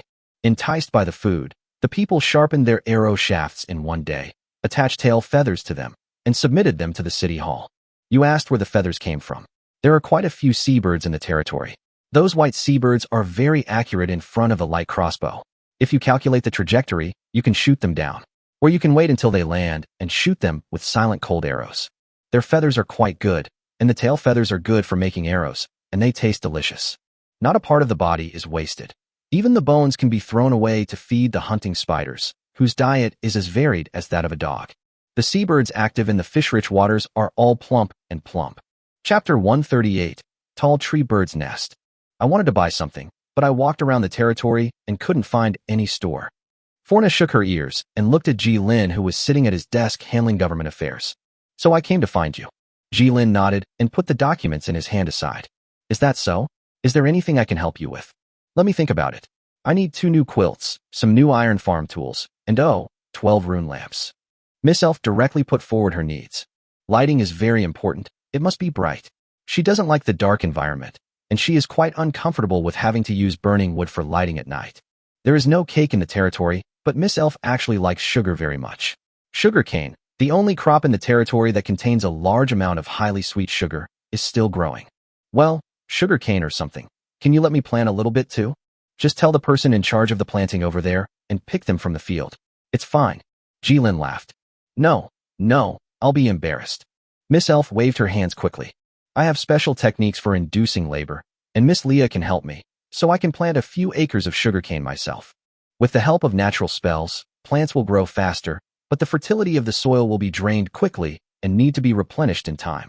So, Miss Forna, do you plan on living here long-term? How is that tree species growing?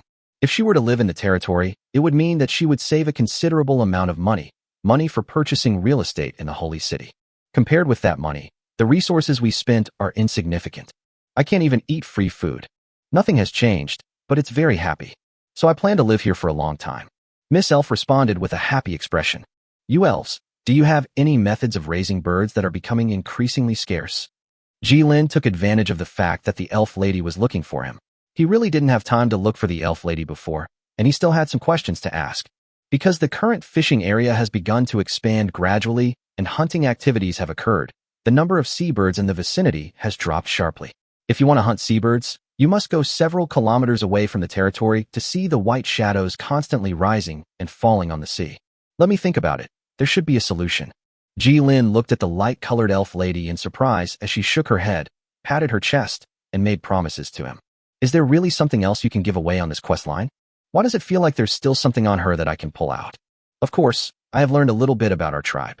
She responded like this, and then Ji-Lin looked at the thick, dark green book that Forna had called out from somewhere, and it was turning silently under her control. Nature's Way? Ji-Lin asked, because there was such a line of text on the page. Nature's Way. The so-called natural way is a means of achieving a balance between development and nature.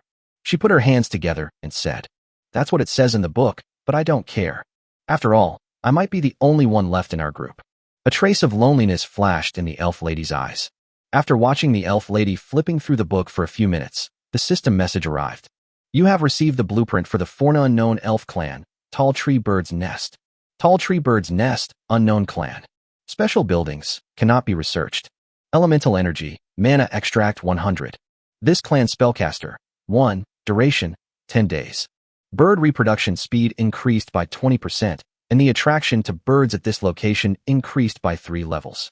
A tall tree with a spreading canopy provides comfortable, secure nesting sites for a large number of birds and provides them with abundant food. You can go up there and get their eggs, but don't hunt birds near their nests. At least don't let them see you. They'll abandon this tall tree and leave. Ji-Lin looked at the blueprint that Forna took out, and then looked at the thick book that she had put away, and felt that she had great potential. This is a special blueprint that cannot be obtained through normal research and development. While the restriction of hunting seabirds nearby is a bit harsh, it's not without room for maneuver. A plus 20% boost to seabird egg-laying speed means the territory will have a fairly stable supply of bird eggs, which can be considered a supplement to the territory's current food supply. There is no particularly violent total production bonus, such as the terrifying effect of plus 10% growth rate nearby, but it can increase the food source and food abundance of the territory, which is a good thing. He didn't have elemental energy or mana extracts. Although he had awakened his potential to use energy with the help of blood purification, this tricky method obviously wouldn't allow him to obtain the necessary buildings and resources for magic. Who follow the magic route? Anyone who chooses the magic upgrade will get the Enrichment/Extraction Tower, a tall obelisk that slowly condenses elemental energy/mana extracts. Salt and steel.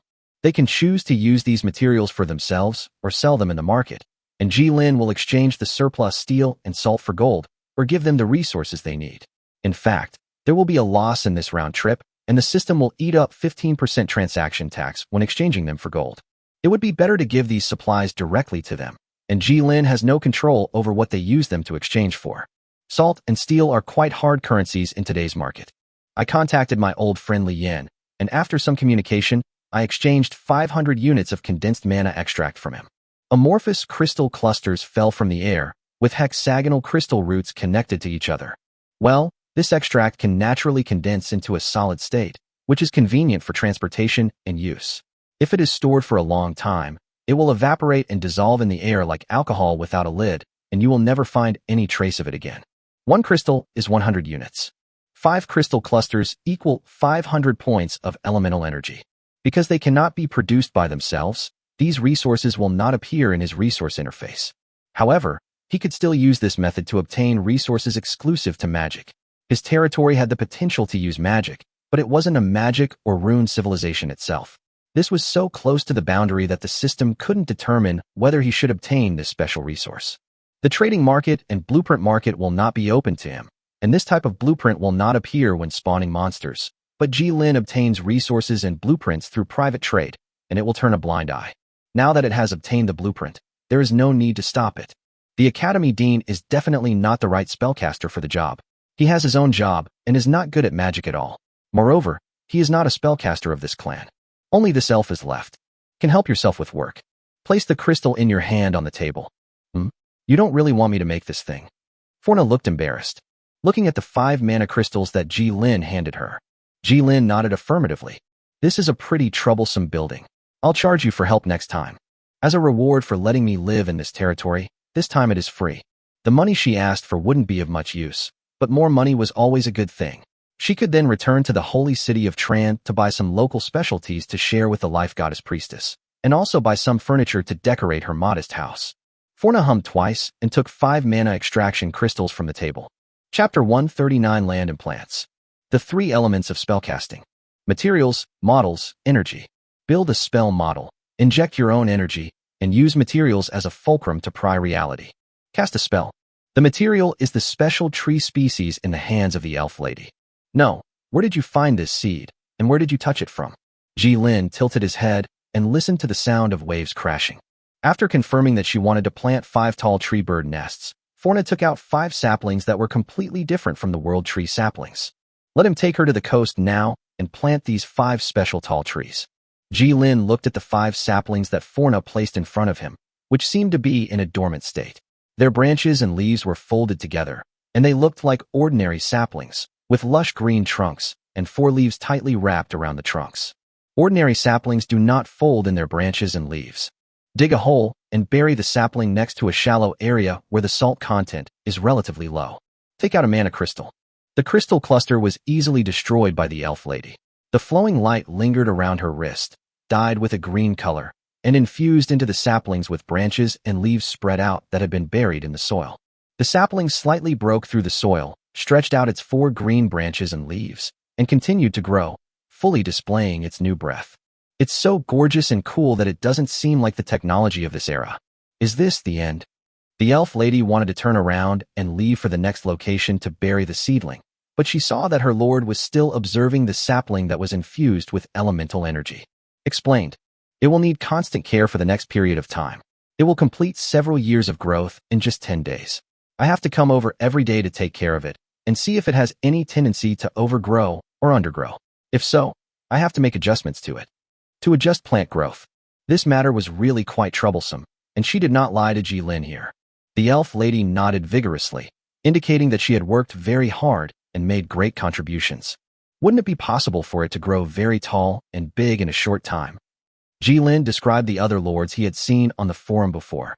Some lords proudly posted pictures of themselves inducing plants to grow within a day. It grows up quickly. Of course, you can, but that would consume a lot of energy. The 5 you gave me wouldn't be enough to grow them in a day. The money would buy me a small plot of land in the holy city. Forna shook her head and gave Ji-Lin an example. Plant growth requires nutrients and water. The energy provided by crystals is not only used to promote its growth, but also, as the tree grows and absorbs nutrients from the soil, it slowly stabilizes the nutrients in the surrounding soil into a structure that allows for long-term survival. This process also requires constant watering and fertilizing to make the process more rapid. Plants that grow very fast will absorb nutrients from the soil very quickly. If the nutrients/fertility of the soil are not replenished, the crop results will be worse with each generation, and eventually the land will become completely unable to grow crops normally. In ancient times, people burned rice straw and covered the soil with ash to decompose it, which was a way to return some nutrients to the earth. The ash produced after burning rice straw is a very good fertilizer. In ancient times, fallow crop rotation was already practiced during the Western Han Dynasty. The Northern Wei Dynasty's Qimi Niaoshu, Essential Techniques for the People, contains records such as grain fields must be rotated annually. To cultivate good hemp fields, do not use old fields, and for grain fields, mung beans and adzuki beans are the best. Hemp, millet, and old hemp are next best, and turnips and soybeans are the worst. By adopting the method of crop rotation, different crops are alternately cultivated on the same piece of land, or the method of multiple cropping. The soil nutrients are balanced and the soil fertility is adjusted. Ji-Lin nodded, not quite understanding. In his previous life, he had occasionally heard of some lords who excessively used the spell of inducing birth to export large quantities of food in exchange for supplies. In this process, they drained their own land, causing it to become completely desertified, and large areas of land became sandy. Overdraw future potential in exchange for current benefits. The natural cycle is disrupted. To control these phenomena, they even have to pay several times the cost to restore the land to its original fertility. Of course, Ji-Lin is not an agricultural professional, and he has not accumulated any common sense about farming in his previous life. After all, he is not a professional lord in charge of agriculture, and he does not understand the principles of natural cycles. He just thought what Forna said made sense. Forna added, "By the way, the soil here isn't very good. It's too salty. So we need to bury a lot of fertilizer in the soil to improve it. Then he would also need to gather fertilizer here, some natural fertilizer. As for what natural fertilizers are, there is no need to say more here. This kind of physical work doesn't need fauna. To prevent these newly grown trees from being burned to death by the rich salt in the soil near the coast, planting a tree actually involves modifying the surrounding soil. 5 saplings were placed in the soil, spaced out at equal distances. This was Ji Lin's original plan, to place 1 tree every kilometer, and 5 trees along the coastline would be enough. This is also the extent of the coast they are currently affecting, a 5-kilometer stretch of coast. Walking past the fishing port, I ran into the dean who was inspecting the fishery production in the territory. After chatting with him and understanding the whole story, the dean also applied for 2 of these tall tree bird nests to be placed in the engineering college. Not for the sake of being able to eat bird eggs. It is only to improve the dining environment for future students and increase the comfort of the entire engineering school so that students can have the best campus environment. Jilin thought that what the dean said was actually not wrong. A group of white seabirds took off and landed among the buildings, facing the shining sunlight, which was quite classical. It can also add some life to the college, which is composed of a lot of machines. Well, there just happened to be only 2 saplings left in Forna's hands. Just right. The dean later lost 10 hairs in one night while trying to deal with the bird droppings problem. He could no longer bear it and spent a lot of money to ask the casino owner, who has now become the owner of a new orphanage. This old man, who has been an expert in gambling for most of his life, began to be keen on charity. Why is there no pigeon droppings everywhere in Tran, even though there are so many pigeons? Then getting the special items that are specifically designed to attract bird droppings is another story. The current dean and lord are still immersed in the wonderful idea that the territory's recipes can be expanded. Chapter 140, End of the month. In the early morning at the fishing port, the sea breeze blowing from the ocean carries heavy water vapor and passes over the wooden boats tied to the wooden piles of the fishing port. The rising sun passes over the sea level and shines on several large pools expanded in the fishing port. Most of the pools are filled with various sea fish. As soon as the sea fish were exposed to the light, they immediately jumped up and down, splashing a lot of water. Various types of shells and mollusks are placed in a pond. Although these mollusks are non-toxic, they are difficult to cook, so they are put together. As a result, they accumulate more and more, and there is still no good solution. Hey kid, time to get up. The old fisherman patted the young fisherman who was still lying on the bed, disturbing his sweet dream. The young fisherman looked at the faint light outside the window and knew that it was just dawn. The working bell hasn't rung yet. Because it is a group system, they don't have to worry about anyone being late, as group members will urge them to come to work. If you really don't work, then tonight's dinner will be canceled. If you are sick, you can apply for sick leave. The territory's review system is open and transparent, and they can clearly know whether they are likely to be selected as freemen, and the young and old fishermen are particularly capable at work. One is a young man who is gradually becoming stronger, who needs physical strength when doing physical work, and is also quite studious. The other is experienced and sophisticated, and he has spent more time dealing with the ocean in his life than on land. Boy, have you been so busy lately that you forgot today is the day when the Lord declares free men? The old fisherman patted the young fisherman on the back of the shoulder and laughed out loud. At first, no one had any expectations for this territory. They just talked about it in their spare time, trying to fill their poor topics with some hope for the future. People don't need to know how the machine works, but when a huge social machine reveals its tip of the iceberg in front of them, they watch the power derived from rules and order penetrate into every corner of society. This territory operates according to rules they have never seen before. Order and discipline. Even the results of their daily work are recorded in detail, rather than someone in charge simply taking a look and making a conclusion for them. There is no reason to lie to a territory that operates stably according to the rules. The clerk would seriously answer any questions they asked. Even if they themselves felt some of the questions were ridiculous, he would still give them answers. A meal that is enough to fill the stomachs allows these tired fishermen to work hard the next day.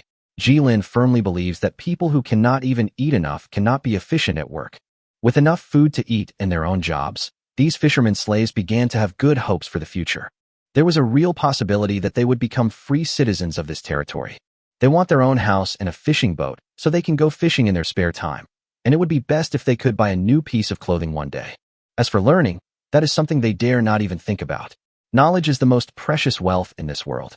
Therefore, even if the fish stocks near the fishing port began to decline, they still worked hard to bring the same catch to the territory. This simple small wooden boat cannot withstand the wind and waves, but it can still bring them rich profits by gradually catching fish near the coast along the long coastline a few hundred meters away. Now the 1 month that the Lord promised them has come to an end. Yesterday, the clerk specifically raised this issue with them when they were dismissed and said that the Lord would come personally to grant these fishermen the status of freemen. The young fisherman didn't sleep well last night and tossed and turned in bed. As a result, I feel dizzy when I wake up in the morning, and I think I still have to work today. It looks like you've been waiting all night. Let's go and have breakfast first. The old fisherman patted the young fisherman on the shoulder. Although 3 meals a day in ancient times became popular only in the Han Dynasty, Jilin considered it carefully and still started to use breakfast. Because of the work in the territory, if they did not have breakfast, they would start farming on an empty stomach and would not have the first meal of the day until noon.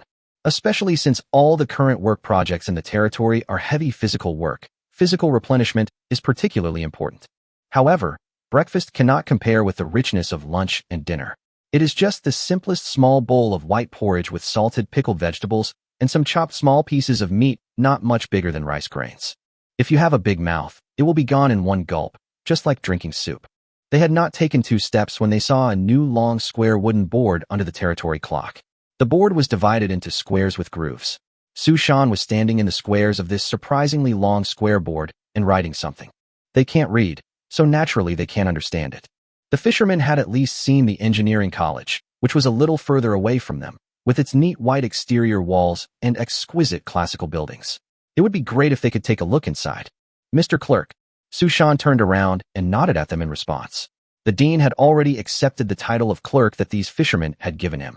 They didn't know what to call Su Shan. Should they call him tax collector? But Su Shan didn't collect taxes here. After racking their brains, they could only come up with a somewhat elegant name, clerk, which suited Su Shan's temperament. The 2 fishermen looked at the wrinkled paper in Su Shan's hand, which recorded the results of their work for the past month. Recording the work of all of them.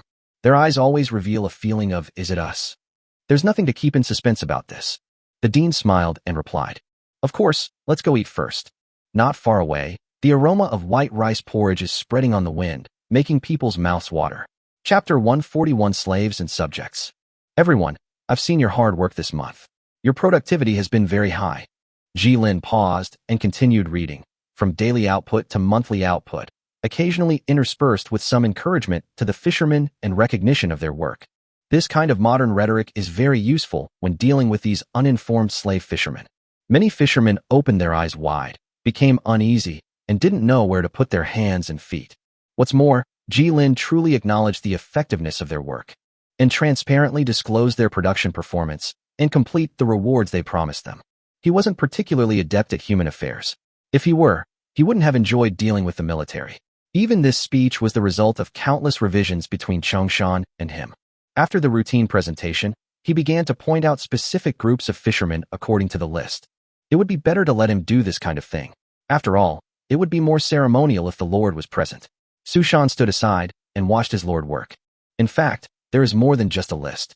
Jilin also asked Su Shan to make a long wooden board in this residential area specifically for recording monthly performance. It is obviously not realistic to record it every day for them to see, but it is obviously more than enough to record the output of 80 fishing groups every month. Such wooden boards have not yet become popular in the territory's agricultural areas because they involve considerable management issues. This time, they are being piloted in the fishery areas first. After all, work in agricultural areas is not as intuitive as work in fisheries. It is not until the harvest that we know whether the work is done well or not. Each farming group is responsible for cultivating a different field. But these fishermen couldn't understand it, and the sign was like playing the lute to a cow. But Jilin did it, and he felt at ease. Being honest with each other can always solve most problems. What's more, education is something that must always be popularized. The selected group of fishermen with outstanding work ability walked onto the makeshift wooden platform one by one. They were even more embarrassed than the fishermen being praised below the stage, like embarrassed children holding candy, not knowing where to put their hands and feet, not sure whether they deserved it. Although the fishermen in the audience showed some envy, they also saw the efforts of these working groups. Anyone could go to the clerk to see the results of their work this month. When Jilin saw their expressions, he suddenly felt relieved, because other people in the territory would also show such a flustered expression when they were praised by him. An honest and simple person. That's good too. What's your name? Jilin walked up to the first young man with 20 slave contracts in his hand. There were names on the contracts, but no photos of them. Although once a slave contract is activated, the person will feel severe pain, so that people can be sure that the person is a slave. In this case, he didn't need to do that. Just seeing the supreme ruler of the territory up close made the young fisherman immediately tense up, his heart beating extremely fast, and he blurted out his name quickly, as if his mouth would burn if he didn't say it. Eric. My lord, my name is Eric. The lord smiled, telling him not to be so nervous, saying he wasn't some man-eating devil. He then examined the pile of slave contracts before him, found his, and handed it to him. Grown-ups. The young fisherman seemed a little bit unbelievable that he had obtained the slave document just like that. An indescribable sense of joy emerged from his heart and rushed straight to his brain. The young fisherman confirmed dozens of times that it was his name written on it. Had been observing the sea day and night with the old fisherman to find out which sea area had more abundant fish. I have studied countless times how to cast the net and pull the net to get more fish and strive to catch fish every time I cast the net. Seeing Eric tearing up the paper in his hand, he completely changed from a slave to a free man. After the excitement, he was at a loss. What did he want to do? Jilin smiled and replied, Congratulations, you are now officially a member of Linyang City, and you are free. You can move freely outside of working hours, but you still have to work. So, he handed back the slavery documents to these fishermen one by one, and watched as some of them tore them up in their hands, while others tore them up and threw them into the brazier provided for them to destroy the documents. In any case, they have all gone from being slaves without control to being free citizens. They can freely leave the fishing area and visit other parts of the territory. After you've worked hard to become a formal resident of the territory, you'll have the opportunity to learn, and we'll arrange for you to live in new and better houses. Of course, sometimes you might need to share your experience with others, or guide some novice fishermen as they start working. Jilin looked at the fishermen and reiterated the benefits of becoming a resident of the territory. They were given housing and their own private space, no longer crammed into a large bunk bed. They also had the opportunity to receive an education, and those who excelled could pursue further education. They could also freely choose to pursue more technical jobs like blacksmithing and tailoring.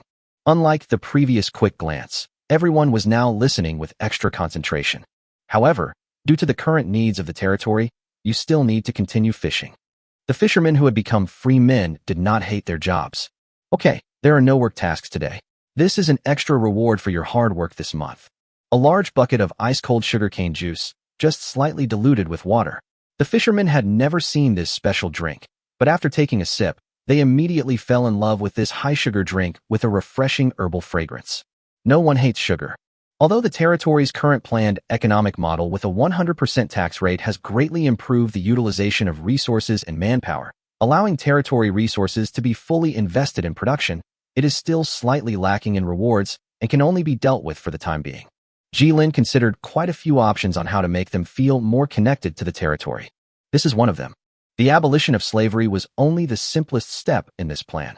The most important thing is how to give them the identity of residents of the territory.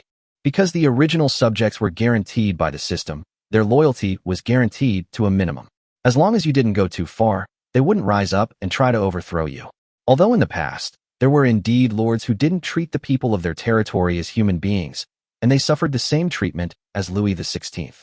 To prevent these fishing village residents from forming groups and strengthen their sense of belonging to the territory, Jilin planned to forcibly allocate housing to them after they became citizens, allowing them to live together with the original residents of the territory. He was always cautious about the safety of these outsiders, and his military training made Jilin more concerned about stability. In order to slowly assimilate this group of people, each time he only planned to select a small number of these slave fishermen to promote them to free people, and then live together with the free people in the territory. 431 people, 20 of them were randomly selected. For groups of fishermen, these 20 people will be divided into 10 houses and live with 80 other people of the same jurisdiction. One group of 10 people is assimilated every month until all 400 people are slowly culturally assimilated into the territory. This is a huge project that will take 40 months, 3 years and 4 months. Fortunately, this subtle assimilation can not only stimulate the enthusiasm of these fishermen, but also provide a stable population for the territory. He has plenty of time. Chapter 142 Autumn Harvest. Autumn harvest is the busiest time of the year for the people in the agricultural areas. These are soaked in sunlight and nutrients at the most suitable time and temperature, over 2 seasons. Green seedlings sprout from the soft soil, soaking in the light and moisture in the stable and suitable temperature, stretching their branches and leaves. They shake their green leaves in the wind and rain and bloom light flowers. The crop that produces the fullest fruit last. They convert the light that falls from the sky into energy that can be used by living things and provide it to other living things. Producer. The mature wheat ears, brown with a hint of gold, sway in the air. The full ears hang low, and when the wind blows, golden wheat waves can be seen floating. The wheat awns as slender as needle tips sway greatly in the breeze, following the breath of nature. The vast rice fields are interspersed with some slightly yellow-green colors, layer upon layer. Those are their slender branches and leaves, which have not yet turned yellow, but still retain some green. The rice ears are already covered with brown, and they are ripe. The dense cotton fields were in full bloom, revealing their snow-white fruits, tangled together like fallen snowballs, one clump merging into the next. The lush green sugarcane fields revealed their slender leaves. Beneath their green, slightly blackened skin, these ripe sugar canes held sweet juice and plant fibers. No matter who looks at it, this will be a bumper harvest. Remember, plants with particularly large seeds must be collected separately. If you find any special plants, you can bring them here separately. Chongshan was making the final mobilization and sternly told these people not to cheat. Agricultural groups that discover high-quality seeds will receive rewards. Stealing or robbing other agricultural groups' seeds and plants is prohibited. The discoverer will be disqualified from all selections this year. If you live in a house, you will be demoted back to a wooden house. The fields under the responsibility of each agricultural group were divided by dirt roads, and such a large piece of land was assigned to a separate agricultural group. Plant screening. Modern high-yield plants are obtained through countless generations of hybridization and screening. Although the seeds obtained from the system are not the original version of seeds, the yield of rice and wheat when they first grew in nature cannot be compared with the yield of seedlings that humans have continuously improved and selected later. I would like to mention here that if the seeds are purchased from the system will make slight adjustments to the local environment to enhance their regional adaptability. Drought resistance will be enhanced in arid areas, low-temperature improvements will be made in low-temperature areas, and saline alkali areas will be improved to resist salinity and alkali. At least it can be planted successfully. To prevent this group of people from having no harvest in the first year, even so, it has seen people who can only plant 30% of the theoretical output value of crops. Then it can't help. When facing lords of some special terrains, the undead, volcanoes, and even underground lords, no matter how you improve the seeds, it will be useless. The system will open special seed banks for them, such as various mushrooms. As for how they determine which crop is a superior variety, the method used modernly is the oldest and most stable method. Plant the seeds, plant them in multiple acres of land, and plant them together with a control group, with appropriate temperature, moisture, and light. Using scientific exhaustive methods, they can lock down the plant they need, which takes them decades. And there is an elf lady in the territory who specializes, theoretically, in botany. Without a few days' rest, the elf lady was pulled into the autumn harvest site to inspect the seeds. She also brought the goddess of life priest to work with her to relieve her workload. They had a special lineage of spells that could inspect seeds and plants, a high-level spell. Because the priests of the goddess of life only stay in prosperous territories, teach planting techniques to local people, and can provide injury treatment services at stable prices, the Church of the Goddess of Life is quite popular in various city-states and has a good reputation. In a sense, churches have passed down a considerable amount of knowledge, but the people of this world regard it as part of a miracle. This is a compulsory course for every priest of the Goddess of Life. Therefore, the proof of territory security they issued is the most convincing. It's just that Jilin's territory has experts who are specifically responsible for agricultural planting, such as Chongshan, who has the talent of an agricultural expert, and the old farmer Li Erlang. Now he is responsible for the agricultural planting, management, and experience summary of the territory. Chongshan's tasks are too heavy, and he never touches the ground all day long. I have never asked for advice from the priest of the Goddess of Life. I don't rely on outsiders for things that I can do on my own. However, there is no one in the territory who specializes in plant magic, let alone knowing how to cast spells. Even those who have awakened their source energy potential, a prerequisite for spellcasting, are rare in the territory, 5 out of 1,000. These people who have not received formal training cannot even cast a single orthodox spell. He temporarily hired 2 botanical experts at a price of 10 gold a day. His territory could still afford this amount of money. What does 10 gold a day mean? Hiring 2 of them for 1 day will cost you enough resources to fill a house. This is the friendly price after the discount, and it's still a bargain. After all, in this world, it's never cheap to let spellcasters work for the city. There were many spellcasters who only accepted monthly payments, asking for 600 gold a month. Their skills weren't even as sophisticated as those of the two from Jilin territory, a wandering elf and a high-ranking priest. Other lords had no choice but to bite the bullet and fork out a third of their territory's monthly output to hire these spellcasters to serve them. Not everyone is as comfortable as Jilin in running the business. The output value has crossed the 3,000 gold mark and started heading towards 4,000. At this time, most people are still wavering between 1,000 and 2,000, barely surviving.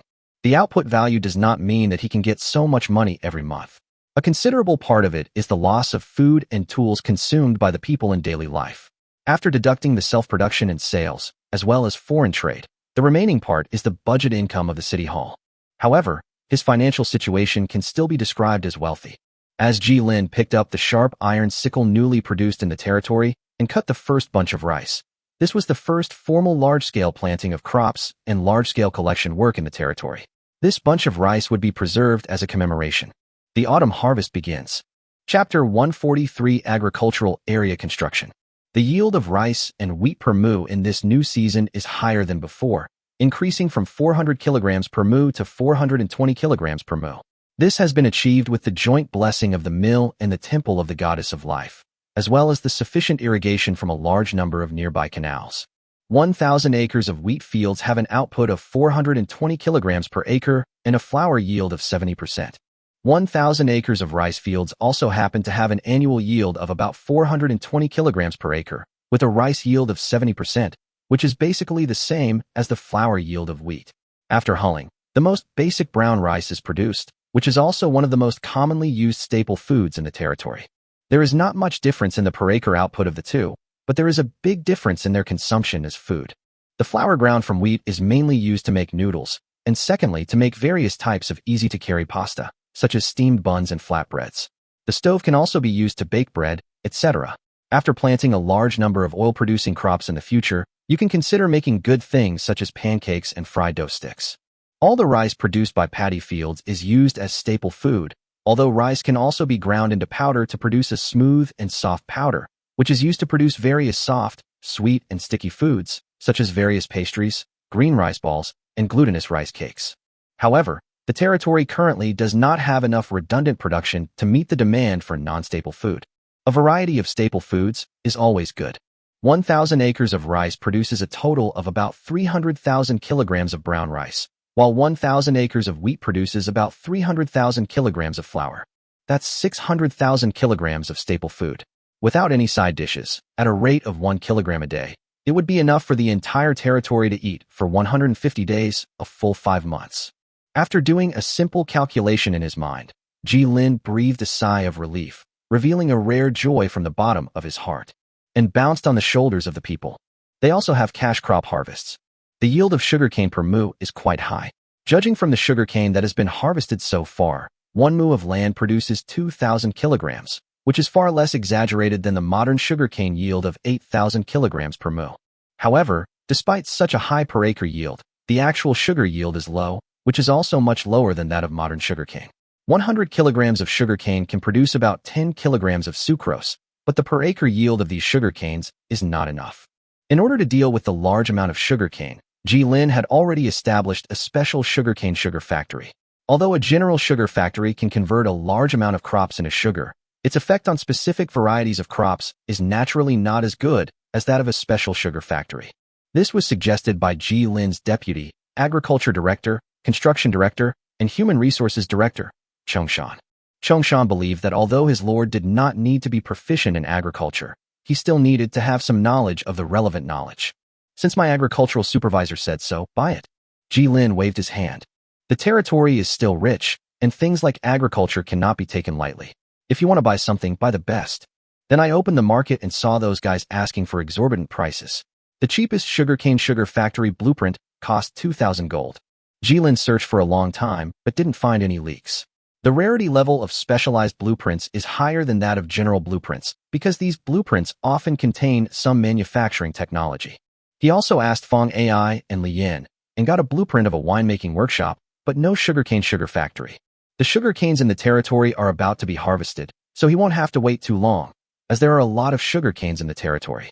I reluctantly spent 2,000 gold to buy the cheapest sugarcane sugar factory blueprint on the market. Sugarcane sugar refinery. Prototype blueprint. Changes with time upgrades/improvements. A large sugar refinery containing numerous ancient sugar-making facilities, capable of converting sugarcane crops into relatively pure sugar, producing bagasse. Current territory. Green sugarcane, 10% sugar yield. Sugar, a strategic commodity, can provide delicious food but can also be used to create devastating weapons. While sucrose may be sweet, avoid overeating it, as it can cause tooth decay. 1,000 mu of sugarcane fields have an output of 2,000 kilograms per mu and a sugar yield rate of 10%, which is equivalent to 200,000 kilograms of sugar. Jilin smacked his lips. 200,000 kilograms of sugar, 1,000 mu of land could produce that much. And that was after the system had severely curtailed the yield. No wonder the colonists in their previous lives loved to build sugarcane plantations in overseas colonies and ship them back to mainland China. The territory relies on coastal salt drying to obtain a large amount of crude sea salt, and now relies on the fresh water provided by the river to obtain sugar. But from now on, the territory's sugarcane will enter a self-sufficient process. I just don't know whether Fong AI and Li Yin need to import sugarcane. The tree people can directly synthesize sugar, so there is no particularly strong demand.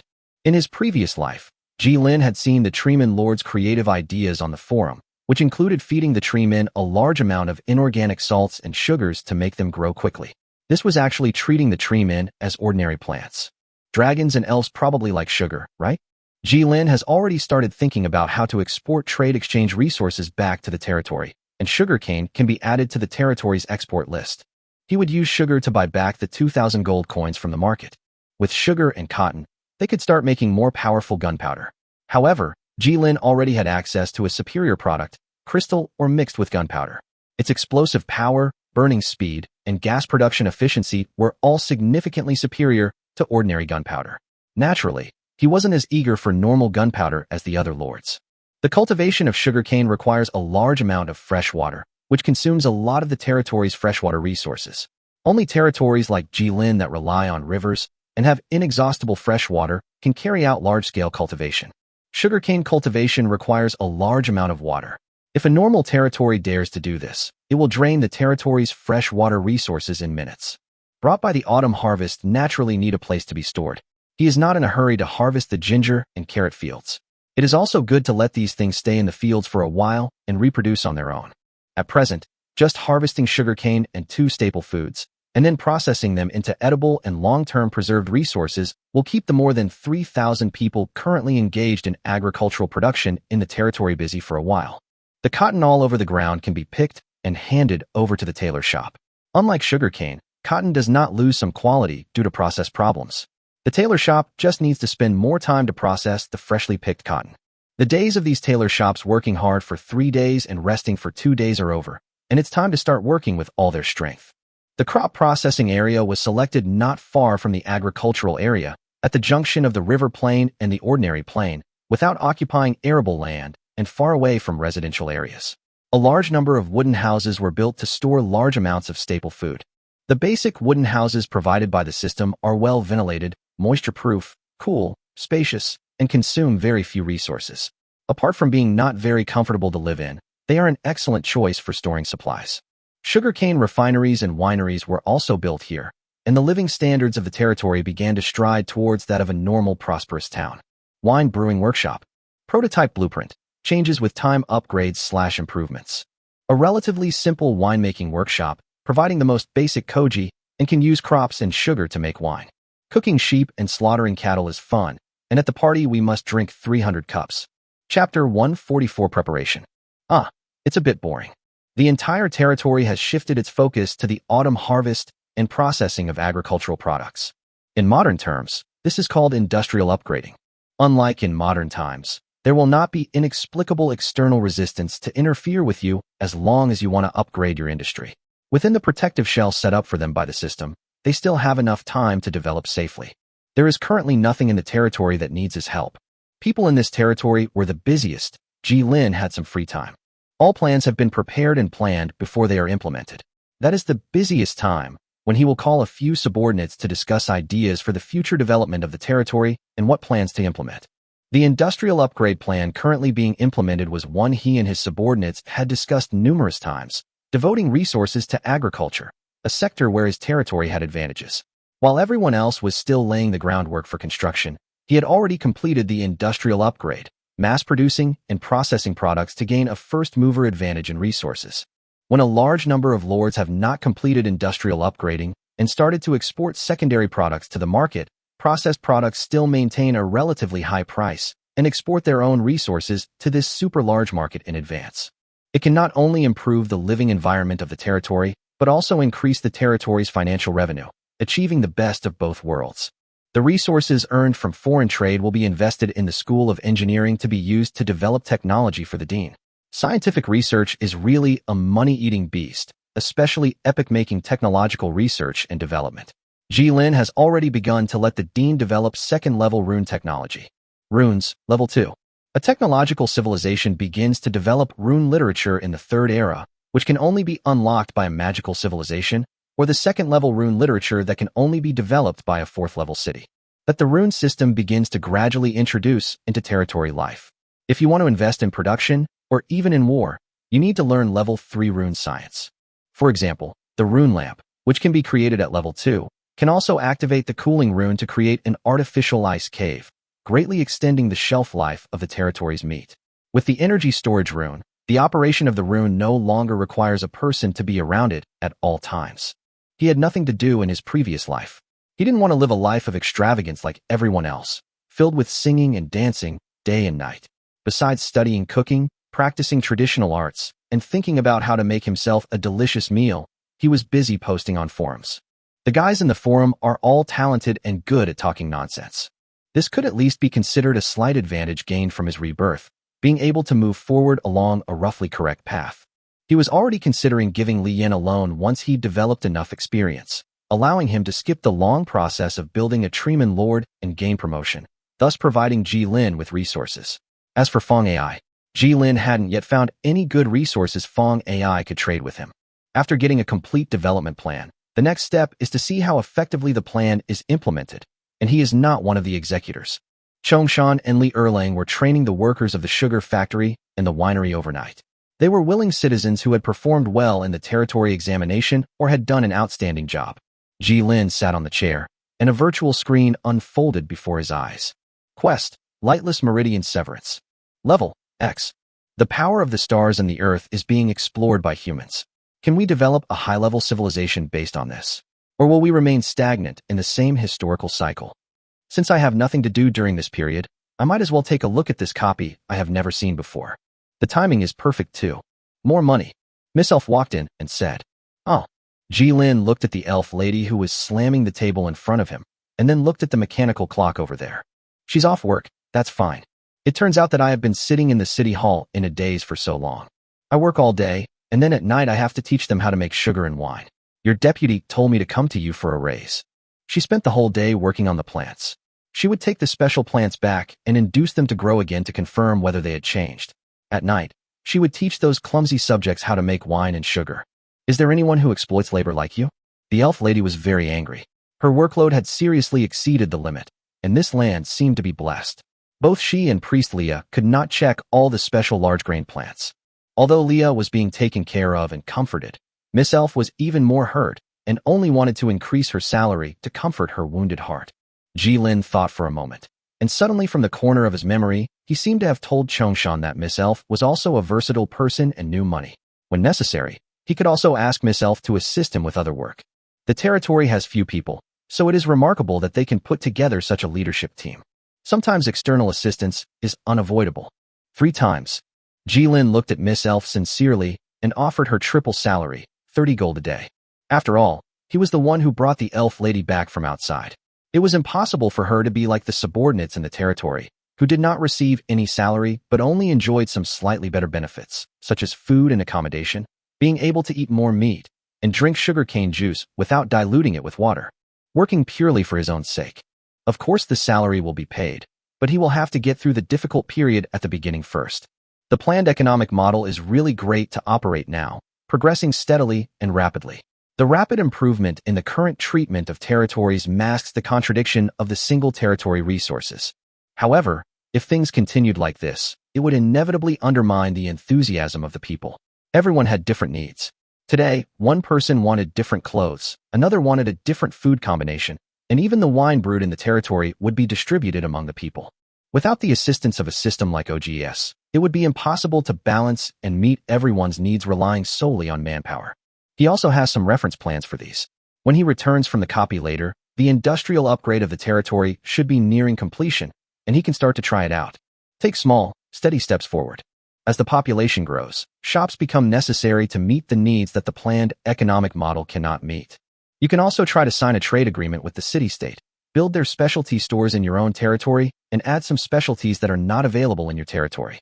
Then I'll do it for a while longer. Miss Elf stayed for a while and hummed twice. Although she couldn't do anything in this territory without money, it was always good to have more money. Chapter 145 Departure.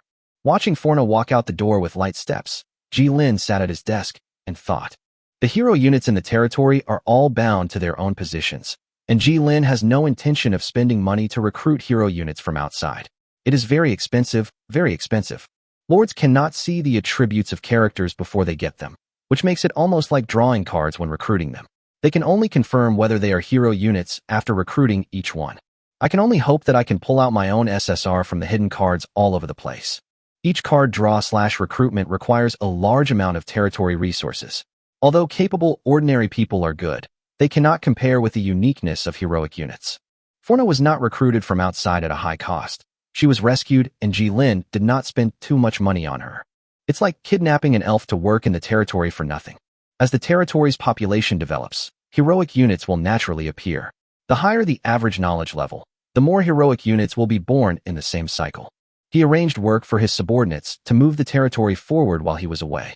Ji Lin still played the role that a commander should have in the governance of the territory, charting the direction for the strategic route, and then his officers continued his strategic guidelines, transforming the strategy into actual tactics, and then the tactics were executed according to the instructions of the middle-level non-commissioned officers. This is closer to martial law than normal territorial governance.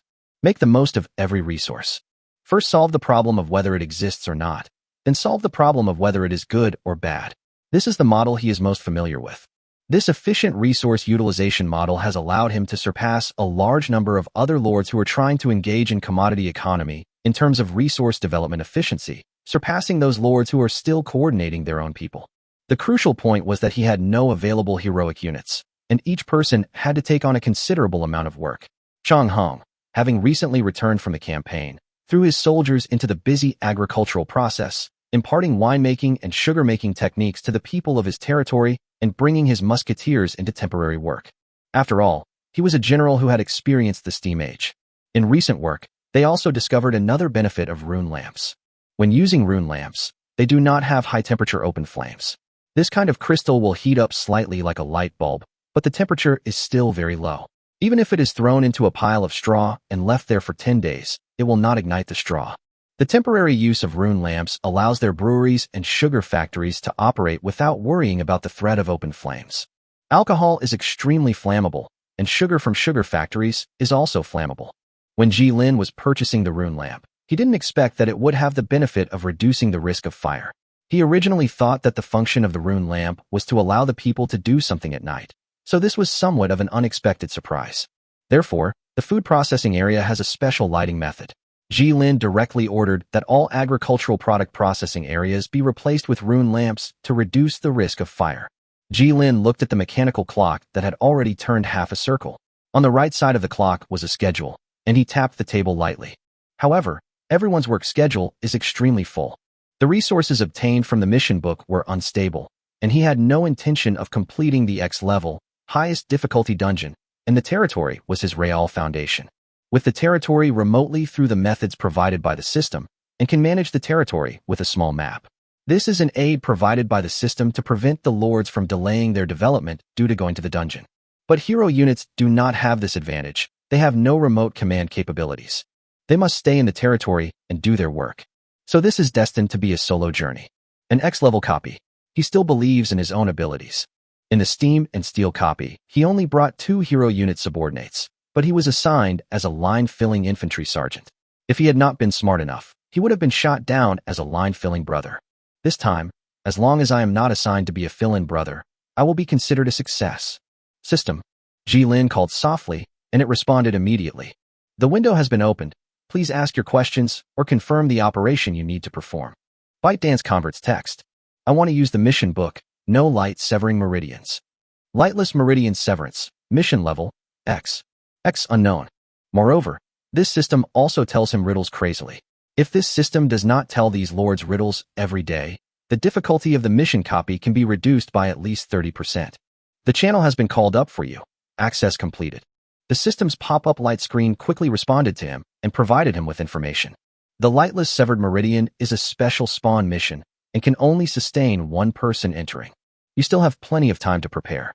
Please confirm whether you want to start the task now. Ji-Lin was stunned and looked at the prompt on the screen. Well, there is no need to consider whether to bring anyone with you or not. The mandatory rule is that only one person can enter, and that means himself. This was the first time he encountered this. And the special spawning tasks. His knowledge in the territory was enough to handle some things, but the system that assisted them suddenly performed some rather strange operations on him. Ji-Lin's mouth twitched, and for a moment he didn't know how to face this thing. System, would you mind explaining to me what a special generation task is? Ji-Lin watched the symbols on the light screen jump until the second hand of the mechanical clock slowly went around 3 times. After a moment of silence, the system finally typed out an explanation on the subtitles. Due to your exceptional performance, the official mission has been downgraded to a trial mission, and you will be given the task to perform on a trial basis. This task is included in the official task rating. Response completed. Ji-Lin laughed. Well, this explanation was the same as no explanation at all. Sooner or later, he would beat the system to stop being a riddle man. He looked at this mission that was obviously different from his previous life and asked his questions to the system. System, tell me, are we really dead after we die? In response to Ji-Lin's question, the system gave a cold reply, refusing to answer such an overly philosophical question. This system is not responsible for any psychological counseling. Your death is not a normal death. It is continuous in quantum continuity. All right. Ji-Lin smiled, listening to this explanation that seemed to have been heard countless times, and pressed the confirm button under the light curtain, letting the light flow swallow him up, and his consciousness was immersed in the warm ocean. Confirmed, Lightless Pulse Severance has been activated. Good luck to you. Chapter 146 Mission, Lightless Meridian Severance.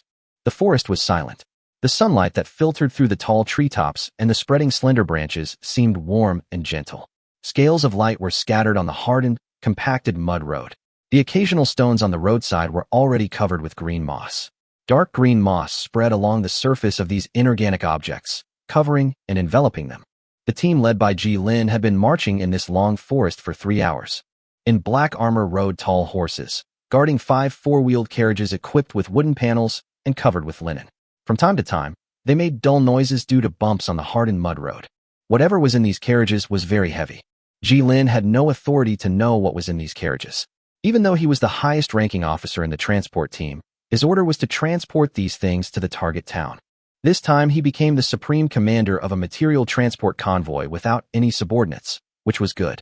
The original commander of this team was put in solitary confinement for causing trouble while drunk, and he, an outsider with a transfer order, naturally replaced the original commander and became the commander of this freight team. Behind him, the escort cavalry, wearing iron-black chain mail with simple reinforced patterns, a gray cotton lining, sharp sabers hanging on their backs, and carrying bows and crossbows, moved forward together. Even on the forest road, where scattered lights were scattered, they exuded a cold aura. A total of 100 guard cavalry. All of them were under his command. Not only these cavalrymen, but also the fully equipped and armored infantrymen outside the barracks he saw at the starting point were all different. The only difference between them was that they used different weapons. Now that Ji-Lin already had musketeers, he no longer coveted the conventional infantry of the cold weapon era. Although these accompanying guard cavalry were really handsome, if placed in a 4th-level territory, they would also be an absolutely powerful army. The uniform standard equipment silently showed him the manufacturing strength of this world. Crossbow cavalry. Melee defense, 40. Moving speed, 30 km per hour. Armor strength, 50. Organization/morale, 70. Weapon range, bow and crossbow, 170. Weapon power, bow/saber, 25/40. Ammo capacity, 30. Characteristic. Ranger archers. These troops can shoot while moving, but their accuracy will be reduced accordingly. Cushioning armor. This unit is equipped with cushioning runes that reduce the force of impacts, allowing them to take less damage when hit. Light and sharp blades. Their light and sharp blades are particularly effective against enemies with low armor, but are less effective against enemies with high armor. In melee combat against enemies with less than 30 armor, their weapon power increases by an additional 5 to 15 points, decreasing with the target's armor strength. Be careful, they're not just good at long-range shooting. If an X-level copy only had these ordinary soldiers, which were equivalent to elite cold weapon cavalry, it would not be a true X-level copy. Who knows what else is waiting for him later? This crossbow-wielding cavalry are quite good. Jilin, who has already obtained the musketeers, looked at the attribute panel and suppressed the urge to take this type of soldier back. He couldn't afford it. He really couldn't afford it. The system is well arranged, except for one thing. Jilin can't ride a horse. He rarely came into contact with horses during his command career, and he either relied on his legs or on carts. The system obviously did not take this into consideration, and any problems that he could solve by himself were not considered problems in the eyes of the system. But if he, as a centurion, dismounted and rode in a comfortable carriage with the grooms for the sake of momentary pleasure, his prestige would be reduced in the eyes of these soldiers. Despite the stirrups and saddle, Jilin was actually feeling a bit jolted. Imagine a long-distance bus, constantly passing gravel and small mounds of dirt. Add that vibration a little more, and that's exactly what Jilin was experiencing. He struggled mightily to keep himself steady on the lead horse. He could only empty his mind and focus his attention elsewhere. Fortunately, the leading horse was very docile and Jilin did not need to spend time taming it. Otherwise, he would really have to consider resting in the carriage for a while. On the star called the sun, which was gradually passing its highest point and beginning to set in the west. Its light is still bright, spreading its radiance to this world day after day, but what exactly does the lack of light in this copy refer to? And the presence of cavalry guards. A weapon is created to destroy its enemy. In military matters, there is always a target that needs to be solved first. Then the existence of the escort cavalry must face the enemy he needs to fight against. This journey will never be smooth and safe. The cavalrymen watched their centurion exuding a solemn and awe-inspiring aura as he marched, silently steering his horses forward.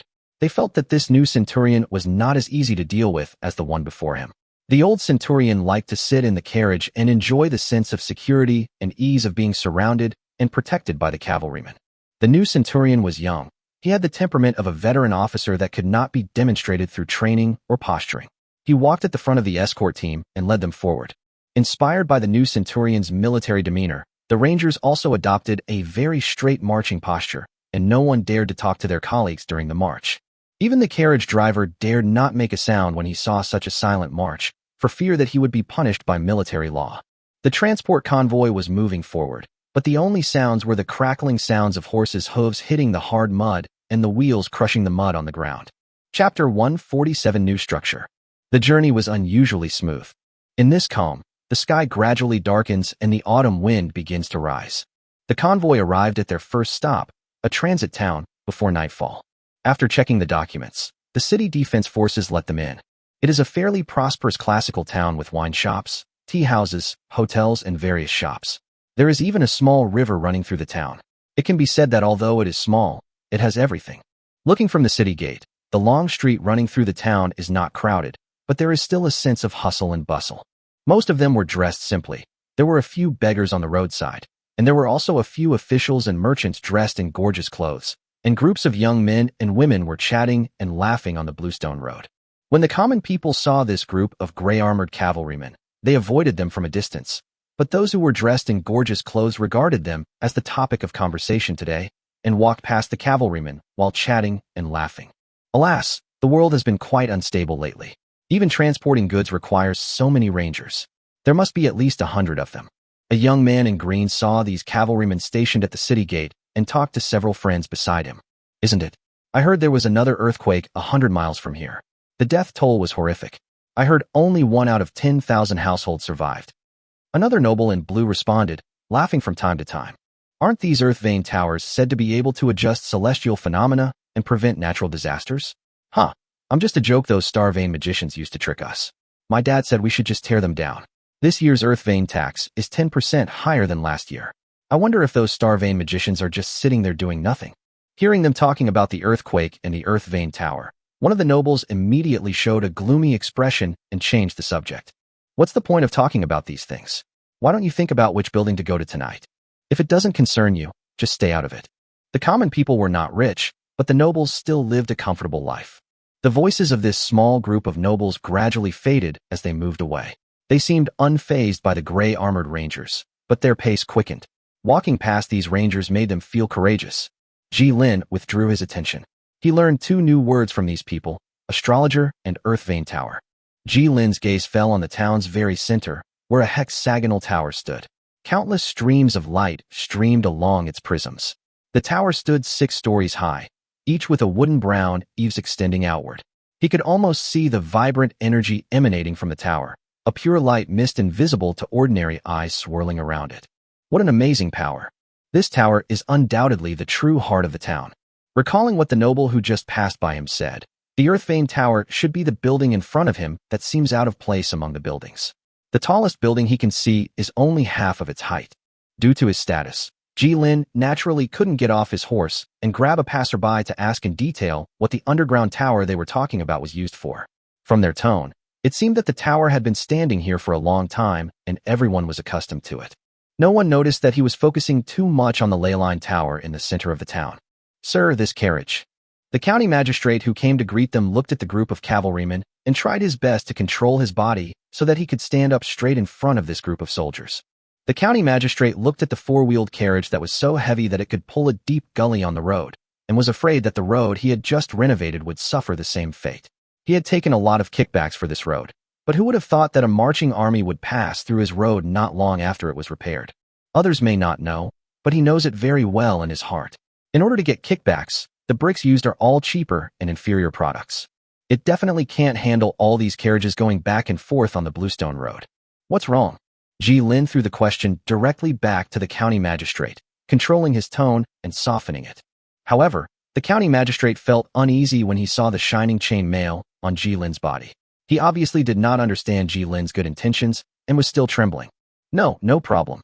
The county magistrate swallowed back what he wanted to say and told them to go through the city road. At most, the road surface would be damaged, but if they obstructed the military order, they might lose their lives as well. Before the county magistrate could finish his next sentence, the leader of the city defense army who had been waiting nearby hurriedly rushed to Ji Lin and saluted him with a fist, causing Ji Lin to look sideways at the leader. Centurion, can you please report the supplies on this vehicle? There are clear regulations that all supplies entering the city must be reported. For example, gunpowder, weapons, etc. are not allowed to enter the city. Ji Lin put on a poker face and used military secrets to cover it up. Even he himself didn't know what was carried in these vehicles. Military secrets. It was obviously impossible not to pass through this town. As the leader, he naturally had a detailed marching route map in his hands. The map marked all the checkpoints and mountain gorges along the way. According to the map, instead of going directly through the town, he had to take a long detour. Just give me a map of the route. I won't go through the center of town. Ji Lin did not make things difficult for the leader of the city defense.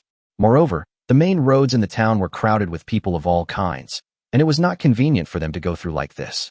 Now it was getting late, and these cavalrymen needed a good rest after a day of hard work before setting off tomorrow. They have plenty of time. When the county magistrate heard that they didn't have to take the main road, he immediately smiled happily, came forward to greet them, and talked and laughed about how well and prosperous his town was developing.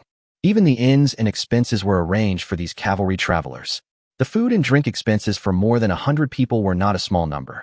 People needed to drink and eat, and horses needed to drink water and eat grass. These strong men could not handle them without a few bowls of good wine and a few pieces of good meat. But compared with rebuilding the road, it seems so cheap. Ji Lin sighed lightly. Wearing this outfit made it difficult for him to understand the situation here. As a centurion, I can't ask others about things that seem like common sense in this world. The system would not give them any direction to change, but simply threw him into this world, not even giving him any basic memories of this place. Ji Lin smacked his lips. When they arrived at the inn arranged for them by the county magistrate, Ji Lin's pupils shrank slightly. He finally understood why this copy was rated X. A mechanical man made entirely of wood walked out of the tavern and followed the waiter to lead the horses they were leading into the stable. The wooden blocks on the mechanical man's body are a bit old, and the thick wooden fingers show a lot of wear and tear from work, obviously having been working here for a long time. There were no gears, no creaking steam engines. It was as if there were just a few pieces of wood and balls made of some unknown material, linked together with complex patterns and mechanisms. It emitted a glow different from the normal operation of runes, as if achieving a perfect cycle of self-circulation and energy flow. Then it was able to move, more flexible than any steam machine he had ever seen. Not as good as humans, but not far off. Lightweight and sensitive. This kind of scene, which is almost impossible in modern physics, seems to be commonplace to the rangers behind him. They treat the mechanical men as normal. It is a part of their lives, just like the ley line tower. The dismounted rangers breathed a sigh of relief and secretly looked at their new centurion. Jilin smiled at them and indicated that there was no problem. The rangers walked into the inn chatting and laughing. But Jilin was still looking at the wooden man working under the command of the waiter. Mechanical engineering. Such wooden mechanical men, using various variations of the same technology, are spread throughout this town, this world, and construct the civilization of this world. System on. Chapter 148 Interlude. In order to satisfy the food needs of these 100 strong men, the chef of the inn went out to purchase goods, cleared out all the nearby shops, and bought meat and vegetables. 12 large tables were set up for the 100 soldiers, with 8 people sitting at each table. The rangers were not worried about any problems with the truck outside. They were drinking and eating meat with peace of mind. Even with their weapons, it would take a long time to cut the goods tied with thick linen and hemp ropes. Without 4 horses, they could not carry the weight, which prevented others from taking the goods away. Jilin received special treatment, sitting at his own table. The dishes were even more exquisite and rare. The county magistrate had ordered the food specifically for him from the finest restaurant, which was then delivered to him. Jilin invited the 10 squad leaders under his jurisdiction to sit at a larger table. He actually wanted to eat meat and rice with all the soldiers, but the conditions were limited. I have a very poor alcohol tolerance, so forget about drinking in big gulps. Normal inns would definitely not tolerate this kind of takeout food. Wouldn't that be a disservice to their reputation? However, there are always exceptions. Jilin has never seen the shop owner appear until now. This is an exception. He originally wanted to talk to the shop owner and talk about the local customs and culture. The inn's business was slow, so there were only vacancies and space for these soldiers to stay. No normal inn would dare to accommodate these giant Buddhas. When they saw these soldiers checking in, at least 90% of the original guests would be scared away. If these soldiers did something else after drinking, the innkeepers would have no idea who to ask for compensation. Sir, look, there really is no room left. The waiter rubbed his hands and apologized repeatedly to the customers standing at the door, glancing inside the store from time to time. The restaurant was filled with fully armed soldiers, sabers slung at their waists and crossbows slung behind their backs. They were focused on the various meat dishes served to them. They were all rich and greasy, and paired with snow-white rice, they were truly mouth-watering. The soldiers laughed and talked while drinking, and their weapons were never allowed to leave their bodies while eating and drinking. The solemn and murderous atmosphere made the store owner afraid to come out, and he only allowed the manager and the waiter to come out to receive these uninvited guests. However, the waiter who was in charge of this group of soldiers did not expect that there would be some ignorant guys who wanted to stay overnight in their store. The leader was a young man of about 15 or 16 years old, wearing a gray-white robe. Accommodation? I'm here to ask for money. When the waiter heard that he was about to howl, he immediately pulled him away to prevent him from causing any trouble. Oh my goodness, sir. Please don't make a scene in front of these people. I owe you something. Let's settle this privately. Their inn's main source of income wasn't the normal travelers passing through, but the self-important young knights who, after reading a couple of novels, would take up swords and roam the martial arts world. Extorting a large sum of money from them was a way of sending these inexperienced children home quickly. The store is so deserted because they do too many shady businesses, and now they are getting retribution for their shady behavior. However, no matter how hard the waiter tried, he still had no impression of this young man. When Jilin saw this scene, he breathed a sigh of relief, put down his bowl and chopsticks, signaled his subordinates to continue eating, and went to look into the problem himself. Finally, he got a legitimate opportunity to leave the team.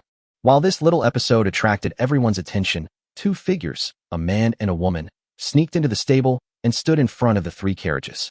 They were all wearing the same gray-white robes as the young man blocking the door, but the cuffs were smudged with black characters, 15 strokes long. Ink. Brother, do we have to do it now? Wouldn't it be better in the evening? The woman spoke, her voice as clear as a silver bell. There will definitely be someone on guard at night, and we don't know when they'll set out tomorrow morning. If they do, they'll protect the goods, making it even harder for us to catch them. We only have time now. The man she called senior brother put his hand on the box, mobilized the energy, and began to penetrate inward, outlining the model of the spell, waiting for something in the box to resonate with him. Go check the other truck. We'll leave after we check all three. Don't waste the time Komori bought us. The man gave clear instructions. The woman walked to another car, stretched out her hand, and constructed a spell model in the same way. Brother, how are we going to take these things away? The man sighed, unable to think of a response. There's always a way. Let's first make sure whether these things are what we need. The crossbows of those cavalrymen could easily penetrate any defensive measures they had. After all, the top swordsmen who could kill one person every 10 steps were a minority, and their fighting skills were not enough to support them in confronting the soldiers head-on. The killing skills born in the military are only born to take people's lives. Furthermore, the combat effectiveness of squadrons, and even centurions, who fought for a long time without being promoted, was extremely terrifying. They came from humble origins, training day and night with the army, from scorching sun to freezing cold.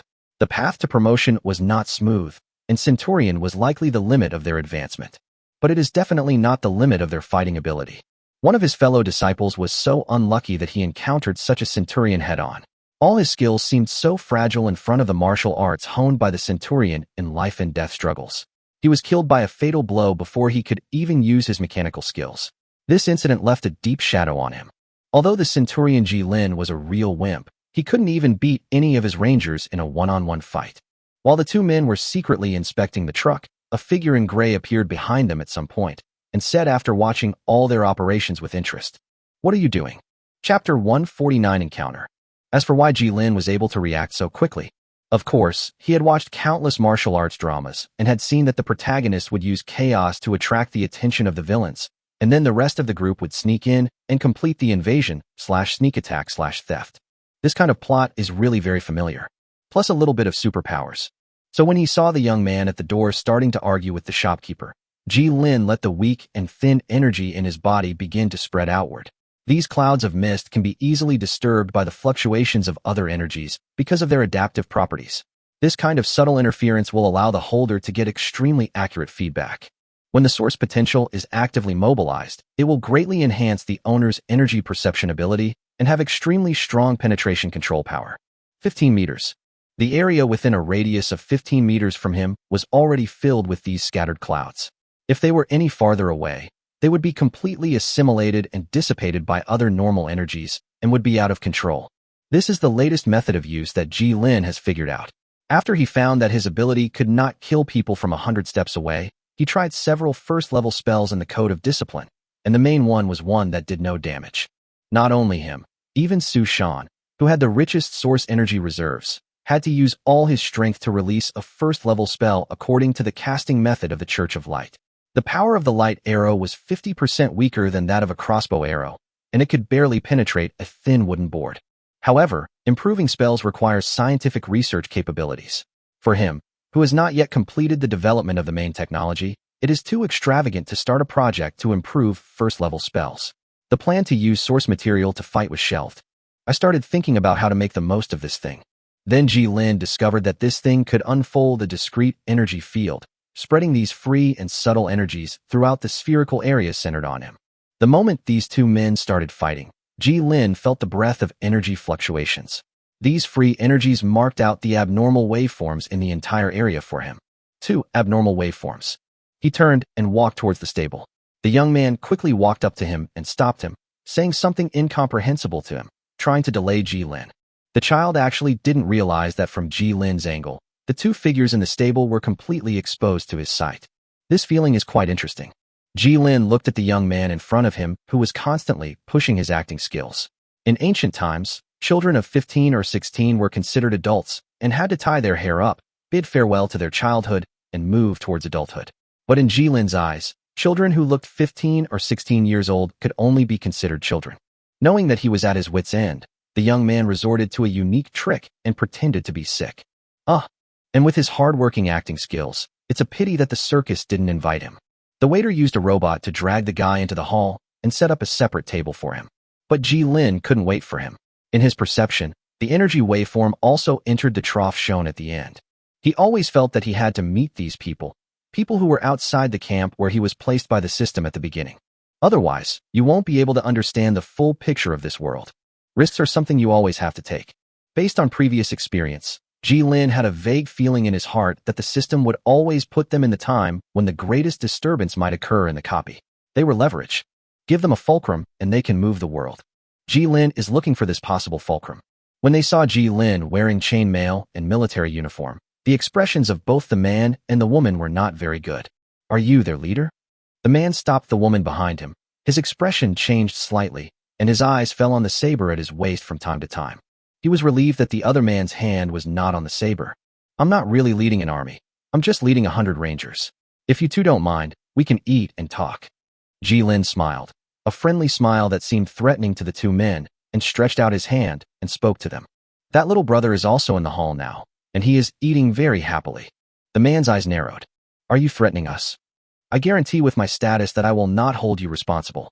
Of course, I also ask that you not mention this matter to my soldiers. The ancients that Ji-Lin knew were all very concerned about their integrity, so he used his own identity to vouch for it and expressed his interest in them. Waiter, please open a private room on the second floor. The Rangers watched the new centurion lead his men up to the second floor, not giving it a second thought as they continued to drink and eat. Ji-Lin was not only the centurion, but also their leader, a leader who had parachuted in. Such a special person didn't need to be explained to them. He didn't even tell the Rangers what the cargo was. Don't ask, don't tell. A soldier's duty is to obey orders. They are only escorting this way, and they may have to replace the team leader with a new one when they arrive at the destination. In the private room on the second floor, Ji-Lin and the young man and the middle-aged man sat across the table from each other. It is called a private room, but it is just a wooden house with slightly better decoration, but it has one extremely valuable thing compared to the lobby downstairs: private space. The woman did not come with them. The only one willing to go into the dangerous situation alone was this middle-aged man, who looked a bit older. He could come with Ji-Lin, but he had to let the woman go. No need to be so noble. My surname is Wang, and my courtesy name is Qing. After recognizing each other's names, Ji-Lin got straight to the point. What's in that truck? Wang Qing was stunned for a moment, but suspected that this was a trap.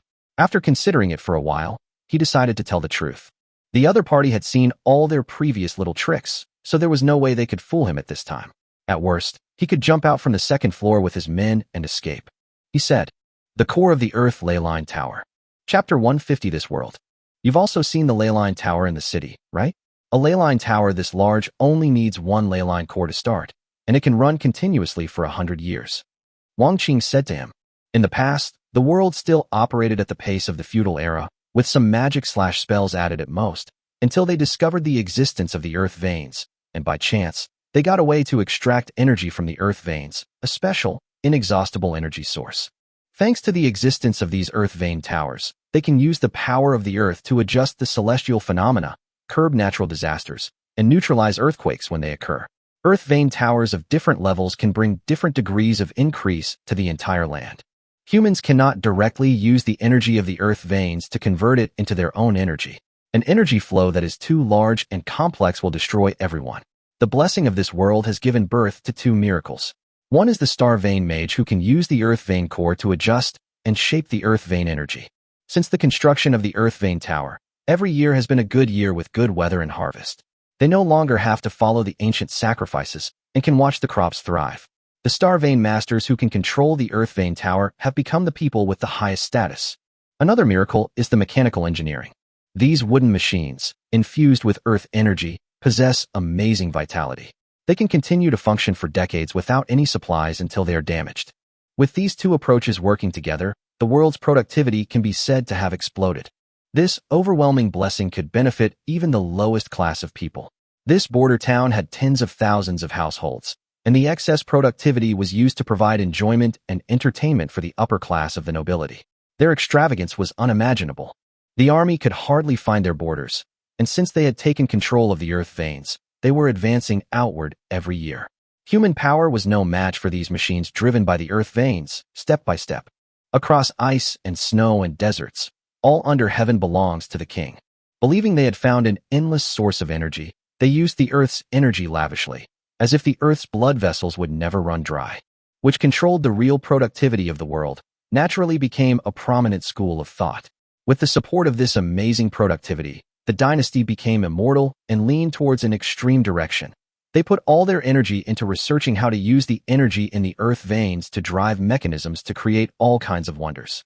In order to make what they wanted, these people had to extract more energy from the earth veins. The ley line core can extract and allocate ley line energy. Its secondary function is to store and preserve energy. We, the astrophysicists, can control this energy to change the climate. A geomantic tower only needs one geomantic core to drive it, and they brought 3 of them. But there was one thing Wang Qing didn't explain to Jilin. The earth vein cores they were escorting were filled with energy. All of them. Why? Isn't this good? Jilin raised his own doubts. The earth vein tower can change everything, but the excess productivity is wasted. This is an extremely common thing, especially under the feudal system. You can't expect a group of people with extremely backward management systems to reduce the losses in social operations to an extremely low level, just like expecting monkeys to type Shakespeare. As long as they don't kill themselves and can survive, it's fine. Mr. Centurion, I wonder if you've heard the widely circulated rumor that the frequent geological disasters in recent years are due to government inaction. He had only heard a few words in front of the city gate. At that time, the nobleman was talking about the astrology master, not the government.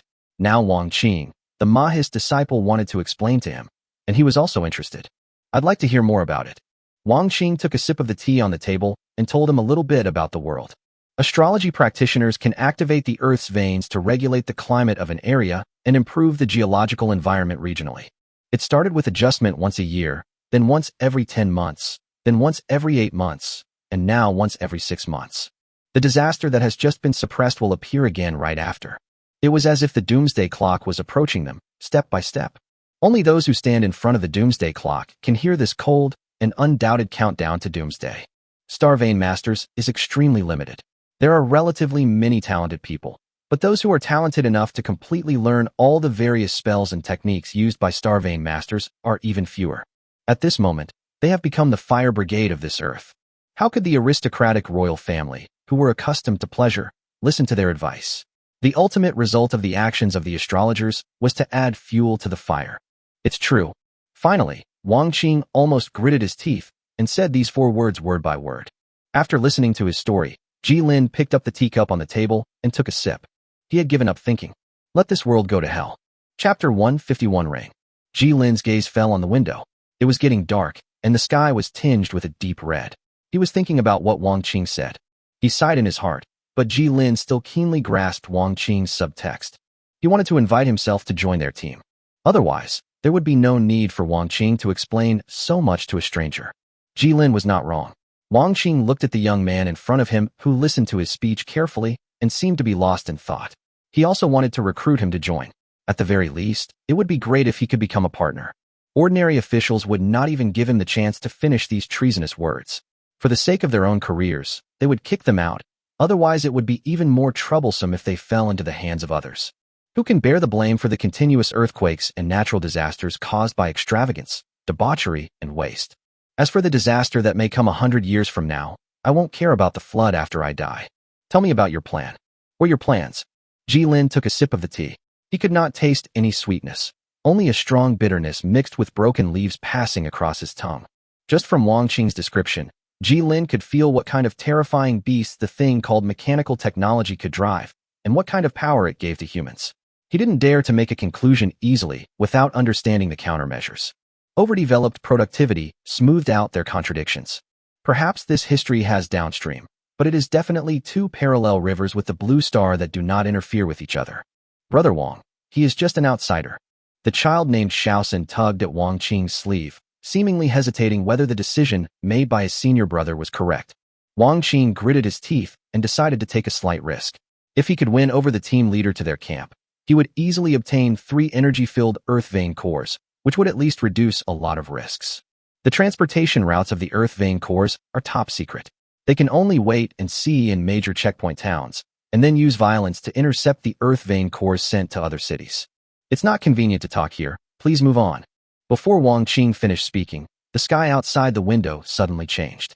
The originally reddish sunset glow was covered by a thick layer of cumulonimbus clouds in less than a minute, and heavy rain poured down like a waterfall.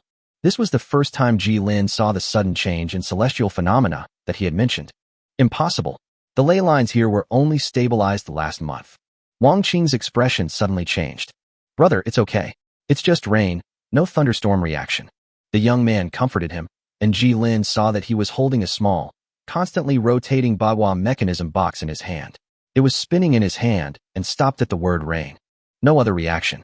If such a rain suddenly comes during sowing or even harvest time, I wonder how much grain will become moldy and waste. But once the rain started, they were all trapped in the inn. It's okay, bring me an umbrella. I'm the heir of the Mahist mechanical arts. Wang Qing smiled and decided to show off his skills in front of Ji Lin. He took out 3 2-finger-wide hexagonal wooden strips from behind. The strips were covered with lines that fit together perfectly, except for the bottom, which was the place for people to hold on to. Hand one to Ji Lin. Swish. Wang Qing demonstrated to Ji Lin how to use the umbrella. He input energy, and 3/4 of the umbrella spread out completely, forming the shape of an umbrella. He wanted to help Ji Lin start it, but he saw that the wooden stick in Ji Lin's hand also changed into an open umbrella like him. He was surprised, but when he thought about the fact that he was the one who escorted the 3 earth vein cores, he seemed to understand. The mechanical umbrella, when injected with energy, will open the umbrella frame like a normal umbrella, except that the normal umbrella cloth is replaced by an energy barrier to block raindrops, or to block other things. If it weren't for the built-in energy storage module, it would be quite cumbersome to use, requiring constant control of energy input. It can be used to experience the rainy season, and the raindrops are surprisingly comfortable. It is a completely transparent barrier, supported only by the ribs. Ji Lin could see the raindrops shattering one by one on the invisible barrier, and the broken water droplets gathered into streams and fell to the ground. They left through the back door and didn't want the rangers to know that he was leaving with the Mahist disciples. The excuse he made for himself was to go outside and get himself a drink. After walking through several streets, they changed to another restaurant that looked more elegant and booked a private room. Here, Ji Lin had no cavalry guards around him, and Ji Lin thought that his sincerity was already quite sufficient. After changing to a new restaurant, Wang Qing was finally willing to open up a little and tell Ji Lin about their group's goals. I, Wang Qing, am a Moxia. Wang Qing said, our plan is to return the energy to the earth veins. We will retrieve the core and return the energy stored in the core to the imbalanced area to stabilize the balance of the area. As long as the energy is balanced, everything will be fine. Lin's son, who called himself a Mahist, also responded in the same way and was rubbed hard on the head by Wang Qing. Simple, clear, yet unspeakably simplistic. Like the astrology mages, they just want to be firefighters and rush to wherever a fire breaks out. It is precisely because of this that their actions have not yet attracted the real attention of the government. Mobilizing the leyline energy across different regions only prolongs the death date. The nobles and the royal family are constantly slicing the pie, and maintaining a balance with their dwindling shares will only become increasingly difficult. Ji Lin easily deduced this conclusion.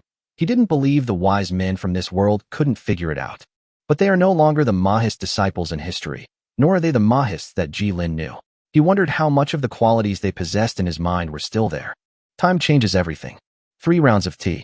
Ji Lin looked at the cup in front of him, shaking gently, and suspected that someone was fighting downstairs from time to time, so he looked at Wang Qing in confusion. It was not until Lin's son took out the Manhwa mechanism box and began to inject energy into this weak and continuous vibration and calculate. Then he looked up in astonishment. Spit out 4 words. Earthquake, intermediate, in formation. However, the earth vein tower in the center of the town was faster than him. A sharp buzzing sound spread throughout the town with the sound of the wind, and then a red light that could be seen 10 miles away shot up into the sky. The earth vein tower had entered an overloaded state, delaying the earthquake to buy everyone a chance to escape. The sudden rainstorm just now was just a precursor, and what is arriving now is the real disaster. Everyone knew at this moment that an earthquake was coming. Chapter 152: Neutralization, Deception, and the Future. There's an earthquake. I don't know who shouted the first time. Voices of panic and fear came from all directions, and the crowd quickly tried to flee from the shops and restaurants, but many people just stood there, not knowing how to react. They had never experienced disaster prevention drills and thought that their own houses were the safest place. The panic caused by the minor earthquake did not last long, and subsequent investigations found that the highest number of deaths was caused by stampedes. The earthquake did not strike as they had imagined. The ground stopped shaking after a slight and long period of continuous shaking. Everyone watched as the ley line tower began to disintegrate in the distance, awash in light. It was entering a process of self-destruction. There was no thunderous explosion, but rather a barely discernible beam of light, connecting the sky and the ground through the ley line tower. If one stood too close, One could hear the sound of the structure gradually disintegrating. It fell apart and crumbled until the entire towering leyline tower was reduced to only its foundation. Then, it was as if the energy in the sky reached its limit and began to flow back into the earth, or as if the stones thrown upwards would eventually fall back to the ground under the action of gravity. Invisible waves swept across the ground beneath their feet and then returned to calm. It's over? Ji Lin looked at Wang Qing, as if wondering why the impact of a moderate earthquake seemed unrelated to the earthquake. Wang Qing was even more surprised. Because the earth vein tower was connected to the earth vein, it was actually the most solid building here. It was a temporary carrier of the earth vein energy. The existence of the earth vein would greatly enhance the structural strength of the earth vein tower. The structural strength is so high that even a heavy crossbow cannot penetrate the outer wall of the earth lay tower. Now the town is safe after experiencing a round of small earthquakes, but the most solid underground tower exploded in such a shocking way. Wang Qing didn't know whether it was appropriate to describe it as self-destruction. This was obviously self-disintegration and had nothing to do with the explosion. Ji Lin looked at Wang Qing, as if wanting to hear his explanation, while Wang Qing stared at Lin San, as if asking him what he had done. I installed a neutralizing device in this earth vein tower, hoping to use the earth vein tower as a transfer node to offset the negative effects of earthquakes and natural disasters. The latter lowered his head like a child who had made a mistake. Xiao-san, you didn't make the neutralization device, did you? Ji Lin was an outsider and didn't know what was going on. Wang Qing was fully aware that the kid he brought with him didn't have enough knowledge of mechanical engineering to make any improvements to the earth vein tower. The mountains of technical data piled up in the old papers were enough to make one's scalp tingle just by looking at them, and only a senior craftsman could piece together a complete structural diagram from them. And only extremely talented people can make improvements from it. Lin San said, his voice a little flustered. During maintenance earlier, I noticed the accumulated chaos here had reached its peak. If I forcefully released the pressure, I remembered the neutralization device the chief gave me, made using mechanical techniques. But she said it's unproven, and told me not to use it carelessly. Wang Qing looked at the entire earth vein tower evaporating in the distance and nodded with some difficulty. The earth vein tower, which served as a neutralizing carrier, was evaporated along with the earth vein core. Now that the technology has been verified, the neutralization device will temporarily balance the scourge at the cost of an entire leyline tower. After all, no one is so extravagant as to use a geomantic tower as a one-time experimental material. They just follow the builder's design drawings to maintain these towers that have been in operation for hundreds or thousands of years. Natural disasters and earthquakes may not occur once in 10 years. But the situation has changed. Some people are trying to be firefighters. Others were thinking about how to use the ley lines to minimize the pressure since disaster was inevitable. The previous earth vein tower could suppress geological disasters in the entire area and operated stably for thousands of years without the need for external assistance. Now they can only give it a try. Both sides are addressing the symptoms in their own different ways. But the situation is so critical that even a kid like Lin Sun who has not completed formal training as a star vein mage has to go to work, and he can only undertake the most basic maintenance work. Wang Qing sighed, wondering which colleague had given him this experimental device to help him, so that he could try it out when he had no strength. Although the underground tower exploded, the town of tens of thousands of people was spared. Only a few shops along the street were damaged due to shoddy construction, and most people did not even realize that an earthquake was occurring. One thing for another. It's worth it if it can save the lives and wealth of these 10,000 people. But without the earth vein tower, the farming here, if those extreme celestial phenomena come again, how can they solve it without relying on the earth vein tower? The difficult times have just begun, but the mechanical people may be able to help them recover some losses. Wang Qing was worried about the people, while Ji Lin stared at the distance, which used to be the earth vein tower, but now there was nothing there from where he was. A pretty good plan was constructed in thought. Don't you want the core? Wang Qing was attracted by his voice. Then come and act out a play with me. He knew how to keep the 3 earth vein cores he was escorting. Everyone, you should have seen the explosion of the earth vein tower. Because of the changes in the earth veins, we found that the original road is no longer passable. Ji Lin introduced the 2 Mahis disciples to them accordingly. In this regard, he did not lie or cheat. He did not make 9 truths and 1 lie. I have military orders, but this was indeed an accident. Ji Lin spoke to his rangers with an expressionless face. There's a large area of collapsed road ahead, with water accumulating. The vehicles we're carrying are too heavy to pass through. We may have to stay here for a while. I've already sent a squad leader out to scout the situation. Sending people to scout is always more credible than having no evidence on your own, and the captain who personally saw the existence of the rotten land will continue to increase the credibility of the content. This is the strategy used by Ji Lin to increase the credibility of his statement. The plan was not complicated. It was essentially a double act.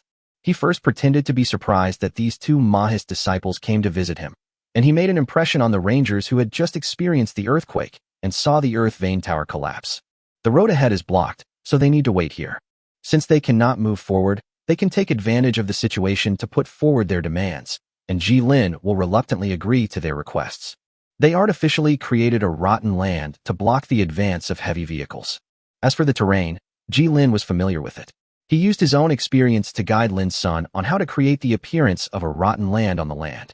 The Star Vein mage who left the Earth Vein had no combat power, and could not use the power of the Earth Vein to forcibly change large areas of land, but he could still change the terrain on a small scale. This small-scale change in terrain, the number of times it was used, and the specific changes were repeatedly confirmed by Ji Lin and Lin's son. They don't want to create a bad place, but a bad place that looks impassable. Ji Lin drew on his experience and marked several locations on the map. This was his experience as an officer. An officer without a good understanding of the terrain could not be a good officer. These were all key checkpoints along the road, as well as a large amount of poorly preserved land used for camouflage. Wang Qing then led the fledgling astrophysicist to modify the terrain. He went to confirm each place one by one. Not long after, the squad leader, riding a fast horse, returned with his team from outside the city gate after completing their exploration. He shook his head at everyone and saluted Ji Lin. "Centurion, I've completed my survey. The road ahead is indeed blocked." Without Ji Lin's wink, Wang Qing took a step forward. "Are you transporting the core of the Earth Vein?" The rangers looked at each other, not knowing what Wang Qing was talking about. However, a few squad leaders who had extensive knowledge began to talk in low voices with their soldiers in general terms. "We have long-range detection methods that can sense the surrounding Earth Vein core. That is the center of the Earth Vein Tower." Wang Qing slowly introduced himself to the rangers. When Lin's son showed the rangers the small Bagua mechanism box, their last remaining doubts were dispelled. No one understood the Earth Vein Tower better than the masters of these mechanisms, these Star Vein masters. Everyone respected these priest-like figures who could bring about favorable weather and good harvests. This era has never emerged from ignorance, but the first batch of astrology masters and mechanical masters adhered to their own thoughts and ideas, and did not dare to claim that they were descendants of heaven and could communicate with gods. They are a school, and what they practice is only the technology circulated within the school. And by recruiting talents from all over the world, the art of machinery and geomantic omen can make rapid progress. And when these two Mahist disciples were sure that what the rangers were escorting was the core of the Earth Vein, they could only agree so. They were just well trained, at most a few points better than ordinary soldiers, and could not be compared with the orthodox Mahist disciples. However, the rangers also learned this from Wang Qing, and naturally thought that such a precious thing was no wonder it needed to be transported anonymously. Seeing the rangers respond, Wang Qing told them his true purpose, clenched his fists, and felt a little excited. "The ley line tower here has collapsed. If it's not rebuilt in time, the climate in this area will collapse. We're already contacting a senior Star Vein master to rebuild a ley line tower here. During this time, we need to use 3 ley line cores to form a stable structure to maintain the stability of the ley lines in this area." Climate collapse was a lie. Some within their school had already pointed out that the real cause of climate collapse was their excessive dependence on government control, which led to excessive weather regulation in certain regions. Their excessive manipulation of regional weather patterns led to erratic weather, and the more erratic the climate, the more astrologers were needed to adjust it. It's not that they don't make adjustments, nor do they ignore the natural cycle, but no matter how much humans calculate, they can't figure out the full picture of nature. Every time they make a small mistake, the mistakes will eventually accumulate into a mountain. In programming terms, this mountain of shitty code finally became overwhelmed by the constant small bugs and was on the verge of collapse. This year, a newly appointed county magistrate in a certain place needs to increase production in the towns under his jurisdiction. A few years later, he feels that the rainfall in a certain place is not sufficient. A few years later, he even wants a new scenic river. This kind of thing is extremely tempting to them, and it is difficult to stop using it once. A vicious cycle begins. The natural environment is supposed to achieve balance in its operation. Their arbitrary manipulation of the weather will one day cause the entire local system to become unbalanced and out of control. However, This was used to intimidate soldiers who had no idea about the internal theories of their school. Wang Qing would spout such nonsense 10 or 8 times. The Rangers turned their eyes to Jilin. He nodded slightly, indicating that he had already discussed it with the two of them. The matter was urgent, and the Star Vein Mage was also one of the powerful forces in this world, so the matter was settled. After confirming that there was no problem with this matter, he had just brought the two of them in from outside because they informed him that a natural disaster would occur here. Now the natural disaster has come true, but since the other party mentioned the core of the earth veins to them, they must have something to ask of them and will not do anything without reason. He brought the two Mahis disciples here just to tell the Rangers this.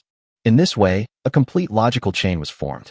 If Jilin could not gain the temporary trust of these cavalrymen, he would not be able to take away these military secrets. There is also a limit to forcing them.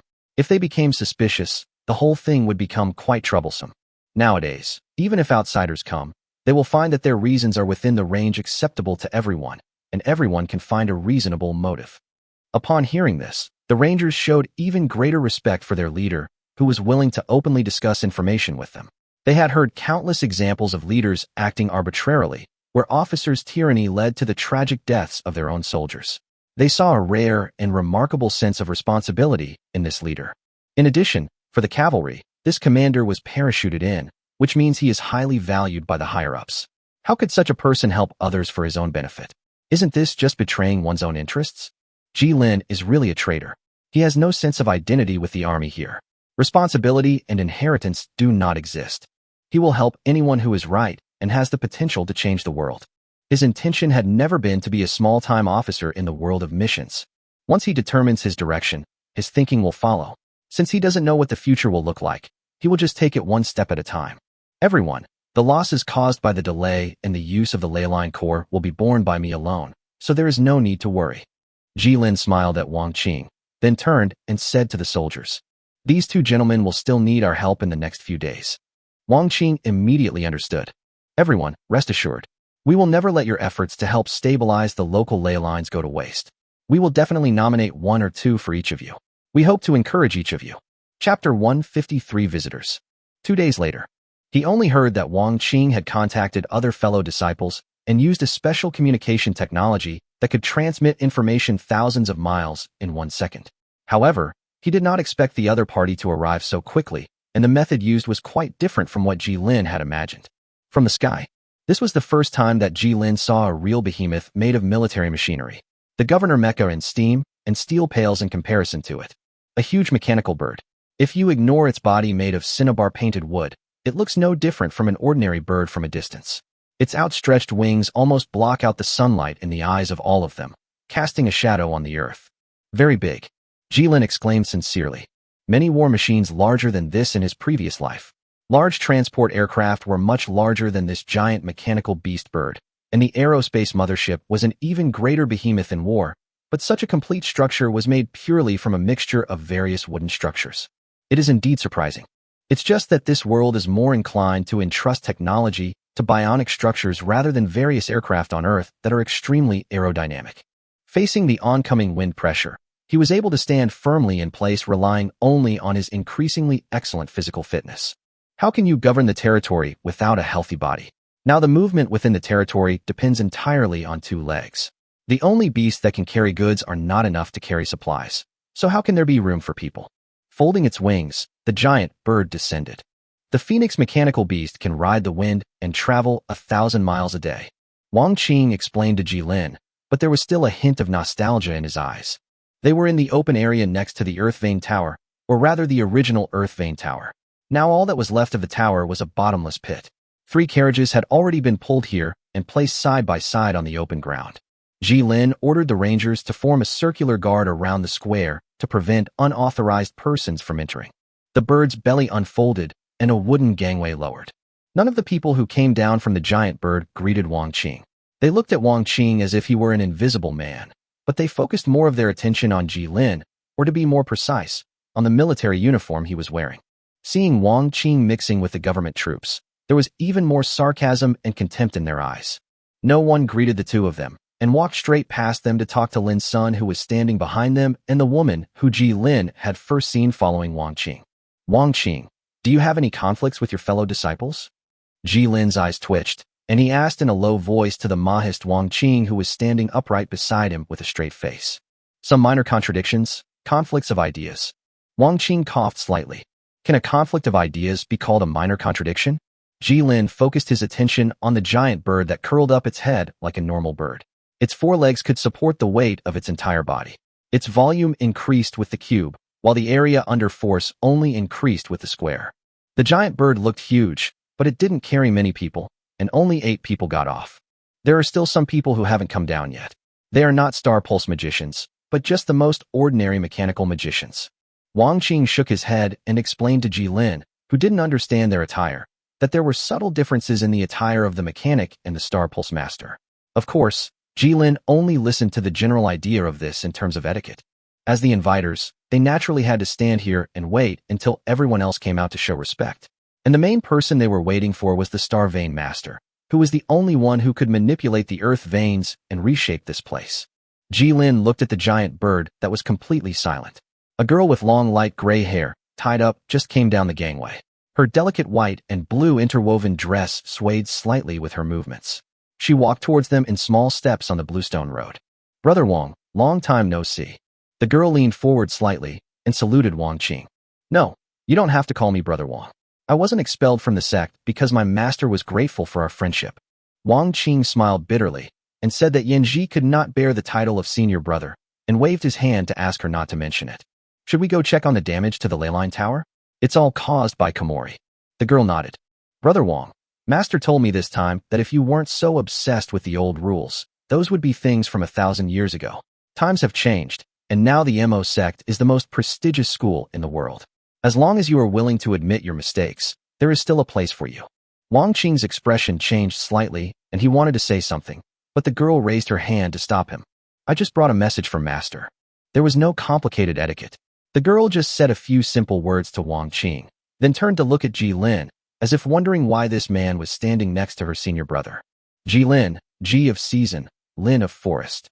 Jilin nodded and introduced himself to her, only his name, but no identity. "Guiyu, the successor of the Mahist Star Vein technique." Guiyu nodded to Jilin and they exchanged names, and the two sides knew each other. Chapter 154, Earth Vein Alienation. Are all the leyline cores functioning normally? Wang Qing nodded in response to Guiyu. "Everything is normal. The earth vein energy inside is full and has been arranged according to the formation." Looking at the cavalry on duty and Jilin standing next to Wang Qing, a strange look flashed in Guiyu's eyes, but he didn't say anything. Then he quickly walked to the edge of the deep pit. His eyes fell on the original ground vein tower where only the edge of the foundation remained. His brows slightly furrowed, and he fell into thought. She already had a general idea of the specific events from the information the two of them gave her. The neutralization device was improved by her with reference to ancient books, but the book only introduced the general theory of the neutralization device and the experimental model. The person who wrote the book did not mention what would happen once the neutralization device was activated. Now she saw it. According to Wang Qing's description in the letter, it was an astonishing self-decomposition. "The aura is disordered. I need to resurvey the local ley lines and set up the formation." The gray-haired girl sat cross-legged, her soft gray hair cascading to the ground, and issued commands in a clear voice. 8 mechanical engineers stood nearby, each removing a long pole. The sharp spikes at the end shot out, piercing the bluestone slabs and firmly nailing the slender wooden sticks to the ground.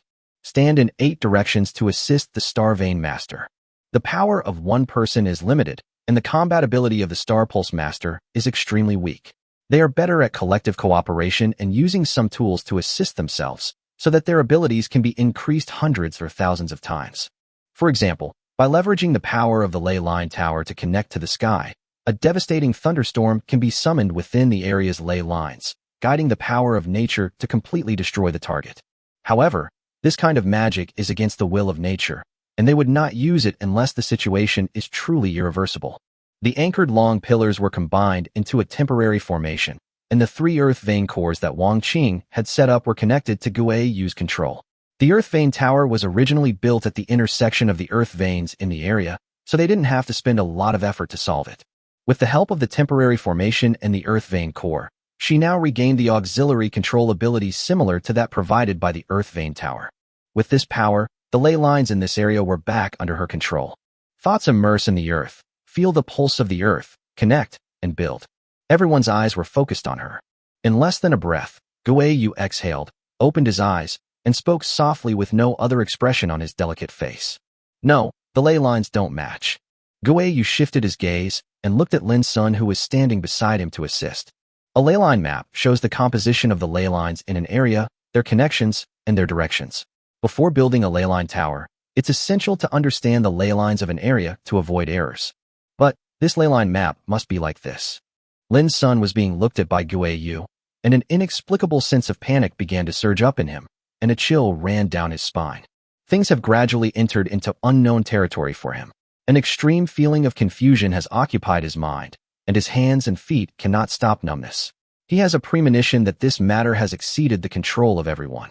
What made him even more panicked was that he was completely sure that the geomantic map he gave to Guiyu was correct.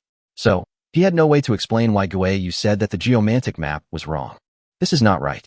The earth veins should be eternal and unchanging. Only when there are large-scale changes on the ground in an area will the earth veins evolve symbolically and slightly change their own structure. If it was just a small-scale change, Guiyu wouldn't have said that the geomantic map didn't match. For example, the underlying ley lines of a city with millions of people will differ significantly from their original ley lines, as humans have become a complete part of the environment, even becoming its primary presence. Humanity's impact on the world has become significant, and this impact is reflected in the ley lines themselves. After receiving Lin Sun's affirmative answer, Guiyu closed his eyes and sank into the earth veins again. Blue energy flowed and surged underground like an interwoven silk net, as magnificent as the reflection of a starry sky. Sometimes she wondered if the land beneath her was a star in the universe, similar to Chang'e, Manhwa, and Taiying. Do those stars also have such surging earth pulses? After rechecking each line one by one, she found that most of the ley lines were normal and winding, but the ley lines in a few blocks had completely disappeared. A quarter of the area disappeared permanently, which was particularly conspicuous in the entire silk screen. She could not feel the ley line feedback there. Even if the earth veins dry up, they will still leave their traces. Even if the river dries up, the riverbed will still remain. Now the river has disappeared, and with it the riverbed. Where's the water? Where did the water go? Keeping the disappeared earth veins in mind, Guiyu stood up. This matter was far beyond her control. She didn't know whether it was good or bad, but this change could not be leaked now. The explosion of the earth vein tower is just a superficial phenomenon, and the complete disappearance of part of the earth vein is the price of this neutralization device. Son, record all your operations for me. Guiyu thought about it and asked Lin Sun, who was originally operating the earth vein tower, to summarize the operating procedures for him. If you really can't determine the cause, then we can only use the stupid method to reproduce the scene. I need a guide who is familiar with the surrounding terrain. Guiyu decided to observe on the spot what happened in the place where the earth veins disappeared. The disappearance of such a large area of earth veins could not fail to have an impact on the ground. Only one person knew the nearby terrain very well, or at least had some knowledge and observation of the nearby terrain in the recent past. Wang Qing looked at Ji Lin, and Ji Lin nodded happily. The only things he could help with besides the special resources in this world were the things that remained common. What changed was the technology, but what remained unchanged was the dialectic of human beings thinking about the world. The world's orbit has begun to slowly shift under his influence. Guiyu did not know how to ride a horse, and her clothes were completely unsuitable for riding. Just imagine two people riding on the same horse. Seeing the mechanical beast walking down from the giant bird, Ji Lin could understand why only 9 people were brought along, because the remaining space was used to store these mechanical creations. Flexible and stable. It is still a bionic structure. It is more stable and flexible than the steam spider, but the steam spider can be reproduced by normal rune civilization, but mechanical creations cannot. The mechanical creations of this world have no effect on Ji Lin. Without the special energy source of the earth veins, they cannot play any role. And the ordinary cold weapon troops are far from his development goals, so what he brings back will only become a technical reserve. No matter how well forged the armor is, it is as fragile as a piece of paper in the face of heavy artillery. Ji Lin inexplicably felt that he was being tricked by the system, but he couldn't put his finger on what was wrong. Holding the map, Ji Lin, who had already visited the site once when deploying troops in the Rotten Land, nodded and showed her the military maps of several approximate areas that he had drawn based on Guiyu's general description. His physical qualities were not retained, but his cartographic ability, the most basic ability for a commander, and his experience were still there. Is this the place? Jilin asked. In theory, military maps should not be shown to outsiders. But, now that things have come to this, whether or not Guiyu is shown the military map is secondary. With his current behavior, if he is discovered by the army, he will definitely be arrested and beheaded. He doesn't have much time left. He is racing against time. He doesn't know how long this temporary supreme command can last. Guiyu nodded slightly, his gaze fixed on the greener woods in the distance, and a faint breeze brushed through the girl's hair. She did not tell Jilin the reason for this investigation, as she did not trust Jilin. The places where the earth veins disappeared were full of vitality, and seemed to be several times clearer and brighter than the green fields on the other side. Over the next few days, they walked through each marked plot, recording the detailed conditions of each area, summarizing, comparing, and recording them in a book. A shocking conclusion was put before Guiyu. In the areas where the earth veins disappeared, the environment has unusually stabilized again, as if the climate of this area has been reversed. Chapter 155 Incident. Is there anything I can help you with? Looking at Guiyu buried in a pile of ancient books, Jilin asked cautiously.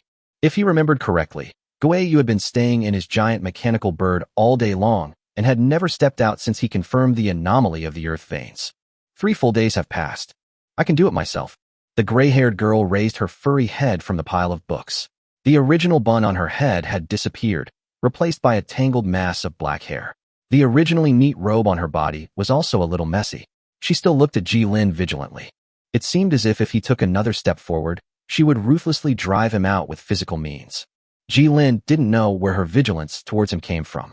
Wang Qing had explained to her before why Jilin would cooperate with them, but the way she looked at him became more and more vigilant. He hoped that this would not affect his plan. Jilin had not yet been included in their core circle of communication, and he didn't even understand what Guiyu was doing. Brother Wang asked me to give you this information. Just put it at the door. I don't like people coming into my room. Seeing that Guiyu had ordered him to leave, Jilin had no choice but to leave. Guiyu watched Jilin walk out the door. However, she couldn't understand Jilin's motives. His identity and his motivations were completely inconsistent. An officer risked his execution to provide them with 3 earth vein cores and was extremely concerned about their progress. His fellow brothers and sisters seemed to be completely unaware of this. She suspected that the disturbance in the earth veins was related to the army, and her junior brother just happened to be unlucky. But it doesn't seem like that. The land veins are a matter of national importance, and it is impossible for only 100 or 80 people to be involved in such a matter. She didn't mean to prevent Jilin from coming in, but what she was researching now couldn't be known to outsiders. It would be better if even her fellow disciples didn't know. Getting rid of these chaotic thoughts from her mind. She had more important things to do. Don't think about things you can't figure out. He doesn't behave like someone who would hurt you. For example, piecing together the causes of strange earth vein phenomena from a pile of scattered and disorganized ancient books and documents. The method of returning the energy of the earth veins to the earth will make the climate milder. It's worthless, useless. Yes, thousands of years ago, the original discoverers did not need to care about climate issues, nor did they need to think about the possibility of the earth veins drying up. Permanently destroying the earth veins to enhance an area was simply a waste of resources. Once the earth veins were destroyed, it was unknown how many years of recovery it would take before they could be used and mobilized by humans again. How can simple geological modification compare to humans personally controlling the weather and geology and using the life force of the earth's veins to create equipment? This is consistent with what Guiyu observed. The forests in the area where the earth veins disappeared grew visibly more lush than the surrounding similar forests, and people couldn't help but feel comfortable staying there. This is not a technology that can benefit them. On the contrary, its danger is self-evident. As long as their enemies master this technology, they can destroy the earth veins of an entire area. However, the discoverer still recorded this phenomenon in a book, hiding this dangerous discovery in countless ancient books.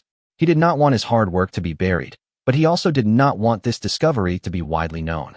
It remained in the library for generations until it was discovered by Guiyu, who then used this phenomenon to create a neutralization device. Guiyu breathed a sigh of relief, buried his head in the paper, and wrote furiously, integrating all the broken theories. She wanted to send the important information back to Momin and roughly describe the method, while the theoretical model was still in her hands, waiting for them to make a judgment. Although the cost is high, it may be one of the few ways to turn back the countdown to doomsday. The possibility of changing the world was clear before her. Without this accident, she didn't know how long it would take her to discover the function of this neutralization device. Putting down the pen and looking at the white paper in front of her with lines of delicate handwriting, Yu finally felt relieved from the heavy workload.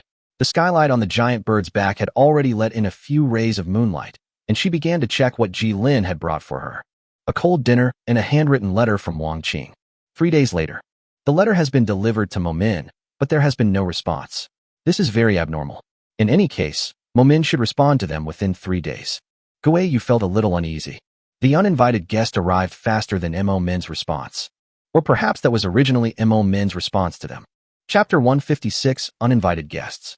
Who are you, anyway? Lin looked at the tip of the knife, so close to him, and swallowed. Facing the blade in Yu's hand, and the question implied in her voice. Yu stared at Lin. This officer and she, until today, she hadn't remembered where she'd ever met someone like Lin before. Once at a banquet, the battle-hardened general, and once, her own teacher.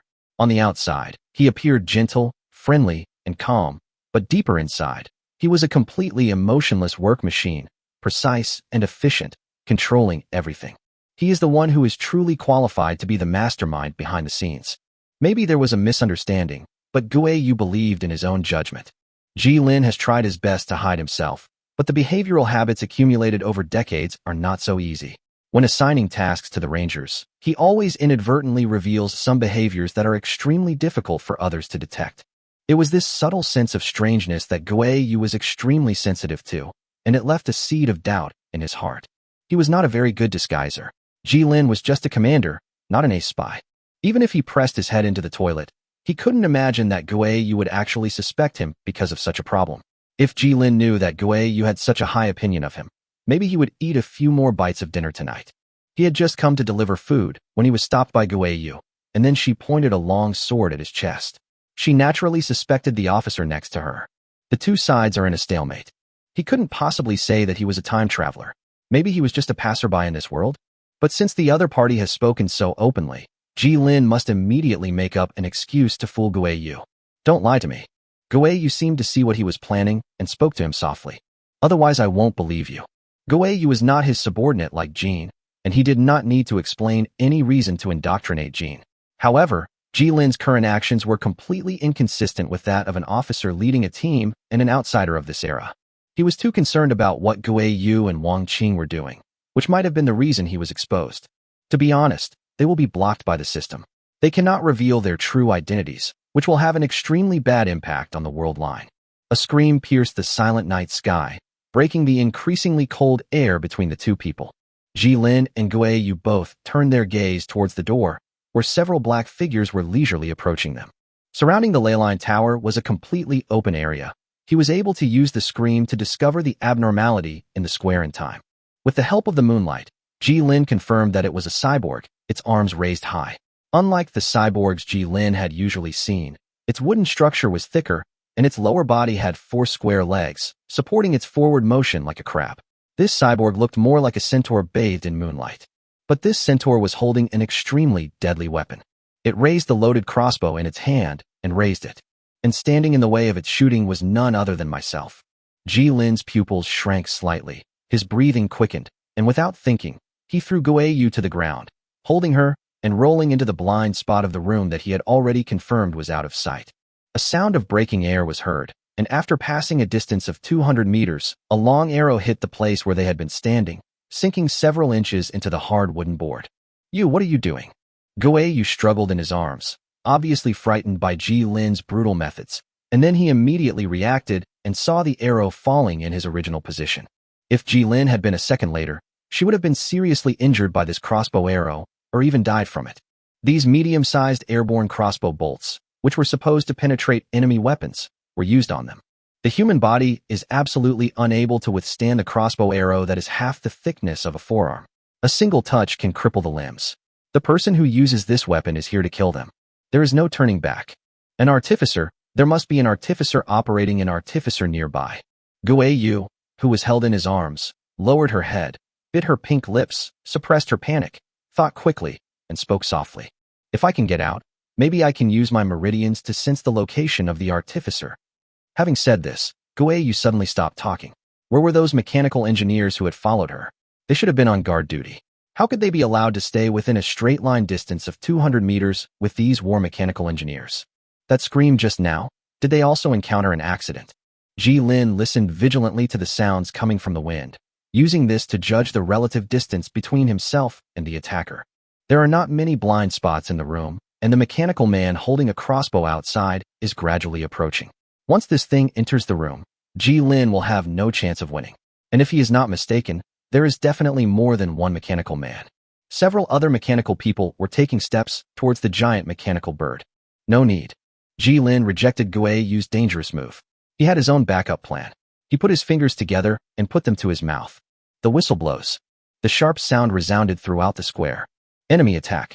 Under the cover of night, the Rangers responded and took action. The night watch team he deployed is still working continuously and steadily. Now is their time to make a difference. Are you hiding?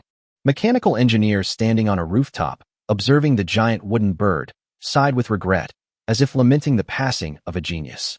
Behind him stood 7 mechanical engineers in similar robes, their eyes closed, their minds focused as they manipulated the various mechanical mechanisms forward.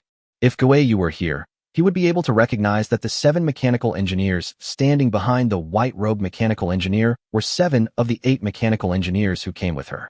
The last mechanical engineer used his own life to warn Gui Yu at the last moment, exchanging his own life for hers. Without informing Gui Yu, they betrayed her and killed a colleague. It's a pity that the first sneak attack failed. If you died at this time, maybe you would feel more comfortable. Then, he seemed to be talking to himself, and seemed to be explaining to several Mahis disciples behind him. Gui Yu, this kind of thing is not something you can discover. Even if you are the Chief Star Pulse Mage Master of this term, Chief is just a title without real power. Your plan has seriously threatened their decision-making, and the Emperor would not want to see this scene. This world is deeply bound to the Earth Veins. If they destroy the Earth Veins according to her idea to pacify the world, how should they survive? They have reached this point today, both in status and power, thanks to the Earth Veins. Those privileged classes don't want to see this plan come into being at all. Apart from anything else, can those nobles and royal families bear to go back to an era without the assistance of underground mechanical devices? Even if the world will perish, that will be after several generations. They can still enjoy themselves in peace.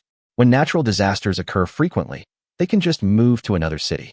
The only people in danger are ordinary people. This is not so bad. They can also extract the earth vein energy of the abandoned city without any psychological burden to replenish the city where the nobles and royal families live.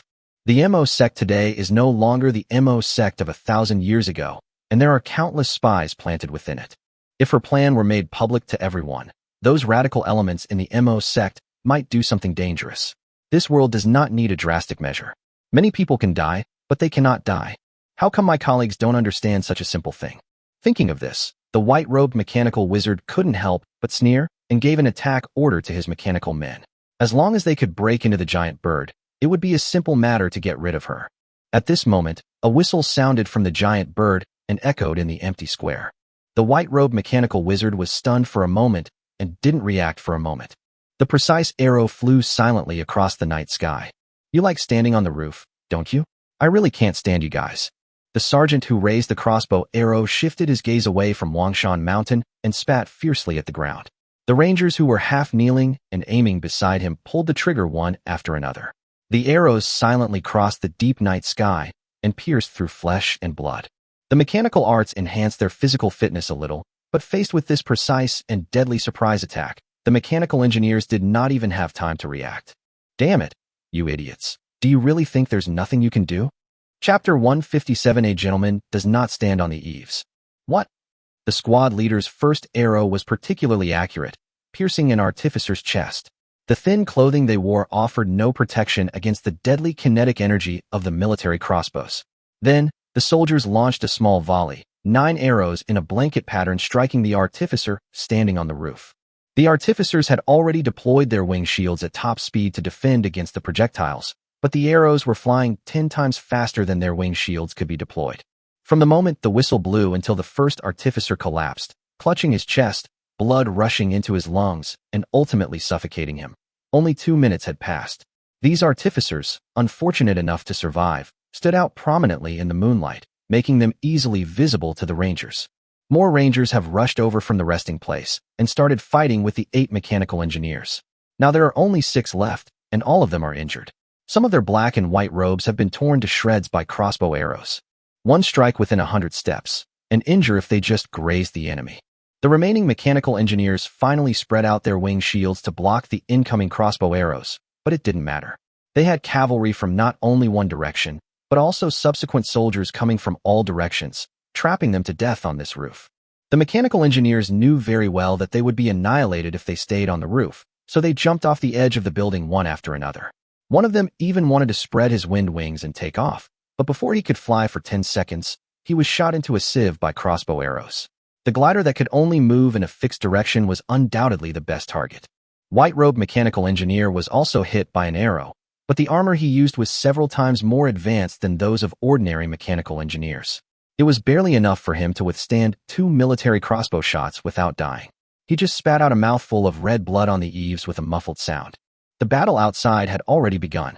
While skilled at manipulating war machines, they were no match for the Rangers in close combat. Even without their horses, the Rangers remained elite soldiers, trained daily in combat throughout spring, summer, autumn, and winter. They used their sabers to deflect the winged shield held by the mechanizer, then struck it with a powerful kick, exposing a flaw in the mechanizer's hand. Then, they aimed their blows and struck hard. Ji-Lin listened carefully to the screams coming from outside, and only held his breath and stuck his head out to observe until he was sure that there was no sound of the wooden structure of the mechanical man turning. All the mechanical machines within sight stopped moving. These war machines, their ability to move autonomously wiped out, instantly entered a dormant state after being released from the control of the artificer. Several of the activated mechanical machines turned around and headed towards the artificer, intent on protecting their master. They were still at a loss and had no time to give accurate action instructions to these war machines before they were interrupted by the Ranger's sneak attack. Ji-Lin breathed a sigh of relief. Ever since he saw these Momin disciples secretly hiding something from him, he had a bad feeling and forced the Rangers to assign 20 people to keep watch in a hidden place. He would provide all the food and drink for the watchmen, but they were not allowed to drink any alcohol. The next day they could drink as much as they wanted. Anyway, the money is not his, it is all public travel expenses, so he doesn't feel bad about using it. If you've been drinking, then it has nothing to do with the night watch. He had no idea how much time the Rangers could buy him, nor did he know who would win or lose. The only right thing to do was to leave this dangerous place while his plan bought him precious time. Giant Bird, can you start it? Ji-Lin asked Guiyu, who was holding him tightly. He could clearly feel Guiyu trembling in his arms, shrinking inwards, his gray hair falling softly on Ji-Lin's body. The blind spot was so small that it was difficult to avoid the crossbow threat without staying close. He could put aside the issue of intimacy between men and women for now. It's quite complicated to activate the giant mechanical beast. I have to go to the activation room above to control it. Guiyu spoke to him through gritted teeth, his voice rarely showing a hint of tenderness and uncontrollable trembling. I need to take this information back to Master. The communication must have been cut off somewhere. After all, it was the first time facing a life and death threat. Being able to maintain normal thinking ability and remain relatively calm was already extremely remarkable. As for what Guiyu said, he could only hope that she was not wrong in her judgment. Now that things have come to this, the best option is to run away. He should leave here. As for Wang Qing and the others, let them adapt to the situation and then reunite with him. Ji-Lin believes that they can do it. Ji-Lin acted as the vanguard. Under Guiyu's command, he closed the entire belly compartment before allowing her to come out of the bunker. If there was anything he wanted to ask, he could just let Guiyu answer it for him. Chapter 158 Leaving. Crouching mechanical bird in the center of the square began to flap its wings. Layers of redwood formed its wings, stretching and waving like ocean waves under the cold moonlight. Its silent chirping accompanied the wind's pressure as it swept across the bluestone bricks. The red kite's raised head turned, as if searching for its target. White-robed mechanical engineer's first reaction was that this mission had completely failed. After alerting the other party, it would be difficult to find the next opportunity. The activated giant mechanical bird, the red kite, lowered its head and combed its feathers. He knew very well that it was impossible for him to catch up with Guiyu. This plan, which was almost certain to succeed, was ruined because of the existence of a troublemaker.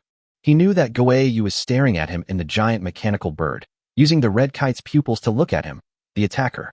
Even though he was being stared at by such a terrifying monster, the white-robed mechanical wizard only thought that his mission had ended in failure. Where did those rangers come from?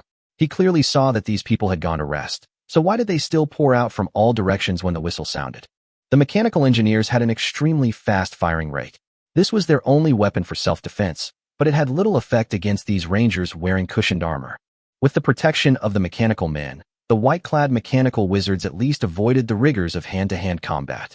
Flesh and blood could stand up to the machines, and in front of the whirling, sharp blades in their hands, a single sweep could wipe out a large number of soldiers.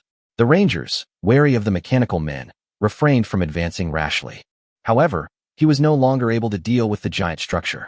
The robots he brought with him were all ordinary combat robots that were convenient for marching, and they couldn't even use decent heavy crossbows.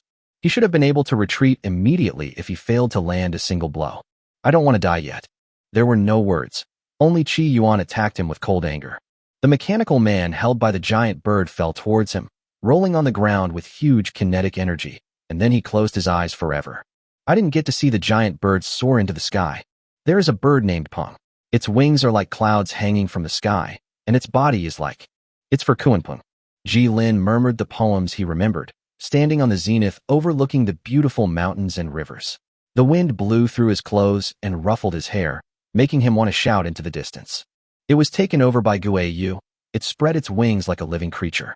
Ji Lin was absolutely certain that the red kite must be a living creature, completely different from the automatic mode of the steam spider. The special resources in this world were dozens of times more special than Ji Lin had imagined. Then, with Guiyu's rage, he destroyed everything nearby. The mere appearance of this thing on the battlefield is a disaster for the enemy. It is a giant flying structure that, if equipped with explosives, can unleash the fury of the sky on its enemies. No wonder they ended up at the border of the empire. But after all, it was the technology of this world, and he couldn't bring it back. The obstacles and contradictions before him. Are we still going back? Guiyu, wrapped in a blanket, walked behind him in small steps. We are 1,000 meters above the ground, and the wind in the air carries a hint of autumn chill. No, it's not safe. Have you informed Wang Qing and the others? Ji Lin gave his own answer. He must ensure the existence of manpower under his command as much as possible. Although it is a pity to lose those cavalry, they are likely to be abandoned by him. The changes at this time force him to give up some resources. The Rangers' trust in themselves was based on lies, and Wang Qing, a disciple of the Mahe's school, was one of the few people they could trust. Of the white-robed mechanical wizard today undoubtedly tore this lie apart, and they will soon realize this. How long can the red kite fly? We may need to find a place to rest. Ji Lin sighed. Chi Yuan, the name of this mechanical construct, is not equipped with any weapons, but its size alone is enough to deal with most enemies. Those artificers, are they your colleagues? Ji Lin looked at Guiyu's calm face and asked softly. He was a little confused about Guiyu's emotions. The latter was stunned for a moment and said in a low voice, I'm fine, don't worry about me. They're just here to monitor me. She controlled Chi Yuan to kill all the mechanical wizards in her sight without leaving a single one alive. Under Chi Yuan's wind pressure, the centaur mechanical wizards were like building blocks or puzzles, broken into pieces and difficult to piece together to their original appearance. The mechanical wizards hiding behind them were also turned into bloody mud. Angry? Maybe. Betrayal? Yeah.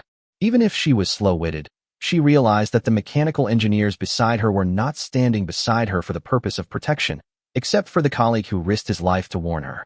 He did his best, turning his life into a flame to warn them in the darkness. Guiyu still doesn't know his name. This kind of person with faith left by exchanging one life for another. She couldn't accept it. Someone had to pay for his life. They are just here to supervise me.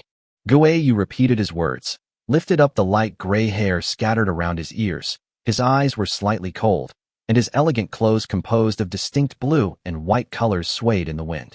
A dark cloud appeared in the distance on their path. It was a thunderstorm area. Since they moved towards Momin, these dark clouds have become more and more numerous. There was no need for Guiyu to explain. Ji Lin also knew that this was a sign that the veins of this land had become chaotic. It was impossible to observe from the ground. In the sky, these clouds were like circling death, wandering in the uninhabited area. Please, tell me how I can change the world. Guiyu paused and asked in a low voice. Regardless of whether Ji Lin is good or evil, he never thought of putting himself to death, and he also saved his life. He saved her life. Without his selfless act, she would have died. The ancestors there would be very angry when they see these disappointing descendants. Maybe she could try to trust this officer. Please, help me change the world. Guiyu plucked up his courage, stared at Ji Lin's face, and expressed what he was thinking in the face of his puzzled expression. How many mechanical beasts like this are there in this dynasty? Jilin neither agreed nor refused. He pulled her to sit on the ground and communicate. You knew the mechanical beast Jilin was referring to was the red kite. These large mechanical beasts were rare and difficult to manufacture. Each one required a vast amount of time and materials, resulting in countless waste. You hesitated and gave the number he remembered. There may be thousands of them. The Mo sect has 1,000 guarding the mountain gate, and the royal family may have 1,000 if you count the scattered ones. The power of the common people was already extremely difficult to bridge the gap. A single mechanical wizard could rely on his mechanical men to suppress thousands, even tens of thousands, of starving people. They operated their blades whirled. As long as the ley lines existed, they would never be able to overthrow the prison known as the dynasty, let alone these large mechanical beasts. How long can they remain operational without needing ley line supplies? Jilin thought about it and asked Guiyu another question. She was the chief and should be very clear about these things. Guiyu reacted and answered Jilin, but he didn't know why he asked such a question. It can take up to 100 years. Even when dormant, the ley line's energy will flow into the air. Only when they are enriched again can we use it, forming earth veins. The earth veins are interconnected, forming a huge and prosperous network. The pulses of the planets are surging beneath the ground. Some people in their Mo sect have suggested that there may be even more majestic earth veins deep in the earth. As long as they find them, they can obtain truly endless energy. Someone else waved the information and assured everyone that the earth veins would return to normal. It was just a matter of time, and their current development and recovery were absolutely balanced. But we have warned them, and they are still drawing energy from the ley lines. Guiyu clenched his slender white fingers, placed them on his palm, and clenched his silver teeth. It was this group of people who wanted to put her to death. Jilin was thinking and discussing the information with Guiyu, focusing on the maintenance of the mechanical beast. The world is already terminally ill. Is this the kind of disaster that the X-level mission copy will face?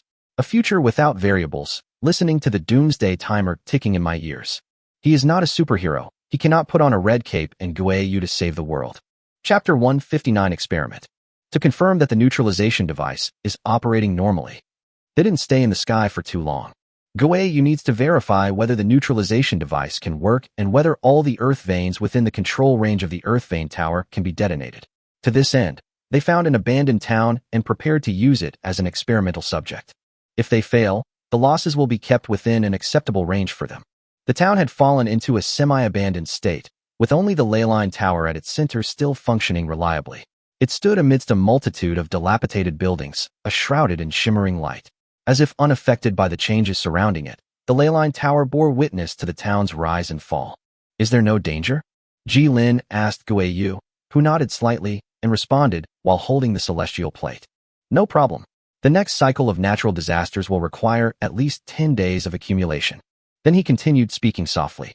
Once I have installed the improved neutralization device, I will then actively trigger the energy of the Earth Pulse Tower. The chaotic energy will quickly reach its peak capacity and trigger the neutralization device. During the time she spent on Qiyuan, as well as the time she spent in town, she devoted all her energy to perfecting the neutralization device, and for this reason, she did not take a single step out of her own Qiyuan. The villagers passing by looked at them with numb and confused eyes. Most of them were old people. The young people who could escape had already fled this troubled place. They looked at these two people who were obviously not the indigenous people of this land where natural disasters were frequent. The villagers, wearing linen clothes, lived in houses that they had compacted with mud, leaving the bottom layer of insulation to protect against rain. They could not live underground. Once a rainstorm came, the surging water would flood the small underground space and drown the people hiding inside, unable to farm or raise livestock. Relying on wild fruits and wild animals can only feed this small population. Guiyu was installing a neutralizing device for the Earth Vein Tower, while Jilin found an old man to hear his story about him in this town. The old man looked at the exquisite pastry in his hand and swallowed, accepting Jilin's request. Their town used to be a prosperous place with tens of thousands of permanent residents. They relied on the astrology masters to help them regulate the environment and climate. Every year there was a good harvest, and the population of the town increased.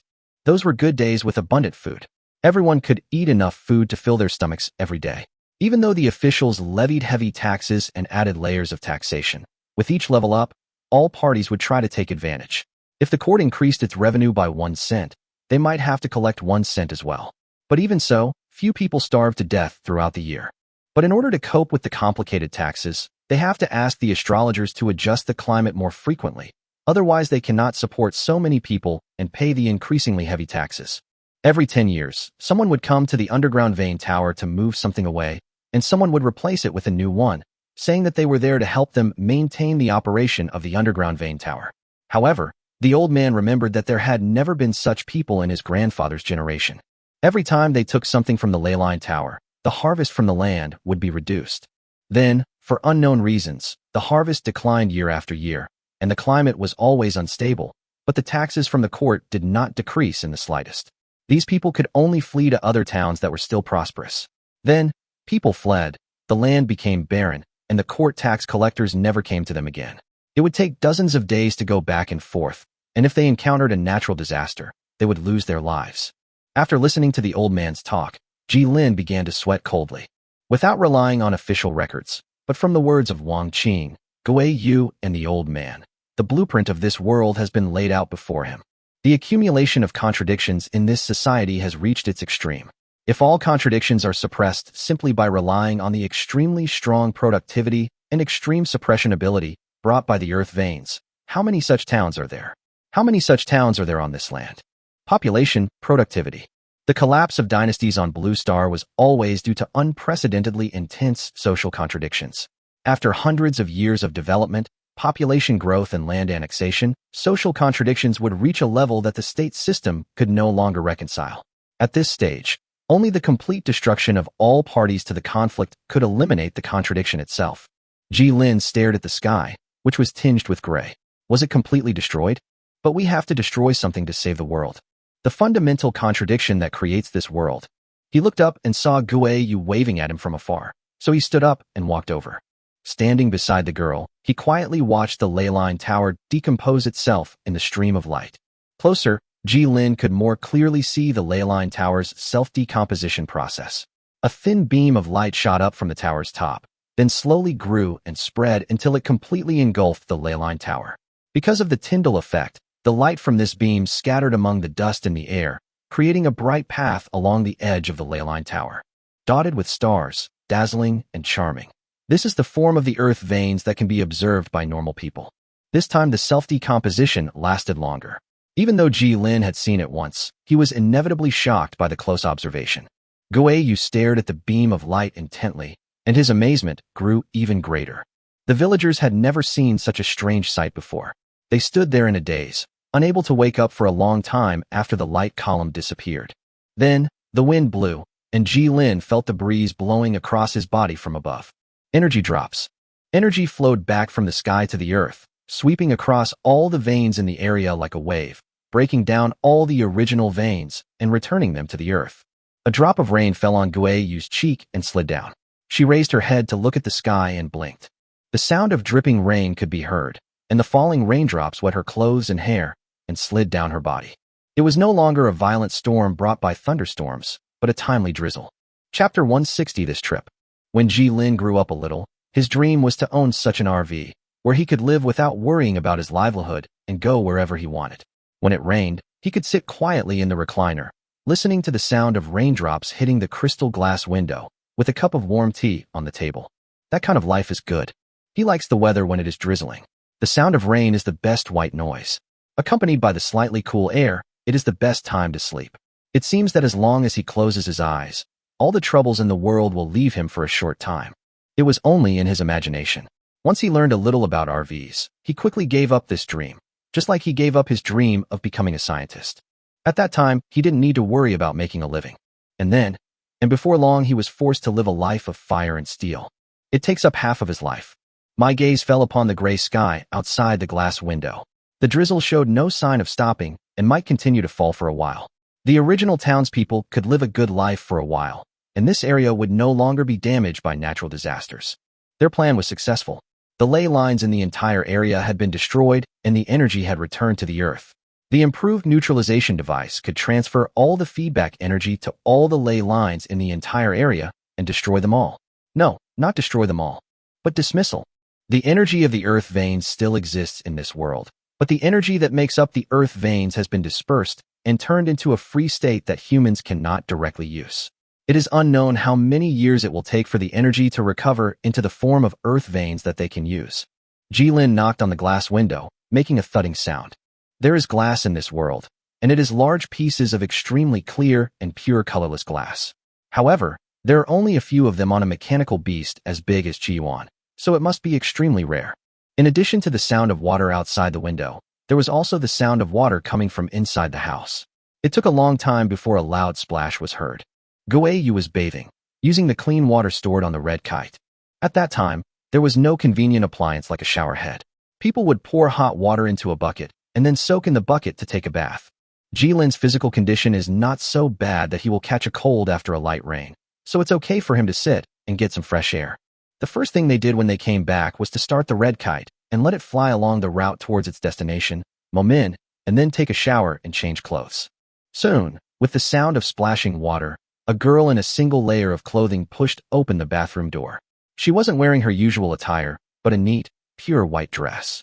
A few drops of dew clung to her fair cheeks, and her long, light gray hair was neatly combed and fell behind her, like a lotus flower emerging from the water. "I've finished my shower." She looked at Jilin and said with a calm expression, "Okay, are there any clothes here I can use?" Jilin nodded and asked further. He said that he didn't have any change of clothes when he came here. He didn't exercise much and didn't sweat much during this period. This piece of clothes had no smell and could be worn for several days. "Now that I've been caught in the rain, I need to change into new clothes. I don't have any change of clothes for you, but there are a few more clothes on the Chi-Yuan." Guiyu spoke softly. She didn't want to mention those traders, and her eyes turned slightly towards Jilin. "If possible, pick out something that fits you. Clothes are made of loose-fitting material, so you can change into anything as long as the fit isn't too different." After bathing, he changed into a loose robe. It was not difficult to put on. The style was simple and concise, and it had a modern feel. It was really an ancient robe, and Jilin might not be used to wearing it. Although the black and white interwoven robe is not extremely beautiful, it finds a delicate balance between beauty, simplicity, and comfort. The Chi-Yuan. It was even inconvenient to make a fire, so they could only use the stored cakes and food. She was flipping through ancient books, while Jilin was beside her, flipping through the books on military strategy that she brought with her. He was learning the tactics and techniques of this world as quickly as possible so that he could make a plan to fight against this world and grasp a possibility that might not exist. Nothing special about the mechanical men and mechanical beasts. They were simply a group of constructs that looked different from the usual monster infantry and monsters. Their core role as combat units was no different from that of monsters or monster infantry. The tactics they employed at the company and platoon levels were largely the same, but at the unit level, Jilin didn't have the skills to construct something he barely understood. The two read for a long time with great patience, quietly focusing their attention on the book in front of them. They are thinking, taking the knowledge from books into their minds, and piecing together a path to tomorrow. Jilin put down the book in his hand, stood up, and wanted to drink some water. Guiyu's eyes fell on the Mahist disciple's robe that Jilin was wearing, and he thought for a moment. "Ji, do you want to learn mechanical engineering from me?" Jilin turned his gaze and saw her blinking. "No, that's fine."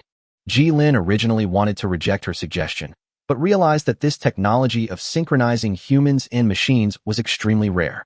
Even if it was based on the particularity of the earth vein resource, this knowledge system acquired by individuals would not be erased, provided that you could really remember these things completely and bring them back to your own territory.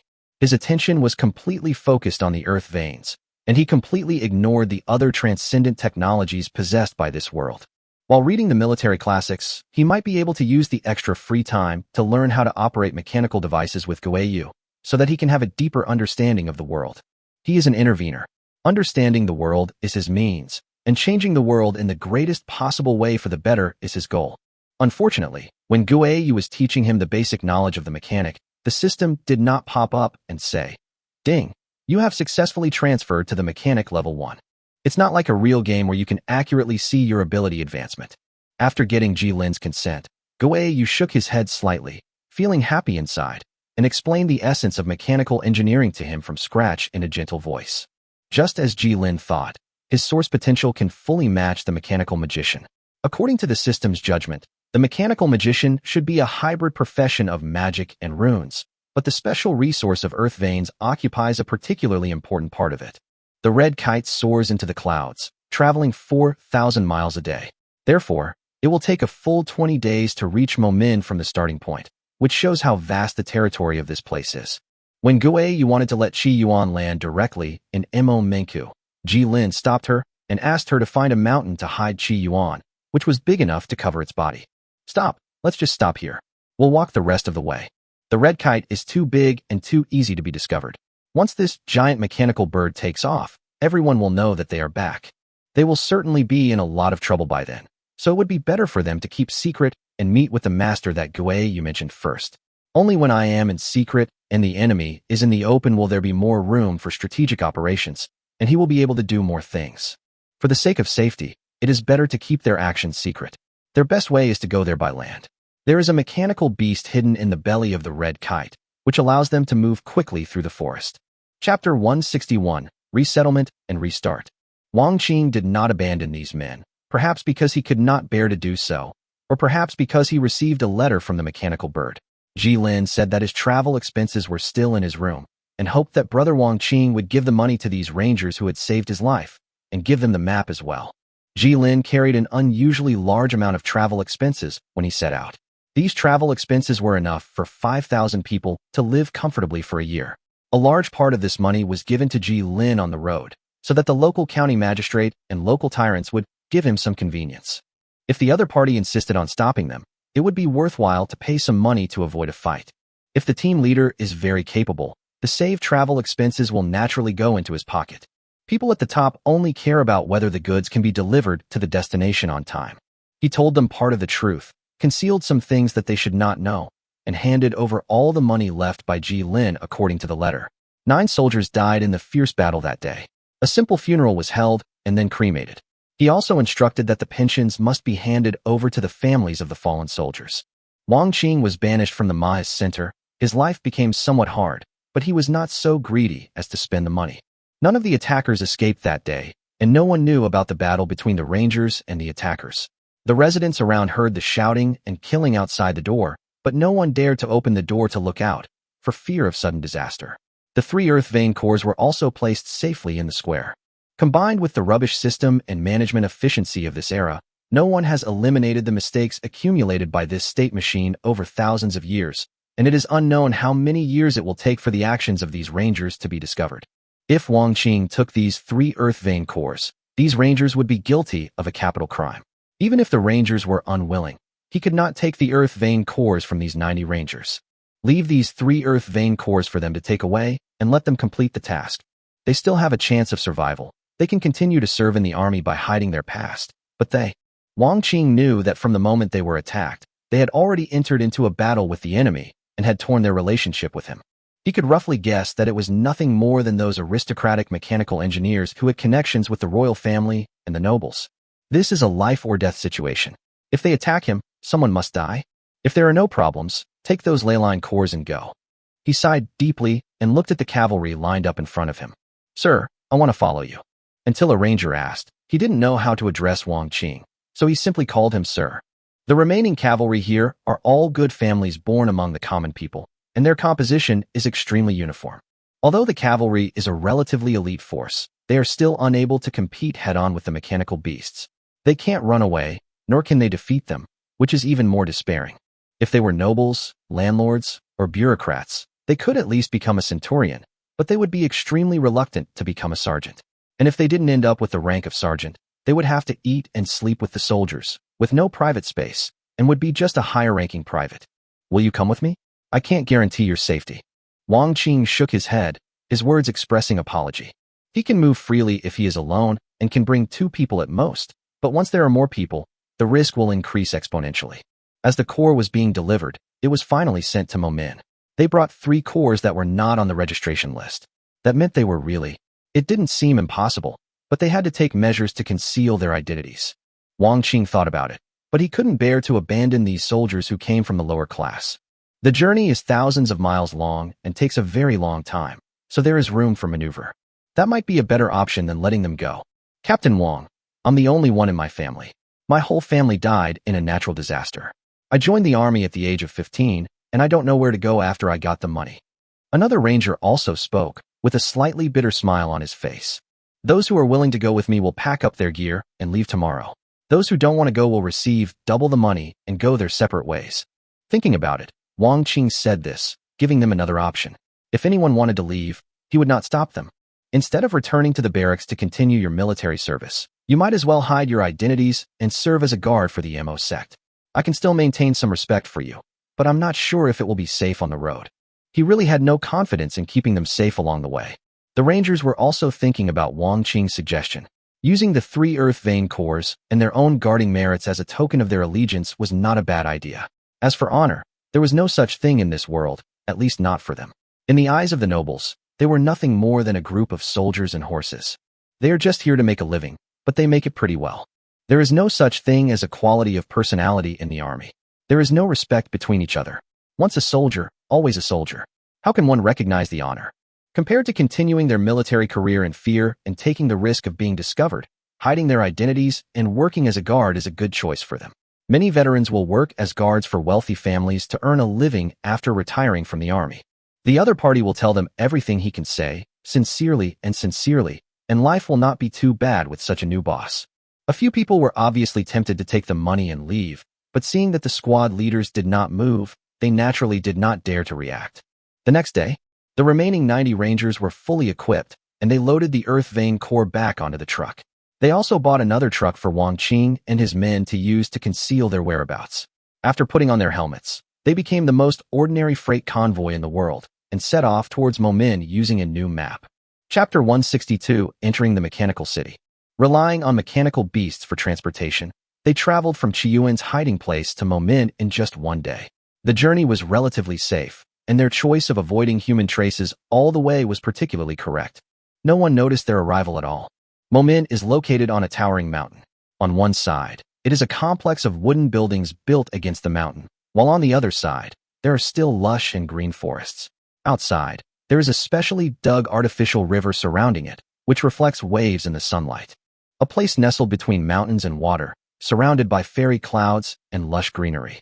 White light breaks through the clouds and is reflected on the mountains. The outer edge of the Momin Mechanical City only occupies a quarter of the entire structure, and the inside is even larger. Guiyu saw Ji Lin's surprised expression and told him an even more shocking fact. Originally, there were only the outermost buildings, but as the population grew and the space needed increased, we kept carving inwards. Ji Lin's gaze fell on the quaint building complex again. Even according to his aesthetic taste, it was considered very beautiful. It is very large. Judging from the external buildings alone, the permanent population here would be in the tens of thousands. However, at this moment, there are very few people entering and leaving this mechanical city. They looked at the city gate. After a long time, several disciples wearing the same clothes as Ji Lin came out from inside the city gate, chatting and laughing together, and no one knew where they were going. There are too few people, whether it is guards or pedestrians coming in and out. The number does not match the expected number of people for a place of this scale. Is this city so sparsely populated? Ji Lin asked curiously. There were a lot of people there before, but now. Guiyu sighed lightly, with a look of worry between his brows. The world is currently plagued by natural disasters, and countless areas require adjustment. I heard there's another rebellion, and there aren't many mechanical engineers left here. Many noble mechanical engineers have returned to their homes, unwilling to stay. She, the chief who usually only needs to concentrate on research in Momin, has to focus on helping various towns solve natural disasters, and children like Lin's son who have not yet fully mastered the knowledge of astrology have to be sent to work. This mechanical city should have been a prosperous place, but now it has become extremely deserted for various reasons, with very few people coming in and out. This made it easier for them to enter the city. How do we get in?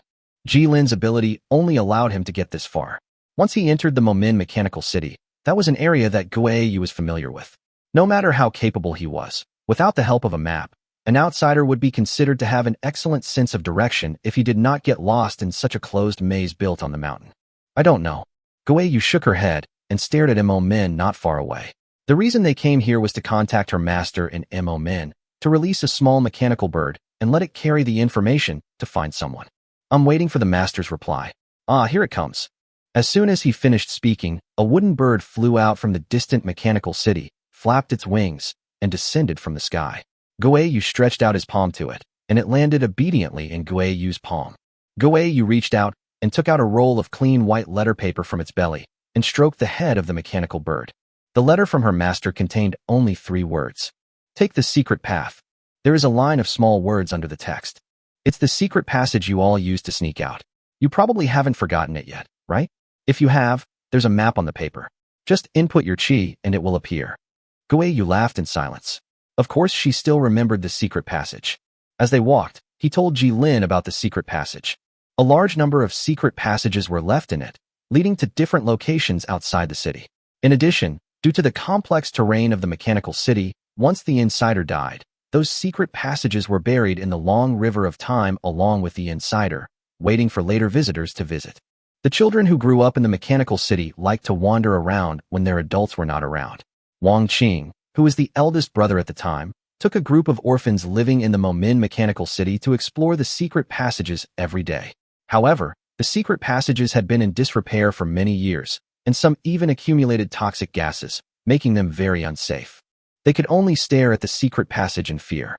To this end, he developed a new ventilation device without using any earth vein-related technology. Although the mechanical magician cannot mobilize the earth veins on a large scale like the star vein magician, it is no problem to mobilize a small amount of earth veins. Wang Qing simply didn't want to use any technology related to the earth veins. After that, Wang Qing single-handedly led the replacement of the entire machinery city's central ventilation system, and his contribution was significant. If it weren't for this new ventilation system, the machinery city would have reached its expansion limit. Jilin listened to Guiyu's summary and didn't expect that the uncle who looked to be in his 40s had such a glorious past. He didn't know why he had fallen to this point now. Guiyu blinked. Mechanical city together. They were delighted to see the ventilation device and wanted him to build one for them. In other words, the royal family was not short of money and wanted to bring the fresh air from their newly built garden into the palace. Sitting in the palace, you can enjoy the gentle breeze and the fragrance of the air and feel the breath of nature without leaving the house. This is a beautiful thing. Wang Qing was young and frivolous. After 3 glasses of liquor, he was also a hot-tempered person. As soon as he heard what the current prince said, he immediately scolded the royal family for their extravagance and wastefulness at the banquet. He scolded them for everything from excessive taxation to excessive spending for etiquette, and from the royal family to the collusion between nobles and officials. The words were so harsh that he almost yelled at the prince's face. The rich have wine and meat, while the poor freeze to death on the streets. When he got excited about cursing, he turned around and started to call some of his fellow disciples running dogs, who did not know how to love all, not to attack, to value virtue, and to be thrifty, and became their mouthpiece. Then, Wang Qing was demoted from the eldest disciple to the outer sect. If it weren't for his achievements, he might have been expelled because he stepped out of the mechanical city with his left foot first. If his words had not offended many noble ministers, and even many fellow disciples, his status would not have been affected at all given his achievements in the MO sect if he had simply offended a prince. Stepping into the long corridor decorated with wall lamps, which are structures similar to rune lamps, the ventilation device is running, expelling all the stagnant gas and replacing it with fresh air from the outside. This world still developed a hybrid technology similar to runes and magic, just like the stable and long-lasting light sources that Jilin saw. But the extreme convenience of geomancy technology made them not have to consider these other technologies.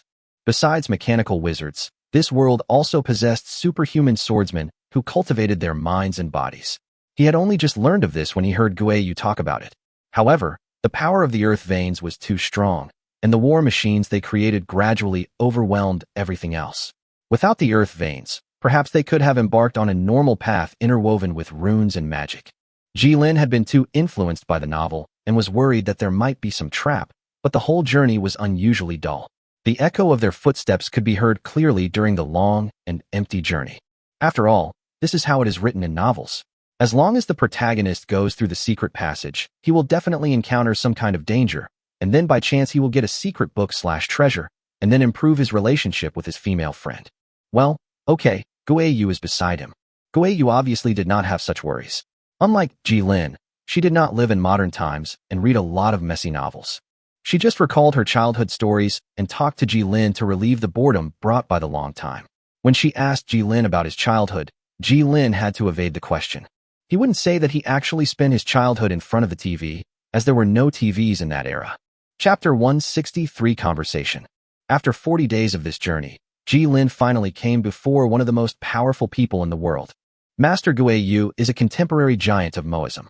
The old man was wearing a black suit with classical and long patterns on it, looking steady and peaceful. He and Guiyu walked into the room.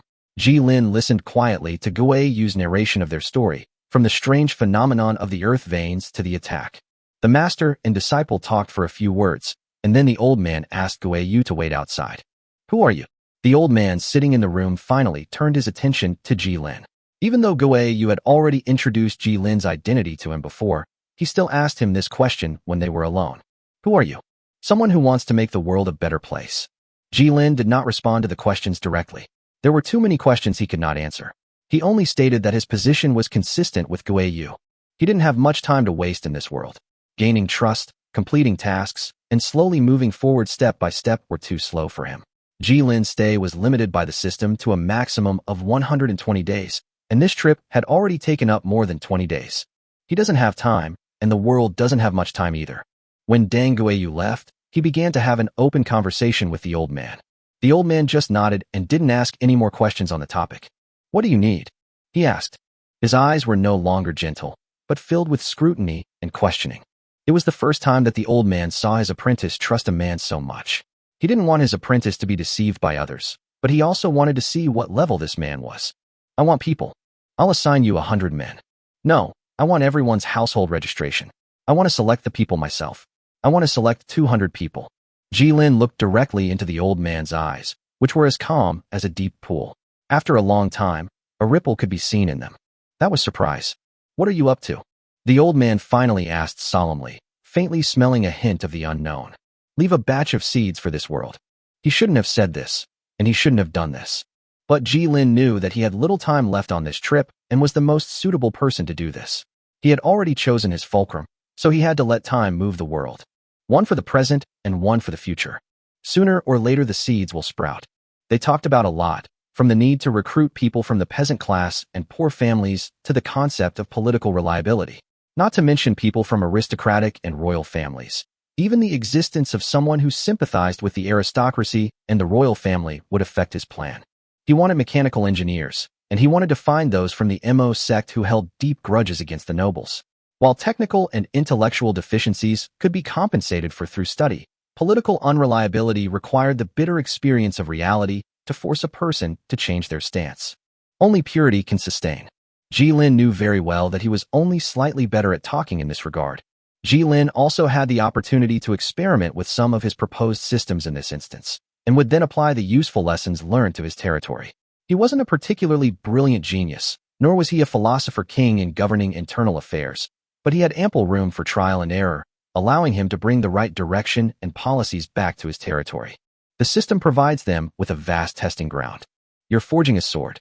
After the old man finished talking to him, he was silent for a long time and took a sip of tea. The ley lines are man-made, not natural. Then he spoke slowly, as if he wanted to tell him, an outsider, a reality that everyone in the world knew but no one was willing to face. Ji, Qing, Su, Yang, Jing, Liang, Yong, and Yu, the 9 provinces of the world, plus the 31 provinces that have expanded beyond, there are more than 4,000 counties. The earth veins of this world are originally one, and the earth vein towers and regions are just our divisions. Everyone knows. It's just that no one can see, or wants to see, the elephant in the room. The land veins of the world are originally one. That means, yes, that is possible. The old man confirmed Ji Lin's guess, as if he said it for Ji Lin to know. One detonation would destroy all the veins in the world, as long as they could find the exact node. The old man pointed out the key point. I shoulder the legacy of the Mahist school, and the burden is a bit heavy. The old man smiled. The Mahist art of mechanical engineering flourished thanks to its reliance on the Earth's veins, allowing the dynasty to reach its current unprecedented prosperity. The people once lived and worked in peace and contentment, and there was no longer a single starving person in China. What a wonderful 800 years those were.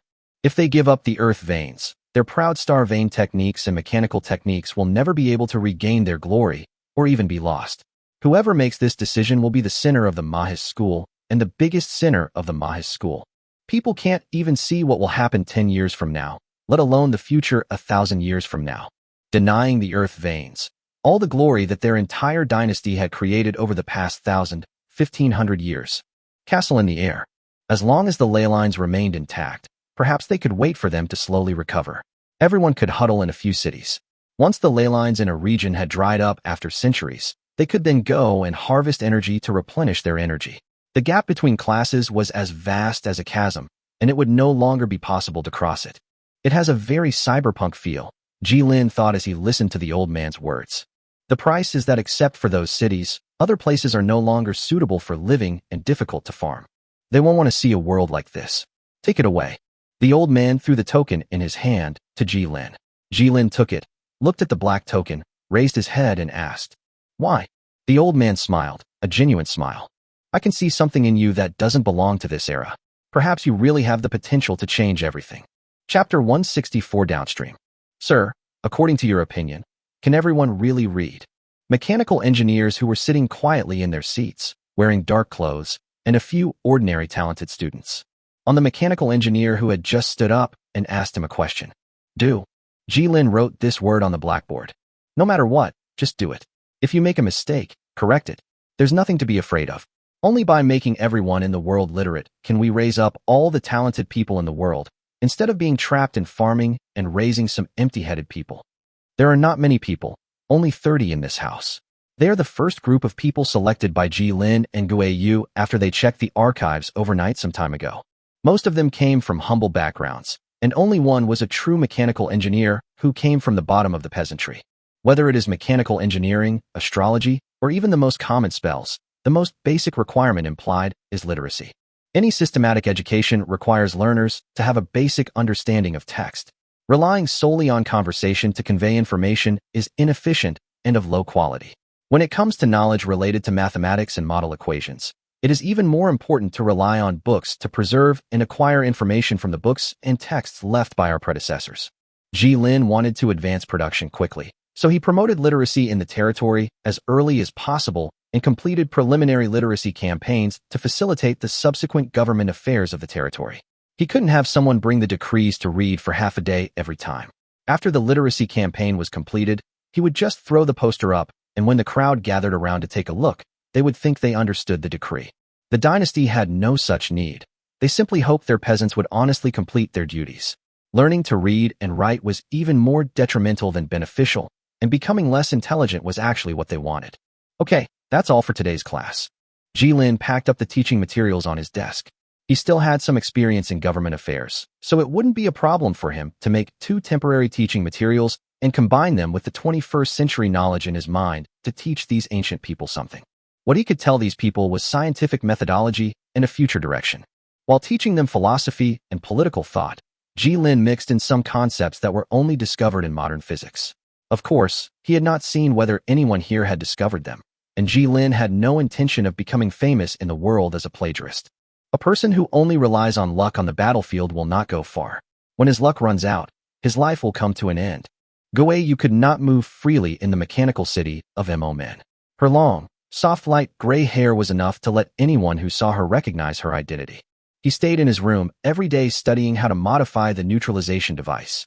Thinking of this, Ji-Lin smiled bitterly. The old man had told him about the unity of the Earth's veins and handed him this important information. He didn't know how to explain this to Guiyu, who stayed in his room every day to improve the neutralization device. He told Guiyu directly and told Ji-Lin, which were 2 different attitudes. Current leader of the Mo sect has already expressed his support for their actions and can support them to a certain extent. But if things don't work out, he still hopes to leave a little spark for Mo-Men. In a blink of an eye, 30 days had passed and autumn was coming to an end. The autumn harvest in all villages and towns had been successfully completed, which meant that some of them could rest for a while and did not have to run back and forth.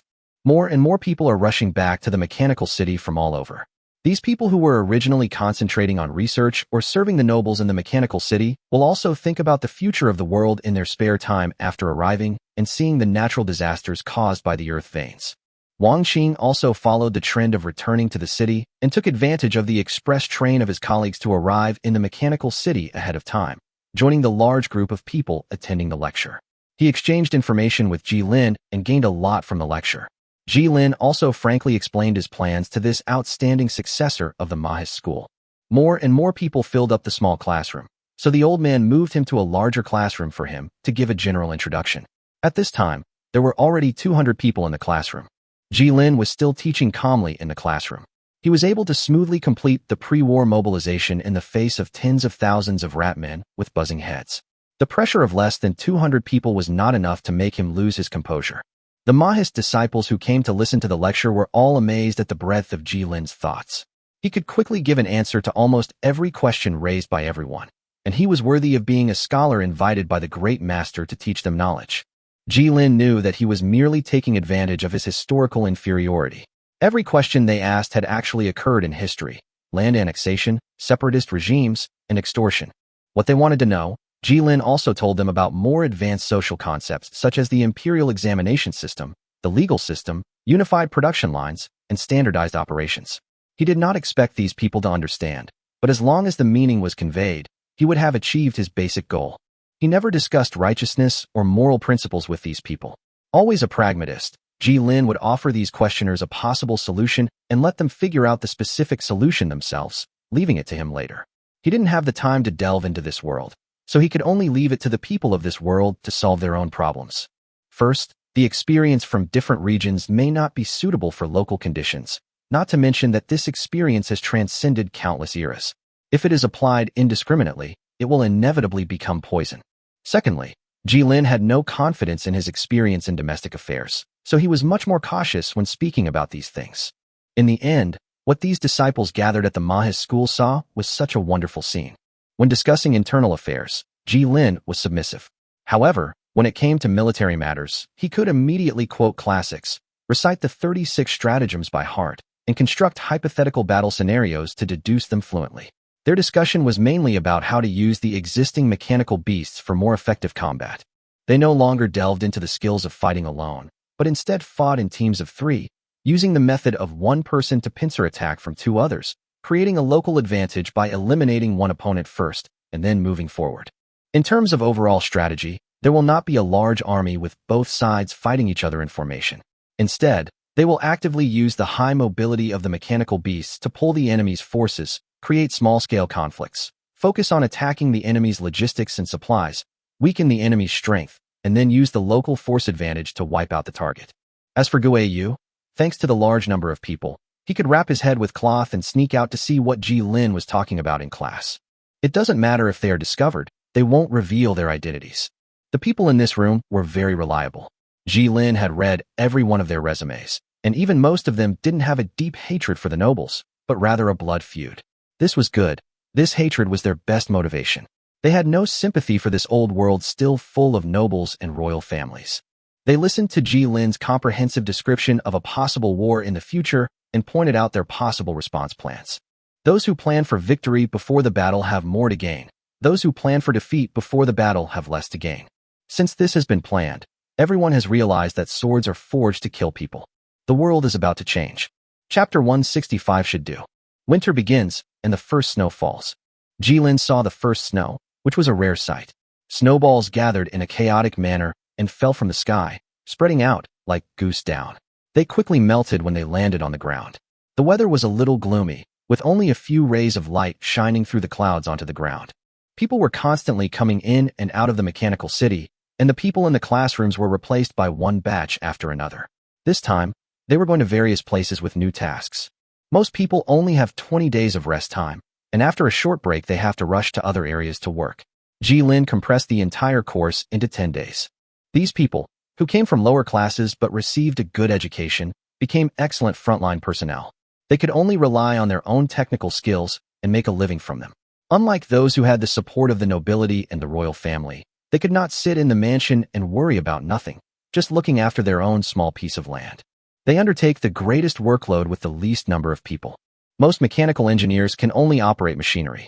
They have wealth and can directly purchase brand new machinery. However, when it comes to maintaining and manufacturing mechanical equipment, which requires skills that require time to hone, they are not even considered to be able to enter the field. Thank you for coming here to help us with maintenance. There are refugees everywhere now, and we can't let them attack the imperial city. Once they get in, the whole city will be in turmoil. 24-meter-tall mechanical men stood on the ground. In front of them were corpses, common people, and refugees everywhere. Behind them was a group of mechanical masters in white clothes sitting in sedan chairs and chatting and laughing. The wealth they have accumulated is as vast as the sand in the sea, but they are unwilling to give even a tiny bit to help the victims. Let me check the damage for you guys first. I'll be leaving shortly. Hearing his words, The maintenance artificer clenched his fists tightly and forced a smile, inspected them, and connected a new part to the most important core. He dared to do this even if the mechanical engineers were watching him. He knew very well that these people were uneducated and unskilled. Just like what he heard Mr. Jilin say in class. Pressing buttons is easy, but making a cyborg is difficult. Those aristocratic families, let alone the mechanical people, may not even know that crops grow from the ground. They may even think that goods grow from the shelves. They laughed out loud when they heard it, but now thinking about it, these people really could be so absurd. Maintenance mechanical engineer installs the device. He switches to the next mechanical man to open its internal structure. A rather sophisticated throttle valve device, which is said to be designed to improve the efficiency of utilizing earth vein energy, and in fact it is. However, there is a small timing device hidden in this throttle device. When it rotates to the end, it will directly overload the core on board, extract the earth vein energy from it, and put the mechanical beast into a paralyzed state for several weeks. This device was created by Wang Qing, a true genius in mechanical engineering. With such a device, they took the initiative to accept most of the maintenance tasks and rushed to various places on flying birds. During maintenance, they installed this small throttle valve in the structures of the mechanical people in various places. If someone could get a map of all their actions, they would see that their range was moving around the entire imperial city, radiating to the 4 continents, and clearing a passage connecting the Mo gate to it. Once such a thing is discovered, the trust between Momin and the aristocratic families and royal family will be completely destroyed.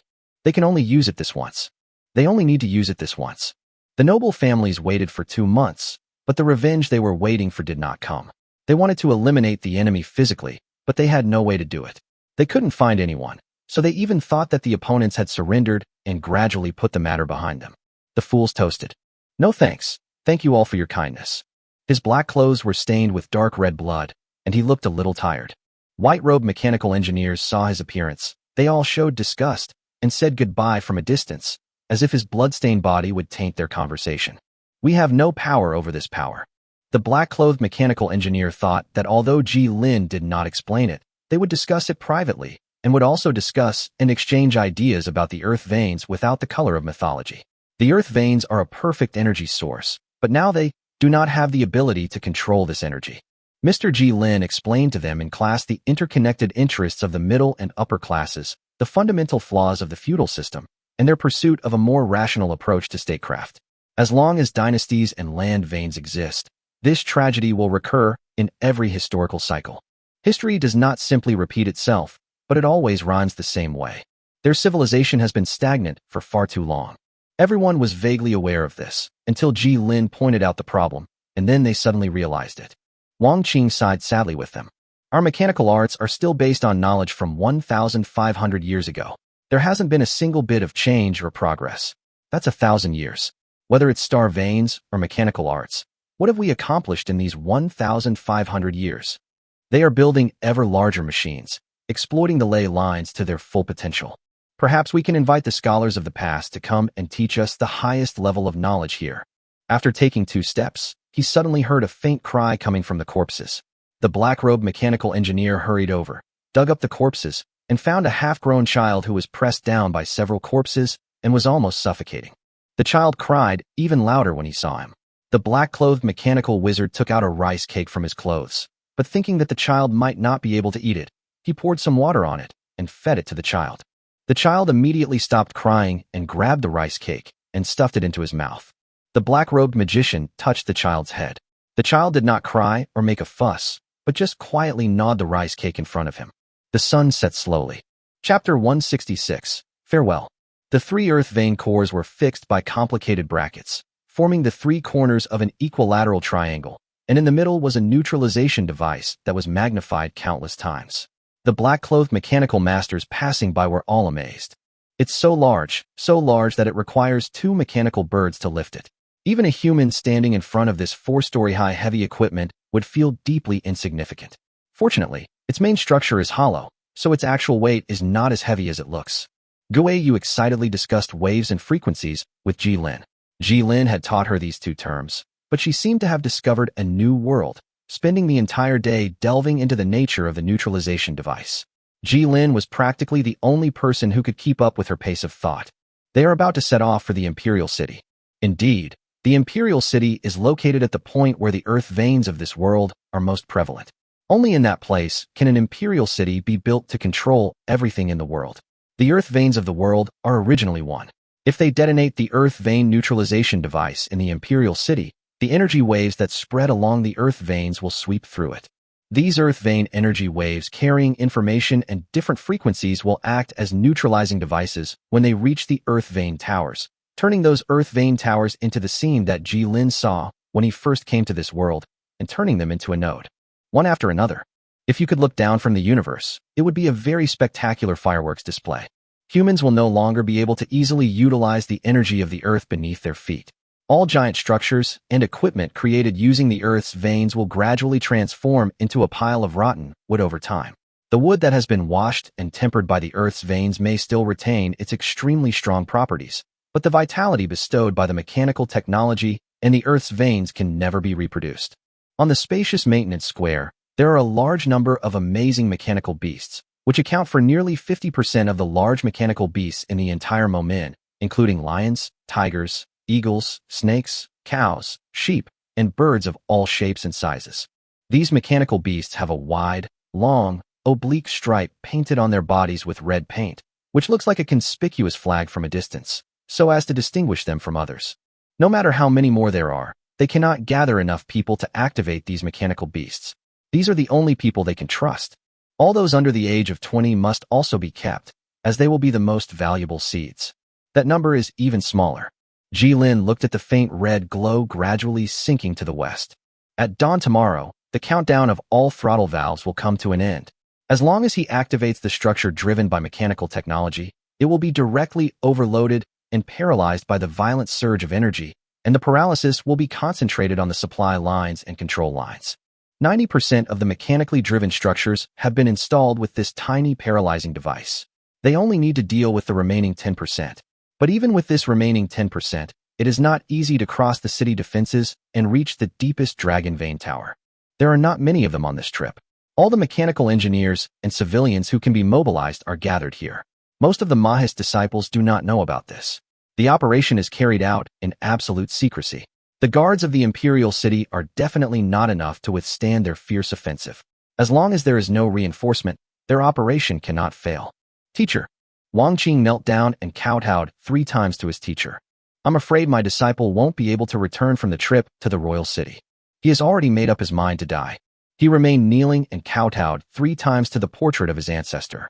My disciple is disrespectful. To save the people, I must destroy the source of the Mahis school's rise. It is unknown how many thousands of years it will take for the earth veins to condense and take shape again. By that time, their mechanical skills may have been lost long ago. Without anyone to learn the technology, this technology will also die. When the day comes when they gather again, perhaps they will have a better way to use the earth veins. If I succeed in this mission, the MO sect will inevitably face a frenzied counterattack from them. At that time, I will have to rely on teacher to protect the MO sect from destruction. Wang Qing stood up and looked directly at the old man. The old man looked at this outstanding student whom he had not seen for more than 10 years calmly and with satisfaction. Seeing his growth, he suddenly felt a sense of cherishing his talent. Perhaps in his hands, the Mahis school could really lay a foundation that would last for 1,000 years. You don't have to go. That person is very capable. If you stay, you will be the next great master of the Mahis school. The old man advised that he had witnessed Ji-Lin's abilities in recent days and that this meticulous plan was his work. No need, master. It would be too shameful for me, the leader, to let an outsider lead all of my MO family disciples to die. Wang Qing smiled, thinking of the atrocities and tragedies he had seen along the way, as well as the various aspects of life he had witnessed during his 10 years of exile. We caused this trouble ourselves, so let us clean it up in the end. All of this started with their exploitation of the ley lines, and will ultimately end with their destruction of the ley lines. Someone has to be the sinner in this world. 100 years. This is the limit of their power, and they can only do so much, but they have promised the world of dawn to future generations. He stood up straight, bowed 3 last times to the portrait of his ancestor, then resolutely turned around and walked out the door. In 10 hours, at a speed of 50 kilometers per hour, the ultra-long sprint of 500 kilometers will allow them to reach the Imperial City directly, and while the night is still young, they will strike a sharp knife straight into the heart of this land. Install the neutralization device and start it up. 100 years later, no Earth veins remained in the world. Everyone knew that this simple and easy-to-remember plan would be the final plan they would complete at the cost of their lives. Even if they cannot see any scenes of the future at all, even if they live normally, they will most likely not live to see the world 100 years later. That hatred has been transformed into something new. A hush fell over the group of 500. The vast majority knew exactly what they were doing. They wanted to change the world. Anger, sorrow, and resentment built up within them at this declining world. But when someone finally stepped forward to teach them the truth, and their colleagues stood before them, raising their banners, they became lost and fearful. The ley lines of the earth are what their civilization depends on for survival. This is a fact known to even the lowest class of people. Before them lay a vast empire that had endured for millennia. Even though its self-correcting abilities had long since failed, and it had become bloated like a brain-dead vegetative state, it was still the world's largest and most sophisticated machine, dwarfing any other creation of mechanical engineering. And now they are about to set out to destroy the earth veins, leaving a glimmer of hope for the future civilization on this land. If we want to break out of the death cycle of history, we must give civilization determination, break the cycle, and create the future. No one knew where this action would take the world. Not Ji Lin, not Wang Qing, not the lowly artificers, not even the artificers from humble backgrounds. No one could imagine a future they had never experienced. But they know. Without mechanical arts, the nobles and aristocratic families wouldn't be able to so easily massacre the common people. Without astral arts, they wouldn't be able to manipulate nature so easily. The blood flowing in the bodies of the nobles was never more noble than that of the common people. But they knew what they had to do. Go forward. As long as you keep moving forward, there are endless possibilities. Chapter 167 Winter Solstice. It was late at night, and the emperor sat at his desk, looking at the map of the land in front of him. On this vast map, dozens of states are outlined in red ink, extending as if the extreme north and the extreme west form the outermost barrier, guarding the states in the middle and south. The states outlined in bright red on the paper are the states that are given priority for abandonment. Those border areas in the north obviously cannot compare with the prosperous central and southern provinces, whether in terms of population, products, or resource reserves. So abandon these areas and drain their earth veins for supplies to replenish the earth veins of Central and South China. Of course, he knew that it would take hundreds of years for the earth veins to recover after they were exhausted. Every time a bit of the earth veins was restored, he would use it to supply the remaining states. He asked the star vein masters who served the royal family, and they all vowed that as long as nearly half of the country was given up, the remaining half of the country would be able to draw earth veins from other abandoned states, and the supply of earth veins would be enough for the aristocratic families to continue living for another 1,000 years. This means giving up nearly half of the country's territory and 30% of the population. 1,000 years have passed since this dynasty, but there will be another 1,000 years of national prosperity. The bright red mark expanded. The emperor watched the red ink in the red ink bottle that he accidentally knocked over continue to expand on the paper, and the spreading red ink stained all 40 states in the world. I felt inexplicably irritated. He hurriedly wanted to get up and find a piece of cloth or a piece of clothing to absorb the red ink and protect the map. Otherwise, the eunuchs would have to spend a lot of time and effort tomorrow, and all his efforts these days would be in vain. However, he discovered that the bright red ink had already seeped through the map, and the thick map could not contain the spreading blood. The man in the luxurious dragon robe threw away the broad map in shame and anger, clearing the desk surface and letting it curl up and fold in the corner of the classical study, as if blown by the wind. The emperor looked at the remaining red on the table and threw a piece of cloth on it. The night wind is particularly cold tonight, perhaps because it has started snowing in and around the capital. The stumbling messenger, holding a mechanical bird, broke open his door. He wanted to get angry and blame them for the destruction of the map, but he was so shocked by what the messenger said that he stood there in shock. The city defense forces are announcing that a large number of mechanical beasts are approaching. Please provide instructions. Without confrontation, they could march straight into the imperial city. The city defense forces haven't experienced a war for 1,000 years. The most intense battle they have experienced was probably suppressing civilians. They can let the constructs driven by mechanical technology fight for them. So why should they go forward and die themselves? Ji Lin was still nervous until the moment before launching the attack. Not all of the mechanical engineers he could mobilize were skilled in combat. Most of them had combat experience limited to exercises and theory. Fortunately, although the city defense forces in the capital also have weapons, they have no daily training and are a completely makeshift team. They have not experienced war for a long time. which almost makes them ignore the dangers that may come to their capital, the dangers from within. Whichever side has stronger will and clearer goal will win in the end. That's amazing. So tall and so big. Bloomed with a brilliance comparable to that of modern cities, even in the night. Productivity brought about by the earth veins has turned this place into a city that never sleeps. The automatic structures created by the earth veins can provide productivity far beyond the reach of humans, creating several prosperous and huge capitals, drawing energy and materials from the surrounding earth veins to supply themselves. Young masters and young ladies, dressed in the finest garments, were laughing and merrily strolling the long streets, feasting on local specialties brought in from far and wide by mechanical birds. Even in the capital, the emperor could always feast on large fish from the coast if he so desired. If any of the emperor's relatives desired lamb raised on the grasslands, a mechanical bird would also be dispatched. Not to mention the energy consumed by various outings and tourism. The driving energy of the mechanical birds does not come from the void. In order to supply this huge and amazing resource transportation system, they consume countless earth vein energy every day. All of this will end today. A lot of people will die. Jilin looked up and saw the red kite flapping its long wings, circling in the sky with the heavy neutralization device hanging under its body and disappearing into the night sky. A streak of bright red flowed from the tip of his nose. This was his punishment for manipulating the giant structure as a beginner. He was the leader, and only he was familiar with all the terrain. He taught during the day and studied by lamplight at night to memorize the terrain. Only he could stand at the front of the team and lead them to arrive at an astonishing speed. This is just a minor injury. They will not face real death. He will exit this world. Jilin's life will only burn within these 120 days. He reached the end point defined by the system, the limit of their intervention. Then, the world will do the rest. It's not that no one reacted and used mechanical beasts to fight back. The first thing they thought of was the giant structures created by these mechanical techniques and earth veins. They were mighty and majestic, but the energy brought by the overload caused everything to stagnate and paralyze and burn key operating components. Mechanical beasts that are already running will be instantly overloaded and enter a paralyzed state for several days. Everyone, activate the expulsion device. Target inner city. Jilin issued his own orders through the internal network built by the mechanical engineer. The harsh sound waves drove away all pedestrians on the long street. This device was originally used to drive away civilians, using strong directional sound to stop hungry people, but now it was used on these nobles. Like the sea parted, a road leading directly to the palace opened before them.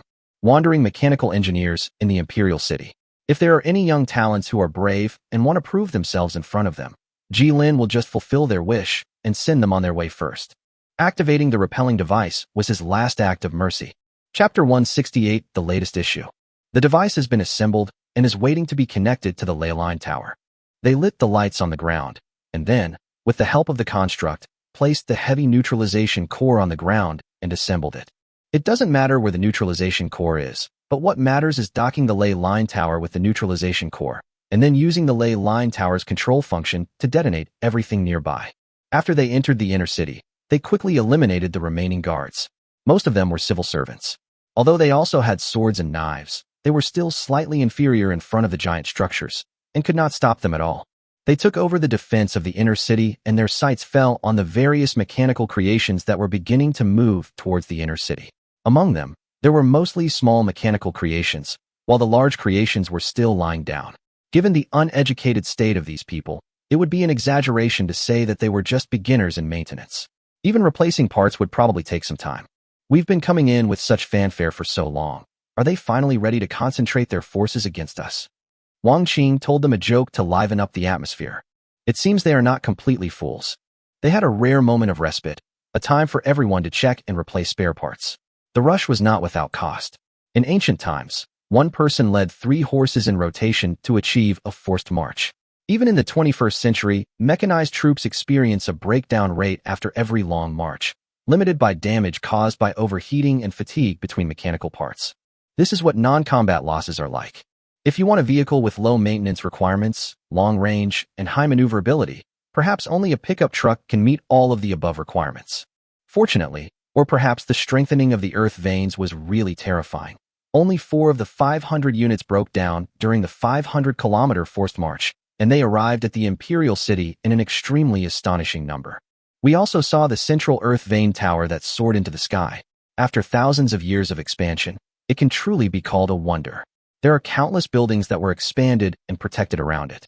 This is not only a main earth vein tower that controls the state where the imperial city is located, but also the most important place for sacrifices on this land.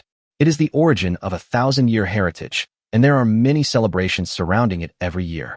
Many of them had come to the Earth Vein Tower because they had been invited to participate in a national celebration.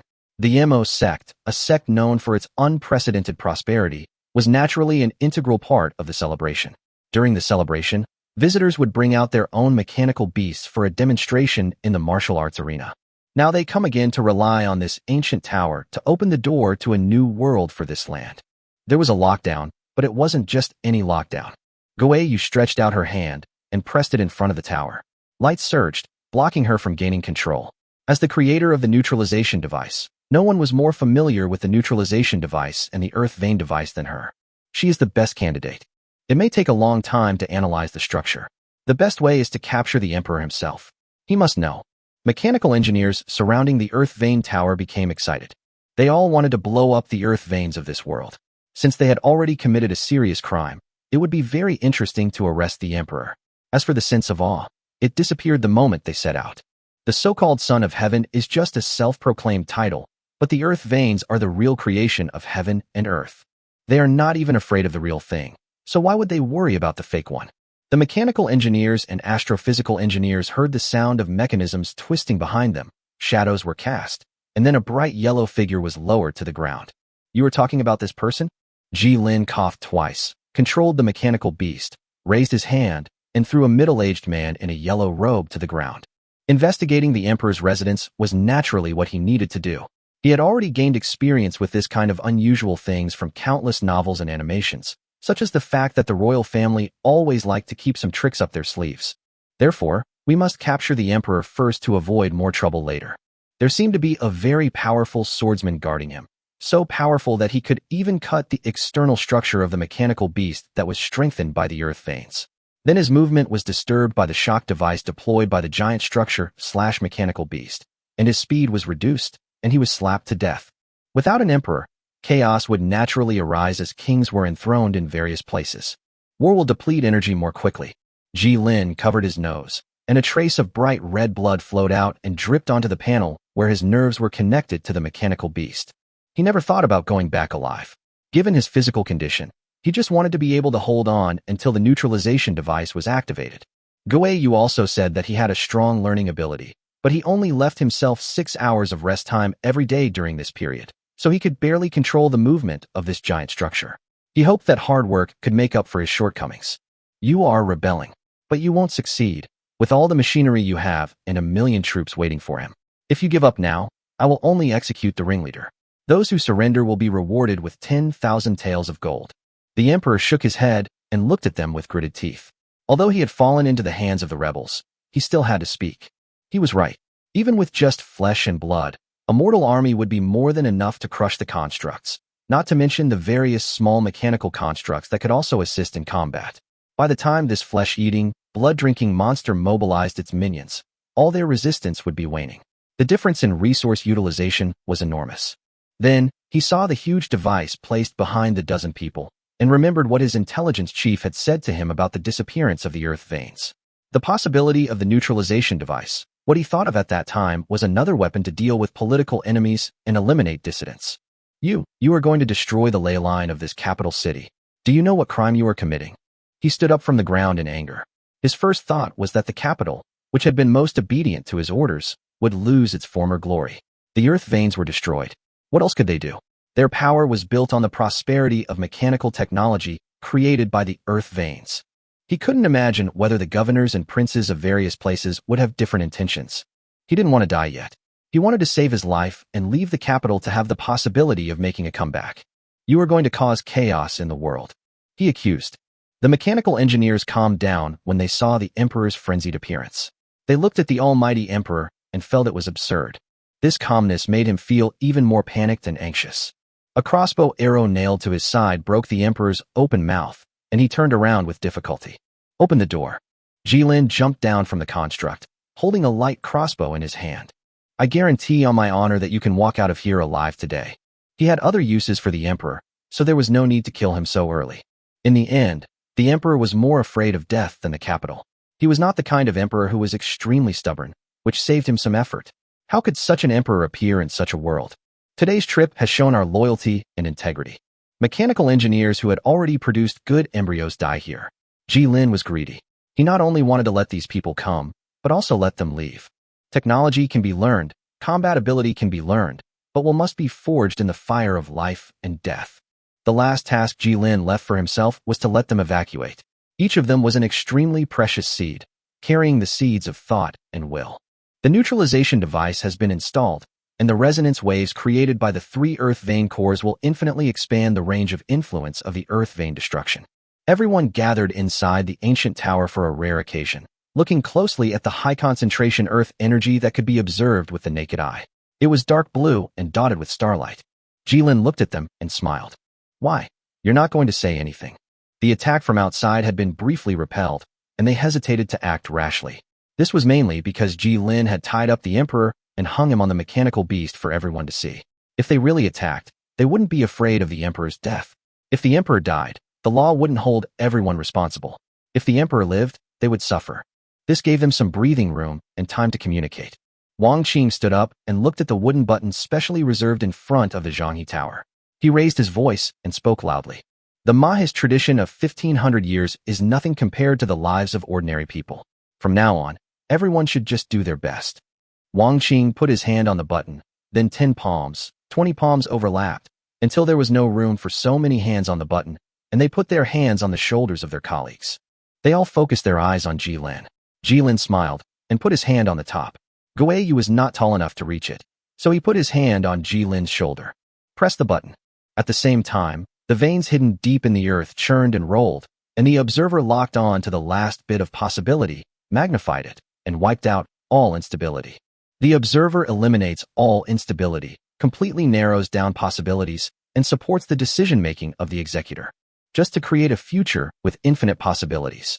The earth veins need to accumulate energy, which will take some time. Jilin threatened the emperor and the other high-ranking officials who were still in the inner city, and asked them to concentrate all their troops on the west side as a condition for letting Wang Qing leave.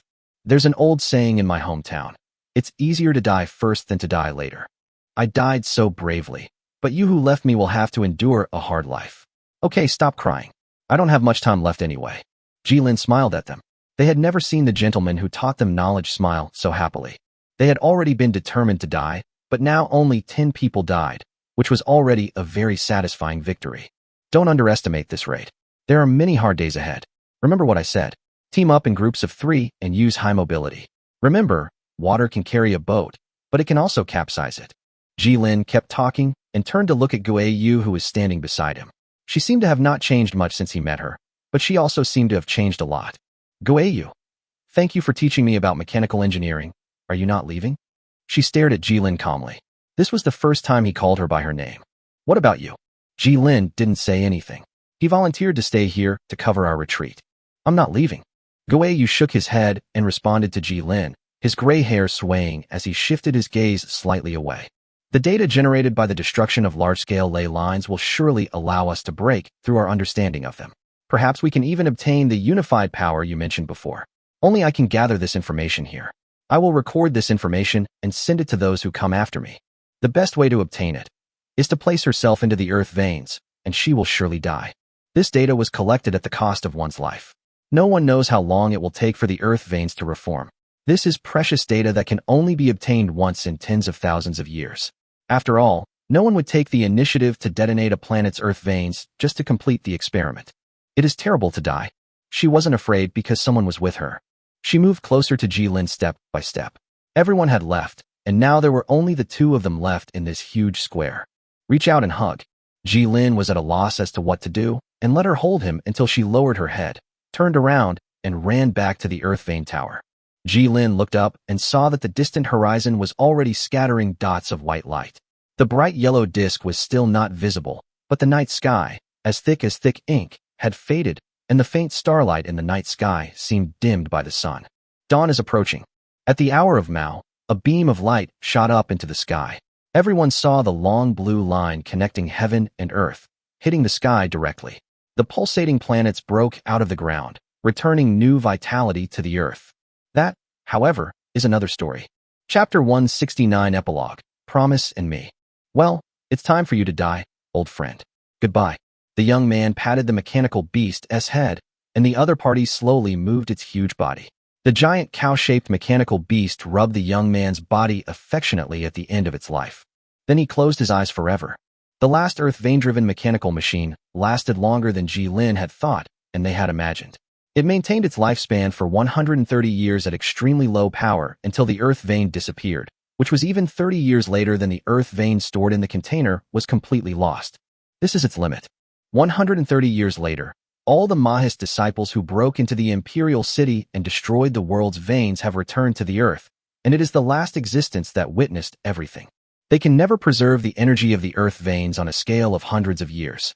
These energies are only temporarily subject to human constraints, and they will eventually return to the Earth. Everything built on the Earth veins disappeared like snowflakes under the scorching sun in the past 100 years, and all the glory was washed away by blood and tears. Watching these peaceful machines finally return to silence, the young man felt a pang of sadness. He knew he would never see them in action again in his lifetime. The pattern of warfare was changing. Their opponents, the aristocratic royal families, were poring over ancient texts, hoping to recapture the glory of an era without mechanical devices. The aristocratic royal families never realized that the taxes they imposed on the common people were the root cause of everything, and they never reduced the taxes. The same was true after the loss of the Earth Vein Tower. This heavy tax continued to be levied for another 10 years due to inertia as the Earth veins were destroyed, becoming the last straw that broke the camel's back. They had never felt the fire that had been burning slowly beneath the ground for thousands of years. It was not until they were burned by the fire that they knew to retreat. Do you want to dismantle it? The man in black standing next to the young man asked. The wood refined by the Earth veins has extremely high physical strength, is light and hard. Many mechanical beasts have been disassembled and used as armor and shields for soldiers, or as important components of those mechanical men driven by new mechanical technology. A mechanical man that collapses after taking 2 steps is far from practical. But finally, it is also a device that ordinary people can use. The wood that makes up these mechanical beasts is the last remnant of the Earth veins. No, keep it. The war is over. The young man shook his head and looked at the mechanical beast that was already fast asleep with complicated eyes. The war is over, and a new nation rises from the ruins of this land. No one knows how far it will go. But those who died before them had bequeathed them a future of limitless possibilities. The wealth accumulated by the aristocratic families was reshuffled in this tide, and the annexed land was returned to the farmers according to the system. The land veins actually promoted a huge explosion of productivity, but they also created extreme wealth differentiation and great inequality, creating a chasm. And the emperor. This land has been poisoned by the dynasty for too long. They have done so many wrong things, but it is not too late. Leave some thoughts for the future. The young man discussed with the man in black clothes beside him how these mechanical beasts should be preserved so that they could last longer. After his generation, the last to witness the lingering glory of mechanical engineering, passes away. The next generation will only be able to see the existence of mechanical engineering in books and on paper. In another decade or 100 years, perhaps no one will even remember him. In another 1,000 years, even the existence of Moism may be relegated to the waste paper of history. The erosion of time is not a threat to the Earth vein creations. If the environment is good enough, they can be preserved for thousands of years, perhaps even tens of thousands of years. They have not experienced tens of thousands of years since they had writing. The young man suddenly became excited when he thought of this. If someone really were to unearth mechanical beasts from the ground after forgetting about them, I wonder what they would think of these wooden creatures that are extremely hard but cannot be moved.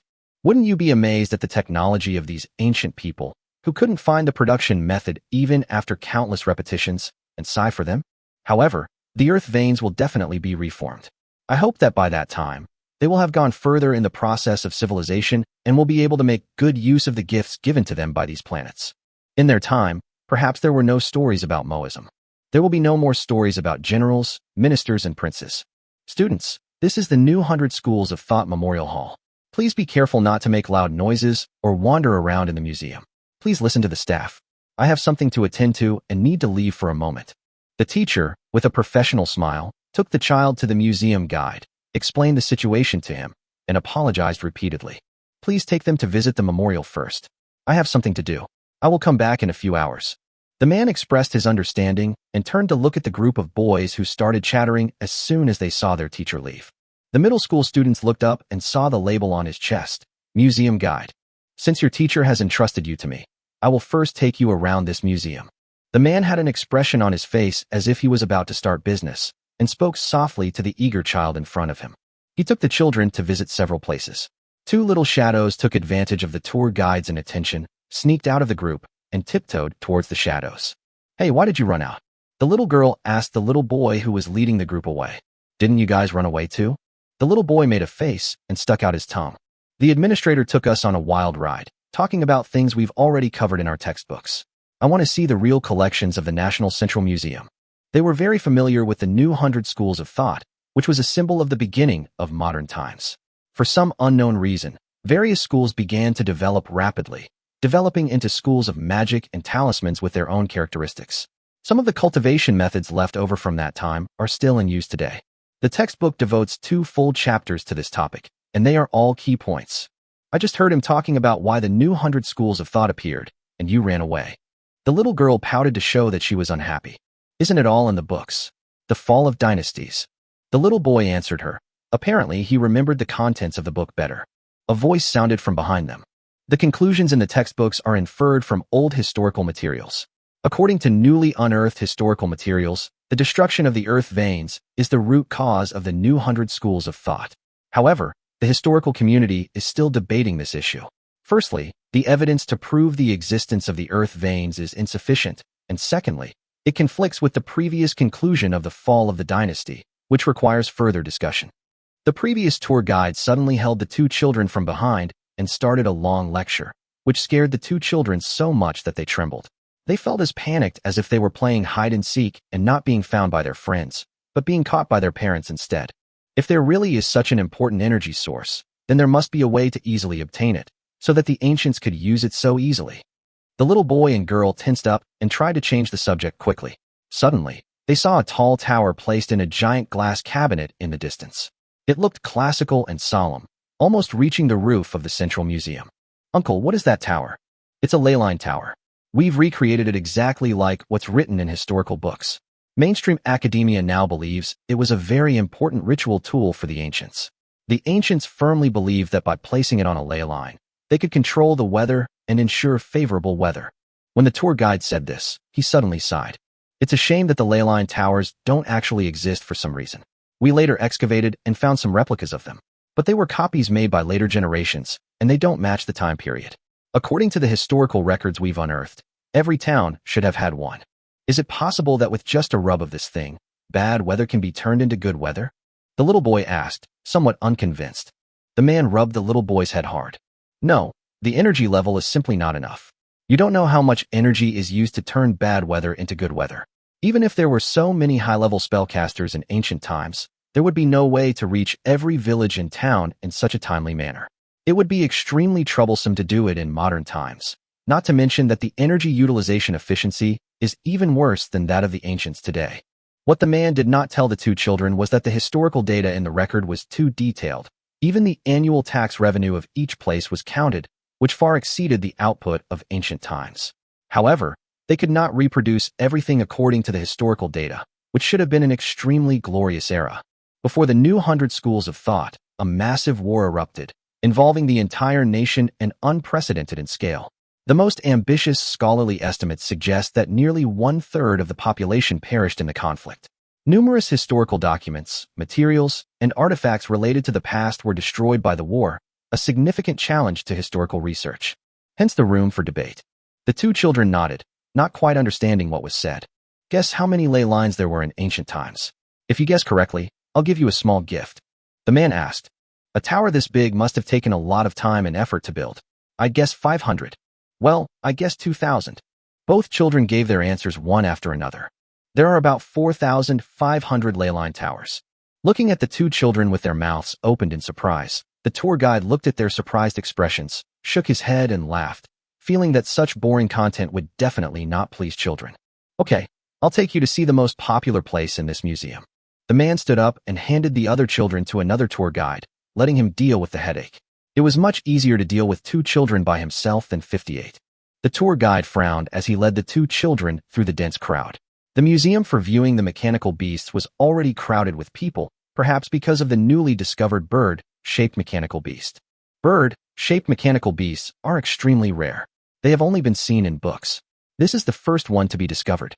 Look, that's the mechanical beast. The two children's attention was immediately attracted by the giant wooden machines in the glass cabinet. Their eyes were fixed on these large models made of wood, and they couldn't move their eyes away from them. There were cows, tigers, and snakes, but what attracted them most was the wooden bird whose bright red had faded and was placed in the most conspicuous position in the entire exhibition. A bird made entirely of wood, its wings folded, its jaw lowered, its light red hue faded, revealing the dark brown wood itself. Even this couldn't conceal its elegance. A bright red mark running from its neck to the base of its wings was no longer noticeable due to the fading of time. It sleeps in the long river of time, waiting for the day when it will be awakened in the future. There were countless people taking photos and videos surrounding the mechanical beast. If the mechanical bird was not protected by a thick glass wall, these tourists would rush to its feet and even climb up to take pictures. The tour guide was standing at the maintenance passage with two children. This is the best viewing spot, but it's a pity that tourists are not allowed to enter. This is a large artifact that was recently unearthed. Frequency analysis suggests it's nearly 3,000 years old, making it perfectly timed for the period before the rise of the 100 schools of thought. It's a bird made entirely of wood. Amazing! The two children exclaimed in admiration and quietly took out their mobile phones to take pictures. The tour guide did not stop them. Red Kite. Its code name is Red Kite. This is the name the excavation team unanimously decided to give it. The lecturer suddenly saw someone in the crowd quietly activate the device, leave the ground, and want to take a full-body photo of the mechanical bird from a high altitude. Chien 5 call. The tour guide stretched out his hand and unfolded the interference device in his hand towards the tourist who wanted to fly up and take pictures. The module rotated, summoning power to press the tourist down. It is strictly forbidden to use any energy equipment in the museum except for tour guides, but there are always some people who don't listen. These new magic equipment are obtained by converting modules. They can be used by ordinary people and are very convenient, but they can sometimes cause them considerable trouble. The new equipment can convert the energy in spells and runes into each other, or convert electricity into these energies. This means that any place that can be charged can be used to recharge the energy of this device. It is no longer restricted by the form of energy and can convert all known technologies into each other. This is the cornerstone of their current work, the unified theory of energy conversion. A notebook containing only a large number of phenomena and equations, and the name of the recorder, Guayu. They should have erected a monument and written a biography for this scholar, whose theories are the cornerstone of modern technology. But they searched all over history but couldn't find such a person, and they didn't even know whether he was a man or a woman. It was really a pity. Uncle, you know so much. What's your major? The child looked up and asked. I've already told you. I'm not that old. The guide touched his face, feeling some prickly stubble. I'm an undergraduate student majoring in energy structure design. I just enjoy interacting with these things. The two children said, oh. They looked up, and a streak of light shone through the open skylight of the museum, enveloping Chi Yuan. Light streamed along the glass panels throughout the hall, scattering light so that the entire hall glowed with a brilliant golden glow. It shone on a tender green seedling, swaying slightly as it sprouted from under the shelter of the red kite. Perhaps it was a seed the red kite had brought along during transportation, and it sprouted when it touched the soil, growing in a golden world. Chapter 170 Return. It was different from the interface Ji Lin had seen before. The current interface was simpler and purer, consisting entirely of blue light screens and lines. Very amazing. This intervention is now complete. Intervention evolution. Promise to you. Task rating, X. There is no military unit settlement, no building settlement, but instead support authority. Your support level has been increased to 2 halves. You can use this permission to increase permanent basic resources for your territory, or to increase supply bandwidth in the war zone. Support permissions will be restored during each exercise cycle. Settlement completed. Support authority is a special resource that only lords of level 5 or above can obtain after completing tasks with extremely outstanding performance. It is an extremely precious resource. In a sense, this is recognition by the system. Cannot be traded, cannot be transferred, will be restored. What are the uses?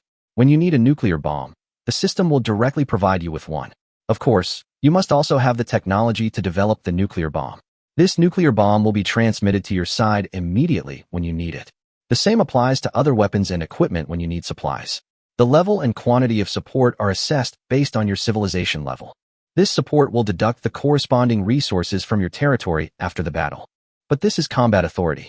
Jilin is only level 3.5 now, which is still a long way from level 4, not to mention the conscription mission that will only appear after level 6. And what is given is pitifully little. The support authority can also provide some permanent basic resources for his territory, so it is not a big loss. Compared to the normal X-level difficulty dungeon, where he could get a set of technology trees and rare resources, Jilin was definitely at a loss being treated like this by the system. As compensation, the system also included the Steam and Steel dungeon in his account, and gave him a total of 2 points of support authority in the additional settlement. Support authority can increase permanent basic resources internally and obtain resources, supplies, and strategic weapons in a timely manner externally. In his previous life, Jilin only had a little support authority, and it was with this little support authority that he relied on the resources directly transmitted by the system to survive several life and death crises. The heavy casualties of his army were a small problem. As long as the commander/lord who served as the anchor point was not killed, the army could quickly recover. When you are in a desperate situation and out of ammunition and food, suddenly there are supplies in front of you that can sustain your legion to fight for another month. These resources ignore space and time and will arrive at the battlefield immediately after using the support authority. Maybe it's a slow death, but it's also possible that he's just one breath away from recovery. But no matter what, you can live another month. Special resources. Ley lines can replace normal elements. Please note that ley lines make obtaining normal elemental/mana crystals difficult, and overexploitation can lead to disasters. Due to the unique nature of the territory, the environmental tolerance is far lower than that of a normal civilization. However, a special technology tree dedicated to ley lines is available. You can choose not to acquire this resource, which will be converted into a permanent increase in your territory. The system displayed the new information to Jilin, allowing him to see the information in front of him. The system did not deduct his special resources, but this resource was too special, so it would not be provided directly to Jilin. If you choose permanent amplification, I will provide you with a permanent amplification according to the second-level era upgrade standards, with a bonus of 10%. I will also generate harmless specialized ground veins for your territory, providing a small bonus, but you will not be able to open the ground vein special technology tree. Think. The system's proposal is quite tempting, directly converting a special resource into a permanent increase in the territory. What permanent increase in territory can you provide me? It wouldn't hurt to take a look. Jilin thought about it and looked at the options provided by the system. Planetary pulsation, elemental energy concentration plus 10%, extraction efficiency plus 10%. Breath of the world, plant output plus 10%, crop harvest rate slightly increased. Star vein affiliation, habitability plus 5%, can predict the territory's weather for at least 3 days in advance, can warn of geological and astronomical disasters in advance, unlocks the special profession. Star vein master, unlocks the special observatory. All three are quite useful. These 3 permanent bonuses apply to territories, but unfortunately, it is still a painful choice to choose one from the 3. First of all, excluding planetary pulsation, Jilin does not have a particularly strong demand for elemental crystals. At most, he can get them by trading with others. It is not too late to transform now, but it is not necessary. Both the Breath of the World and the Star Vein upgrades have a significant impact on farming. One gives you a hard bonus and 10% output. While the weather forecast provided by the Star Vein is somewhat useless, it does help with production planning. The early warning of natural disasters and the 5% livability improvement are quite useful. However, it unlocks a special class for Jilin to train. Without a ley line, the Star Vein Master can still demonstrate excellent support capabilities by relying on the system's building support. No matter which of these 3 is chosen, it means giving up the double-edged sword of the Earth Veins and replacing the Earth Veins that you originally deserve with the less powerful weakened specialized Earth Veins provided by the system. It has a price, but it is also a double-edged sword that can rapidly develop early-stage productivity. Then, Star Veins right for him. Jilin hadn't added any specialized magic professions to his territory. Currently, the territory only had one runesmith profession, barely considered a member of the magic civilization. Predicting weather, if used effectively, was just as effective as increasing production.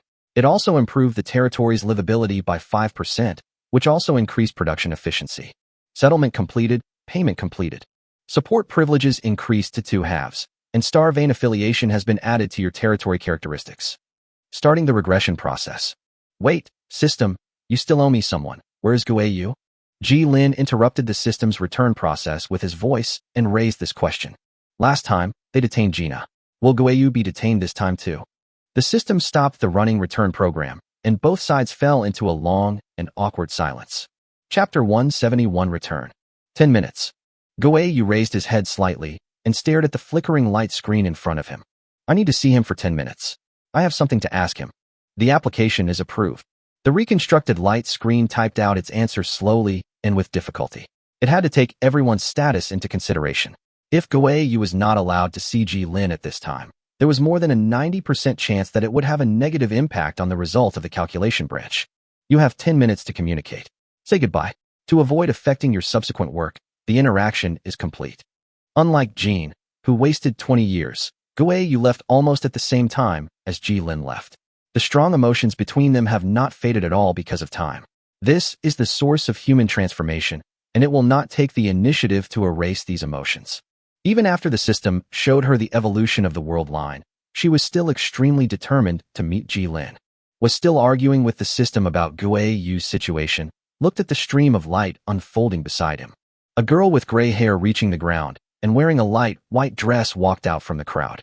She walked up to him with small steps, raised her delicate white face, and said nothing. The moment Ji Lin saw her, he suddenly felt a huge stone hanging in his heart fall to the ground. Ji Lin wanted to say something, but he didn't know where to start. It seemed that he really owed her a lot. He still felt a little sorry for the people he had been with in that world. Changing the world inevitably made him contaminated by the emotions of those worlds. Guayu really thought that Ji Lin would die there, and those emotions were never concealed by falsehood. At the last moment before leaving, he sincerely prayed that Guayu would be chosen to leave that world. If Guayu was not chosen by the system, he would do whatever it took to convince the system to bring her back from that world. With a high-level evaluation, he would have the capital to negotiate with the system. If it was a B-level rating, the system would not even provide him with time for communication. Neither party was very good at communicating, both were taciturn, so Ji Lin took the initiative to speak. I'm glad you're okay. Guayu walked in front of Ji Lin, opened her cherry lips slightly, and wanted to say something. Close your eyes and open your hands. Ji Lin had never been in love in his 2 lives. Even though he was a wooden man, he could still feel some emotions beyond friendship from Guayu's straightforward actions. Guayu has outstanding looks and is a bit cute, and Ji Lin has a good impression of her. Ji Lin hugged her gently as a farewell to her during this period. Very soft. Until the light stream fell, they went in different directions. Ji Lin looked up at the deep blue sky of the territory, and large white clouds occasionally floated across the clear sky. If Gina, and even the people in the future have this kind of emotion, then he will be in big trouble, and he must find a way. On the other side, Wang Qingzheng and the system were staring at each other, sitting cross-legged on the ground. Both of them seemed to be playing meditation. After the big screen in front of him introduced the information to him, he sat there and began to think. He felt like something was wrong, yet nothing was wrong. However, this floating screen spoke to him quite politely, telling him everything it knew. It's just that he seemed to have forgotten something. Wang Qing thought about it. He died of natural causes. It has always been a big regret in his heart that he did not die on the battlefield with his colleagues. He always felt sorry for those colleagues who gave their lives. But this light curtain told him that he was also recruiting the most outstanding ones among them, and they would have the opportunity to work together in the future. He still had many questions he wanted to ask the large light screen in front of him. Chapter 172 The Days When the Lord is Absent. It should be this way. Li Erlang led the retired bishop of the Church of Light, who came from Tran, and walked step by step from the post station to the agricultural area. Li Erlang had just finished transporting the food when he saw the old man in unique clothes looking around in the town, and took out a few candies to give to the children who were playing, looking very happy. After asking, he learned that the man was the bishop who would soon be inaugurated in Linyang City. Li Erlang, a simple village head, didn't know what a bishop was, nor had he heard of the Church of Light. He decided to take him to see Mr. Chongshan, the current administrator of the territory. The Lord had already left for work, just as before, and the burden of managing the territory now fell entirely on Chongshan. The bishop focused his attention on the field, as if trying to find the deputy mayor that Li Erlang mentioned. At the same time, he was also wondering why the ruling class of a place would actually work in the fields like the farmers. But this rice field is full of farmers wielding sharp sickles, and there are several children bending over to work in the fields. The half-grown children are sweating profusely in the fields. They are all old farmers with slightly dark skin, and it is difficult to tell who are the managers among them. He looked at Li Erlang, who was standing beside him in confusion. Reaping wheat isn't difficult for the children. They need to work, and our Lord supports it, Li Erlang said to the former bishop of the Church of Light with a smile. Carrying the harvested crops is the real, physical work. The bishop turned his head and watched the farmer in charge of baling the wheat not far away, carrying it to the side and piling it up. Then a strong man carried 2 bundles of tightly bundled rice and put them on a 4-wheeled cart pulled by a beast of burden. The driver then whipped the beast of burden hard on its buttocks.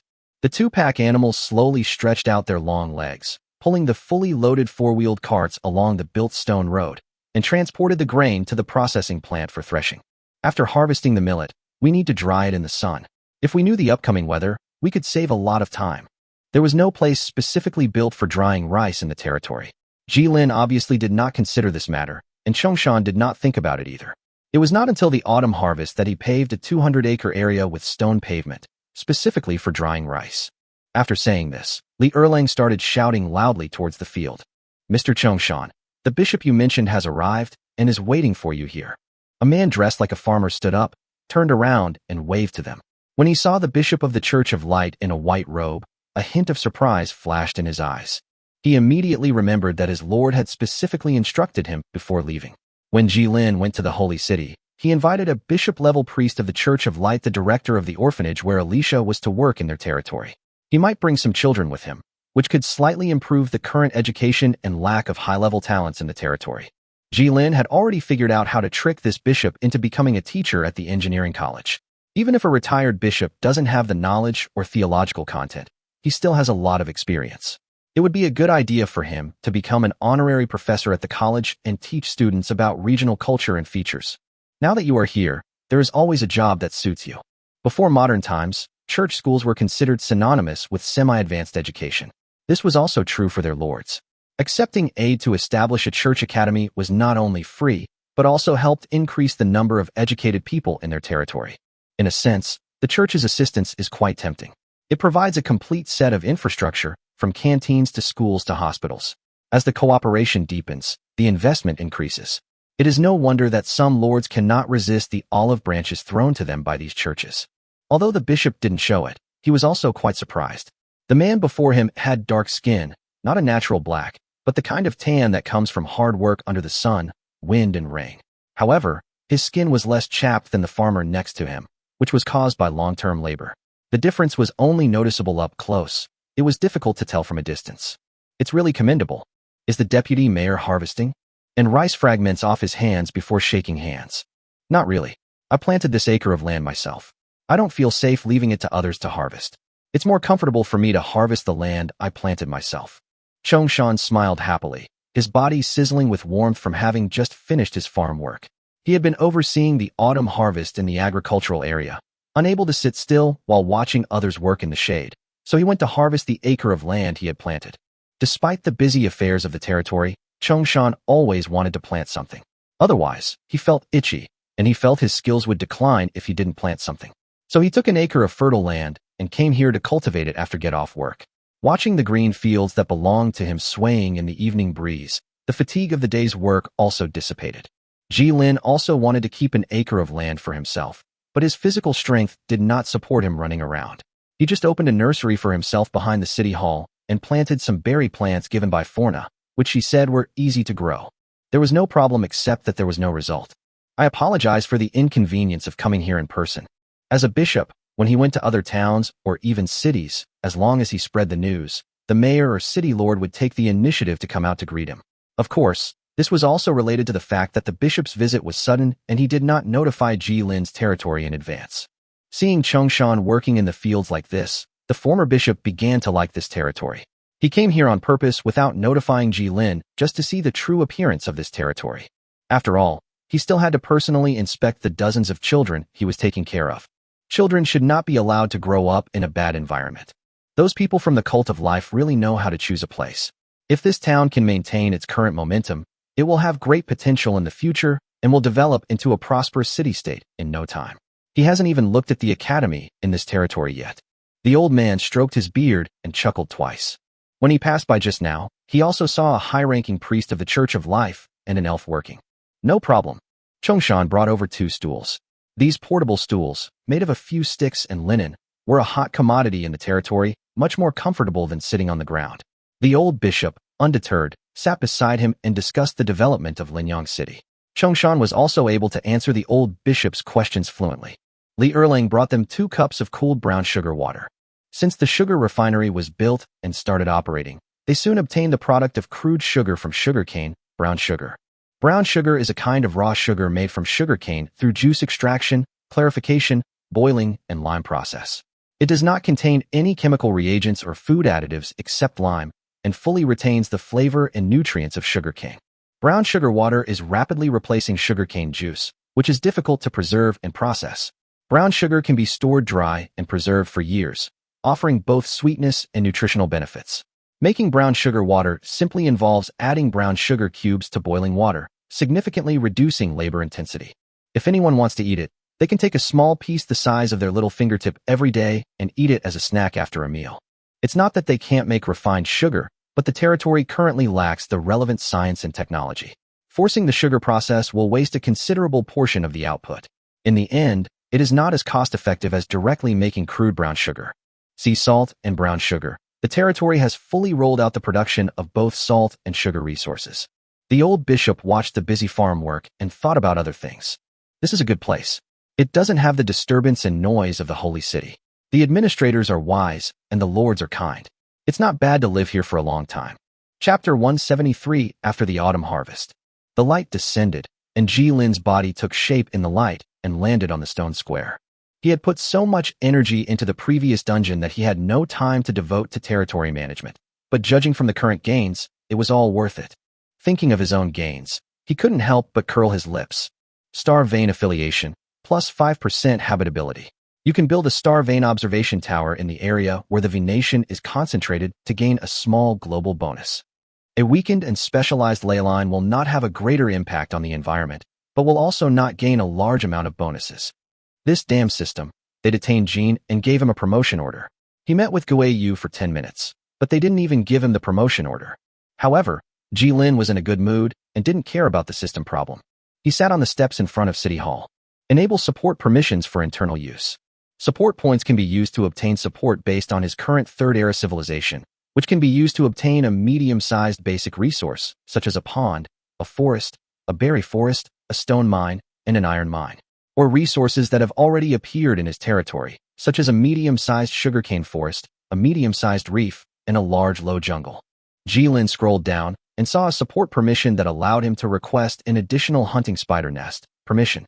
He had never used support points for infrastructure before, but he hadn't expected it to replenish the territory's biological resources. Although this item could only be restored slowly, it was extremely useful in a campaign, so much so that it could save a life. Using it to replenish territory resources seemed a bit wasteful. You can directly exchange weapons, equipment, and ammunition for 100 musketeers, and equipment and ammunition for 500 light crossbowmen. This is a huge loss, making deal, and it is worse than exchanging hunting spider nests as means of production. The more hunting spider nests, the more cannon fodder there is. The reason is simple. He was inclined to build a medium-sized lake for the residential area of the territory, dig a connection between the 2 medium-sized lakes to allow them to flow into each other, and then connect them to the canal to divert water to ensure that there would be no stagnant water accumulation in the canal. In the next 2 or 3 generations, the territory would have guaranteed water supplies for tens of thousands of people, making it easier for the population to live together. Ji Lin's goal was to have the territory's population live in a centralized manner, making it easier to manage and reducing the pressure on the government to manage the population. Each facility can cover the nearby residential areas, and the utilization rate of the facilities is also higher. If he builds 3 residential areas due to water problems, then corresponding private schools, tea houses, and canteens must be built in each residential area. Wells can temporarily meet the water needs of a few thousand people, but as the population grows, wells can no longer be relied upon alone. Well water doesn't come from nothing, it seeps from the ground. Even the largest underground reservoir will eventually run out. Then there is still a little support authority left to see how to replenish the missing resources for the territory. If we want to replenish the most useful ones, we can make long-term use of biological resources. Coastal reefs are great, increasing the total food production of coastal areas and supporting the production of some rare organisms. These large reefs in shallow waters are home to a large number of crustaceans and mollusks, as well as a vast variety of marine plants. These edible organisms can improve the food diversity of the territory. Seabirds will also take advantage of this to grow and thrive on a more abundant food source, achieving 3 goals at once. Jilin held the beacon transmitted to him by the system in his hand. As long as he placed the beacon on the ground, new resources would be transmitted to the location where he placed it within the next few days. Looking at the tranquil lake shown to him in the beacon, Jilin felt better. Medium lake, beacon, creates a medium-sized lake at the target location. However, we still need to consult on how to plan the Chongshan area specifically so that it can be connected once the canal is dug. Jilin has ideas and policies, and Chongshan is the one who implements his policies. With such a deputy, he can reduce a lot of work pressure. But speaking of it, what are the several political officials in his territory doing now?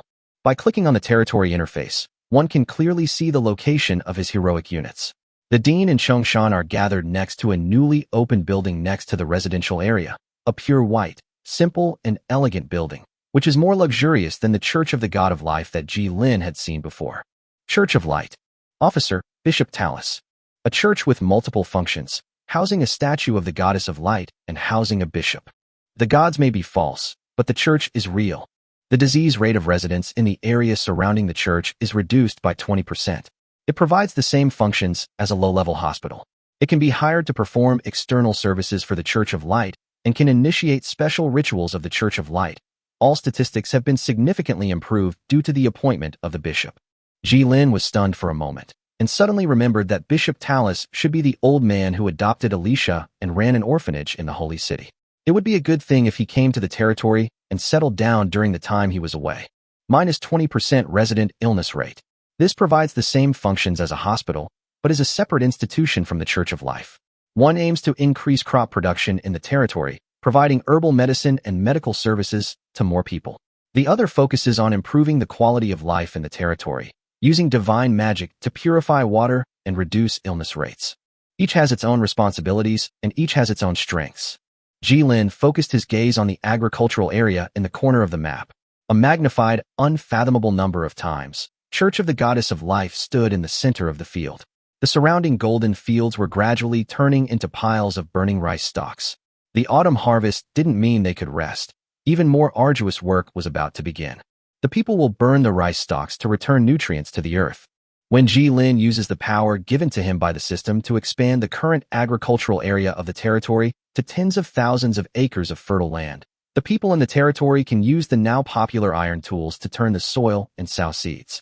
Jilin envisioned a skilled farmer with tools responsible for cultivating 5 mu of land. This was the modern standard, and it was also the conclusion he reached after consulting numerous sources in lightless broken veins.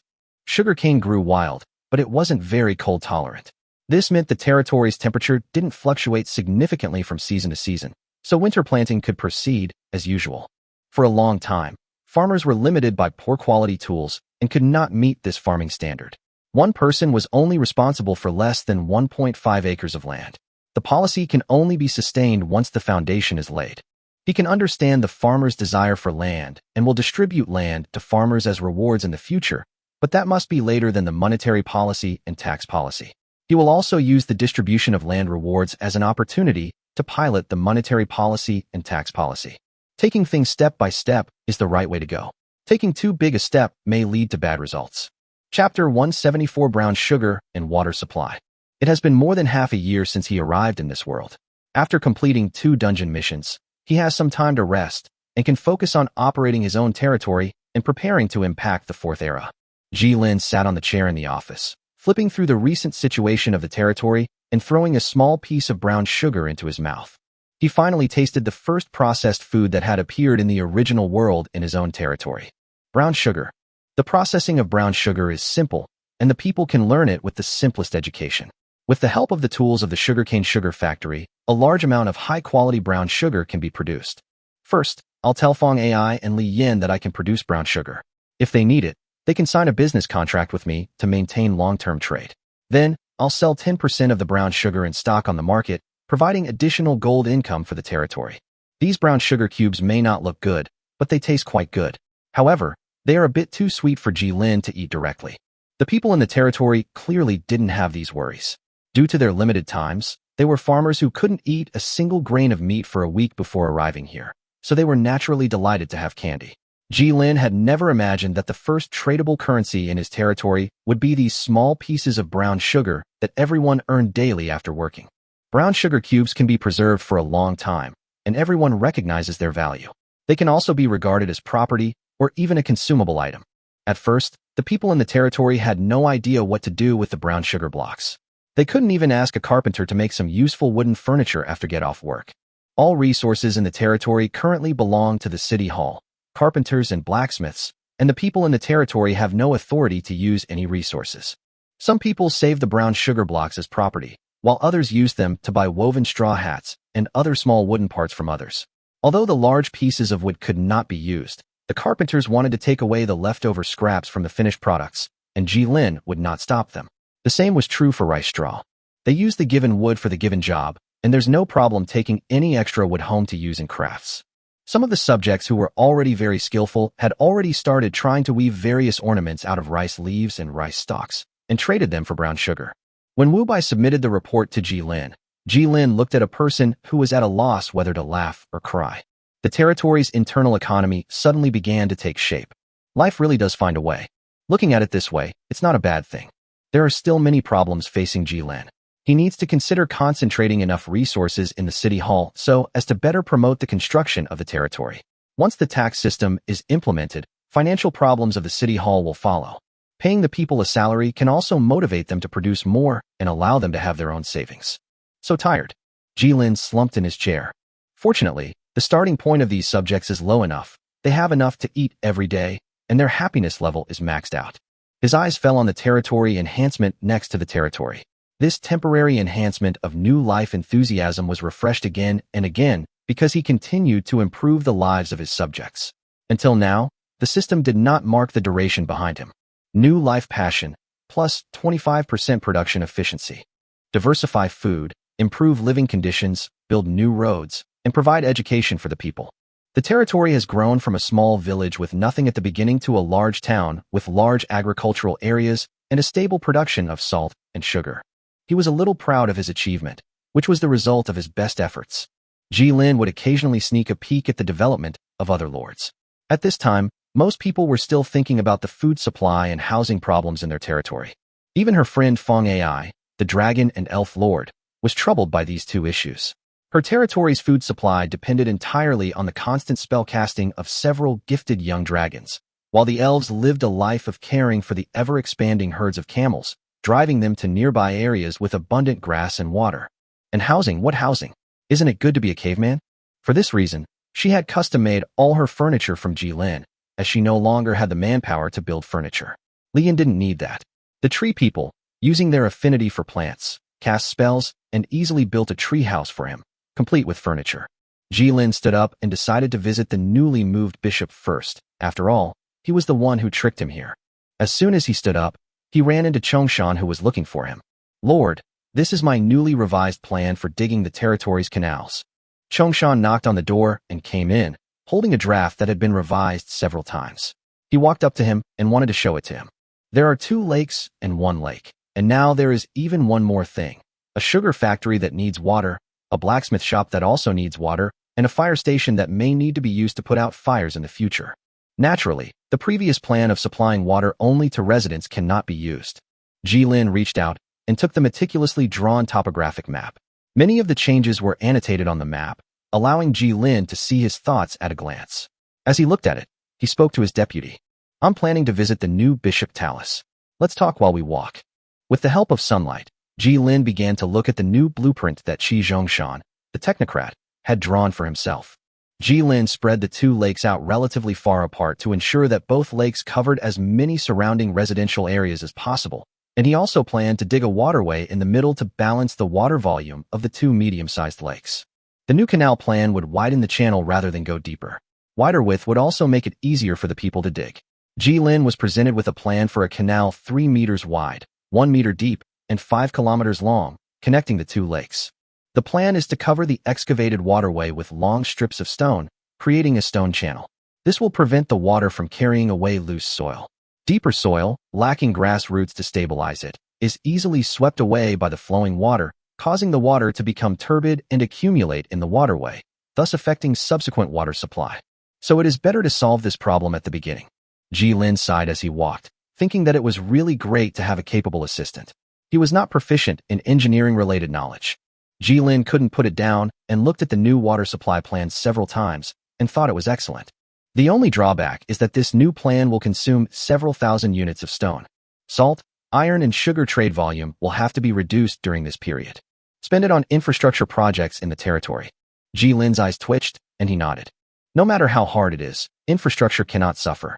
Chapter 175 Bishop and Medical Care. Chongshan left with Ji-Lin's permission and his own design drawings.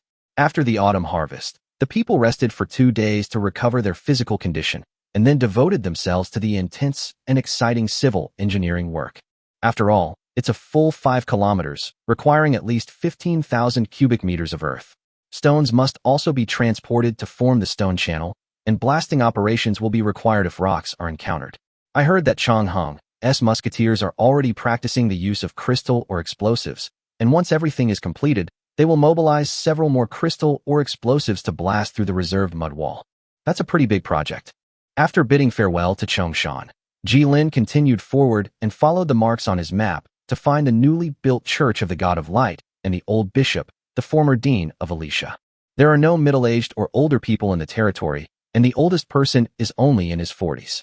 Ji-Lin recognized the only old man in the territory from a distance.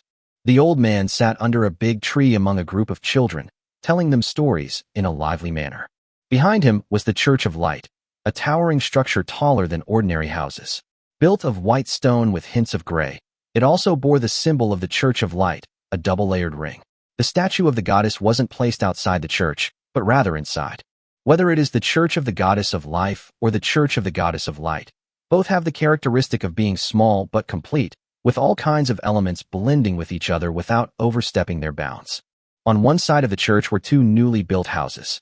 However, compared to normal houses, their decorations were more exquisite, and their exterior walls were painted white, which was common in the holy city. Ji-Lin guessed that this was an orphanage. "Good afternoon, Mr. Ji-Lin, or should I call you Mr. Lord?" The old man took out a glass jar of crushed brown sugar from his arms and distributed it to the children. Then he nodded slightly and saluted Ji-Lin. Unlike the others under his rule, the old man did not address him as Lord, but Mr. Lord. Seeing Ji-Lin's eyes fall on the bottle in his hand, the old man explained to him with a smile. "Your deputy brought these to me. He spent a lot of time rummaging through the warehouse before finding these bottles and jars to store the candies." Ji-Lin remembered that these were the glass bottles and jars he had bought from the merchants who came here before. He had originally planned to distribute them to the people as labor rewards, but they were shelved due to various reasons. Now these glass bottles and jars are beginning to serve their purpose of preserving candies. Fill transparent glass jars with brown sugar cubes and store them, he thought, took out the charcoal pencil, and wrote down his thoughts in the notebook in front of him to avoid forgetting them.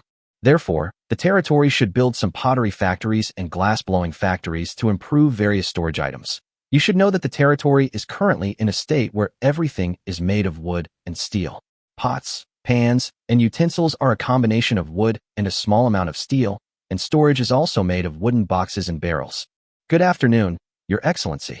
Ji-Lin returned the gift to him. Respect is mutual, and maintaining courtesy will not make him lose any weight. "Are you looking for Alicia?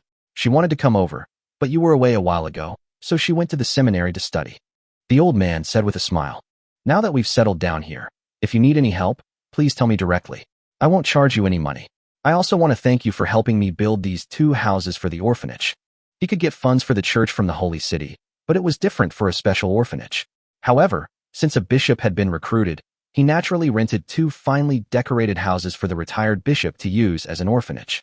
The 2 houses in the territory were also specially built with a number of children's entertainment facilities by carpenters, so that the children in the territory would have a place to go when they were not working or attending school. Before that, when their parents went to work, their children were left with neighbors or handed over to the street guards. Ji-Lin touched his nose and responded with an awkward smile. "Sorry, I had a mission some time ago. It would be great if you could provide some help with the territory construction." Ji-Lin took the notebook in his hand and wrote and drew on the paper with charcoal, writing down what the bishop said he could do. Not much actually. Create holy water, purify the soil/water, and provide relief to the wounded and sick to help them recover. The old bishop declined the more advanced business, saying that he was too old to take on such complicated work. Making holy water, a drinkable potion that slightly enhances recovery, restores energy, and cures minor ailments. Don't worry, making holy water doesn't take much energy. If you're interested, you can have someone come and learn with me. The old man was still smiling. Ordinary churches do not have permission to train clergy, but he is a bishop, and even after retirement, he has the power to train other clergy. However, these priests need to go to Tehran for further studies and receive a 3-month education course in order to be promoted. Tehran also relies on this method to convert many priests into its own base. A magic circle, some corresponding herbs, and a priest. You can get a large tank of holy water that can be stored for a short period of time, /up to 3 days.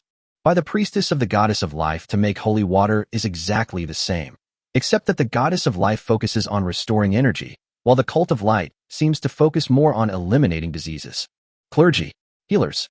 It seems that if the residents in his territory are sick, there are only 2 churches that can provide them with medical services, and the herb room is used to make some herbal tea and hemostatic drugs for the residents to use. Setting up the Church of the Goddess of Life in the fields has another unexpected benefit. Farmers who suffer from heat stroke can receive timely treatment. The work intensity during the autumn harvest is several times that of ordinary days. Many farmers fall to the ground while working. At this time, drinking some blessed water can help them wake up quite quickly. Jilin asked the old bishop his last question, which was also a request. The engineering college is about to start. If you don't mind, I would like to invite you to be an honorary professor at the engineering college. You can teach the children in your free time, and you can see up close whether my promise is true. We have a dean in office in our College of Engineering. There is no other way. 2 teachers must come to make the scene more presentable, and having only a dean is a bit shabby. Miss Elf couldn't be fooled. After the autumn harvest, she stayed in her tiny plot of land, refusing to leave the house and refusing to help Jilin with his work. The goddess of life was exhausted from just sorting the crops, and the other government officials had a hefty workload. Oh, the bishop showed an interesting expression and agreed readily. It was not until the old bishop saw that such a large academy had only 1 dean as its commander that he realized something was wrong. Chapter 176 New Fishing Boats and Reefs. You guys try out the new ship. Sushan rubbed his brows. The production report of the fishing area showed him very clear information. The number of fish along the coast was getting smaller and smaller. The fishing industry quickly became like hunting, with biota recovering more slowly than they could catch them. The small sampans used by fishermen have become increasingly inadequate as their range of activities has expanded. With the fish stocks near the shore rapidly declining, fishermen are now forced to move away from the coastal areas and expand outward to catch fish near the coast. If it weren't for a natural reef, their daily food intake would be even less.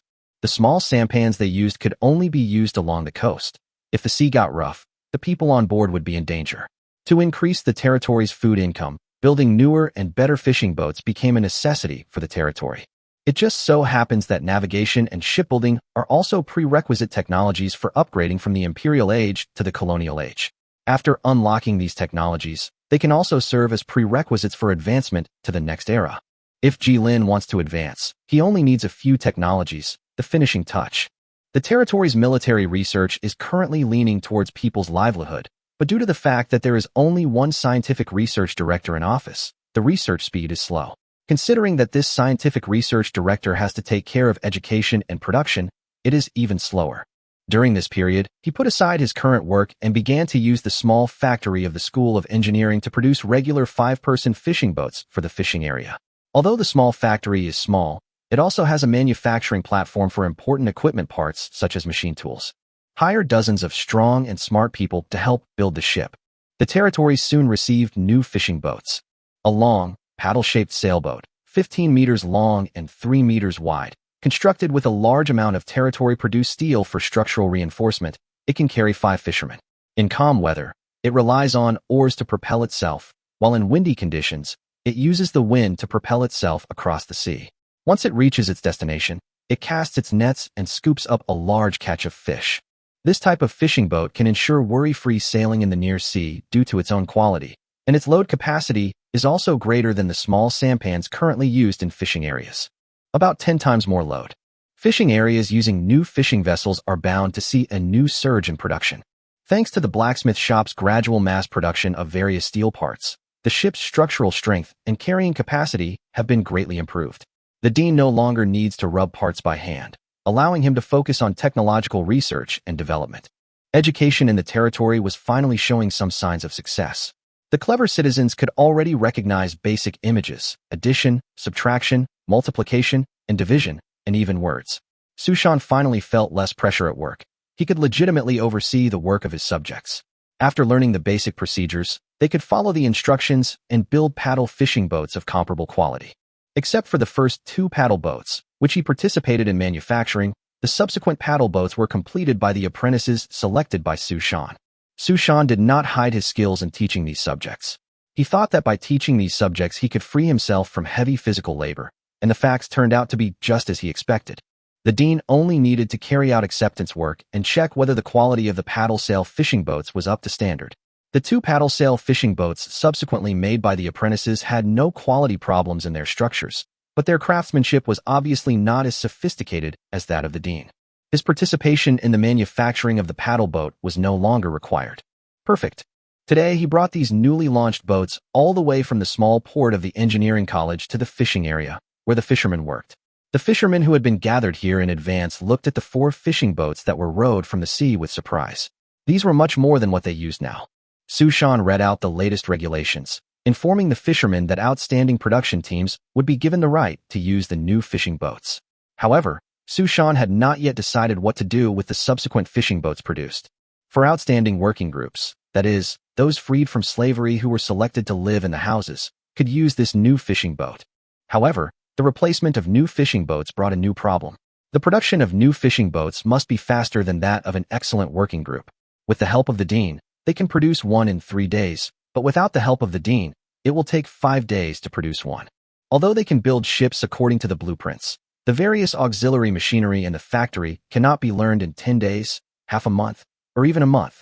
2 days ago, someone almost lost a finger due to improper operation. Only 2 working groups, or 10 people, are formed each month. The monthly production figures differ by a factor of 3. It's impossible to leave these new fishing boats and used in production, right? However, providing them to those who haven't yet transitioned to freemen would inevitably create inequity. The territory's current fishing zone is calculated based on monthly catch volume, and those with new fishing boats will see a significant increase in fishing efficiency. Fishermen who own new fishing boats are more likely to become free men, which is obviously unfair. Sushan thought. He was just a dean and researcher, and policy matters were really tiring for him. He asked this question to Ji Lin, who had just arrived at the beach and was about to put down some rocks to replenish coastal food. Ji Lin thought for a moment and then responded to the dean's question. Shifts. The outstanding work group, as you said, will be given permanent use of a boat, while the others will rotate every 5 days. One boat can accommodate 25 people, and 5 working groups take turns using it. It is best if each group uses the new fishing boat the same number of times per month. As the number of subsequent fishing boats increases, at most 2 working groups will be guaranteed to take turns using them, which will not only ensure the efficiency of the territory's fishery production, but also stimulate the fishermen's desire to use good tools, and will not undermine the current territory's promotion rules. We cannot abandon the rules of the territory for temporary interests, nor can we be so pedantic as to abandon the means of production. That's a good idea. Sushan praised. After saying that, Ji Lin turned around and asked, have the new fishing boats been built? That's perfect. I want to go take a look at the reef over there. Ji Lin had been to the coast several times, but he had never climbed onto the reef. Today, a new ship happened to be launched, and the dean of the college happened to be here. They asked 4 fishermen to row a boat and take them to a reef not far from the fishing area. The fishermen were also familiar with this reef. They often came here to catch shrimps and crabs to add color to the territory canteen. As the beacon was dropped into the water, a grayish-white reef began to grow in the seawater, forming its structure from the light stream. Then, a vast expanse of marine plants, visible to the naked eye, began to grow on the reef. Ji Lin could only identify kelp, or rather, in his understanding, any long, edible, green marine plant was called kelp.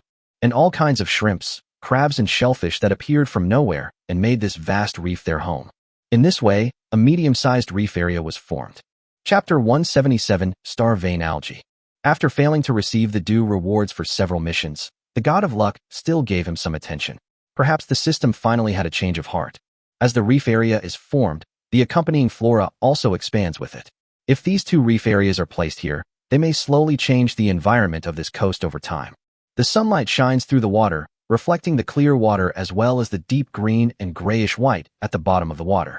Mixed in this deep green are some imperceptible faint starlights, which reflect a color that is completely different from other plants under the shining sunlight.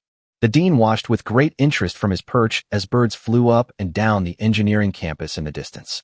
The buildings were lost in the lush greenery, revealing only the pale brown eaves and domes of their high-rises.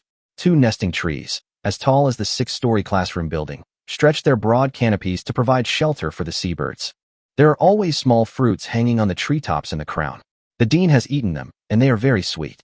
Most of the sugar accumulated in these tall trees is used to make these fruits for birds, ensuring that enough birds are attracted to build nests here.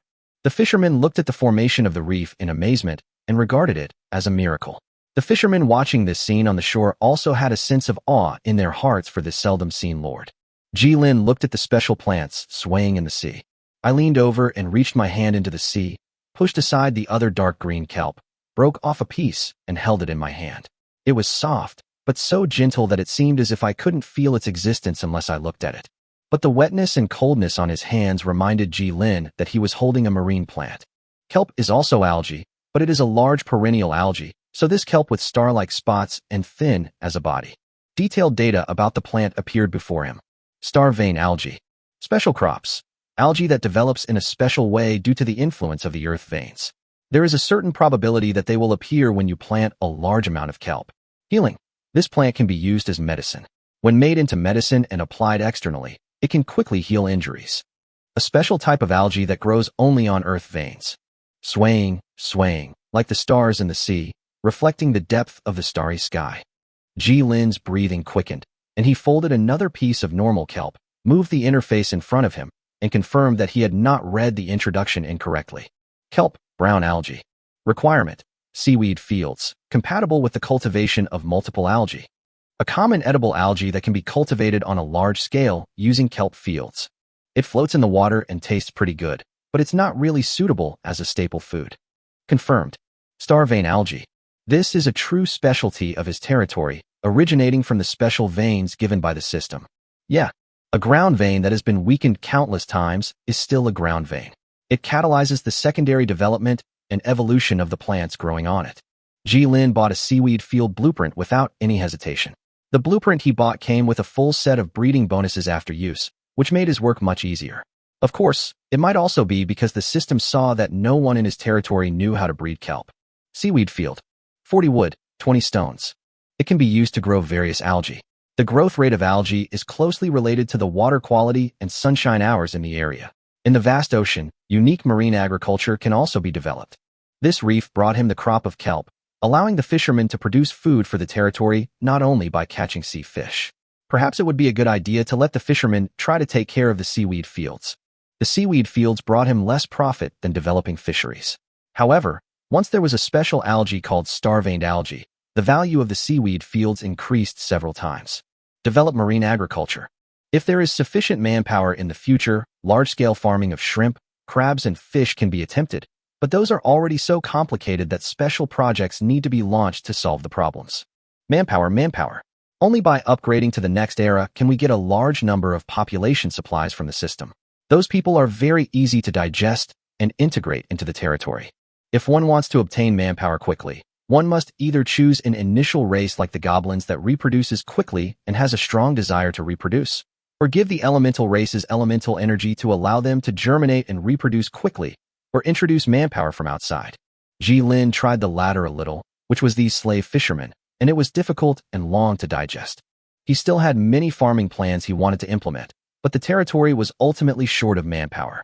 Under the fishermen's awe-inspiring gazes, Jilin laid down a seaweed field along two reefs as the center and let the light flow build a support on the seabed. The connected seaweed field system actually reduced the cost for him a little bit. Perhaps it's the reduced support costs for shallow seabeds. Then he threw the breeding manual to the dean who was enjoying the sea breeze, and Jilin gave an encouraging look to the other's confused eyes. The territory is currently short of capable people, so please try your best. The dean's mouth twitched. He still had to greet the new students in a while. The Lord had previously asked him to temporarily take over the management of the coast. This temporary position had become his full-time job. When would it end? Having several duties to perform, the dean also wants to take a few days off. Chapter 178, Another Perspective, Trees and Plants, 3K. The weather is really nice today. Li Yin observed the sky with some thick white clouds floating in it. The clear blue sky was dotted with white clouds. The mountain tops in the distance are covered in white, and the endless mountain ranges now seem like entering a snowy country. However, the temperature where the tree people live does not change much. The huge mountain range behind them blocks the cold current and surrounds this small plain, forming a unique and stable microclimate. It may feel a little cold in winter, but it is still suitable for plant growth. Li Yin stood on the treetop. A tall tower was woven in the crown of the ancient tree of wisdom, allowing him to observe the nearby terrain with a better view. This Treeman Hero unit, which has been promoted to an ancient tree of wisdom, has reached a height of nearly 40 meters. However, its taller stature and larger size mean that its movement speed is not as ideal as it seems. However, its thick wood structure and the nutrient transport system within it also allowed it to grow extremely large and tall. If Li Yin hadn't stopped it from growing further, it could have taken root in the earth and continued to grow to 50 meters. But at that time it could only extend its roots at an extremely slow speed to allow itself to move on the ground, and a movement speed of 2 kilometers per hour was considered as fast as the wind. The green forests here begin to shed their leaves, turning from dark green to slightly yellow. Without the obstruction of the treetops, the observation effect from a high vantage point is quite good. Without the obstruction of the wide treetops, they can observe quite far away. No one knew when it started, but some jackals and boarmen with the ability to act independently suddenly appeared near the territory. They would always run in groups to the gardens guarded by the tree people to steal fruits and destroy the trees that had not yet grown and were used as timber. Li Yin couldn't rely on trance for reconnaissance. They moved too slowly, and a return trip wasted time. If he were caught by gnolls or boarmen, he would lose valuable labor. The flourishing gardens built from the branches of the world tree also required a large number of trance to tend them. To this end, he followed the previous plan to deal with players, laying a large number of long-term vine traps and building a passive defense line. There is no need to kill these invaders with traps, but to restrict their movements and slow them down. The tree people who arrive here later will use the purest power to teach these jackals and boars that trespassing into other people's forests and destroying things will cost their lives. Now, under Ji Lin's guidance, Li Yin has begun to turn to the path of cultivating auxiliary plants. He hesitated for a long time about enhancing his individual combat power because other tree lords did not pay much attention to these auxiliary plants. Most people believed that cultivating the tree themselves could gain amazing combat power. Ji Lin, the know-it-all, pointed out a less weak path for the treeman in the middle and late stages for Li Yin, and quoted posts from other treeman lords to strengthen his persuasiveness. Li Yin could see that Ji Lin was providing him with information almost every time he asked a question, and naturally, he wanted to train him to be an excellent collaborator. He is not a treacherous person. The other party treated him sincerely. As a good young man with very positive values, he remembers all these favors. Even though the nursery now needs tree people to take care of it, he still maintains a group of tree people in the nearby mountains to mine iron, ore, and stones and maintain trade with them. If it weren't for the key information provided by the other party, Li Yin didn't know how many detours he would have to take. Compared with the huge amount of resources that these detours may consume, the labor required to maintain trade is nothing, not to mention that Ji Lin is trading with him based on a mutually beneficial standard. Li Yin had even less reason to refuse. Following Ji Lin's suggestion, he suggested that if Li Yin was not under great military pressure, he could now try to shift his resources to cultivating various special auxiliary plants. If Ji Lin hadn't mentioned it, Li Yin would never have noticed that the tree people could use their racial talents to catalyze the appearance of special plants. Therefore, the tree people have begun to cultivate offensive auxiliary plants. These plants can grow in a few days and wither after a few weeks. They will be the main combat force of the tree people for a long time to come. With their natural affinity for plants, the tree people cultivate a variety of special plants that can quickly create an awe-inspiring defense. Plant, spellcaster. Only species like elves and tree people, who have a strong natural affinity with plants, can do this. Other species do not have this talent and require a lot of upfront technological preparation and several times the time to cultivate. Well, the most effective offensive plants today are nothing more than root vines that have evolved from thorny roots, which can serve as a trap for months. Unfortunately, its power is far less than the thorny roots directly launched by the tree people, but it is first class in dealing with small animals. Thanks to these roots and vines, Li Yin could now meet his daily meat needs without relying on the market. On weekdays, if the tree people could catch a small animal to eat, it would be the best, but if they couldn't, that didn't matter. He couldn't use the tree people's precious productive capacity to hunt for him. Tree people are not naturally good at hunting. The sound of their movements can easily scare away the surrounding animals. They can only take root in place and wait for prey, but their efficiency is not satisfactory.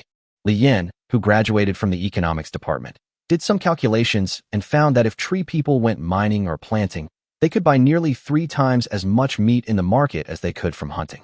He never thought of letting the ants go hunting again after that. A horn sounded through the woods, shaking off several yellow leaves. Wearing tree armor, looked at the mixed army of gnolls and boarmen pressing towards him in the distance. Smiled happily. Just because he doesn't look for these orc camps doesn't mean he is incapable of killing them. He really thinks he is a soft persimmon that is easy to pinch. They came at the right time, saving him from having to go out and cause trouble for these orcs. In order to survive the winter, these gnolls and boarmen who have formed their own small tribes naturally set their sights on the place with the richest food reserves in the area, the homes of these tree people. Food collection is too slow and too little. Hunting is extremely unstable. Several large gardens that the tree people looked after made them salivate. They were sweet and delicious and could also restore their energy very well. It was a pity that they only succeeded in a few sneak attacks, but these few attacks brought them enough food to feed the entire camp for a month. They tasted the sweetness, but unfortunately, the tree people later tightened their defenses and they never succeeded in their sneak attack again. Now they have gathered all their manpower here. With thousands of people, it is more than enough to capture a human town, let alone a forest guarded by tree people. Their shamans had learned some methods to deal with tree people. At this time, everyone brought kerosene and picked up torches. They also specially built dozens of catapults that could launch fire attacks. As for the clumsy-looking tree, they only needed to burn the other small tree people to death, and then surround it and set fire to its blind spots to get rid of it. At least that's what the priests among the gnolls and boars thought. An ammunition several times larger than a catapult, and the mud was temporarily mixed together by the power of magic. Death arrives before sound. Broken and rolling. The loose rocks rolled in the air, shattered with deadly kinetic energy, and turned into a violent rain of stones, falling down like 10 howitzers firing at the same target. Destroy, tear apart. That trebuchet, along with their siege engines. The rage from the ancient tree. Death comes from the sky. It wasn't just the gnoll priests who sounded the clarion call for the attack.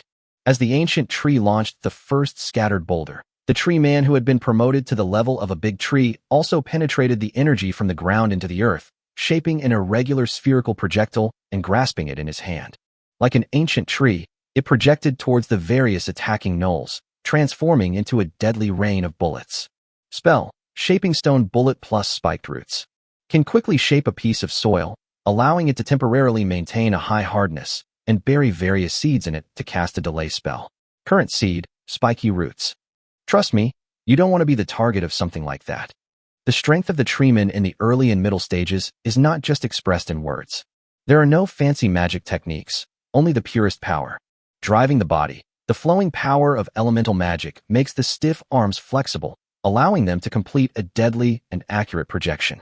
The flame catapults driven by the wild boar men could only bite the bullet and fire flame projectiles at the ancient tree of wisdom. Only that ancient tree could threaten them. Although the remaining trees were incredibly powerful, the throwing distance was still too far to reach the location of their catapults. Even if it can disturb this tree, the vanguard troops struggled to withstand the deadly rain of bullets hurled by the tree people, crossed the difficult 300 meters, and finally reached the end of the route. And what awaits them? It is a great wall built with trees. The conflict ended quickly. The gnolls and boarmen suffered heavy losses, and the tree people also suffered considerable losses. Li Yin didn't use the small treemen in the front line. The core of the line was the medium treemen, and the small treemen hurled rocks from behind to assist, so there were no casualties. However, the 3 medium treemen, who were in the front line, were burned by the kerosene and looked completely charred. This was the first time Li Yin lost troops. An inexplicable sadness welled up in him. He felt that losing even one unit was a huge loss, and now he had lost 3. No, it's not dead yet. Seeing Li Yan's sorrow, the ancient tree of wisdom lowered itself and comforted its lord with a hoarse voice. Li Yin wasn't even sure if it had lowered itself. It stretched out its palm, covered with thick armor, which was wide enough to cover the entire treeman. Li Yin saw that the shell of the medium-sized tree man which was obviously burned into carbon by the flames, was peeled off layer by layer by the ancient tree, revealing the green core of the tree. It seemed that there was a soft green light flowing in the core of the tree, and it was not completely dead yet. This was the first time Li Yin saw a tree man remove the outer armor and reveal only the core structure. The palm of the ancient tree of wisdom extends its roots through the core of the tree, extracting everything that remains and reshaping it. On one side, the tree core gradually turned white, and on the other side, a brand new green tree man was forming in the palm of the ancient tree. It was reborn. It just takes some time to return to its original form. Chapter 179: Water Conservancy and Development. Did production stop because of the attack? The tree people can find a piece of land to take root and use sunlight and nutrients to quickly restore their health. However, these tree people will not be able to continue working during this period, and the amount of stone and iron ore originally scheduled to be delivered this week will be greatly reduced. After receiving Li Yan's message, Ji Lin observed a 3-second silence for Li Yan and sent a message confirming that he had received it. If the other party needed anything, he would provide various supplies if he had sufficient resources. If these generated monster camps were left unattended, they would launch large-scale invasions of the Lord's jurisdiction due to various factors. Ji Lin's troops discovered the situation early and proactively eliminated the small camps in the area, not giving them time to grow and develop.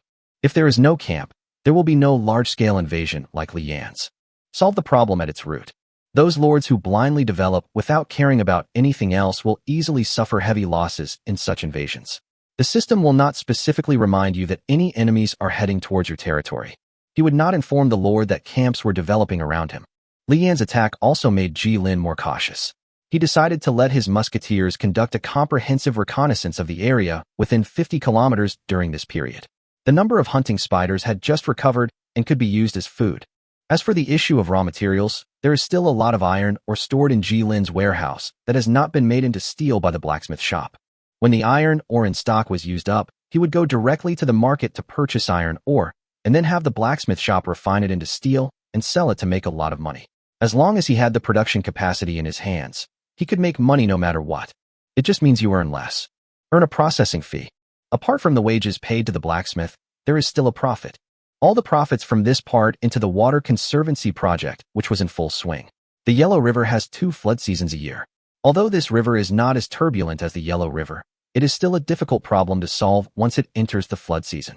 To enjoy the benefits brought by rivers, we must face the disasters that rivers may bring. There is a risk of flood disasters in the floodplain, but the system will deliberately help them curb the frequency of natural disasters.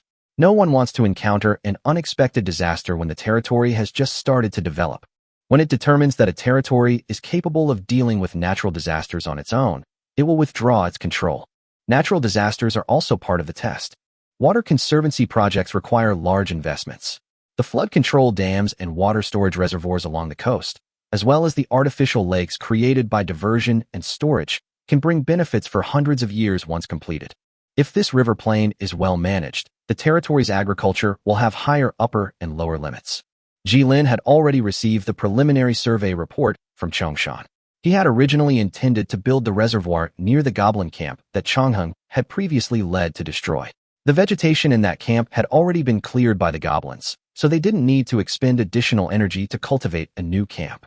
This was the original plan, but after a detailed survey, it was concluded that the route was too far, would be too labor-intensive, and would be difficult to maintain.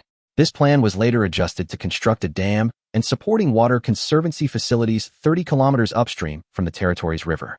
A water conservancy facility built 30 kilometers away from the territory can provide sufficient buffer space and response time for downstream agricultural areas in the event of a flood disaster upstream.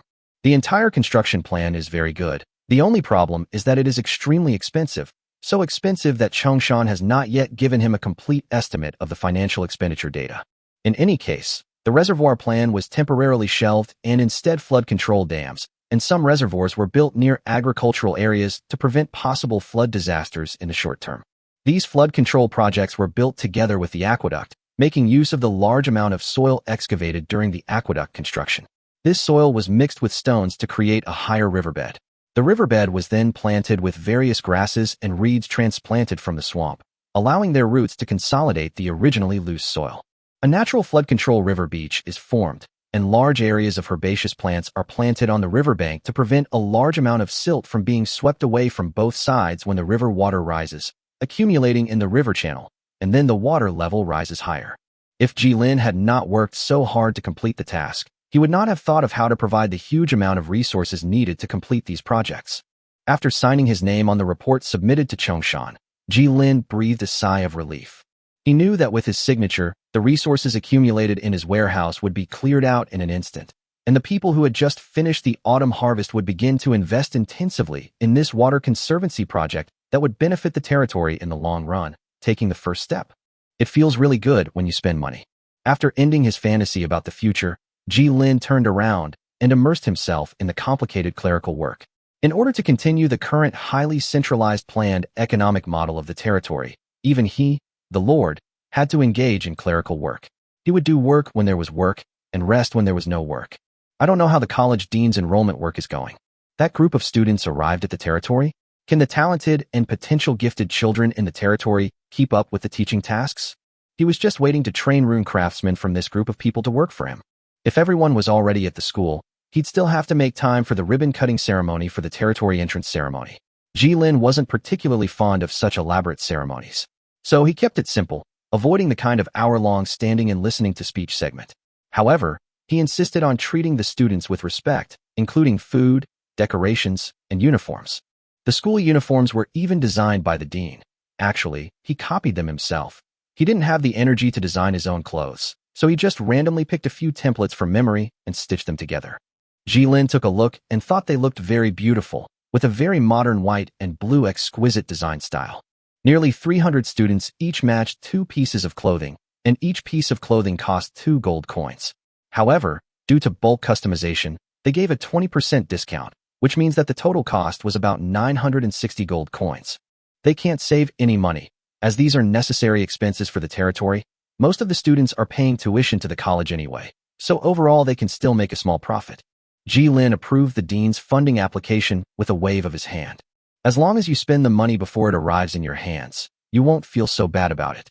Chapter 180 Academy Opening. Most of the children who are willing to leave the holy city to study in other places come from the middle and lower classes, that is, children of the urban class. Their parents may be shop owners, freight merchants, or tailors in tailor shops. Children of the upper class, that is, the priests and nobles, are willing to go to Linyang to study. They prefer to let their children study in the academy that has been famous for thousands of years in the holy city, rather than let their children go to a town they have never heard of and attend an unheard of school. Children from middle-class backgrounds often only receive secondary education. Without attending the church academy, they would not be able to learn the monopolized knowledge of runes and spells, and they were not from upper-class families or families with a long-standing tradition. They could inherit the complete spellcasting heritage or the rune craftsman heritage from their families without attending the church academy. These children have a desire to study, but they may not be able to pass the examination of church schools. After passing the examination with difficulty, the high tuition fees offered by the church college are enough to discourage them.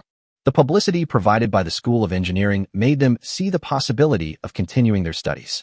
The training of rune craftsmen, as well as subjects related to natural sciences. The tuition fees are even lower, and they are affordable for the middle class. The hundreds of children who win places in math competitions can even get tuition waivers. By this calculation, a year of study at the engineering college would cost only 30 gold, or 80 gold without discounts. Meals and textbooks were all included at no extra charge. He would provide student loans to those who were willing to attend the school and had outstanding academic performance. They could also work part-time while studying, earning money for the territory. Now that the issues of student recruitment and cost have been resolved, the only thing they are most concerned about is safety. In this world, leaving their city and living in another city for a long time could be life-threatening. The dean first took out the letter of guarantee written by the priests and bishops of the Church of Life for the territory to reassure the students and make them believe that the territory was not dangerous. A letter of guarantee from a bishop has a huge impact. Many parents are still complaining about safety issues, but once they see a letter of guarantee from a bishop, they immediately stop doubting the dean and the college. After everything was done, he left Tran with the 153 children with peace of mind. The math competition brought him a good reputation. There were 97 people selected from the territory, all young men under the age of 25, and 153 children from Tehran. A total of 250 people, much more than he expected. The dean initially expected that he would only need to teach 200 students. This was within his plan, as he could afford to educate so many students. 250 people was a quarter excess. Ji-Lin suggested that if possible, these children should be mobilized to participate in the territory's industrial production. He would pay them the same wages as regular employees. After all, allowing these students studying in colleges and universities to use their free time to participate in work is an effective way to increase the territory's output of processed products. The dean looked at the group of children behind him who were dressed differently. There were a few who were dressed luxuriously, some who were dressed simply and with patches, and most who were children of ordinary citizens wearing ordinary clothes. They all had confusion about the future on their faces, but expressed some anticipation for this beautiful campus, which was completely different in style from the noble and solemn ones in the holy city. They would be spending the next year here. Winter and summer vacations? Sorry, no, they only have weekends off. In order to allow them to learn and graduate as quickly as possible and then participate in the production of the territory, Ji-Lin has no plans to implement the winter and summer vacation model in the academy of the territory. There is only 1 month of long break in a year, and the entire school system is only 2 years. One reason is because of production needs, and the other is because the territory does not have as many courses as modern universities to fill 4 years. Strictly speaking, it would be hard for them to last a year. Currently, only courses related to mathematics, physics, engineering, and symbolism are offered, and 5 days is not enough to cover one subject a day. Because there are fewer subjects, there is more free time every day. However, since I have free time, I might as well help the territory with some work and earn some money to supplement the family income. The dean adjusted his half-frame glasses, which made him look more scholarly. But no matter what, they are the first batch of students in the territory. Welcome to Linyang. He opened his arms, as if to embrace them, and turned to open the academy door for them. The students hesitated for a moment before marching in. Following at the rear, a modified steam spider, carrying a large amount of luggage, slowly walked to the school gate, step by step, on its 6 legs. Its legs would cause severe damage to the ground, so it was not allowed to enter the academy. Militia members carried the students' luggage inside. They looked at the well-maintained environment inside the School of Engineering and were looking forward to the next 2 years of college life. They were also amazed by the steam spider that helped them carry their luggage along the way. The students' houses had been allocated before their arrival. The houses currently used by the residents are 100 square meters each, with 2 30-square-meter bedrooms and a 40-square-meter small hall separated by wooden partitions. This way everyone can have their own private space, and one room can accommodate 20 people.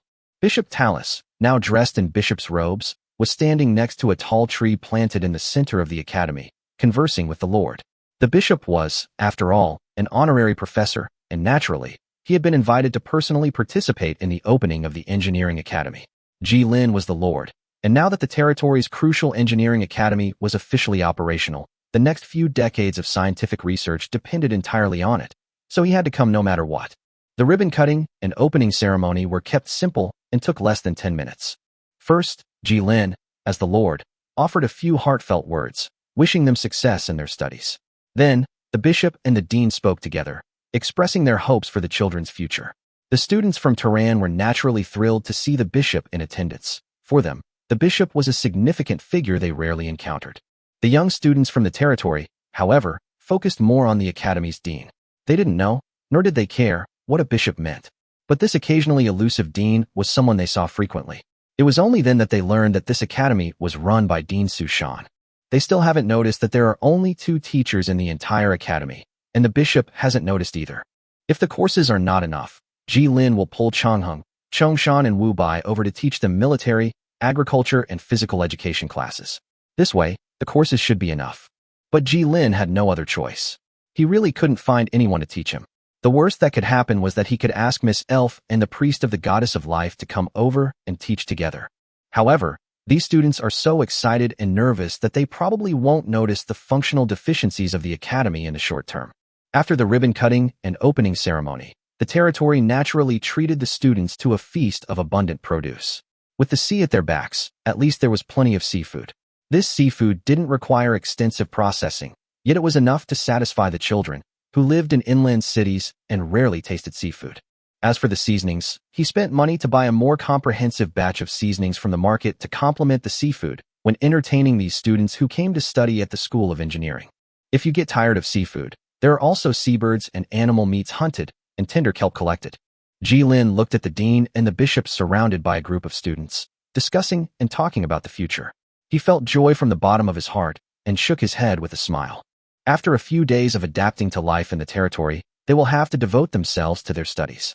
The matter of the School of Engineering has come to a temporary end, and we are about to start solving the problem of water conservancy projects. Ji Lin still has many tasks to give himself. Chapter 181. After the autumn harvest and water conservancy and changes, 2 in 1. At the turn of autumn and winter, the temperature in the territory slowly stopped dropping and remained stable at a temperature that was colder than usual, but not so cold that people needed to change into winter clothes. The full meals provided by Ji Lin to the people in the territory were particularly effective at this time. Working every day and never going hungry again, the people's ability to resist cold has been significantly improved. They don't need to change into outer clothes when facing the slightly cold autumn wind, and they will warm up after working in the fields for a while. The territory's current coats are mainly used by women and children who are in weaker physical condition. After the autumn harvest, the stalks of crops such as rice straw are burned into ash and returned to the fields. A large number of residents working in agricultural areas can return home to rest because they need to participate in water conservancy projects. The other part of the people continue to be busy dealing with wheat and rice. In clear weather, the rice is sun-dried and stored in a barn. After removing unfilled grains and impurities, it is protected from insects and moisture. The sun helps dehydrate the rice, reducing its moisture content and slowing its respiration. Wheat is processed similarly, but after sun-drying, the hulls are removed and ground into fine flour for storage. The last small number of residents in the agricultural area are busy making brown sugar and brewing sugarcane wine using the sugarcane residue after squeezing the juice. They are all different people serving the sugarcane plant processing production line. After peeling the sugarcane skin, you can put the sugarcane into a crushing juicer to obtain pure and clean sugarcane juice without mud and debris. After filtering, it can be boiled for a long time to obtain crude sugarcane molasses. The sugarcane molasses can be fermented into rum with a very good taste. With a little more processing, you can get brown sugar in blocks. The remaining bagasse still contained a lot of sugar that hadn't been squeezed out by the crusher. Since the bagasse itself was rich in sugar, it would be a shame to throw it away.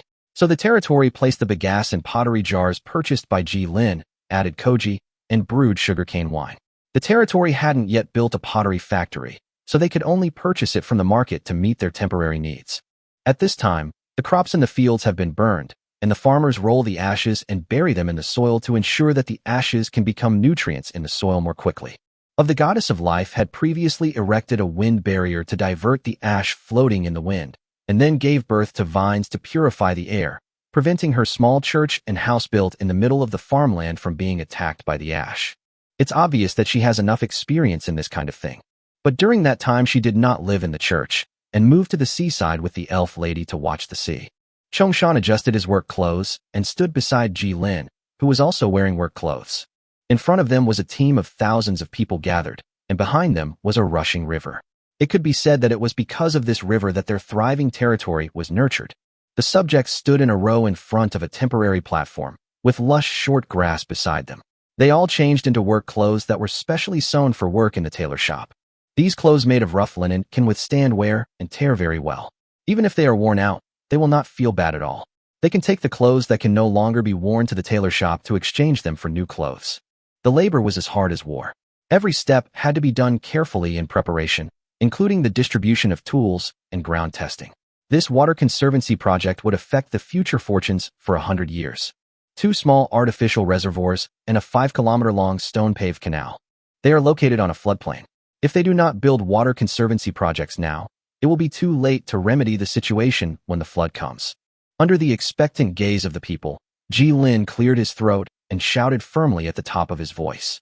Linyang's water shortage is becoming increasingly serious, and our town is still developing. Whether it's for municipal water use or industrial and agricultural water consumption, the water demand will only increase in the future. We are also located downstream of major rivers, and floods are likely to occur during the flood season. We must take precautions. Do you have the confidence to complete the work? Have faith.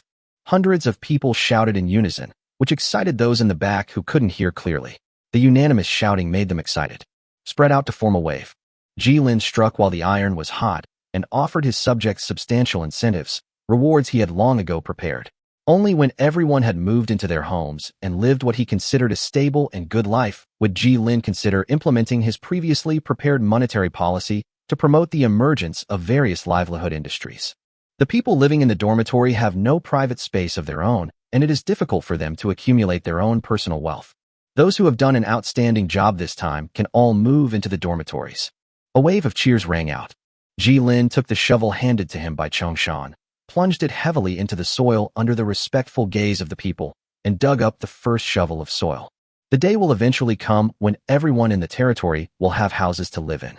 As time went by and the autumn harvest passed, all work in the territory was progressing in an orderly manner. A plan for the manufacture of a new type of musket was placed in front of Ji Lin. This was a technology jointly developed by Chong Hong, the only general in the territory, and Su Shan, the dean of the academy. Ji Lin was surprised to see the name of this military general in the file. He has always ignored the identity of a military technical officer in Chong Heng's characteristics, which means that he can actually participate in the territory's military scientific research tasks to a considerable extent, as a person who communicates between the military system and the scientific research system. Officers who have experienced the STEAM age and possess knowledge 2 ages ahead of them can naturally guide the military construction tasks of the territory and use their insights to make up for the lack of scientific research capabilities. So during the period when Chong Heng was no longer needed to lead the team out hunting, the restless generals ran to the academy dean to ask when they could produce samples of their own muskets. The dean was also very honest. Since you want weapons, then you can do it yourself. He didn't have time, but the School of Engineering definitely had no shortage of equipment. The Lord gives him a lot of tasks every day, and the dean has done his best to take time out of his current busy schedule to complete the task at hand. As for finding time to develop technology on 2 fronts, let him go. Chong Heng nodded in agreement and immediately began working on the equipment at the engineering college. His soldiers had become elite soldiers, and their daily training didn't require his involvement. He planned to devote his energy to more valuable endeavors. The musketeers' muskets would wear out and get damaged, but the territory now had no means to replenish their damaged firearms. If it is the matchlock gun of this era, they can do it. Lords can make their own matchlock guns, or maybe cannons, starting from the 3rd era. The low times always had so many limitations. The muskets they received were not the slender, streamlined, long-barreled muskets that people later saw, but rather a cannon-like thing about the thickness of a forearm. The musketeers put gunpowder into the barrel, then inserted the projectile and lit the fuse. Iron rain will then take out enemies in their path. But that caliber really doesn't match the gun. But what Ji Lin brought back from Steam and Steel was a standard Steam-age flintlock rifle, which had been strengthened by the technology of that world and had higher requirements for steel. Because the era was too advanced, they were actually struggling. The territory couldn't provide materials of comparable strength. Unlike walkers like the Steam Spider, which were produced in small quantities, once the muskets went into production, they would be deployed in the hundreds or even thousands to equip the entire army. Bai Chongheng is extremely simple. His idea is completely different from Ji Lin's, who wants to reform the entire supply chain and invest in large-scale production. Since the structural strength is insufficient, we directly use structural strengthening runes to make up for the gun steel. Structural strengthening rune. Runes unlocked at rune level 2. Runes at level 1 produce slight physical effects on the outside world, such as heating and cooling, while at level 2, gain runes begin to appear that can directly act on individual weapons and equipment. Structural strengthening runes are naturally one of them. They can be used on weapon barrels to enhance structural strength, or they can be engraved on shields to enhance their hardness and toughness. These runes applied to items can last for several months on their own energy and can continue to last after being recharged. It is the special feature of runes that allows the lords of rune civilization to have materials comparable to those of other advanced eras in a backward era, creating their special rune-amplified armies. Lighter armor, higher structural strength, and sharper swords. Thanks to the hard work of the Dean day and night, the territory has obtained the second-level rune technology that Ji Lin has always dreamed of. This is a technology that will be open to lords for research in the next era, the colonial era. Mastering the second level of runes is enough to create a glorious era, but they are lords, and these technologies are just stepping stones for their advancement. Runes, level 2. Unlock archetype runes, structural strengthening runes, elemental strengthening runes, etc. This sword that cuts through steel is not a gift from God. Once we master the power given to us by the world, nothing can stop us. The only problem is that it requires the special profession of rune craftsman, but the territory will soon have it, and the rune craftsman apprentice is also a rune craftsman. The workload and difficulty of engraving structural strengthening runes on a gun barrel is far less than engraving them on a set of armor and a shield. They don't need more than a few rune craftsmen in their territory to use current steel to manufacture a barrel suitable for this advanced rifle. Jilin looked at the two reports and smiled. He would not waste his precious rune craftsmen on things like making armor, but if they were used to make gun barrels, Jilin believed that this was where the rune craftsmen were truly put to good use. Jilin had always excluded runes and magic from his thinking.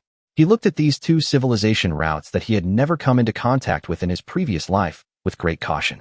It is always right to be cautious. At this time, the technical officer under his command submitted a feasible plan to him and demonstrated the feasibility of the plan in detail. He had no reason to refuse. It was impossible for other lords to apply the structural reinforcement technology in runes to gun barrels like he did. Their gunpowder technology restricted them. Even if they had gun barrels, it would be difficult for them to obtain crystal or gunpowder, an extremely excellent explosive. This is the reward Jilin got for completing a task perfectly, a special energy with extremely high versatility. After completing the Steam and Steel mission, all Steam and Steel mission books were replaced by new missions by the system. This mission has been completed extremely well. After the final conclusion, there is no longer a copy of Steam and Steel. The same applies to the lightless broken veins. Many people have posted questions asking which god was able to take down this A-level copy and force it to be replaced by the system. Jilin didn't see this post, and even if he did, he wouldn't reply specifically. Too much attention is never a good thing. He is very satisfied with his current status in the eyes of others. He can communicate information with others appropriately without showing excessive arrogance or hostility. Can get the Steam and Steel task orders, and their discussions fell into oblivion without making any waves. Jilin tapped the table, signed his name on the plan to make a gun barrel using runes, and took a sip of brown sugar water to boost his somewhat tired spirit. Then there is another piece of news, a message from the dean. The School of Engineering always brings surprises to Jilin. In order to relieve his work pressure, the dean recently transferred students from the School of Engineering who came from lower backgrounds but had ambition and solid foundation, and invited them to serve as his assistants in their spare time. After these young people finish their classes during the day, they leave the dormitory and participate in the scientific research work in the territory when they have no classes in the afternoon and evening. Dean will not let them work for free and will pay them full wages. These student researchers are very competitive. Under the guidance of the dean, they quickly stand out from other students, and their performance is much better than that of other kids who study alone in the dormitory. No one wants to fall behind others, and some students apply to the dean to take on similar jobs to enhance their work experience. There are currently few entertainment options in the territory, and the lack of books is also a very important influencing factor. They finally discovered that the engineering college is really just an engineering college, and there is not even a store nearby where they can spend money, and there is no place for singing and dancing. There is no other way, just read a book. There are always only a few geniuses who can understand things just by reading textbooks. What's more, these textbooks are different from much of the knowledge they learned in the Holy City. They are more standardized and more scientific. Most people have read the textbooks in pieces, but are still confused and need the dean to guide them. Therefore, in the second week after the pilot of this project, General Chang Hong, like the dean, also got his own research support team, a group of excited students. Chang Hong can teach these students completely different knowledge. After all, he is an officer who has experienced the steam age. Even if he has no knowledge, as an old hunter, he can still give his students stories that would take 3 months to tell. They may be immature, but they already have a solid foundation and a relatively pure heart. Along with the report, the dean also attached a work record sheet, recording the work that each student who assisted him could do for him, and gave it to the Lord for reference. In this way, Jilin can equip every political official in the territory with an auxiliary student support group. But there are still many things that need to be discussed. He was just worrying about how to get these students to join the work in the territory, but within a month these students came to him on their own initiative. Then Jilin would not hesitate to bring forward the plan of using these students to assist with the clerical work in the territory. No more pretending. Even if only 20% of the students can be used by him now, most of the students in the engineering college are outstanding people who have received secondary education in the Holy City.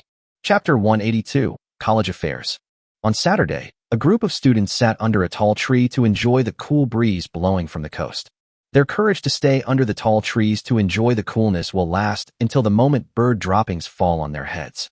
The dean has spent a lot of money to buy markers to attract seabirds to defecate, allowing the seabirds to collect their phosphorus-rich feces in a pit, pile them up, and ferment them, and then add some fertilizer to the territory. But there is always a small probability of accidents. Hey, Chongyan, what are you going to do? A student who was staying under a bird's nest in a tall tree to enjoy the cool air looked at Zhongyan, who had changed into the black uniform of a government official, and asked in confusion, "Would you like to go fishing with us later?" Fishing is one of their few recreational activities. This seemingly young child is undoubtedly the best among them, and is the best in mathematics and physics. Chongyan looked at the schedule in his hand. "No, we don't have classes this afternoon. I have to go to work at City Hall." The dean teaches a large class of 125 students at a time, with one class per day. After each class finishes its own course, it is considered a break that day. They only have one class a day. This was far from what they had imagined college life to be like. There wasn't even a library, much less any facilities to entertain them. They knew that many colleges and universities did the same, maintaining a quiet campus environment for students to concentrate on practice and study. Those old-fashioned and serious colleges and universities were the background of Tehran. This is not Tehran, and there are simply no corresponding facilities built nearby. After staying there for a month, they finally understood why the dean welcomed them as the first group of students arriving here. The education was impeccable, with the dean of the academy overseeing all 4 courses. He was more than capable of handling the students' needs, answering every question. Every Friday, a bishop personally came to teach them about spell casting, gracefully discussing rituals and etiquette, and providing practical tips for daily use. There is also an elf lady who occasionally comes to explain botany to them. This college has fulfilled its mission, but in terms of supporting service industries, this academy doesn't even allow students like them to leave the academy unless they have a mission, and they can only walk around inside the academy. Sushan was considering these unfamiliar students.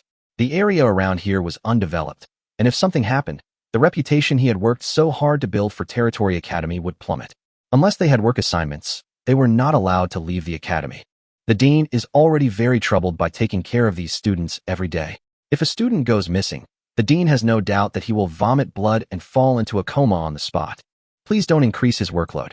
There are 20 militiamen on duty outside the academy, and there is no watchtower. If 3 more watchtowers were built outside the academy, it would look like a prison. Zhongyan, can you take me with you when you go to work at the city hall? I can help you. The student who spoke to Chongyan volunteered just to go for a walk in the town. He had been stuck in the college for a month and had seen everything there was to see. Being bored was the best description of this group of students. Only those students who can apply for the position of auxiliary researcher can leave the school with the people they follow. The dean directly handed the responsibility of taking care of these students who wanted to go out to other affairs officers. Whoever took the people out had to take good care of this group of people. After leaving college, he was willing but unable to do anything.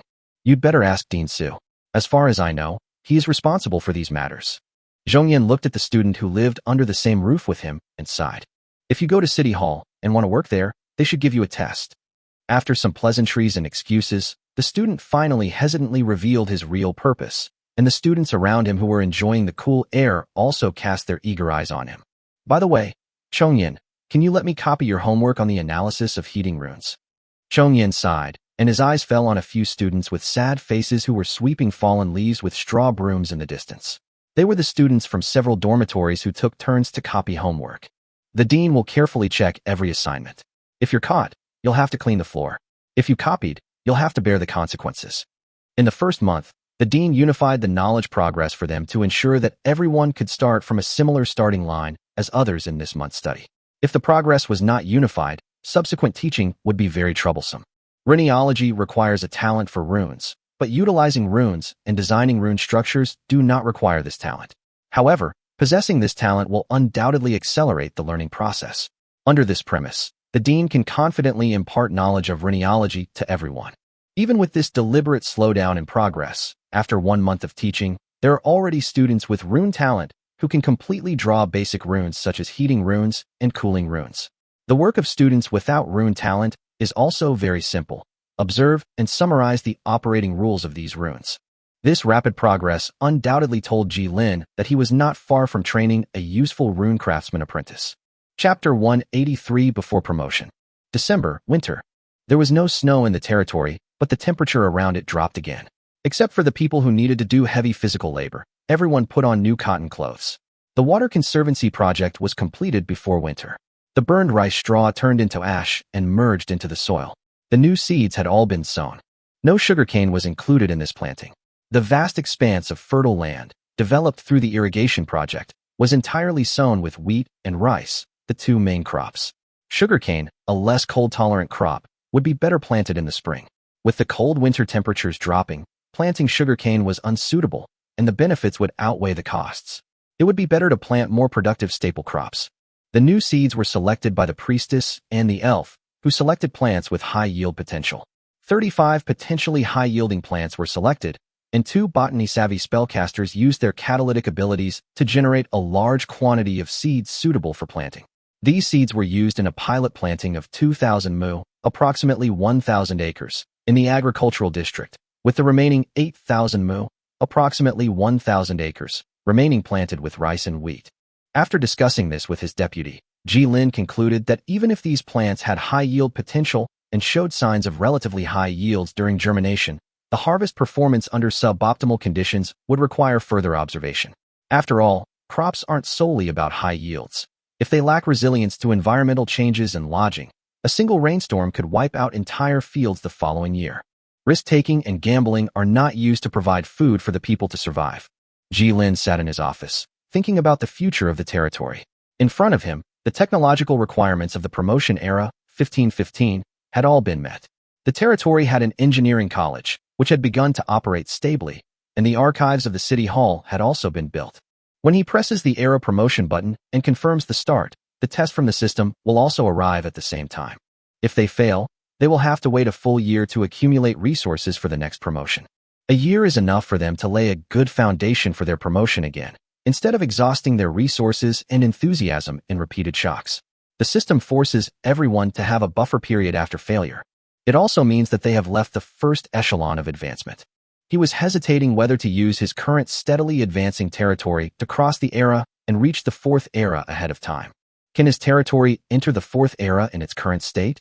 Because now in the Forum of the Imperial Age, there are hot posts about lords who hastily prepared their armies, but ended up running into different tests thrown by the system and failed and entered a cooling-off period. They angrily posted their experiences of being cheated by the system on the forum. As more and more people tried to advance, the lords divided the tests for advancing in the system era into 2 types. 2 types of tests: invasion and natural disaster. An invasion is an attack by an organized army that can be resisted by relying on military strength, military equipment, and defensive facilities. From the 3rd era to the 4th era, natural disasters came on the stage. Natural disasters were a new challenge, a stark contrast to military invasions. They directly tested the organizational and mobilization capabilities of society as a whole. Lords who prioritized military power over territory development would have little chance of surviving if they were unlucky enough to encounter a natural disaster. Floods, tsunamis, earthquakes, blizzards, they are called natural disasters by humans. The magic side needs to face special natural disasters from the magic side. The slightest carelessness will result in heavy losses in the territory. Once the losses exceed a certain value, the system will determine that you have lost the qualification for promotion. After experiencing 2 lifetimes, Ji-Lin vaguely felt that he had grasped the characteristics of the promotion mechanism of this era. The system is training them and developing their resistance to natural disasters and military invasions. So what is the real difference between these lords and their subjects, the natives and the invaders? I don't know, no one knows. Asking the system about this kind of thing will only give you a no-comment answer. Natives can become lords under the judgment of the system. Are these lords really that different from others? Or are they special? It's a terrifying operating mode to think about. Responsibility and conscription. Ji-Lin shook off the chaotic thoughts in his mind and refocused his attention on the promotion button in front of him. He only needs to press a button to start the impact of the colonial era, which is the biggest watershed in the Low era. There is a great advantage to being the first to advance to the colonial era. They can build navigation facilities in advance and occupy resource points in the areas given by the system. During the colonial era, lords were finally able to leave their territories and travel far and wide. Whether by land or sea, they could explore areas with diverse resources. They could then use the resources from their colonies to benefit their own territories, creating a positive cycle and consolidating their colonies. Some blocks are rich in plant crops, some blocks are rich in minerals, some areas are rich in elemental crystals, and some blocks even have valuable populations that can be added to the territory. All the resources that are lacking in the territories can be supplemented through colonies. The territories located in the extremely cold and desert areas are extremely eager to obtain large tracts of arable land. Of course, The lords are more accustomed to calling these areas world fragments, or broken worlds. This is a truly unrestricted war zone. It is an area outside the safe zone of the territory, where a large amount of additional resources can be obtained to make up for the lack of resources in the territory. In the future, everyone will fight endlessly for the land under the sun. In order to avoid huge internal friction caused by the lords fighting for these areas, which was never the original intention of the system has thoughtfully allocated a recall system for everyone. Without this recall system, a territory with tens of thousands of people would lose 2,000 people every month due to war and would soon wipe out its own population. The first 2,000 people who die each month will be recalled to the territory, and the lost resources and items and equipment will remain where they were. The system only helps you rescue human resources. As for exceeding the recall number, then you will really die. The system only assigns everyone a lower limit of loss that will increase with the advancement of the times. The advantages of races with high fertility rates were particularly evident here. Low-end servants died, and human labor was a very cheap resource for them. Goblin priests wouldn't shed a tear for the lowest of the low, and rat warlords wouldn't show any mercy to their slave rats. Jilin was thinking, tapping his fingertips on the table. He was ready for promotion, and he did his best to deal with invasions and natural disasters. The Water Conservancy construction has been completed, and the territory's water supply system has been replaced with the latest one. The fisheries management was transferred to Chonghong, who was capable enough to temporarily manage the entire area. The academy director and Jilin had established a suitable and stable system, and the general only needed to follow it to maintain the fisheries management. Chonghong also held military training near the sea, allowing him to train new musket soldiers while managing the fishery. The dean was relieved as he engraved structural strengthening runes on the gun barrels. A new batch of 200 gun barrels was enough to organize 2 additional teams of 100 musketeers for the territory. The only drawback is the lack of transparent glass manufacturing technology. With transparent glass, they can use the scope technology, which greatly enhances the musketeers' abilities. Their musketeer team will have extremely deadly precision shooters while increasing the effective range. 300 technologically enhanced flintlock shooters. In this era, he was confident in handling all possible enemy attacks. Jilin was promoted according to the times. Do you want to start the test to advance to the 4th age? Jilin raised his head and saw the light curtain unfolded by the system that almost occupied his entire field of vision. Yes. Bring it on. Chapter 184 Countermeasures. Application received. This promotion test is Natural Disaster. The Natural Disaster test has begun. Please pay attention to resist the natural disaster. Please note that the natural disaster cycle can last from several weeks to several months. The system will calculate your final reward based on the duration and intensity of the natural disaster during settlement. Complete. Good luck to you. The light curtain closed. Jilin was not surprised. He was well prepared for both natural disasters and invasions. The probability of natural disasters and invasions has always been a mystery. You never know whether you will face a natural disaster or an invasion by foreign enemies before it starts, because some unlucky people may encounter 2 of them together. Fortunately, the difficulty of both is reduced considerably when done together, and the final reward is much better than when done separately. Unfortunately, you have to get through it first. If you can't, it's all in vain. Flood, tsunami. Jilin wrote these 2 words on the paper in front of him, recalling his memories from his previous life. There are no natural disasters without reason. After being repeatedly beaten by the system, the lords of later generations summed up the rules. The terrain of the territory determines the type of natural disaster that may occur. Near the sea, there are tsunamis. Near the river, there are floods. Earthquakes are only possible when there is a fault nearby, but he is not sure. The arrival of a blizzard requires a lower ambient temperature, and coastal areas cannot experience such significant temperature changes quickly. The surrounding environment does not allow it, and natural disasters will not appear in the form of rootless water. There is a cause for every effect. In the end, he was left with tsunamis and floods, which were the most likely natural disasters the territory would face.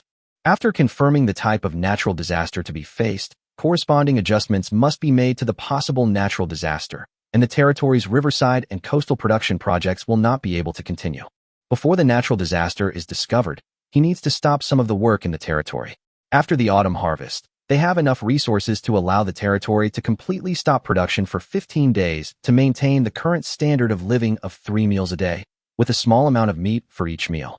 Then the territory will be left with only wheat flour and rice. High-risk operations will cause them to lose their most valuable human resources and experienced talents are the most valuable resource of the territory so far. If a ship is lost, it can be rebuilt, but if people are lost, it is a real loss of labor force. Chongshan, have all staff in the agricultural and fishery areas stop working and withdraw. Those who are already working, have them finish their current tasks and return. As Ji Lin was talking to his deputy, the tip of his pen moved across the white paper, writing down the plan. Organize all militia members and all outstanding labor teams in the territory to undergo flood prevention training and prepare to reinforce river flood control embankments in agricultural areas with earth and stone. They must be in place today. Natural disasters will not break out immediately. They have 1 to 3 days to prepare countermeasures before the disaster breaks out to fight against a natural disaster that may last for weeks or even months. The longer the natural disaster lasts, the longer they have to prepare countermeasures. Got it. I'll go inform them now. Chongshan nodded, indicating that he had remembered the task assigned by Ji Lin. If necessary, we can abandon some agricultural areas and avoid casualties in order to protect farmland. Ji Lin stopped Chongshan and told him to pay attention to his people and not let them suffer losses because of natural disasters and protecting the fields. Even if the fields are gone, they can cultivate them again and sow seeds again. Even if there is no harvest this season, they can still hold on. The food in the territory's warehouse is enough for the territory to hold on. And there are 2 collaborators who can provide food aid to themselves, and they both produce food. As Chongshan left the city hall, the guards left the residential area and passed the instructions issued by the city hall to the agricultural area and the fishery area. The heads of each district passed the orders to the leaders of each working group, and then each work area began to finish the work. The people didn't know what was going on. They had a vague feeling that something bad was going to happen, but they didn't find the administrator to ask. The administrator promised to explain to them later. They carefully completed today's work, ensuring that nothing was missed, and returned to their residences earlier than usual, waiting for further instructions in a reserved and confused manner. The sophisticated and heavy machine he built began to turn its gears, mobilizing all available power in the direction required. The territory took 2 days to adjust its deployment to deal with the possible flood and implement the plan into a program. A clear structure gathers everything and then lays it out along new routes. The head blacksmith in the blacksmith shop wiped the sweat from his head, glanced at the overcast sky outside, and sighed that it would rain again tonight. Turn around and pour the molten iron into the mold. After it is slightly shaped, pick it up with tongs and pull it out.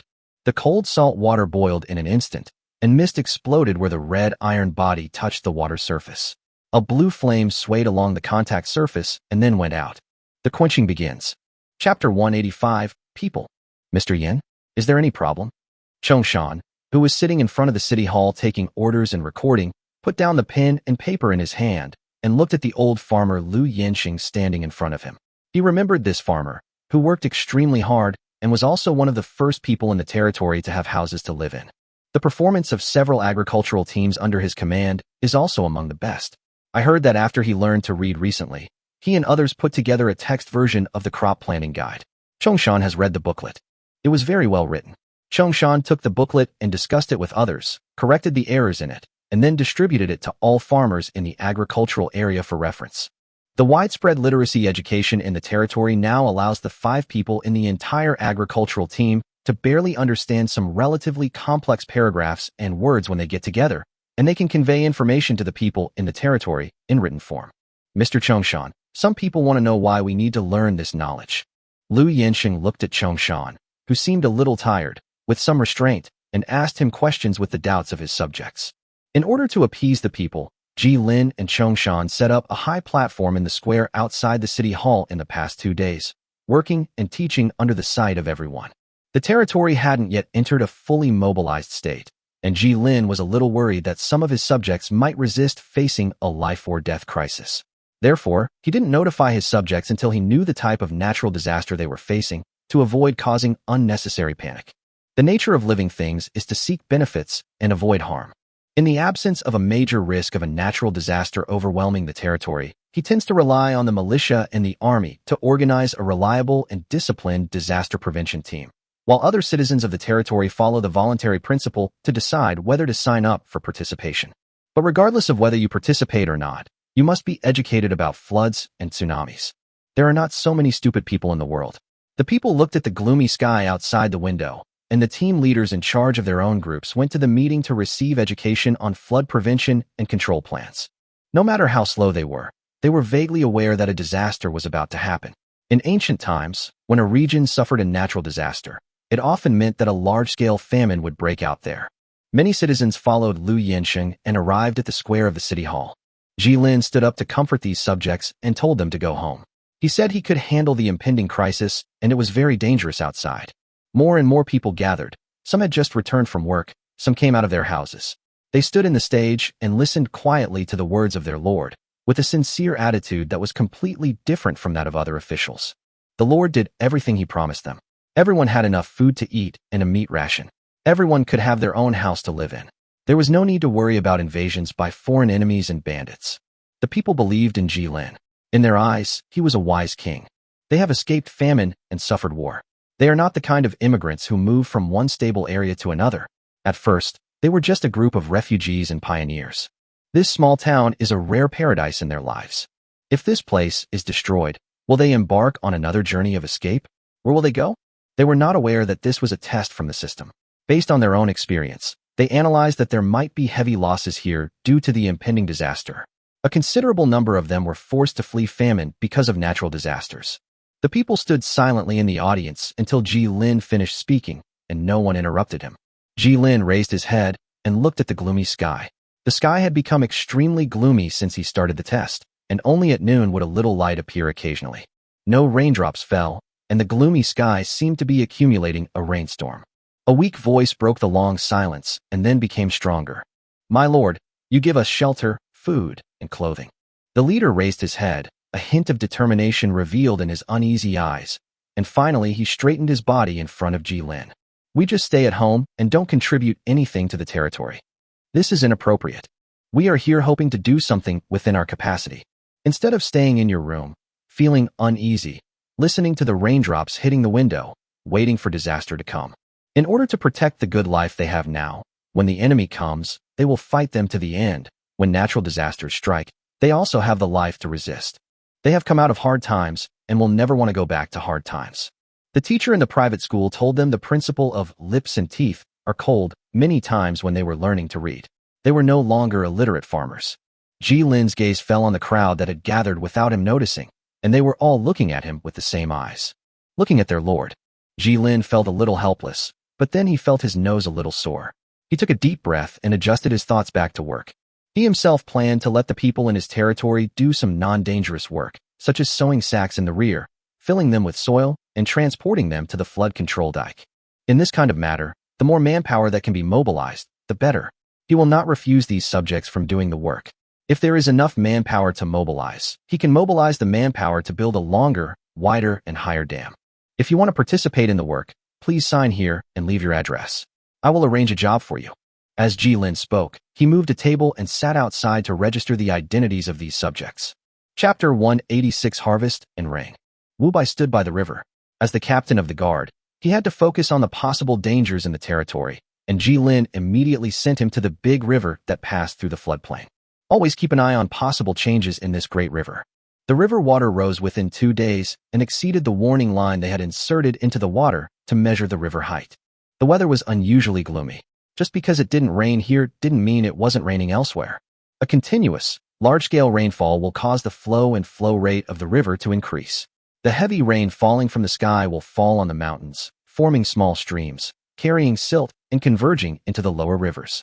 If this continues, in 2 days the bridge they built at a low place will be submerged, the river water will spread across the plain on the other side of the river, and in 3 days the height of the river will exceed the flood control embankment they have built now. The river water was already visibly turbulent, and the originally clear water was mixed with a large number of broken branches. The stone piers of the bridge were still solid and would not be damaged by this collision. Beside him, 5 brand new watchtowers were lined up along the flood control embankment, where they would observe whether there were any abnormalities in the water flow. Wu Bai felt that he had to send someone to report the abnormal river flow to Jilin immediately so that his lord could make timely preparations. The natural disaster has revealed its form to everyone. Suddenly, Wu Bai saw other figures in his sight. A farmer was followed by a group of farmers walking quickly along the road with shovels in their hands. They were also holding rune lamps and torches for lighting. Now the territory obtains a large number of sea fish every day, and some of the fish oil can be made into fuel to provide the necessary lighting. I guess they are already prepared to work overnight. Wu Bai found his name from his memory and called him. Old Lu, what are you going to do with this group of people? Harvest the ginger and carrots across the way. If you have time, harvest anything else that can be harvested as well. Try to finish the harvest within a day. At the end of the day, regardless of whether you have finished or not, you must return to the territory. Lu Yinxing scratched his head embarrassedly and said to the captain of the guard in front of him, The Lord also asked me to ask you about the river's flow rate and whether it is safe. If it is not safe, we will not cross it. Hundreds of acres of ginger and carrots, though left to grow freely in the wild, did not suffer such a loss in yield that they could not sustain the territory's needs. As a seasoning, they were sufficient to continuously supply the entire territory's needs, and their growth rate was even slightly higher than the rate of harvesting within the territory. If a flood submerges the fields, none of the ginger and carrots will survive. In order to cope with the autumn harvest some time ago, they hardly put any energy into the ginger and carrot fields on the other side of the river. People in the agricultural area would collect a batch of semi-wild ginger on time every day and send it to the canteen. It is much better to keep it fresh in the ground than to pull it out. The ingredients used in the cafeteria are absolutely fresh. These plants, especially ginger, can be sold at a very good price in the market. If all of these crops are harvested, the territory can survive the upcoming natural disaster for a longer period of time. Is that so? Wu Bai nodded. He thought that now, while the river had not yet risen, he could let these people go over to harvest the crops. The bridge is made of a lot of wood and steel, the quality is guaranteed, and it stands firm in the turbulent river. But if the water floods the bridge, it's hard to say. Come on over here. I'll keep an eye on you and signal you if there's any danger. Wu Bai said, pointing to the big torch on the top of the watchtower, and said that if he found any accidents, he would let the guards here light all 5 big torches. The rune lamp's brightness is too low, and the light is not clear from a distance. If you need a brighter light, you still need to use a torch.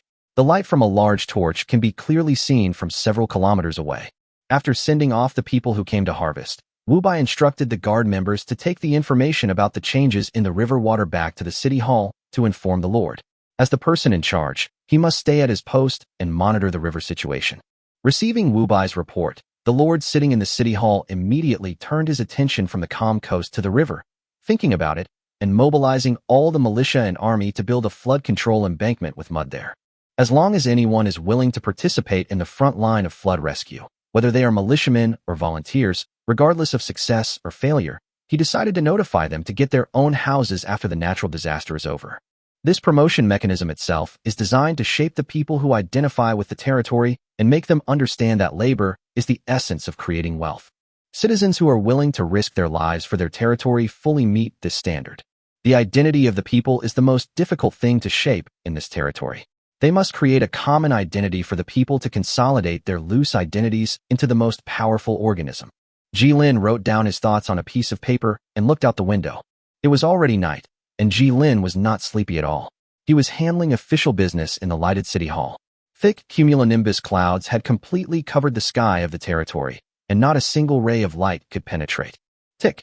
Raindrops pattered across the stone bricks in the night, the rustling sound echoing throughout the territory. Rune lamps in the hazy mist still emitted a faint light, scattering into faint dots in the unfolding sky, draping this somewhat classic town with a touch of dreaminess. The people who were still in their houses looked at the raindrops outside the window, listened to the sounds of nature, and couldn't help but feel a little sleepy. It's raining. Chapter 189 Tide. As raindrops fall to the earth and flow into rivers, the flow of rivers increases further. The sea is less than 10 kilometers downstream of this river, so there will be no special situation of sudden water rise due to blockage, and they have more buffer time. The residents wearing thick straw hats held up torches in the damp fields in the drizzle, relying on the light to find the dark green plants half a person's height with slender needle-like leaves. These gingers growing semi-free range in the fields showed extremely amazing vitality. There is no fertilizer, little watering, and only occasional weeding around the gingers. Using a shovel, he scraped away the topsoil, determined the approximate size of the ginger rhizome, and dug it out of the soil with a single shovel. He then removed the entire ginger head, chopped off any remaining parts, and placed the rhizome in his backpack for storage. The wound where ginger is cut will automatically oxidize and form a scab, so it can be preserved for a considerable period of time. This completes the ginger collection. They prioritize collecting ginger, which has the highest unit value and is easy to find, and put carrots, which are less cost-effective plants, behind. These hundreds of acres of ginger might seem like a lot, but Lu Yinxing brought a full 300 men with him on this trip, determined to gather all the plants and pack them into baskets before dawn. 250 men were responsible for the gathering, with teams of 5 covering 1 acre.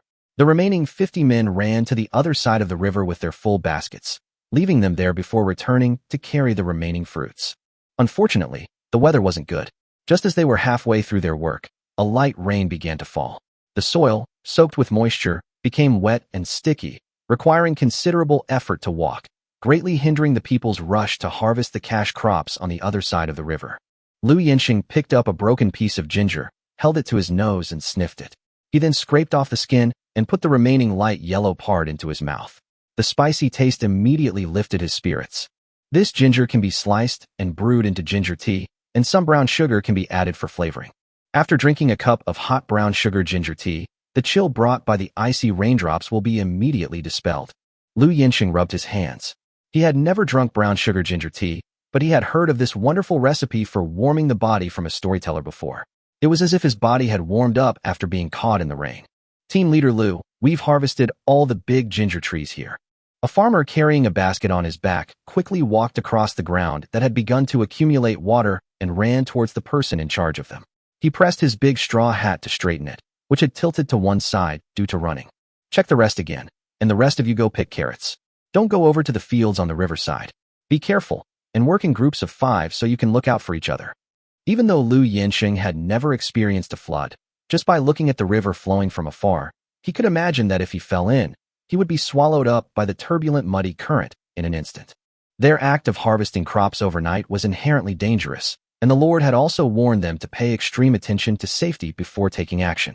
Lu Yinxing struggled to organize his words and convey what he wanted to say to the team leader who came to see him. Before they could finish, a scream erupted from the riverbank, and everyone could vaguely hear it. Lu Yinxing was closer, and could even hear the thud of something hitting the water. His heart was burning, and he hurried over with a torch in hand. The person who fell into the water struggled to grab all the plants on the riverbank, squeezed them into a handful, and held them tightly in his hands to prevent himself from being carried away by the river. He knew very well that if he was swept away by the river, there would be no chance of survival. Lu Yinxing's first thought was to find a branch thick enough to pull him up, but there were no plants here. Didn't have enough strength to climb up by himself. He had already exhausted all his strength just to grab the reeds on the riverbank to steady himself, let alone climb up the shore by his own strength along these plants. He said he saw a ginger plant growing well on the bank and wanted to pull it up, but he slipped and fell down. A farmer standing on the shore, who was obviously from the same group as him, explained to Lu Yinxing in a trembling voice. Lu Yinxing suppressed the urge to reprimand and came to the very clear conclusion in his mind that saving people was the most important thing. The safety issue could be discussed after the people were rescued. Even if he was not the team leader, he would not have ignored the situation by saying it was too difficult when he saw a leader who he had met at least once fall into the water. Hold my hands, and I'll go down and pull him up. Lu Yinxing gritted his teeth and spoke to the people standing behind him, asking them to grab his right hand and body from a human ladder and go down to pull up the fallen farmer. There is only this way. They also talked about human ladders and human walls and flood prevention, but there were no ropes to tie them together, and human lives were at stake. As the people in the territory quickly formed a human ladder formation and prepared to go down to pull people out, Wu Bai and the 2 guards ran to Lu Yinxing almost panting. The rain almost soaked their bodies as they had no rain protection at all, and mixed with the mud and sand splashed along the way, they looked particularly embarrassed. Wait, don't go on like this, huh? Wu Bai gasped for breath as he untied the long rope tied around his shoulders. The thick rope was extremely long and heavy, requiring 2 people to lift it. I saw it from up there. Grab the rope and tie it around your waist to avoid being dragged into the water. Wu Bai had been keeping an eye on the farmers harvesting. When he saw a torch from the watchtower fall into the water accompanied by a scream, he quickly determined that someone had fallen into the water. He immediately grabbed the lifeline hanging next to the watchtower and, leading the guards, ran towards the source of the fall with all his might, not daring to stop for a moment. Wu Bai's mind was to save the person first, and he never considered the possibility that the person had already been washed away and it would be useless even if he arrived. In order to rescue people who fell into the water, Jilin promptly arranged strong, thick hemp ropes that could be tied around the body in all places near water sources. It is better to be prepared. Chapter 190, When the Clouds. Liu Yinsheng was walking on the mud beside the river bank. Behind him was a group of farmers holding thick ropes tightly, as well as guards. Wu Bai suggested to him that as the captain of the guard, he should go into the water, and his responsibility would be to protect the people. Liu Yinsheng looked at the young man, who was almost 10 years younger than him, and was panting. He resolutely rejected his proposal. The other party had tried his best to bring the long rope. The strongest people here were still the farmers, who tied the long rope around their waists. As he stepped into the water, he felt the force of the surging river, as if a bull was dragging him by the heels and trying to make him fall, but the pulling force from the rope behind him prevented him from falling into the river. The splashing water splashed on my clothes, making me feel freezing cold. Even though the temperature here doesn't change much, it's already winter, and the flowing cold river water is quickly taking away the warmth from their bodies. The head of the agricultural zone grabbed the arm of the farmer who fell into the water and pulled him towards the river bank, applying force little by little without fighting the current head-on. He didn't let the other party let go of the plant he had already tightly grasped. If he hadn't held on to the other party firmly at that moment, the risk is too great. The water flow was too violent, and the power of nature was far beyond human ability to match. The water flow at the riverbank was so violent. So what about the center of the river? If any of them fell in, they would be swallowed by the water in less than 10 seconds. There is no room for struggle. Liu Yinsheng only felt that his body was a little numb under the impact of the water, but his hands were still exerting strength, slowly dragging the person who fell into the water to the shore. Without any other thoughts, he just wanted to pull the person ashore. When the drowning man's body was completely pulled ashore and his lungs and nostrils were moving, indicating that he was still alive, Liu Yinsheng realized that he could let go and breathe. After this incident, farmers who were rushing to harvest were strictly prohibited from approaching the river bank. If they were not careful for a moment, they would lose their lives and even their bodies would not be found. The increase in the flow rate of the river was beyond their imagination. All the harvesting teams evacuated directly back to the other side after collecting all the ginger pieces on one side of the territory. These hundreds of acres of ginger fields could be considered as a full load for them. Carrots and other plant resources that can be collected can only be abandoned, allowing them to be drowned by the rising river water. Those who fell into the water were carried to the watchtower early to warm themselves by the fire. There was a fire specially used for heating, and the large size of the watchtower could also provide them with a dry area without raindrops.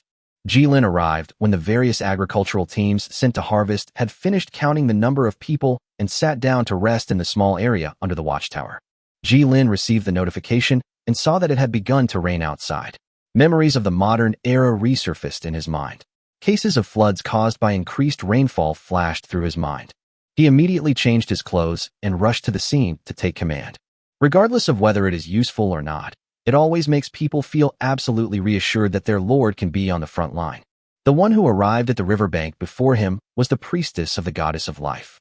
She knocked on the door of City Hall just before the rain started to confirm whether Wu Bai was assigned to work on the riverbank. Jilin nodded in confirmation, looked at the priestess of the goddess of life in silence, and turned to leave. Jilin was a little confused, and it took him a while to realize that his guard Captain Wu Bai seemed to have an unexpectedly good relationship with the priest of the goddess of life. No matter what, it is always good to have a healer on the front line to treat the wounded. Jilin braved the incessant rain and found a driver to take him there as quickly as possible. It was too slow to walk the 4 or 5 kilometers. From a distance, he saw the group of people huddled together under the watchtower to keep warm. Instead of walking home in the rain, it would be better to stay warm here and wait until the rain subsided or stopped. Once you get sick, you have to lie in bed for several days. Basic wooden houses on the original farmland, and let the people in the territory quickly go in and rest.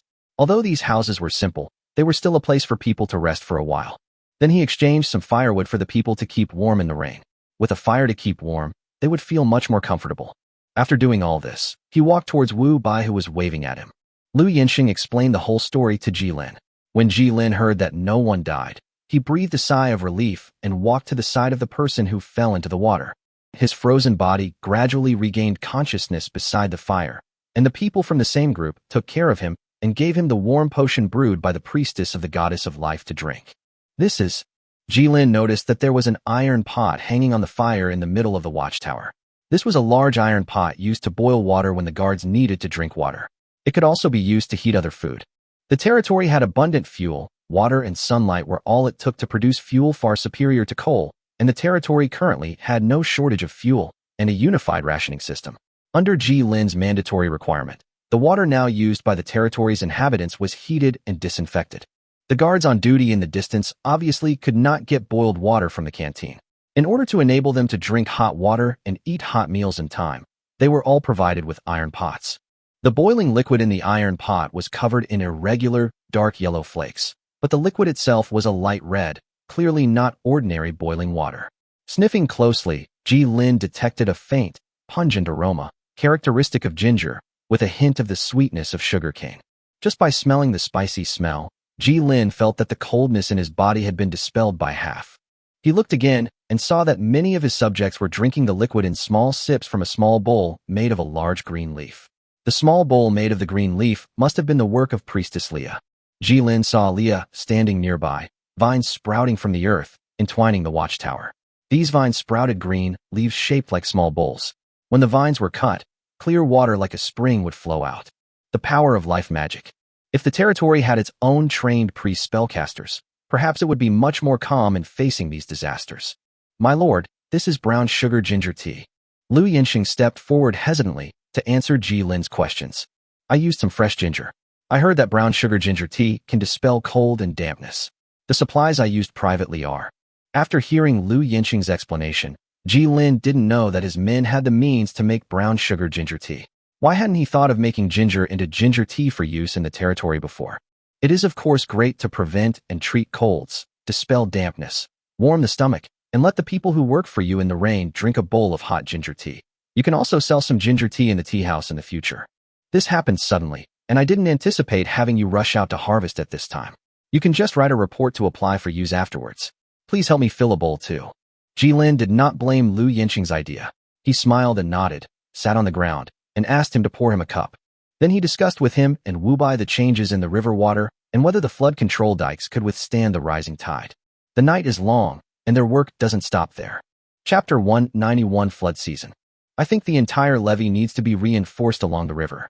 A levee that is too thin can easily be washed away by water. Under the watchtower, Ji Lin made a simple topographic map with sand according to his own small map. Everything he did to the territory would be shown on his management map.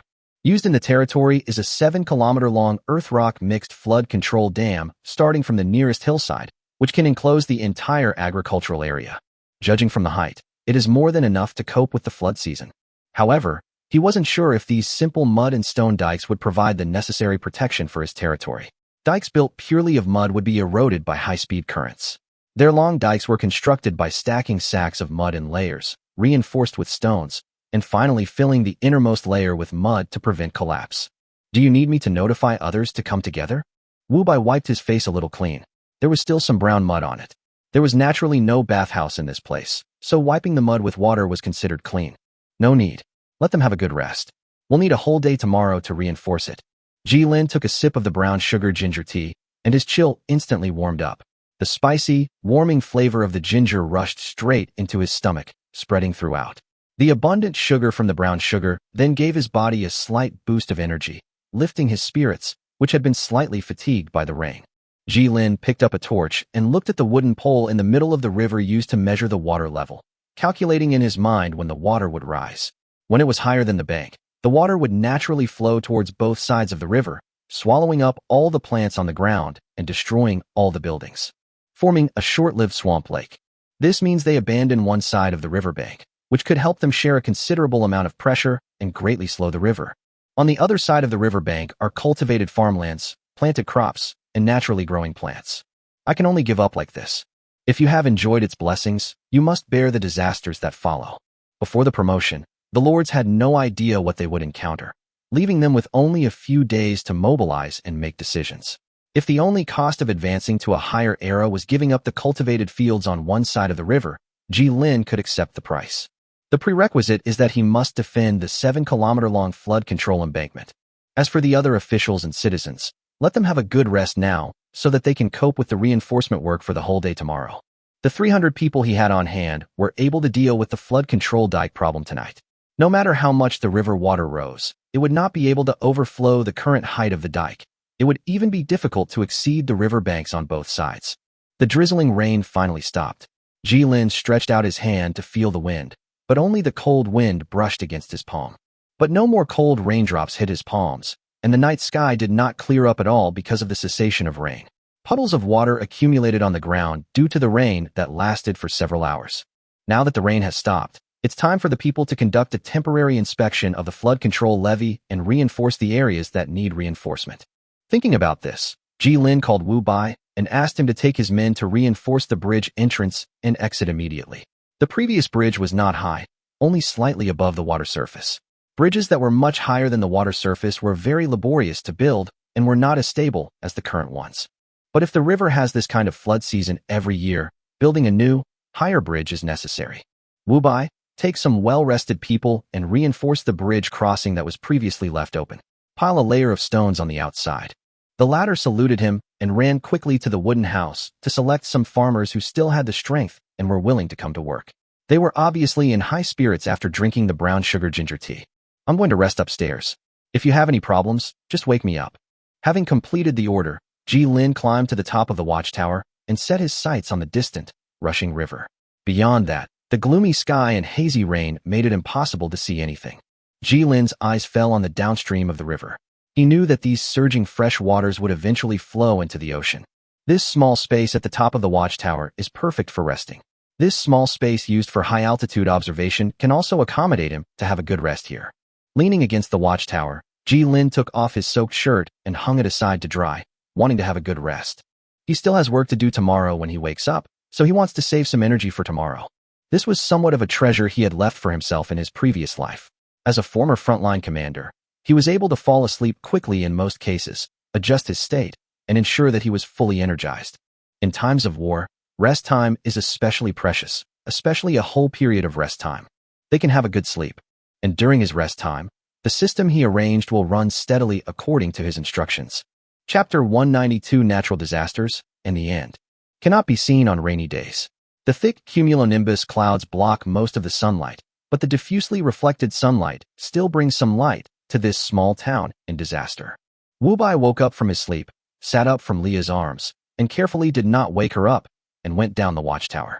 Seeing Lu Yansheng, who was lightly dressed and carrying a shovel, already handing over work and assigning the next tasks to Chongshan who had arrived, Wu Bai walked over and greeted them. I need to take people to drain the water. The rain last night caused serious waterlogging in the fields here. Lu Yansheng greeted Wu Bai and drank the thick porridge sent by the cafeteria. There were some minced meat and egg flowers floating in the porridge. They were seabird eggs beaten into the porridge, making it smooth and delicious. Last night's rain caused tens of thousands of acres of farmland to be flooded to varying degrees. Draining the water from the farmland is a troublesome task. In a newly sown field, seeds push their tender shoots out of the soil. They are fragile and tender. If a rain brings water and soaks them, these tender shoots will die in the fields. In order to protect these newly planted fields, they have to drain the accumulated water from these tens of thousands of acres of fertile land as soon as it rains. Investing in flood control also requires looking after these fields. They have a lot of work to do. There are also many people who are willing to continue working. Even though they know that there is a raging flood just across the wall, the people are still willing to continue working. Ji Lin divided them into 2 shifts, day and night. 2,000 people on the day shift and 500 on the night shift.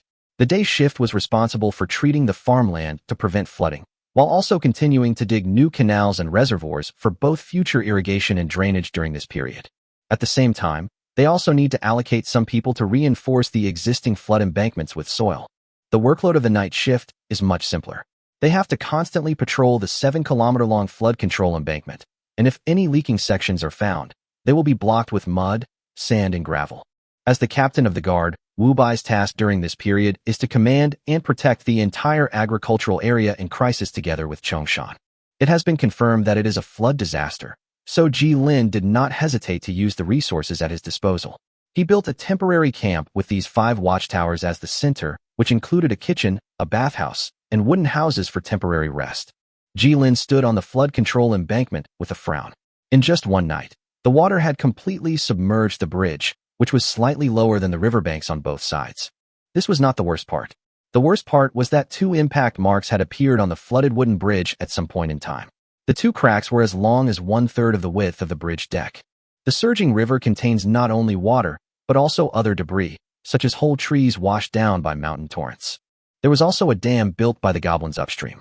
The foundation parts that were not destroyed by the explosives were swept up and turned into powerful kinetic ammunition flowing down the river.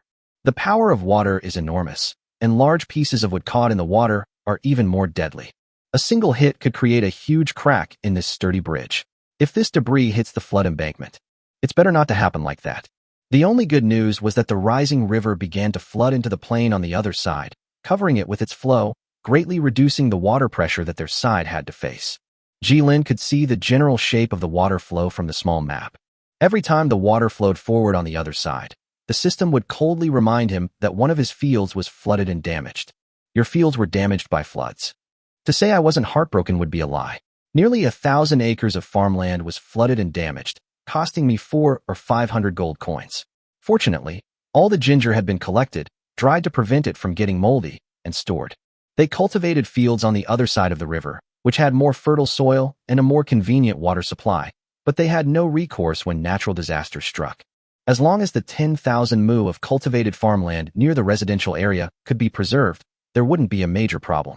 Once it was confirmed that the flood was caused by heavy rainfall, the coastal fishing areas could resume normal operations, bringing in fish for the territory. At the same time, when the river began to destroy his farmland, the system finally released the natural disaster progress bar. Flood, estimated duration, 15 days. Jilin breathed a sigh of relief when he saw the system give the end time. They only had to hold on for 15 days. His eyes fell on the sky, which still showed no sign of clearing up. For the next 10 days, the sky will probably remain as it is now, until the natural disaster ends. Cumulonimbus clouds will hover over the territory, blocking the sunlight that should be falling and causing occasional rain. Fortunately, he had dried the wheat and rice after the autumn harvest and returned them to the fields, which had just begun the improvement of the era. Otherwise, the continuous rain over the past 15 days alone would have reduced his territory's harvest for the quarter by half, and all farming plans would have been postponed for several months. 15 days of rain can destroy an entire season's harvest. If he hadn't built the canals for the territory in advance, water would probably have started to accumulate in the territory by now. The new stone road surface also saved the residents from having to worry about muddy grass. A road connecting the agricultural area and the residential area allows supplies to be brought here by four-wheel trucks, rather than having to be pushed step by step on a cart along the muddy road. All the preparations he had made before were showing corresponding effects at this time. Because he had strong enough social organization and mobilization capabilities, he could calmly deal with the natural disasters brought about by the promotion of this era as he did now. The following days seemed to be a repetition of the previous ones. As soon as night fell, it would rain on time and last for several hours. If you were unlucky, the light rain would turn into heavy rain. The territory was shrouded in rain. During the day, the people would loosen the soil in the farmland to prevent the seeds from being suffocated in the soil and drain away excess water. Faced with the increasing amount of accumulated water, Jilin had to ask his subjects to devote some labor to digging new reservoirs. These temporary reservoirs could effectively collect the falling rainwater. The river rose day by day, and several flood peaks carried away the sacks used to fill the gaps. The residents tied ropes and, risking their lives, walked to the flood levee to fill the gaps with sacks. Even with the ropes, this dangerous move resulted in several serious injuries. Finally, when the river was only 20 centimeters from the top of the flood levee, it stopped rising. This is the highest height the water can rise to. No matter how high it rises, it will not flood the plain on the other side. There are still 5 days left until the end of the 15-day countdown. Jilin could already see signs of the end of the flood season. No matter how the system directed regional disasters, the water content of an area was ultimately limited. The river, which was muddy and yellow, with a large number of branches and a few animal carcasses floating on it, gradually slowed down and was no longer as fierce and violent as before. The cumulonimbus clouds in the sky became thinner and thinner, and occasionally a ray of sunlight could shine through and fall on the earth. When the countdown comes to the end, they will have survived this long flood season. The people in the territory gradually began to adapt to the work tasks during this disaster. Except for eating less and working harder every day, their leaders and superiors were also working with them on the front line. They are united and everyone is working hard, so no one will die in the disaster. The few who had complaints in their hearts did not feel too much resentment when they saw the affairs officers working here with them, and they did not dare to say anything nonsense in front of others. Jilin occasionally heard his subjects talking about the flood with a smile. Hidden beneath their smiles was their joy at having won the battle against nature. They no longer needed to flee their homes with their families. On the 12th day, The cumulonimbus clouds only dropped sporadic drizzle on them, and sunlight could occasionally shine through the increasingly thin cumulonimbus clouds. On the 13th day, the muddy river water began to recede and slowly dropped. On the 14th day, the river surface dropped below the banks on both sides, revealing large pools and swamps on the opposite bank. On the 15th day, the bridge, which had been destroyed by water and debris, with only its supports remaining, emerged from the water. The people cheered the end of the flood season. Chapter 193 Technologists, Iteration. Now is not the time to celebrate. Even after the flood recedes, they still have a lot of work to do, such as draining the water from the farmland, draining the unreasonable reservoirs, and rebuilding the bridge so that they can return to the other side of the river. They work so hard just for the advancement of the times. Ji-Lin, in a happy mood, quickly returned to the city hall and opened his panel. Unlike the previous invasions when the town center began to upgrade, the upgrade of the town center only began after the entire test was over. The transparent light stream that descended from the sky reshaped the structure of the entire building. The city hall, which was originally made of wood and stone as the main core materials, now has a large number of exquisite metal structures, lighting devices and rune lamps that appear along with these metal structures. Here, there are some lifelike carved eaves extending from the corners, which perfectly blends the styles of modern and classical architecture. The system placed his Era Advancement interface in front of him, a simple translucent interface. Era 4, Colonial/Pioneering Era. The era promotion is complete. Please choose a direction for your civilization. Multiple coexisting paths have been detected, and the direction of the era has been adjusted for you. Technologist, Iteration, can research technology across eras, research speed plus 15%, and receive a 15% research speed bonus when researching non-primary technologies. Gain access to the special wonder building, the astronomical clock tower. The sky is far away, but if we can determine the trajectory of the stars, perhaps they will guide us on Earth in the right direction. Rune Theorist, Compiler, increases the rune affinity of all rune-using populations, making it easier to carve runes, improving rune stability, and unlocking the full training path for rune craftsmen. A long time has passed since we discovered runes. The accumulation of time has allowed us to summarize the patterns of runes and cultivate craftsmen who specialize in rune carving. Spellcaster, Diffusion, moderately increases the number of people with spellcasting talents in the territory, but slightly reduces the initial number of spellcasters. Not everyone has a talent for spellcasting, but as time goes by, the talents of spellcasters spread and merge among us. Ji-Lin confirmed the 3 items given by the system one by one. Then he was stunned. In his previous era, he chose technology, but this time technology has become a technologist, and the bonus has also changed accordingly. But the technology at that time provided a 20% bonus to research speed, but now it has become 15% research speed, plus an additional 15% non-technical science and technology research bonus.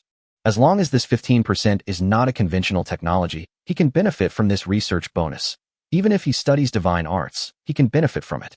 The direction of the era will change accordingly with the characteristics of the territory's civilization. He couldn't give up on the technologist's research speed bonus and cross-era research. All the projects he had on hand were projects that could only be completed in the STEAM age. STEAM Robot, STEAM Spider. Losing groundbreaking research means it takes longer to realize technology.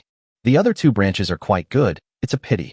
Rune Theorist compilations will improve rune stability, meaning they can cram more runes into a limited framework and runes will not require frequent maintenance. The spread of sorcerers is even simpler and more brutal. It moderately increases the territory's population of spellcasters with talents, but reduces the initial value of the spellcaster population. In the midterm, a bunch of low-level spellcasters will emerge and drown people with improved spells. The source potential he obtained from blood purification is a relatively rare talent.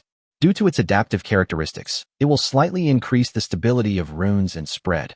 He can still obtain a large number of spellcasters by purifying his blood at a higher point without losing quality. He wasn't envious at all. Ji-Lin pressed his finger on Technologist, Iteration.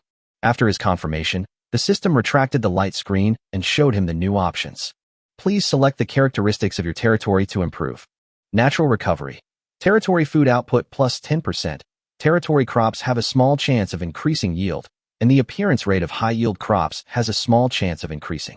Bloodline purification. Level 3 increases all population experience gain/learning speed by 15% and increases the population's awakening talent. Synergy. Get a race that complements your current race, and both sides start as equals instead of servants. Choice between 3 options, and there is no other choice. Jilin can only choose blood purification. Why does this damn system always require me to choose 1 out of 3? I can watch, but I can't choose. Choosing one of the 3 is really confusing. He can obtain with this level of completion are all excellent, and each one will have a significant impact on the territory. Jilin sighed. He really wanted to take all 3 and become invincible. After pressing confirm on bloodline purification, the system closed and Jilin waited quietly for the system to display the reward of choosing one of 3 options so that he could complete the choice of era advancement. Then we can invest in building and developing new territories, as well as absorbing the incoming population. Mission: Yesterday's Embers. The system finally dealt with this person. Instead of giving him the task as a reward for the era upgrade, it sent the task directly to him. In other words, Jilin no longer needs to use the slot for the era upgrade reward to exchange for the system's task rights. One of the 3. Jilin took a sip of water, focused his eyes on the light curtain unfolding in front of him, and almost spit out the water from his mouth. Immediately obtained 2 Governor Mechas. Star Pulse Tower replaces the Earth Pulse Tower, only in the territory, increases the energy intensity of the planet's pulse, and slightly increases the chance of special crops being born in the territory's crops. Statue of Plenty. The territory will gain an additional small plant resource point every week. 2 buildings and 1 unit. As the 3rd era was upgraded to the 4th era, there would not be many equipments that could enhance personal strength. However, according to Jilin's excellent performance in completing the test of the era, the system also raised his reward rating to the highest level. Governor Mecha. Jilin recalled the super heavy steam mechas he had seen in Steam and Steel. Every step they took could shake the ground, and their heavy armor could ignore most enemy firepower. If this kind of thing were put into the battlefield, it could almost guarantee absolute victory. And there are 2 of them.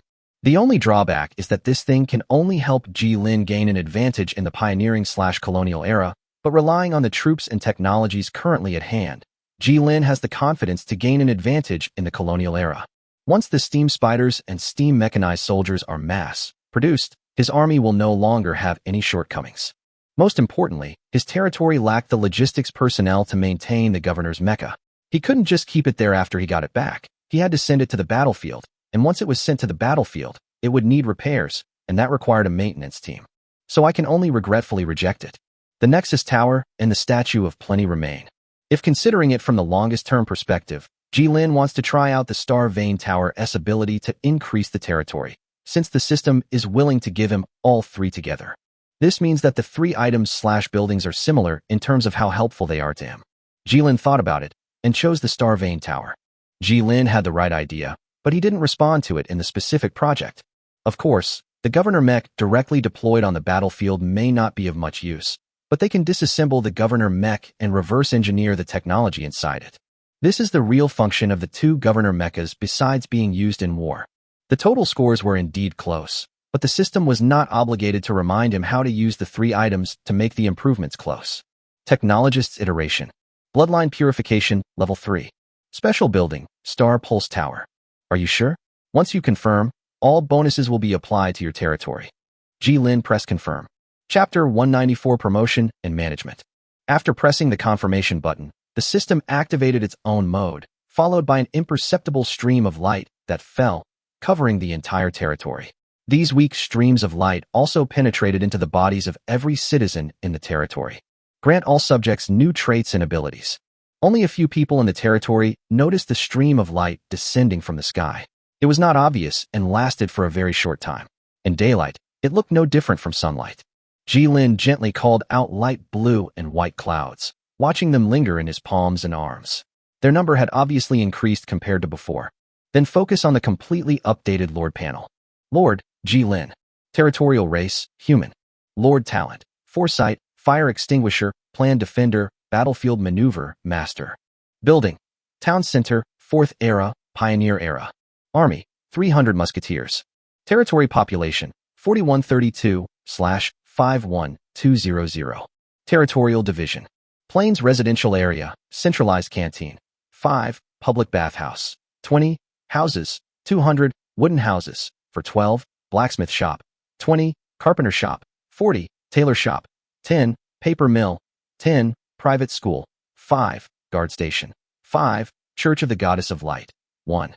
Riverside Agricultural Area, farmland, 10,000, sugarcane refineries, 5, distilleries, 10, mills, 20, warehouses, converted from wooden dwellings, 300, guard stations, 5, Church of the Goddess of Life, 1, covering all farmland, water conservancy and irrigation facilities.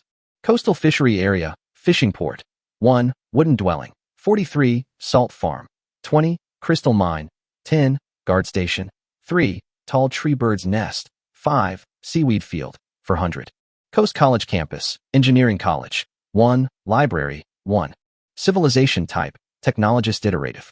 Civilization characteristics, bloodline purification, level 3, experience gain/learning efficiency, plus 30%, physical strength decrease, minus 15%.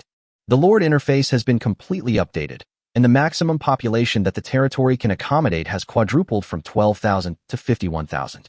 And the population supply from the system has also arrived, 13,000 people.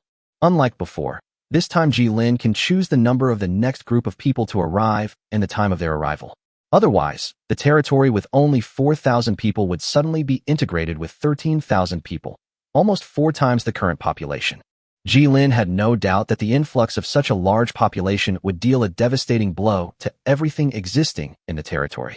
Even if the system provides a population with the same origin, the management crisis brought about by the population increase will not disappear. The population that is not included in the government management will fall into a state of disorder, giving birth to gangs and slums. There will be no power vacuum. Where the government does not invest in management, organizations such as gangs will emerge to fill the power vacuum. The prevalence of gangs in island countries is a good example, as is the prevalence of armed communities and grassroots criminal organizations in America. Jilin didn't want the crime rate in his territory to explode. Fortunately, the digestion speed of these people, who at least share the same origin, is dozens of times faster than that of the slaves Jilin bought. After thinking about the population problem, Jilin opened his backpack and saw at a glance the finished star vane tower that the system had just transferred to his backpack. The main reason why the Earth Vane Tower was not built before was that there was no one. After the Earth Vane Tower was put into operation, it would need a Star Vane Master to maintain it. Ji Linkong has the training path for a Star Vane Mage, but now he can't find a tool person who is suitable to become a Star Vane Mage, which is an extremely rare profession.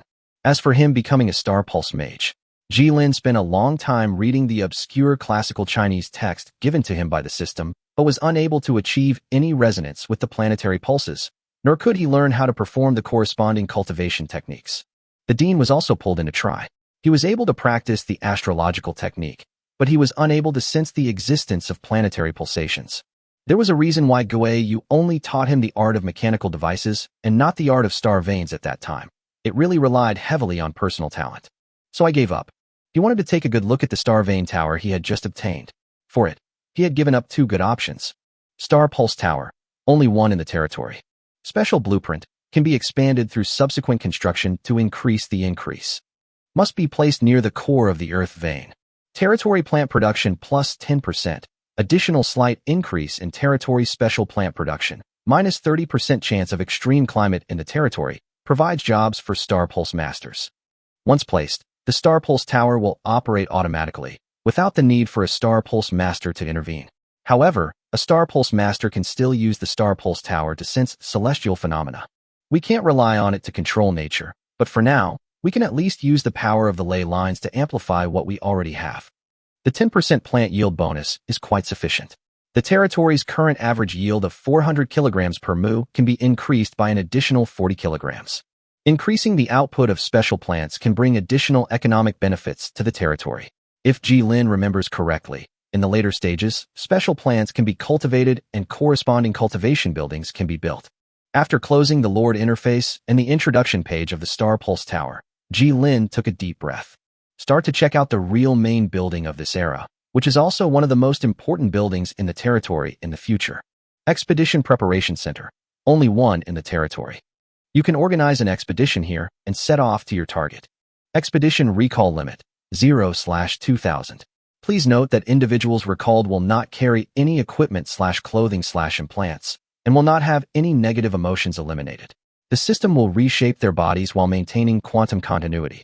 There is no limit to the number of colonies you can open, but please ensure that all resources are distributed appropriately. Please note that there are no eras in the frontier. All civilizations are deployed on the same battlefield. Cost: 2,000 stone, 1,000 gold. Chapter 195. Reorganizing the Army. A row of soldiers in gray-black uniforms stood on the grass. This was the most common military posture training. Physical training, military posture training, and military literacy training were the main training items for the soldiers of the territory. Posture training strengthens soldiers' patience, ensuring they instantly adopt the appropriate posture upon receiving a command, and instills in them the habit of following orders. Physical training focuses on enhancing soldiers' physical fitness, and military literacy training encompasses trench digging, shooting drills, and other aspects. With the arrival of winter, the weather is no longer so hot, and the soldiers' daily training is much more comfortable. The flood had just passed, but the pressure on the drainage system caused by the flood had really kept the people busy. It would take another week to readjust the drainage system and deal with the aftermath. Taking advantage of this window of opportunity, Ji Lin decided to inspect the army that had resumed training. Line up. The officers looked at the new recruits in front of them. At the officers' commands, the new recruits stood in neat rows. They did not lose their original military skills and muscle memory because of helping to fight the flood. Chang Hung and Ji Lin stood on a makeshift wooden platform, overlooking the 300 musketeers in their gray-black uniforms. Ji Lin had custom-made both the soldiers' and officers' uniforms at a tailor shop in the Holy City, armed with a rough template and a rough idea. Because they were considered consumables, they couldn't use the same fine, soft fabrics as the college uniforms. Instead, they prioritized wear resistance and breathability, sacrificing comfort slightly. Ji Lin didn't need to worry about these issues. He was the client's boss, as long as he paid them. The client would naturally take care of the material selection and design. He just needs to confirm that the design looks good, then nod and pay. The pure design fee cost him 100 gold, and the production fee cost him an additional 200 gold, for a total expenditure of 300 gold. Everyone could get 2 sets of military uniforms. The other party took the money, handed the sample template and design drawings to Ji Lin, and started working. Small money, take it out. With tuition fees just paid by a group of students in his hands, Ji Lin's pockets were bulging. The current officer uniforms in the territory are based on the template of the German military uniforms from World War II, and the picture comes from the hand-drawn drawing of a foreign brother. Unfortunately, everyone is busy with military equipment now, and few people like Ji Lin have the spare money to shell out for customized military uniforms. The design of German military uniforms during World War II emphasized the shaping of the body's lines, while also imbuing them with a sense of straightness, coolness, and wisdom. The unadorned uniforms appeared simple and capable, while also highlighting the soldier's physique, creating a classic in military uniform history. Ji Lin looked at the officer standing upright in the audience. His cold and blood-tempered temperament made him quite satisfied. The current standing army of the territory is these 300 musketeers, and Ji Lin's idea of building the army is to directly copy the modern squad, platoon, and company composition. This led to a major problem, a severe shortage of officers. There are 30 combat teams consisting of 10 people in each squad, and 3 squads form a platoon. There were 10 platoons in total, but no company-level units. The territory currently lacked officers to form a company-level command. With the number of officers they already had, they couldn't even muster a squad leader. After the archery unit was disbanded and reorganized, each squad consisted of 1 officer, 2 veterans, and 7 new recruits. 30 squad leaders were needed, but the original 25 corporals were insufficient, as 5 were missing. Changhen can only conduct 1 selection to select 5 officers. There are not enough platoon leaders, so we have to choose one of the squad leaders from every 3 squads to serve as platoon leader. There was no way to manage the company level. It was impossible for a single officer to serve as both squad leader, platoon leader, and company commander. To maintain the current military, Chang Hung didn't even leave himself any assistants to assist with the work. Chang Hung sighed rarely. The territory's management was short of people, and so was his army. Let's ask the territory for people. These 200 militiamen converted into musketeers are the maximum manpower that Ji Lin can provide him after weighing the expenses. 300 part-time professional soldiers. Any more would affect the territory's normal economic operations. As for the educated talents who could serve as officers, they had all been snatched away by Chongshan and pulled into the territory's manufacturing industry, serving as team leaders of various key production teams. Even though 25 officers who were barely qualified were promoted and trained before, the number of officers is still insufficient when they are organized now. He currently has at least 10 platoon leaders, 3 company commanders, and 3 deputy company commanders, a total of 16 senior officer vacancies. There is a shortage of people, a severe shortage of people. It is impossible to select squad leaders. There are only 30 squad leaders in total. If 16 are selected, there will be no one to serve as grassroots officers. Jilin's answer was, just make do with it for now. It's enough for the platoon leader, and then send him over after the talents are trained. He pursued the idea that each combat team could fight independently, rather than the more popular practice of forming teams of 100 men and forming battle formations in this era. 1 row assembled. 2nd platoon assembled. 3 rows. Jilin watched the officers of the infantry platoon walk to the front and salute the 2 men, and suddenly he felt as if he had returned to the battlefield of his previous life. Reporting in, the Territorial Guard's 10 infantry platoons, totaling 300 musketeers, have all troops assembled. Please issue your orders. Chang Hung straightened his back and shouted to Jilin in a loud voice. When Jilin was present, Jilin was the supreme commander of the Territory Guard. Then he moved his lips slightly and whispered in a voice that only Jilin could hear. During the flood period, the original plan was to familiarize them with actual combat and have them find their own hunting spiders, but they were delayed. So today we were supposed to go to the hunting spider lair to get some scout hunting spiders out for them to get used to. Every musketeer must have at least 1 hunting spider as a support. If learning how to shoot with the musket in their hands is their first lesson, then how to get along and communicate with the best scouts in the territory is the second lesson for these musketeers. The best scout in the territory, the spider hunter. Strictly speaking, most of these militiamen were encountering hunting spiders for the first time, and most of the people in the territory kept their distance from these half-human high spiders. Except for those subjects who were assigned to the hunting spider nest for breeding work. After becoming familiar with these little guys, they realized that there would be no problem as long as they were fed on time. Even if they are not poisonous and do not have the ability to kick hair, they are just relatively large jumping spiders. After being fed, they like to run to the grass to bask in the sun. Even if the spiders grow bigger, they are still spiders, and their nature as cold-blooded animals has not changed. Run out onto the grass and bask in the sun for extra warmth. The territory's only pasture was expanded again and again just to give these giant spiders space to bask in the sun while they rested. Jilin nodded slightly, turned around, and gave orders to these soldiers who truly belonged to his command. Everyone, run to the Northwest Ranch. Chapter 196 Preparations for War. There is another important reason why Jilin adopted the modern organization. The territorial troops he envisioned should be a mixed force. Mechanized troops did not take shape until World War II, and there was no room reserved for mechanized troops in the organization of modern troops. For this reason, he could only choose a more modern organization as the core organization of the army. It couldn't be like the Total War games he often played in his previous life, where a single unit consisted solely of this one unit, without any mixed forces. A significant reason for ancient single-unit formations was limited communication capabilities and military management capabilities. The more groups there were, the more complex the communication layers became. Military organization has always served the Army's specific combat mode. The Army's organization determines the type of battle it fights, and the equipment's organization determines the type of battle it fights. This can be seen in the ancient times, with the differences in legionary organization between the Roman Empire and the Qin dynasty, and the current disputes over converting divisions into brigades and combined arms battalions. The essence is the balance between what kind of combat mission a combat unit needs to complete and how much equipment and manpower it needs to invest to achieve this combat mission. Each era is only a few years apart, so using modern training methods and then switching to a new combat mode would be a self-torture move, requiring a waste of funds to retrain the troops.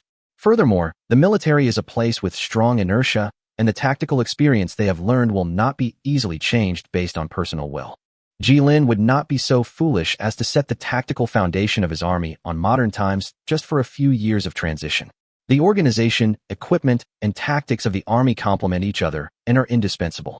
If the organization follows the 18th century model, then the tactics must also match it, and once the tactics match, someone had done this before, and in the next era, because the military's inertia was so strong, they were able to change the minds of their generals. But it was difficult to change the minds of mid-level officers and soldiers, who had long been educated in the military education of the colonial era. Then it was directly destroyed by contemporary modern troops. None of his officers had received military education in line tactics, but instead accepted the modern mechanized mixed combat force model brought by Jilin. His current advanced technology and troops are sufficient to support him in fighting in a new mode. This is true long-term training. When he reaches the fifth age/steam age a few years later, he will have a group of officers with modern thinking, rather than a group of old officers with 18th century thinking. Arriving in the next era with a group of old officers with 18th century thinking and tactics, he really couldn't do such a thing. When Ji-Lin reaches the 5th age, he can use the characteristics of technology to arm himself with some of the 6th age/industrial age military equipment. You should know that the current planned composition of the Territory Guard is based on 30 musketeers, with 120 scout hunting spiders. After subsequent small constructs such as steam spiders and steam mechas come out, at least 1 to 2 constructs will be allocated to each team to assist in combat.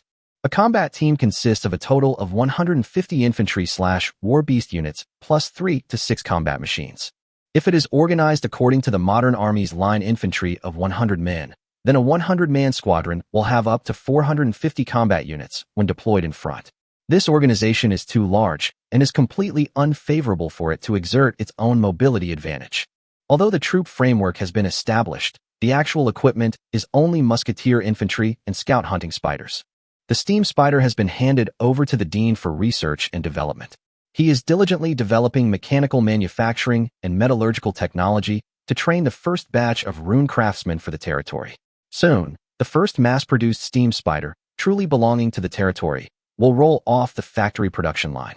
Steam spiders will replace ordinary logistics teams, carrying supplies and accompanying the team through various terrains, while also carrying various artillery pieces to accompany the troops. At the same time, after equipping mechanical units, each company will have a mechanic team dedicated to repairing mechanical units. It will still take some time for technological research and development, but it is imperative to start exploring. The expeditionary forces buildings have been completed, so let's put these troops into actual combat and improve their training while doing so. After his promotion, Ji-Lin looked at the 4th Era Forum. The total number of members of the 4th Era Forum has not exceeded 10,000 so far, which is good news for him. The pressure of war on him was not as great as it was later. In the process of development, they will not only encounter lords, but also invasions from indigenous people who come from nowhere. Ji-Lin turned his gaze to the officer in front of him who was teaching the recruits how to acquire the scout hunting spider that was following him. Each team dispersed, with the team leader leading the team to find the corresponding scout hunting spider. Ji-Lin randomly selected a group to follow them. The selected officer tried his best to suppress his emotions, but even so, Ji-Lin could see his hands trembling slightly due to nervousness. The method of taming hunting spiders is very simple. The hunting spiders here have lived with humans since birth and are quite friendly to humans, as long as you put food in front of them. The officer raised his hand, holding a piece of translucent gel. Ji-Lin recognized that it was the food gel that the system converted from ordinary food. It was also the food that the territory initially used as a makeshift food. It only lasted for a short period of time before entering the real agricultural era. They rely on farming for food. The officer found a scout hunting spider lying on the ground basking in the sun. Its body and shell were larger than those of an ordinary hunting spider, and placed the gel block in front of the hunting spider. The curled-up scout spider smelled the aroma of food, climbed up from the ground, opened its pincers, and pushed the gel block in front of it, then split it into small pieces and crushed it with its giant pincers. This food, which is converted into gel by the system, is an excellent food for hunting spiders. It contains water and sugar and is extremely easy to digest. Huntsman spiders are fed only easily digestible gels that prevent these large spiders from choking to death due to indigestion. The officer leaned down calmly and gently stroked the hunting spider's head. The latter was only focused on finishing the food in front of it, and from time to time swallowed some grass along with the gel into its stomach. After it finished eating this small piece of food gel, it raised its spider head and stared at the officer with its 8 big, shining eyes. It did not move away and comfortably enjoyed the officer massaging its shell. The officer stood up and looked at the recruits standing behind him with expressions of respect and surprise. Hunting Spider also stood up and looked around vigilantly. Remember, when it fights with you, it is your comrade. You cannot abuse it, and we do not welcome soldiers with serious violent tendencies to join our team. The officer cleared his throat. Okay, that's it. Each of you find a hunting spider and have it follow you to me. You can get the food gel from the food warehouse in the center of the ranch. The time limit is 1 hour. Chapter 197 Territory Work and Recognition. After inspecting the army, Ji-Lin returned to the city hall to handle official business. Only after finishing his official business could he leave the territory with peace of mind and start the development plan. It's not just the land and buildings that need to be cleaned up, but also the people. The final statistics are out. After medical assistance from the territory, Although no one died in this era promotion, 300 people suffered minor injuries of varying conditions. 23 people in the territory suffered injuries beyond minor ones due to work, and 3 people in the territory were permanently disabled due to work accidents. They are all warriors who are brave enough to carry sandbags and fill the sandbags that are collapsed by the flood when the flood peak arrives. 2 lost an arm and 1 lost a leg. Their broken limbs were washed away by the river and disappeared, and they themselves only saved their lives because their bodies were tightly tied with ropes. The key point is what to do with these 3 disabled people. Everyone is paying attention to them vaguely, and no one can guarantee that they will not be accidentally injured. Ji Lin's statement as the Lord is particularly important. Regeneration of severed limbs is feasible in this world. The holy city has the technology, but the territory cannot afford the price. The territory will not be able to afford it for a long time. But we can't let the people feel disheartened. He decided to purchase specially made prosthetic limbs for these disabled people. The price was a little expensive, but they would be much more comfortable to use than rough wooden prosthetic limbs. These disabled people could live in the newly built houses without having to do any work, and their services would be provided for by the territory finances. The injured were also funded by the territory's financial resources to seek medical assistance from the bishop to prevent their injuries from worsening and infection. Ji Lin rubbed his eyebrows and suddenly missed Guay Yu and Alicia. It was really tiring to manage everything by himself. If he has someone to accompany him, his passion for work will be greatly enhanced. Sometimes Ji Lin feels that he is still an ordinary person. He is very clear that it is impossible for him to become a saint. He just tries his best. Continue to check the report that Chi Chongshan compiled for himself. Citizens who have made contributions in the autumn harvest and flood relief efforts can be allocated a house to live in.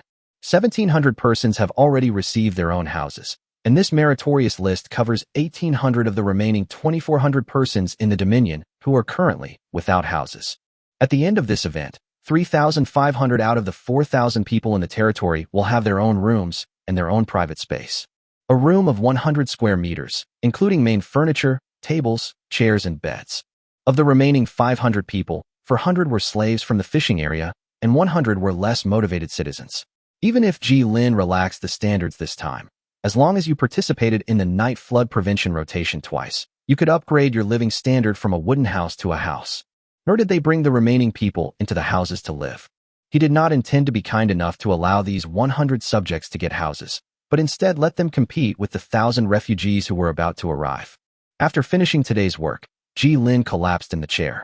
The winter sun was less scorching, allowing people to experience a rare sense of warmth from the sun. Old Lee limped to the front of the stage with the help of a crutch and looked at the wooden platform built in front of the City Hall square. He felt a little emotional. When he first came to this not-so-developed territory, the Lord also stood on this kind of wooden platform, announced the laws of the territory to them, and made them official citizens of the territory. Months passed, and the territory prospered at a speed beyond his imagination. Beautiful, neatly arranged houses were built row after row. The clatter of blacksmiths and the shouting of carpenters never ceased. Every time he went to work, he passed by the newly built sugar factory. The brown sugar tasted truly delicious. There was also a winemaking workshop, and he could smell the faint aroma of wine from time to time. But the man laughed and told him that what he smelled was just the smell of koji, and broke off a small piece for Lao Li to try, as these were the leftovers after the wine was brewed. Old Li took a sip, and it was sour with a slight taste of alcohol. They were nowhere near wanting to drink. There are also those transparent crystal-like ones hanging in front of the beautiful wooden houses.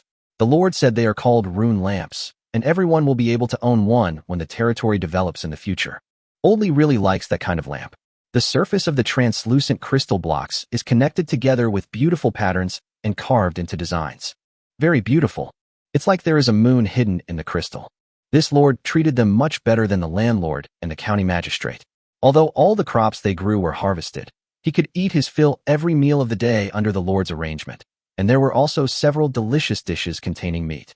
If he was not full, he could even have more rice. Even though he is now disabled due to injury, he still comes to visit him in person, a man who has lost his ability to work, and tells him personally that he can get special prosthetic limbs and be able to eat full meals every day without working for the rest of his life. There was also the territory's affairs officer who often worked with them and invited him to participate in the commendation event. This made Lao Li feel flattered. When he arrived at the scene, he saw 2 people who had suffered lifelong disabilities like himself.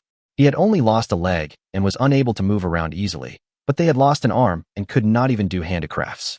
He recognized one of them. He was an expert at weaving straw, even making birds out of it. Now he had lost an arm. But Old Lee could still see the smile on his face, and his depressed mood due to his broken leg had improved a lot. The territory was not rich, and everything was simple and made do. There were no colorful flowers or decorations, only a piece of red cloth with the words, Workers' Commendation Conference, written in yellow letters on it. A temporary wooden platform with 3 rows of chairs was placed below it for the territory's affairs officers and team members to use at the beginning of the commendation meeting. The 3 of them were seated in the second row, while the first row was occupied by the territory's affairs officer, a high-ranking priest, a bishop, and an elf. The Lord first briefly explained to them the future planning and development direction of the territory, including increasing the agricultural area of the territory, planting crops, setting up a variety of food processing workshops, establishing trading posts with cities, conducting direct transactions of diversified commodities, and so on. Old Lee didn't understand either, but the 3 words the Lord said left a deep impression on him.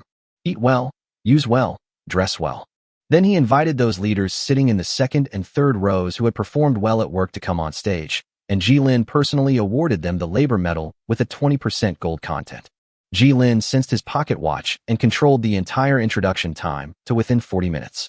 I thank the people of this territory for their tireless work day and night to combat the floods. I also thank you for your stewardship and assistance. The territory has demonstrated unprecedented unity in the face of this natural disaster. I hope to erect a monument to commemorate your hard work. Jilin said to everyone. What is the name of this monument? Suddenly someone asked him a question. Jilin looked at the audience and the eager eyes of the people below. Let's call it a monument, a memorial to all we have given to this territory, a place we created together. He replied gently but firmly. Chapter 198 Sprouting. Look, the elf lady put her hands on her hips and led her lord to a large tree with a wide crown. Jilin looked at her in confusion, and it took him a long time to react. Wait, you mean, this is the world tree? Jilin looked at the elf lady and nodded vigorously. The light-colored elf could not hide the excitement in her heart. Gazed at the lush green plant in the yard, as tall as the house, its canopy stretched out to its fullest. A gentle breeze rustled through the treetops, and the world tree responded with a rustling sound. It controlled its body, avoiding touching the cultivated fields around it. The crops around it didn't wither from being blocked from the sun. Instead, they seemed to flourish. I felt a little surprised. When he first saw this plant that looked like a big banyan tree from a distance, he felt that it was a beautiful plant that the elf lady was passionately cultivating. After she came to the territory and lived a stable life, she stayed in her residence every day to think about how to cultivate plants. Every official in the territory received potted crops from her. One day when he went to work, he saw a pot of green plants placed at the door of his office, with a blessing message written in the elf's delicate handwriting on the plant. Even the newly arrived bishop received a green plant from her. Jilin looked at the world tree and could vaguely feel the vibrant light green atmosphere surrounding the tree. As the times progressed, he hadn't expected to have such an unexpected gain. He called up the system and observed the interface. He called on the system to assist in observing the data of the plant-shaped building in front of him that belonged to the territory. World Tree Seedling, Growth Stage, Level 1, Unknown Lineage. Territory Only. Special Plant Building. Territory Plant Output plus 5%. All plants in the territory have a 1% chance of increasing production. Lineage Bonus Not Unlocked. Tree Guardian, Fauna. Output Unlocked. It's young, but it's already taking root here. It was very strange, but Jilin didn't know what factors caused it to sprout. It suddenly sprouted and took root in the territory. The elf lady didn't know either. If she knew, she wouldn't have carried around a seed of the world tree for so long, and it was still in the state of a sapling. In any case, this world tree took root in the territory and began to provide bonuses to the entire territory. This isn't a limited bonus like the mill or church, but a global bonus that applies directly to the entire territory. Not only the plants in the territory's farmland, but also the plants in the wild will benefit from this output. The world tree itself will also produce special products of its own lineage, but the output of this world tree has not been unlocked yet. A 5% global plant output bonus is quite amazing. His newly built seaweed farming area can also enjoy the crop output bonus provided by the world tree. The moistening radius of the Church of the Goddess of Life is 5 kilometers, about 120,000 acres of land. Of course, it is actually impossible to completely cover so many acres of land, but 100,000 acres is quite good. Although it does not reach the fishing area on the coast, it is more than enough to cover the entire agricultural area. Jilin walked forward and pressed his fingers against the bark. The bark of this tall world tree was not like that of an old tree, weathered and roughened by time. Instead, it was as soft as a newborn seedling. In his previous life, he had heard that the world trees in other territories produced spell materials, rare plants, and some world trees could directly hatch elves. Each fully developed world tree is equivalent to an immobile official who can assist the territory in its work, and they will eventually hatch their own thoughts. I don't know what type of world tree this is in his territory. After seeing the world tree that was determined to grow in the territory, Miss Elf was very happy. She finally found a piece of soil for the world tree to germinate. Jilin was also very happy. Not only did he save a lot of money to help Miss Elf buy land in the Holy City, but he could also tie Miss Elf up in the territory to help him work. Even this world tree could provide a considerable bonus for the territory. At the invitation of the elf lady, Jilin tasted the tea she had just brewed. He clearly remembered that there was no tea in the territory. Moreover, the appearance of this leaf seemed quite familiar to Jilin. The source energy flowing in his body became more active, and his control over them became more sensitive. The elf lady coughed twice awkwardly, not intending to keep Jilin in the dark, and pointed to the big tree outside, the world tree. Jilin almost spit out a mouthful of water. In the cup, the young, slender leaves floated and clashed in the emerald green tea. They looked just like the leaves of the sapling that Jilin had first seen in the Holy City, only these were even younger and more slender. The elf lady touched the tip of her nose and explained to Jilin that it was not she who took the initiative to pick the tender leaves of the world tree. It gave it to me on its own initiative, saying that these young shoots were nothing more than excess energy accumulated from daily sun exposure. Produced by the world tree from Miss Elf, the tender leaves of the world tree. This was the first time in his 2 lives that he had tasted this extremely special product. After all, this world tree belongs to her, and these tender leaves are also gifts from the world tree to Forna, the tree protector. It is too much for him to forcibly seize the tender leaves produced by this world tree. The elf lady shook her head under Jilin's gaze. No more. You take a cup, I take a cup, and that's all the tender leaves it can produce in a day. After drinking tea and chatting for a while, Jilin walked out of Miss Elf's house and stretched comfortably. Looking out over the fields, tender seedlings were beginning to sprout from the reddish earth.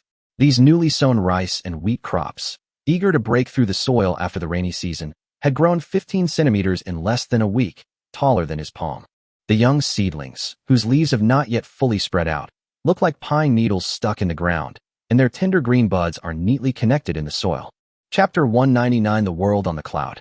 The soldier in gray uniform passed through the portal, stepping onto the soft, crisp grass. Jilin surveyed this vast world above the clouds. Here, there were green fields like his own, lush trees, and a flowing river. Within his sight, he could see several unique plants swaying across the plain.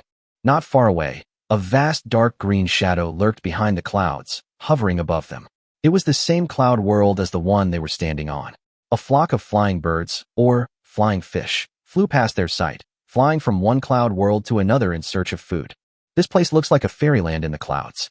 The officer following Jilin waved his hand and asked the soldiers who were on guard with muskets to set up a temporary camp. Jilin has finished arranging all the work in the territory again. The number of newly added spellcasters in the territory is still being verified by the officials. The number of 4,000 people cannot be verified in a short time. This third-level bloodline purification finally brought significant benefits to the territory management. All of his hero units had awakened a weak, but still effective, element talent. There was also an additional talent that affected each individual. After 3 eras of bloodline purification, his hero units could finally gain bonuses beyond experience gain and physical strength.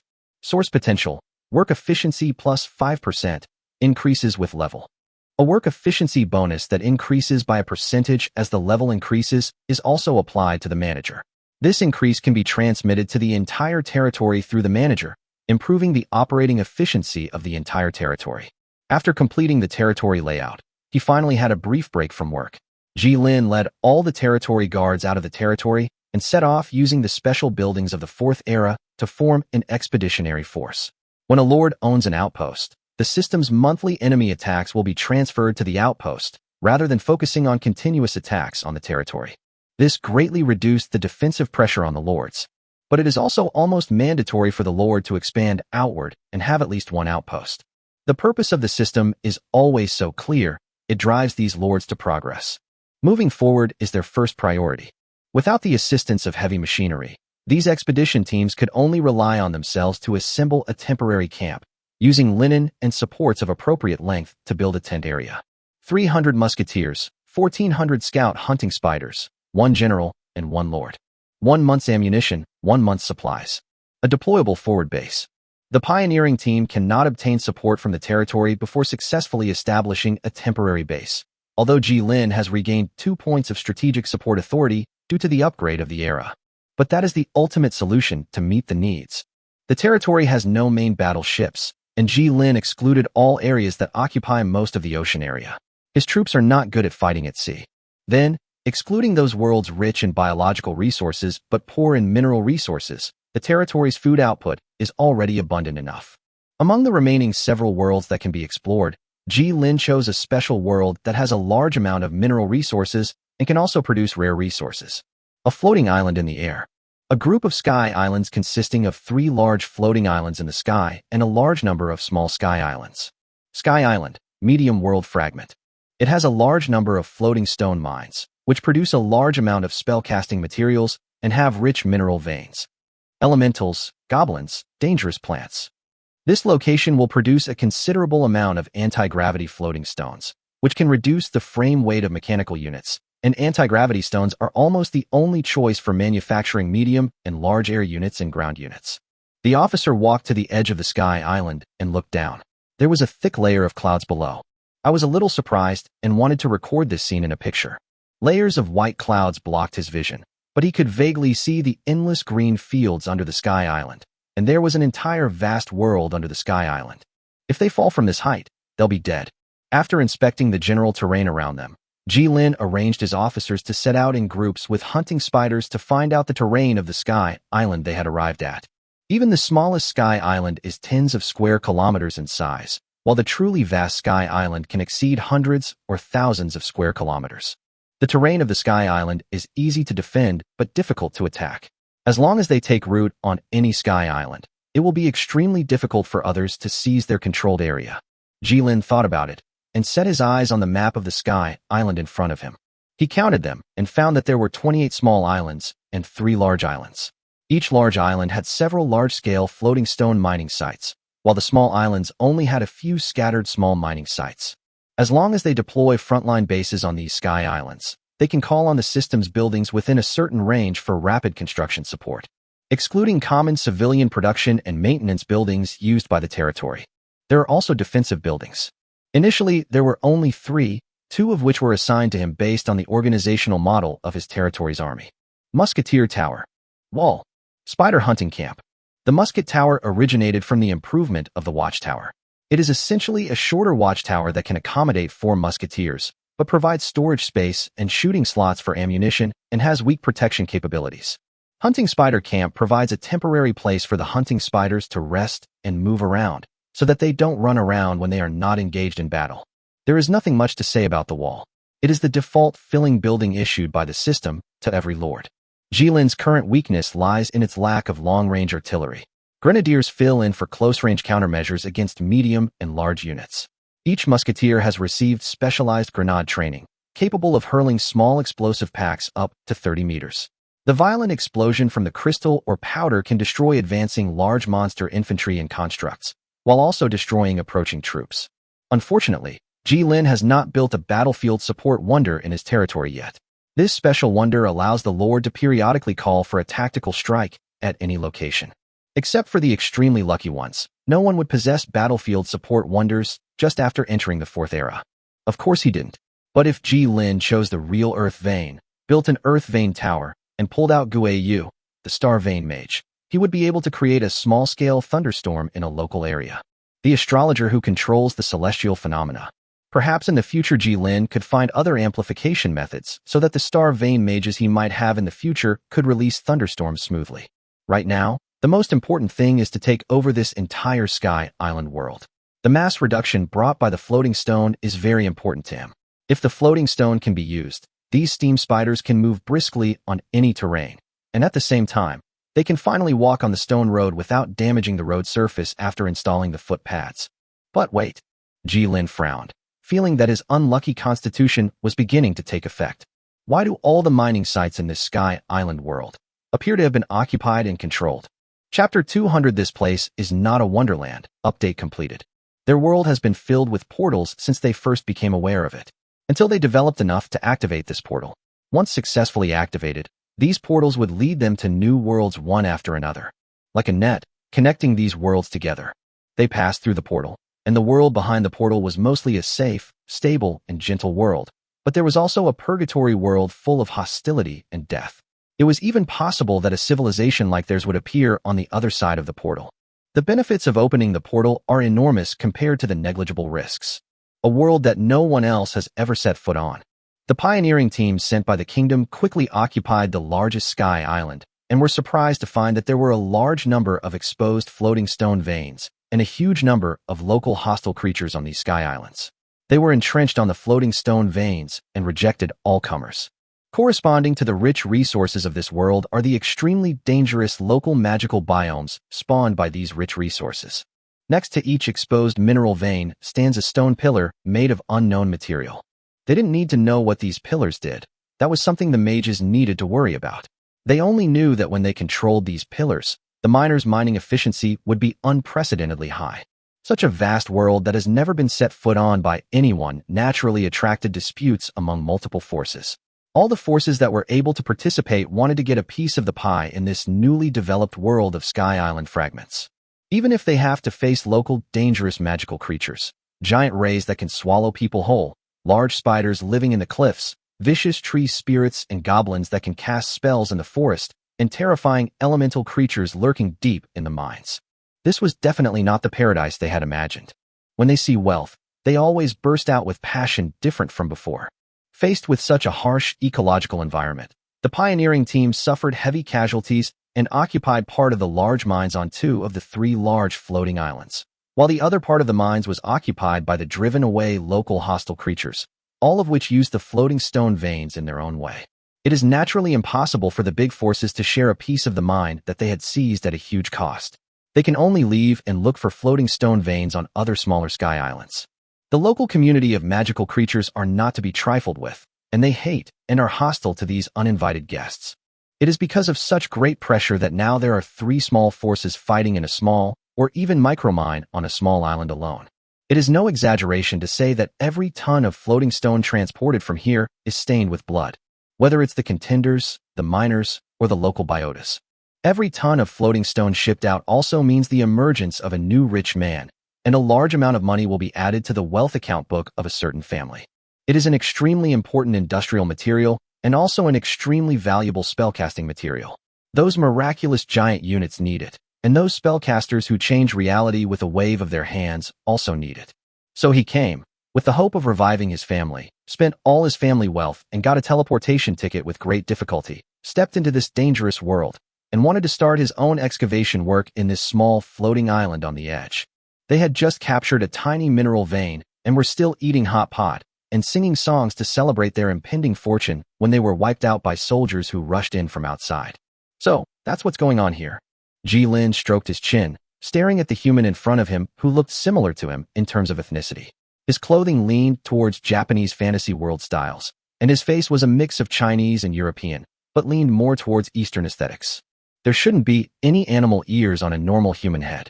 Ji-Lin's eyes fell on the small group of pioneers kneeling in a row. They all had ears of different animals, and some even had a long tail.